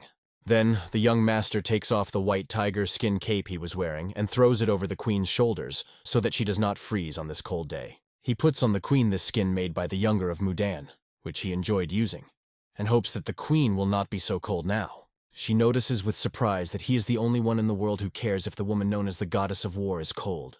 This attention touches her. However, he realizes that despite her legendary status, she is also human and can get sick. His care is sincere and selfless. The queen, amazed, looked into his eyes and seemed to understand why this monster Peck Rin was so protective of his student. After this meeting, he went to the emperor's chambers, preparing for a new conversation that could change a lot. When he arrived, he and the emperor played a game, and once again the emperor was victorious, showing his skill and grace. The emperor suspected that the young man was deliberately succumbing, but the boy justified himself with insufficient experience and lack of the necessary skills in the game. The emperor offered to play again, hoping for a more interesting game and an opportunity to better understand the opponent. The young master knows that he cannot refuse him. They have been playing Go all day, and it seems that the emperor wants to prove something with the number of rounds. The emperor invites the doctor to make a bet in this game to add excitement and interest to the duel. Zhang He looks at him, not understanding exactly what bet he is referring to. The emperor explains, if he wins, the doctor must remove his mask, revealing his face. The suggestion was strange, but clearly had a deep meaning that Zhang He didn't yet understand. Qiang He tells the emperor that if he takes off his mask, he will reveal his identity. But this is exactly what the emperor wants, so that the doctor no longer loses to him without a fight. The emperor does not seem to notice that the boy is not interested in who he really is. Zhang He knows perfectly well that he is not interested in this, because he could be in danger. Therefore, he asks the emperor how he understands this. The emperor feels that he has given him enough clues to guess, but sees the boy trying not to get to the point. Therefore, the emperor decides to take the first step to move the situation and reveal the hidden truth. With a wave of his hand, he makes the first move, starting a new game that could be decisive. The young doctor even turned a little pale from such boldness of the emperor. However, he still did not give an answer, and in conditions where time is important, you need to act quickly and decisively. The emperor was impatiently waiting for the young man to give a clear answer and agree to his terms, because much depended on it. Zhang He agrees and says that if he wins, they will play Blue Jade next time. The emperor agrees, having heard that the White Dragon is well versed in this game. Thus, a bit of a sparring ensued between the two, and the stakes got a little higher. Thanks to this, the emperor became more interesting to play, and he began to show himself more. The game turned quite interesting, and they went on equal footing, step by step. They soon reached a level where their game poses reached immortality. This is a position in the game of Go, when the same moves are constantly repeated. The emperor noticed that the boy was deliberately bringing everything to a draw. But how could he deliberately lead the game to immortality? Everything turned out so simply. Chun-Hee realizes that this is how the situation turned out. Now everything became clear. The emperor did not expect the young dragon to be so cunning, but he does not have enough time to understand his character. The result was not important from the beginning. At this moment, the emperor reaches for the mask, and he reveals his face to the young master, who does not believe that the emperor will really take off his mask. But the emperor was already determined and revealed his face to the doctor. Young Master He fell to his knees, feeling unworthy to see the king's face. The emperor, in turn, ordered him to raise his head. I'm sure I want to make you my husband, Master He, so it would be nice if you knew what I look like, he said. Zhang He was convinced that there were certain rules that could not be broken. Judging by his stubbornness, he guessed who the emperor really was, and probably already had a puzzle in his life. But he wanted the White Dragon to understand that there was a reason why he was not using his unique talent. Everything is possible at the emperor's will, he added. Lift your head and look at me. Looking at him, the young master began to rise slowly. He first looked at his feet and then gradually raised his eyes upwards. Soon he saw the beautiful face of the emperor. Qianhe realized that this young man felt more like an official than a warrior. His facial features were rather soft. The emperor gave his real name, Fu Ha Ying, and perhaps Qianhe should have known it. Zhonghe was surprised to realize that it was not his majesty before him, which was actually correct, because before him were twins who complemented each other. They are doppelgangers, so Sister Fu made them emperors. He could see that the boy looked rather surprised, and it was worth it, because few people knew about it. There are few people they trust until they sit on the throne. Their empress mother died protecting them during the struggle for the throne, and their sister blames them for it. That is why both of them had to become emperors. If one of them died, the other would remain, and therefore their empire would not fall under any circumstances. It turns out that Hu Ju-ha isn't a puppet, and even though she says she's offended, Zhonghe wasn't sure that was true. Until now, she may have a stone on her soul. But the fact remained that, of course, it was right as an emperor to protect his brothers, and he watched her for a long time in the novel and in reality. He was sure that this was not the case. So another emperor is walking around the palace now. Fu Ying was glad that the boy understood who the emperor was, and had the unique ability to read and manipulate others' memories. Now he fits the role better than his brother. But it is one thing to work with memories and another with actions. Joining forces, they became simply incredible people. That's what they've been after. But their powers don't work on their sister, and they imply that there is a way to destroy them, though no one but her can know.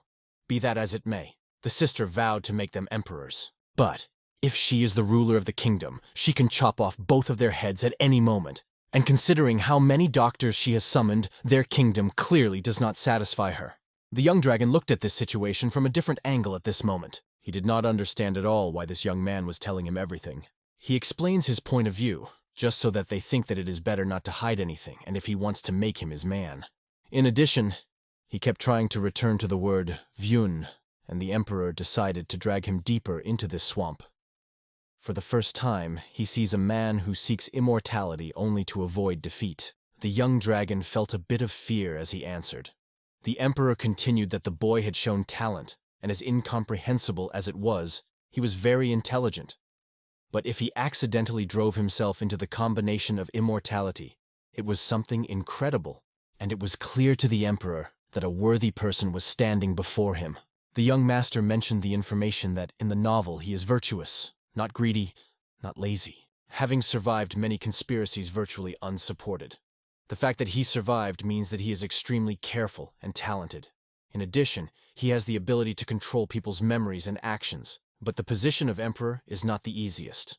Qianhe knew that his majesty had done everything as befits the rulers of the empire, and he had to express his respect for being recognized as a doctor by the emperor. He explains that he is only a simple doctor who does not know the hardships of the imperial family's circumstances. This is not a position I can handle. If you accept the treatment, then I, the young master, will help you. But if you refuse, then the young dragon will leave, he said. For the emperor, it sounded quite touching. He laughed out of sincerity and saw that the boy had definitely chosen the path of a doctor. In his thoughts, the young dragon only hoped that he would at least not be executed for these words. But since this is the situation, the emperor understands everything that he means. As he put on his mask, he realized that he had crossed the line a bit. If that's the case, then continue to treat me like a king, he said. The young dragon promised him that he would do so. But the emperor remarked that the boy now looked more like a patient than an emperor. The young dragon was glad that he seemed to be carried away. Because of this, apparently, his sister wants to take the young dragon for herself. He heard that there are many weirdos in Marima, but the weirdest of them is probably Zhonghe, and yet he prescribes treatment for him. After all, he trusts him with all his heart. And after some time, the young master received permission. He must prepare for the operation. This information he told the Queen of Zhou. She told her brother to start treatment as soon as possible. And it came to the point that the stomach had to be opened. The young dragon scoffed that it was not an easy decision, and then Zhou realized that he must have taken off his mask in front of him. She told the boy, "If that boy wants to win someone's heart, he gives everything at once. And Emperor Ying is like her. He kills those he doesn't like, and she keeps those she likes close to her." But the young doctor asks a rather interesting question. Whose side is she on at the moment? It doesn't matter to her. If he doesn't like it, can you get rid of the shadow? She has certain relationships. This was the true decision, and thinking of a member of the imperial family. And the only question left was, is there a risk of death during the operation? Young-hee knew that at this stage everything would be more or less fine, but there was no way to say for sure. Queen Zhou understood and thought so. And yet, if this child dies, the world will not even know that the king has passed away. Such is his role. Even if he dies, there will be someone who will take his responsibility and bring to an end all the many upheavals. And yet the young master will try not to let the emperor die. If he said that, then Queen Zhou was confident in his words. She loved it when a boy spoke in such a manner. The place for the operation was carefully prepared. People made every effort to make it comfortable, and even repaired the warehouse of medicines used by court physicians. Cheong-hee recognized that they were true masters of their craft. Everything was done at a level worthy of an imperial palace. Everything happens according to the previous agreement. His Highness observes the fast, and they act according to their advice. The preparation was completed. Although the young man had not performed operations for a long time, he understood that modern laparoscopic instruments and cameras could reduce the burden and speed up the patient's recovery. If you make an incision, the field of view will be wider, which can be an advantage in this situation. However, this is just a matter of technology and video equipment. What will happen after the operation is more important. Will part of the intestine be removed? It is necessary to think about how this will affect the patient's quality of life. From the point of view of saving the mane, everything should go well. But he cannot use radiation therapy, because in any case it would be necessary to perform an open operation, not a laparoscopy. Finally, the day of the decisive battle has arrived. Not only the fate of the Pek Rivna Pavilion depends on today's operation. However, the young owner is not worried at all. He goes his own way and thinks only about how to cure the patient. The young man consulted with his mentor about the presence of doctors from the Wangzhou Palace Clinic. They assured that they did not plan anything special. They just want to familiarize themselves with the art of surgery. If she did not like it, even if another one is needed, one should be careful even with outdated methods. Then the young master asks the teacher why they want to know about it too. Is he in too much of a hurry? It is said that doctors who understand politics live longer than their colleagues with outstanding skills. And what made these guys take such a position? Chung-hee apologized to them. There is no time now, and you can't ask a sick person for that. He asks King Zhou for a favor to create a place to share medical skills and knowledge. He politely refused them, explaining that he also lacked a lot. I advised them not to get hung up and to continue preparing for the operation. After all, they are really good at politics, and it would be nice to get them on your side. If they can survive this operation, and this person takes the throne again, it will be not bad and a real blessing. Soon they approached the operating table. His patient lay in front of the young owner. He put on protective gloves and clothes so as not to infect the patient, and it was time to begin. The emperor fell asleep after taking the prepared decoction. They put the needles in the appropriate points, a great preparation for the operation. Everyone performed their duties perfectly, as before. One of the doctors noted that this time the operation was not particularly difficult. The problem is only possible complications, and the fact that both the stomach and intestines are damaged at the same time. But people will do their job, and the rest will be decided by heaven. However, Master Peklin was ready. And the people around him believed in the medical abilities of the young white dragon. He raised his disinfected hands, time to begin. He looked at the abdominal cavity that needed to be opened. Taking his scalpel, he began to work. Soon the cold scalpel touched the patient's skin, and carefully cut open the abdomen of the emperor. Soldiers who maintained order guarded the chamber so that no one outside would enter. They prayed for their majestic emperor. Queen Zhou in her office understood that this boy was an unusual personality for his age. He chose such a path and such madness, and this test will not be easy for him. And even she is not easy to watch all this. Besides, there's no one else in the world to trust it with. The young dragon hoped she would still take care of it. For all this, she raises a glass for him. After all, the life of her brother and a great man from a high imperial position is at stake. The patient was lying with his face covered by a mask. Later, the bleeding began to subside, and finally, the young dragon discovered a cancerous tumor in the left lower part of the colon. Both benign and malignant tumors were concentrated here, and it is clear that the emperor was suffering all this time. But the problem is that it is not known whether the lymph nodes were affected, and if a small part of the tumor penetrated there, the cancer will spread to other organs. This is similar to the way Empress Yuran was treated. It was necessary to go from the site of inflammation to all the hot spots, and so he was able to find all the cells of the malignant tumor. All this is different from simply finding suppuration sites. But in critical situations, as now, the boy had to use a special method. He will definitely manage and save the emperor. and he will certainly find all malignant formations so that the cancer does not return. During the anesthesia, the emperor plunged into memories of his childhood. Together with his brother, they played in the yard, asking each other if they wanted to be emperor. They were so similar that it was difficult to tell them apart. Time passed, the emperor was alive, and they felt the power. Their mother was always calm and always played with them. Above all, they loved to develop. He and his brother had the opportunity to read many different books, and they exchanged the stories they had read. It was recognized that each of them had quite good taste. They read and continued to do so, developing, preparing for the future life. But one day something happened. The child's cough spread throughout the imperial court.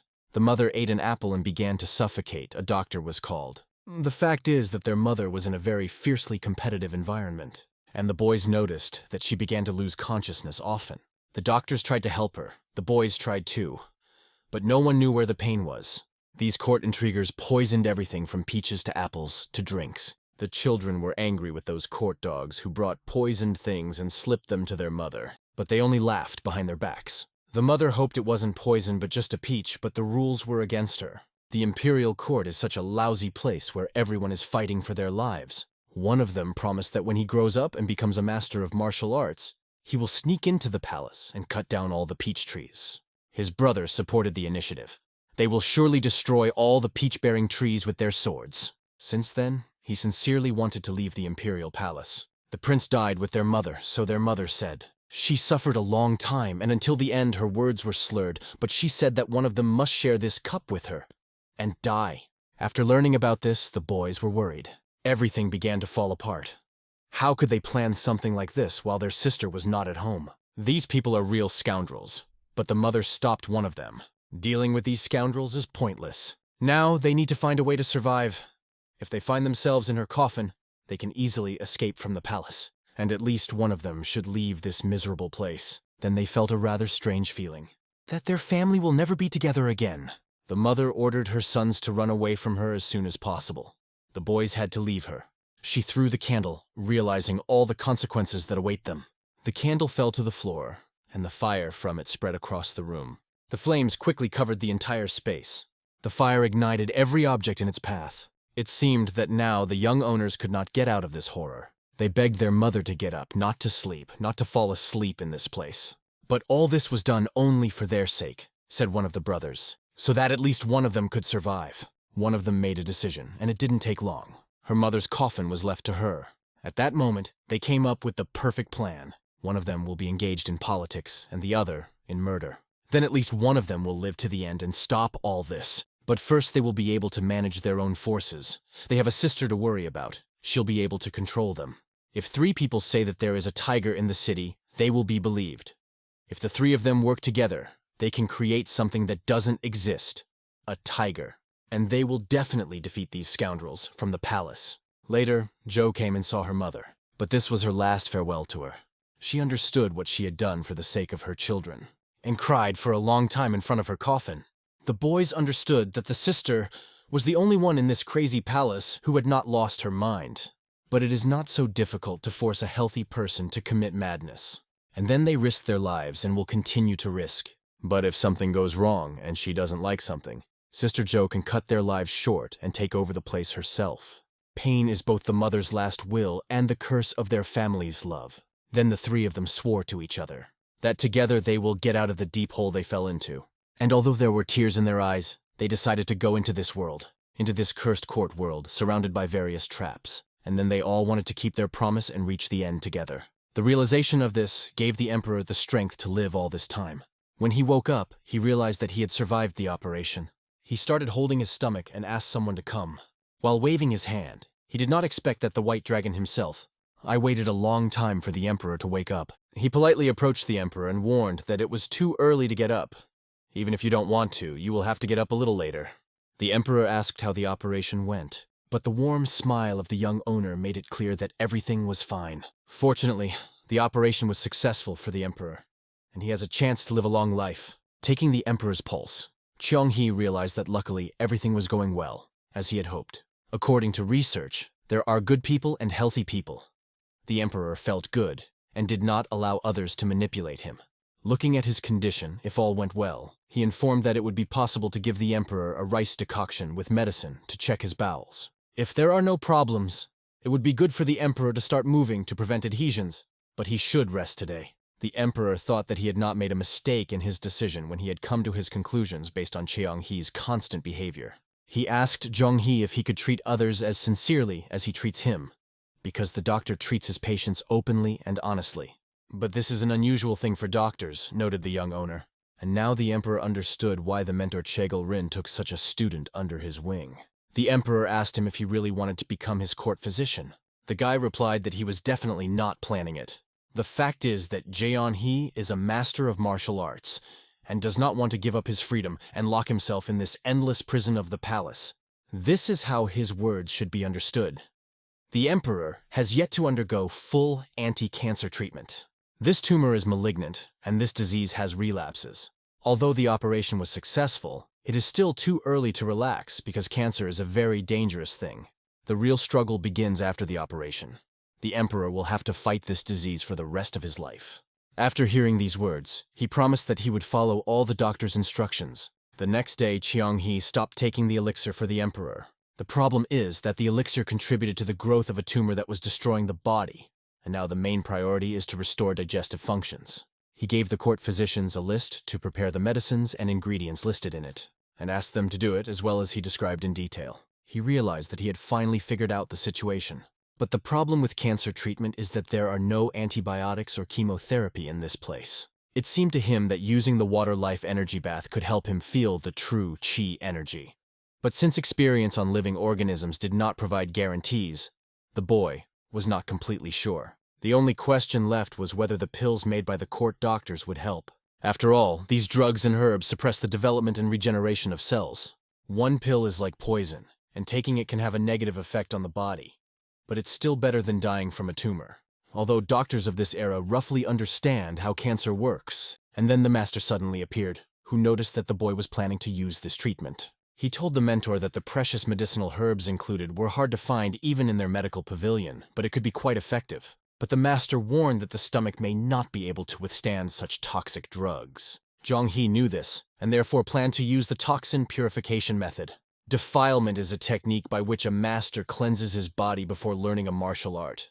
If he can burn all the scum and clean the blood vessels, then chi energy will be able to move freely through the body. Master pointed out that it only worked in his youth, and now His Majesty's internal energy was not improving. But the main goal of the young master is to purify the Emperor's body. And, of course, it takes a lot of effort and medicine to get the maximum effect, but if it's happening in a palace, then it's possible, right? Master Peck understood that it was possible, but the procedure would be very painful, and he was worried about it. After all, when he used the defilement on his patients, it was a real torture, and he still has nightmares. If you direct the regenerative capacity to the stomach, cancer cells can start to grow. But identifying them and taking action before the cells spread can kill 2 birds with 1 stone. Thanks to the improved technique of the 5 elements, the cycle of elements, it is possible to help the patient in his recovery. It is possible to bring the body into harmony even without using the innate chi energy.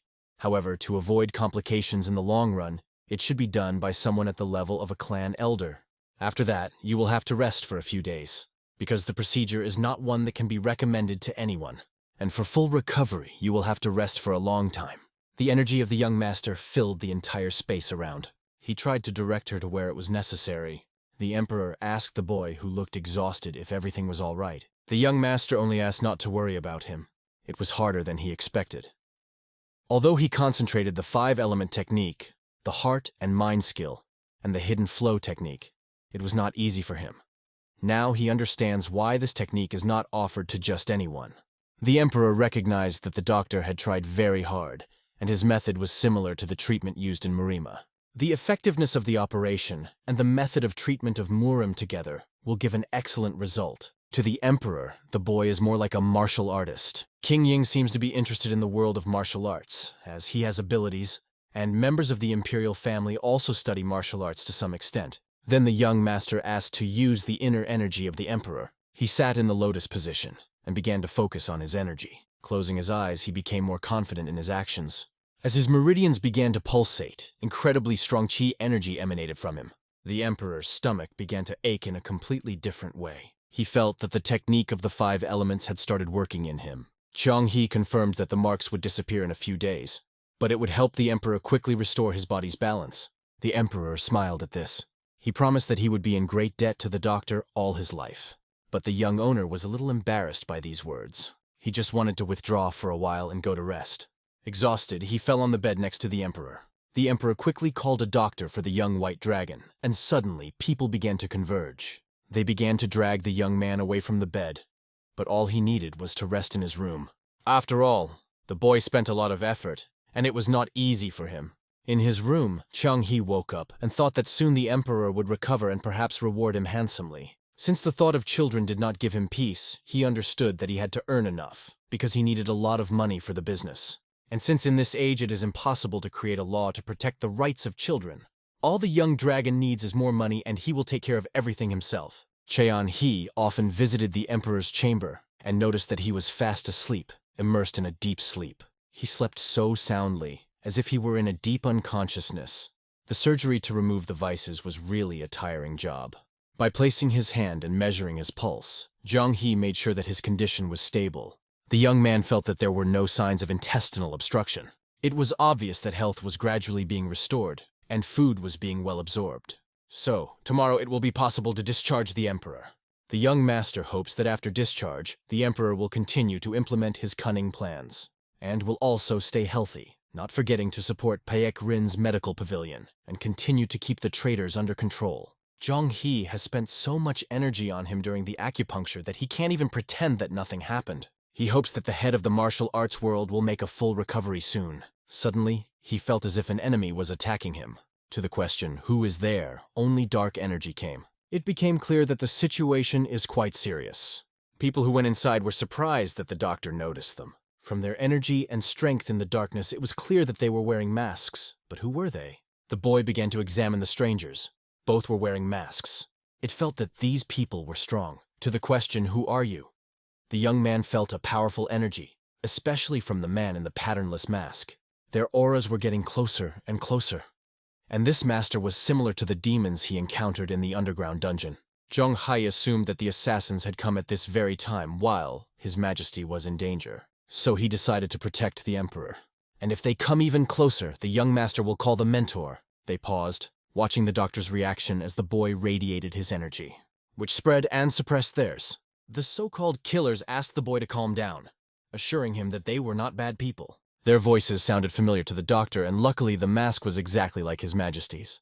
Did the young master realize that this was the emperor's brother? If this is the second emperor, then the situation changes radically. Chang-He fell to his knees, apologizing for his rash reaction.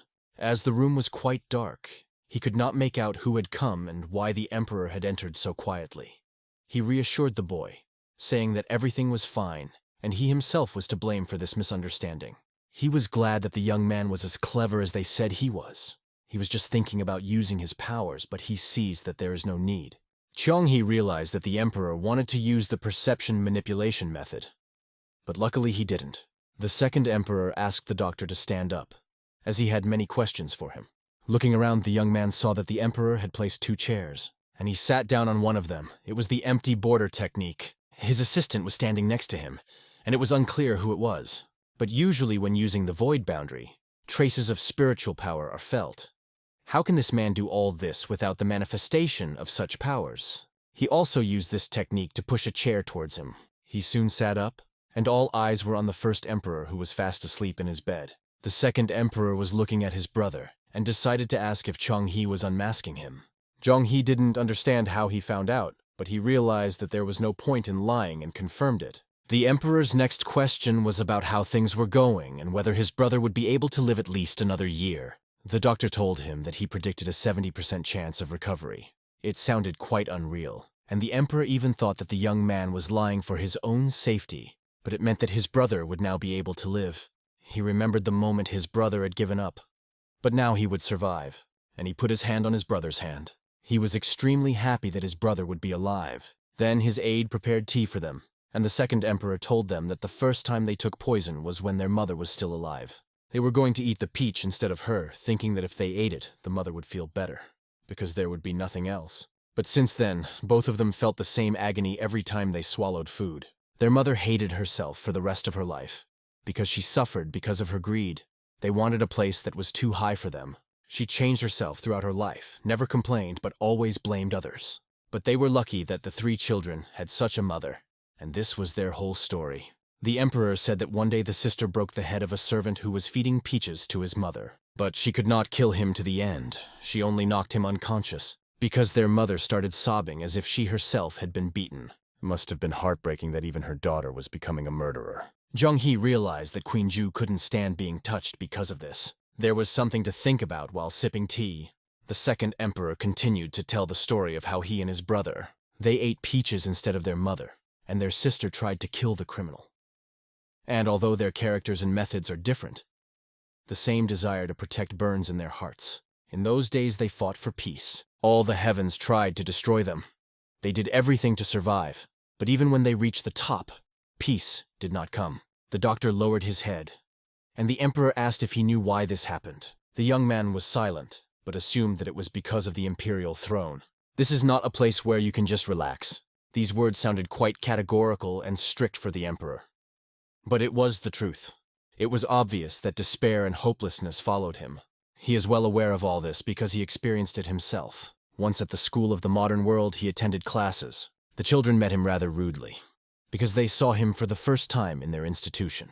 The teacher who brought him asked the boy to introduce himself to his classmates. The guy was afraid to say his words for a long time, but nevertheless he gathered courage and introduced himself. A long time ago in the schoolyard, children played, laughing loudly and rejoicing in happy moments. The boy lived for a long time in the modern world in an orphanage, far from family warmth. He studied alongside the same children who, like him, did not know family care. He did not remember the faces of his parents, nor even their names. Everything remained a secret. He was surrounded by the same abandoned children with whom he shared every day. Virtuous people taught them the basics of life, explaining how to act and what values are important. However, sometimes he was overcome by strange thoughts. Seeing a family on the screen going shopping together, he felt sad. He felt similar feelings when he saw one of his friends find a new family. People held their hands tightly, opening the door to a new life. And the boy remained alone within the walls of the same orphanage. He could not understand why no one took him from this house, why he was left alone. His thoughts returned to the fact that his entire life was spent in this place, starting from his childhood. He longed for warmth and dreamed of it, wanting to feel real care, even if it was just an illusion. One day, he was noticed by a man who felt the desire to do something good for a child. He decided to bring the boy a pleasant surprise to give him some joy. The next day, the man came to him not empty-handed, but with a gift. The boy was amazed because no one had given him gifts before. He thought that if someone really needed him, he would feel infinitely happy. He told himself that if he could go home with someone, that would be true happiness. And it was from that day that he was finally adopted. His new father hugged him so tightly, holding him close, that the boy felt real warmth. It no longer mattered to him whether it was a couple or a single person. The main thing was that he was accepted. Since then, they became inseparable, holding hands in every step of life. Together they went to the store, like the family from the commercials, and the boy felt that he felt better. He didn't even ask to buy something for himself. It was important for him to just be there. Instead of toys, he took only necessary things, such as salt or detergents. The boy knew that these thoughts were a little naive, but as a child he could not give up sweet fantasies. But when he was brought to a regular school, he was bullied. The children found out that he was from an orphanage, and began to say that he would always steal, because they say that's what they teach there. In those moments, the boy dreamed of a better life. But he realized that for many people outside the orphanage, life was cruel and unfair. He was blamed for everything, even when the money collected for the class disappeared. The teachers immediately searched his briefcase as soon as some things disappeared, without giving him any explanation. The boy did not understand why they were so cruel, forcing him to name his address and acquaintances. In high school, he was often beaten for homework, as if trying to break him. He studied well, but this only increased the discrimination and bullying against him. Despite everything, he tried not to end up at the very bottom of his group's ranking. Because of this, he read a lot to stay up to date and have a chance for the future. Every day he mastered difficult subjects so that in the future he would not depend on anyone. He had to flee in order not to become easy prey, even if it was difficult both physically and mentally. But in the end, he got an elite profession that he could be proud of. After becoming a doctor, he no longer felt a lack of money. He had everything a modern man needed. However, He needed to save other people's lives in difficult circumstances. He often checked patients' consciousness, external injuries, and mobility of joints. His life as a doctor was serious. He worked tirelessly, although he had no family of his own and no free time. His companions were a sore back and perpetually slipping glasses. One day, realizing the difficulty of his life, he applied for a year's leave, and it was during this leave that he was killed. Despite the irony, he understood what the twins felt in moments of despair. Their boundless, desperate yearning for hope was painfully familiar to him. The Emperor said it was amazing how the doctor understood this with his simple heart. He couldn't understand why his memories seemed to be blocked by a wall, but he could only see emotion spilling over the edge. The doctor sighed with relief that the Emperor had not been able to read his mind about the modern world. In his memoirs, the Emperor recalled how he and his brother shared roles. If heaven does not exist, then it is enough for our family to be safe. This is a place to return to, he thought. The young doctor completely agreed with him. These were words that express pure truth. The Emperor knew that without his sister, he and his brother would either destroy the imperial family or remain nobody. Looking at the young white dragon heir, he realized that this child was indeed worthy of attention. His train of thought was different from his emotions, so it was difficult for the Emperor to read them. And certain memories remained closed. However, he understood why both his sister and Emperor In himself liked the boy. At this point, he began to remove his mask. The servant tried to stop him, but the Emperor insisted that this child deserved to see his face. It seemed to him that this face was familiar to him, and he had nothing to hide. His brother repeatedly offered to do it. To avoid unnecessary questions, he decided to show his face to the boy, because he was really special. The young doctor, although he was hungry for money, was a good man, and now twice a year he will treat Inna, receiving a snake elixir for it. Young-hee did not understand the meaning of this gift at first, but when the Emperor took out the dragon sign from his pocket, he explained that it was a symbol of the protector of the imperial family. With this mark, Jong-hee will be able to get a war horse at any post station, and now this mark will always be with him. It was a great honor and a precious gift for Cheon-hee. From now on, the Emperor allowed him to be called Wang Guillaume, which was quite simple, and he would receive a reward for his treatment, although he considered it a great honor. And, having received the Emperor's favor, this precious sign reminded him of the importance of the duty performed. Wang Guillaume insists that the doctor carry this sign with him at all times as a symbol of loyalty. The young heir promises to abide by it and respectfully asks His Majesty's forgiveness. After leaving the Imperial Infirmary that evening, he feels relieved. However, he understands that he was so nervous that his whole body aches from tension. And suddenly Queen Zhou appears on the horizon, happily wondering if they've finished talking. The white dragon does not understand why she came at such a late hour, but she asks with a smile not to ask how she knows about everything that is happening here. It was clear that within these walls, she had both eyes and ears watching her every move. The queen asked where he got the censor's mark. Jong-hee did not fully understand what kind of sign it was, because the censor is a place where reports of corruption are sent. He only explained that he had received it, and the queen hinted that he should act incognito, as if she did not understand how the doctor was able to impress the Emperor. Young-hee began to realize that he had simply listened to him carefully. He received the censor's mark for listening attentively to the Emperor's younger brother, perhaps as a sign of gratitude. Both brothers are constantly trying to capture the attention of what the queen already has her eye on. Jong-hee reassured her that he had no intention of becoming a court physician.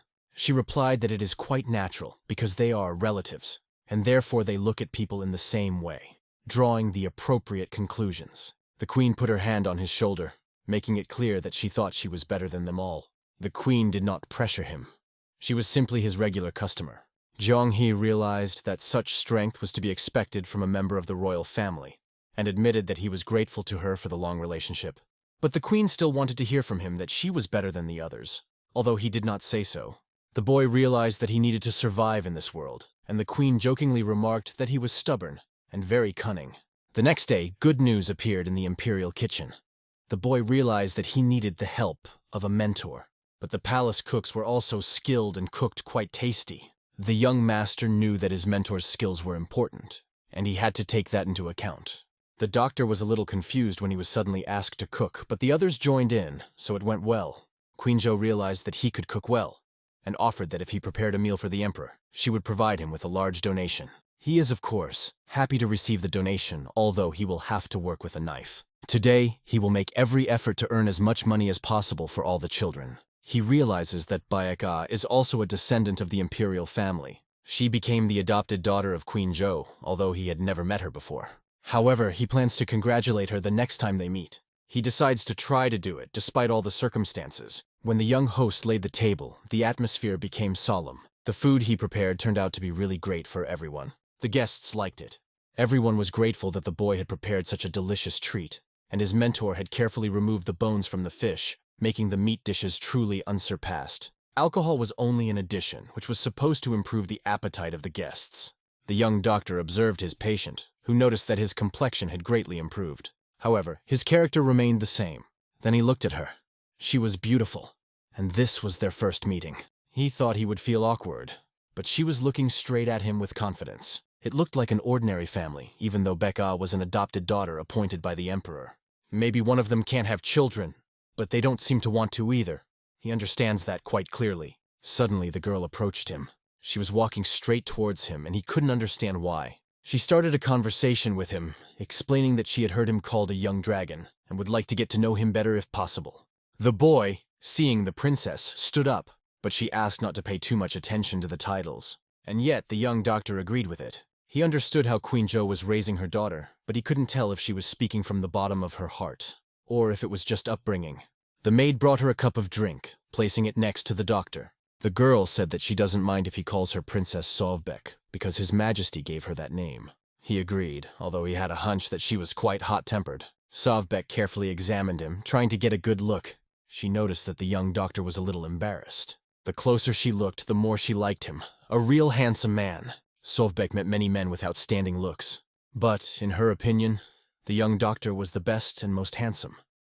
His long eyelashes gave him softness, like a cat's. In addition, he possessed a bright mind and prepared half of what was on the table himself. She would like to get close to him because he is handsome and moreover her age. The young dragon noticed that her gaze was not averted. He also began to look closely at her, but she quickly realized and tried to hide her admiration. The guy didn't know how to start a conversation. Sovbeck herself initiated the conversation, noting that she had heard of people practicing martial arts, developing unique abilities. She explained that not all abilities, only martial arts skills, are developed through training, as true abilities are passed down through the blood. The girl knew that skills are acquired only through hard training. She noted that the government and Miriam are relatively incompatible, like water and oil, but taxes are collected anyway, so she studied Miriam technology for a long time.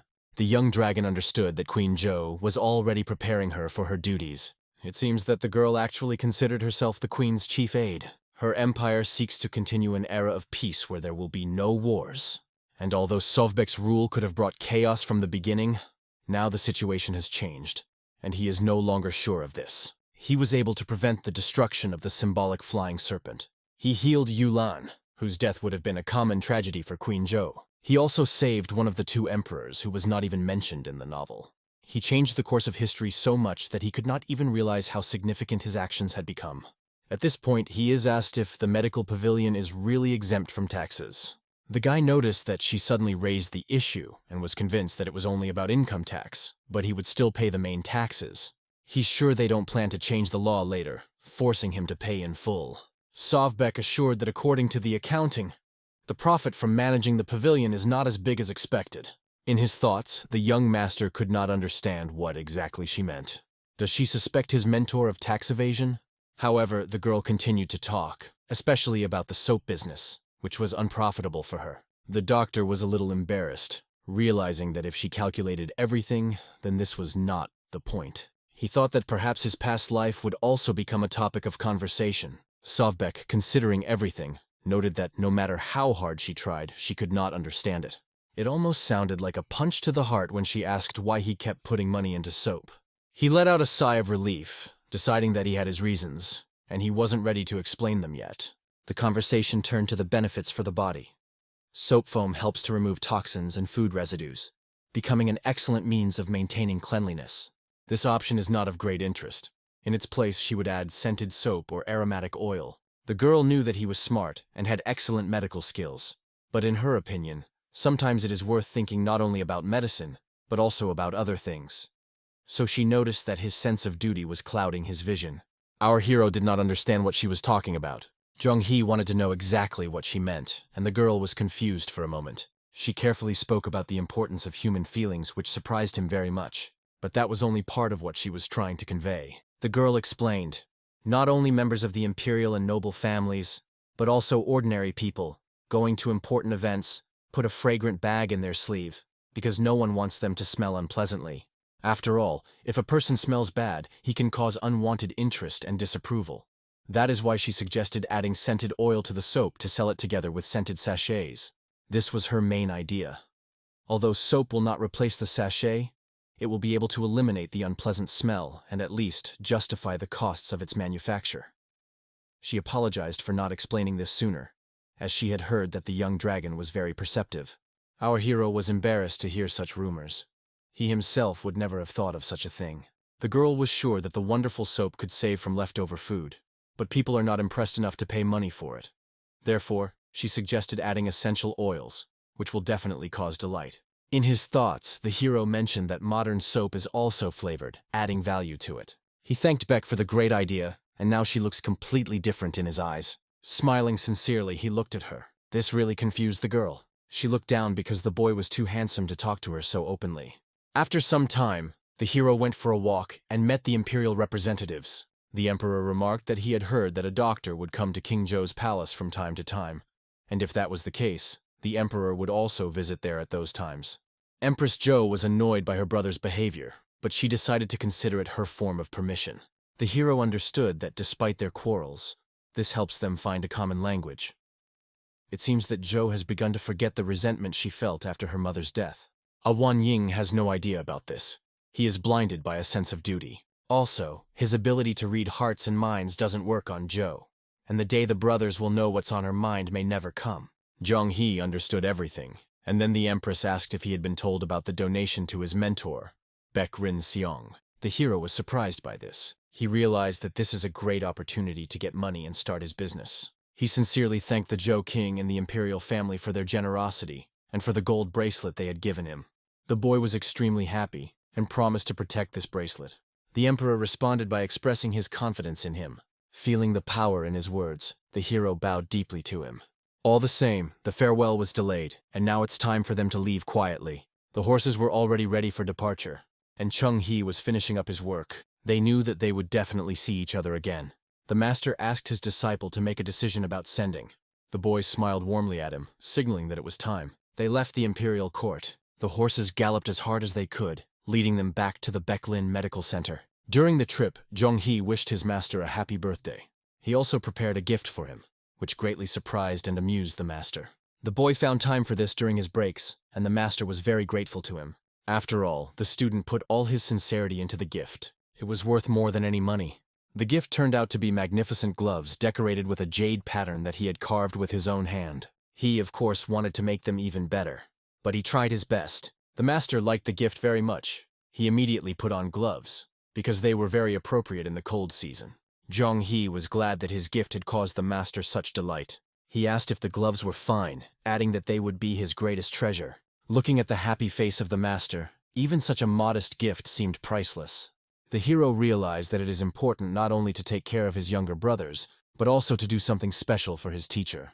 After some time, the news spread in the Huangju infirmary that the young dragon had healed the tumor. Or rather, he changed the crisis, where the patient was waiting for imminent death. And now, at this moment, he is getting better, although it is not yet a complete recovery. The leader of this infirmary got angry and started throwing books in the direction. The doctors were very frightened by his reaction. The head of the infirmary, Kwaju, was furious. How could you cure him? Now 2 more medicine shops refused to supply herbs. This is a real provocation. The doctors explained that they were not lying here, and that they had no connection with Baeklin Hospital. But the warden noticed traces of large purchases in one of the 3 trade guilds, and it is likely that a long-term contract was signed with them, and even a fool understood that the medicine was necessary in order to get to the Dr. Baeklin. The manager could not understand that this is actually a real curse. There's no evidence, but everything is obvious. What annoyed him even more was that Baeklin was not one to solve such matters easily. He had once been able to use his connections with Ixen and demons, but his health had deteriorated as he aged, and he no longer cared if his destiny was taken from him or not. It seemed that he was watching the world from the side, but everything turned out to be much more strange. He understood that Baeklin did not seek fame, money, or even life. so their infirmary had almost no problems. He had everything, from the Zhou Palace and the imperial family to the imperial merchant guilds, and even after receiving nothing in return, he was saddened but did not give up because of his stupidity. But in one moment everything turned upside down. As soon as he had the chance, he began to return everything that had been taken from him. What is their purpose? What are they going to do next? The manager was behaving very strangely now. Normally, this fool would go on about every little thing, bragging about his student. But this time he suddenly fell silent. And then his doctors, filled with anxiety, realized that when it all came together, there could be much more than they could have imagined. Or the patient came from a family far more important than they expected, and he would have to be careful with his words. Or maybe he was up to something against Huangju Infirmary. This was already becoming a serious problem for them, and now they needed to be the first to respond. He hit the table hard. In any case, the 2 benches with herbs and medicines just disappeared. Although our infirmary still has strength, and there is no need to worry, we still need to report to Huang Jiansong. After these words, everyone felt a dry throat, and the deputy had to do it personally, although he understood the consequences and in general the reaction to such news from their leader. Excellent weather prevailed on the territory of the infirmary, and there was also a wonderful mood among the people who gathered near the infirmary. After all, there was an urgent appointment there. Our hero has not been here for several months since he returned from the palace, and now he is back in his place, continuing to fulfill the role of housekeeper. He prescribes patients and checks their health. As always, examines patients and conducts research. And he definitely trains, improving his fighting skills. The boy also did not forget to tell his laboratory assistants about Zhou's promises to give recommendations. For them, this became a great reward. Not just an open path to an official position, but a recommendation entrusted to them by the emperor himself. And for him, this became an important stage in the completion of the development of streptomycin, and many of the laboratory workers will leave here, and the city will become empty. But thanks to Yuk, no one here feels alone. As always, he is enthusiastic and fully focused on his work. He noticed that the boy was staring at him, and angrily declared that if he did not take his beautiful eyes away, he would tear them out. This made our hero laugh, because he understood that the situation was becoming even more difficult. Sometimes he hears the words of Yuhu who goes out of his mind and anger overwhelms him. It seems to him that he is not a person, but some kind of knight, simply taking human form. Once our hero told him that by massaging acupuncture points with wooden fists, and these words caused a sinister smile in Yuhu. Apparently the doctor doesn't particularly enjoy attacking the doll, so maybe next time he will personally deal with his partner. The laboratory assistants pretended not to hear anything, but the boy stopped Yuka, assuring him that he was not yet at his level.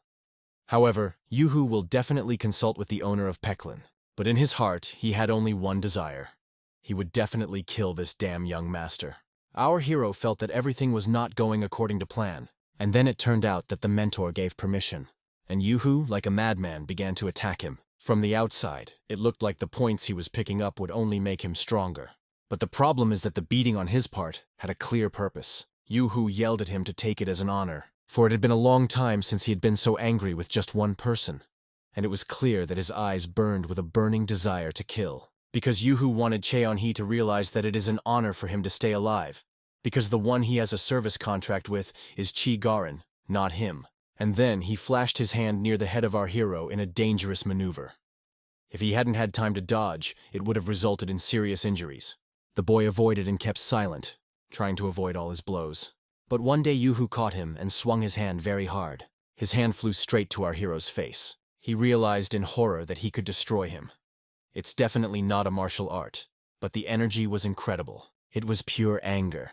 And at the herbal supply meeting for Peklin Infirmary that day, a very high-quality herb was being discussed. They were willing to sign a contract to supply medicinal herbs to a trading company, not knowing how lucky they were, or how much they could trust them, including the distribution of pills by this trading guild.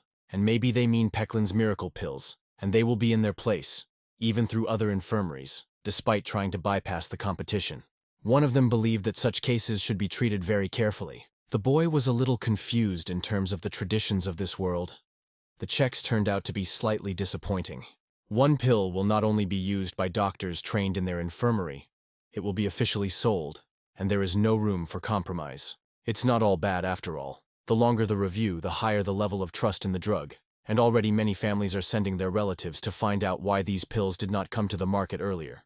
One of them remarked that it was true, and all because the Pekrine Infirmary is a very good organization that does not make concessions for the sake of quick profit. Of course, they were impressed by the reputation that even if they wanted to, they could not buy with any money, because instead of money, they invested all their energy and time. "What else do they need?" asked the master. The guy said that not all results are stable. Fortunately, the effect was not bad enough. Strangely enough, even an allergy to penicillin in the pills did not occur. However, when taken on an empty stomach, they can cause the stomach to dissolve, so it is better to take the pills after a meal. But the master was sure that if the drugs had such side effects, the world of martial arts would have changed a long time ago and radically. And everyone, in fact, is even embarrassed to call it a side effect. These are miracle pills. And this was the result of their work with Yuhu. And it should also be included in the list of lab technicians working for mass production. And the masked boy declared that this was a truly momentous event. And then, apart from the money for the palace, their income would provide for the supply of blue jade and Pekrin's miracle pills. As for the blue jade, the young head takes all the profit. However, it should not be forgotten that when creating miracle pills, they invested not only efforts, but also ingredients. Zhang He knew that they weren't going to back down, even though they were united by their desire to heal people and probably make more money. Everyone wants more, and they will certainly not forget about their hard work. The heads of the two halls didn't lift a finger when he first asked if they wanted to create a pill, and now they're salivating at the profit from it. And because of this, our hero wants to convey how much these people really want to take for themselves, in the form of gratitude. The master silently observed the students' words. One of them stated that doctors of various levels also needed thousands of herbs for the manufacture of medicines, which required monthly payment, plus the supply of raw materials that had already been used and would still be needed should be taken into account. He wants to take 30%. Yuhu, hearing these words, became a little angry, but did not show it. And it seems that after some time they have already completed the exact calculation, and these words cannot be taken lightly. Our hero can easily give them 30%, but he is a little sorry, so he wants to add a fragrant oil to it, and the advisors noticed that he was not going to give up oil at all. And didn't they talk about him? It is now suffering heavy losses, and the boy began to worry. He was too naive. However, the Indian princess Sovbek added a scented oil, and selling it together with the scented bags will definitely work. And the guy wants to convey that the business will definitely work, and as a result of success, they will provide half of the profit of the Hall of Medicinal Herbs. Let them give him another plan. These guys knew that the new idea was interesting. They were very interested in whether he would succeed or not, but no one could guarantee that it would work. And it was clear that everyone's mood was not good at all. Even if it was a simple oil, it could be used by doctors. The production costs here are small, so even 30% could bring a significant profit for the medicinal herb hall, and they decided to support it. With enthusiasm in his eyes, the boy did not believe this, but believed that this time the soap factory would definitely succeed. The guy replied that he was specifically talking about aromatic oil, and this is the most important thing right now. But the only scent he knows is fruity. Have you never paid attention to any specific fragrances that can be added to soap? Of course, he is a little embarrassed, but he does not even know what aromatic oils are popular now. One of them asked why he didn't use scented oil when he washed himself, but probably because of his martial arts background, he didn't face such a problem. And one of them emphasized that the young dragon was always accompanied by a light aroma of medicinal herbs, and they guessed that it was fragrant soap. But our hero thought that if his friend Wangu talked about the fact that he gave off a smell that the spirit beast liked, and maybe after applying a technique that changes the bones of his body, his energy becomes pure. And because he practices the 5-element technique, his smell has changed, his natural aroma has changed, and that makes sense. Who would have thought that the penetrating, all-knowing head of the operating room would turn out to be completely ignorant in such a field? Baek Rin Song understood his student perfectly, and one of them taught him a lesson. Taking his hand, he waited impatiently. Their cooperation begins, and may it be fruitful. Spirits are the realm of chemistry and emotions. In this, his current world coincides with modernity, so that the search for a good fragrance is a serious business. Fragrances are a sensual and even intimate subject, so in order not to take any chances, they decided to ask the trade guild and then use their sold options. And the truth is, as with cooking, the first time it is better to use an existing recipe. If you want to succeed in preparing original dishes without a cookbook, you will have to. The cook greeted joyfully. I'm waiting for you. If they are looking for exactly the smells that they add, then let them go here. He demonstrated a lot of remedies that need to be tested with the head of the medicine room to begin with. His name is Mangog, several incenses, and he will learn to combine them. After a while, he came up with something, and he tried new ways of combining. Since he wanted to succeed this time, he hoped that he would definitely not face another failure. Since his idea was at stake, he took it seriously. When he brought his test scent to the master, he was surprised by the strong musky smell, and he hoped that his student would not use this soap when he came to his office. The smell was so insistent and worse than last time that our hero tried everything on the mentor, because he is very sensitive to smells. You'd think he was oversensitive, so he gave normal golden advice. After listening to the mentor, he immediately understood how it works. He didn't even notice that there were some mistakes. He will try again and again, hoping that eventually everything will match. When he mixed some more ingredients, after 15 days, he had the result. A shocking, subtle fragrance that people first heard from soap. At last, he was able to calm his agitation and was kindly noticed. One of them noticed that the herbal medicine head seemed to have no power at all. But he came to him day and night, saying that he no longer wanted to do joint research with the head of the operating room. Then he decided to give the young dragon a piece of advice. If he continues to live like this, he will die. Don't doubt it. As for the scent from the soap, with a scent like that, he would definitely want to buy it. Now that everything was ready, they decided to test the success with the sales of the miracle pill, and they had an intuition that it would all sell like hotcakes.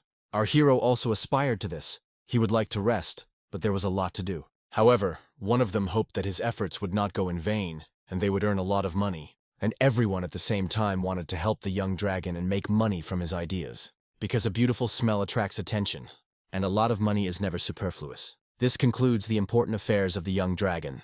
Small businesses also seem to have carved out a niche for themselves.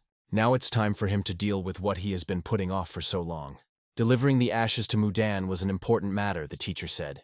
And knowing his student's skills, he had no reason to stop him. The boy only asked to take care of the exchange of experience between the doctors and the butler Joe. But the master asked him to be careful in everything he does. Even if a stranger begs him for help twice or even 3 times, let him check everything carefully.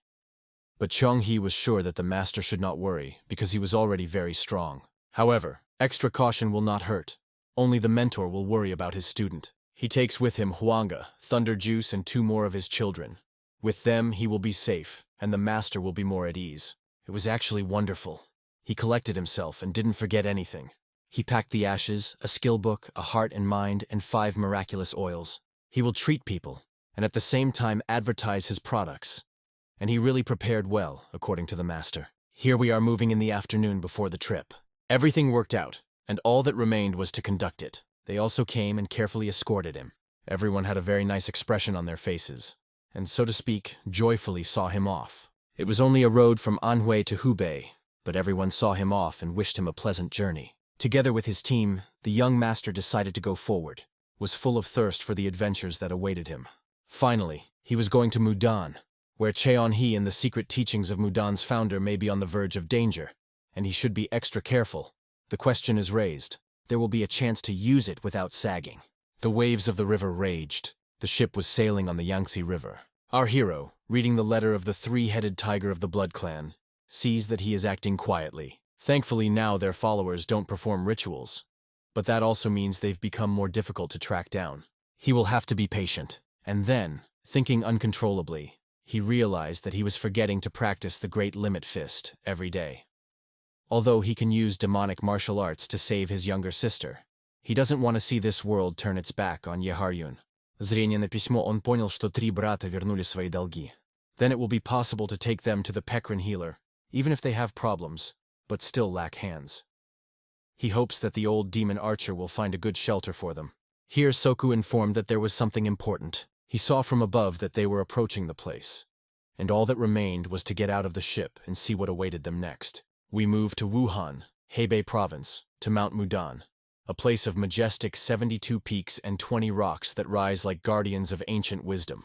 Covering itself with thick forests and extraordinary rocks, this place is one of the most difficult to climb. It is now the center of the Honor faction, where every stone and wind holds ancient secrets. The greatness of these mountains permeates every cell, giving a feeling of something infinitely large. Our hero, bowing his head from the heaviness, asks Halang if he really likes this climb to Mudan. He continues his struggle with the peaks, because this path is extremely difficult, but he does not stop.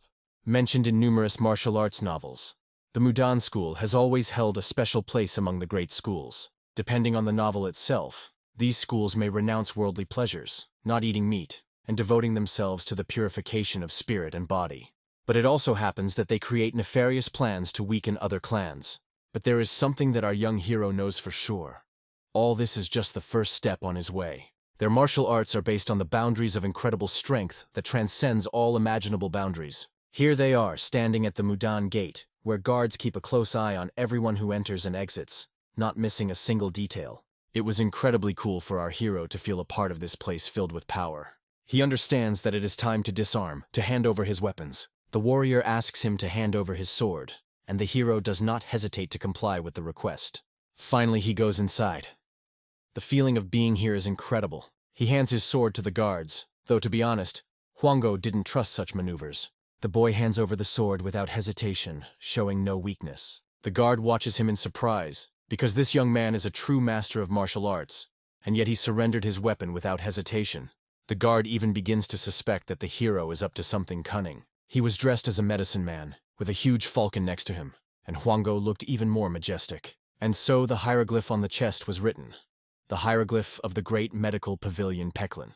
He gathered it all together and exclaimed, "You are a young dragon, doctor!" Sensing popularity, our hero realized that he was really recognized, and this fame spread quickly. The security immediately escorts them to the hospitality pavilion because it is a great honor for them.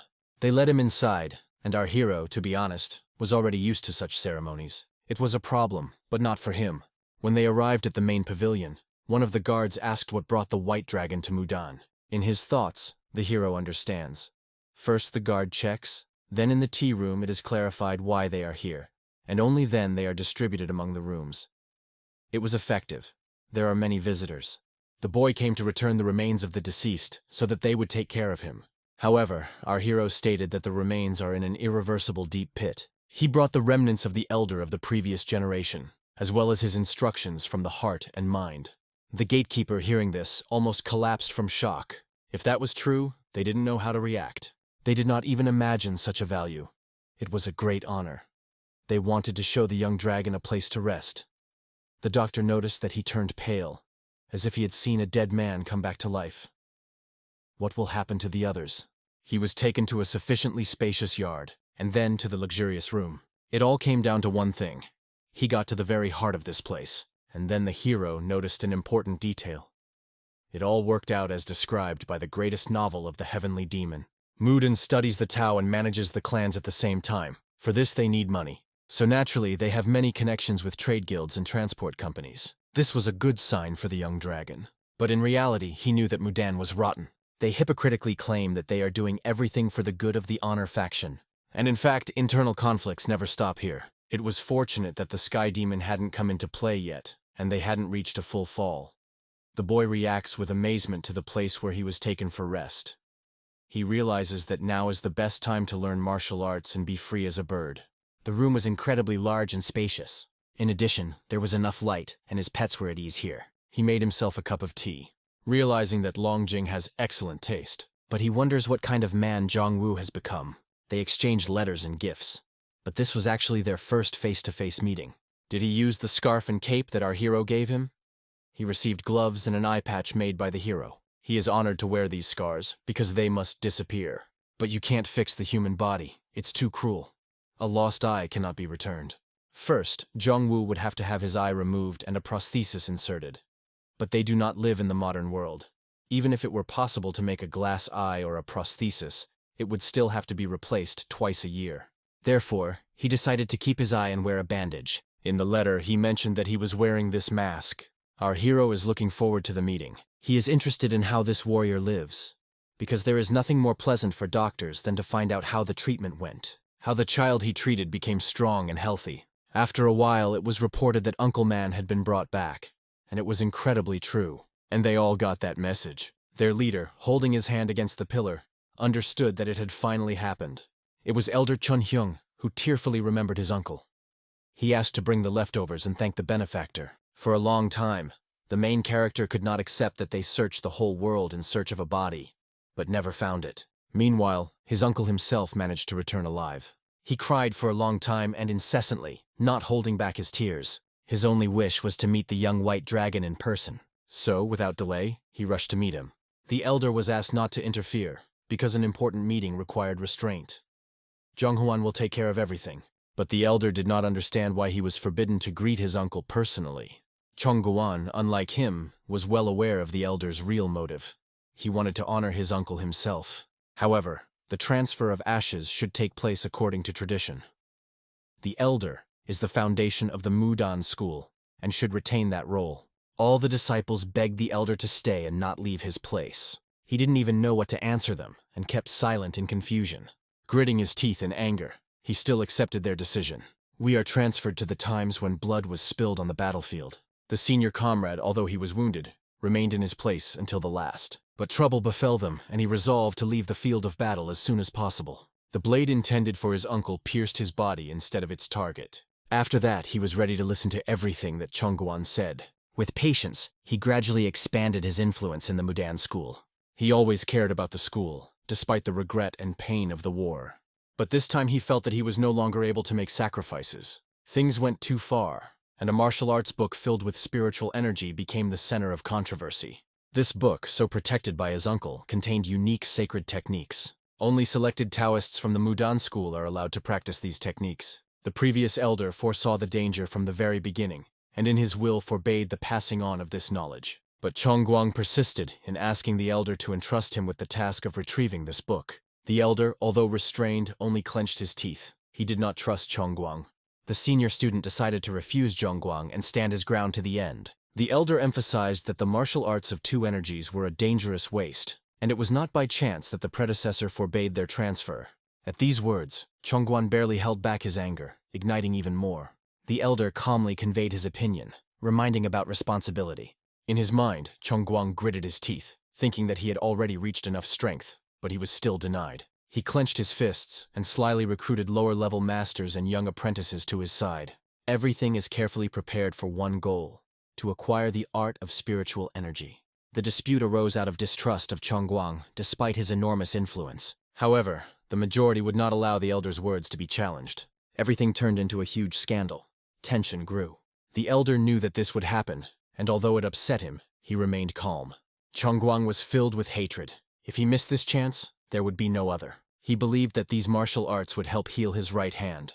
Determined, he begged the elder to let him have this book. The dispute between the supporters of Chongheng and Chongguang did not subside, but only gained momentum. Meanwhile, the boy the white dragon mentioned appeared on the horizon. He walked right up to them and asked where the young dragon was. The representative of Taoism calmly pointed his finger at the guest yard. The boy did not hesitate to head in the indicated direction. Meanwhile, our hero calmly dined, noting that they put too much cinnamon in Mudan's sweets, and he doesn't like it. Although Taoists value tea with sweets, all dishes here are made with expensive and high-quality ingredients. But his mentor, Baek Rin Sung, would clearly be unhappy with such a combination. At that moment, his pet suddenly reacted to the strange sound. Suddenly, something like a loud knocking sounded in the room. The door swung open and the silence disappeared. A boy ran into the room shouting loudly, "Chonghe, master!" The hero was so impressed that he almost dropped everything from his hands. A boy with a bandage on his face rushed here after hearing about the hero's arrival. At this moment, the hero noticed a familiar bandage. Is it really him? Yes, it was John Woo himself. They had not seen each other for a long time, and the young man immediately rushed to him. The pets also noticed how much Cheon Woo had changed. It was hard to recognize him. He grew older and changed, and the hero looked at him with delight, while John Woo wanted to hug him. They came closer to each other and hugged each other sincerely. John Woo, without holding back his emotions, said that he couldn't imagine how much he missed him, and was incredibly happy to meet him. The young dragon also sincerely rejoiced at the unexpected meeting. He remembered how this boy, who had once been between life and death due to the ravages of congenital syphilis, had now become such a strong and healthy young man. The doctor remarked that Cheong Woo's abilities were truly exceptional. The boy admitted that at first he suffered from pain in his joints, but later he began to grow like bamboo after the rain. The young dragon praised him, noting how nice it was to see him so healthy and strong. Cheon Woo said that he received a new Taoist name that symbolized his new path. He also explained that the Taoist way of life presupposes the renunciation of marriage, because once on this path, it is impossible to return to worldly life. However, this was not a problem for him, because he was never interested in marriage. The doctor supported his choice, understanding how serious this decision was, because now his whole life is dedicated to martial arts. John Woo had really grown up, and it was evident in his words and actions. In the modern world, such a choice could be compared to the life of a Catholic priest or a Buddhist monk. The doctor understood that continuing to follow the chosen path is an extremely important and difficult decision. This is the beauty of the world of martial arts: self-sacrifice and total dedication. They decided to have a snack and drink tea together, during which Chong Woo revealed that his Taoist name remained the same. The elder thought that there was no point in changing a good name with a good meaning, so he decided to leave it as it is. Cheon Woo was happy because he kept the name that the doctor once gave him. However, he understood that it is not the name that defines a person. The main thing is that his intentions remain pure and good. After that, the doctor asked Cheon Woo to give him a tour of Mudan. He also wanted to take his pets with him. It was clear from their looks that they were not against this idea. Obviously, the pets understood everything, because they were spiritual beings. Chun Woo took out one important thing from his pocket. It was beef jerky. He knew that the master was very fond of it, and he remembered how he had talked about it before. At that moment, his pets' eyes lit up with delight. They immediately pounced on the beef jerky, but Chong Woo prepared even more for them. With great enthusiasm, the pets devoured the pieces, enjoying each one. The young dragon noted with a smile that Cheon Woo had adjusted well to life. At this point, he thought about it and asked, "Why don't I try?" But at that moment, Huango decided to take all the food for himself, which of course was inappropriate. Returning to the Mudan Mountains, they climbed higher and higher. Soon their path led to a temple located among the clouds. The golden palace at the top of the dance was a sacred place, and entry to the temple was forbidden to outsiders. Instead, a Taoist altar was set up for visitors, where fans could pray and pay their respects. The temple is located high in the mountains, and people still make the difficult journey here. The doctor thought enthusiastically that there were no cars or cable cars here. Simply incredible. People came here with faith in their hearts. They worshipped their gods and traditions, finding peace in this. The hero asked what these people usually pray for, and Cheon Woo explained that mostly they ask for health, peace in the family, or a little luck, believing in miracles. The young dragon agreed. Even Taoists cannot ignore the reality of human aspirations. Then Cheon Woo pointed to an incredibly beautiful landscape that a master must see. They went to the edge and looked down. The view was breathtaking. Meanwhile, the contented pets were enjoying a snack nearby. Chun Woo looked into the young dragon's eyes and saw calmness and admiration in them. In turn, the hero noticed that Cheon Woo has incredible popularity wherever he goes. He was extremely talented, and at such a young age had mastered the power to survive. It's just a pity that he chose a path that excludes the possibility of marriage. At the edge of the mountain, Cheon Woo asked about Yahello, and the young dragon told him that he was a young man who, despite all the trials that befell him, sought happiness. He is also very strong, and he consider themselves brothers. Cheon Woo admitted that he wants to fight Yahello when they meet. The purpose of this was to officially become his younger brother. That was what he was talking about, but still not decided. However, Cheon Woo believed that this would definitely happen, and did not think that Yahello was delaying the meeting on purpose. He asked the doctor just to wait a little while, although he himself understood that the appointment was indeed constantly postponed. In the end, they decided to postpone the matter until later, and in the meantime, representatives of Taoism appeared at the gate. Pets immediately reacted to the unexpected appearance of strangers. Their behavior became restless and they could not find a place for themselves. Cheon Woo and the young dragon looked ahead, noticing the stranger. The boy turned his attention to Jung Woo and rudely called him a jerk. The doctor was outraged by such an address, considering it unacceptable. Cheon Woo politely greeted the senior disciple, asking why he was here, as he and the dragon were inspecting the temple. The senior student had heard of Jung Woo, but he didn't expect to see him here. The doctor, analyzing the situation, noticed that Jung Woo was holding back and decided to pretend that nothing happened. He politely greeted and introduced himself to the stranger. The boy admitted that he had heard a lot about the doctor, and an older student named Chonggen expressed his respect for him. Raising his head, the young dragon noticed several important details in their clothing. Judging by their clothing, they were swordsmen from the Mudan school, but their expressions did not seem friendly. Perhaps they were jealous of Cheon Woo's talent. One of them revealed that they were waiting for the arrival of the young dragon to see the Chigal clan's martial arts. The hero felt the tension and did not understand why they needed it. Behind them stood the students, who clearly wanted to see something spectacular. Cheon-woo realized that the situation was escalating and their original target might have been the White Dragon.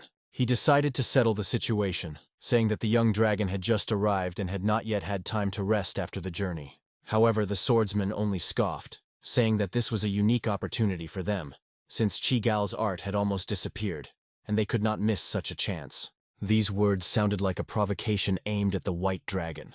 Cheong-woo remarked that such treatment of a guest was unacceptable, and suggested that they should rather fight him than the dragon. The senior student, enraged by such words, gritted his teeth, not understanding where Chun-woo had such confidence. The doctor, looking at the tensed faces of those present, felt uncomfortable, but even Cheon-woo's inaction looked confident and solid. Cheon-woo asked to leave the White Dragon alone, noting that such actions could lead to serious problems. At that moment, the doctor's hand touched Jung-woo's shoulder. He stopped him, reassuringly. "I'm fine. In fact, I would also like to see the Mudan clan's martial arts. Sharing experiences is a great opportunity." At the same time, the doctor carefully and sternly looked at these young brats. The senior student remarked that the White Dragon truly deserved its name, and his words made sense. However, Cheong-woo did not understand why the doctor would allow such a situation. The doctor assured him not to worry. "I just want to know what they're up to. All the details, as he noted, will be clarified in the process." They decided to go to a place where it would be more convenient to hold a battle, because there were no training grounds nearby. The group took them to a more remote place, away from populated areas, into the thicket itself. The pets reacted aggressively to the swordsman, but the doctor followed them without delay. Descending with the group, the hero understood that even though he and the swordsman were of different ages, he could still become a strong opponent. On the way, Cheong-woo told how he once broke the sword of an older swordsman during a fight, and the latter disliked him ever since. The boy belonged to the Chongguan faction that was currently in power. Zhongguang knew more about politics than sword art. The doctor noted that in martial arts novels, one generation usually lasts about 20 years. In the generation that bears the surname Zhong, the word justice is of great importance. The faction also has two other namesakes. The next generation bears the surname Cheon.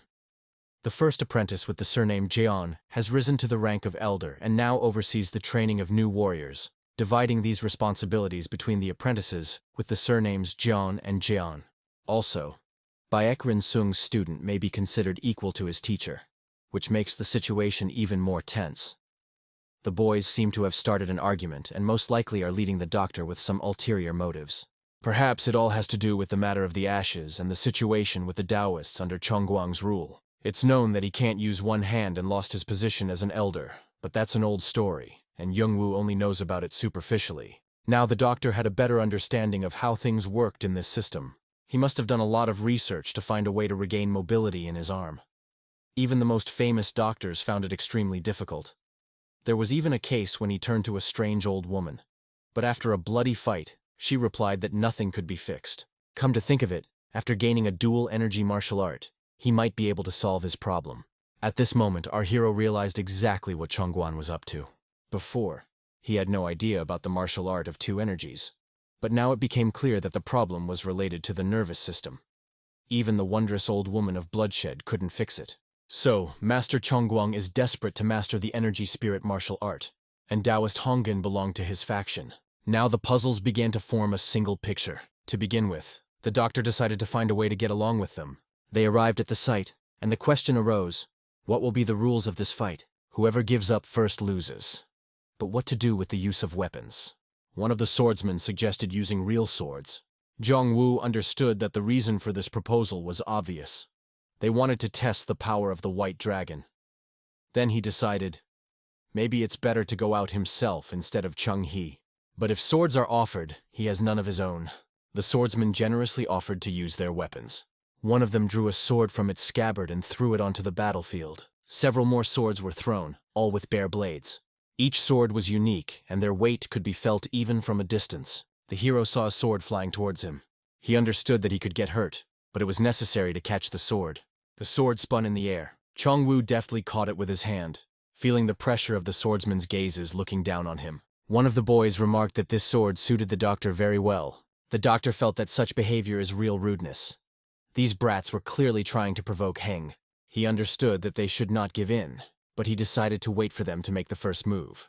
The elder swordsman displayed his art with outward calmness, but in his heart he wanted to embarrass the doctor.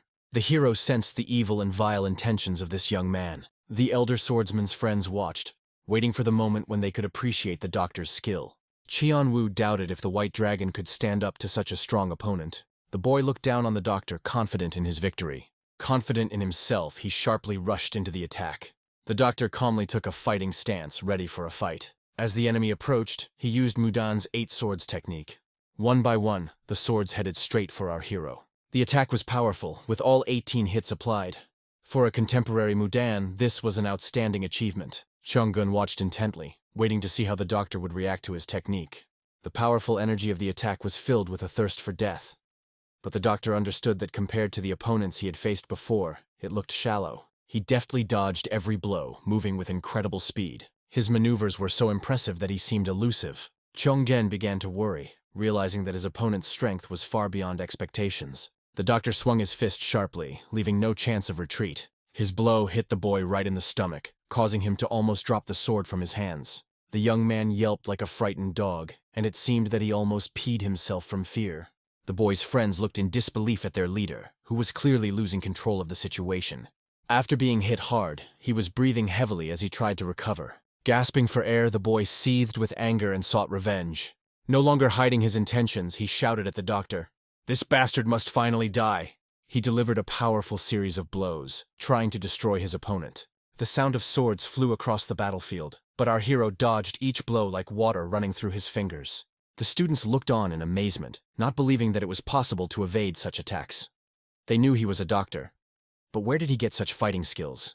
The boy, enraged by this, did not stop, marveling at how easily the doctor answered all his attacks. He continued to charge, hoping to find a weak point. But when their swords clashed, it became clear that the advantage was not on his side. Qiangun decided to sneak up behind the doctor, hoping for a surprise attack. However, all his attempts were instantly countered by lightning movements. The hero, watching the fight, thought about how everyone was wondering if the doctor had mastered the energy spirit martial art. If they are so interested, they will try to corner him, but only under the threat of death will he show his true power. But this red-haired brat won't get anything if he doesn't try harder. At one point, his sword almost slipped through the doctor's defenses. Taking advantage of the moment, the boy decided to strike from above, trying to do it without warning. But the doctor easily intercepted the blow, because this opponent was no match for his previous enemy Yuhu. Swords clanged as they collided with each other. The tempo of the battle increased, the steps became faster. Chonggun seemed to lose his faith, wondering how the doctor could even smile during his attacks. At one point, the opponent's sword was at the doctor's neck, but he easily deflected the blow and forced the weapon to deflect to the side. Chonggun was even more enraged as all of his attacks were being blocked without any effort. His weakness became obvious, and he seemed intent on acquiring the secret technique at any cost. Meanwhile, Cheon-woo, watching the doctor's skill, admired his incredible strength. Chonggun looked exhausted, while the doctor didn't even show any signs of fatigue. After a while, even the warriors began to look at the senior disciple with fear. They realized that the riot he had raised had only made his situation worse. The doctor looked at his opponent with cold certainty, realizing that his motives were rotten, for Mudan students were not allowed to learn secret techniques. The art that the master so protected remained untouched, and the hero was also not going to pass it on to those who were not worthy to study it. Choking, Cheongun looked at the doctor in disbelief, realizing that the rumors about him were true. He thought it was just a doctor who had recently started learning martial arts, but he turned out to be incredibly strong. For the first time in his life, Cheongun felt like he was facing a wall without seeing any weak spot. He realized that he no longer had techniques that could help him. The boy sought to expose the doctor, suspecting that he was hiding knowledge of the art of 2 energies, but he never found any evidence. Meanwhile, the doctor grew bored and suggested that the fight be postponed, leaving the opponents for his friends if they wanted to attack as well. This statement shocked everyone present. Jong-woo was stunned that the doctor himself was provoking this defiant opponent. They understood that they should not agree to such a proposal, because it is an obvious provocation. But Cheong-gun decided that losing would be an unacceptable shame for him. He eventually accepted the challenge, hoping to learn something new, though his warriors tried to stop him. At that moment, Cheon-gang was no longer confident in his abilities. He was determined to do something, but he didn't know if he had the ability this time. Tension on the battlefield grew rapidly. The hero realized that this boy couldn't even come close to matching the power of Yuhu's 9 wooden fists. Jianwu worriedly asked the doctor if everything was okay because these guys clearly wanted to kill him and he was playing with fire. He offered to help if needed. The doctor categorically asked him not to interfere in any way. To the question why, he replied that he would leave the fight at this point anyway. He warned that any attempt by Jiangwu to interfere would only make their opinion of him worse. Despite Jiangwu's desire to help his friend, the doctor insisted, "Don't do it." With a smile, he added that it was time to have a little fun and challenge these juvenile fools from Mudan to attack as they pleased. This was a clear provocation that made Chonggun very angry. His friends were so upset that they even swallowed a lump in their throats to contain their excitement. The opponents were not confused and put forward their condition, surrounding the doctor from all sides. The ring of swordsmen closed, creating tension. The doctor turned to Jiangwu again, urging him not to interfere.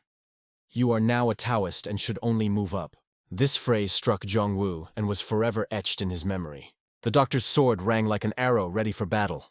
Mudan's warriors and swordsmen surrounded him, full of determination. In his thoughts, the hero reflected on Jianwu, realizing that he should not interfere, lest he make enemies. No matter how this fight ends, Jiangwu will have to live in this place, so he needs to stay away. At that moment, the swordsman's powerful strike passed through the doctor's body, slicing through the air. The doctor instantly rolled, avoiding the blow, and noticed that his opponent was not so weak anymore. He realized that this boy had potential, and if one of the best started training him, he could become a worthy swordsman.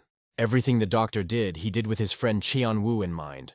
But suddenly the doctor's look changed.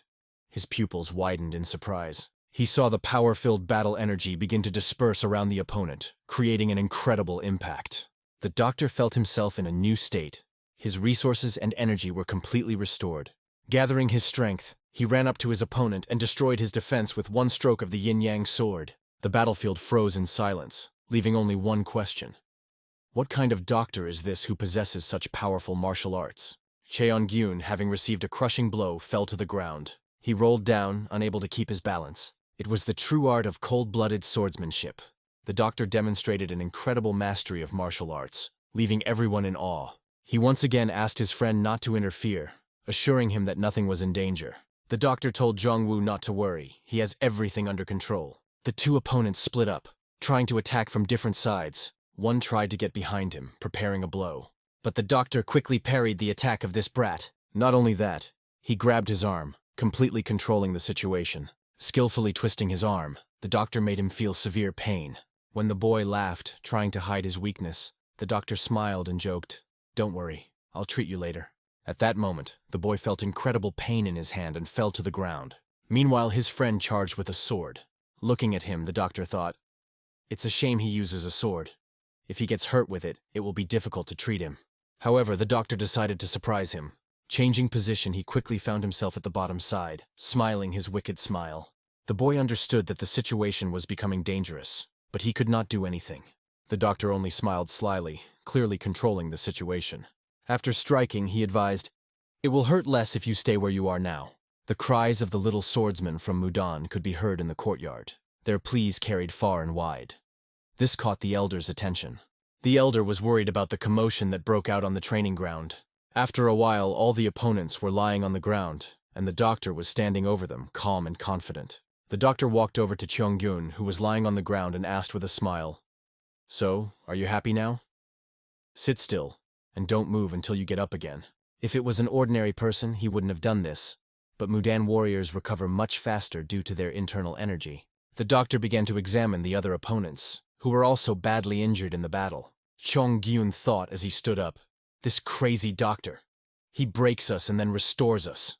The difference in our martial arts is just unbelievable."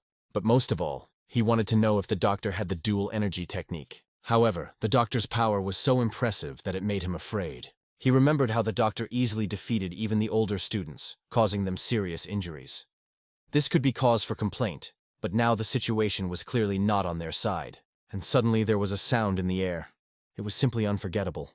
Cheon-gun recognized the voice and immediately froze in fear, his heart pounding. The soldiers were also frightened. The voice was familiar and frightening to them. This mysterious man turned to the doctor. "You make a strong impression." And surprisingly, even he allowed himself a slight smile. The hero could not understand whose voice it was and what was happening nearby. When everyone decided to go back to fighting or negotiating, events took a dramatic turn. An old man appeared on the horizon, carefully watching what was happening.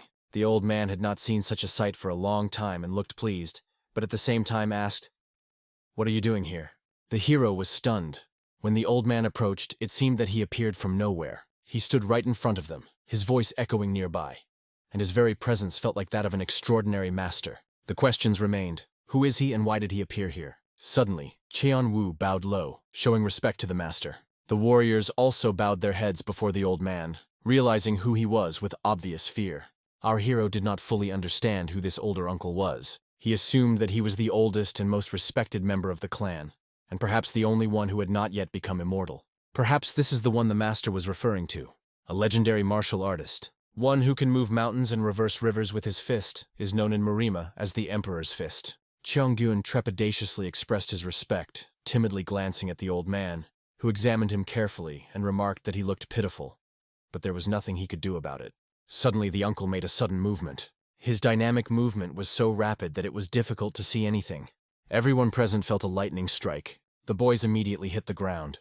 The old man blocked their acupuncture points, and they didn't even realize what had happened. As he passed by, the soldiers lying on the ground received scrubs. He said that Chongguang has talent, but in matters of counting money and choosing disciples, he has neither talent nor skill. How was it possible to take such little people as students? The master reproached himself. The hero thought that this old man was not even mentioned in the novel, Majestic Heavenly Demon.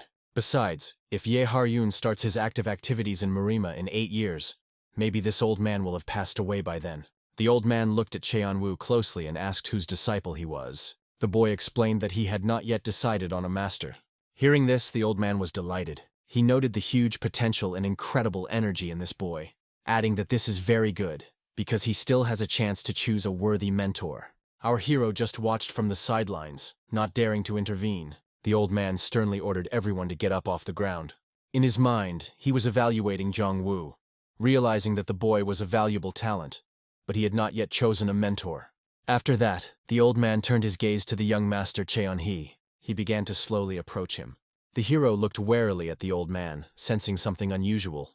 Suddenly, he felt an incredible power emanating from this person. He was overcome with fear, as if an insurmountable mountain stood before him. It was such a feeling that no force could move this man. At this, Jung-hee involuntarily opened his mouth in surprise. The old man continued to walk towards him, with a look that showed that he understood who was before him. This is the same dragon that the rumors are about, thought the old man. He had heard that John-hee was a slacker who always caused trouble, and now his guess was confirmed. In fact, the old man came closer to determine the strength level of this boy. He noted that the doctor manages his inner energy perfectly, suppressing his own emotions. This testified to the instinctive ability to correctly assess the strength of the opponent. Jong-hee didn't answer, just stood there, holding the sword with trembling hands. He felt the old man's incredible strength, which seemed insurmountable. Looking at this monk, there was only one question. "Are you even human?" And then, gathering his strength, he decided to attack to see what this old man was capable of. The attack was not so much of a competitive nature, as a desire to find out how powerful his opponent was. At that moment, a huge energy rushed towards our hero, and he realized that the old monk was ready to enter the battle. Opening his mouth wide, our hero decided that it was time to act. He drew his sword and took a fighting stance, ready to fight. But the old man, with just one movement of his hand, easily repelled his attack, as if manipulating a sword. It was so incredible that the hero froze in amazement. When the sword stopped, the old man looked carefully at the young man. He was in awe of his strength and self-control. The old man assessed him as a master of incredible strength. Cheon-woo did not understand anything at this moment. What had just happened was beyond his imagination. He was shocked that the doctor was able to block such a powerful warrior's attack with incredible speed that no one even noticed. The old man waved his hand lightly. Then he put it in his other hand, turning to the side. This amused him. Unbelievable. Who would have thought that such a young boy could block my secret technique? He added that among all Mudan martial arts, those practiced with bare hands are the highest skill. The doctor realized that he had only blocked the attack on instinct. The body was still trembling from the tension. Here it was, the true mastery of the Imperial Fist, one of the highest secrets of martial arts. The old man praised the doctor. "Impressive. I want to recruit you as a fighter to our Mudan school. How do you like such an offer? I will take all the responsibility." But the young man explained that he was only a doctor. The old man remarked with a smile. That Pak Rin must be making a fuss right now. The rumors about him have been very interesting lately. If he shows up here and causes a ruckus, even you won't be able to handle him easily. The hero was slightly embarrassed by these words, but smiled, mentally recalling the words of his mentor that only a couple of people in the world could compare to him. It only proved how strong this old man was. Out of the blue, the old man asked our hero what his current dual energy martial arts level was. This question confused him a lot. Hearing this, the hero couldn't hold back his sword. It fell out of his hands, and it revealed what he had so carefully hidden. There was a tense silence between them, broken only by the sound of a falling sword. Hearing this sound, Cheon-woo opened his mouth wide in surprise. The monk, without looking away, waited for the doctor's answer. The hero knew that a master like this old man would not attack without reason. He belonged to the 10 strongest masters, who are compared to natural cataclysms. No one could predict how such a master would behave and what he would do next. As expected, the hero confessed. The old man understood everything. At this moment, the hero's level reached 4 stars. The old man nodded thoughtfully, realizing that now everything fell into place. But when he began to think about the 4-star level, it became difficult for him to comprehend what he heard for a moment. If he really claims to have reached the 4-star level, that's just crazy. The old man was in real shock. The old man could not believe that the hero had reached such a level without proper knowledge and deep study of martial arts. The hero only thanked the sage Mendok, who left such a legacy that everything became possible. The old man had heard of this legacy, and knew that the hero had returned all that was left of Mendok. So this is it, he thought. The hero was worried that the old man would scold him for mastering the technique without permission. But the old man, to his surprise, was happy. Mendok is finally back. It's incredible. He remarked that if Mendok were alive, he would be one of the top 10 martial artists. Mendok taught him dual energy techniques and the art of Taiji swordsmanship. He also taught him the sacred art of Taijing, in which every stroke of the sword was flawless. The hero became interested and asked what really happened to Mendok's legacy. The old man said that he also studied the technique of dual energy, although not completely. He noted that their meeting was fate, and offered to teach the hero several important things. The hero was confused. Teach me? What does he mean? Cheon-woo, for his part, was delighted, watching the old man's every move carefully. Suddenly, the old man got into a fighting stance, radiating confidence and skill. With his hands, he created movements that resembled the shape of a hieroglyph, impressing everyone with its precision. Then, like a bolt of lightning, he began to move towards Jong-hee, radiating incredible power. Jong-hee quickly began to block his blows, showing his skill. He parried all of the old man's attacks, making him a little nervous. The old man, outraged, decided to attack from all sides, using powerful blows with his fists. Jong-hee felt that he could no longer block these blows. Their power was incredible. The blows contained such powerful energy that the air seemed to be torn apart. But suddenly everything stopped. The old man froze, placing his hands on Cheon-hee's chest. This fight had gone too far, and if it continued, the hero could die. If the old man had really hit full force, the doctor might not have survived. Cheon-woo, watching this scene, stood with his mouth wide open, unable to believe his eyes. The old man smiled slightly and asked, "Well, do you like the way they use the dual energy technique?" It was amazing. The doctor gained new knowledge and experience that exceeded all his expectations. He realized that when the old man's hands touched his solar plexus, it felt like an electric current went through his brain. After that, the old man folded his hands, leaving the boy in a state of incredible insight. This feeling was reminiscent of a real enlightenment that changes the world view. The old man explained that the dual energy technique does not simply split one thought into two. One side can be fast and the other slow. One is strong and the other is weak. Each movement must be followed by a pause. Only in this way can harmony be achieved. Then the old man asked, "Do you know how it works?" The doctor was still in a state of shock, trying to process what had just happened. He understood that what he experienced could be a real achievement of the highest level, Zen. It was the energy of the dual energy technique, and he knew how important it was to remember its source. Jong-woo watched in delight, realizing that the headmaster was teaching Jong-hee. Without a doubt, he believed that the doctor would understand everything after studying the texts and manuals. But it seemed that without a deep understanding of the philosophy of the Mudan sect, no one could fully master the dual energy technique. Suddenly, Jong-hee closed his eyes. He felt the yin-yang forces awakening within him. The master watched how the hero plunged into his conscious, which brought him closer to true enlightenment. This thought made one thing clear. The hero could be wrong about his interpretation of Tai Chi. He realized that the true essence of this art is completely different than he imagined. At that moment, he felt the presence of something new and powerful. It seemed that the world was beginning to crumble into tiny pieces before his eyes. He looked at everything from a completely different angle, discovering a new reality for himself. Chongguan suddenly appeared on the horizon, watching what was happening with admiration. The old man turned and saw this insolent opponent. Confused, Cheonwu didn't know what to say, feeling that the situation had gone too far. The doctor opened his eyes and turned his gaze to Chongguan. He looked at him in such a way that he felt a pressure and a call to think. The doctor said sternly, "How can you teach secret techniques to someone you don't even know?" One of the people present wanted to remark that the doctor was not such a bad person, but Zhongguang abruptly silenced him. The young master thought that the sect leader and elder appeared at just the right moment. This must be the same elder Chongguan who has been talked about so much, he thought. Chongguan realized that the situation had become critical. The outsider had mastered the dual energy technique, and if he delved into his consciousness, the consequences could be dire. The old man laughed as he looked straight into Chongguang's eyes. "I didn't like you from the beginning. Your personality is repulsive. We will meet again, but not now." But how could the master just leave like that? He left them without a word, leaving behind only the shadow of his presence. The headmaster was always like that, carefree and unexpected. He even taught the little white dragon the dual energy technique.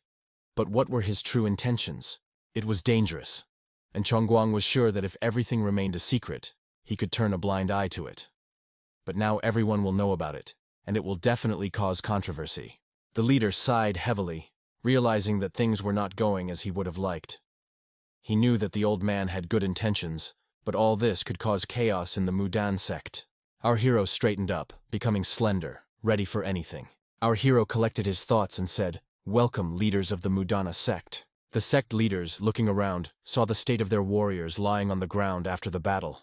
The hero apologized for this, explaining, "They themselves challenged me to a duel, not even considering the fact that I am their guest, and did not have time to rest after arriving.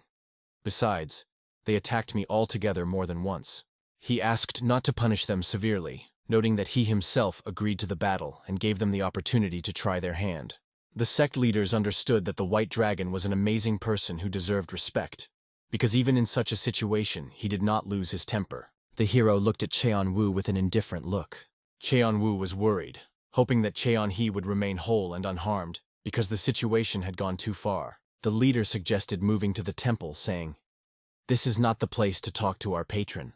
Cheongwu, feeling tense, suspected that the emperor had noticed something in Cheonghe, but what exactly remained a mystery. In the main building, everyone gathered to discuss our hero's journey and how he found the cure he was looking for. The hero laid out the route in detail and told about the location of the irreversible gorge. However, the Mudan clan members didn't even know how to check it, as they didn't have such capabilities. The leader felt that it was necessary to inspect the area and suggested that one of the elders visit the area in person. One of the elders raised his hand, declaring that he had already been there. The leader, looking at him, did not understand how to explain what was found. Everything was recorded in the documents, from the discovery of the remains to the mastery of the heart of the mind skills. The hero explained everything to the major factions, remaining calm and confident. However, this created confusion that was predicted to be difficult to resolve within the Mudan school. The council, reviewing the documents, did not know how to act further. The advisors hesitated how to treat the doctor, but there were no doubts about his honesty. The hero understood that Yuho's report that he had given was very valuable. His presentation was perfect, and even if one wanted to complain, there was no point. Since it involved the remains of the deceased and the heart of mind skill, any discrepancy could lead to a serious investigation.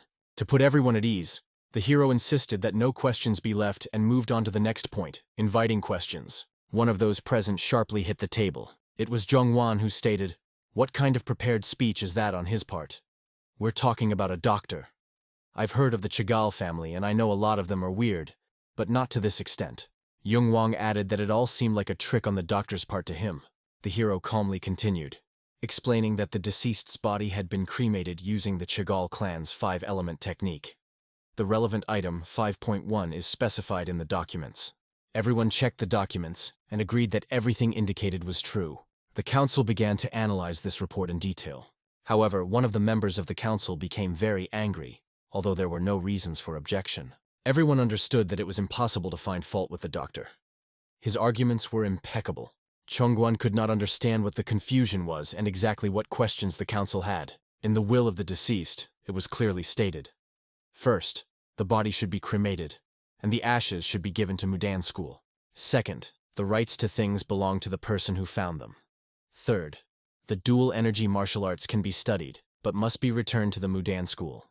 Suddenly, Zhongguang aggressively turned to the doctor, asking why he had mastered the dual energy art. His fierce face clearly expressed hostility.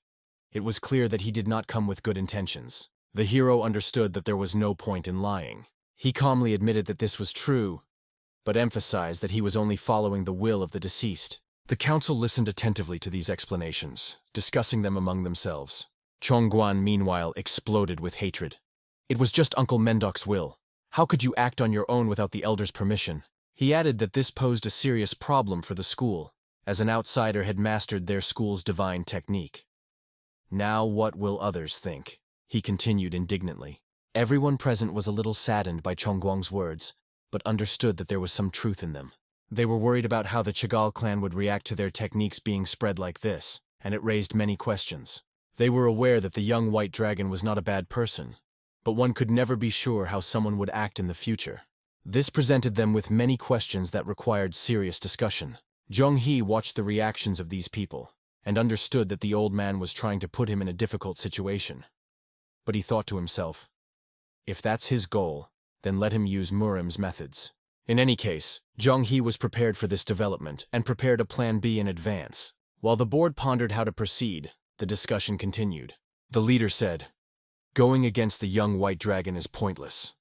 If we violate the golden core and collide with the Peklin pavilion, the consequences will be catastrophic.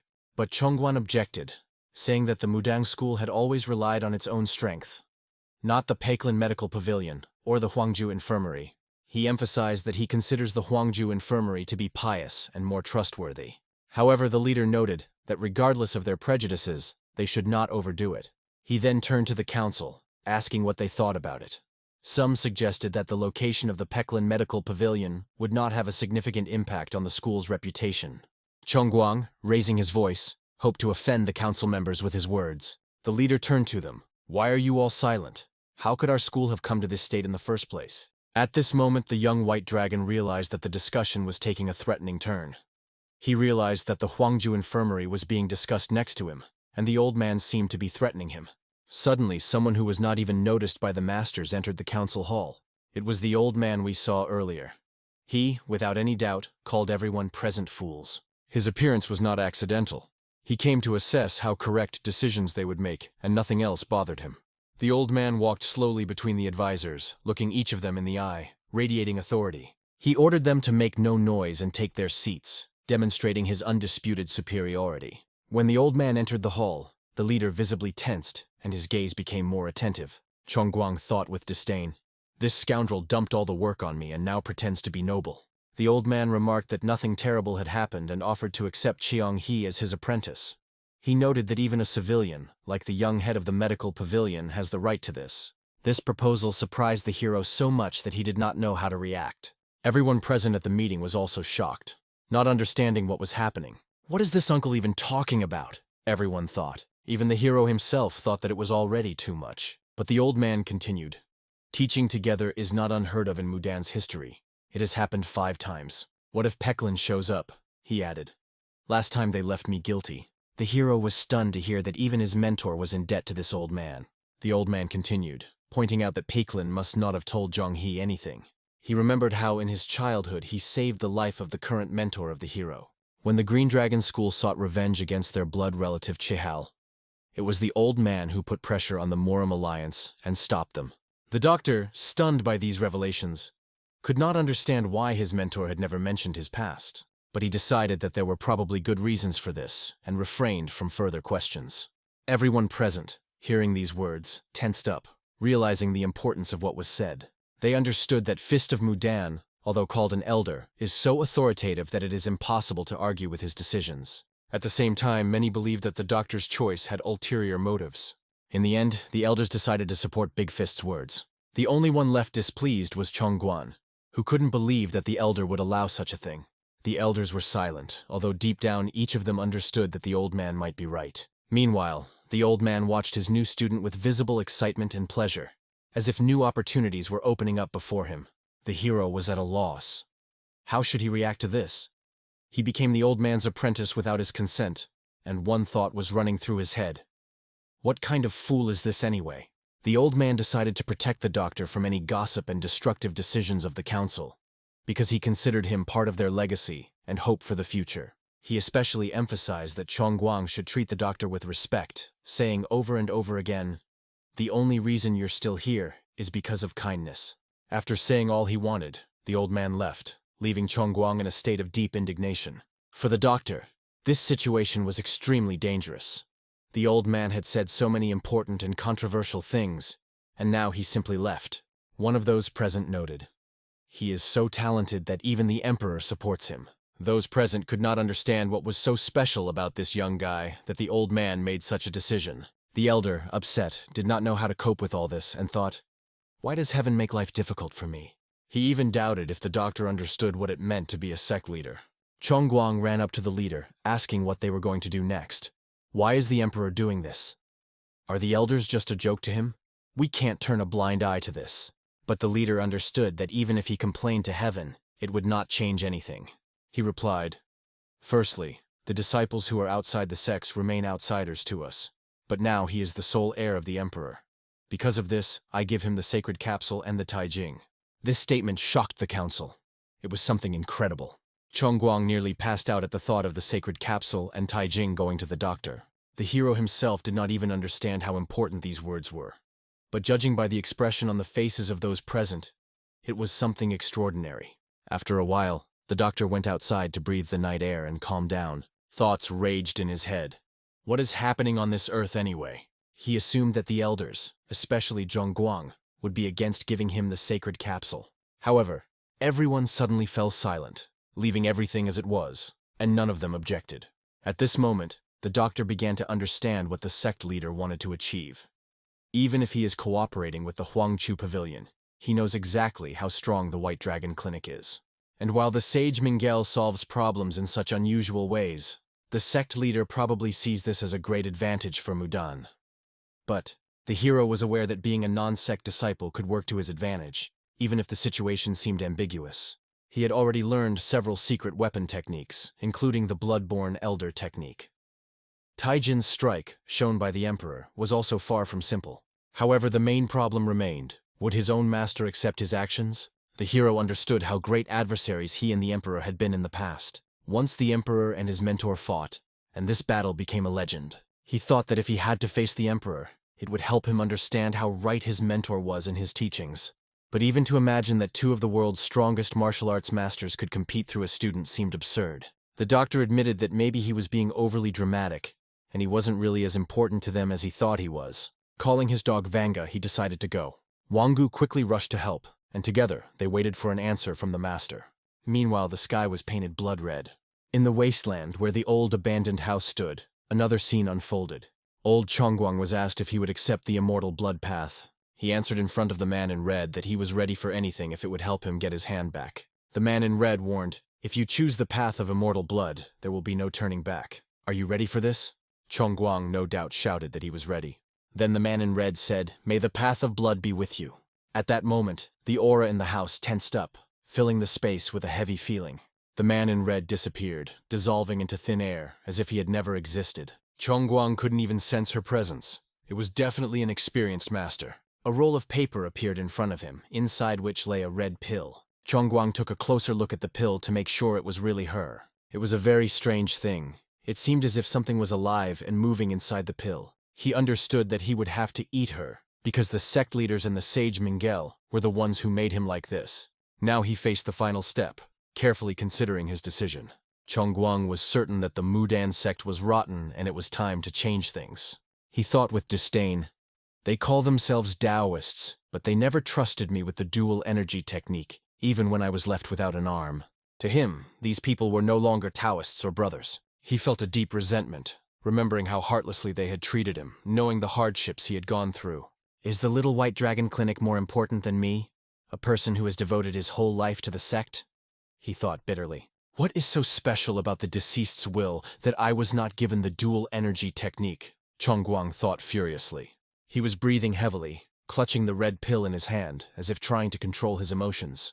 Although he didn't want to do it at all, he knew he had to. Finally, he popped the pill into his mouth. He swallowed it without even drinking it, bracing himself for the inevitable. A clot of energy entered his body, and red veins suddenly appeared on his face like a web of fire. The bones in his hands began to crack and break as if a new power was rebuilding them. His body was enveloped in a dazzling red aura. It was immortal blood. The power in that blood was so intense that it seemed to overwhelm him. The whole room trembled from the explosion of incredible energy that was raging around. Suddenly, he felt a transformation. He became stronger and began to feel his hand for the first time in a long time.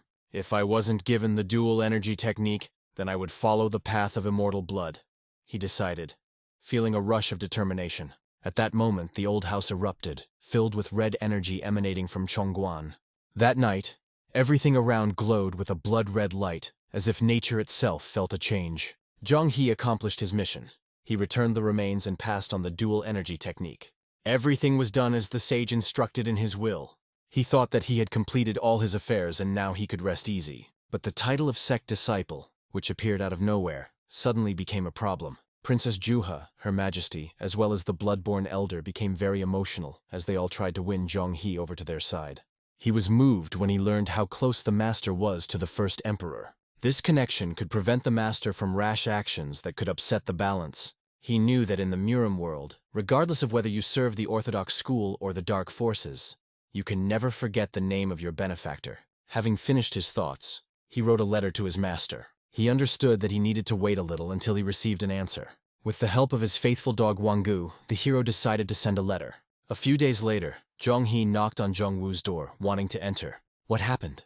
The hero was surprised, noticing the guest's facial expression. Cheon Wu revealed that the initiation ceremony into the sect's disciples would soon take place, and the emperor ordered the doctor to begin preparations. The hero did not understand why everything was happening so quickly. Chong Wu explained. The emperor said that we must finish everything before the white dragon returns. Although he owes the emperor, he is very unpredictable and angry. If you press a few points, you can cause an acute bout of nausea to avoid conflict. Chong Wu also shared that the emperor promised to teach him something new too, and all of this was made possible by Chong He. Thanks to you, I feel like I'm part of something big. It's like a dream, he said happily. However, the hero asked, if I become the heir, can I leave this opportunity and become your apprentice? Cheong Wu reassured him by explaining that he was not a hostage to the situation, but hoped that the emperor would not be unfair to him. It was obvious that John Wu looked tense and must have been scared, but his fear consisted of only one thing. He was afraid of disappointing the emperor. The hero put a hand on his shoulder and gently said, don't worry, everything will be fine. It won't happen. However, Zhang Wu didn't even want to imagine that something could go wrong. In his mind, the doctor decided that he would do everything he could to protect Cheon-un, no matter what. After that, they got together and went to the appointed place. Arriving at the temple, they sat down and bowed before the majestic image, while the room was filled with the aroma of incense. The sect leader understood that although the ceremony was unofficial, everyone in the hall, including the other Taoists, were actively participating in the preparations. He was aware that heirs of this level were extremely rare, and even in his wildest thoughts he never imagined that he would have to face this. Despite everything, he was glad that the master had received the letter in time. However, before the letter reached the hero, it was read by the sect leader himself. In the letter, it was written that Master Peklin allows the student to learn everything possible, because it can save him in the future. The leader clenched his teeth at these words. They discussed it with the emperor, and although the decision was made, he did not want to acknowledge its significance and tried to ignore it. After that, he hugged the new students and led them forward, although in his heart, he did not understand how they would cope with the consequences. Suddenly, bells rang in the temple, announcing the start of the ceremony. The essence of the ceremony was simple. It honored the legacy of the ancient sages of Mudan.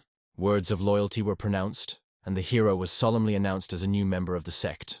He was also declared the direct heir of the sect. As they stood in front of the altar, the incense filled the air with fragrance, creating a sense of the sacredness of the moment. Together they raised the incense up, completing the ritual. Despite the fact that the preparations for the ceremony ended quickly, the tension remained. The emperor, speaking to Cheong He, remarked, "The white dragon accuses me of stealing his disciple. He even hinted that I might be falling into senile delirium.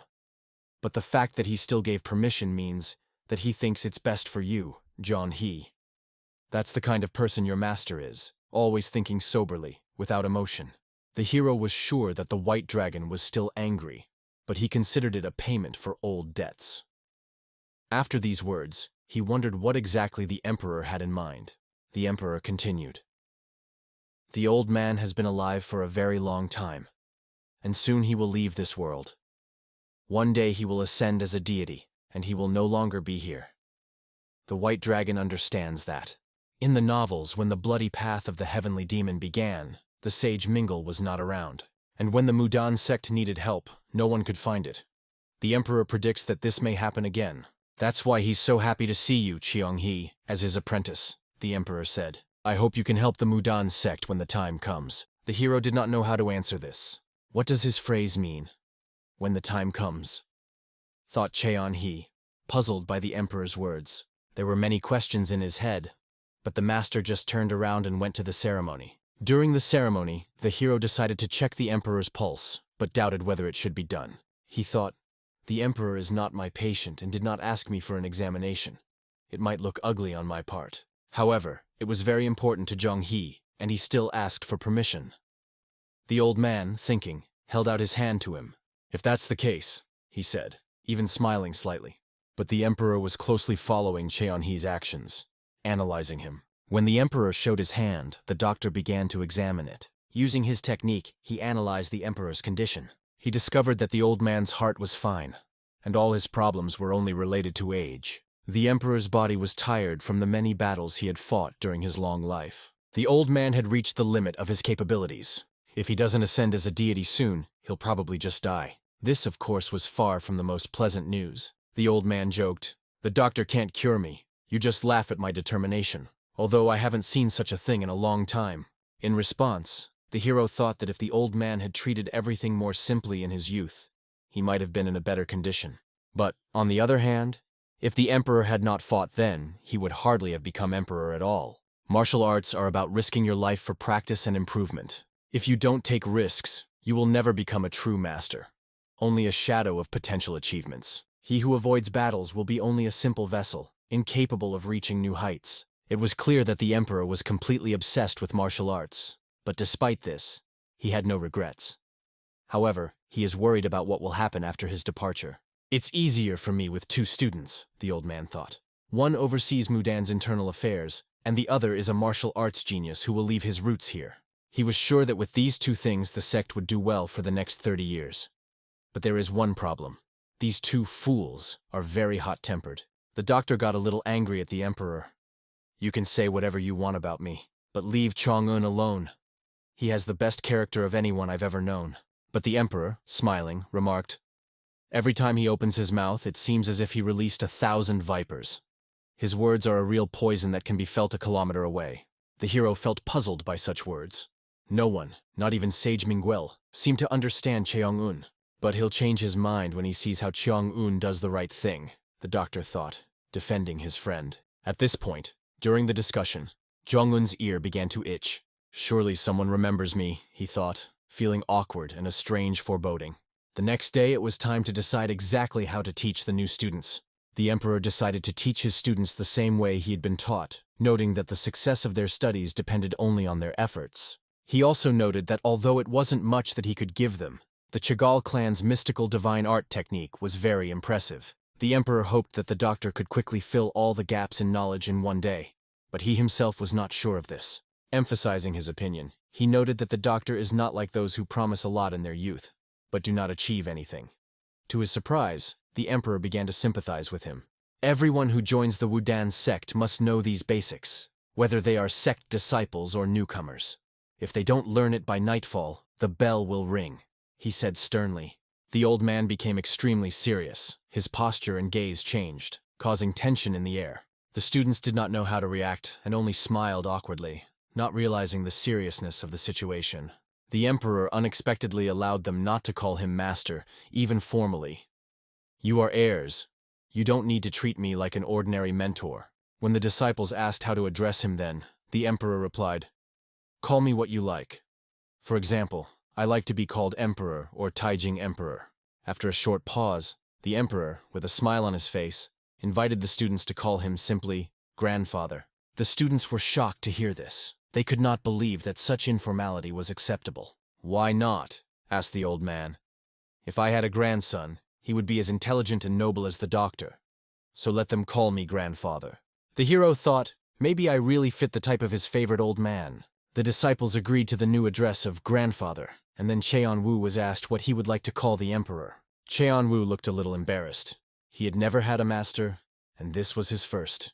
He would like to call him Master. But, given the circumstances, Cheon-woo decided that it would be more convenient that way, and let things be as they are. The hero just smiled.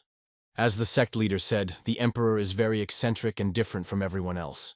The training started chaotically. With determination, the Emperor stepped forward. Let's start the lesson. He took Chung-woo's hand, testing how well he knew the basics of the Mudan sect.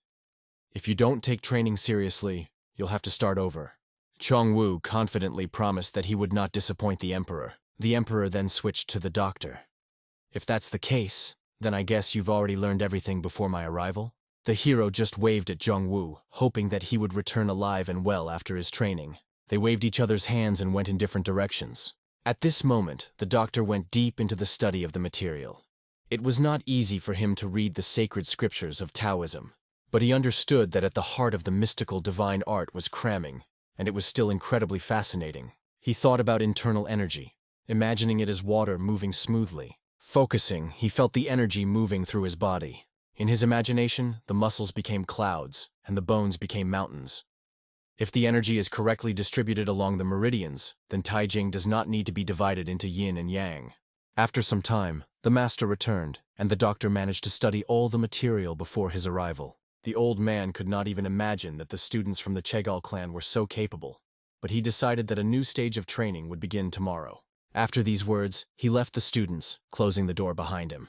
The hero turned to Cheon-woo, asking how he was doing, as he looked very tired. Cheon-woo replied that it was fine. He was very grateful, but noted that the master was extremely strict and even a little intimidating during his training. He thought that the doctor would not be able to withstand such a load. The hero remembered his training with Yuho, who, despite not having any skill, was always trying to damage or confuse him. Having decided to rest a little, they sat down to eat and then went to their rooms. The hero admitted that he did not need a long rest, but noted that he did not like the food in Mudan, so he offered to cook something himself. John-woo enthusiastically offered to help, and they set about cooking something delicious together. After finishing their preparations, they decided that tomorrow they would start their martial arts practice. The next day, the old man gathered them at the training ground. He began to teach the basic techniques of Shaoqin energy and the Shaoqin sword art, the basics that both sect disciples and those coming from outside would master. For non-sect disciples, mid-rank martial arts were available, such as Pure Yang's art. However, the mastery of such techniques required deep knowledge of the foundations of the Chehal clan and a significant internal reserve of energy. The old man sternly asked the hero if he knew what he was being taught, despite all the difficulties. The hero thought that it must be the final results of the study. But the old man objected. This is for you to fully master the dual energy technique and use it correctly. The doctor expressed his opinion. Smart people act differently. When asked why he thinks so, he answered, imagine that a martial art is a tree, and a dual energy technique is a fruit. In order to grow a good fruit, the tree must have strong roots. The old man confirmed that this was true. Even if the hero learned everything the master explained, it was not enough to develop a martial art. The hero realized that it was extremely useful. He imagined how the dual energy technique would help him during operations. He would be able to think about several things at the same time and save more lives. The old man remarked that the hero did not look as joyful as the martial artists. But the hero thought only about new opportunities to help his patients. The master was shocked. Are you going to use the dual energy technique to heal others? Just become a doctor? The old man could not understand how someone like him became a co-heir. But he decided that from today, he will show all the techniques in person so that the hero can carefully observe and learn. After the preparation, the master turned to the students with the question, are you ready? They confirmed their readiness without hesitation. Their fists were tightly clenched, and they stood in fighting stances. The feet were shoulder-width apart, reflecting stability and determination, When Chong-Woo started practicing his kicks and Tai Chi techniques, his movements resembled the smooth flow of water, harmoniously combining yin and yang. He concentrated intently, swinging his hands so that everything was technically perfect. His movements were so precise that he drew Tai Chi symbols with ease, harmoniously combining yin and yang as he moved forward. The energy he used created balance and harmony within him. It was a real art, so impressive that everyone watched his training with delight. Using the principle of momentum capture, his beats flowed seamlessly from one to the next, creating a sense of wholeness. Chung-Woo's Tai Chi punches were vastly different from anything the doctor had seen before. Thanks to his grasp of momentum, he combined yin and yang in his movements, creating perfect harmony. This allowed him to form Tai Chi, although there were some unusual moments in his technique. At first glance, the blows seemed weak, as if they could not move even the leaves. But despite this external simplicity, there was something fascinating and deeply thought out in the technique. With each new approach, the technique became better and better than the previous time. This was impressive, because the old man's student had exceptional abilities. The doctor was next in line for training. He didn't expect to be summoned as well, but the master wanted him to demonstrate the Grand Realm Fist from start to finish. Can he continue to pretend he can't, despite his skills in the art of spinning chaos energy? The doctor was worried that he would be scolded for mistakes, but the master promised that, of course, it would be so, because it is an integral part of training. Cheon-Woo believed in the doctor. He will definitely manage. And the hero himself is used to hellish training. As he watched Cheon-Woo, he remembered several important details. And then he started with something simple. He confidently put his foot on the ground. The doctor adjusted his robe in preparation for the demonstration. If I became grandfather's student, I have to prove that I deserve it, he thought. At this moment, the hero demonstrated an impressive technique that was significantly different from Jong-Woo's technique. His movements were the complete opposite. Soft, smooth, but at the same time full of hidden power. Even the old man was surprised by what he saw. He wanted to see if the doctor could complete the technique and warned, "If you can't do it, I'll give you a hard time." The doctor began to maneuver his hands, showing the fist of the great limit for the first time. His movements were smooth, like flowing water. The beats appeared and disappeared, creating the impression of a harmonious flow. It was fascinating. The doctor knew the basics of the great limit fist well, but adapted the technique to his own way. There was something unique about his style, and it was immediately noticeable. The doctor's technique was significantly different from the traditional methods of inner strength. The old man quietly explained to Chong-Woo what to pay attention to.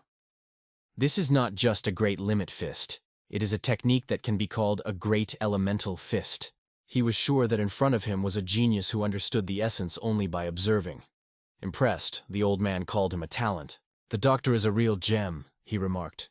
"He grasps in an instant what elders would take years to understand. He does what is hard to even think about," the old man said proudly. "To survive in the world of Mudan, one must not only be strong, but also understand how to act correctly." The doctor soon picked up a wooden training sword to improve his skill. The old man noticed that the doctor had used the floating cloud style while sharpening the Seokin sword. He watched the doctor's movements with delight.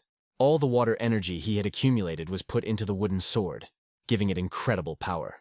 Water, like the technique of the Great Limit, symbolizes harmony. Therefore, the Seokin sword is best suited for her use. But only one question remained. If Cheon-Woo is a genius, then who is his mentor? A doctor who turned out to be an even more outstanding talent. The old man noted that since ancient times it was believed that a swordsman must be cool-headed to show his impartiality in the use of the sword. However, the doctor did not look like a person who purges his mind of emotions. Despite everything, he continued to think and act according to his own unique principle. His energy was so refined that it was difficult to imagine how it could be used to kill. The old man could not imagine how the doctor cuts a wooden trunk with such a technique. And yet it was surprisingly impressive. The doctor not only understood the essence of the technique he saw, but also adapted it to his own style, turning the sword into a tool with a powerful range. When the doctor explained that he was using dual energy martial arts to help people, the old man at first thought he was joking. "Perhaps this is precisely why the Chehal clan is not liked by others," the old man mused. "But genius and outstanding talent are always difficult to accept." The doctor, despite all the worries, did an excellent job.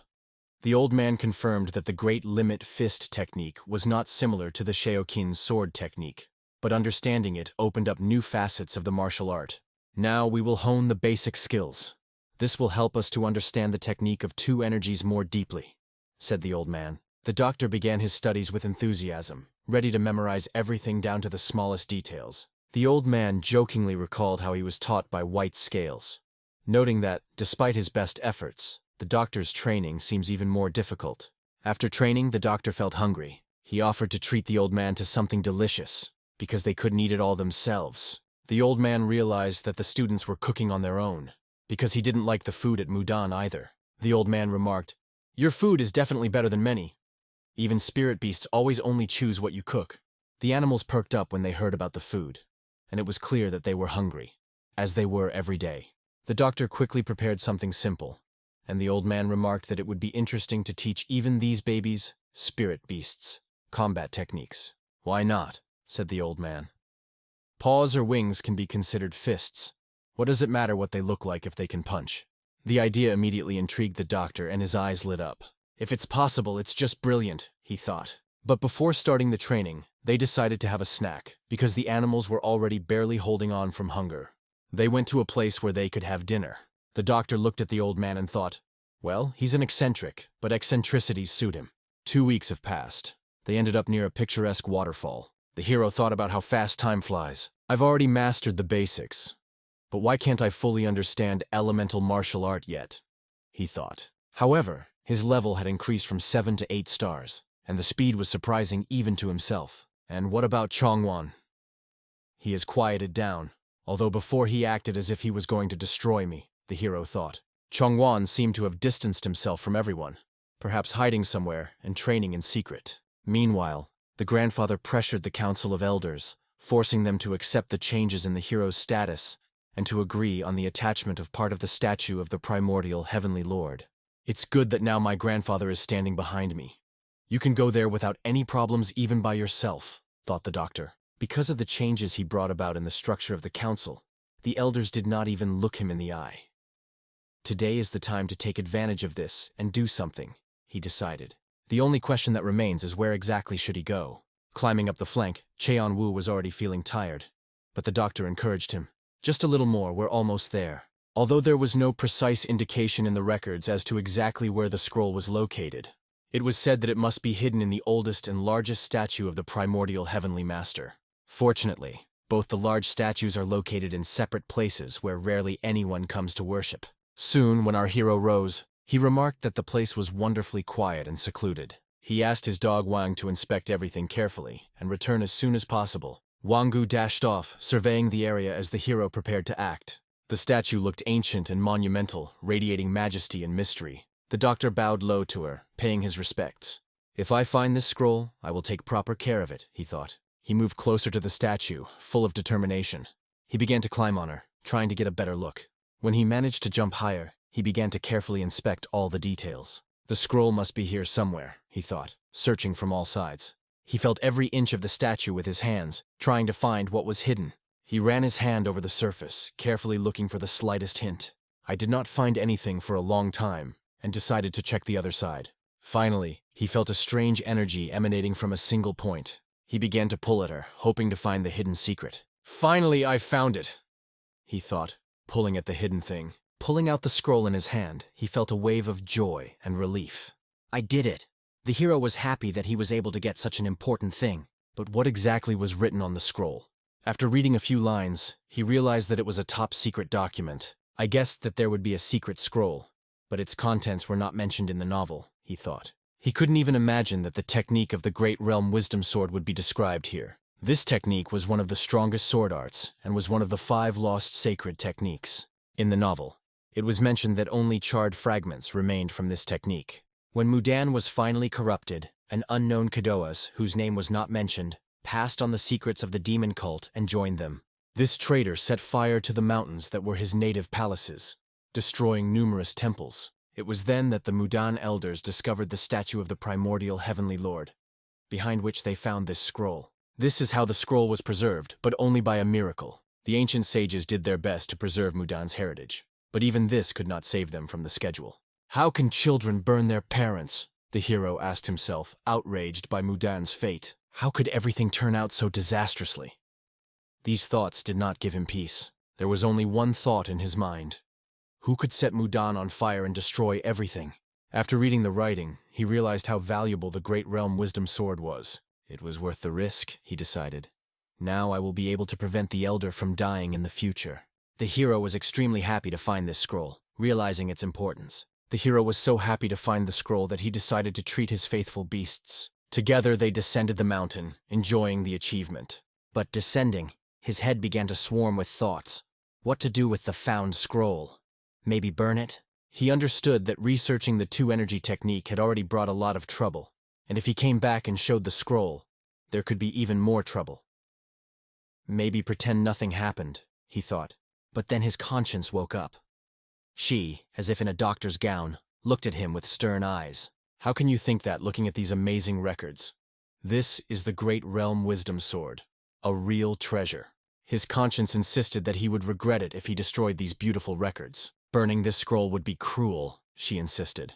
Besides, Mudan can find out about it. The hero decided, no matter how hard it was, he must return the scroll to its rightful place. I will find my grandfather and return it to him, he decided. He turned to Wang for help in finding his grandfather, and the dog immediately picked up the trail. Wang Gu confidently ran forward, leading his master to the right person. The hero understood that if he used the scroll alone, it could lead to serious consequences. At last they came down from the mountain, and the hero quickly found the old man. I return what belongs to you, he said, holding out the scroll. The old man, raising his eyebrows in surprise, looked at the scroll in the doctor's hands. At first he did not understand what it was, but after taking it in his hands, he appreciated the importance of the find. Well, since you've made up your mind, I'll accept it, said the grandfather, accepting the scroll. However, there was only one question in his eyes for the doctor. Why did you do that? How did you know there was a hidden scroll? Asked the old man. The hero explained that he was mentioned in a secret testament. However, he couldn't just say he learned it from a novel, so he used Mendok's old father's name. Hearing this, the old man plunged into memories. He thought of that foolish Mendok who carried this burden alone. This fool didn't trust Mudan, but he couldn't leave him either, said the old man, tears welling up in his eyes. Tears flowed softly from his wrinkled eyes, reflecting deep sadness. He explained that in reality, the Sword of Great Realm Wisdom is a martial art that has long been forgotten. But do you understand what that means? He asked, looking straight into the hero's eyes. Us dumbass can't just use it like that. It was evident on the old man's face that this scroll had a meaning that he himself was not fully aware of. How does knowledge of martial arts techniques spread? The old man began to tell, thoughtfully looking into the distance. For example, if the one who was supposed to pass on the lost sacred technique dies a tragic death.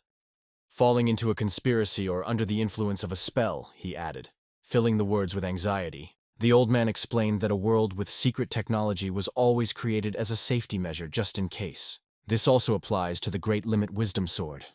A generation ago, the bearer of this technique died, and the scroll disappeared without a trace.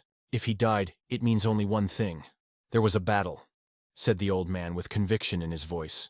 But such stories are not told in the outside world. If it was a battle, thought the doctor, then hardly anyone knows about it. He realized that there was only one reason for the disappearance of this technique. The Great Limit Wisdom Sword was used in that battle. It was definitely an internal conflict in Mudan, the old man added with a sigh. Some people deviate from the Tao way but continue to use the dual energy martial arts.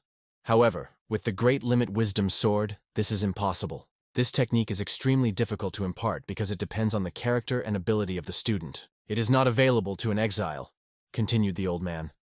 Therefore, you did the right thing by giving this world away. To master martial arts, one must give up the possibility of having heirs, sacrifice one's name, and dedicate one's life to Mudan. How many people would agree to this? After all, energy distortion can occur when studying the Fist of the Great Limit.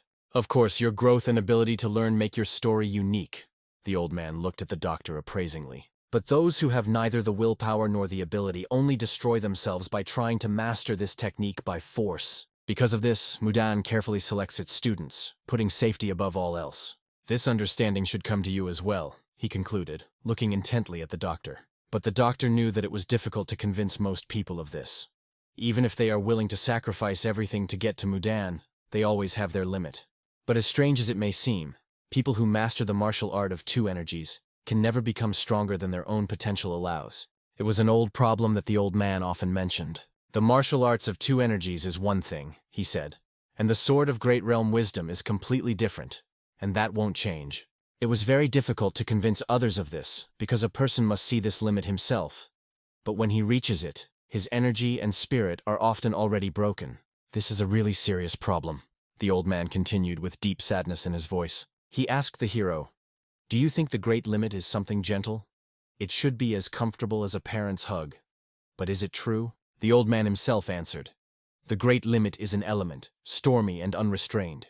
You can call it gentle only because of ignorance, having grasped only a part of its essence. This powerful technique allows you to control energy, but it does not tolerate weakness or mistakes," he added, looking thoughtfully at the scroll.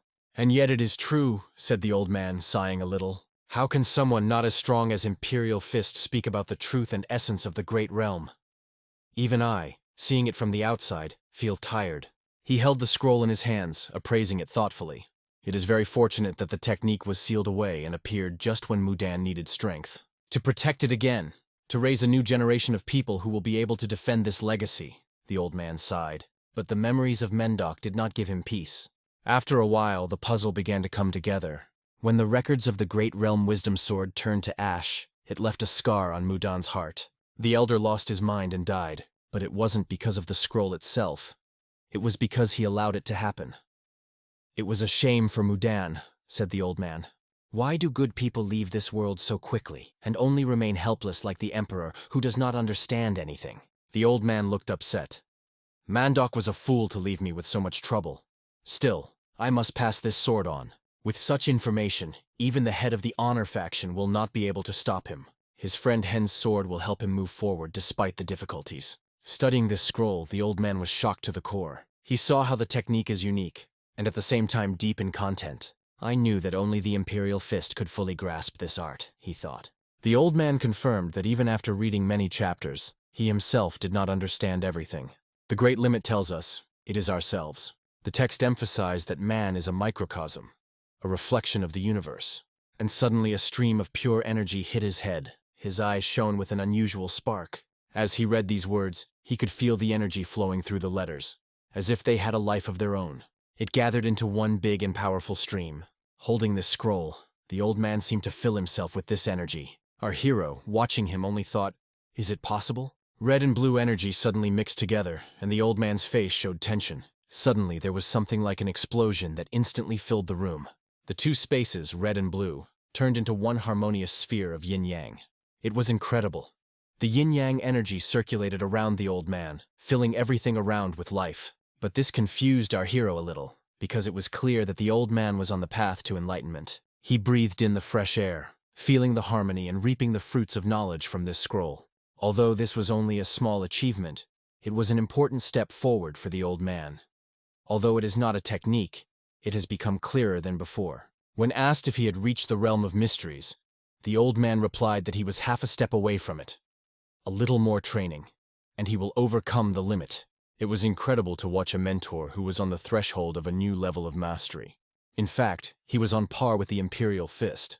But considering the age difference, Peikrin's mentor was a true genius. Despite everything, the old man decided to pass the scroll with the Sword of Wisdom of the Great Realm to our hero.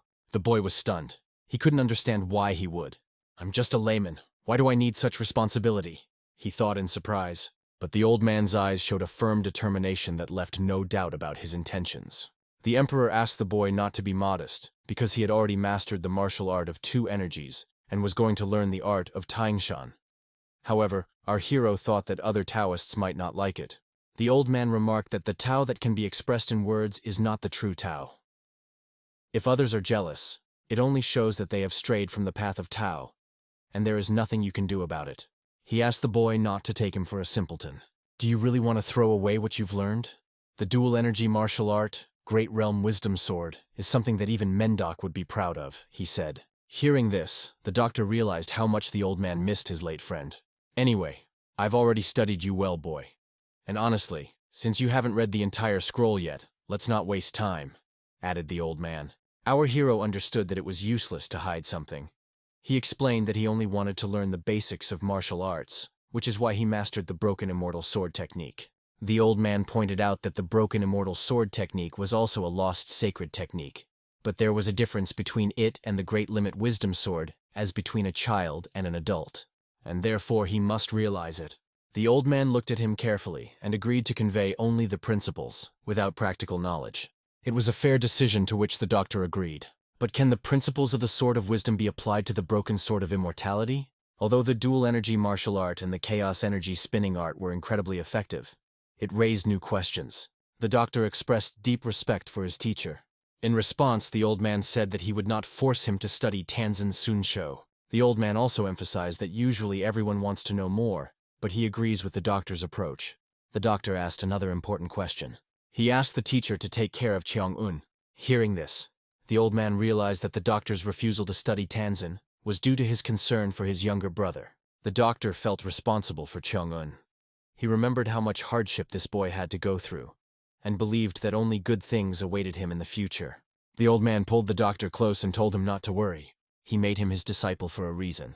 "I gave you everything in the arsenal of the Mudan Imperial Fist," said the old man. The doctor thanked him for this trust. The old man then wondered if Cheon-woo knew what the doctor was feeling.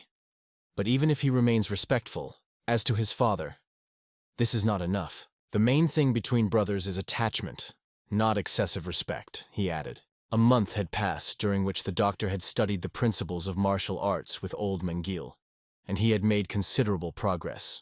Although he had not yet reached the realm of creation, he had managed to create his own martial art style. He began to demonstrate this art in training.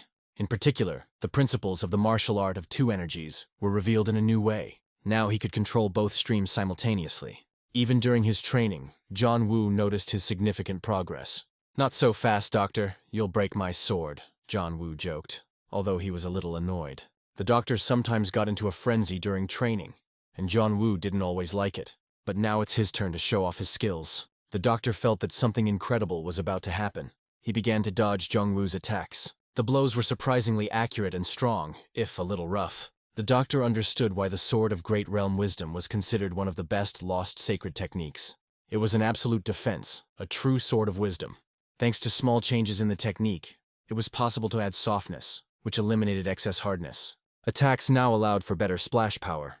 At the moment when one of the shots flew into the target, Chun Woo noticed that the incredible power of his attack had no effect at all. It was a stroke done to perfection, but his brother Jong Hee was the true genius.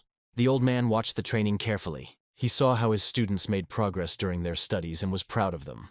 One evening he decided to demonstrate a few key techniques to them.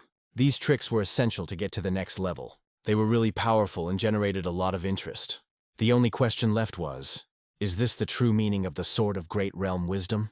As the old man showed them these movements and maneuvers, they were amazed. Space seemed to disappear and distort. No one could figure out how it worked. But as the old man explained, when the essence of yin reaches the Tao with the help of Tanzan Sanshu, one can distort the space around oneself. Even for himself, this was an extremely difficult task, and now he understood why this technique was almost never used in real battles. Chung Woo should have understood this point. It has grown significantly over the past month. His ability to see and feel energy became extraordinary, and he was able to understand the nature of what he saw. Cheong Woo speculated that the Great Limit Wisdom Sword was an auxiliary method for a master who had reached the limit of the mysterious realm. This raised many questions, and everyone asked him to tell more about what he saw. Jong Woo said that the moment the space warped, he felt a powerful flow of energy. Mastery of this technique requires innate ability, and its improvement is possible only through persistent training. If even one of these factors is missing, it is impossible to control the energy and master the great limit. All this was correctly explained. The old man's mentor always said, to go beyond the realm of creation and reach the realm of mysteries, one must understand the heart of martial arts. The initial energy is accumulated through breathing techniques, then it spreads through the body through the 8 miraculous meridians. Having reached the realm of mysteries, a person is able to kill with only one will. This is called the heart limit. The doctor understood that this was right. Every time he practiced martial arts, he tried to imagine it. However, true awareness comes only when you reach the appropriate level. Therefore, the stage had come when he had to learn to control and use true energy. In other words, progress in using the sword depends on understanding the heart of the martial arts. This was a correct statement. The principle of the Great Limit Wisdom Sword is based on this. Thanks to this, the technique is able to distort space. The sword allows you to exceed the limits of power, but it is too new and complex. That is why it is based on a technique that uses this concept. No wonder the doctor couldn't fully understand it just by reading it. In the novel, only a few people could use the heart of martial arts.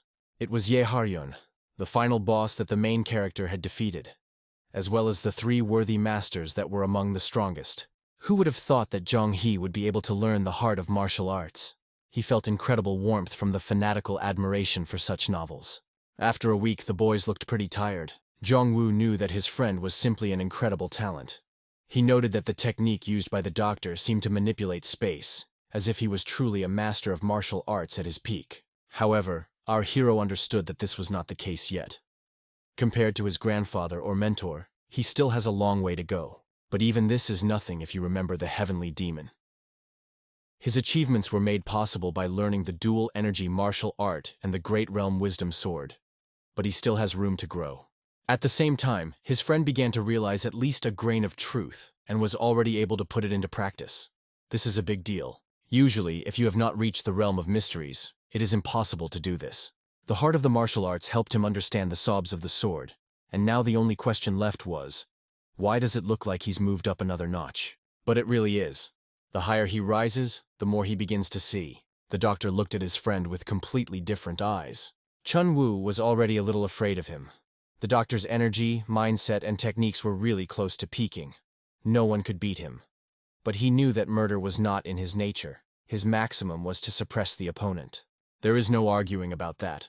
The doctor is a great Taoist, and even many local people are far from him.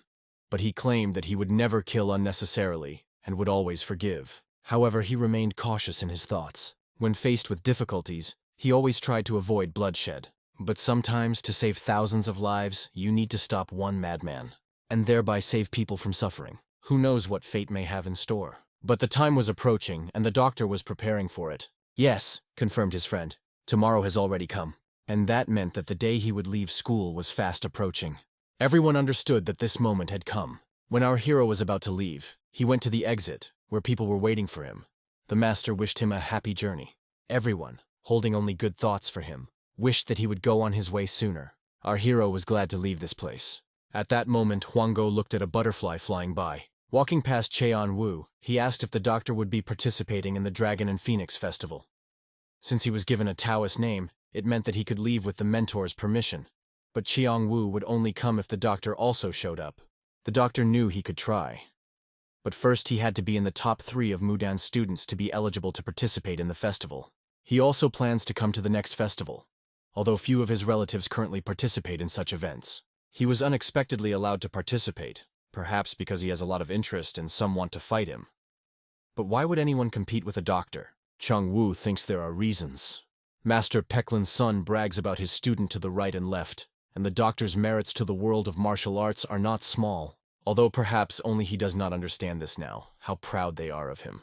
In any case, Peklin's son is not stingy when it comes to status and recognition in the martial arts world. So even if the doctor isn't involved, everything will end well. And the doctor prefers to gain experience in treating patients and learning new herbs. So even if he were invited, he would still most likely not come. But the doctor's eyes showed a glint in his eyes every time he talked about medicine. This aroused genuine interest in him. He reached the gate of disarmament. Taking away his weapon, he finally felt that he was no longer defenseless. But he did not notice one important detail. As they said goodbye, Cheon Wu thanked the doctor for learning so much from him, and remembered how the doctor had recommended Mudan school to him. The doctor believed that anyone else in such a situation would have done the same. But in what sense? If Zhang Wu hadn't lost his eye in the past, he might never have met the doctor. Now it has grown a lot, and the scar is almost gone. Our hero believes that Cheong Wu has not only grown up, but also become very handsome. For this, Cheon Wu thanked him, because it was thanks to the doctor that he was able to rise and become stronger. They promise each other to remain as bright and eccentric as before. And as they hugged, Cheon Wu said he hoped to see the doctor at the next Dragon and Phoenix Festival. The doctor promised that he would definitely make a new scarf for him and write letters more often. After that, they only had to say goodbye, and the doctor set off, promising to be more careful in his travels. Their parting was accompanied by a warm and friendly atmosphere, the kind that only exists between true friends. They exchanged experiences and assured each other that they would always remain friends, regardless of the circumstances. Passing through the bustling market, the doctor felt the energy of the city, full of life and the adventures that still await him. People in the market actively attracted the attention of buyers by selling goods at low prices. They demonstratively cut their goods into pieces, creating a buzz and attracting new customers. Everyone lived their normal lives. The doctor decided to stock up on provisions for the journey. He bought beef jerky, black pepper, and decided to find goat's milk to make butter. Looking up at the sky, he realized that the day was coming to an end and it would soon be dark. He asked his dog Vanga to hurry up and not get distracted by small troubles. The dog seemed to understand him, speeding up its movement. When it got dark, the doctor decided to spend the night in the nearest hotel to gain strength for the further journey. Finding a cozy room, he settled down and relaxed with relief. The doctor planned to finally prepare some elixirs, which he had been meaning to do for a long time, but had not had the time to do so. He wanted to send these elixirs to Jongwoo to help him increase his energy. However, in the depths of his consciousness, only one disturbing thought remained. Will Mudan be able to withstand the test of the future and not repeat the past, when he was burned in the fire of intrigues and conflicts? After Imperial Fist attained enlightenment, he had a disciple, which made him even more attached to this world. Probably, this will help postpone the events that threatened the future Mudan. And maybe the ending of the novel will be completely different. The doctor felt tired and began to prepare for sleep. He wished his spirit animals a good night and lay down to rest. But just beginning to doze off, they heard a sharp sound. A loud and unpleasant noise made them wary. Something happened that could not be ignored. The doctor jumped out of bed, realizing that something serious was happening. He quickly looked around and saw that something was clearly wrong. There was a great commotion outside, and judging by the shouts of the people, something extraordinary had happened. People ran through the streets in panic, and flames could be seen rising in the distance. Among the crowd, the doctor recognized a familiar face running towards the temple. The doctor looked ahead and realized that he needed to head in the same direction immediately. The flames looked unusual, almost unreal. Looking closer, he realized that it couldn't be. It was a fire in the Mudan. But according to the plot, the fire was supposed to happen several years later, after the death of the Imperial Fist. What is it? He thought, realizing that events began to deviate from what he knew. Everything went contrary to expectations. The doctor used his inner energy to move faster to the scene. He thought that everything should have developed completely differently, and definitely not the way it is happening now. The current Mudan school is not yet as rotten as in the history he knows, and the Elder and the Emperor are still alive. When he reached the territory of the Mudan, a scene of incredible chaos and destruction opened before him. Who could bring so much grief to these lands? He thought. The warriors shouted calls to defend the Mudan, warning that retreat could have fatal consequences. The doctor saw that the situation had gone too far. He stood by a huge flame. Buildings were engulfed in flames. He realized that the Mudan had been attacked. But where could these scoundrels come from? How were they able to break the Mudan's defenses? What to do now? Warriors fought to the last, shedding their blood in a fierce battle. The doctor looked at this horror and saw many victims. When did it all start, and how did it happen? He asked himself. All around were moans, screams, and tears of those who lost their comrades. The situation looked hopeless, but something had to be done. Suddenly, his dog, Wangu, began to bark, attracting attention. The doctor looked around to see the ninja swing his sword to attack him. Defending himself with lightning, the doctor delivered a lightning strike, neutralizing the attacker. With one stroke of his sword, he quickly finished off the enemy, although he understood that this was only the beginning of the battle. This is the world of martial arts, and the doctor knew he had to fight. Everything will be fine. He has no right to allow himself to break. In this world, just like on Earth, people kill each other for survival. Only the strong can find their place in this cruel world. The doctor gathered his thoughts. Whether it was a dream or a love affair, it was important to adapt. It's a brutal world of martial arts, and he has to accept its rules. When blood must be shed, he must do so without hesitation. Looking ahead, the doctor noticed the enemies attacking the Mudan with incredible boldness and audacity. He got the idea that two of the attackers might have weaknesses, but only one of them had symptoms of heart disease. However, the very fact that the Mudan was attacked even in the presence of the Imperial Fist indicated that the attackers had a secret plan or special power. This could not be a coincidence. Something unusual is behind this attack. Suddenly, one of the Mudan leaders, Elder Hachon, appeared from the flames. He struggled to stay on his feet and turned to the White Dragon. To the doctor's question about his condition, the elder replied that he thought the boy was already far away. Hachon was extremely happy to see the young dragon and admitted that he hadn't expected it. The doctor immediately noticed that the elder had suffered a serious hemorrhage and decided to help him. "Hold on. We'll fix everything now," he said, trying to stop the bleeding. The elder tried to form his last words, but the doctor did not give him the opportunity to succumb to weakness. Despite the elder's serious condition, The doctor did everything to prolong his life until the end of the battle. It was strange for the elder to see a martial artist fight for his life instead of listening to his last will. He was grateful that the white dragon was around. The doctor gave him a special pill that would help maintain consciousness and allow the elder to move to a safer place. The doctor understood that his efforts would be short-lived, but he was ready to do anything to give the elder a chance to escape. Looking around, he could not understand how much longer this horror would last. Suddenly, the elder put his hand on his shoulder. "Thank you for everything," he said. "I will definitely survive." A spark appeared in the elder's eyes, symbolizing his will to live. The doctor rose to his feet. His goal was unchanged, to save human lives. He could not spare a moment.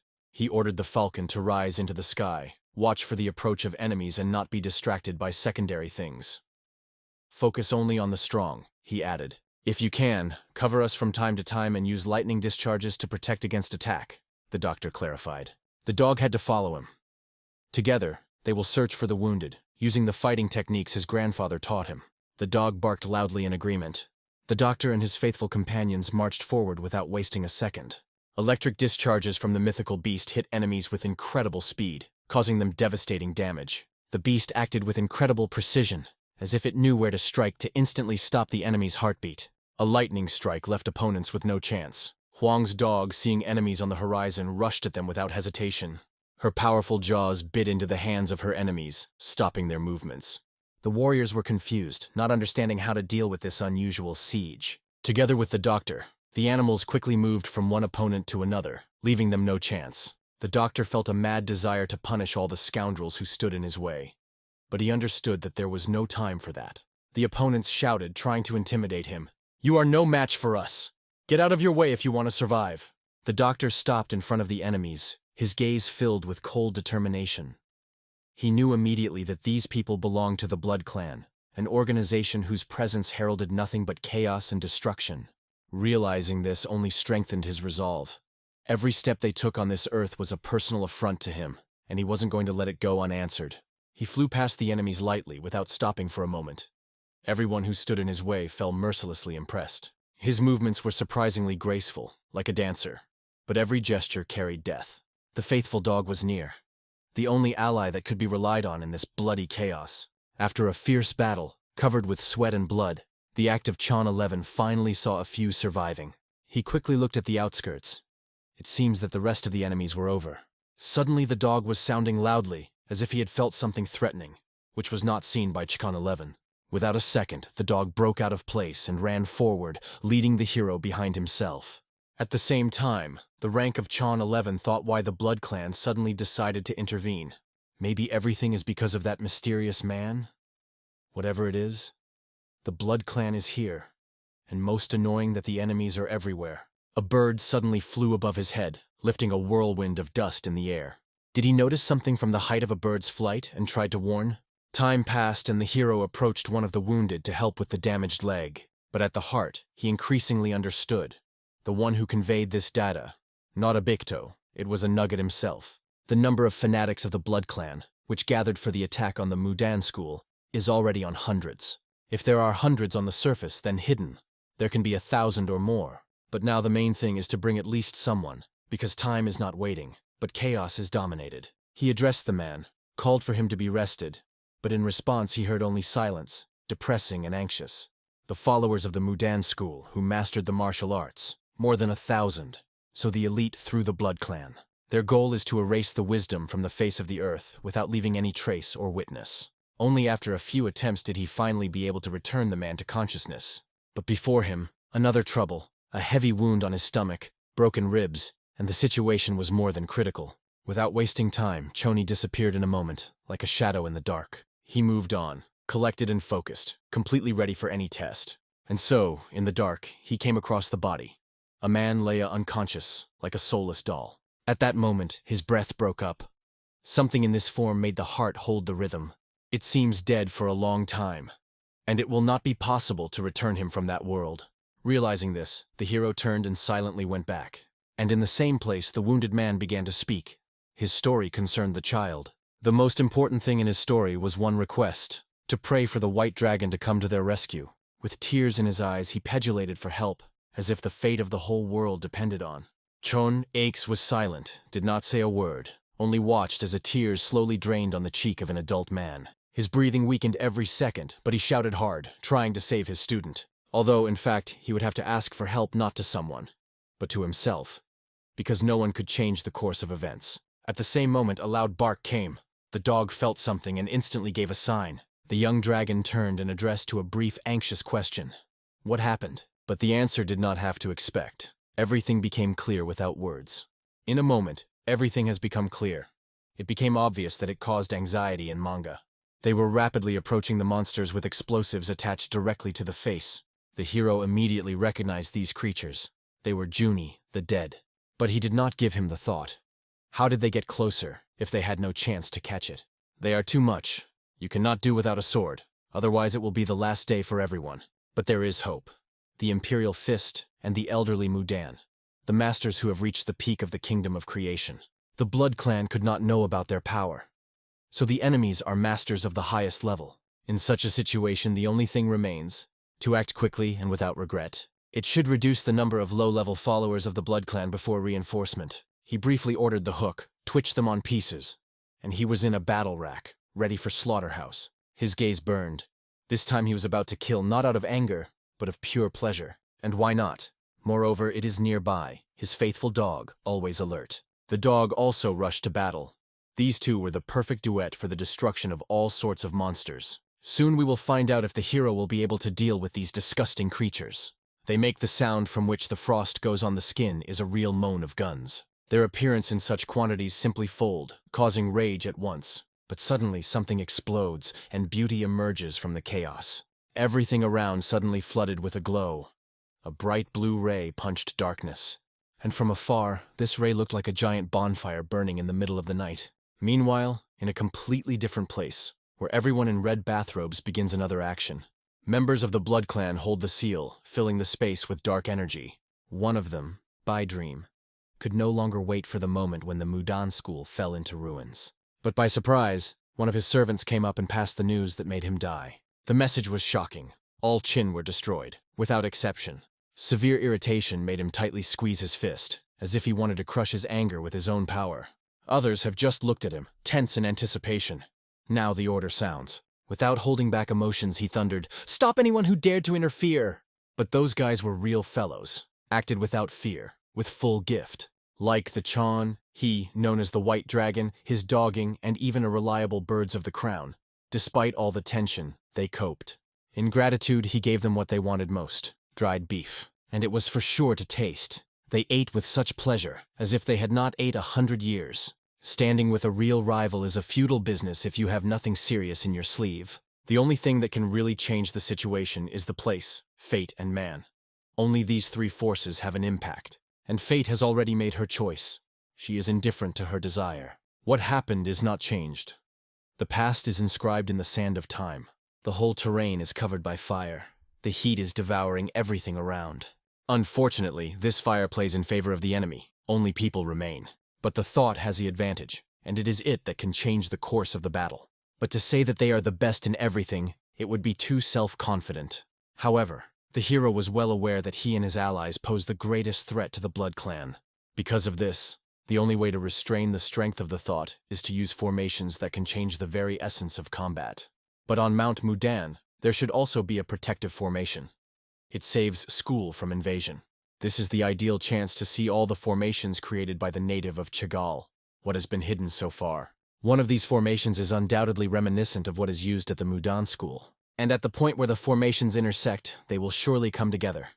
Allies and enemies. Formation is a technique that distorts the energy of space, creating unusual and sometimes supernatural phenomena. It is based on the placement of ordinary items, each of which has its own energy. Its basis is not the martial arts, but the principles of feng shui, which distinguishes it from the traditional Tao. That is why the study of formations is radically different from the training of martial arts. This is a special profession, a master of formation. The genus Chagall gained respect precisely through his knowledge of formations, and Chagall Rin, a direct descendant of the family, took over all the secrets. So it is not surprising that he conveyed most of the knowledge, even if not all, to his most devoted student. But now let's go back to the present, to what I saw in reality. Hiding behind the tree, he analyzed everything heard. and understood. The enemy also has a deep knowledge of the formation. Next to them, Tyoses. Seeing the enemies among the trees, he could not understand. How did they find this place? After all, no one else knew the exact location of the axis of formation. There is only one thing to guess. It is one of the internal, and most likely at the level of elders. In memory, an instantaneous image came up. It is he who, the one who did not want to think. It was John Guvan. It was worth mentioning the past, as his face immediately faced the eyes of Chona Yinth. It is easy to guess. Now the John is the only one who could oppose the Mudan school. If the mysterious Daos from the novel is Zhong Guvan, then he sold information of the Blood Clan and demonic cult. Even before the cult fell into the hands of Haruno, it was little different from the Blood Clan, and it seems that they are now activated. In the air, the martial art of two energies flashed. Meanwhile, the elder drove. Faster! It's time to attack. Fortunately, the formation that protects this locality seems to be still. If you act without delay, there is still a chance to fix everything. He first turned to the bird, wanted to make sure that he understood everything. Then he looked at the junk and asked if they were ready. Their silence was answered. So he explained the plan briefly. He was going to take on a white Taos in the center, and the allies had to cope with the rest. And finally, the signal sounded. We start. It's time to act. The feathered unfolded his wings, flew into the sky and freeze against the background of the full moon, like a sign of fate. Those freaks, lifting their heads up, saw something they were not expected at all, and immediately tightened. One of them shouted at once, "This abomination Hohi-Eighth have spiritual beasts," and then he realized worse. These beasts have already discovered him. A sharp, piercing crack came in the air. The energy was preparing to explode. The flow of force was so crazy that even experienced warriors were barely on their feet. And at the same moment this freak was attacked, without any warning. He understood everything, and immediately ordered the protection to protect the Taoses so that they would not escape. No one could see. It was a wolf or man. Everything happened too rapidly. He implemented a brilliant plan, to release the jumper forward to bite the enemies, and to make them a sword. A few seconds, one of the enemies understood is not a wolf, but a dog. But he knew well, though a jumper and a dog, but stronger than any wolf. Subsequently, he found himself before the three skilled ninja who warned, "You will not pass here." But there was no time with them. Everything had to be solved lightly. And indeed, everything happened so rapidly that they did not have time to react. He, the latter ninja, so fast that even the first has not yet had time to fall to the ground. They fell at the same time, at the moment when the Exi already found themselves behind their backs. Not having time for extra, he ended everything in one only but deadly blow. The old man, pointing to him with his finger, laughed. "The boy goes on me? Ha!" He was convinced of his protection and immediately ordered to call Chin. It was necessary to find and use a special bell to activate Chin. He waved his hand, and a deaf, heavy bell rolled throughout the area. The earth under her feet shuddered. From under her began to emerge creatures that would be better not to see. As if from graves, they rebelled. The dead rose directly through the soil, and there were so many of them that the earth seemed like a nest with snakes. It reassured the old man. He laughed, thinking that these monsters are at times outperforming his previous enemies. To be more precise, he was absolutely sure of victory, but it did not last long. Everything changed when his eyes blinded the light of the blade. Yes, he knew this sword. It was a broken sword of the immortality of Tai, a symbol of ancient power. The ray from the blade was reflected in the eyes of the old, and at that moment, everything became clear. If you ask what was next, let's try to guess. The first option. The hero destroyed them with all one blow, and it seems that you do not have to guess for a long time. The answer is already obvious. It seems that it makes no sense to consider other options. Everything has already been decided. They all flew as if torn by a storm. The blow was so fast that even the sound did not have time for it. And then there is after that at least a drop of confidence in the old one?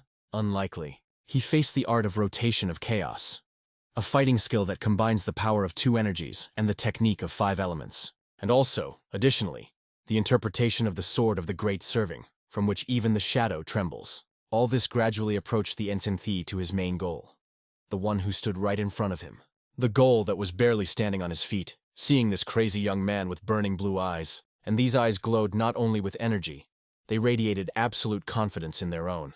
Thanks to this confidence, he cuts the enemy's shoulder without stopping for a moment. And in a moment, the blood splashes on his face, like a red mark of fate. Before his death, looking at his long hair, which was dispelled in the whirlwind of blows, the enemy only thought, Who is it? Is the imperial fist of Mudan himself? His view, directed forward, spoke more than 1,000 words. He will not stop until he reaches the very end. After that, he turned to his dog, asking to watch the surrounding. He had to restore the destroyed formation. Of course, the dog immediately listened to him. Devotion did not raise any doubt. Together with the bird, they began to guard, until the owner works. With the Taos and the rest of the enemies, it was already over. The main thing remains. Now it's time to restore the destroyed formation that restrained enemies. He approached the place where the protective seal was, and stopped in front of her. Touching her hand, he realized with relief, among the thousands of formations of the genus, he found one more or less suitable. To do this, he used the primary formation laid on Mount Mudan. Now it is necessary to find a replacement of the cut tree. Then the structure will be completely ready. However, another problem has arisen. It seems that the enemies blocked the water path that had to nourish the shape. In response, he took a red crystal, known as a bloody stone. There were many of these stones here. Their power could compensate for the lack of natural current. It was only necessary to gather as much as possible and bury them in the place where the water flow was to pass. He attached a bird to the bird with stones. He helped to wear them to the right point. But he understood perfectly, he was not real, and such a formation would not last long. Only one thing is one of this formation: to hold until everything is over here. In a few minutes, everything around began to tremble. The earth is humming deaf. Chorn exclaimed that he had succeeded and thought. A thin, almost transparent fog began to creep over the mind. But he knew perfectly, it is too happy.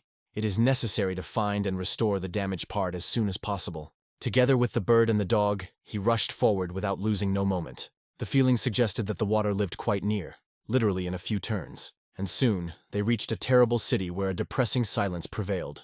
There was no time to look at. Everything was decided in motion. It was enough to look directly in front of itself. And immediately it became clear. There was someone here. Stopping, Eleven said to the stranger, "Did you bloom you with a water canal?" He looked around and replied coldly, "It is not a technique of a thought." Seeing two spiritual beasts, he seemed to mention something. It seems he had heard of this guy before. And suddenly he suggested, "If you are not from the thought, you can get past. I do not touch such." For the hero, everything looked suspicious. A member of the blood clan that calls for peace in Marima? Something wrong. They spilled over a few words. When he asked, "If you are a pacifist, why don't you kill?"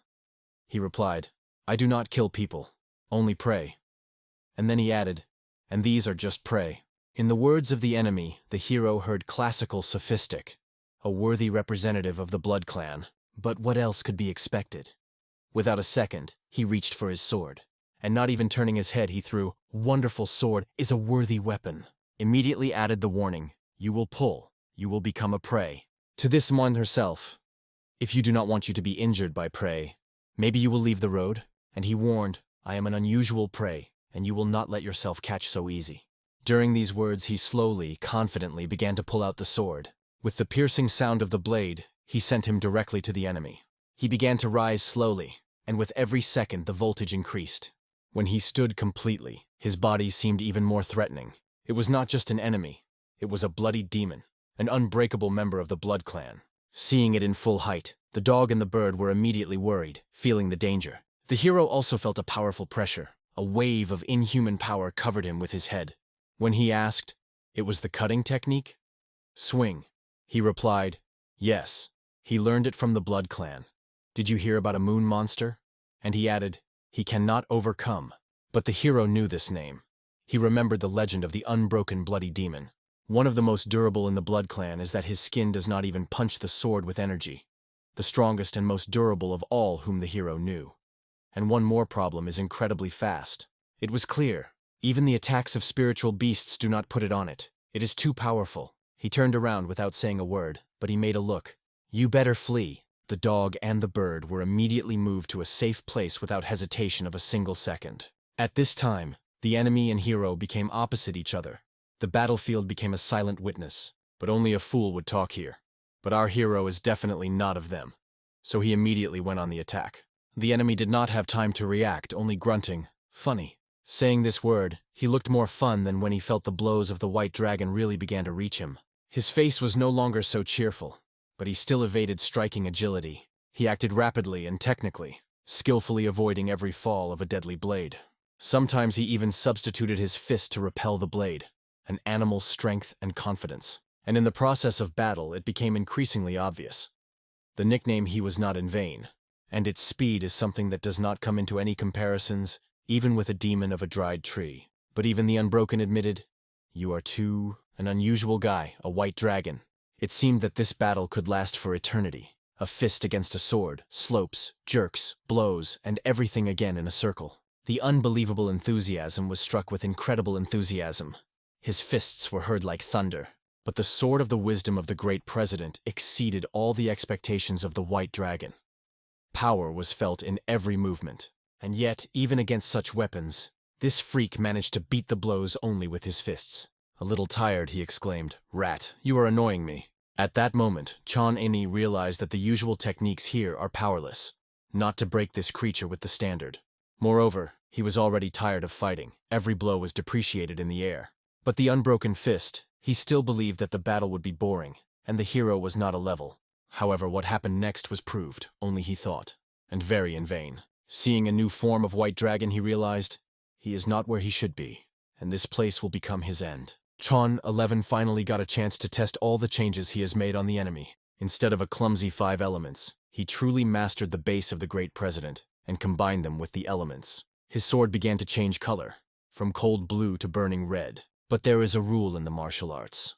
Water always wins the fire, and the hero remembered it. The white dragon activated the forces of yin and yang, releasing the balance of chaos and harmony, and in the eyes of an unbroken demon reflected only one picture, a giant, shining figure of yin-yang, which was coming directly on him. However, he still said that it was senseless. They say the white dragon would not even leave scratches on his unbreakable body. But the next moment, a huge explosion came. The explosion broke up simply at the point where he stood. But even after that, his hands, crossed over his head, remained stationary. He still held. However, it was visible. The body tensed to the limit. The jaws are compressed. The endurance worked on the verge. He recognized as striking what he was around. He did not expect such a blow. "You really think I'm a fool who will stick in his forehead?" said the voice. The white dragon appeared as a void. He did not even have time to notice it. Tsinks explained. This attack is created on the basis of modern knowledge of thermal expansion, 5 elements, and the concept of the great president. Then he sharply stuck the sword into the ground, used it as a support to instantly tore forward, pulling the blade for the next blow. The blow of this sword flew the air, and instantly opened the body of this freak. He choked, spitting blood from his stinking mouth. The heat that went from the explosion had the lungs from the inside, as if they were steamed. If he tries to support the internal organs through Tunbi's energy, and this Anya may still last. But if you look objectively, the chances were less, and the situation is clearly not on its side. And so, probably even surprised the author himself, he finds the strength to snoop. Drived a rat. Even more impressive, he even raised his hand for another blow. Unbreakable, let him Greek. After the white dragon skillfully evaded the blow, he calmly said, "This is the end." And he added, "No matter how much you train the technique to strengthen the body and protect the organs, all this is in vain. Because what happens to the body if internal damage continues? The answer is simple. It will just die. No options." And everything went to that. He no longer felt his unbreakable body, only pain and devastation. No wonder about the sword of Mudan, who owned the white dragon, say, "Soft wins solid." And no one could imagine how useful the knowledge gained from the Imperial Fist would be. The battle is completed, but the work in this place is not yet complete. But everything was decided quite quickly. When the nail that blocked the path disappeared, the water began to flow again. The water lived has recovered. Now it is flowing again as before. You can say confidently, they figured out the biggest problem. And the fog and clouds will wrap the mountain for a long time. For those who did not study the internal techniques of the thought, the fog will block the feeling. And for consecrated, on the contrary, it will promote rapid recovery of strength. The dog approached Chon 11 and stopped next to his body. He was quiet, almost silently hinted at. Look at his hand. It had cuts and burns, but fortunately there was no blood, only scars that testified to victory. The muscles retained about 80% of functionality, and it could only use the left hand in half. It would be necessary to work to return everything. He reassured the dog, they say, let him not worry. He will rest a little, restore the energy of 5 elements, and everything will be fine. But the main building of the Mudan school was in a very miserable state, damaged, abandoned, like a storm. And it was at that moment that threatening red energy began to appear over the roofs of the buildings. A thick, viscous flash. Grandpa, they say, you are as cool as I do. Maybe you can even withstand me. A mocking voice sounded. The old man just smiled. In my past life, I apparently accumulated a good karma, if I met such talent as you. One of the 10 heavenly kings of the blood clan, the Golden Tsar, opposed him. He fought with the old man and asked, "Is it true that you are obsessed with battles?" But really, was it difficult to guess? If the old man were not obsessed with battles, then he would not have taken place with a demonic clan. In the hands of the Golden Tsar had a giant sword. He flashed like pure gold. He talked something about some offset, which they say would appeal to their ancestors. And at the end of your long speech added, "You look old, but in the aura, the Tao's to the bones." He lived without entertainment, continuous improvement. The white dragon heard the sounds of the battle and immediately realized, there is already a fight in the main hall. Fortunately, it seems not too late. The mask and Ori were visible. It is someone from the top of the blood clan. Its internal energy simply goes crazy. The white dragon knew well. The top of these freaks includes only the strongest, the bone of the clan. And judging by this battle, everything was confirmed. They all have this way. Strength. Above all. His inner energy was literally torn out, filled with the blood of those who were sacrificed for the sake of death. And it was then that this type began to laugh loudly, already considering himself the winner of the battle. They want glory and wealth, but pay for it human blood. Without pity, without honor. The white dragon looked at him from the side, and immediately asked himself, how many people killed this freak? Meanwhile, in the camp of the Mudan elder, the elder reflected the attacks of other warriors of the blood clan. The battle lasted on the verge of forces. The young white dragon looked at the wounded, trying to help them at least. He caught himself for one thing, that he was not fast enough to prevent it before. And at that moment, the words of gratitude began to be attached to him. Quiet, sincere. He thanked him, a blue-haired young man, one of the few who remained whole. Immediately, the white dragon asked him about his grandfather. His heart was worried because he had not yet returned. But at the same moment, somewhere on the battlefield, his grandfather showed what he was really capable of. All his power was spit out in every movement. In the novels about the martial arts, the white dragon often read about how inexperienced craftsmen watched the fight stronger. But he could not imagine that he himself would become one of these observers. People in red bathrobes were already clearly lined up, like a ritual. It was easy for them to guess that a new doctor appeared at the Mudan school. But even more were they surprised by another. How did he manage to climb the mountain if the monsters are scattered at the foot? Meanwhile, the old man was getting closer to the Golden King. His movements were leisurely but confident. He called my grandfather stubborn and asked with a mockery, "How much can you restrain me?" But then the Golden Tsar turned away and looked at the Mudan camp, and saw a guy that saved the wounded. For what he saw, it became clear that young man has not ordinary skills. This is about him in the prophecy. The seeds of discord, said the Golden Tsar with unconcealed interest. After that, he did not even think to be ceremony. It was necessary to act immediately. He attacked one of his strongest techniques. He descended from heaven like a shock meteor, cutting the ground. Everyone could not help but notice it. The sky thundered, the earth shuddered. The outbreak of pink energy broke the sky. It was similar to the cry of the element itself. And all this power raced down with a devastating speed, pulling a devastating wave. The question is only one thing. Will there be at least someone who can withstand such a blow? Will anyone be able to escape? Will there be at least one who can survive after such a blow? But no, not all the characters left the battlefield, and some stayed there not just. The miracle was all, but the white dragon could not understand. What energy was it? Whose sword was aimed at him? The Golden Tsar did not expect that someone would be able to block his attack. It was a surprise for him.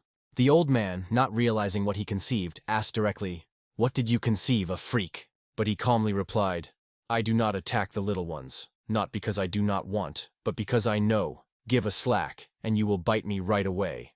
Explaining this, he just looked at the silent old man who was not scattered, but was scared. Then he added with a serious look, "I will take the seeds with me." In response, 2 short questions came from the old man.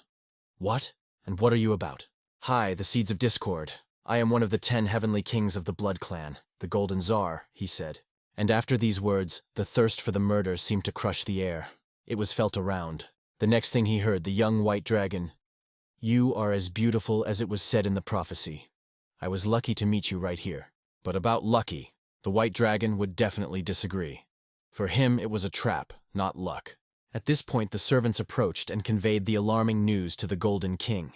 Fog was coming over the school. "Protective formation of the Mudan school is already restored," the White Dragon exclaimed. "And over time, our benefits will only grow." The old man finally realized why he was here. Despite his wounds, he had already begun to rely on victory. But the Golden King answered nothing. Previously, all these freaks relied on the protection of the monsters. Did this guy destroy them all? It was hard to believe, but even an unbroken and bloody demon fell by the hand of this young man.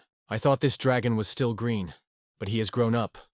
Then I just obliged to take you with me." This is how a loud statement from the Golden Tsar, as an order, as a sentence. All his slaves, this is how they could be called. He was tempted by the promise. Who would grasp the seeds of discord, get a pill of demonic blood? And it was this promise that made the crowd shudder, expand the pupils, and want to immediately.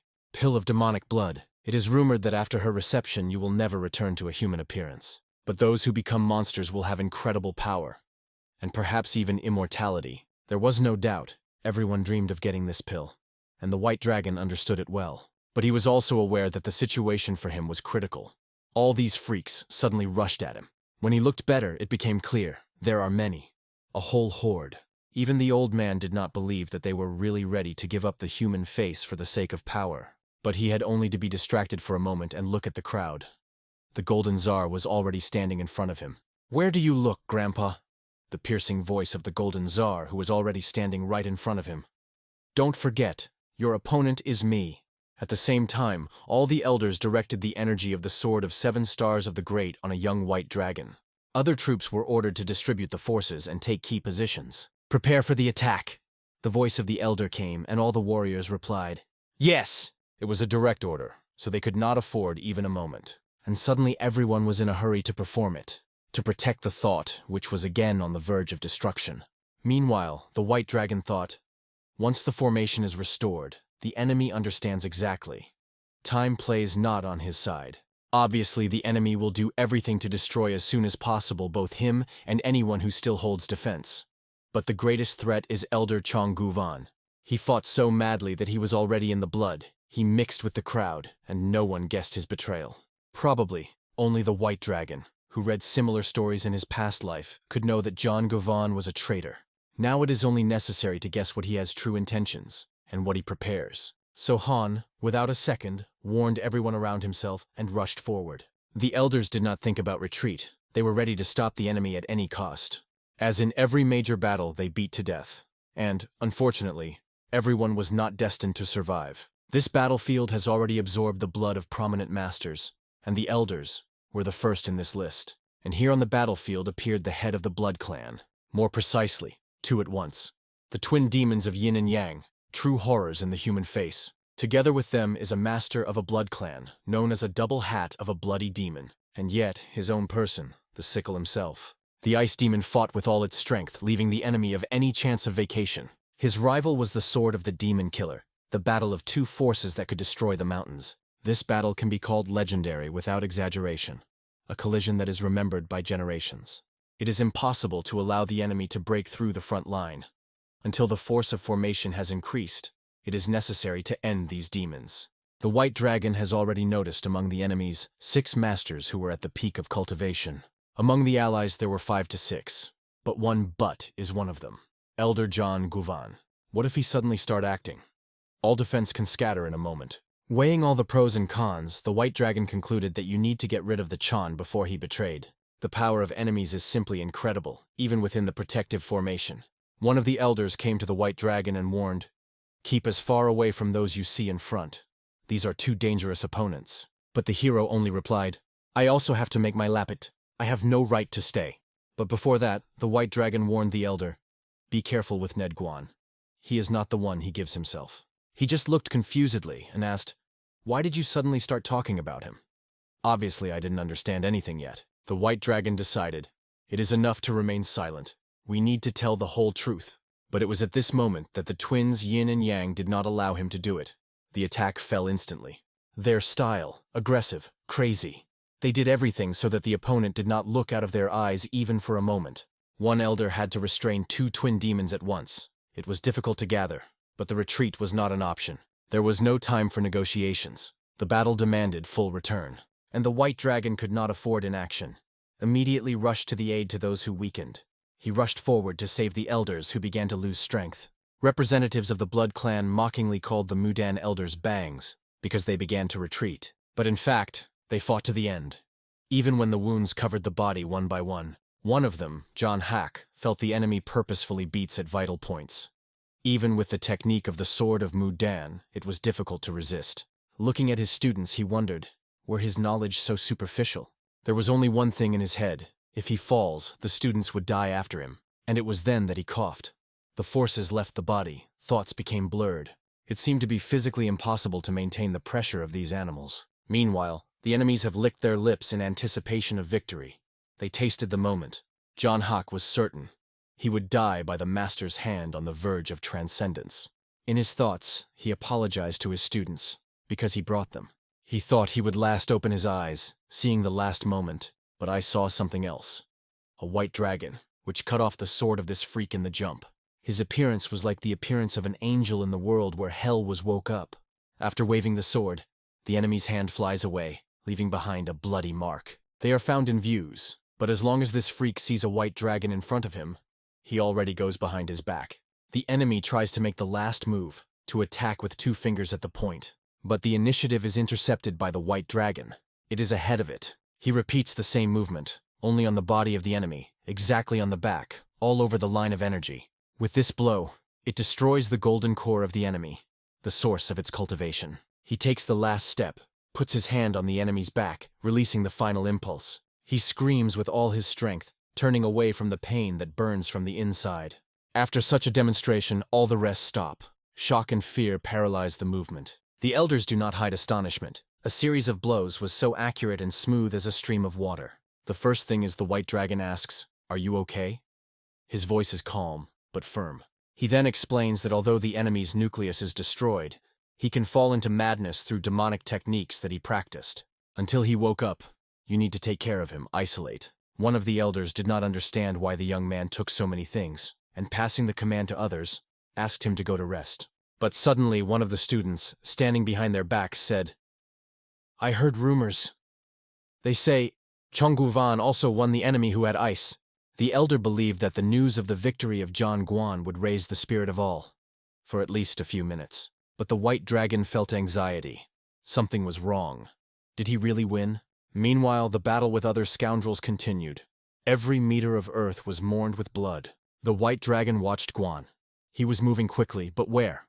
And why? And then everything happened. In that direction, the elder of the clan fought. Is Chon Gavan going to break the order of the Golden Tsar and strike in the back? In any case, everything looked too suspicious. How did he even overcome someone from the top of the Blood Clan, having such a wounded hand? In addition, the white dragon saw the technique of John Guan. They do not reach. This is an absurdity. But he is well aware, events unfold exactly as in the novel, and that is why he could not leave everything. Meanwhile, other fighters gave their whole heart. The battle lasted without stopping. The Yin and Yang Gemini attacked the Mudan elder, but he stopped both at once. They were tense, excited. Their advantage suddenly disappeared.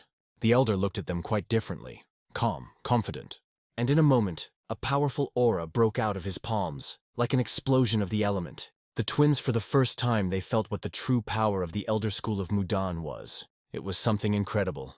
It remained so much that the air around was shaking from pressure. Finally, an elder appeared in an elder to get a little breath. There was a lot of strength for a deadly blow.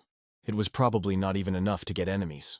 And it is at this moment that John Guvan appeared behind his back. The elder thought that he now came to help, an ally at the right moment. But John somehow strangely held the sword, not like the one who was going to help. And at the request of a senior Susmik for help, he calmly replied, "First I have to deal with each other." But according to the ominous Ari, which began to leave his body, it became clear. Another is he, the elder. John swung his powerful, pumped hand, without exaggeration, like a monster. But at the same moment, a white dragon appeared in front of the elder. He has been waiting for a long time when John Guvan will finally show his real face.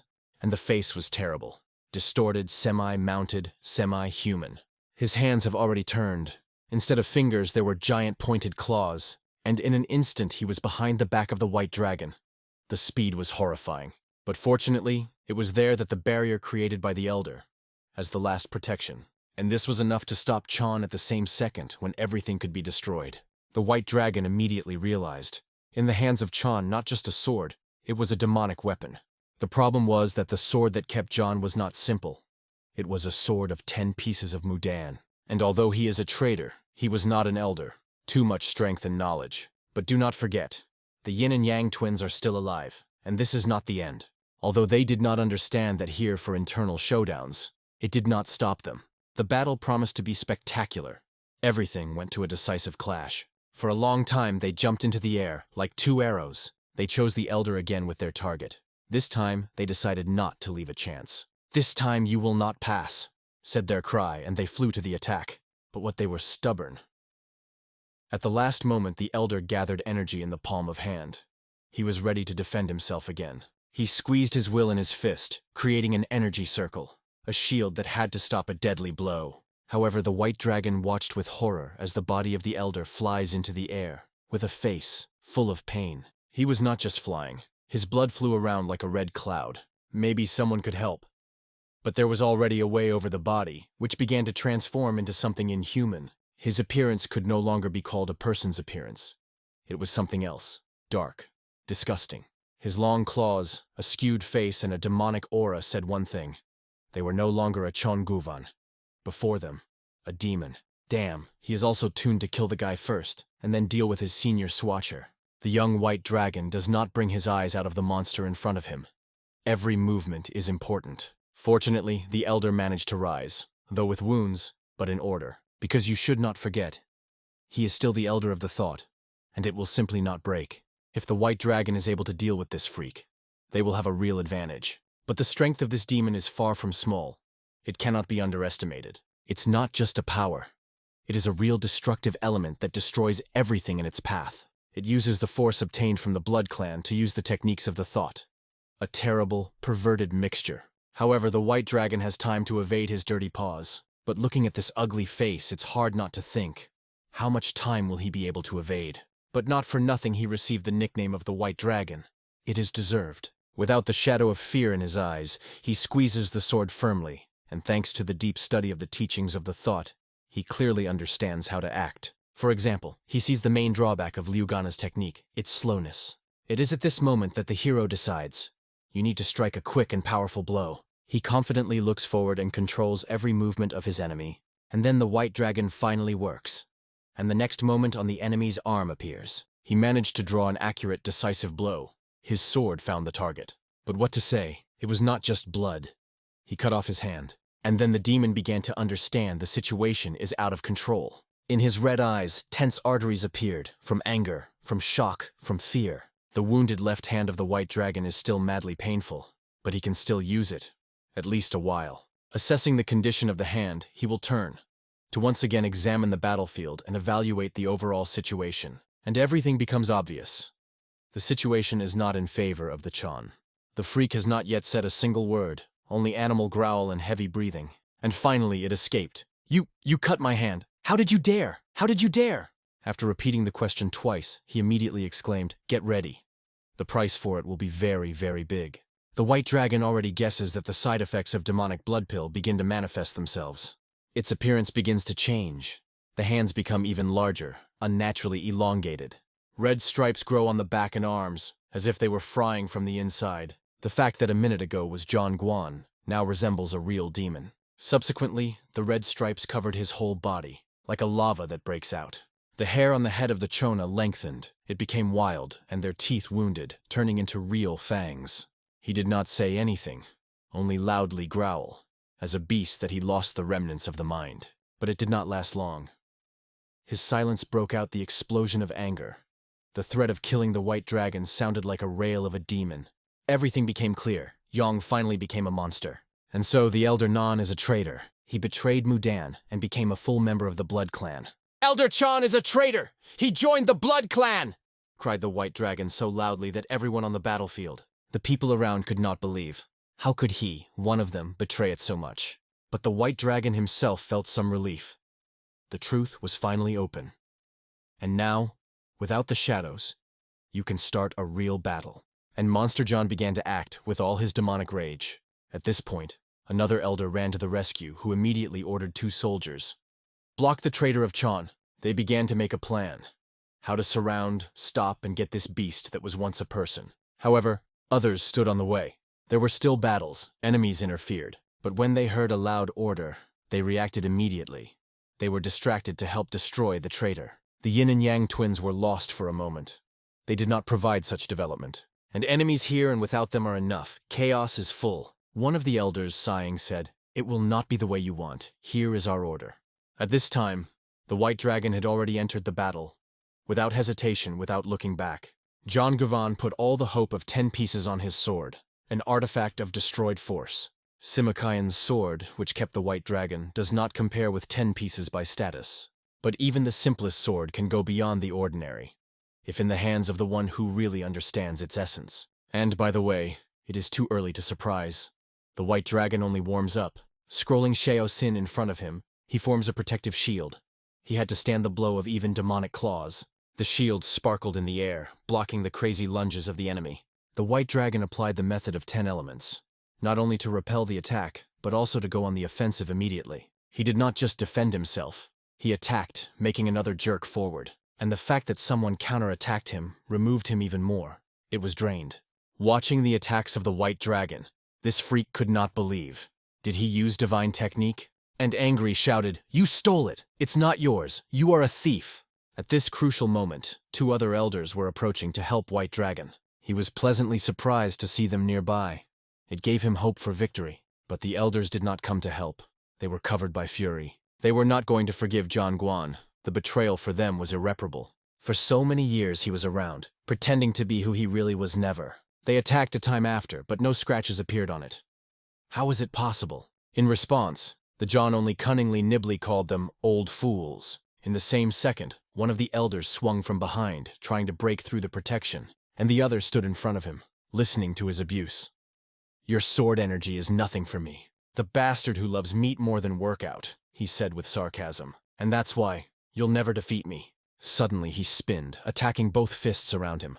Like a tornado of muscles and rage, the white dragon kept breathing, watching this scene. The tension was beaten in the temple, and at that moment he realized, this freak is even stronger than a tight bloody demon. The elders lost their balance without standing on the pressure. They could not oppose anything at this time. Having made an incredible effort, the demonic John scattered the elders in different directions. Now only a young white dragon remained in front of him.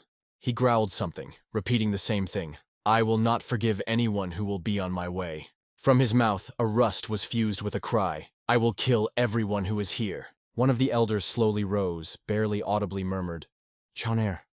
Damn, why?" Fortunately, despite the power of the impact, he did not get them, and they were still alive. It was then that the white dragon, using the voiceless technique of transfer of thoughts, conveyed to them, "There is another method of destroying it." He did not even suspect their conversation. His consciousness was distorted by anger. "Details him, please. This is important," the white dragon said to the allies. They did not hesitate. They immediately accepted the plan and rushed to the rescue. At that moment, another one, Purple, who made his way through the enemies. Han Yu already cleared his path from all the freaks, ready for a crucial moment. The white dragon asked him to give his strength. "Help me. Give me your energy. It's time to end it." Even the risk of his own life, Chkon was ready to help, without hesitation, without fear. It caused a sincere smile on the face of the white dragon. A smile of gratitude and hope. Chon rushed forward, waving his sword. Every movement was accurate and determined. In just a few waves, he already found himself behind his back. But this monster only quarreled. No words. Only the sounds of a wild beast. And finally the sword of Chon almost touches the hole. But the blow does not pass. It stops, hitting the barrier created by the hands of the demon. The earth shuddered. The explosive waves spread the stones in all sides. Everything around was thundered. The monster diverged to the full, a little more, and he will turn everything into ashes. The white dragon watched carefully. He thought everything to detail. And all the arguments came together. We need to act now. In battle against 3 rivals, the monster does not have time for a cold calculation. Right now he appeared. It must be used, and so he got the pill of black blood, the last card in the sleeve. It is what is needed in an emergency, when there will be no other chance. Remember how he got it. It was she, a beautiful girl who handed him a pill, calling her a pill of black blood.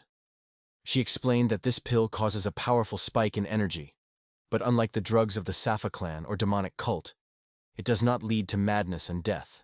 The effect of this pill does not last long, but as long as it is, the white dragon should use it to the full. She only warned, the main thing is to swallow properly. Otherwise, you will feel as if you are dying. And so that moment came. The pill had to be swallowed, without delay, without fear.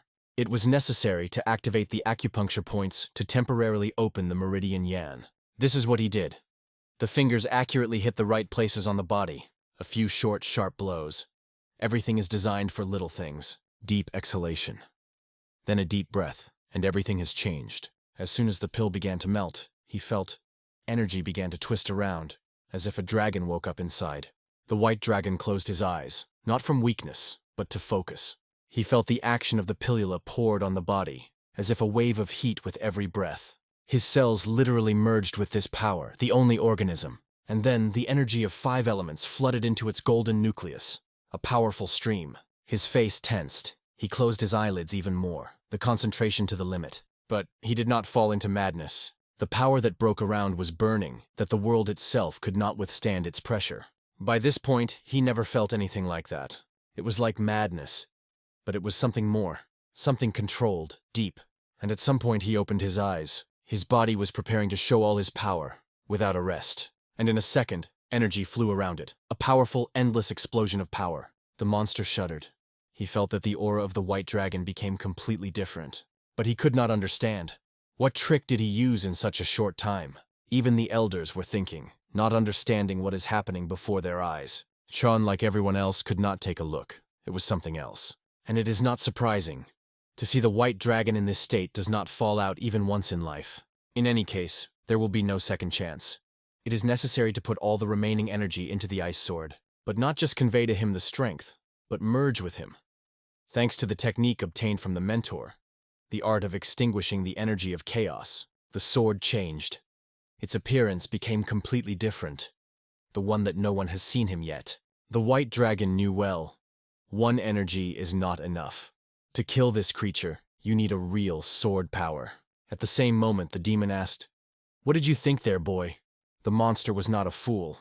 He noticed that the pill was like a demonic blood. But I decided to give the lesson. I'll show you what a real power is.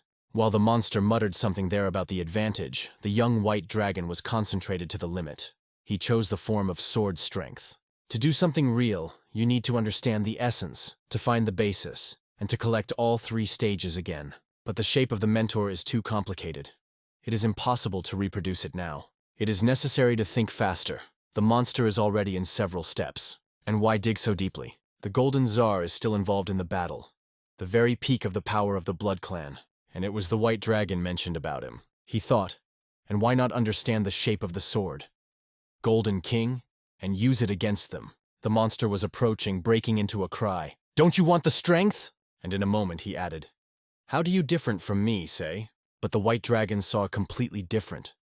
He saw a new doctrine, a new path of martial arts. The earth trembled. Everyone around barely stood on their feet, because the white dragon followed the force of the sword of the Golden Tsar and made it his own. Only when you saw this power, Chenon realized that it is something incredible. But even he could not understand. How? Even the elders did not immediately realize what happened. They never saw anything like that. The expression of the monster's face was tense to the limit. Fear appeared in his view. And not for nothing. His entire right side up to his heart was cut. The white dragon was not restrained. The power was beaten from it as a storm. He walked through the body of the traitor, being behind his back. Everything is like in a classic sword battle. It was the first real wound inflicted on the body of the demon. The first, and perhaps decisive. But will this cut stop it? Or on the contrary, will make it even more fierce? And judging from what was happening, he did. He exploded with rage. He was insanely annoyed that the guy was using the sword, and even so skillfully. But all the dirty words he responded with complete silence. Holding the sword in his hands, he only thought of one thing. Is it the last touch? The power of the sword was removed perfectly, purely, without an error. Chan Yu could not believe how his friend was able to create so easy to create a force that seemed unattainable. And then the question was, is there anything that is impossible for him? But while others thought, the white dragon was already working. decisively, focused, went forward, face to face. And here is the moment of truth. The strength of the young white dragon. Or the monster that he was once an elder. Red demonic energy and blue spiritual power have come to terms in a deadly collision. It became almost impossible to see something on this earth. Just dust, light, and destruction around. They moved at such a speed that the human eye could not have time for them. It was only through their own inner strength that each of them somehow saw where it beats. "Why? What are you better than me?" shouted the monster, breaking into envy. "Why do everyone protect you? Why even the Imperial Fist with you?" And then, without standing, he shouted out of all his anger, "Blush!" He sought only one thing, to bring the white dragon to death. But it seems that he has forgotten one. He is the one who is already flowing with blood, with a wound in the side. And apparently, it would be better to remain silent in the battle against the white dragon, and act. Everything around rose into the air. Stones, dust, fragments, as if the reality was breaking. Everyone who was around was unanimously decided to hide better than to stand between the two. Because this battle was no longer a fight. She became a myth. Legend. But this is not a fable and not a myth. This is a reality. And it happens right now, right in front of our eyes. The elders had to protect this sacred place. And now they watched how history was changing. Even the oldest of them thought, "Are there any boundaries in this guy in martial arts?" And it was at that moment that he saw. A torn hand flew in the air. The white dragon clearly made it clear. Dirty hands should not be dissolved, and forced him to wash, not with water but with his own forearm. The monster's blood was splashed in the air. It flowed from the torn part of the body. But the dragon did not stop there. He has a brilliant idea. Chop him a second leg so that he could never step on the ground as a man. And then, to bring the sword and direct it directly to the heart, coldly saying, "It's time to make a decision." Blood flowed in the eyes of Chan. He could neither stop nor retreat. His mind was boiling from thoughts. "I survived so many humiliations." He opened his mouth trying to say something. But instead blood poured out of him. She flooded the earth around, hot, dark, full of bitterness. Because he coughed, choking it, not from pride, and from defeat. The young white dragon only watched from above. A cold, calm look. The bastard, who was once an elder, now only marapped. He blamed everyone but himself. He sought to keep everything under control. And now in his palms there are only a few drops of his own blood. And apparently in his madness he decided to rise. Again, another attack. But he does not imagine why really stands. Because in the eyes of the white dragon, in these pure blue eyes, something more is hidden. The potential that breaks the boundaries. Simoisin, transformed, shining. Step by step, the hero goes forward. In the eyes of the enemy, everything has changed. The picture around the guy is more like a galaxy than on the battlefield. It is the sword of the wisdom of the great presented 5 elements. And here the sword penetrates into the rib. Left. Quietly. Relentlessly. There is nothing to protect yourself. No hands are gone. Everything goes to 1. His history is finished. The facial expression of the white dragon remains the same. Cold, but fair. And it is perfect for you to put a point here. The condition is close to nirvana, on the verge of life and death, as if all thoughts suddenly ceased to exist. While the traitor was screaming, rolling, and moaning, the white dragon just thought, if he could not be silent, he will have to collect it. In pieces. And, judging by the following, he succeeded. To the last debris. The showdowns are completed. The court happened. The monster lay on the earth. No longer the enemy, only the shadow. And the white dragon stood, almost not scratched. Legend in the image of a young man. Now everyone could finally exhale. Although no one realized what they had just seen. One of the elders said quietly, "This is not a technique of a thought. This is the revival of the Chagall family." He sounded on the other side. Chonin, seeing how the white dragon is about to fall, he rushed to him. And, as a real brother, put his shoulder, not for balance, but as a sign of respect. Kion really exceeded the border. Although the body is almost intact, but the spirit was burning, and a bright ball of light, like a signal rocket, was rising high in the sky. But no. In the wisdom, they do not use signal missiles. It was something else. Something new. The beginning of a new dawn. Looking into the sky, the Golden Tsar understood. Time came out. And immediately he caught himself in thought, "We need to hurry. Just now." But the old man appeared right in front of him. Director. Without fear. He called him as he is. Bastard. The Golden Tsar reflexively grabbed the sword, and then a few blows thundered, like a thunder that tears the sky. Stones and wreckage flew into all sides, as an explosion of the era.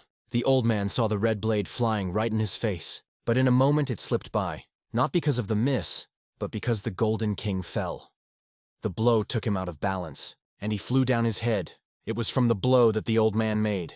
He had the moment of instinct so as not to fall completely, but it was late. He was holding his face, and half of the mask was already lying on the ground, broken. The short, the old man spat. Lost the battle, and now do you want to escape? As a real bastard, who was all his life, the Golden King was just laughing. The laughter of the one who never recognizes defeat.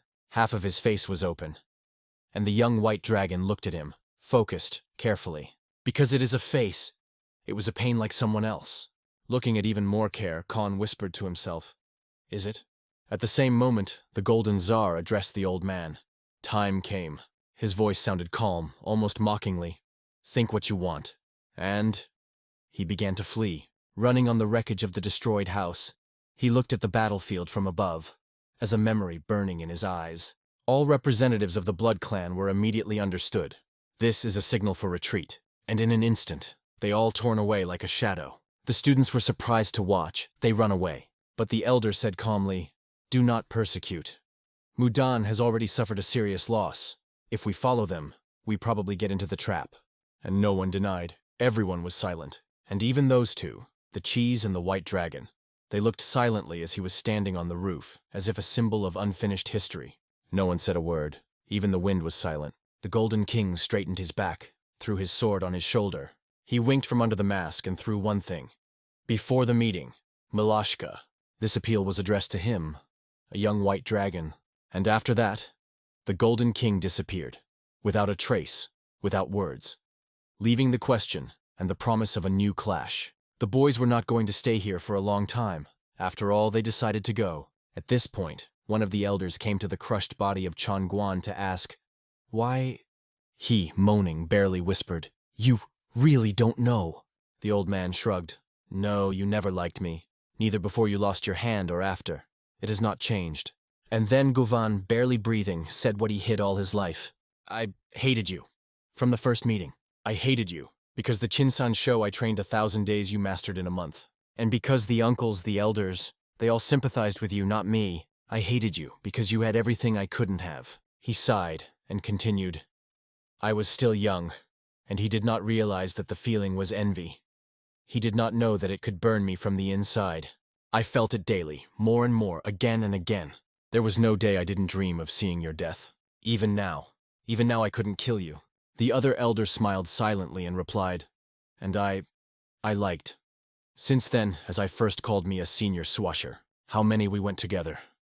And all that remained is only you, I, and the conversation that had to take place for a long time." And then he finally realized how painful it was the one who lied before him. And that is why, without words, he sat down at his body. One single tear fell on dust, together with the quiet, "Excuse me for all my shortcomings." John, at the last forces, reached out to the exhausted hand, touched the edge of his clothes, and the senior Susmik could not stand. Tears were flowing without restraint.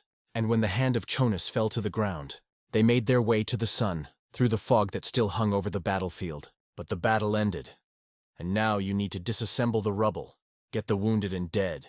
The faster the treatment begins, the more likely it is to maintain the limbs of survivors. Khan clearly gave the orders. First, a stop of bleeding, then cut or sew if possible. He asked the doctors who had knowledge of rehabilitation, as an example. Fortunately, doctors from the medical building arrived very quickly. And when everything worked, Khan handed over the management of Chanyu, because it was necessary to hurry, to distribute resources, people, medicines, and the elder. After that fight, he has not yet come to her senses. It was to him, to the elder who has not yet come down, Kanen approached. Although he defeated Changguan, he then encountered his own crisis. Fortunately, some miracle, he could still breathe. Then he asked the doctor, "How is the Imperial Fist?" He was taken to another ward. Grandpa, as it turned out, was easier to treat than they thought. His body was rejected by the poison that penetrated during the battle. The skin in some places was torn, but no serious injuries were detected. The main problem was in old age. It takes time. And to recover and to collect all the knowledge gained in that battle. And my grandfather? It is better to just sleep now. Rest. By the way, why is the hole in general? He fainted and remembered anything, so Chichon took him to a quiet place for rest. The whole body was breaking. The last pill has done its work. The bones were felt as if beaten by a hammer. Looking at his hands, he saw the dressings and did not understand where they were. Cho explained that the left hand is severely injured. Doctors did everything they could, but it is better to move it. Then Cho offered him a little porridge. But Khan shook his head. There is no appetite. Han, in a little, he called on him, as he could, with good in his voice. You ignore the advice of doctors. But Kian just turned away. Even from the water was nauseous. After a moment, he closed his eyes. Exhausted. But before falling asleep, he said, You are strong, friend. Hong was still grunting something there, they say, until he eats. He himself does not even take a sip of water. Through the sleepy diaper, these words came to Han as a threat. But good, caring. Gathering with his forces, he rose and replied, Well, I will eat. Hong sighed in relief. Calm down. And with warmth in his soul, he watched his friend slowly eating. And the porridge was really delicious, as it should be in such moments. And then Han remembered something else. Oh, by the way, a letter from the pavilion of Pek Rin came. Your mentor is already on the road. I do not know where he learned from, but he comes here. It's been 3 days. The place gradually came to consciousness. The young white dragon also returned to a normal state. He departed. Hong did not believe that Kion had recovered so quickly. Apparently, both the porridge and the spirit of the friend made their own. But 3 days have passed, and the mentor was still gone. No matter how quickly he went, the road was longer than expected. In addition, on the road, Rina was waiting for real chaos and devastation, so the path could be delayed for a long time. And that is why, if you run, that is just now. This moment could be the last chance. But suddenly, a warm, confident hand of Chon Yu lay down on his shoulder. I believe that we are going to arrive with you, together, with you, he said calmly. And Khan realized that he had been burst into. Han felt everything, not even asking. And it was at this moment that a knock on the door was heard. He immediately came to his voice. The young head arrived. Kion was convinced that the road would take at least 2 days. But, as it turned out, Yuho copes with long distance moving even better than Pek Rin himself. And now everything has come to place, so they did it. Soon everyone was sitting at one table, and Rin, with a light smile, said that I was glad to see Han alive and whole. These calm, kind words even embarrassed. Kion waited for a pilgrim, but instead he got warm. Agreeing, Pek Rin stood up. I visit the head of the medical corps, and for some reason it seemed even more frightening than if he started shouting. When they stayed with Yuho, Khan asked, How are it there with research? And heard the answer. Nothing happens if left unattended for a while. Can they be more important than your own life? Of course my life is much more important, Khan replied, smiling. It is priceless, but research is a study.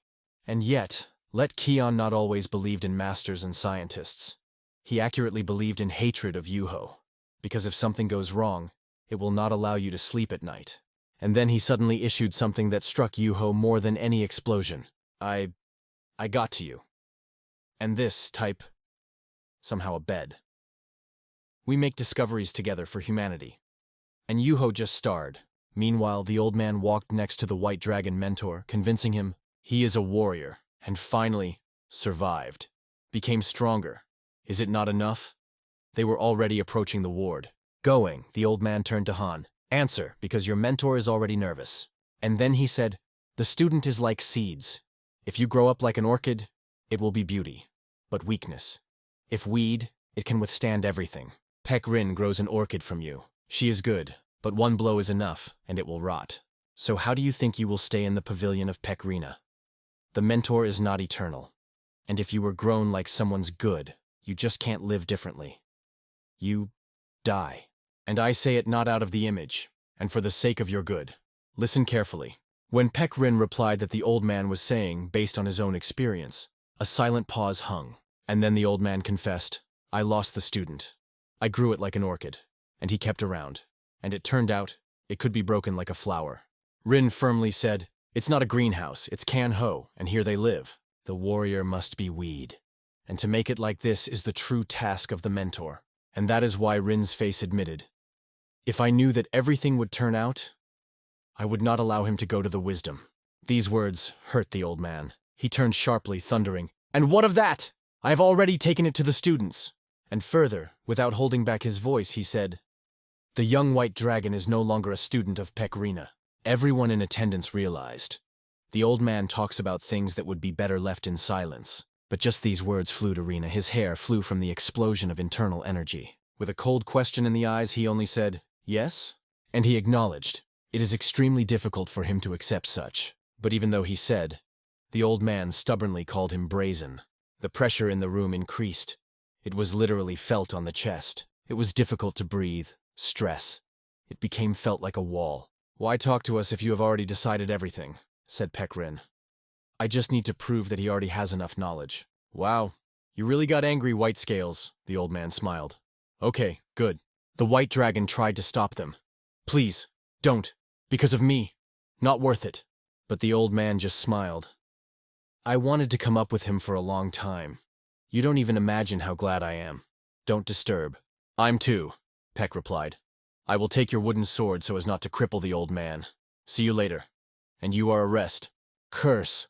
These two are really seriously tuned. The white dragon didn't want it. He did not want them to fight. Especially through him. Suddenly there was an explosive roar. Everyone shuddered from the force of blow. Honey, jumping on the left, was alarmed to noise, ready for the worst. Everyone froze. The mentor waved only with a wooden sword, and his grandfather was reflected with his bare hands, and that turned out to be enough to lift the storm. Yuho and no idea had that two wise craftsmen could do such chaos playing in half. After consulting, they acknowledged that the situation grows into a real problem that should be restrained immediately. If so continues, they will compare the whole mountain with the earth, and they will not save anyone. 2 hours have passed. It is good that the mentor took the wooden sword. Otherwise, more than 100 wounded would have to be treated. The old man smiled and whispered, "This White Scales are a real crazy." Peck barely restrained.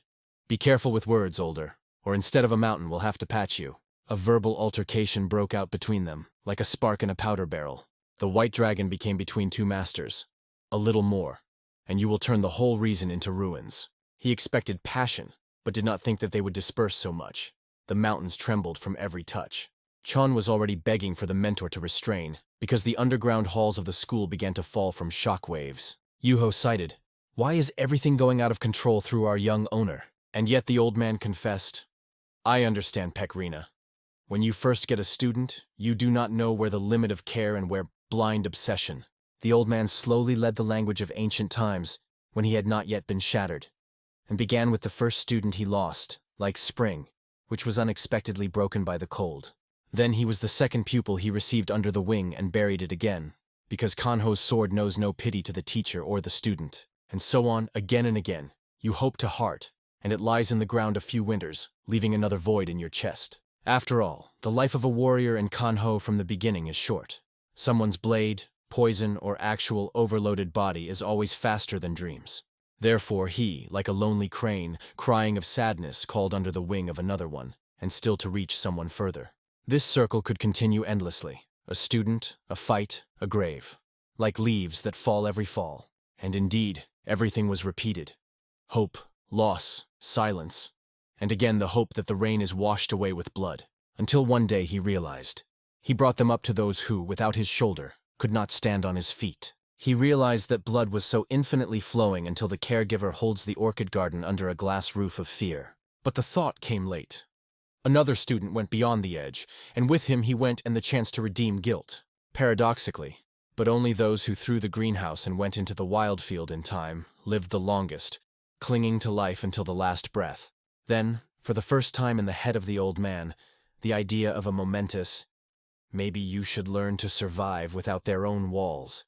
And he realized, all these years, he also survived thanks to another's devotion, not the power of his own spirit. The white dragon listened carefully. Every word lay down a heavy stone. The history of the mentor sounded a warning and himself. He was worried about another. Peck Rin cares about him excessively.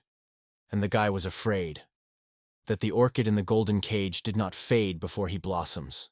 In fact, the mentor was just afraid of alone, to lose his invaluable student. Suddenly, a joyful bark came, and behind him, a cry of a bird. Spiritual beasts ran to the ward. They crazy with joy. Seeing both the mentor and the white dragon, they immediately huddled. Seeing the hell stroking the dog, the old man again. "Even these two animals, you do not allow weeds." Peck once again turned to the white dragon. Feeling, ambitions, successes. Everything is very confusing. I will still help treat the wounded, and we will talk about the rest later. The white dragon agreed. If he was a mentor, I would also like to protect the student from all over the world. But at the same time, he could not lose the chance that appeared only now. Attempted Blood Clan to suppress the Mudan school failed. Moreover, the clan itself was under a devastating blow. Such a chance happens once in life. The white dragon realized that it is impossible to convince the mentor at this time. But it seems that the Imperial Fist is ready to help with it. The next day, everyone gathered in the same ward. The senior Susmik has already woke up and sincerely congratulated everyone. The white dragon explained the mentor.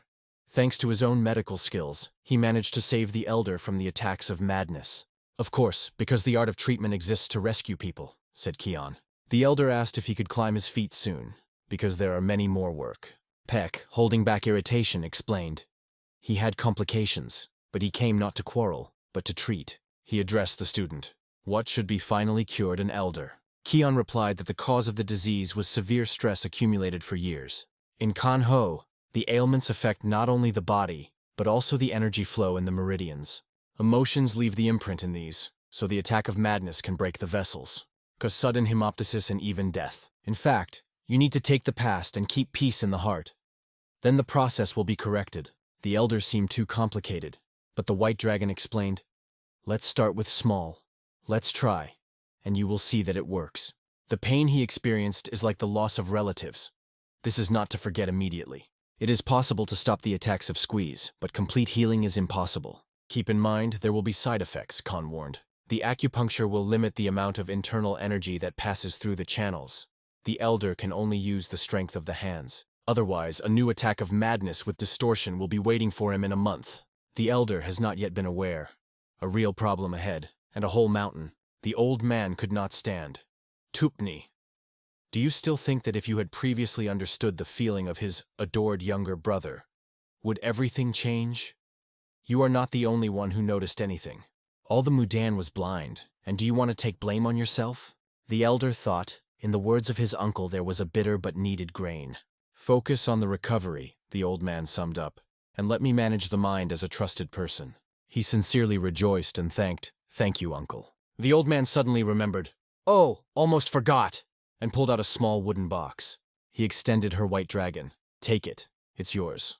He was surprised. He did not immediately realize that he was holding in his hands. 2 Tazen pillas lay inside, a more rare value than pure gold. White Dragon took a breath. He knew the true weight of such a gift. But it was not all. Under the pill lay a thin volume. The name glowed with silver. Such prices of the sand show. I can't accept it, the guy began. But the old man insisted. They give take. Without retribution, no gift lives. You can accept pilla yourself or divide with a friend. But remember that such prices should not get into someone else's hands. The white dragon stood silently. After the words of the old man, simply did not find what to answer. Then Pek Rin approached. He thanked the mentor personally and asked the student to do the same. The guy carefully asked permission. Can I really take it? Hell only nodded. In the soul, the young man literally shined with joy. This book is a priceless treasure. He solemnly promised, I will use it with reason. And he felt fate threw him a chance that falls once in his life. Pek Rin added a few words of the rush. I stay here for 5 days, the mentor said. If you have urgent cases, do them. You will return to the medical pavilion.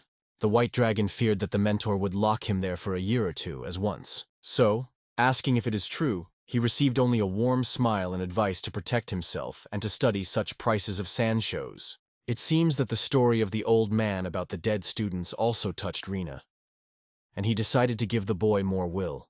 With 2 invaluable gifts, Taijin pill and a secret book, the white dragon went on the road. Behind him, not behind his step, his faithful friends followed. Spiritual beasts are ready to follow the master at least to the edge of the world. Old and Pek Rin stood nearby like 2 shadows of a great battle. Keeping a guy near him than letting go, Rin said quietly. The old man nodded. And just watching, really the hardest thing. Surprisingly, Rin smiled.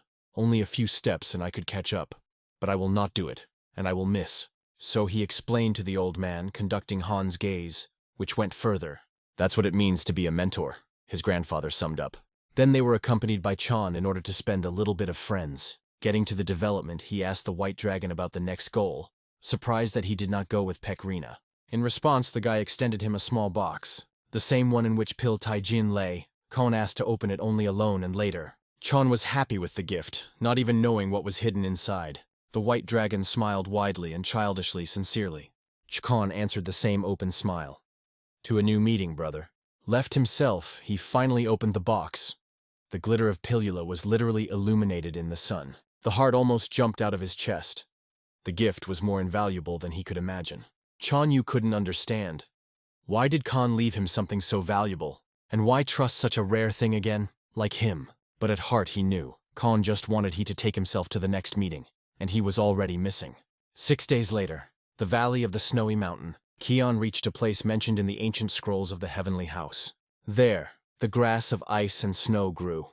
A rare plant that absorbs moisture of eternal permafrost. Its collection is an extremely complex process. As soon as the sun ray falls, it dies. To protect his hands, the pile used the energy of fire from the technique of 5 elements, cut the square of snow and carefully lifted it without breaking the structure. After a few minutes of concentration, he reached his own. Before him, as a fragile symbol of victory, finally the grass of ice and snow appeared. Hen was glad that he found a unique flower of ice and snow, and that he managed to warm it up and awaken it. Huang, the Boinding, felt proud because it was his sense of smell that led to the plant. His master praised him. Meanwhile, the boy was thinking about how to preserve the plant using the technique of tree and cold. This was the main problem when carrying and transporting the flower. Hen decided to wrap it in snow and cover it with snow. Soon he was holding a snowball in his hands, inside which was the flower, which thus was supposed to preserve its healing properties. Hen was glad that he finally managed to collect the main 4 healing plants, which he would occasionally fill with his own chi. Night came and the boy and his 4-legged companion stopped in a nearby cave. Hen thought about the fact that he now had a thunder falcon and a black armadillo. Previously, they were owned by the Blood Clan, but at the moment they are a good set for the 4 medicinal herbs that Hen collected. The young man thought that he needed to come up with a way to become stronger. Before his eyes stood a battle scene in the Blood Clan when he most needed simple strength. Fortunately, only one golden god all participated in the battle then. This saved Hen. If another Golden King had been the boy's opponent, the mentor would probably have taken his corpse. Beautiful landscapes around helped Hen to escape the cold. The boy forgot about the severe frost and wind. Thoughts slowly shifted to the Blood Clan. It was then that the healer realized he was just an ordinary person. He was honest with himself and knew that, unlike martial arts masters, he could not just swing a weapon and not fear death. Before Hen arose the problem of reaching the 3rd kingdom. This is exactly what he would focus his attention on. The boy felt that in Mudan, he had reached a certain level of enlightenment. Now he would engage in it even more. In his opinion, 2 elixirs and constant training were enough to move to a new level of fighter and master. The appearance of a falcon distracted him from his thoughts. Hen guessed that the person he was expecting was already near. He asked his dog if they should go to meet her. Huang's reaction gave a definite answer. Soon, from one of the many caves in the valley, a pleasant, friendly conversation was heard. The mistress of the cave treated the guest with tea made from mountain herbs. She had been saving it for such a day. The girl was pleasantly surprised that Hen was in front of her. After all, there were rumors that he had to endure a lot in Mudan. The young man was impressed that so much was known about his life path by people from outside. The girl got down to business. She asked why this particular place was chosen for the meeting. Hen explained that there was a conversation whose content no one was supposed to know. That is why they would talk in this cave. Finally, the boy told that he had apparently managed to find the younger sister of the cave's owner. The girl was confused. She had not thought about the younger sister for a long time, considering her lost. When the girl's mask split in half during the duel, he noticed that she looked very much like Dobekwa. The girl was silent for a long time. Now she was convinced that it could have been her in. Hen did not know how to react. The interlocutor told that her sister's combat qualities were not inferior even to the Imperial Fist himself, and her level of development was at least at the 4th level. Hen understood how much work was needed for that. Meanwhile, the girl said that her sister was not just the Golden King of the Blood Clan, but one of its supreme commanders. She was the one who arranged the bloody massacre with numerous victims in Mudan, and only Hen and his combat skills saved the situation. After that, the conversation froze. Silence prevailed. The girl felt confused and upset. Yet Hen had to continue speaking because he had only managed to establish the name of the sister and her kidnapper. Du Becquois became upset because her sister committed so many atrocities and made an irreparable mistake in life. Hen understood that it was not worth pressing too hard on the poor sister. After all, she was in a very difficult state. The girl said that she also had not very clean hands, and she also had to communicate a lot with dark followers. Now she was filled with determination to save her sister's situation and pull her out of the horror she found herself in. Du knew that her sister would hardly want that herself, and she would resist, but allowing her to remain in the blood clan would be a mistake. The sister knew that the only way out of the situation was to destroy the girl's golden core and destroy her chi energy. After that, the two of them had to settle in a house in the mountains and stay there together forever. Hen was not so definite. He emphasized the dangers that awaited the girl. Du replied that she had no other option. Either she would save the girl, or she herself would fall in the fight against the blood clan. The sister understood the level of development In was at. She cultivated power and energy an order of magnitude higher. And although In belonged to some of the best masters, at the moment she had to be defeated at any cost. Hen was impressed by the girl's courage. She hinted that she suspected the negative outcome of her plan. She also told the boy about this. In the drink he brought for her, there was a persistent taste of blood. Du explained that nothing would stop her. She would not give up on her plan, and she would never surrender to difficulties. Hen decided not to refuse her. He assured that he had something special for his friend. The surprise turned out to be a black and white flower. It allowed releasing a lot of energy and using the fist of a strong blow. The girl refused such an expensive gift, but the boy convinced her that she had to accept it. Du assured that even accepting this unique drug, she would hardly cope with her younger sister. The boy assured that in any case it was better to die having two blades than with one. Du accepted the package with herbs. She assured that she would live with her sister despite her offense and anger. The girl held the flower in her hands and examined it carefully. She felt that hell awaited her ahead, but she was not going to stray from the path. Du promised to reach and save her sister's life at any cost, or at least try to extend a helping hand to her. And yet the girl was going to go this way alongside her sister, whom she had to protect from corruption and evil. Hen was alone thinking over the novel he had read. In it, the Golden King was replaced by another. Therefore, there was a possibility that the current king would simply be destroyed. The causes of death were kept silent, but at the same time the clan bloodlord could limit the lifespan of his subordinates. Or the girl could not withstand the internal conflict of energies and thus lost her body. Fortunately, there was still time. The boy would try to save Yin at any cost and help his friend. The friend distracted him from his thoughts. She asked the boy if he was ready to embark on a long journey to save her. Henna had his own plans. He warned that before starting the journey, he needed to train Do for a fight with a serious opponent. The girl was clearly not against it. She promised that she would not submit to Master Henna and would be a serious opponent. Du was pleasantly impressed by the training, but she was interested in what exactly was special about the Tenzi strike technique.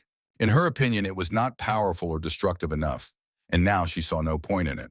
The boy promised that he would show the purposefulness and rational use of the technique in the future. And now it was time for another training session. To begin with, it was worth mastering the starting form. Henna asked her to be attentive. After all, the streets could teach a lot, but the martial art of the Mudan sect was special. The boy carefully watched the girl's movements. He guessed that she had practiced the techniques of the Mudan sect before. Despite all the girl's complaints, the boy knew that she would manage. She was not lacking in perseverance. Du diligently repeated every movement of her mentor. She knew that on the path of life, one must not retreat. This rule became more and more characteristic of the girl every day, and she felt it with all her soul. Night came, and Du asked if the boy could evaluate her skill in another demonic style of fighting. Hen was not sure whether it was worth trying to do this, but at the moment he was ready to try to take it without judgment. Soon flames began to swirl around. They threatened to destroy everything around, but Hen knew that this would not happen.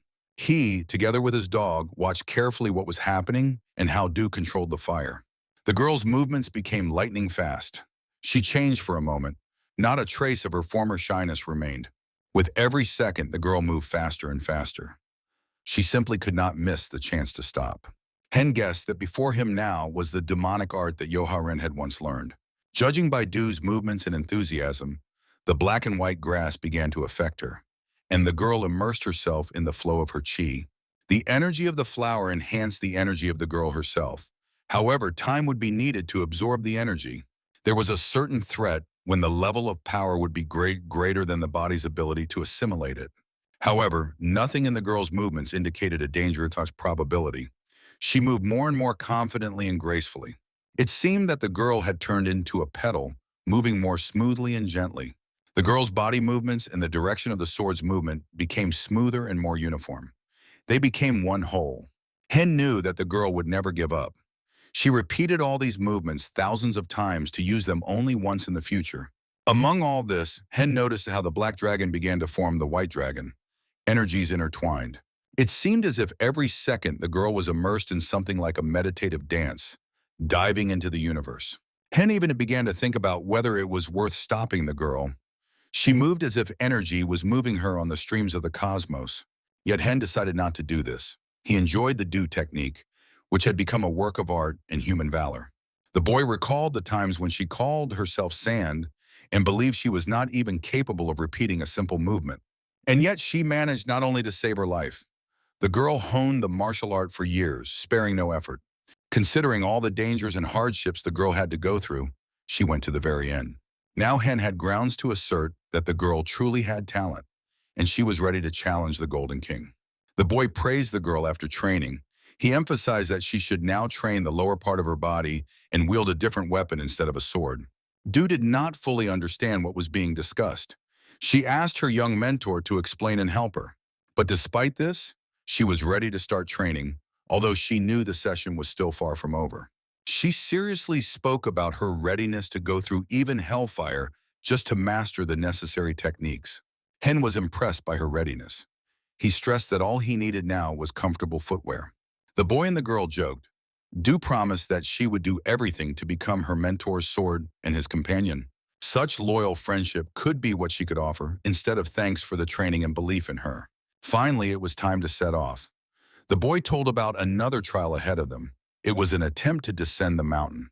While descending, Do and her mentor talked about the Potha school, which had returned as suddenly as it had once fallen silent.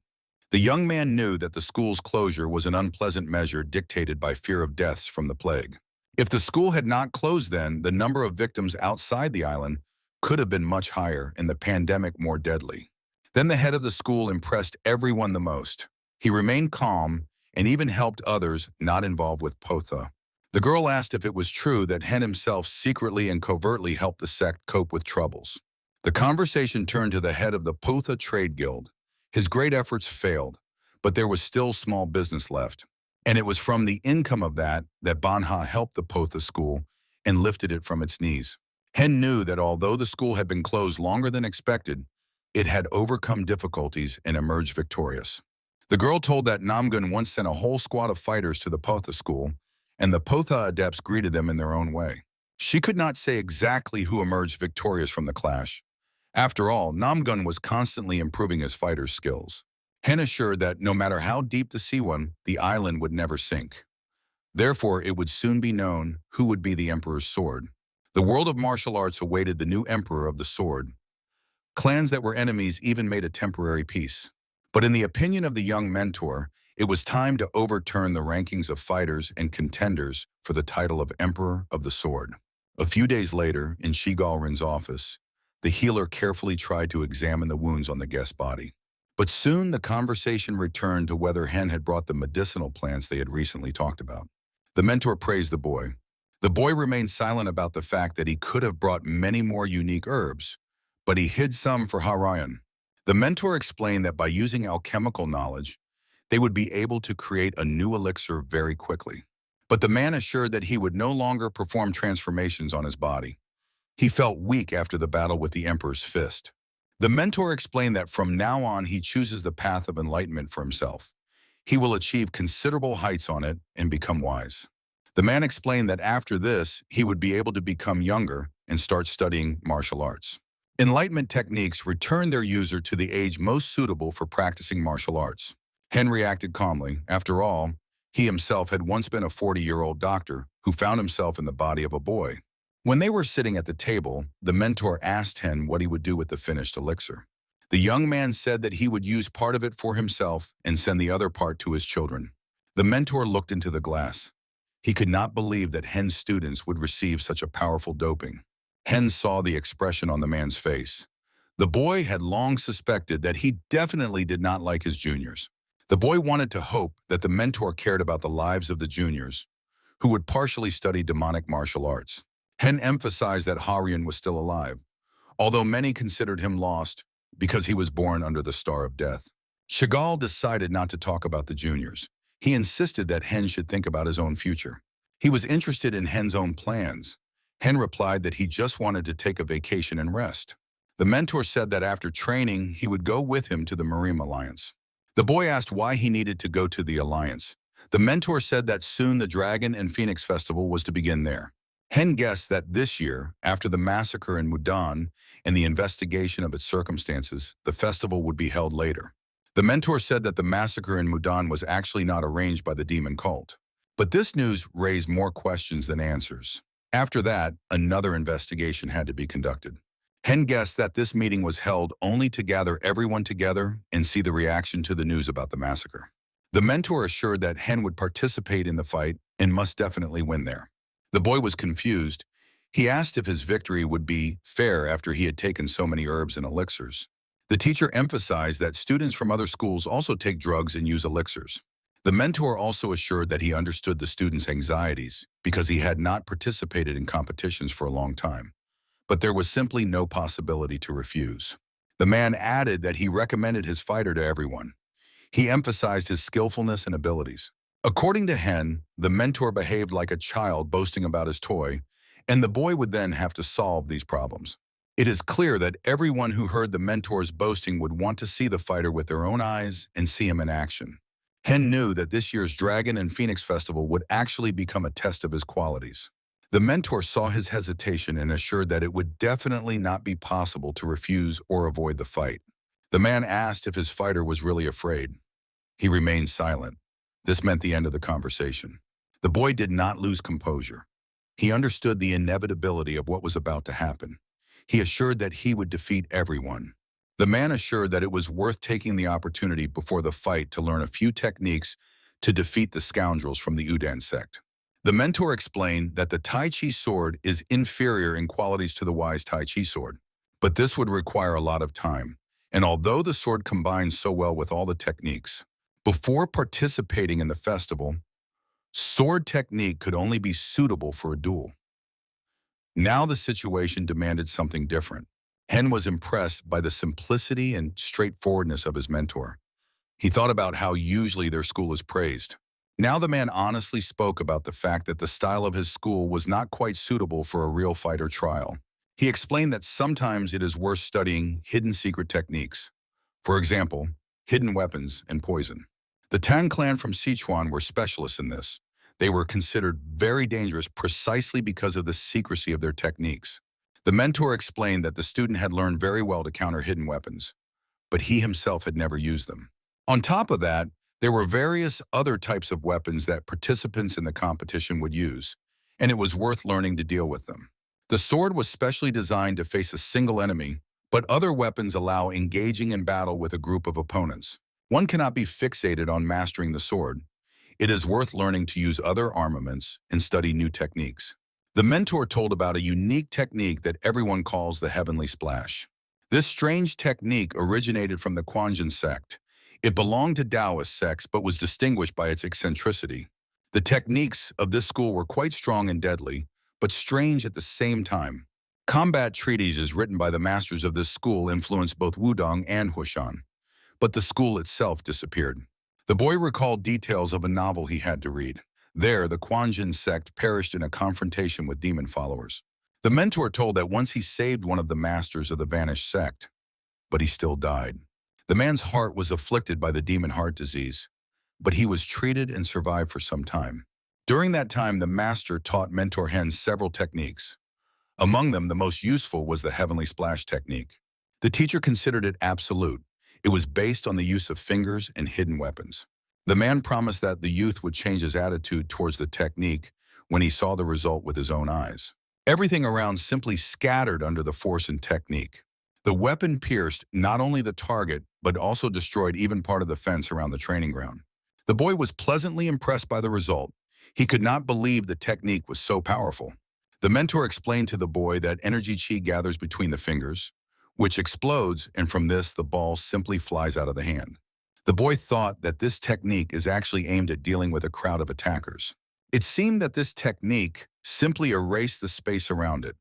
It was interesting to see what would happen if the ball itself was charged with energy. Fire roared around and destroyed everything happening nearby. The power of the technology was close to the explosion of heavenly thunder. Hen was stunned looking at the consequences of using the technology. He could not believe he had such power. The mentor saw how the boy was fired up with the desire to master this technique. They will start from the shortest distance. To begin with, the man ordered to try attacking the meridian points with balls. Hen worked diligently. The training equipment shattered into pieces under the force. The boy's movements became increasingly clear and skillful. The teacher talked about combinations with other weapons and unique techniques that arose as a result. There were 5 techniques in total. A straight throw was called ordinary. Adding spin results in a spiral, alternating salvo, and with a sword it becomes crushing. The man explained that once you master them thoroughly, you can make various kinds of variations. The mentor asked Hen if he was not overloading him with lessons and practices. The boy explained that the battle near Mudan showed his level of skill, and before that, there was a massacre in Mudan. The teacher was proud of his student. Rarely did anyone have the chance to train such a persistent boy. Sam Hen was also grateful to his mentor, who helped him learn to live in this world and accept its customs. A week had passed since that day. Hen was about to set off for the competition, but before that he had to pack the preparations and elixirs. His comrade asked why the man decided to act exactly like that, since it was rare for anyone to send their own drugs in response to those received. Hen explained to his comrade that good always comes back in a circle. The latter did not understand what it was about. He thought that they were actually in profit because Udana's pill was much better and higher in quality than the ones received. The healer also thought about the fact that warriors need a pill that enhances chi energy. Hen did not give up. He asked how it happened that his partner underestimated their joint creation so much. He assured that he was actually proud of their creation, to which he immediately received a proposal to have a second child. And now the conversation was about the removal of streptomycin. The healer thought it would be good to cut off the head of that flask. Hen tried to gather his thoughts and practice controlling the energy of the metal element, which surprisingly was weak in him. In his hands, the boy held a pill that was supposed to awaken his chi energy and help him master the element. At the core of this drug, created by the head of the drug hall himself, was a fungus that lived underground and was near gold deposits. In order to find this unique mushroom, it is first worth determining where the main gold deposits were. The boy believed that when he finished the competition and could take care of his own affairs, he would definitely engage in searching for the mushroom and gold. Hen tried to recall all the teachings about chi energy. It had to circulate the entire body, and only then would it be called heavenly energy. The mentor helped properly distribute the chi energy, and soon Hen felt that the elemental energies within him had come into harmony. The circulation of energy changed. It became similar to how sea waves rolled onto the shore one after another. The teacher was interested in what exactly the boy managed to see in the flow of energy. He was silent only briefly. Hen then felt that he had come close to unraveling the mystery of the whole world and its foundations. An uncontrolled, powerful flow seemed to pass through his body and changed a lot within him. It seemed that the flow in the boy's mind merged into something unified. The body began to change along with the energy. The changes occur at the deepest level, and they are irreversible. However, even in such a state, something troubled the boy, making him think about what was worth studying. Before him, an impenetrable wall seemed to have grown. He felt quite powerless despite the energy raging within him. The mentor knew what was being discussed. He emphasized that only by overcoming the wall can one achieve true power. And that wall was called the Huanggan Wall, and the master was waiting for his apprentice to finally be able to overcome it. Hen promised that he would definitely do so. The teacher praised him and expressed his hopes. The servant reported that the baptismal font was ready, and soon the boy was relaxing in the warm water and enjoying the peace. He was upset that the growth and cultivation of strength stopped after he hit a wall.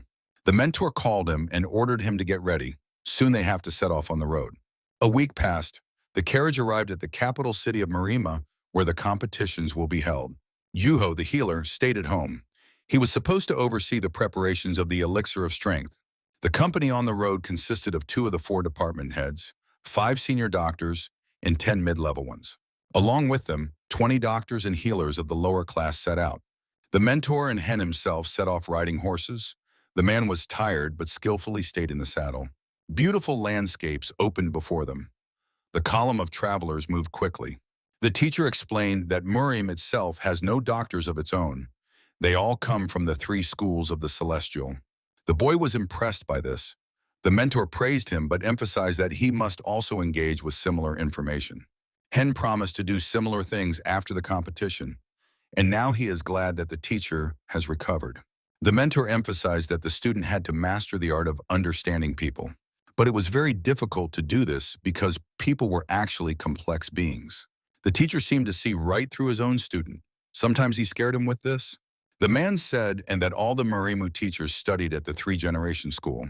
Hen asked if it turns out that the black wing of the hospital works for Sapa or Magyo. The mentor praised his smart student.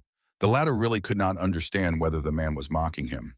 He promised to tell everything in more detail when they returned from the competition. After all, now is not the time. But the man still remembered what Hen seemed like from the very beginning. In this boy, he saw many interesting things. The pavilions Peck and Huaju sent their people to Murim. These people were mainly healers and doctors. This meant that there was serious competition between the medics of these 2 clans for a place in the Murim Medicine Hall. The mentor explained that wherever there are people, there is competition. At the moment, the head of the hall is neutral to everyone. Huandao Chi was once a court physician, but he left the palace and became the head of the medical hall. This could mean that a serious power stood behind this man. Even the princes from the residence were equal to him. From the very beginning, this man was a divine doctor from a closed school. After that, he went to serve at the palace. But for unknown reasons, he left the palace and began serving in the Murim Medical Hall. All of this sounded to Hen like an alternative plot of a novel. But there was nothing about such a doctor there. The mentor said that for all healers, this festival would be a trial. Too many fighters, a lot of work. This year, more representatives will come from the Peik Rin school. After all, they specialized in wounds and injuries. Huaju were strong in pharmacology. The mentor and his school were specialists in herbs. However, this year their clan sent many doctors and healers because they received recommendations from the palace itself. Hen understood that his teacher really did not want to expand his possessions. It was important for him to raise true doctors and healers. The boy was now worried about how such an organization as the Murim Alliance is managed. The mentor explained that the alliance has a certain autonomy. Its financial basis consists of contributions from sects. Hen asked if their school also pays Murim. The mentor explained that they are doctors, not warriors, and therefore, on the contrary, their sect receives payment. To some extent, this is payment for their neutrality. They do not interfere in military conflicts, standing aside from wars. The Kanho clan, which is the main competitor of Murim, specializes in guarding caravans and territories. Doctors never take any side in a conflict, and therefore adhere to their rules and principles. From the very beginning of the war, struggles for influence begin, and only then do emotional reactions and offenses start. Offense and hatred are complemented by a beautiful motivation for killing, intrigues, and lies, and the whole set is present. Today's Kanho was based on all this. The sword was an element of control and power. This is precisely the cause of anarchy and partial disorder that occurs on the clan's lands. Sapa were also people of a military nature. The division into light and dark was based on adherence to the empire's laws. Often, each clan's own truth interferes in all this. Sapa are no exception to this. They pursue their own goals. It is difficult to understand what exactly controls the clans. Often their ideologies seem quite complex, but in reality they are simple and even primitive. The mentor explained that not everything in the world can be done with a sword. Medics stay aside, supporting no one. But when someone dares to attack or insult them, they will not help that side. For Hen, this seemed quite primitive, but there was logic in all of it. That is why medics can try to develop their trade business. Would greed make them attack? The teacher explained that in any case, medics were not the target that one could attack and just leave. Hen recalled episodes from the past. He knew that if the teacher was provoked, the consequences would be catastrophic. During the conversation, people from their school set up camp, and the mentor decided to rest from the talk. At the end, he only asked to be attentive to such things, since Hen was to be the successor. The teacher promised that the festival would be a good experience for the boy and would make him think about some things. At Hen's age, many boys from different schools make useful acquaintances among themselves and even create clubs. The boy believed that he was actually isolated from his peers. Among his acquaintances were only clan elders and sect leaders. This time, Hen pondered over truly finding acquaintances among peers from other schools. Now he was thinking about the road to Marim. He was in Zhengzhou, Henan province. They traveled to the destination for exactly 15 days, rarely resting. Hen had never before spent so much time next to the mentor. Fortunately, it was never boring with this man. He was constantly telling something or asking questions. After a week of travel, the caravan finally found the midpoint of the journey and decided to stop. Soon a camp was set up among the mountains and hills.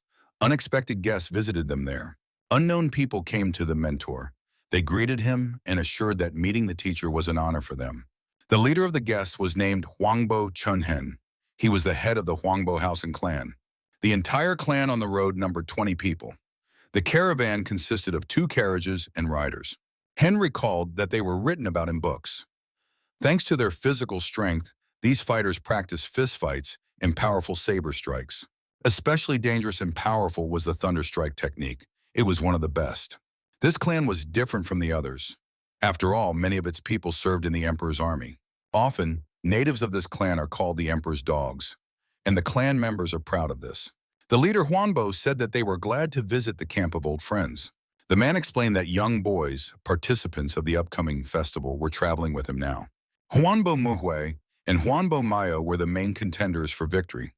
The boys bowed. Mentor Peck looked carefully. Only now did he realize that before him were a brother and sister. Hen went out by the mentor's order and greeted the head Quante.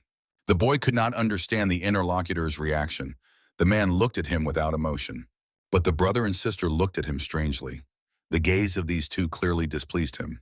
Hen pondered. He felt something incomprehensible. It seemed to crawl between him and these fighters. The head of the guests thanked for the honor of meeting. He said it was a great honor for him to meet the white dragon Udana.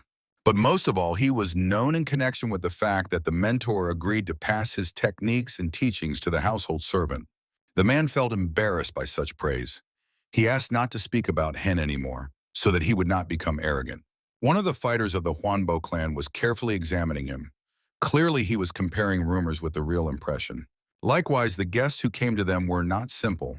In a casual conversation, Quan sought to learn more about the probable opponent.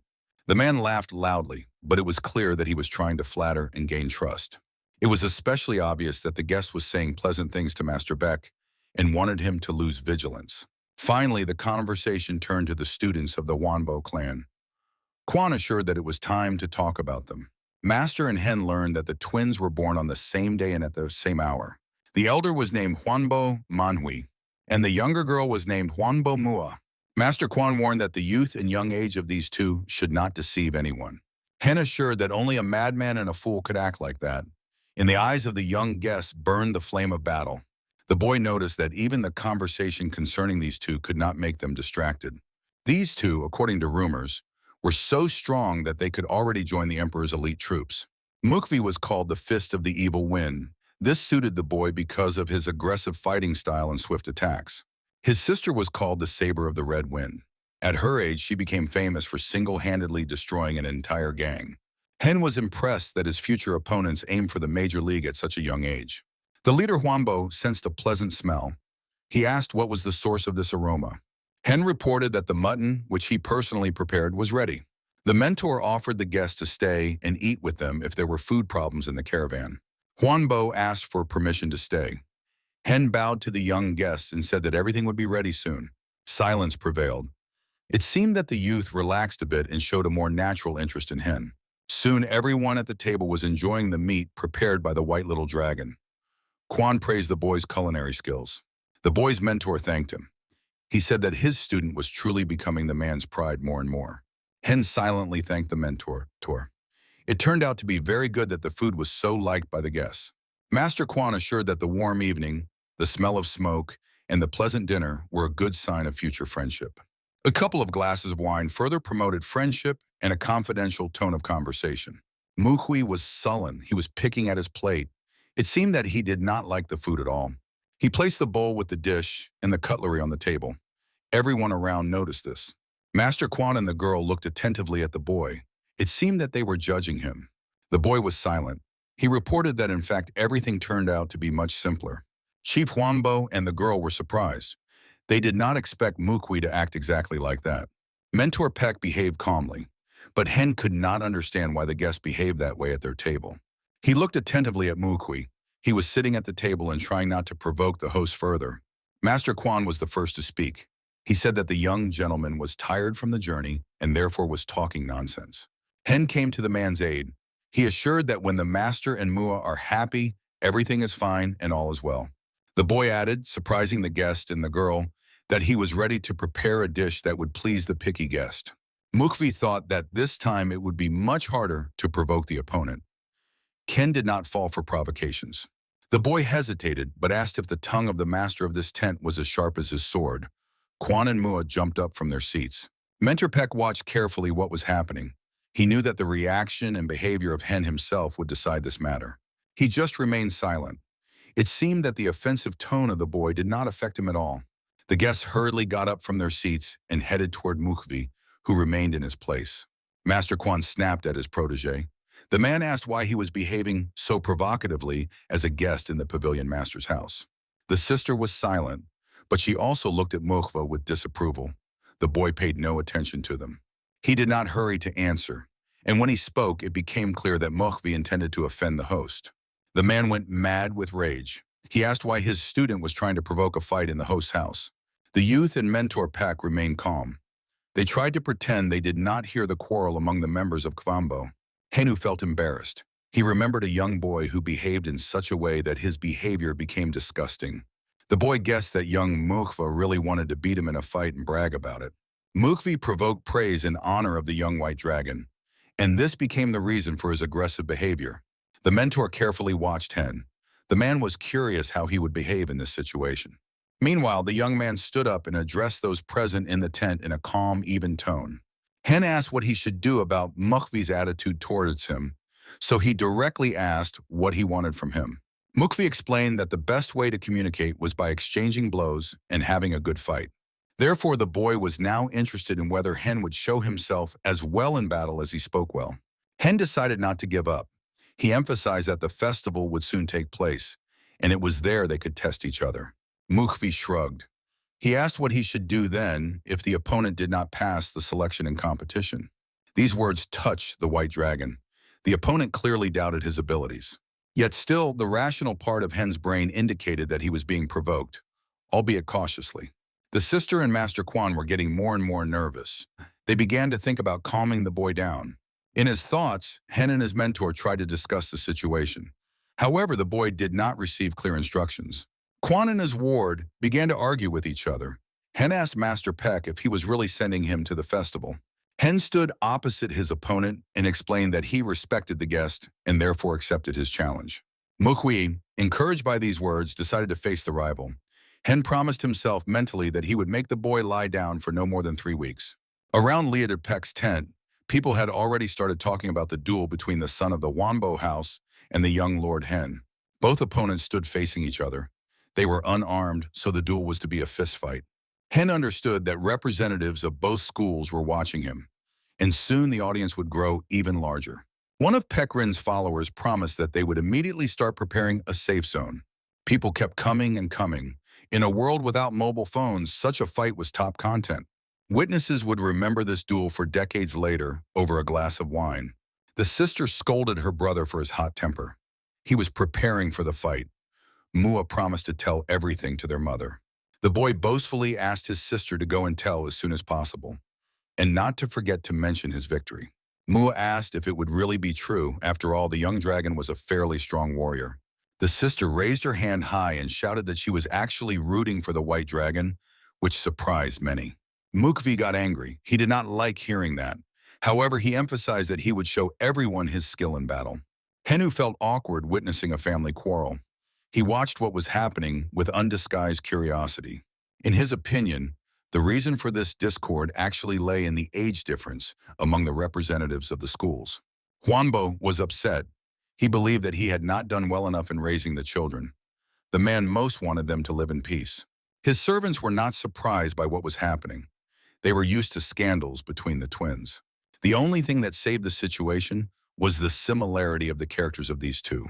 They perfectly understood how the quarrel could end. The Gunsun clan differed from them in this. They were lovers of intrigue, although in reality they acted as if they had no brains. Perhaps the straightforwardness of these two was a good quality in this situation. Their firm foreheads worked in their favor. Finally, the moment came when the duel was to begin. Wanbo sat and carefully watched the final preparations. The man felt awkward in front of the white dragon. After all, the boy devoted more time to medicine than to fights. Yet the mentor Peck came out to his pupil. He explained to him that he should try to preserve himself. Finally, Peck explained that the preparation was complete and the fight could begin. Hen was a little nervous. The teacher mentally asked Hen to spare Mokwi in the fight. He replied that when he recalls the dinner situation, he just goes crazy.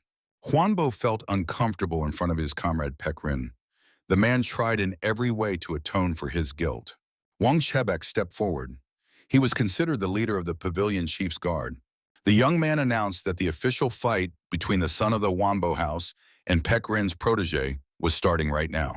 The fighters looked carefully into each other's eyes and prepared for the clash.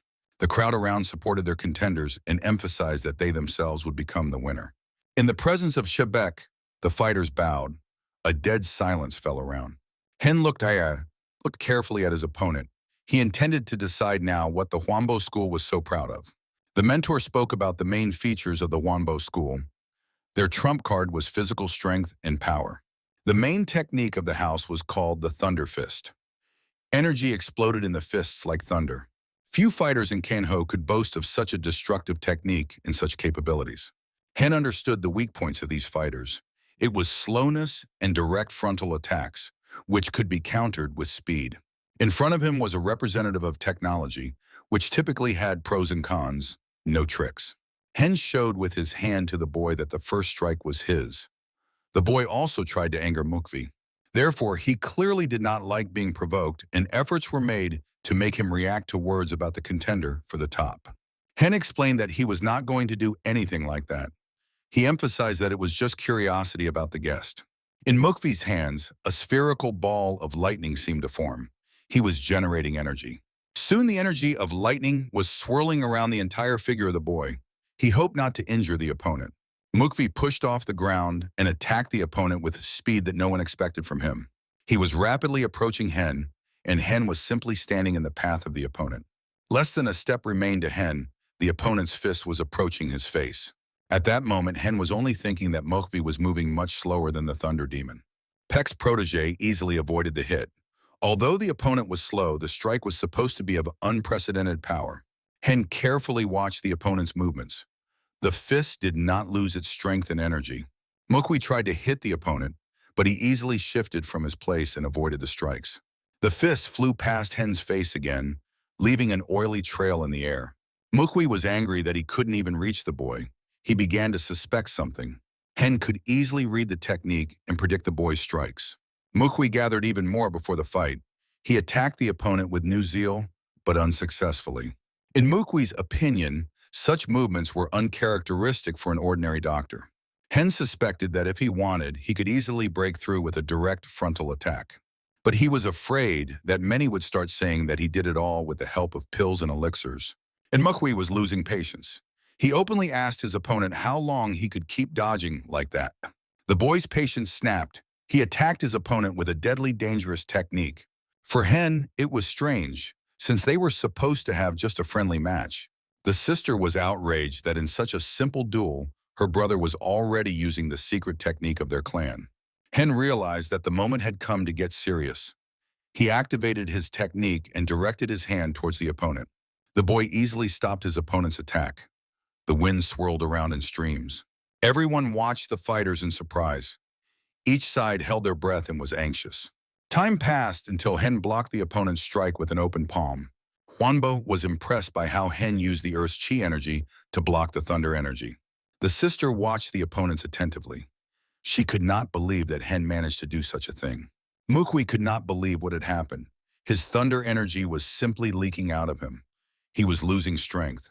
Hen was pleased that he had caused such a reaction in his opponent. That was the plan. Mukwi did not give up. He was going to attack again. He still had techniques in his arsenal. The fist was again surrounded by lightning. The boy believed that this time the opponent definitely would not escape from such a distance. Hen dodged the strike. He realized that the opponent was taking this fight too seriously. The boy went on the counterattack. Hen knew that water defeats rock. He attacked the opponent lightning fast. The latter did not expect anything like this from this boy. There was only silence left to watch what was happening. Hen struck from behind. The opponent seemed to be thrown back. Mukwi arched and shouted loudly. Pain overwhelmed him and blocked any thoughts. His eyes were vacant. Mukwi was still falling to the ground. Time dragged on. Hen waited to see what his opponent would do.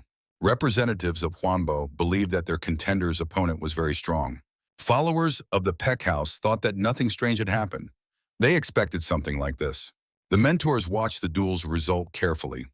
Huanbo could not stand it. He loudly called Mukwi. Hen stood firmly on his feet. He did not expect the fight to end so easily.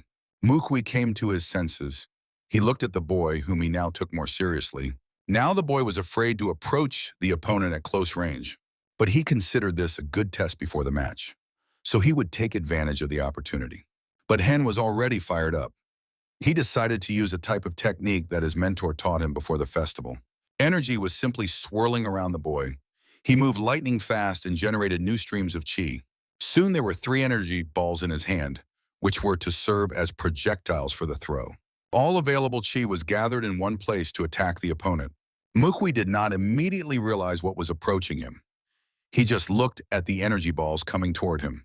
The boy did not know what kind of technique it was. Even more, he was afraid because he did not know how to counter it. The chi energy balls hit him right in the chest. Mukwi was confused.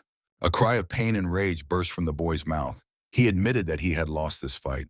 A powerful explosion engulfed the arena where the duel was taking place. When the smoke and dust cleared, Mukwi was lying on the ground. The earth around him had caved in, forming a crater. Hen stood over his opponent. It even hurt the boy to look at it. He regretted it. Hen felt awkward because he simply miscalculated the force of the blow and the attack had such an effect. The audience's reaction to this fight was mixed, but everyone agreed that Hen was a strong warrior. Healers and doctors considered their next leader very strong and powerful. Huanbo could not oppose him. Representatives of the Huanbo house believed that the master would be very angry when he found out about this fight. Master Quan hid his emotions. Inside him raged a real storm. He thought that they had underestimated Hen. Information about the fighting techniques of Baekrin reached them. But no one thought there was such a monster among their ranks. Huanbo praised Baekrin's student. He emphasized that the difference in the fighter's skills was colossal. Hen, meanwhile, sat over the defeated opponent. He scolded him for attacking him so recklessly head-on. The young man lay unconscious. He hardly heard the words addressed to him personally. The young man placed his hand on the boy's body and tried to heal him, to help him survive the injuries and bruises. Finally, Mukwi turned onto his side. Hen explained that his strikes were precise and calculated. The fight will benefit the opponent, because the points Hen attacked are now open to new Chieki energy, and they will be useful to Manhwa. Morning came. People from both clans were gathering to set out on the road to the Marine Alliance. People were gathering. They expected that now representatives of both clans would try to outdo each other. Sister Mua was talking with Hen. She was pleasantly impressed by how the fight went and wanted to talk about it. She liked how Hen explained his fighting tactics. The boy shared with her the basic principles. The girl asked if it was true that the members of the Peak House moved twice as fast as ordinary people, to which Hen explained that Huanbo had its own peculiarities. They relied on strength and intuition. He also insisted that they should pay more attention to footwork, and intuition develops with experience. Mu was impressed by how much the boy could understand from such a short fight. Their conversation was overheard by Mukwi. He carefully caught every word spoken by his former opponent. The girl felt the presence of her brother and revealed him. He said he just happened to be nearby. Hen did not think that this curiosity could work against him. He explained that he would gladly analyze the fight together with Mukwi. In turn, he asked how Hen managed to master a technique that could be called divine at such a young age. Hen assured that if he had not put in the maximum effort, he would not have become such a powerful warrior. The modesty of the boy impressed his yesterday's opponent. Mua's sister believed that yesterday Hen showed complete superiority over a fighter of her brother's level. She saw that the boy's thoughts were several steps ahead of Muhui's technique. She was curious about what this boy had been through. One of the healers approached the group and asked if the young master was ready to set off on the road. Hen promised his new comrades to meet them at the festival. Pek Rin could not be made to wait. It was several days' journey to the province where Muriam was located. They were escorted as if without unnecessary troubles and worries. People from the Huanbo clan joined the caravan after all. Now it became larger and there was no need to worry about bandit attacks. Their path led to the main city, the true metropolis Zhengzhou. It was there that the alliance was located. Hen listened carefully to his mentor's story. He explained that Canho itself numbered about 6,000 men. Together with participants from other schools, the number reached 10,000 or maybe even more. Finally, the travelers approached the main gates of the Union. There were many people around. The scale of the city was impressive. The majestic palaces impressed with their grandeur and luxury. Even ordinary houses impressed with their scale and beauty. A lot of contenders from different schools gathered in the city. They all had their own clothes and their own emblems. The atmosphere of the tournament prevailed around. It seemed that all the main houses had arrived. There were more people around than expected. The boy saw something like this for the first time. Hen's joy was not hidden from the mentor. The boy was very happy to have gotten to this place. He had always dreamed of something like this. He wanted to be here, and finally the dream came true. He always considered the Muriam alliance an unattainable legend for every fighter. It seemed that he had fallen into a dream. Stories about the Muriam alliance were always fascinating and impressed with heroism and meaning that motivated. A strong hero who made maximum efforts to go through the whole path and become a legend. And now Hen himself could become such a celebrity and receive the reward he deserved. People kept arriving. There were more and more of them.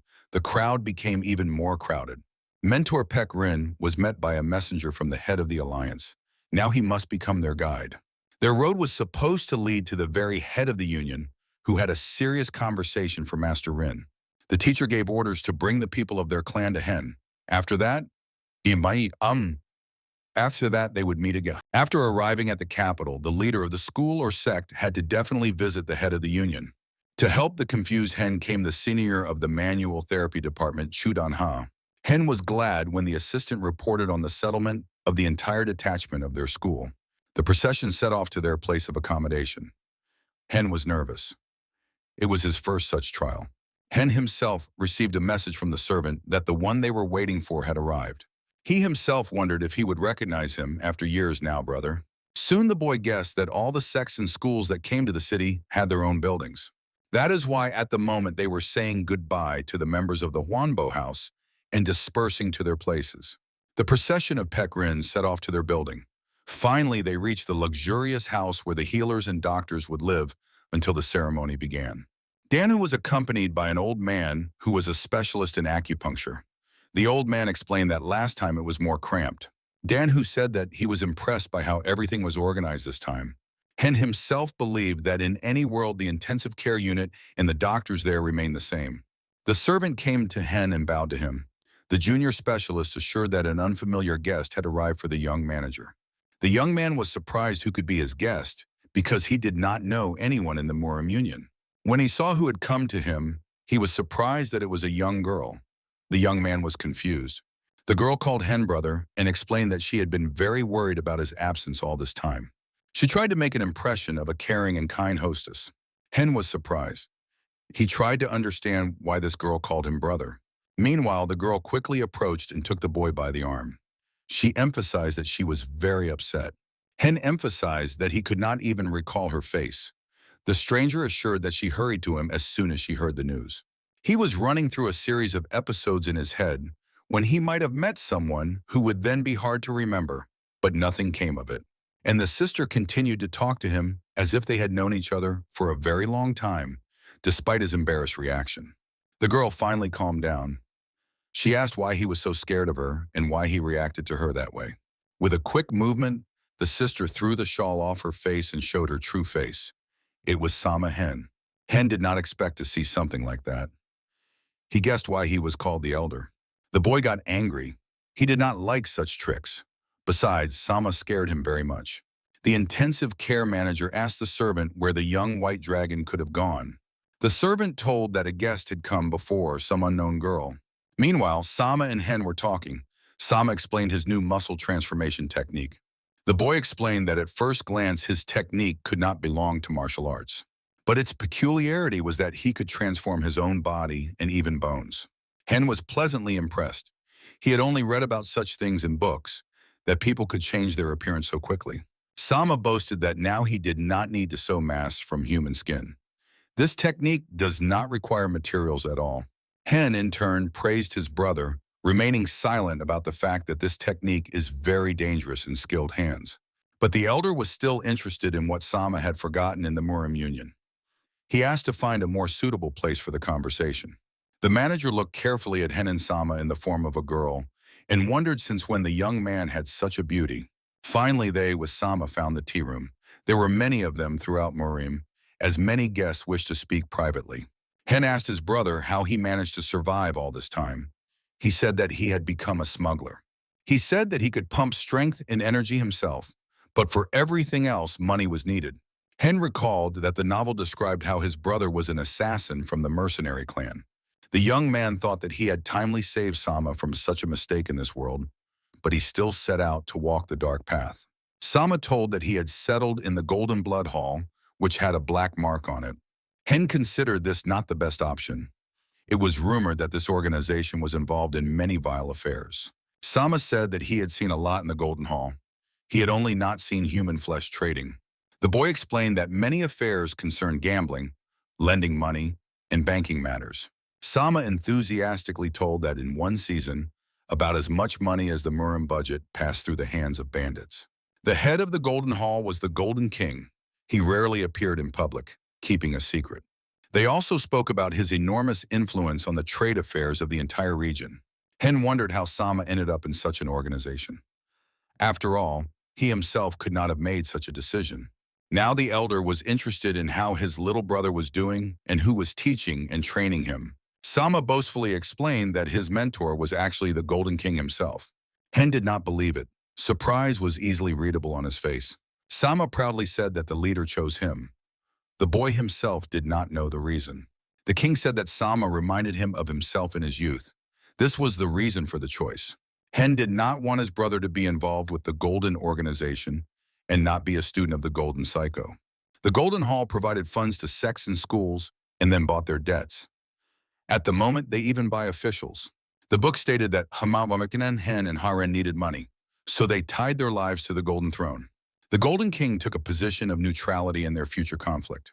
In the novel about the war between Sapa and Mage, the Golden Hall emerged as the victor. He gained benefit and advantage. Sama himself could have become quite a good secret trump card in this case and played his role. Hen was interested in his brother, how he ended up in Murim, and how he got into the Golden Hall. Sama told that many sects supposedly play some secret game in Murim, and he was sent instead of himself by the Golden King. Hen was confused. He heard from his brother that victory was not needed at all. He was here to earn money. When Sama saw the reaction his words caused, he explained that even righteous sects use the services of the Golden Palace. Hen had no doubt. He knew that even followers of righteous sects were ordinary people and needed funds. Then the conversation went on about events that took place in Udani. Sama urged his brother to be more careful because one could die early that way.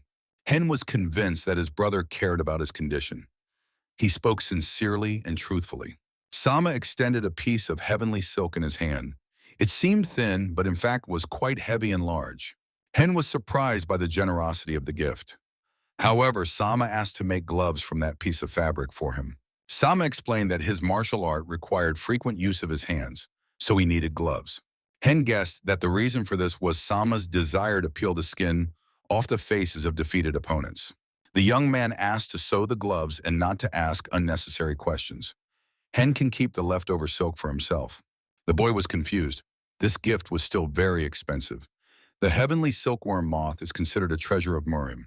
Hen inquired how his brother managed to acquire such a treasure. After all, even the emperor's relatives do not always have access to it. The young man pondered. He suspected that his brother was friends with Chu-ho. From there, he knew the details of the case near Mudan. Sama assured that he traced the origin of this silk.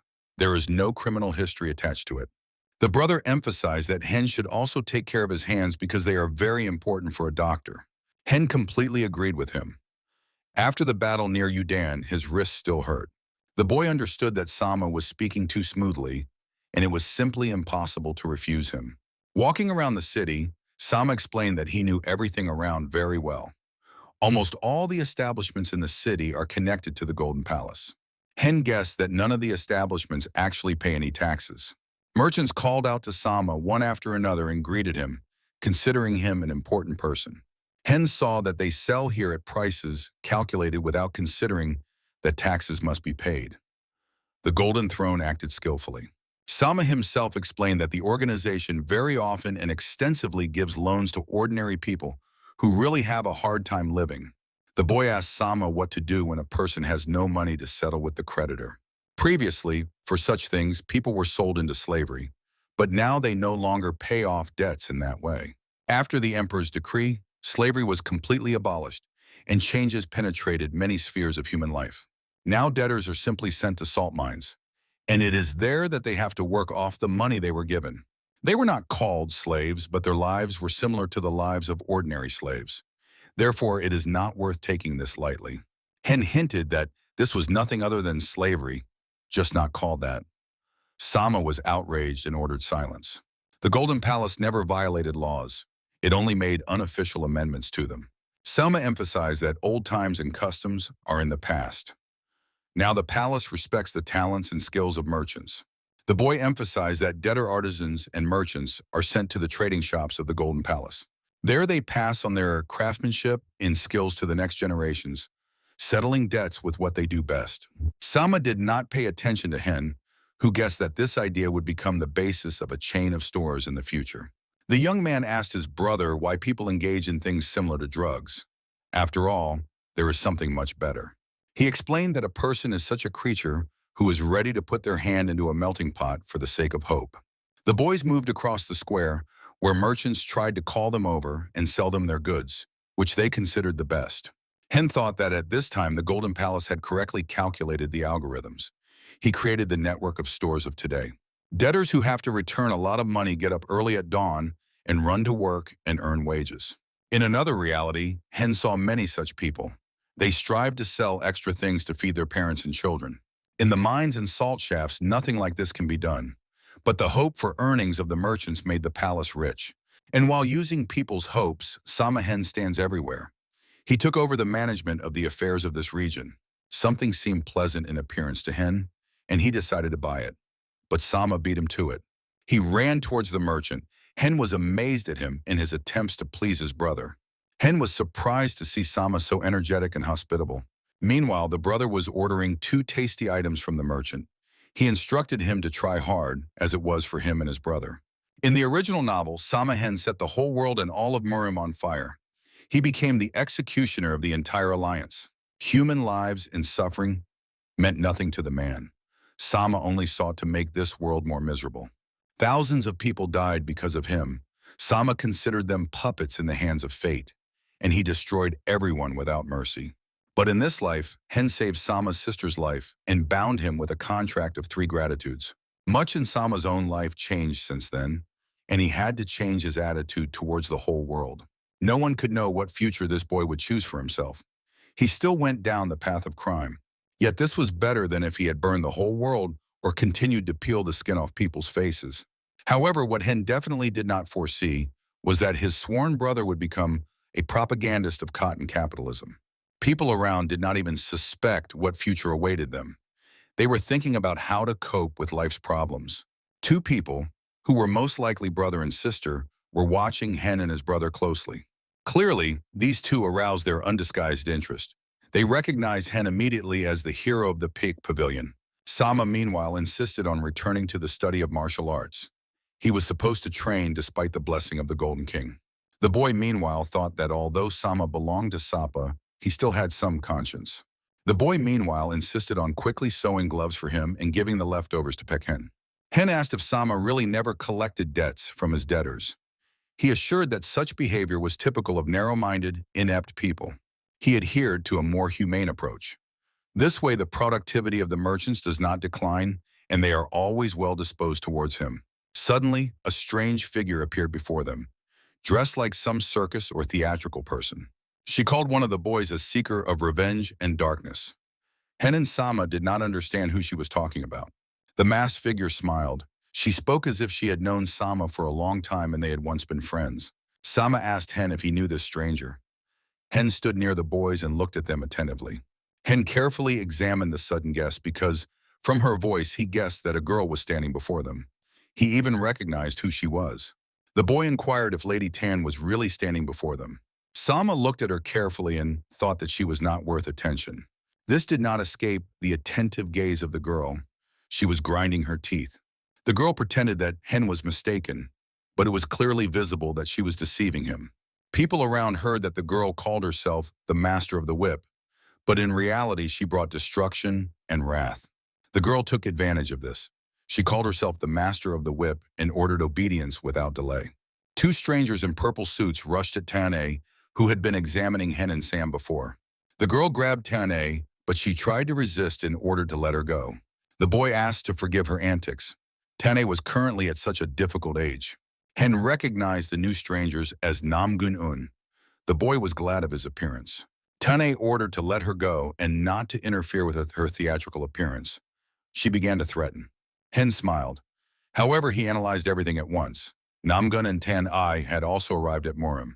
At that time, Sam noticed that Tane's relatives often dumped her on others' shoulders so they would teach her. The girl quickly mastered new knowledge. However, she could not stay in one place for long. On top of everything, she studied simple techniques. She did not touch the demonic art of dueling. Namgunyan greeted Hen. She still spoke quietly and pleasantly. The girl had long been liked by Jin Hen, but she tried not to show that she knew about it.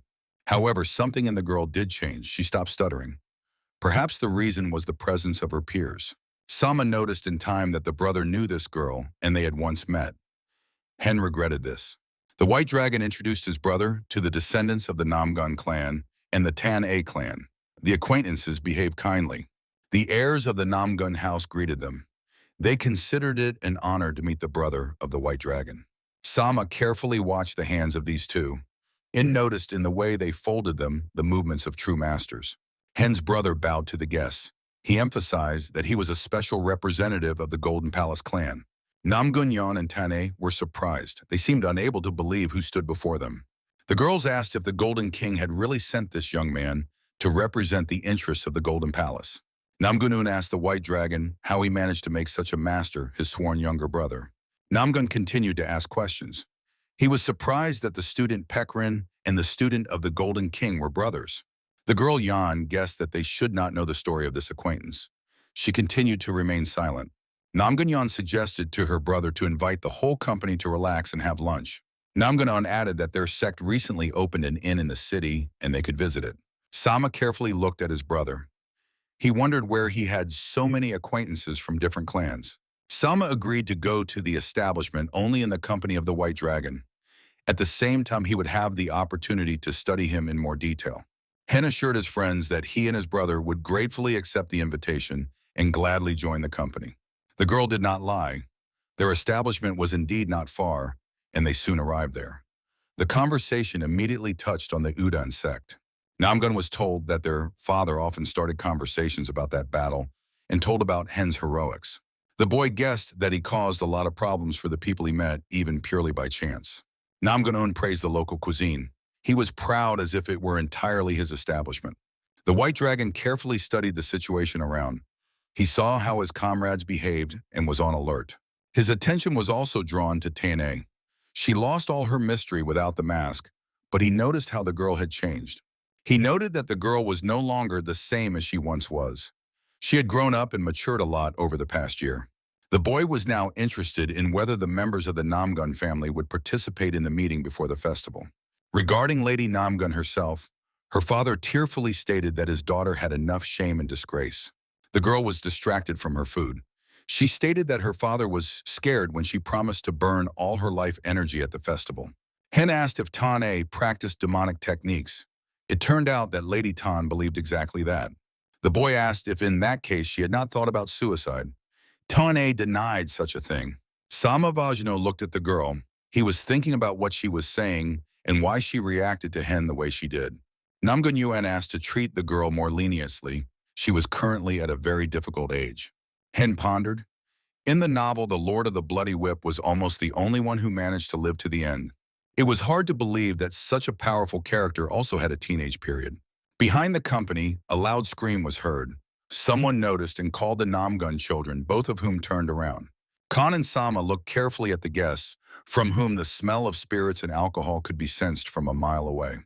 The guests were Pen Chonsik from the Pen House, the loyal Habek, as well as his companion Om Chonmu from the Chonmu House. Namgun Yuan stood up to meet the guests. He thanked them that such respectable people had decided to visit him. One of the guests asked if the visitors liked to relax in this establishment. One of the guests suddenly noticed the girl standing behind her brother. She came to help her brother and greeted the guests, trying to ease the situation. The guests thanked that Namgun had also brought with him the Lord of the Bloody Whip. It was pleasant that such persons had gathered in their humble tavern. Both boys praised the beauty of the girls, emphasizing that over time they become even more beautiful. Sama noted that these two guys were very noisy, and he did not like them at all. The Om House from Cheongju was famous for the art of necromancy and controlling Jiangxi. The zombies created by this family were not as strong as Jiangxi, but were also powerful cursed magic. The main striking force of Om were the Jiangxi controlled by summoned spirits. In strength, they were like some masters.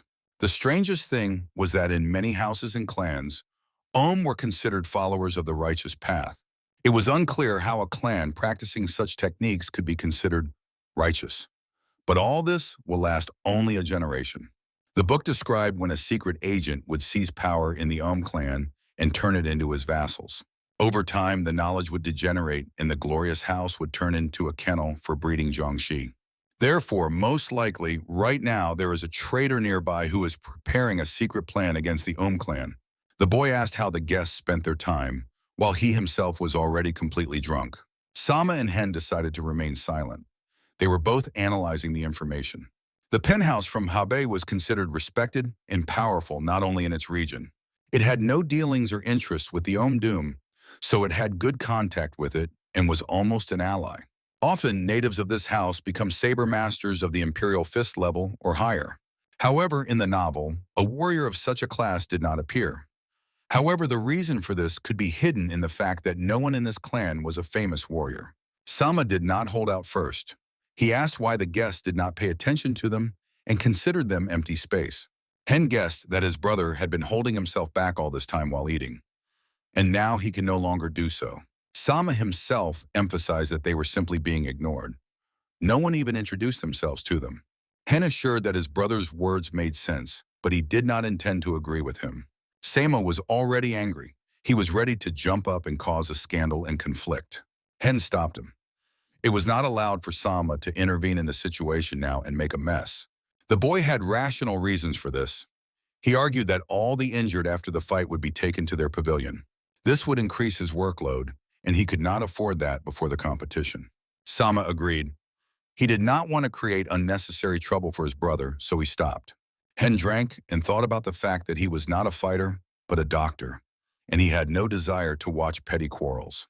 But one of the guests was the first to approach the table and struck it hard with his fist, asking why Hen and Sama had not greeted them. Approached Hen and asked who he was, since judging by his clothes, he was definitely neither a warrior nor noble. Sama looked at the opponent. Hen expected what his younger brother would do and how he would react. The older brother believed that the boy was about to provoke them into a fight at that moment. Namgun watched the boy carefully and expected what would happen next, wondering how he got there so quickly. And Om kept asking who the guest was. After all, when such a reception was organized for him, he was clearly a respected person. Hen thought that this was a typical wuxia romance scene where a secondary character provokes the main hero. The boy thought that he had found a suitable character to show his hidden nature. The guest thought that if he managed to provoke and defeat Pekrin's student, he would become famous. Namgun interfered with the villain's plans. He could not miss such a chance, but he had no opportunity to oppose Namgun. Tried to show that he was surprised, as if the guest turned out to be a representative from the Pekrin clan himself. So now the guest bowed to Hen and asked him to forgive his disgraceful behavior. Yet now the boy believed he was doing the right thing by trying to calm Hen and relax him. Hen wondered why he was treated with such deep respect. The boy hesitated.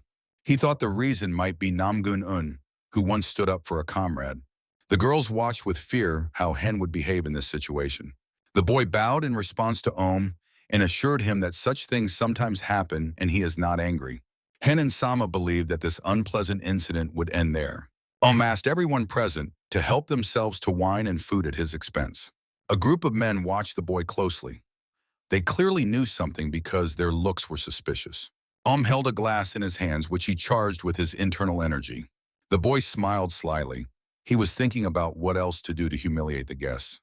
Sama and Hen watched their new acquaintance attentively.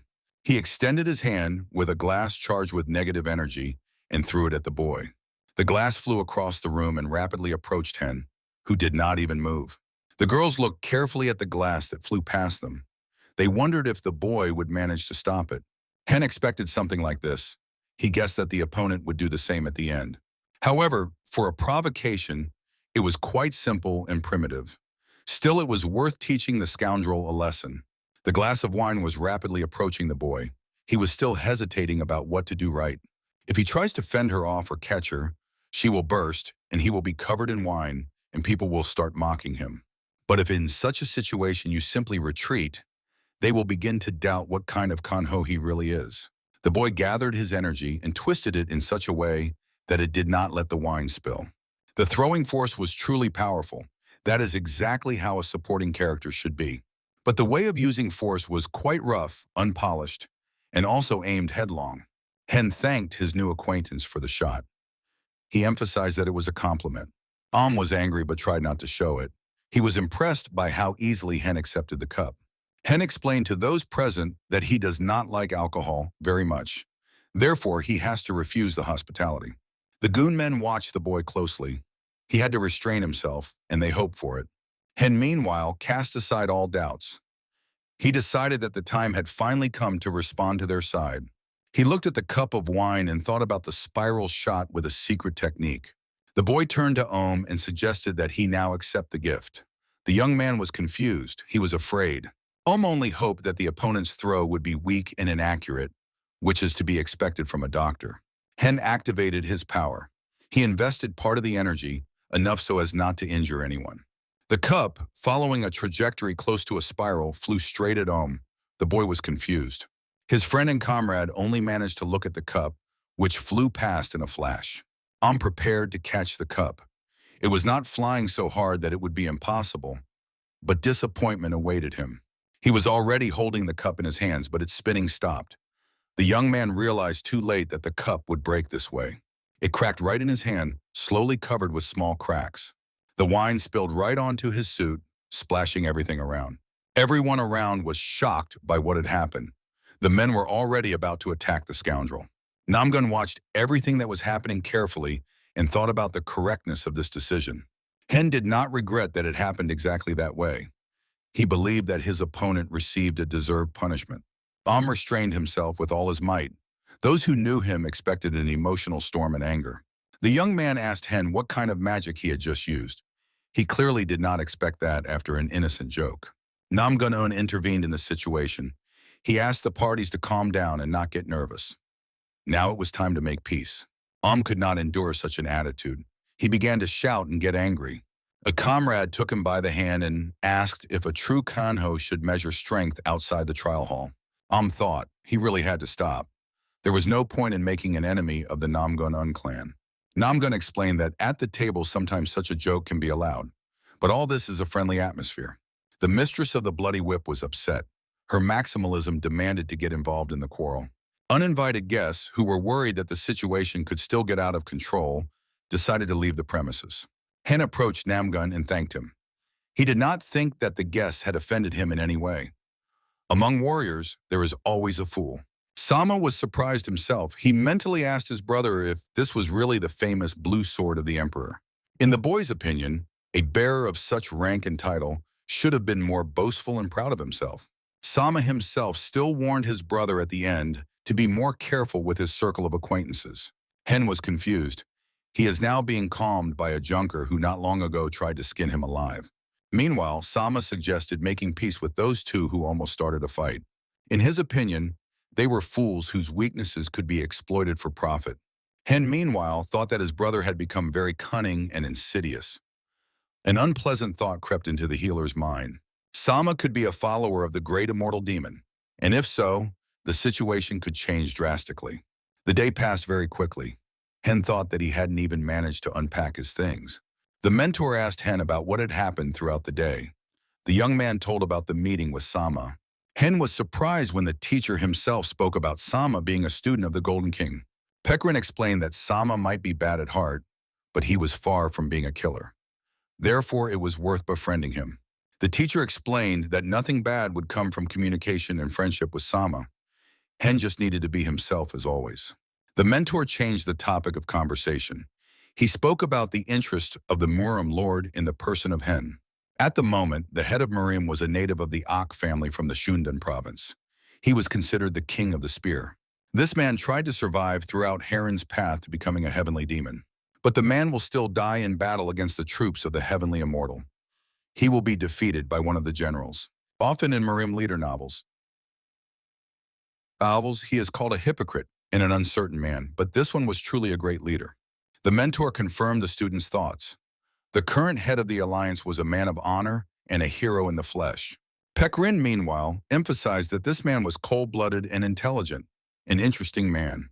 The teacher said that the head of the alliance somehow resembled a healer or a doctor. Pekrin set a task before Hen. Out of 10 seriously wounded, whom will the student help?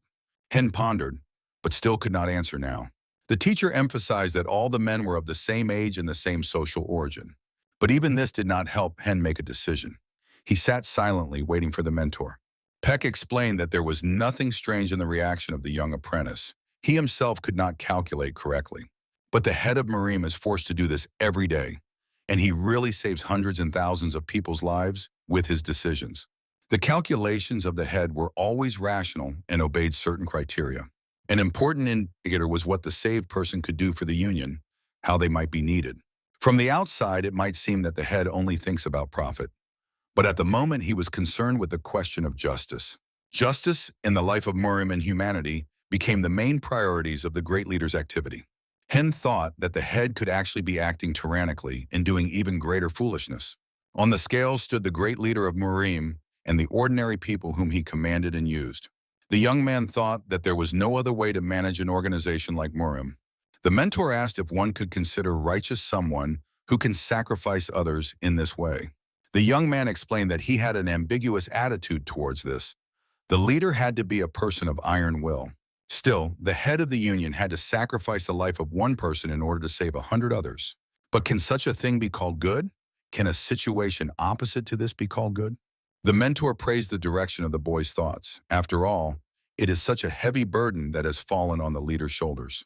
But his position becomes more complicated because he himself does not fully believe in the good intentions of the alliance. His main opponents, surprisingly, are righteous people who try to hide under the name of righteous sects. It is such a person who is now interested in the secret cult of the great immortal and bloody one. After all, this cult could create a power for itself that will then be very difficult to deal with. The Mudan sect was the first to encounter a strong prevailing opponent. They considered Hen a hero. The young man was not surprised. The matter was indeed important, so it is not surprising that people talk about it. The mentor asked Hen what he actually knew about this whole situation. He was confused. The mentor suggested going for a walk in the pavilion and talking about important things. The time had come for this. The man asked to take seriously everything he was telling. Hen listened to him attentively. Hen explained that he knew little about the activities of the cult of the great bloody and cruel one. The mentor assured that he had noticed all this long ago. The boy's curiosity about this matter could not be hidden. The mentor wanted to know everything that was known to the boy. Hen was deciding where to start. The boy asked if his mentor believed in immortals. Pekrin assured that everyone in Kanho believed in it. The man explained that he had heard about people who had realized the Tao and shed their shells, transferring to the world of immortals. The existence of magic and spirits did not allow for doubt in the existence of immortals and those similar to them. It was something like the afterlife. The immortals and their followers really did not care about the world of the living. But some of them thought differently. They lured followers with immortality and made villains out of them. This is exactly what becomes the basis of what attracted followers to them. In this, they are similar to many sects. Hen was impressed that his mentor was able to analyze the situation and draw the right conclusions in just a few phrases. The boy told that all this began on Komodo Island. If a person does not cultivate energy, he is called an immortal spirit. They are called yosonas. Most of them do not care about mortal affairs. Only some of them try to interfere. The difference was that the path and energy of animals are completely different from those of humans, and therefore such masters begin to feel a thirst for blood. It is precisely for this reason that they give their followers, the great immortal, a craving for mysteries that they cannot comprehend. The mentor assured that in such a case they resemble mages, and are often mistaken for a demonic sect. They cannot independently interfere in human affairs, but to faithful people they distribute energy for this purpose. Thus, blessing and power become a kind of payment to the adepts for their worship. It is in this way that the degenerates take on some aspects of the teaching and try to approach the immortals. The closest to the great bloody immortal were the 10 highest officers, whom they called generals. These 10 masters lost all humanity. They had only a human shell. That is why their techniques could not be comprehended by an ordinary person. Because of this, they became even more terrifying. Their main goal was to sow chaos and destruction, and all slogans about a united state were actually just slogans. The fanatics sought only to gain immortality and power. Power, influence over the world of martial arts. The mentor asked how the boy managed to learn about the existence of such masters and why he had hidden it. Pekrin from the very beginning thought that his student was a former adept fugitive, or an agent. However, many pieces of evidence indicated that this was not the case. The sect itself did not know about his existence. Hen thought that it was not surprising that the teacher might have suspected him of something at some point. Peck, meanwhile, recalled the moment when he accepted him as his own student.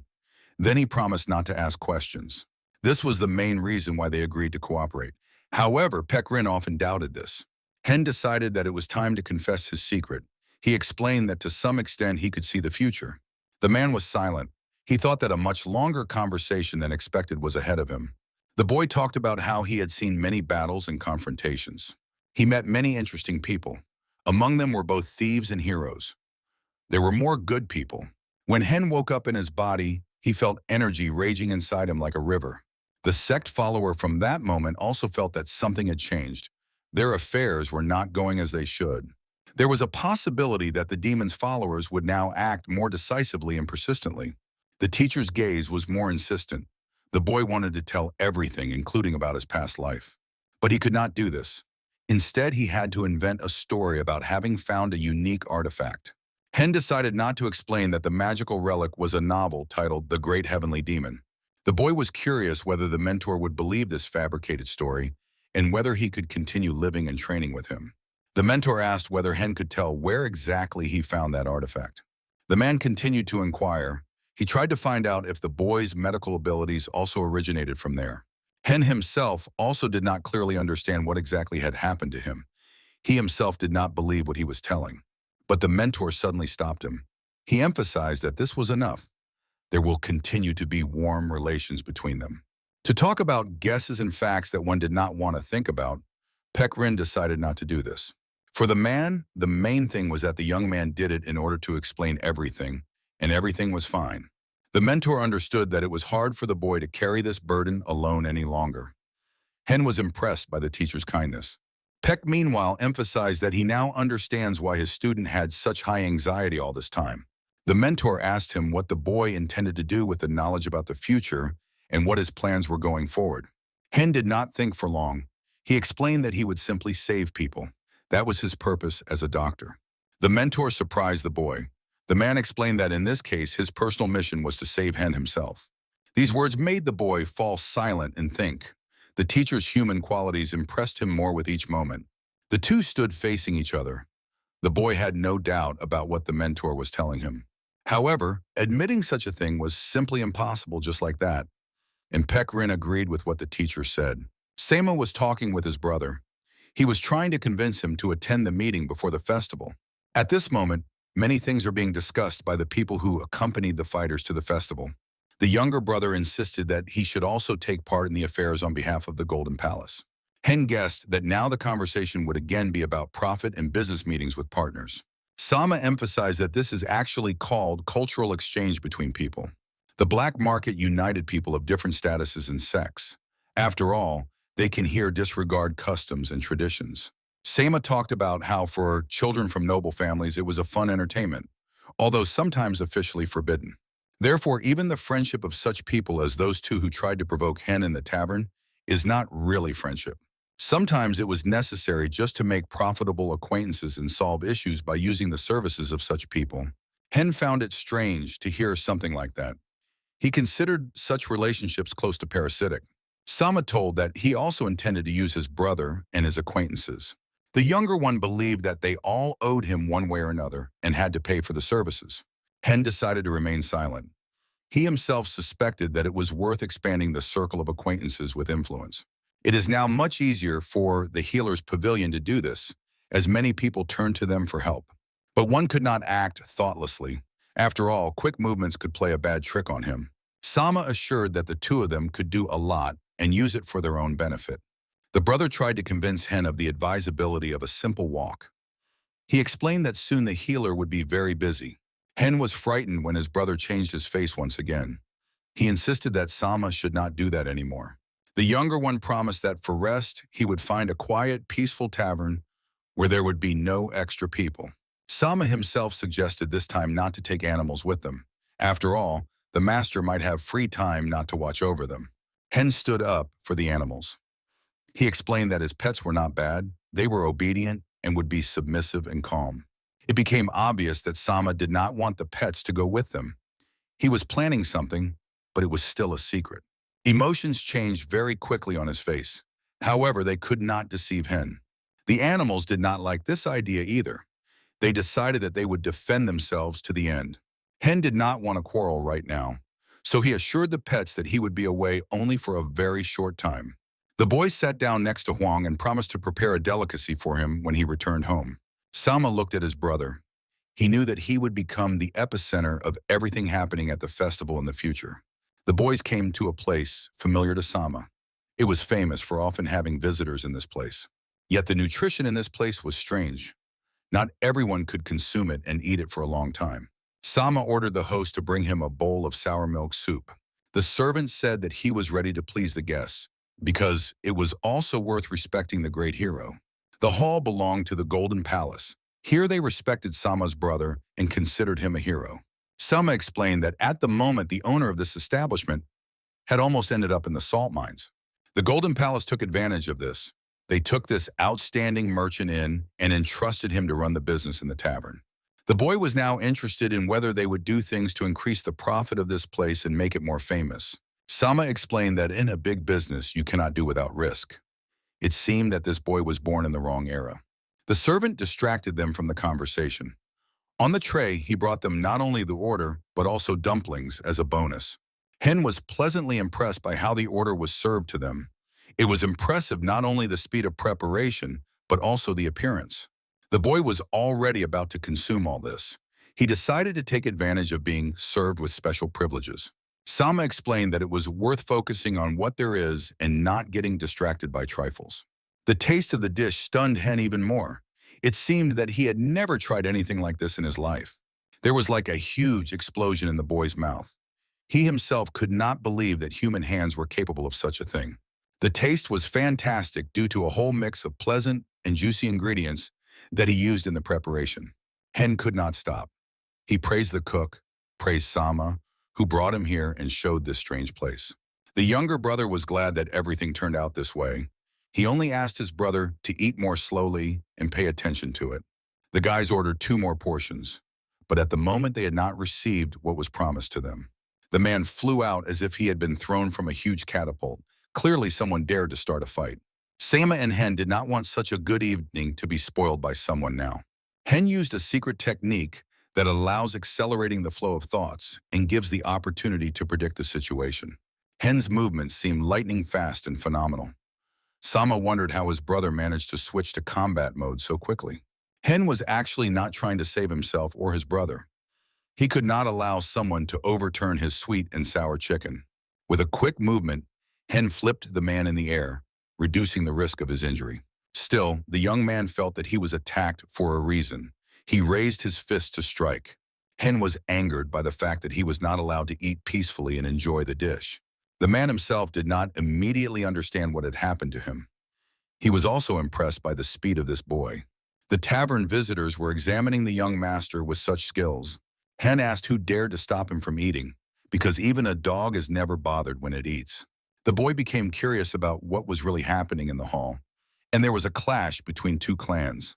It turned out that an unknown clan was fighting the Red Moon clan. The opponents grappled to the death. Hen tried to stop the fight with words, but Sama emphasized that no one listens to his brother in this chaos. An order to stop was heard from the side. The fighters carefully observed everything happening around. Their weapons were breaking right in their hands. The fighters stopped. They could not understand what was happening around. The master who broke the swords was truly talented. The men turned their attention to Hen. They believed that this boy was the one who did such an amazing thing. Sama was impressed by how his brother managed to stop this fight with an unknown technique. Later, the men bowed to Hen. They insisted that he forgive them from the Red Moon clan. Hen emphasized that it is not appropriate to throw around techniques with deadly effects in a tavern. And although the boy did not want to talk to them, he agreed to forgive them, because otherwise they could continue the battle. Meanwhile, the men increasingly thought about how they could have been so lucky. Before them was the legendary White Dragon. Hen did not think that his name was actually so common. Even people from neighboring provinces knew him. A group of Murimu guards ran into the room. They ordered the fight to stop immediately. The commander, who was used to the fact that in the heat of battle no one hears or listens to orders, shouted loudly. But before him appeared a scene where all the participants of the commotion stopped and waited. Hen thought that it was timely to stop the fight, and now his task was to treat the wounded. Near the tavern, on the summit of the peak of the 9 schools, one of the gangs of the 8 great houses, they gathered in Murimi. Hen listened to Sama, who was explaining that the most influential clan leaders had gathered here now. The head of the union was listening to his assistant. He reported that from Udanu, not the leader but an elder had arrived to them. At the moment I spoke with Toko-san, the chief strategist of the Murim Alliance. He was talking about the special status of the Udan sect. Akjin, the king of spears, spoke about the fact that nothing can be done with the sect that was recently so harshly attacked. Moreover, when the massacre occurred in Udani, very few people extended a helping hand. Only the Fist Emperor and the Heavenly Dragon came to help. But no one came with the raised banners of their clans. Young Jurin suppressed aggression and anger. He was covered in blood from head to toe. At the same time, he earned the title of Divine Doctor and Healer. After that, he suffered serious meridian damage and could not leave an heir, choosing the path of a recluse. Many were concerned about what was happening to him, but the healer stood on his own feet and healed his injuries. The healthy doctor took a child as an apprentice and taught this boy many things. Now he is a famous fighter of the School of Medicine. After those events, the divine doctor behaves as if he has forgotten the old grievances of Kanho and acts calmly. Yet at the same time, there are rumors about his friendship with Sapa and Mage, but no one has managed to prove this so far. The assistant to the head of the union assured that it is quite difficult to guess what exactly is happening in the healer's mind right now. The only thing that can be said with confidence is that Pekrin truly values only his young apprentice. A person who looks to the future always places more importance on protecting their loved ones than on aggressive behavior. The head pondered. He became curious about what Pekrin could have taught his apprentice during this time. The conversation was interrupted by the son of the head, the current elder of the Ak clan. The father did not expect his arrival, but in the end, the old man ordered to follow him. Everyone was gathered, so there was no way to postpone. The assistant watched the relationship between father and son. They impressed him with their dryness and their unspoken things. Although the son was an exact copy of his father in his youth, and the head was supposed to love and respect him. It could also seem that the son wanted to use the alliance more for his personal purposes. They were completely the opposite of Pekrin and his young disciple. It seemed that those two were a real son and father. The Murim Union meeting hall was guarded by high-level masters. An urgent meeting was to take place right now. The strategist was invited to speak. He was to report on the situation with the opponents. A severed clawed paw was thrown on the table. Everyone present looked at it with surprise. The elder told that the enemies had produced a new type of Jiangshi. They were the ones who attacked Mudan. Many hinted that the cult of the Great Immortal was actually the House. A representative of the House stood in defense. He hinted that their Jiangshi were completely different from those who attacked. The head of the House, Sendo was a master of the soul mirror and emphasized that these creatures resembled the Jiangshi of the Sando house more. But still, it is difficult to forge a Jiangshi. It is worth using the basics of necromancy, and they never change. Sendo said that even the basic principles of creating a Jiangshi differ in the demonstrated Jiangshi remains. The man was ready to swear that someone was simply trying to frame his house and show that they were guilty in various udanas. It is likely that there was actually a third force that interfered in the course of events. Secret ritual records and accounting records were laid out on the table. Moreover, there were records of interrogated prisoners. Those who found it hard to believe the truthfulness of the words could come closer and see with their own eyes what was being demonstrated. The head of the union leaned toward the fact that the existence of a third force was a fact that could not be ignored. He emphasized to everyone that the third force was clearly hostile not only to the Muram Union, but also to all clans and provinces of the righteous path in general. But some believed that to believe and fully agree with the existence of the Great Immortal, more evidence was needed. The head finally dared to take this step. He explained that the witness was a disciple of Pek Rin. In the temporary emergency aid point, there was real chaos and confusion happening now. A rather serious and brutal fight occurred in the tavern. Many needed very quick treatment and surgery. The leader ordered his subordinates to very quickly sort the wounded and maimed by categories. Hen was glad that the most severe patient was a man with a severed finger. Assistant Pek Rin approached the boy. He reported the arrival of doctors from Murim. They did not arrive just like that, but asked to demonstrate the skill of limb reattachment and wound healing.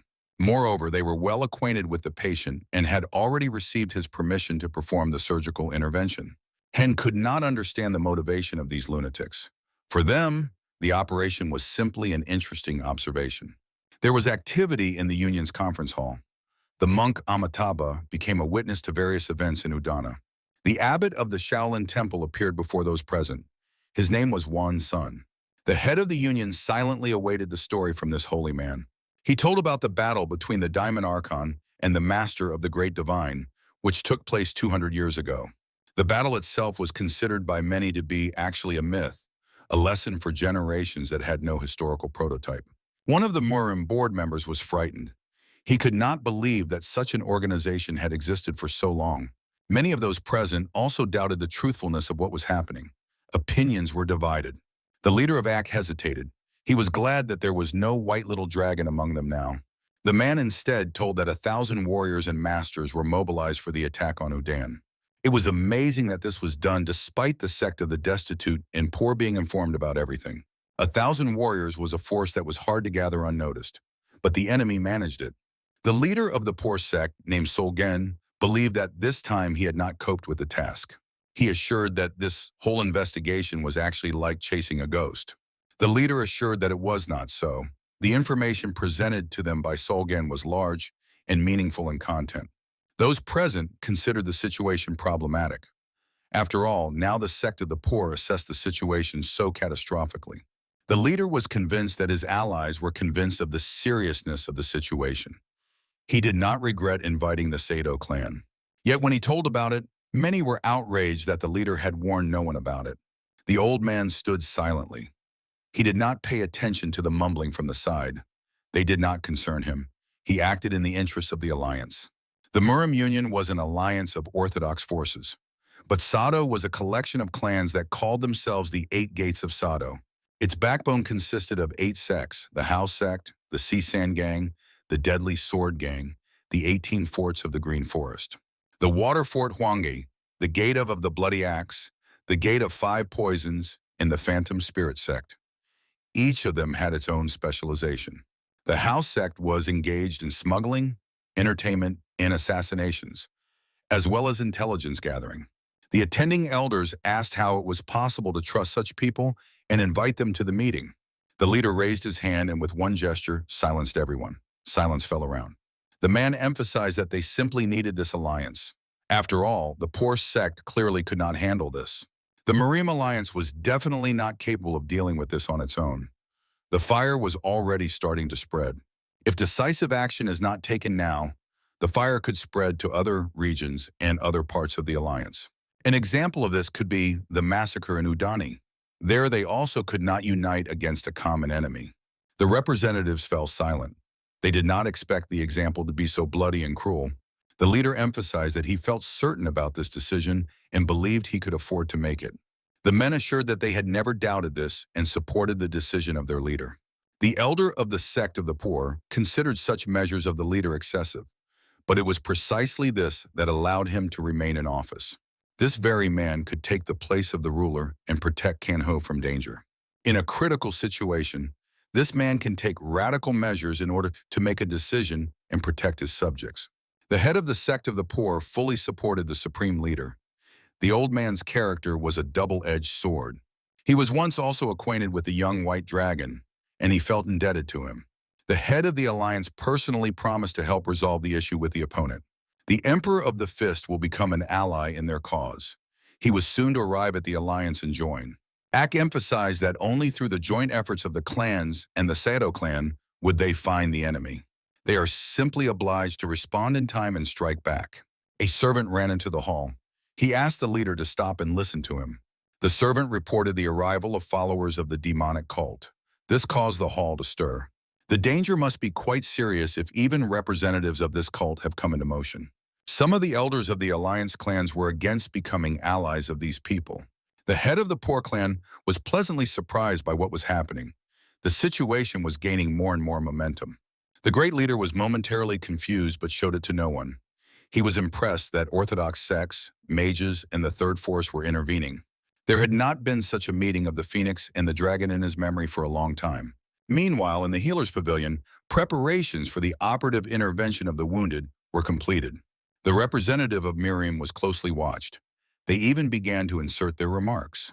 In their opinion, the preparation for the operation could have been much simpler. The white dragon was angry. He believed it was unnecessary to allow these profanes to be present. Now Hen considered it necessary to keep calm and not get nervous or angry. The patient placed his hand on the bed. Next to him lay the severed finger. Hen explained that the decisive factors in this matter were the time of the injury and the nature of the injury. The sharper the cut of the finger, the easier it was to sew it back on. Hen explained and did everything. To begin with, the boy removed the dead tissues. Then he exposed the nerves, veins, and vessels to attach the finger so it would take. Everyone around watched attentively and respectfully at what was happening. They had never seen anything like it. It seemed that for the Murimu doctors, it was a routine operation. They just watched what was happening. The sewn finger could finally function. Hen used knowledge from his past life and chi energy. The boy would use chi energy until the final stage of the operation. Therefore, they would witness a miracle. The boy thought about how once during such an operation they made a special pause. But now, with the help of chi energy, this could be done without unnecessary trouble. The Murimu doctors could not believe what had opened before them. They did not expect the finger to take so easily. Yet they could not believe the finger would function as before. Most likely, it would simply rot. Meanwhile, the white dragon was doing everything to make the operation as successful as possible for the patient. The boy's skills were rated by all present as no less than the level of a divine master. Hen himself knew that he would save the severed finger and everything would be fine with the man from the tavern. Doctors from Murim believed that the level of their knowledge and the level of knowledge of healers from Pekrin was colossal. The men pondered the idea that they would try to lure someone from Pekrin to their side. But among all those present, there was no one who knew how to deal with the severed finger as Hen did. And the chief healer paid no attention to the whispering behind his back. He was finishing the operation. The doctor present at the operation asked the boy to explain his actions. Hen got angry, but he did not answer anything. Eventually, the healer explained he would pay attention after the operation. But everyone tried to hold on. Everyone wanted to learn the details. Waiting for the completion seemed impossible.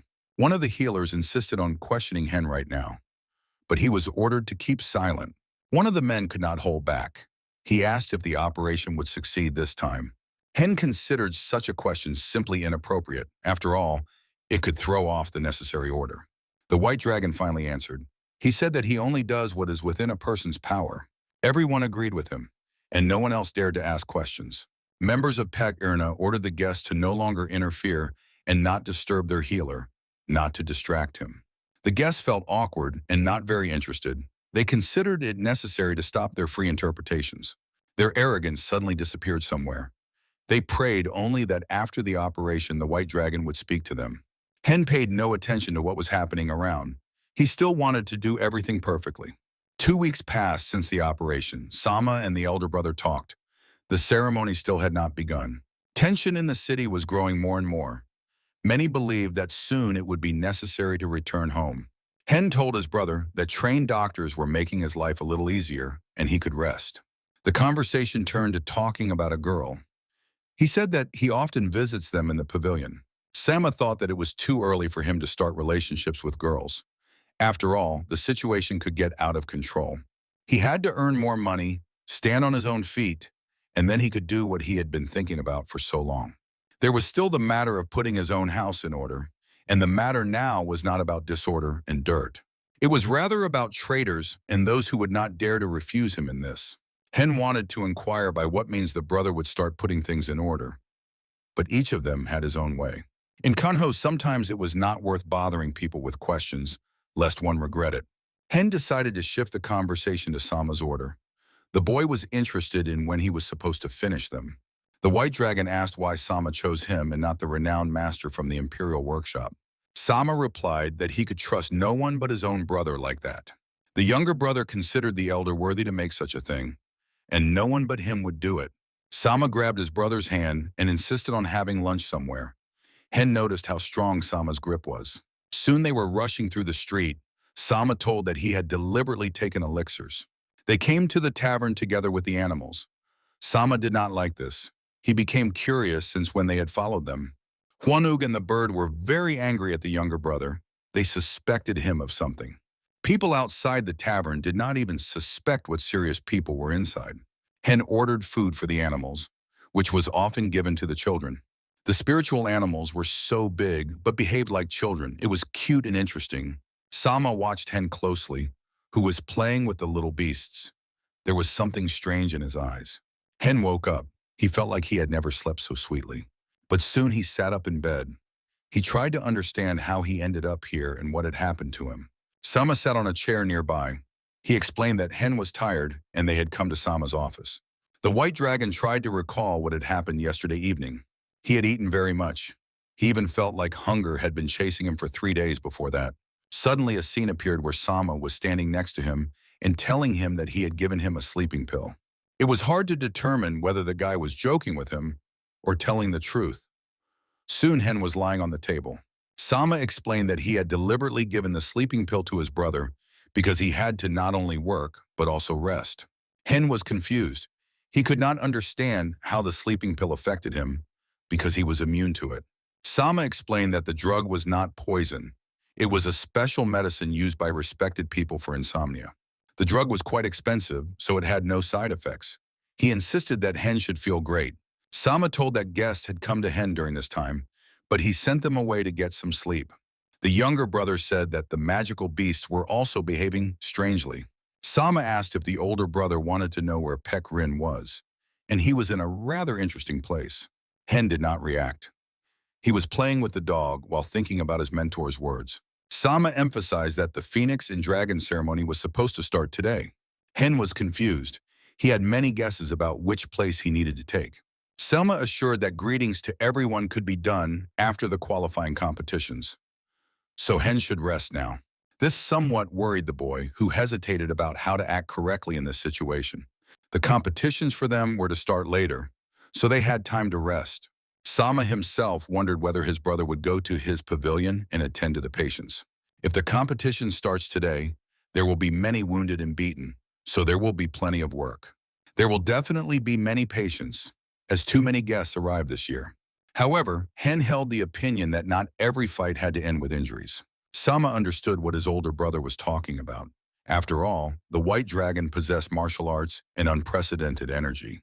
But more important and impressive was that this guy had iron will and a desire to improve. Memories of the past reminded that a warrior should not actually kill. He should simply demonstrate his skill. Motivation, skill, and character are more important than senseless bloodshed. Sama could not believe that with such thoughts, his brother would become a skilled and powerful warrior. But now Sama advised to look at the tournament table. It had somehow strangely ended up with Sama. Deciphering the inscriptions was quite difficult, but it was clear that Hen was surprised. Sama agreed with him. The younger brother told about the trick of the organizers, who could not allow the contenders to knock each other out. Hen guessed that those most thirsty for power were those who possessed it. The head of Murimu had to personally do everything to not be afraid of losing what he owned. The White Dragon guessed that all opponents were divided in such a way as to subsequently keep the fighters of the alliance as winners. Moreover, unique strong fighters were allocated to a separate group. Hen also belonged to them. All who supported the Orthodox forces were allocated to a separate group. Hen from the pavilion also belongs there. He himself explained that this year there would be a certain peculiarity in the course of the competition. This year, representatives of Sapa will participate. Previously, the competition had a model of the structure of righteous sects. Hen thought that he must participate as much as possible to reduce the number of casualties among the participants. The young healer believed that he would use a magical snap and that he could defeat everyone. Sama asked his brother not to delay, but to change into battle form.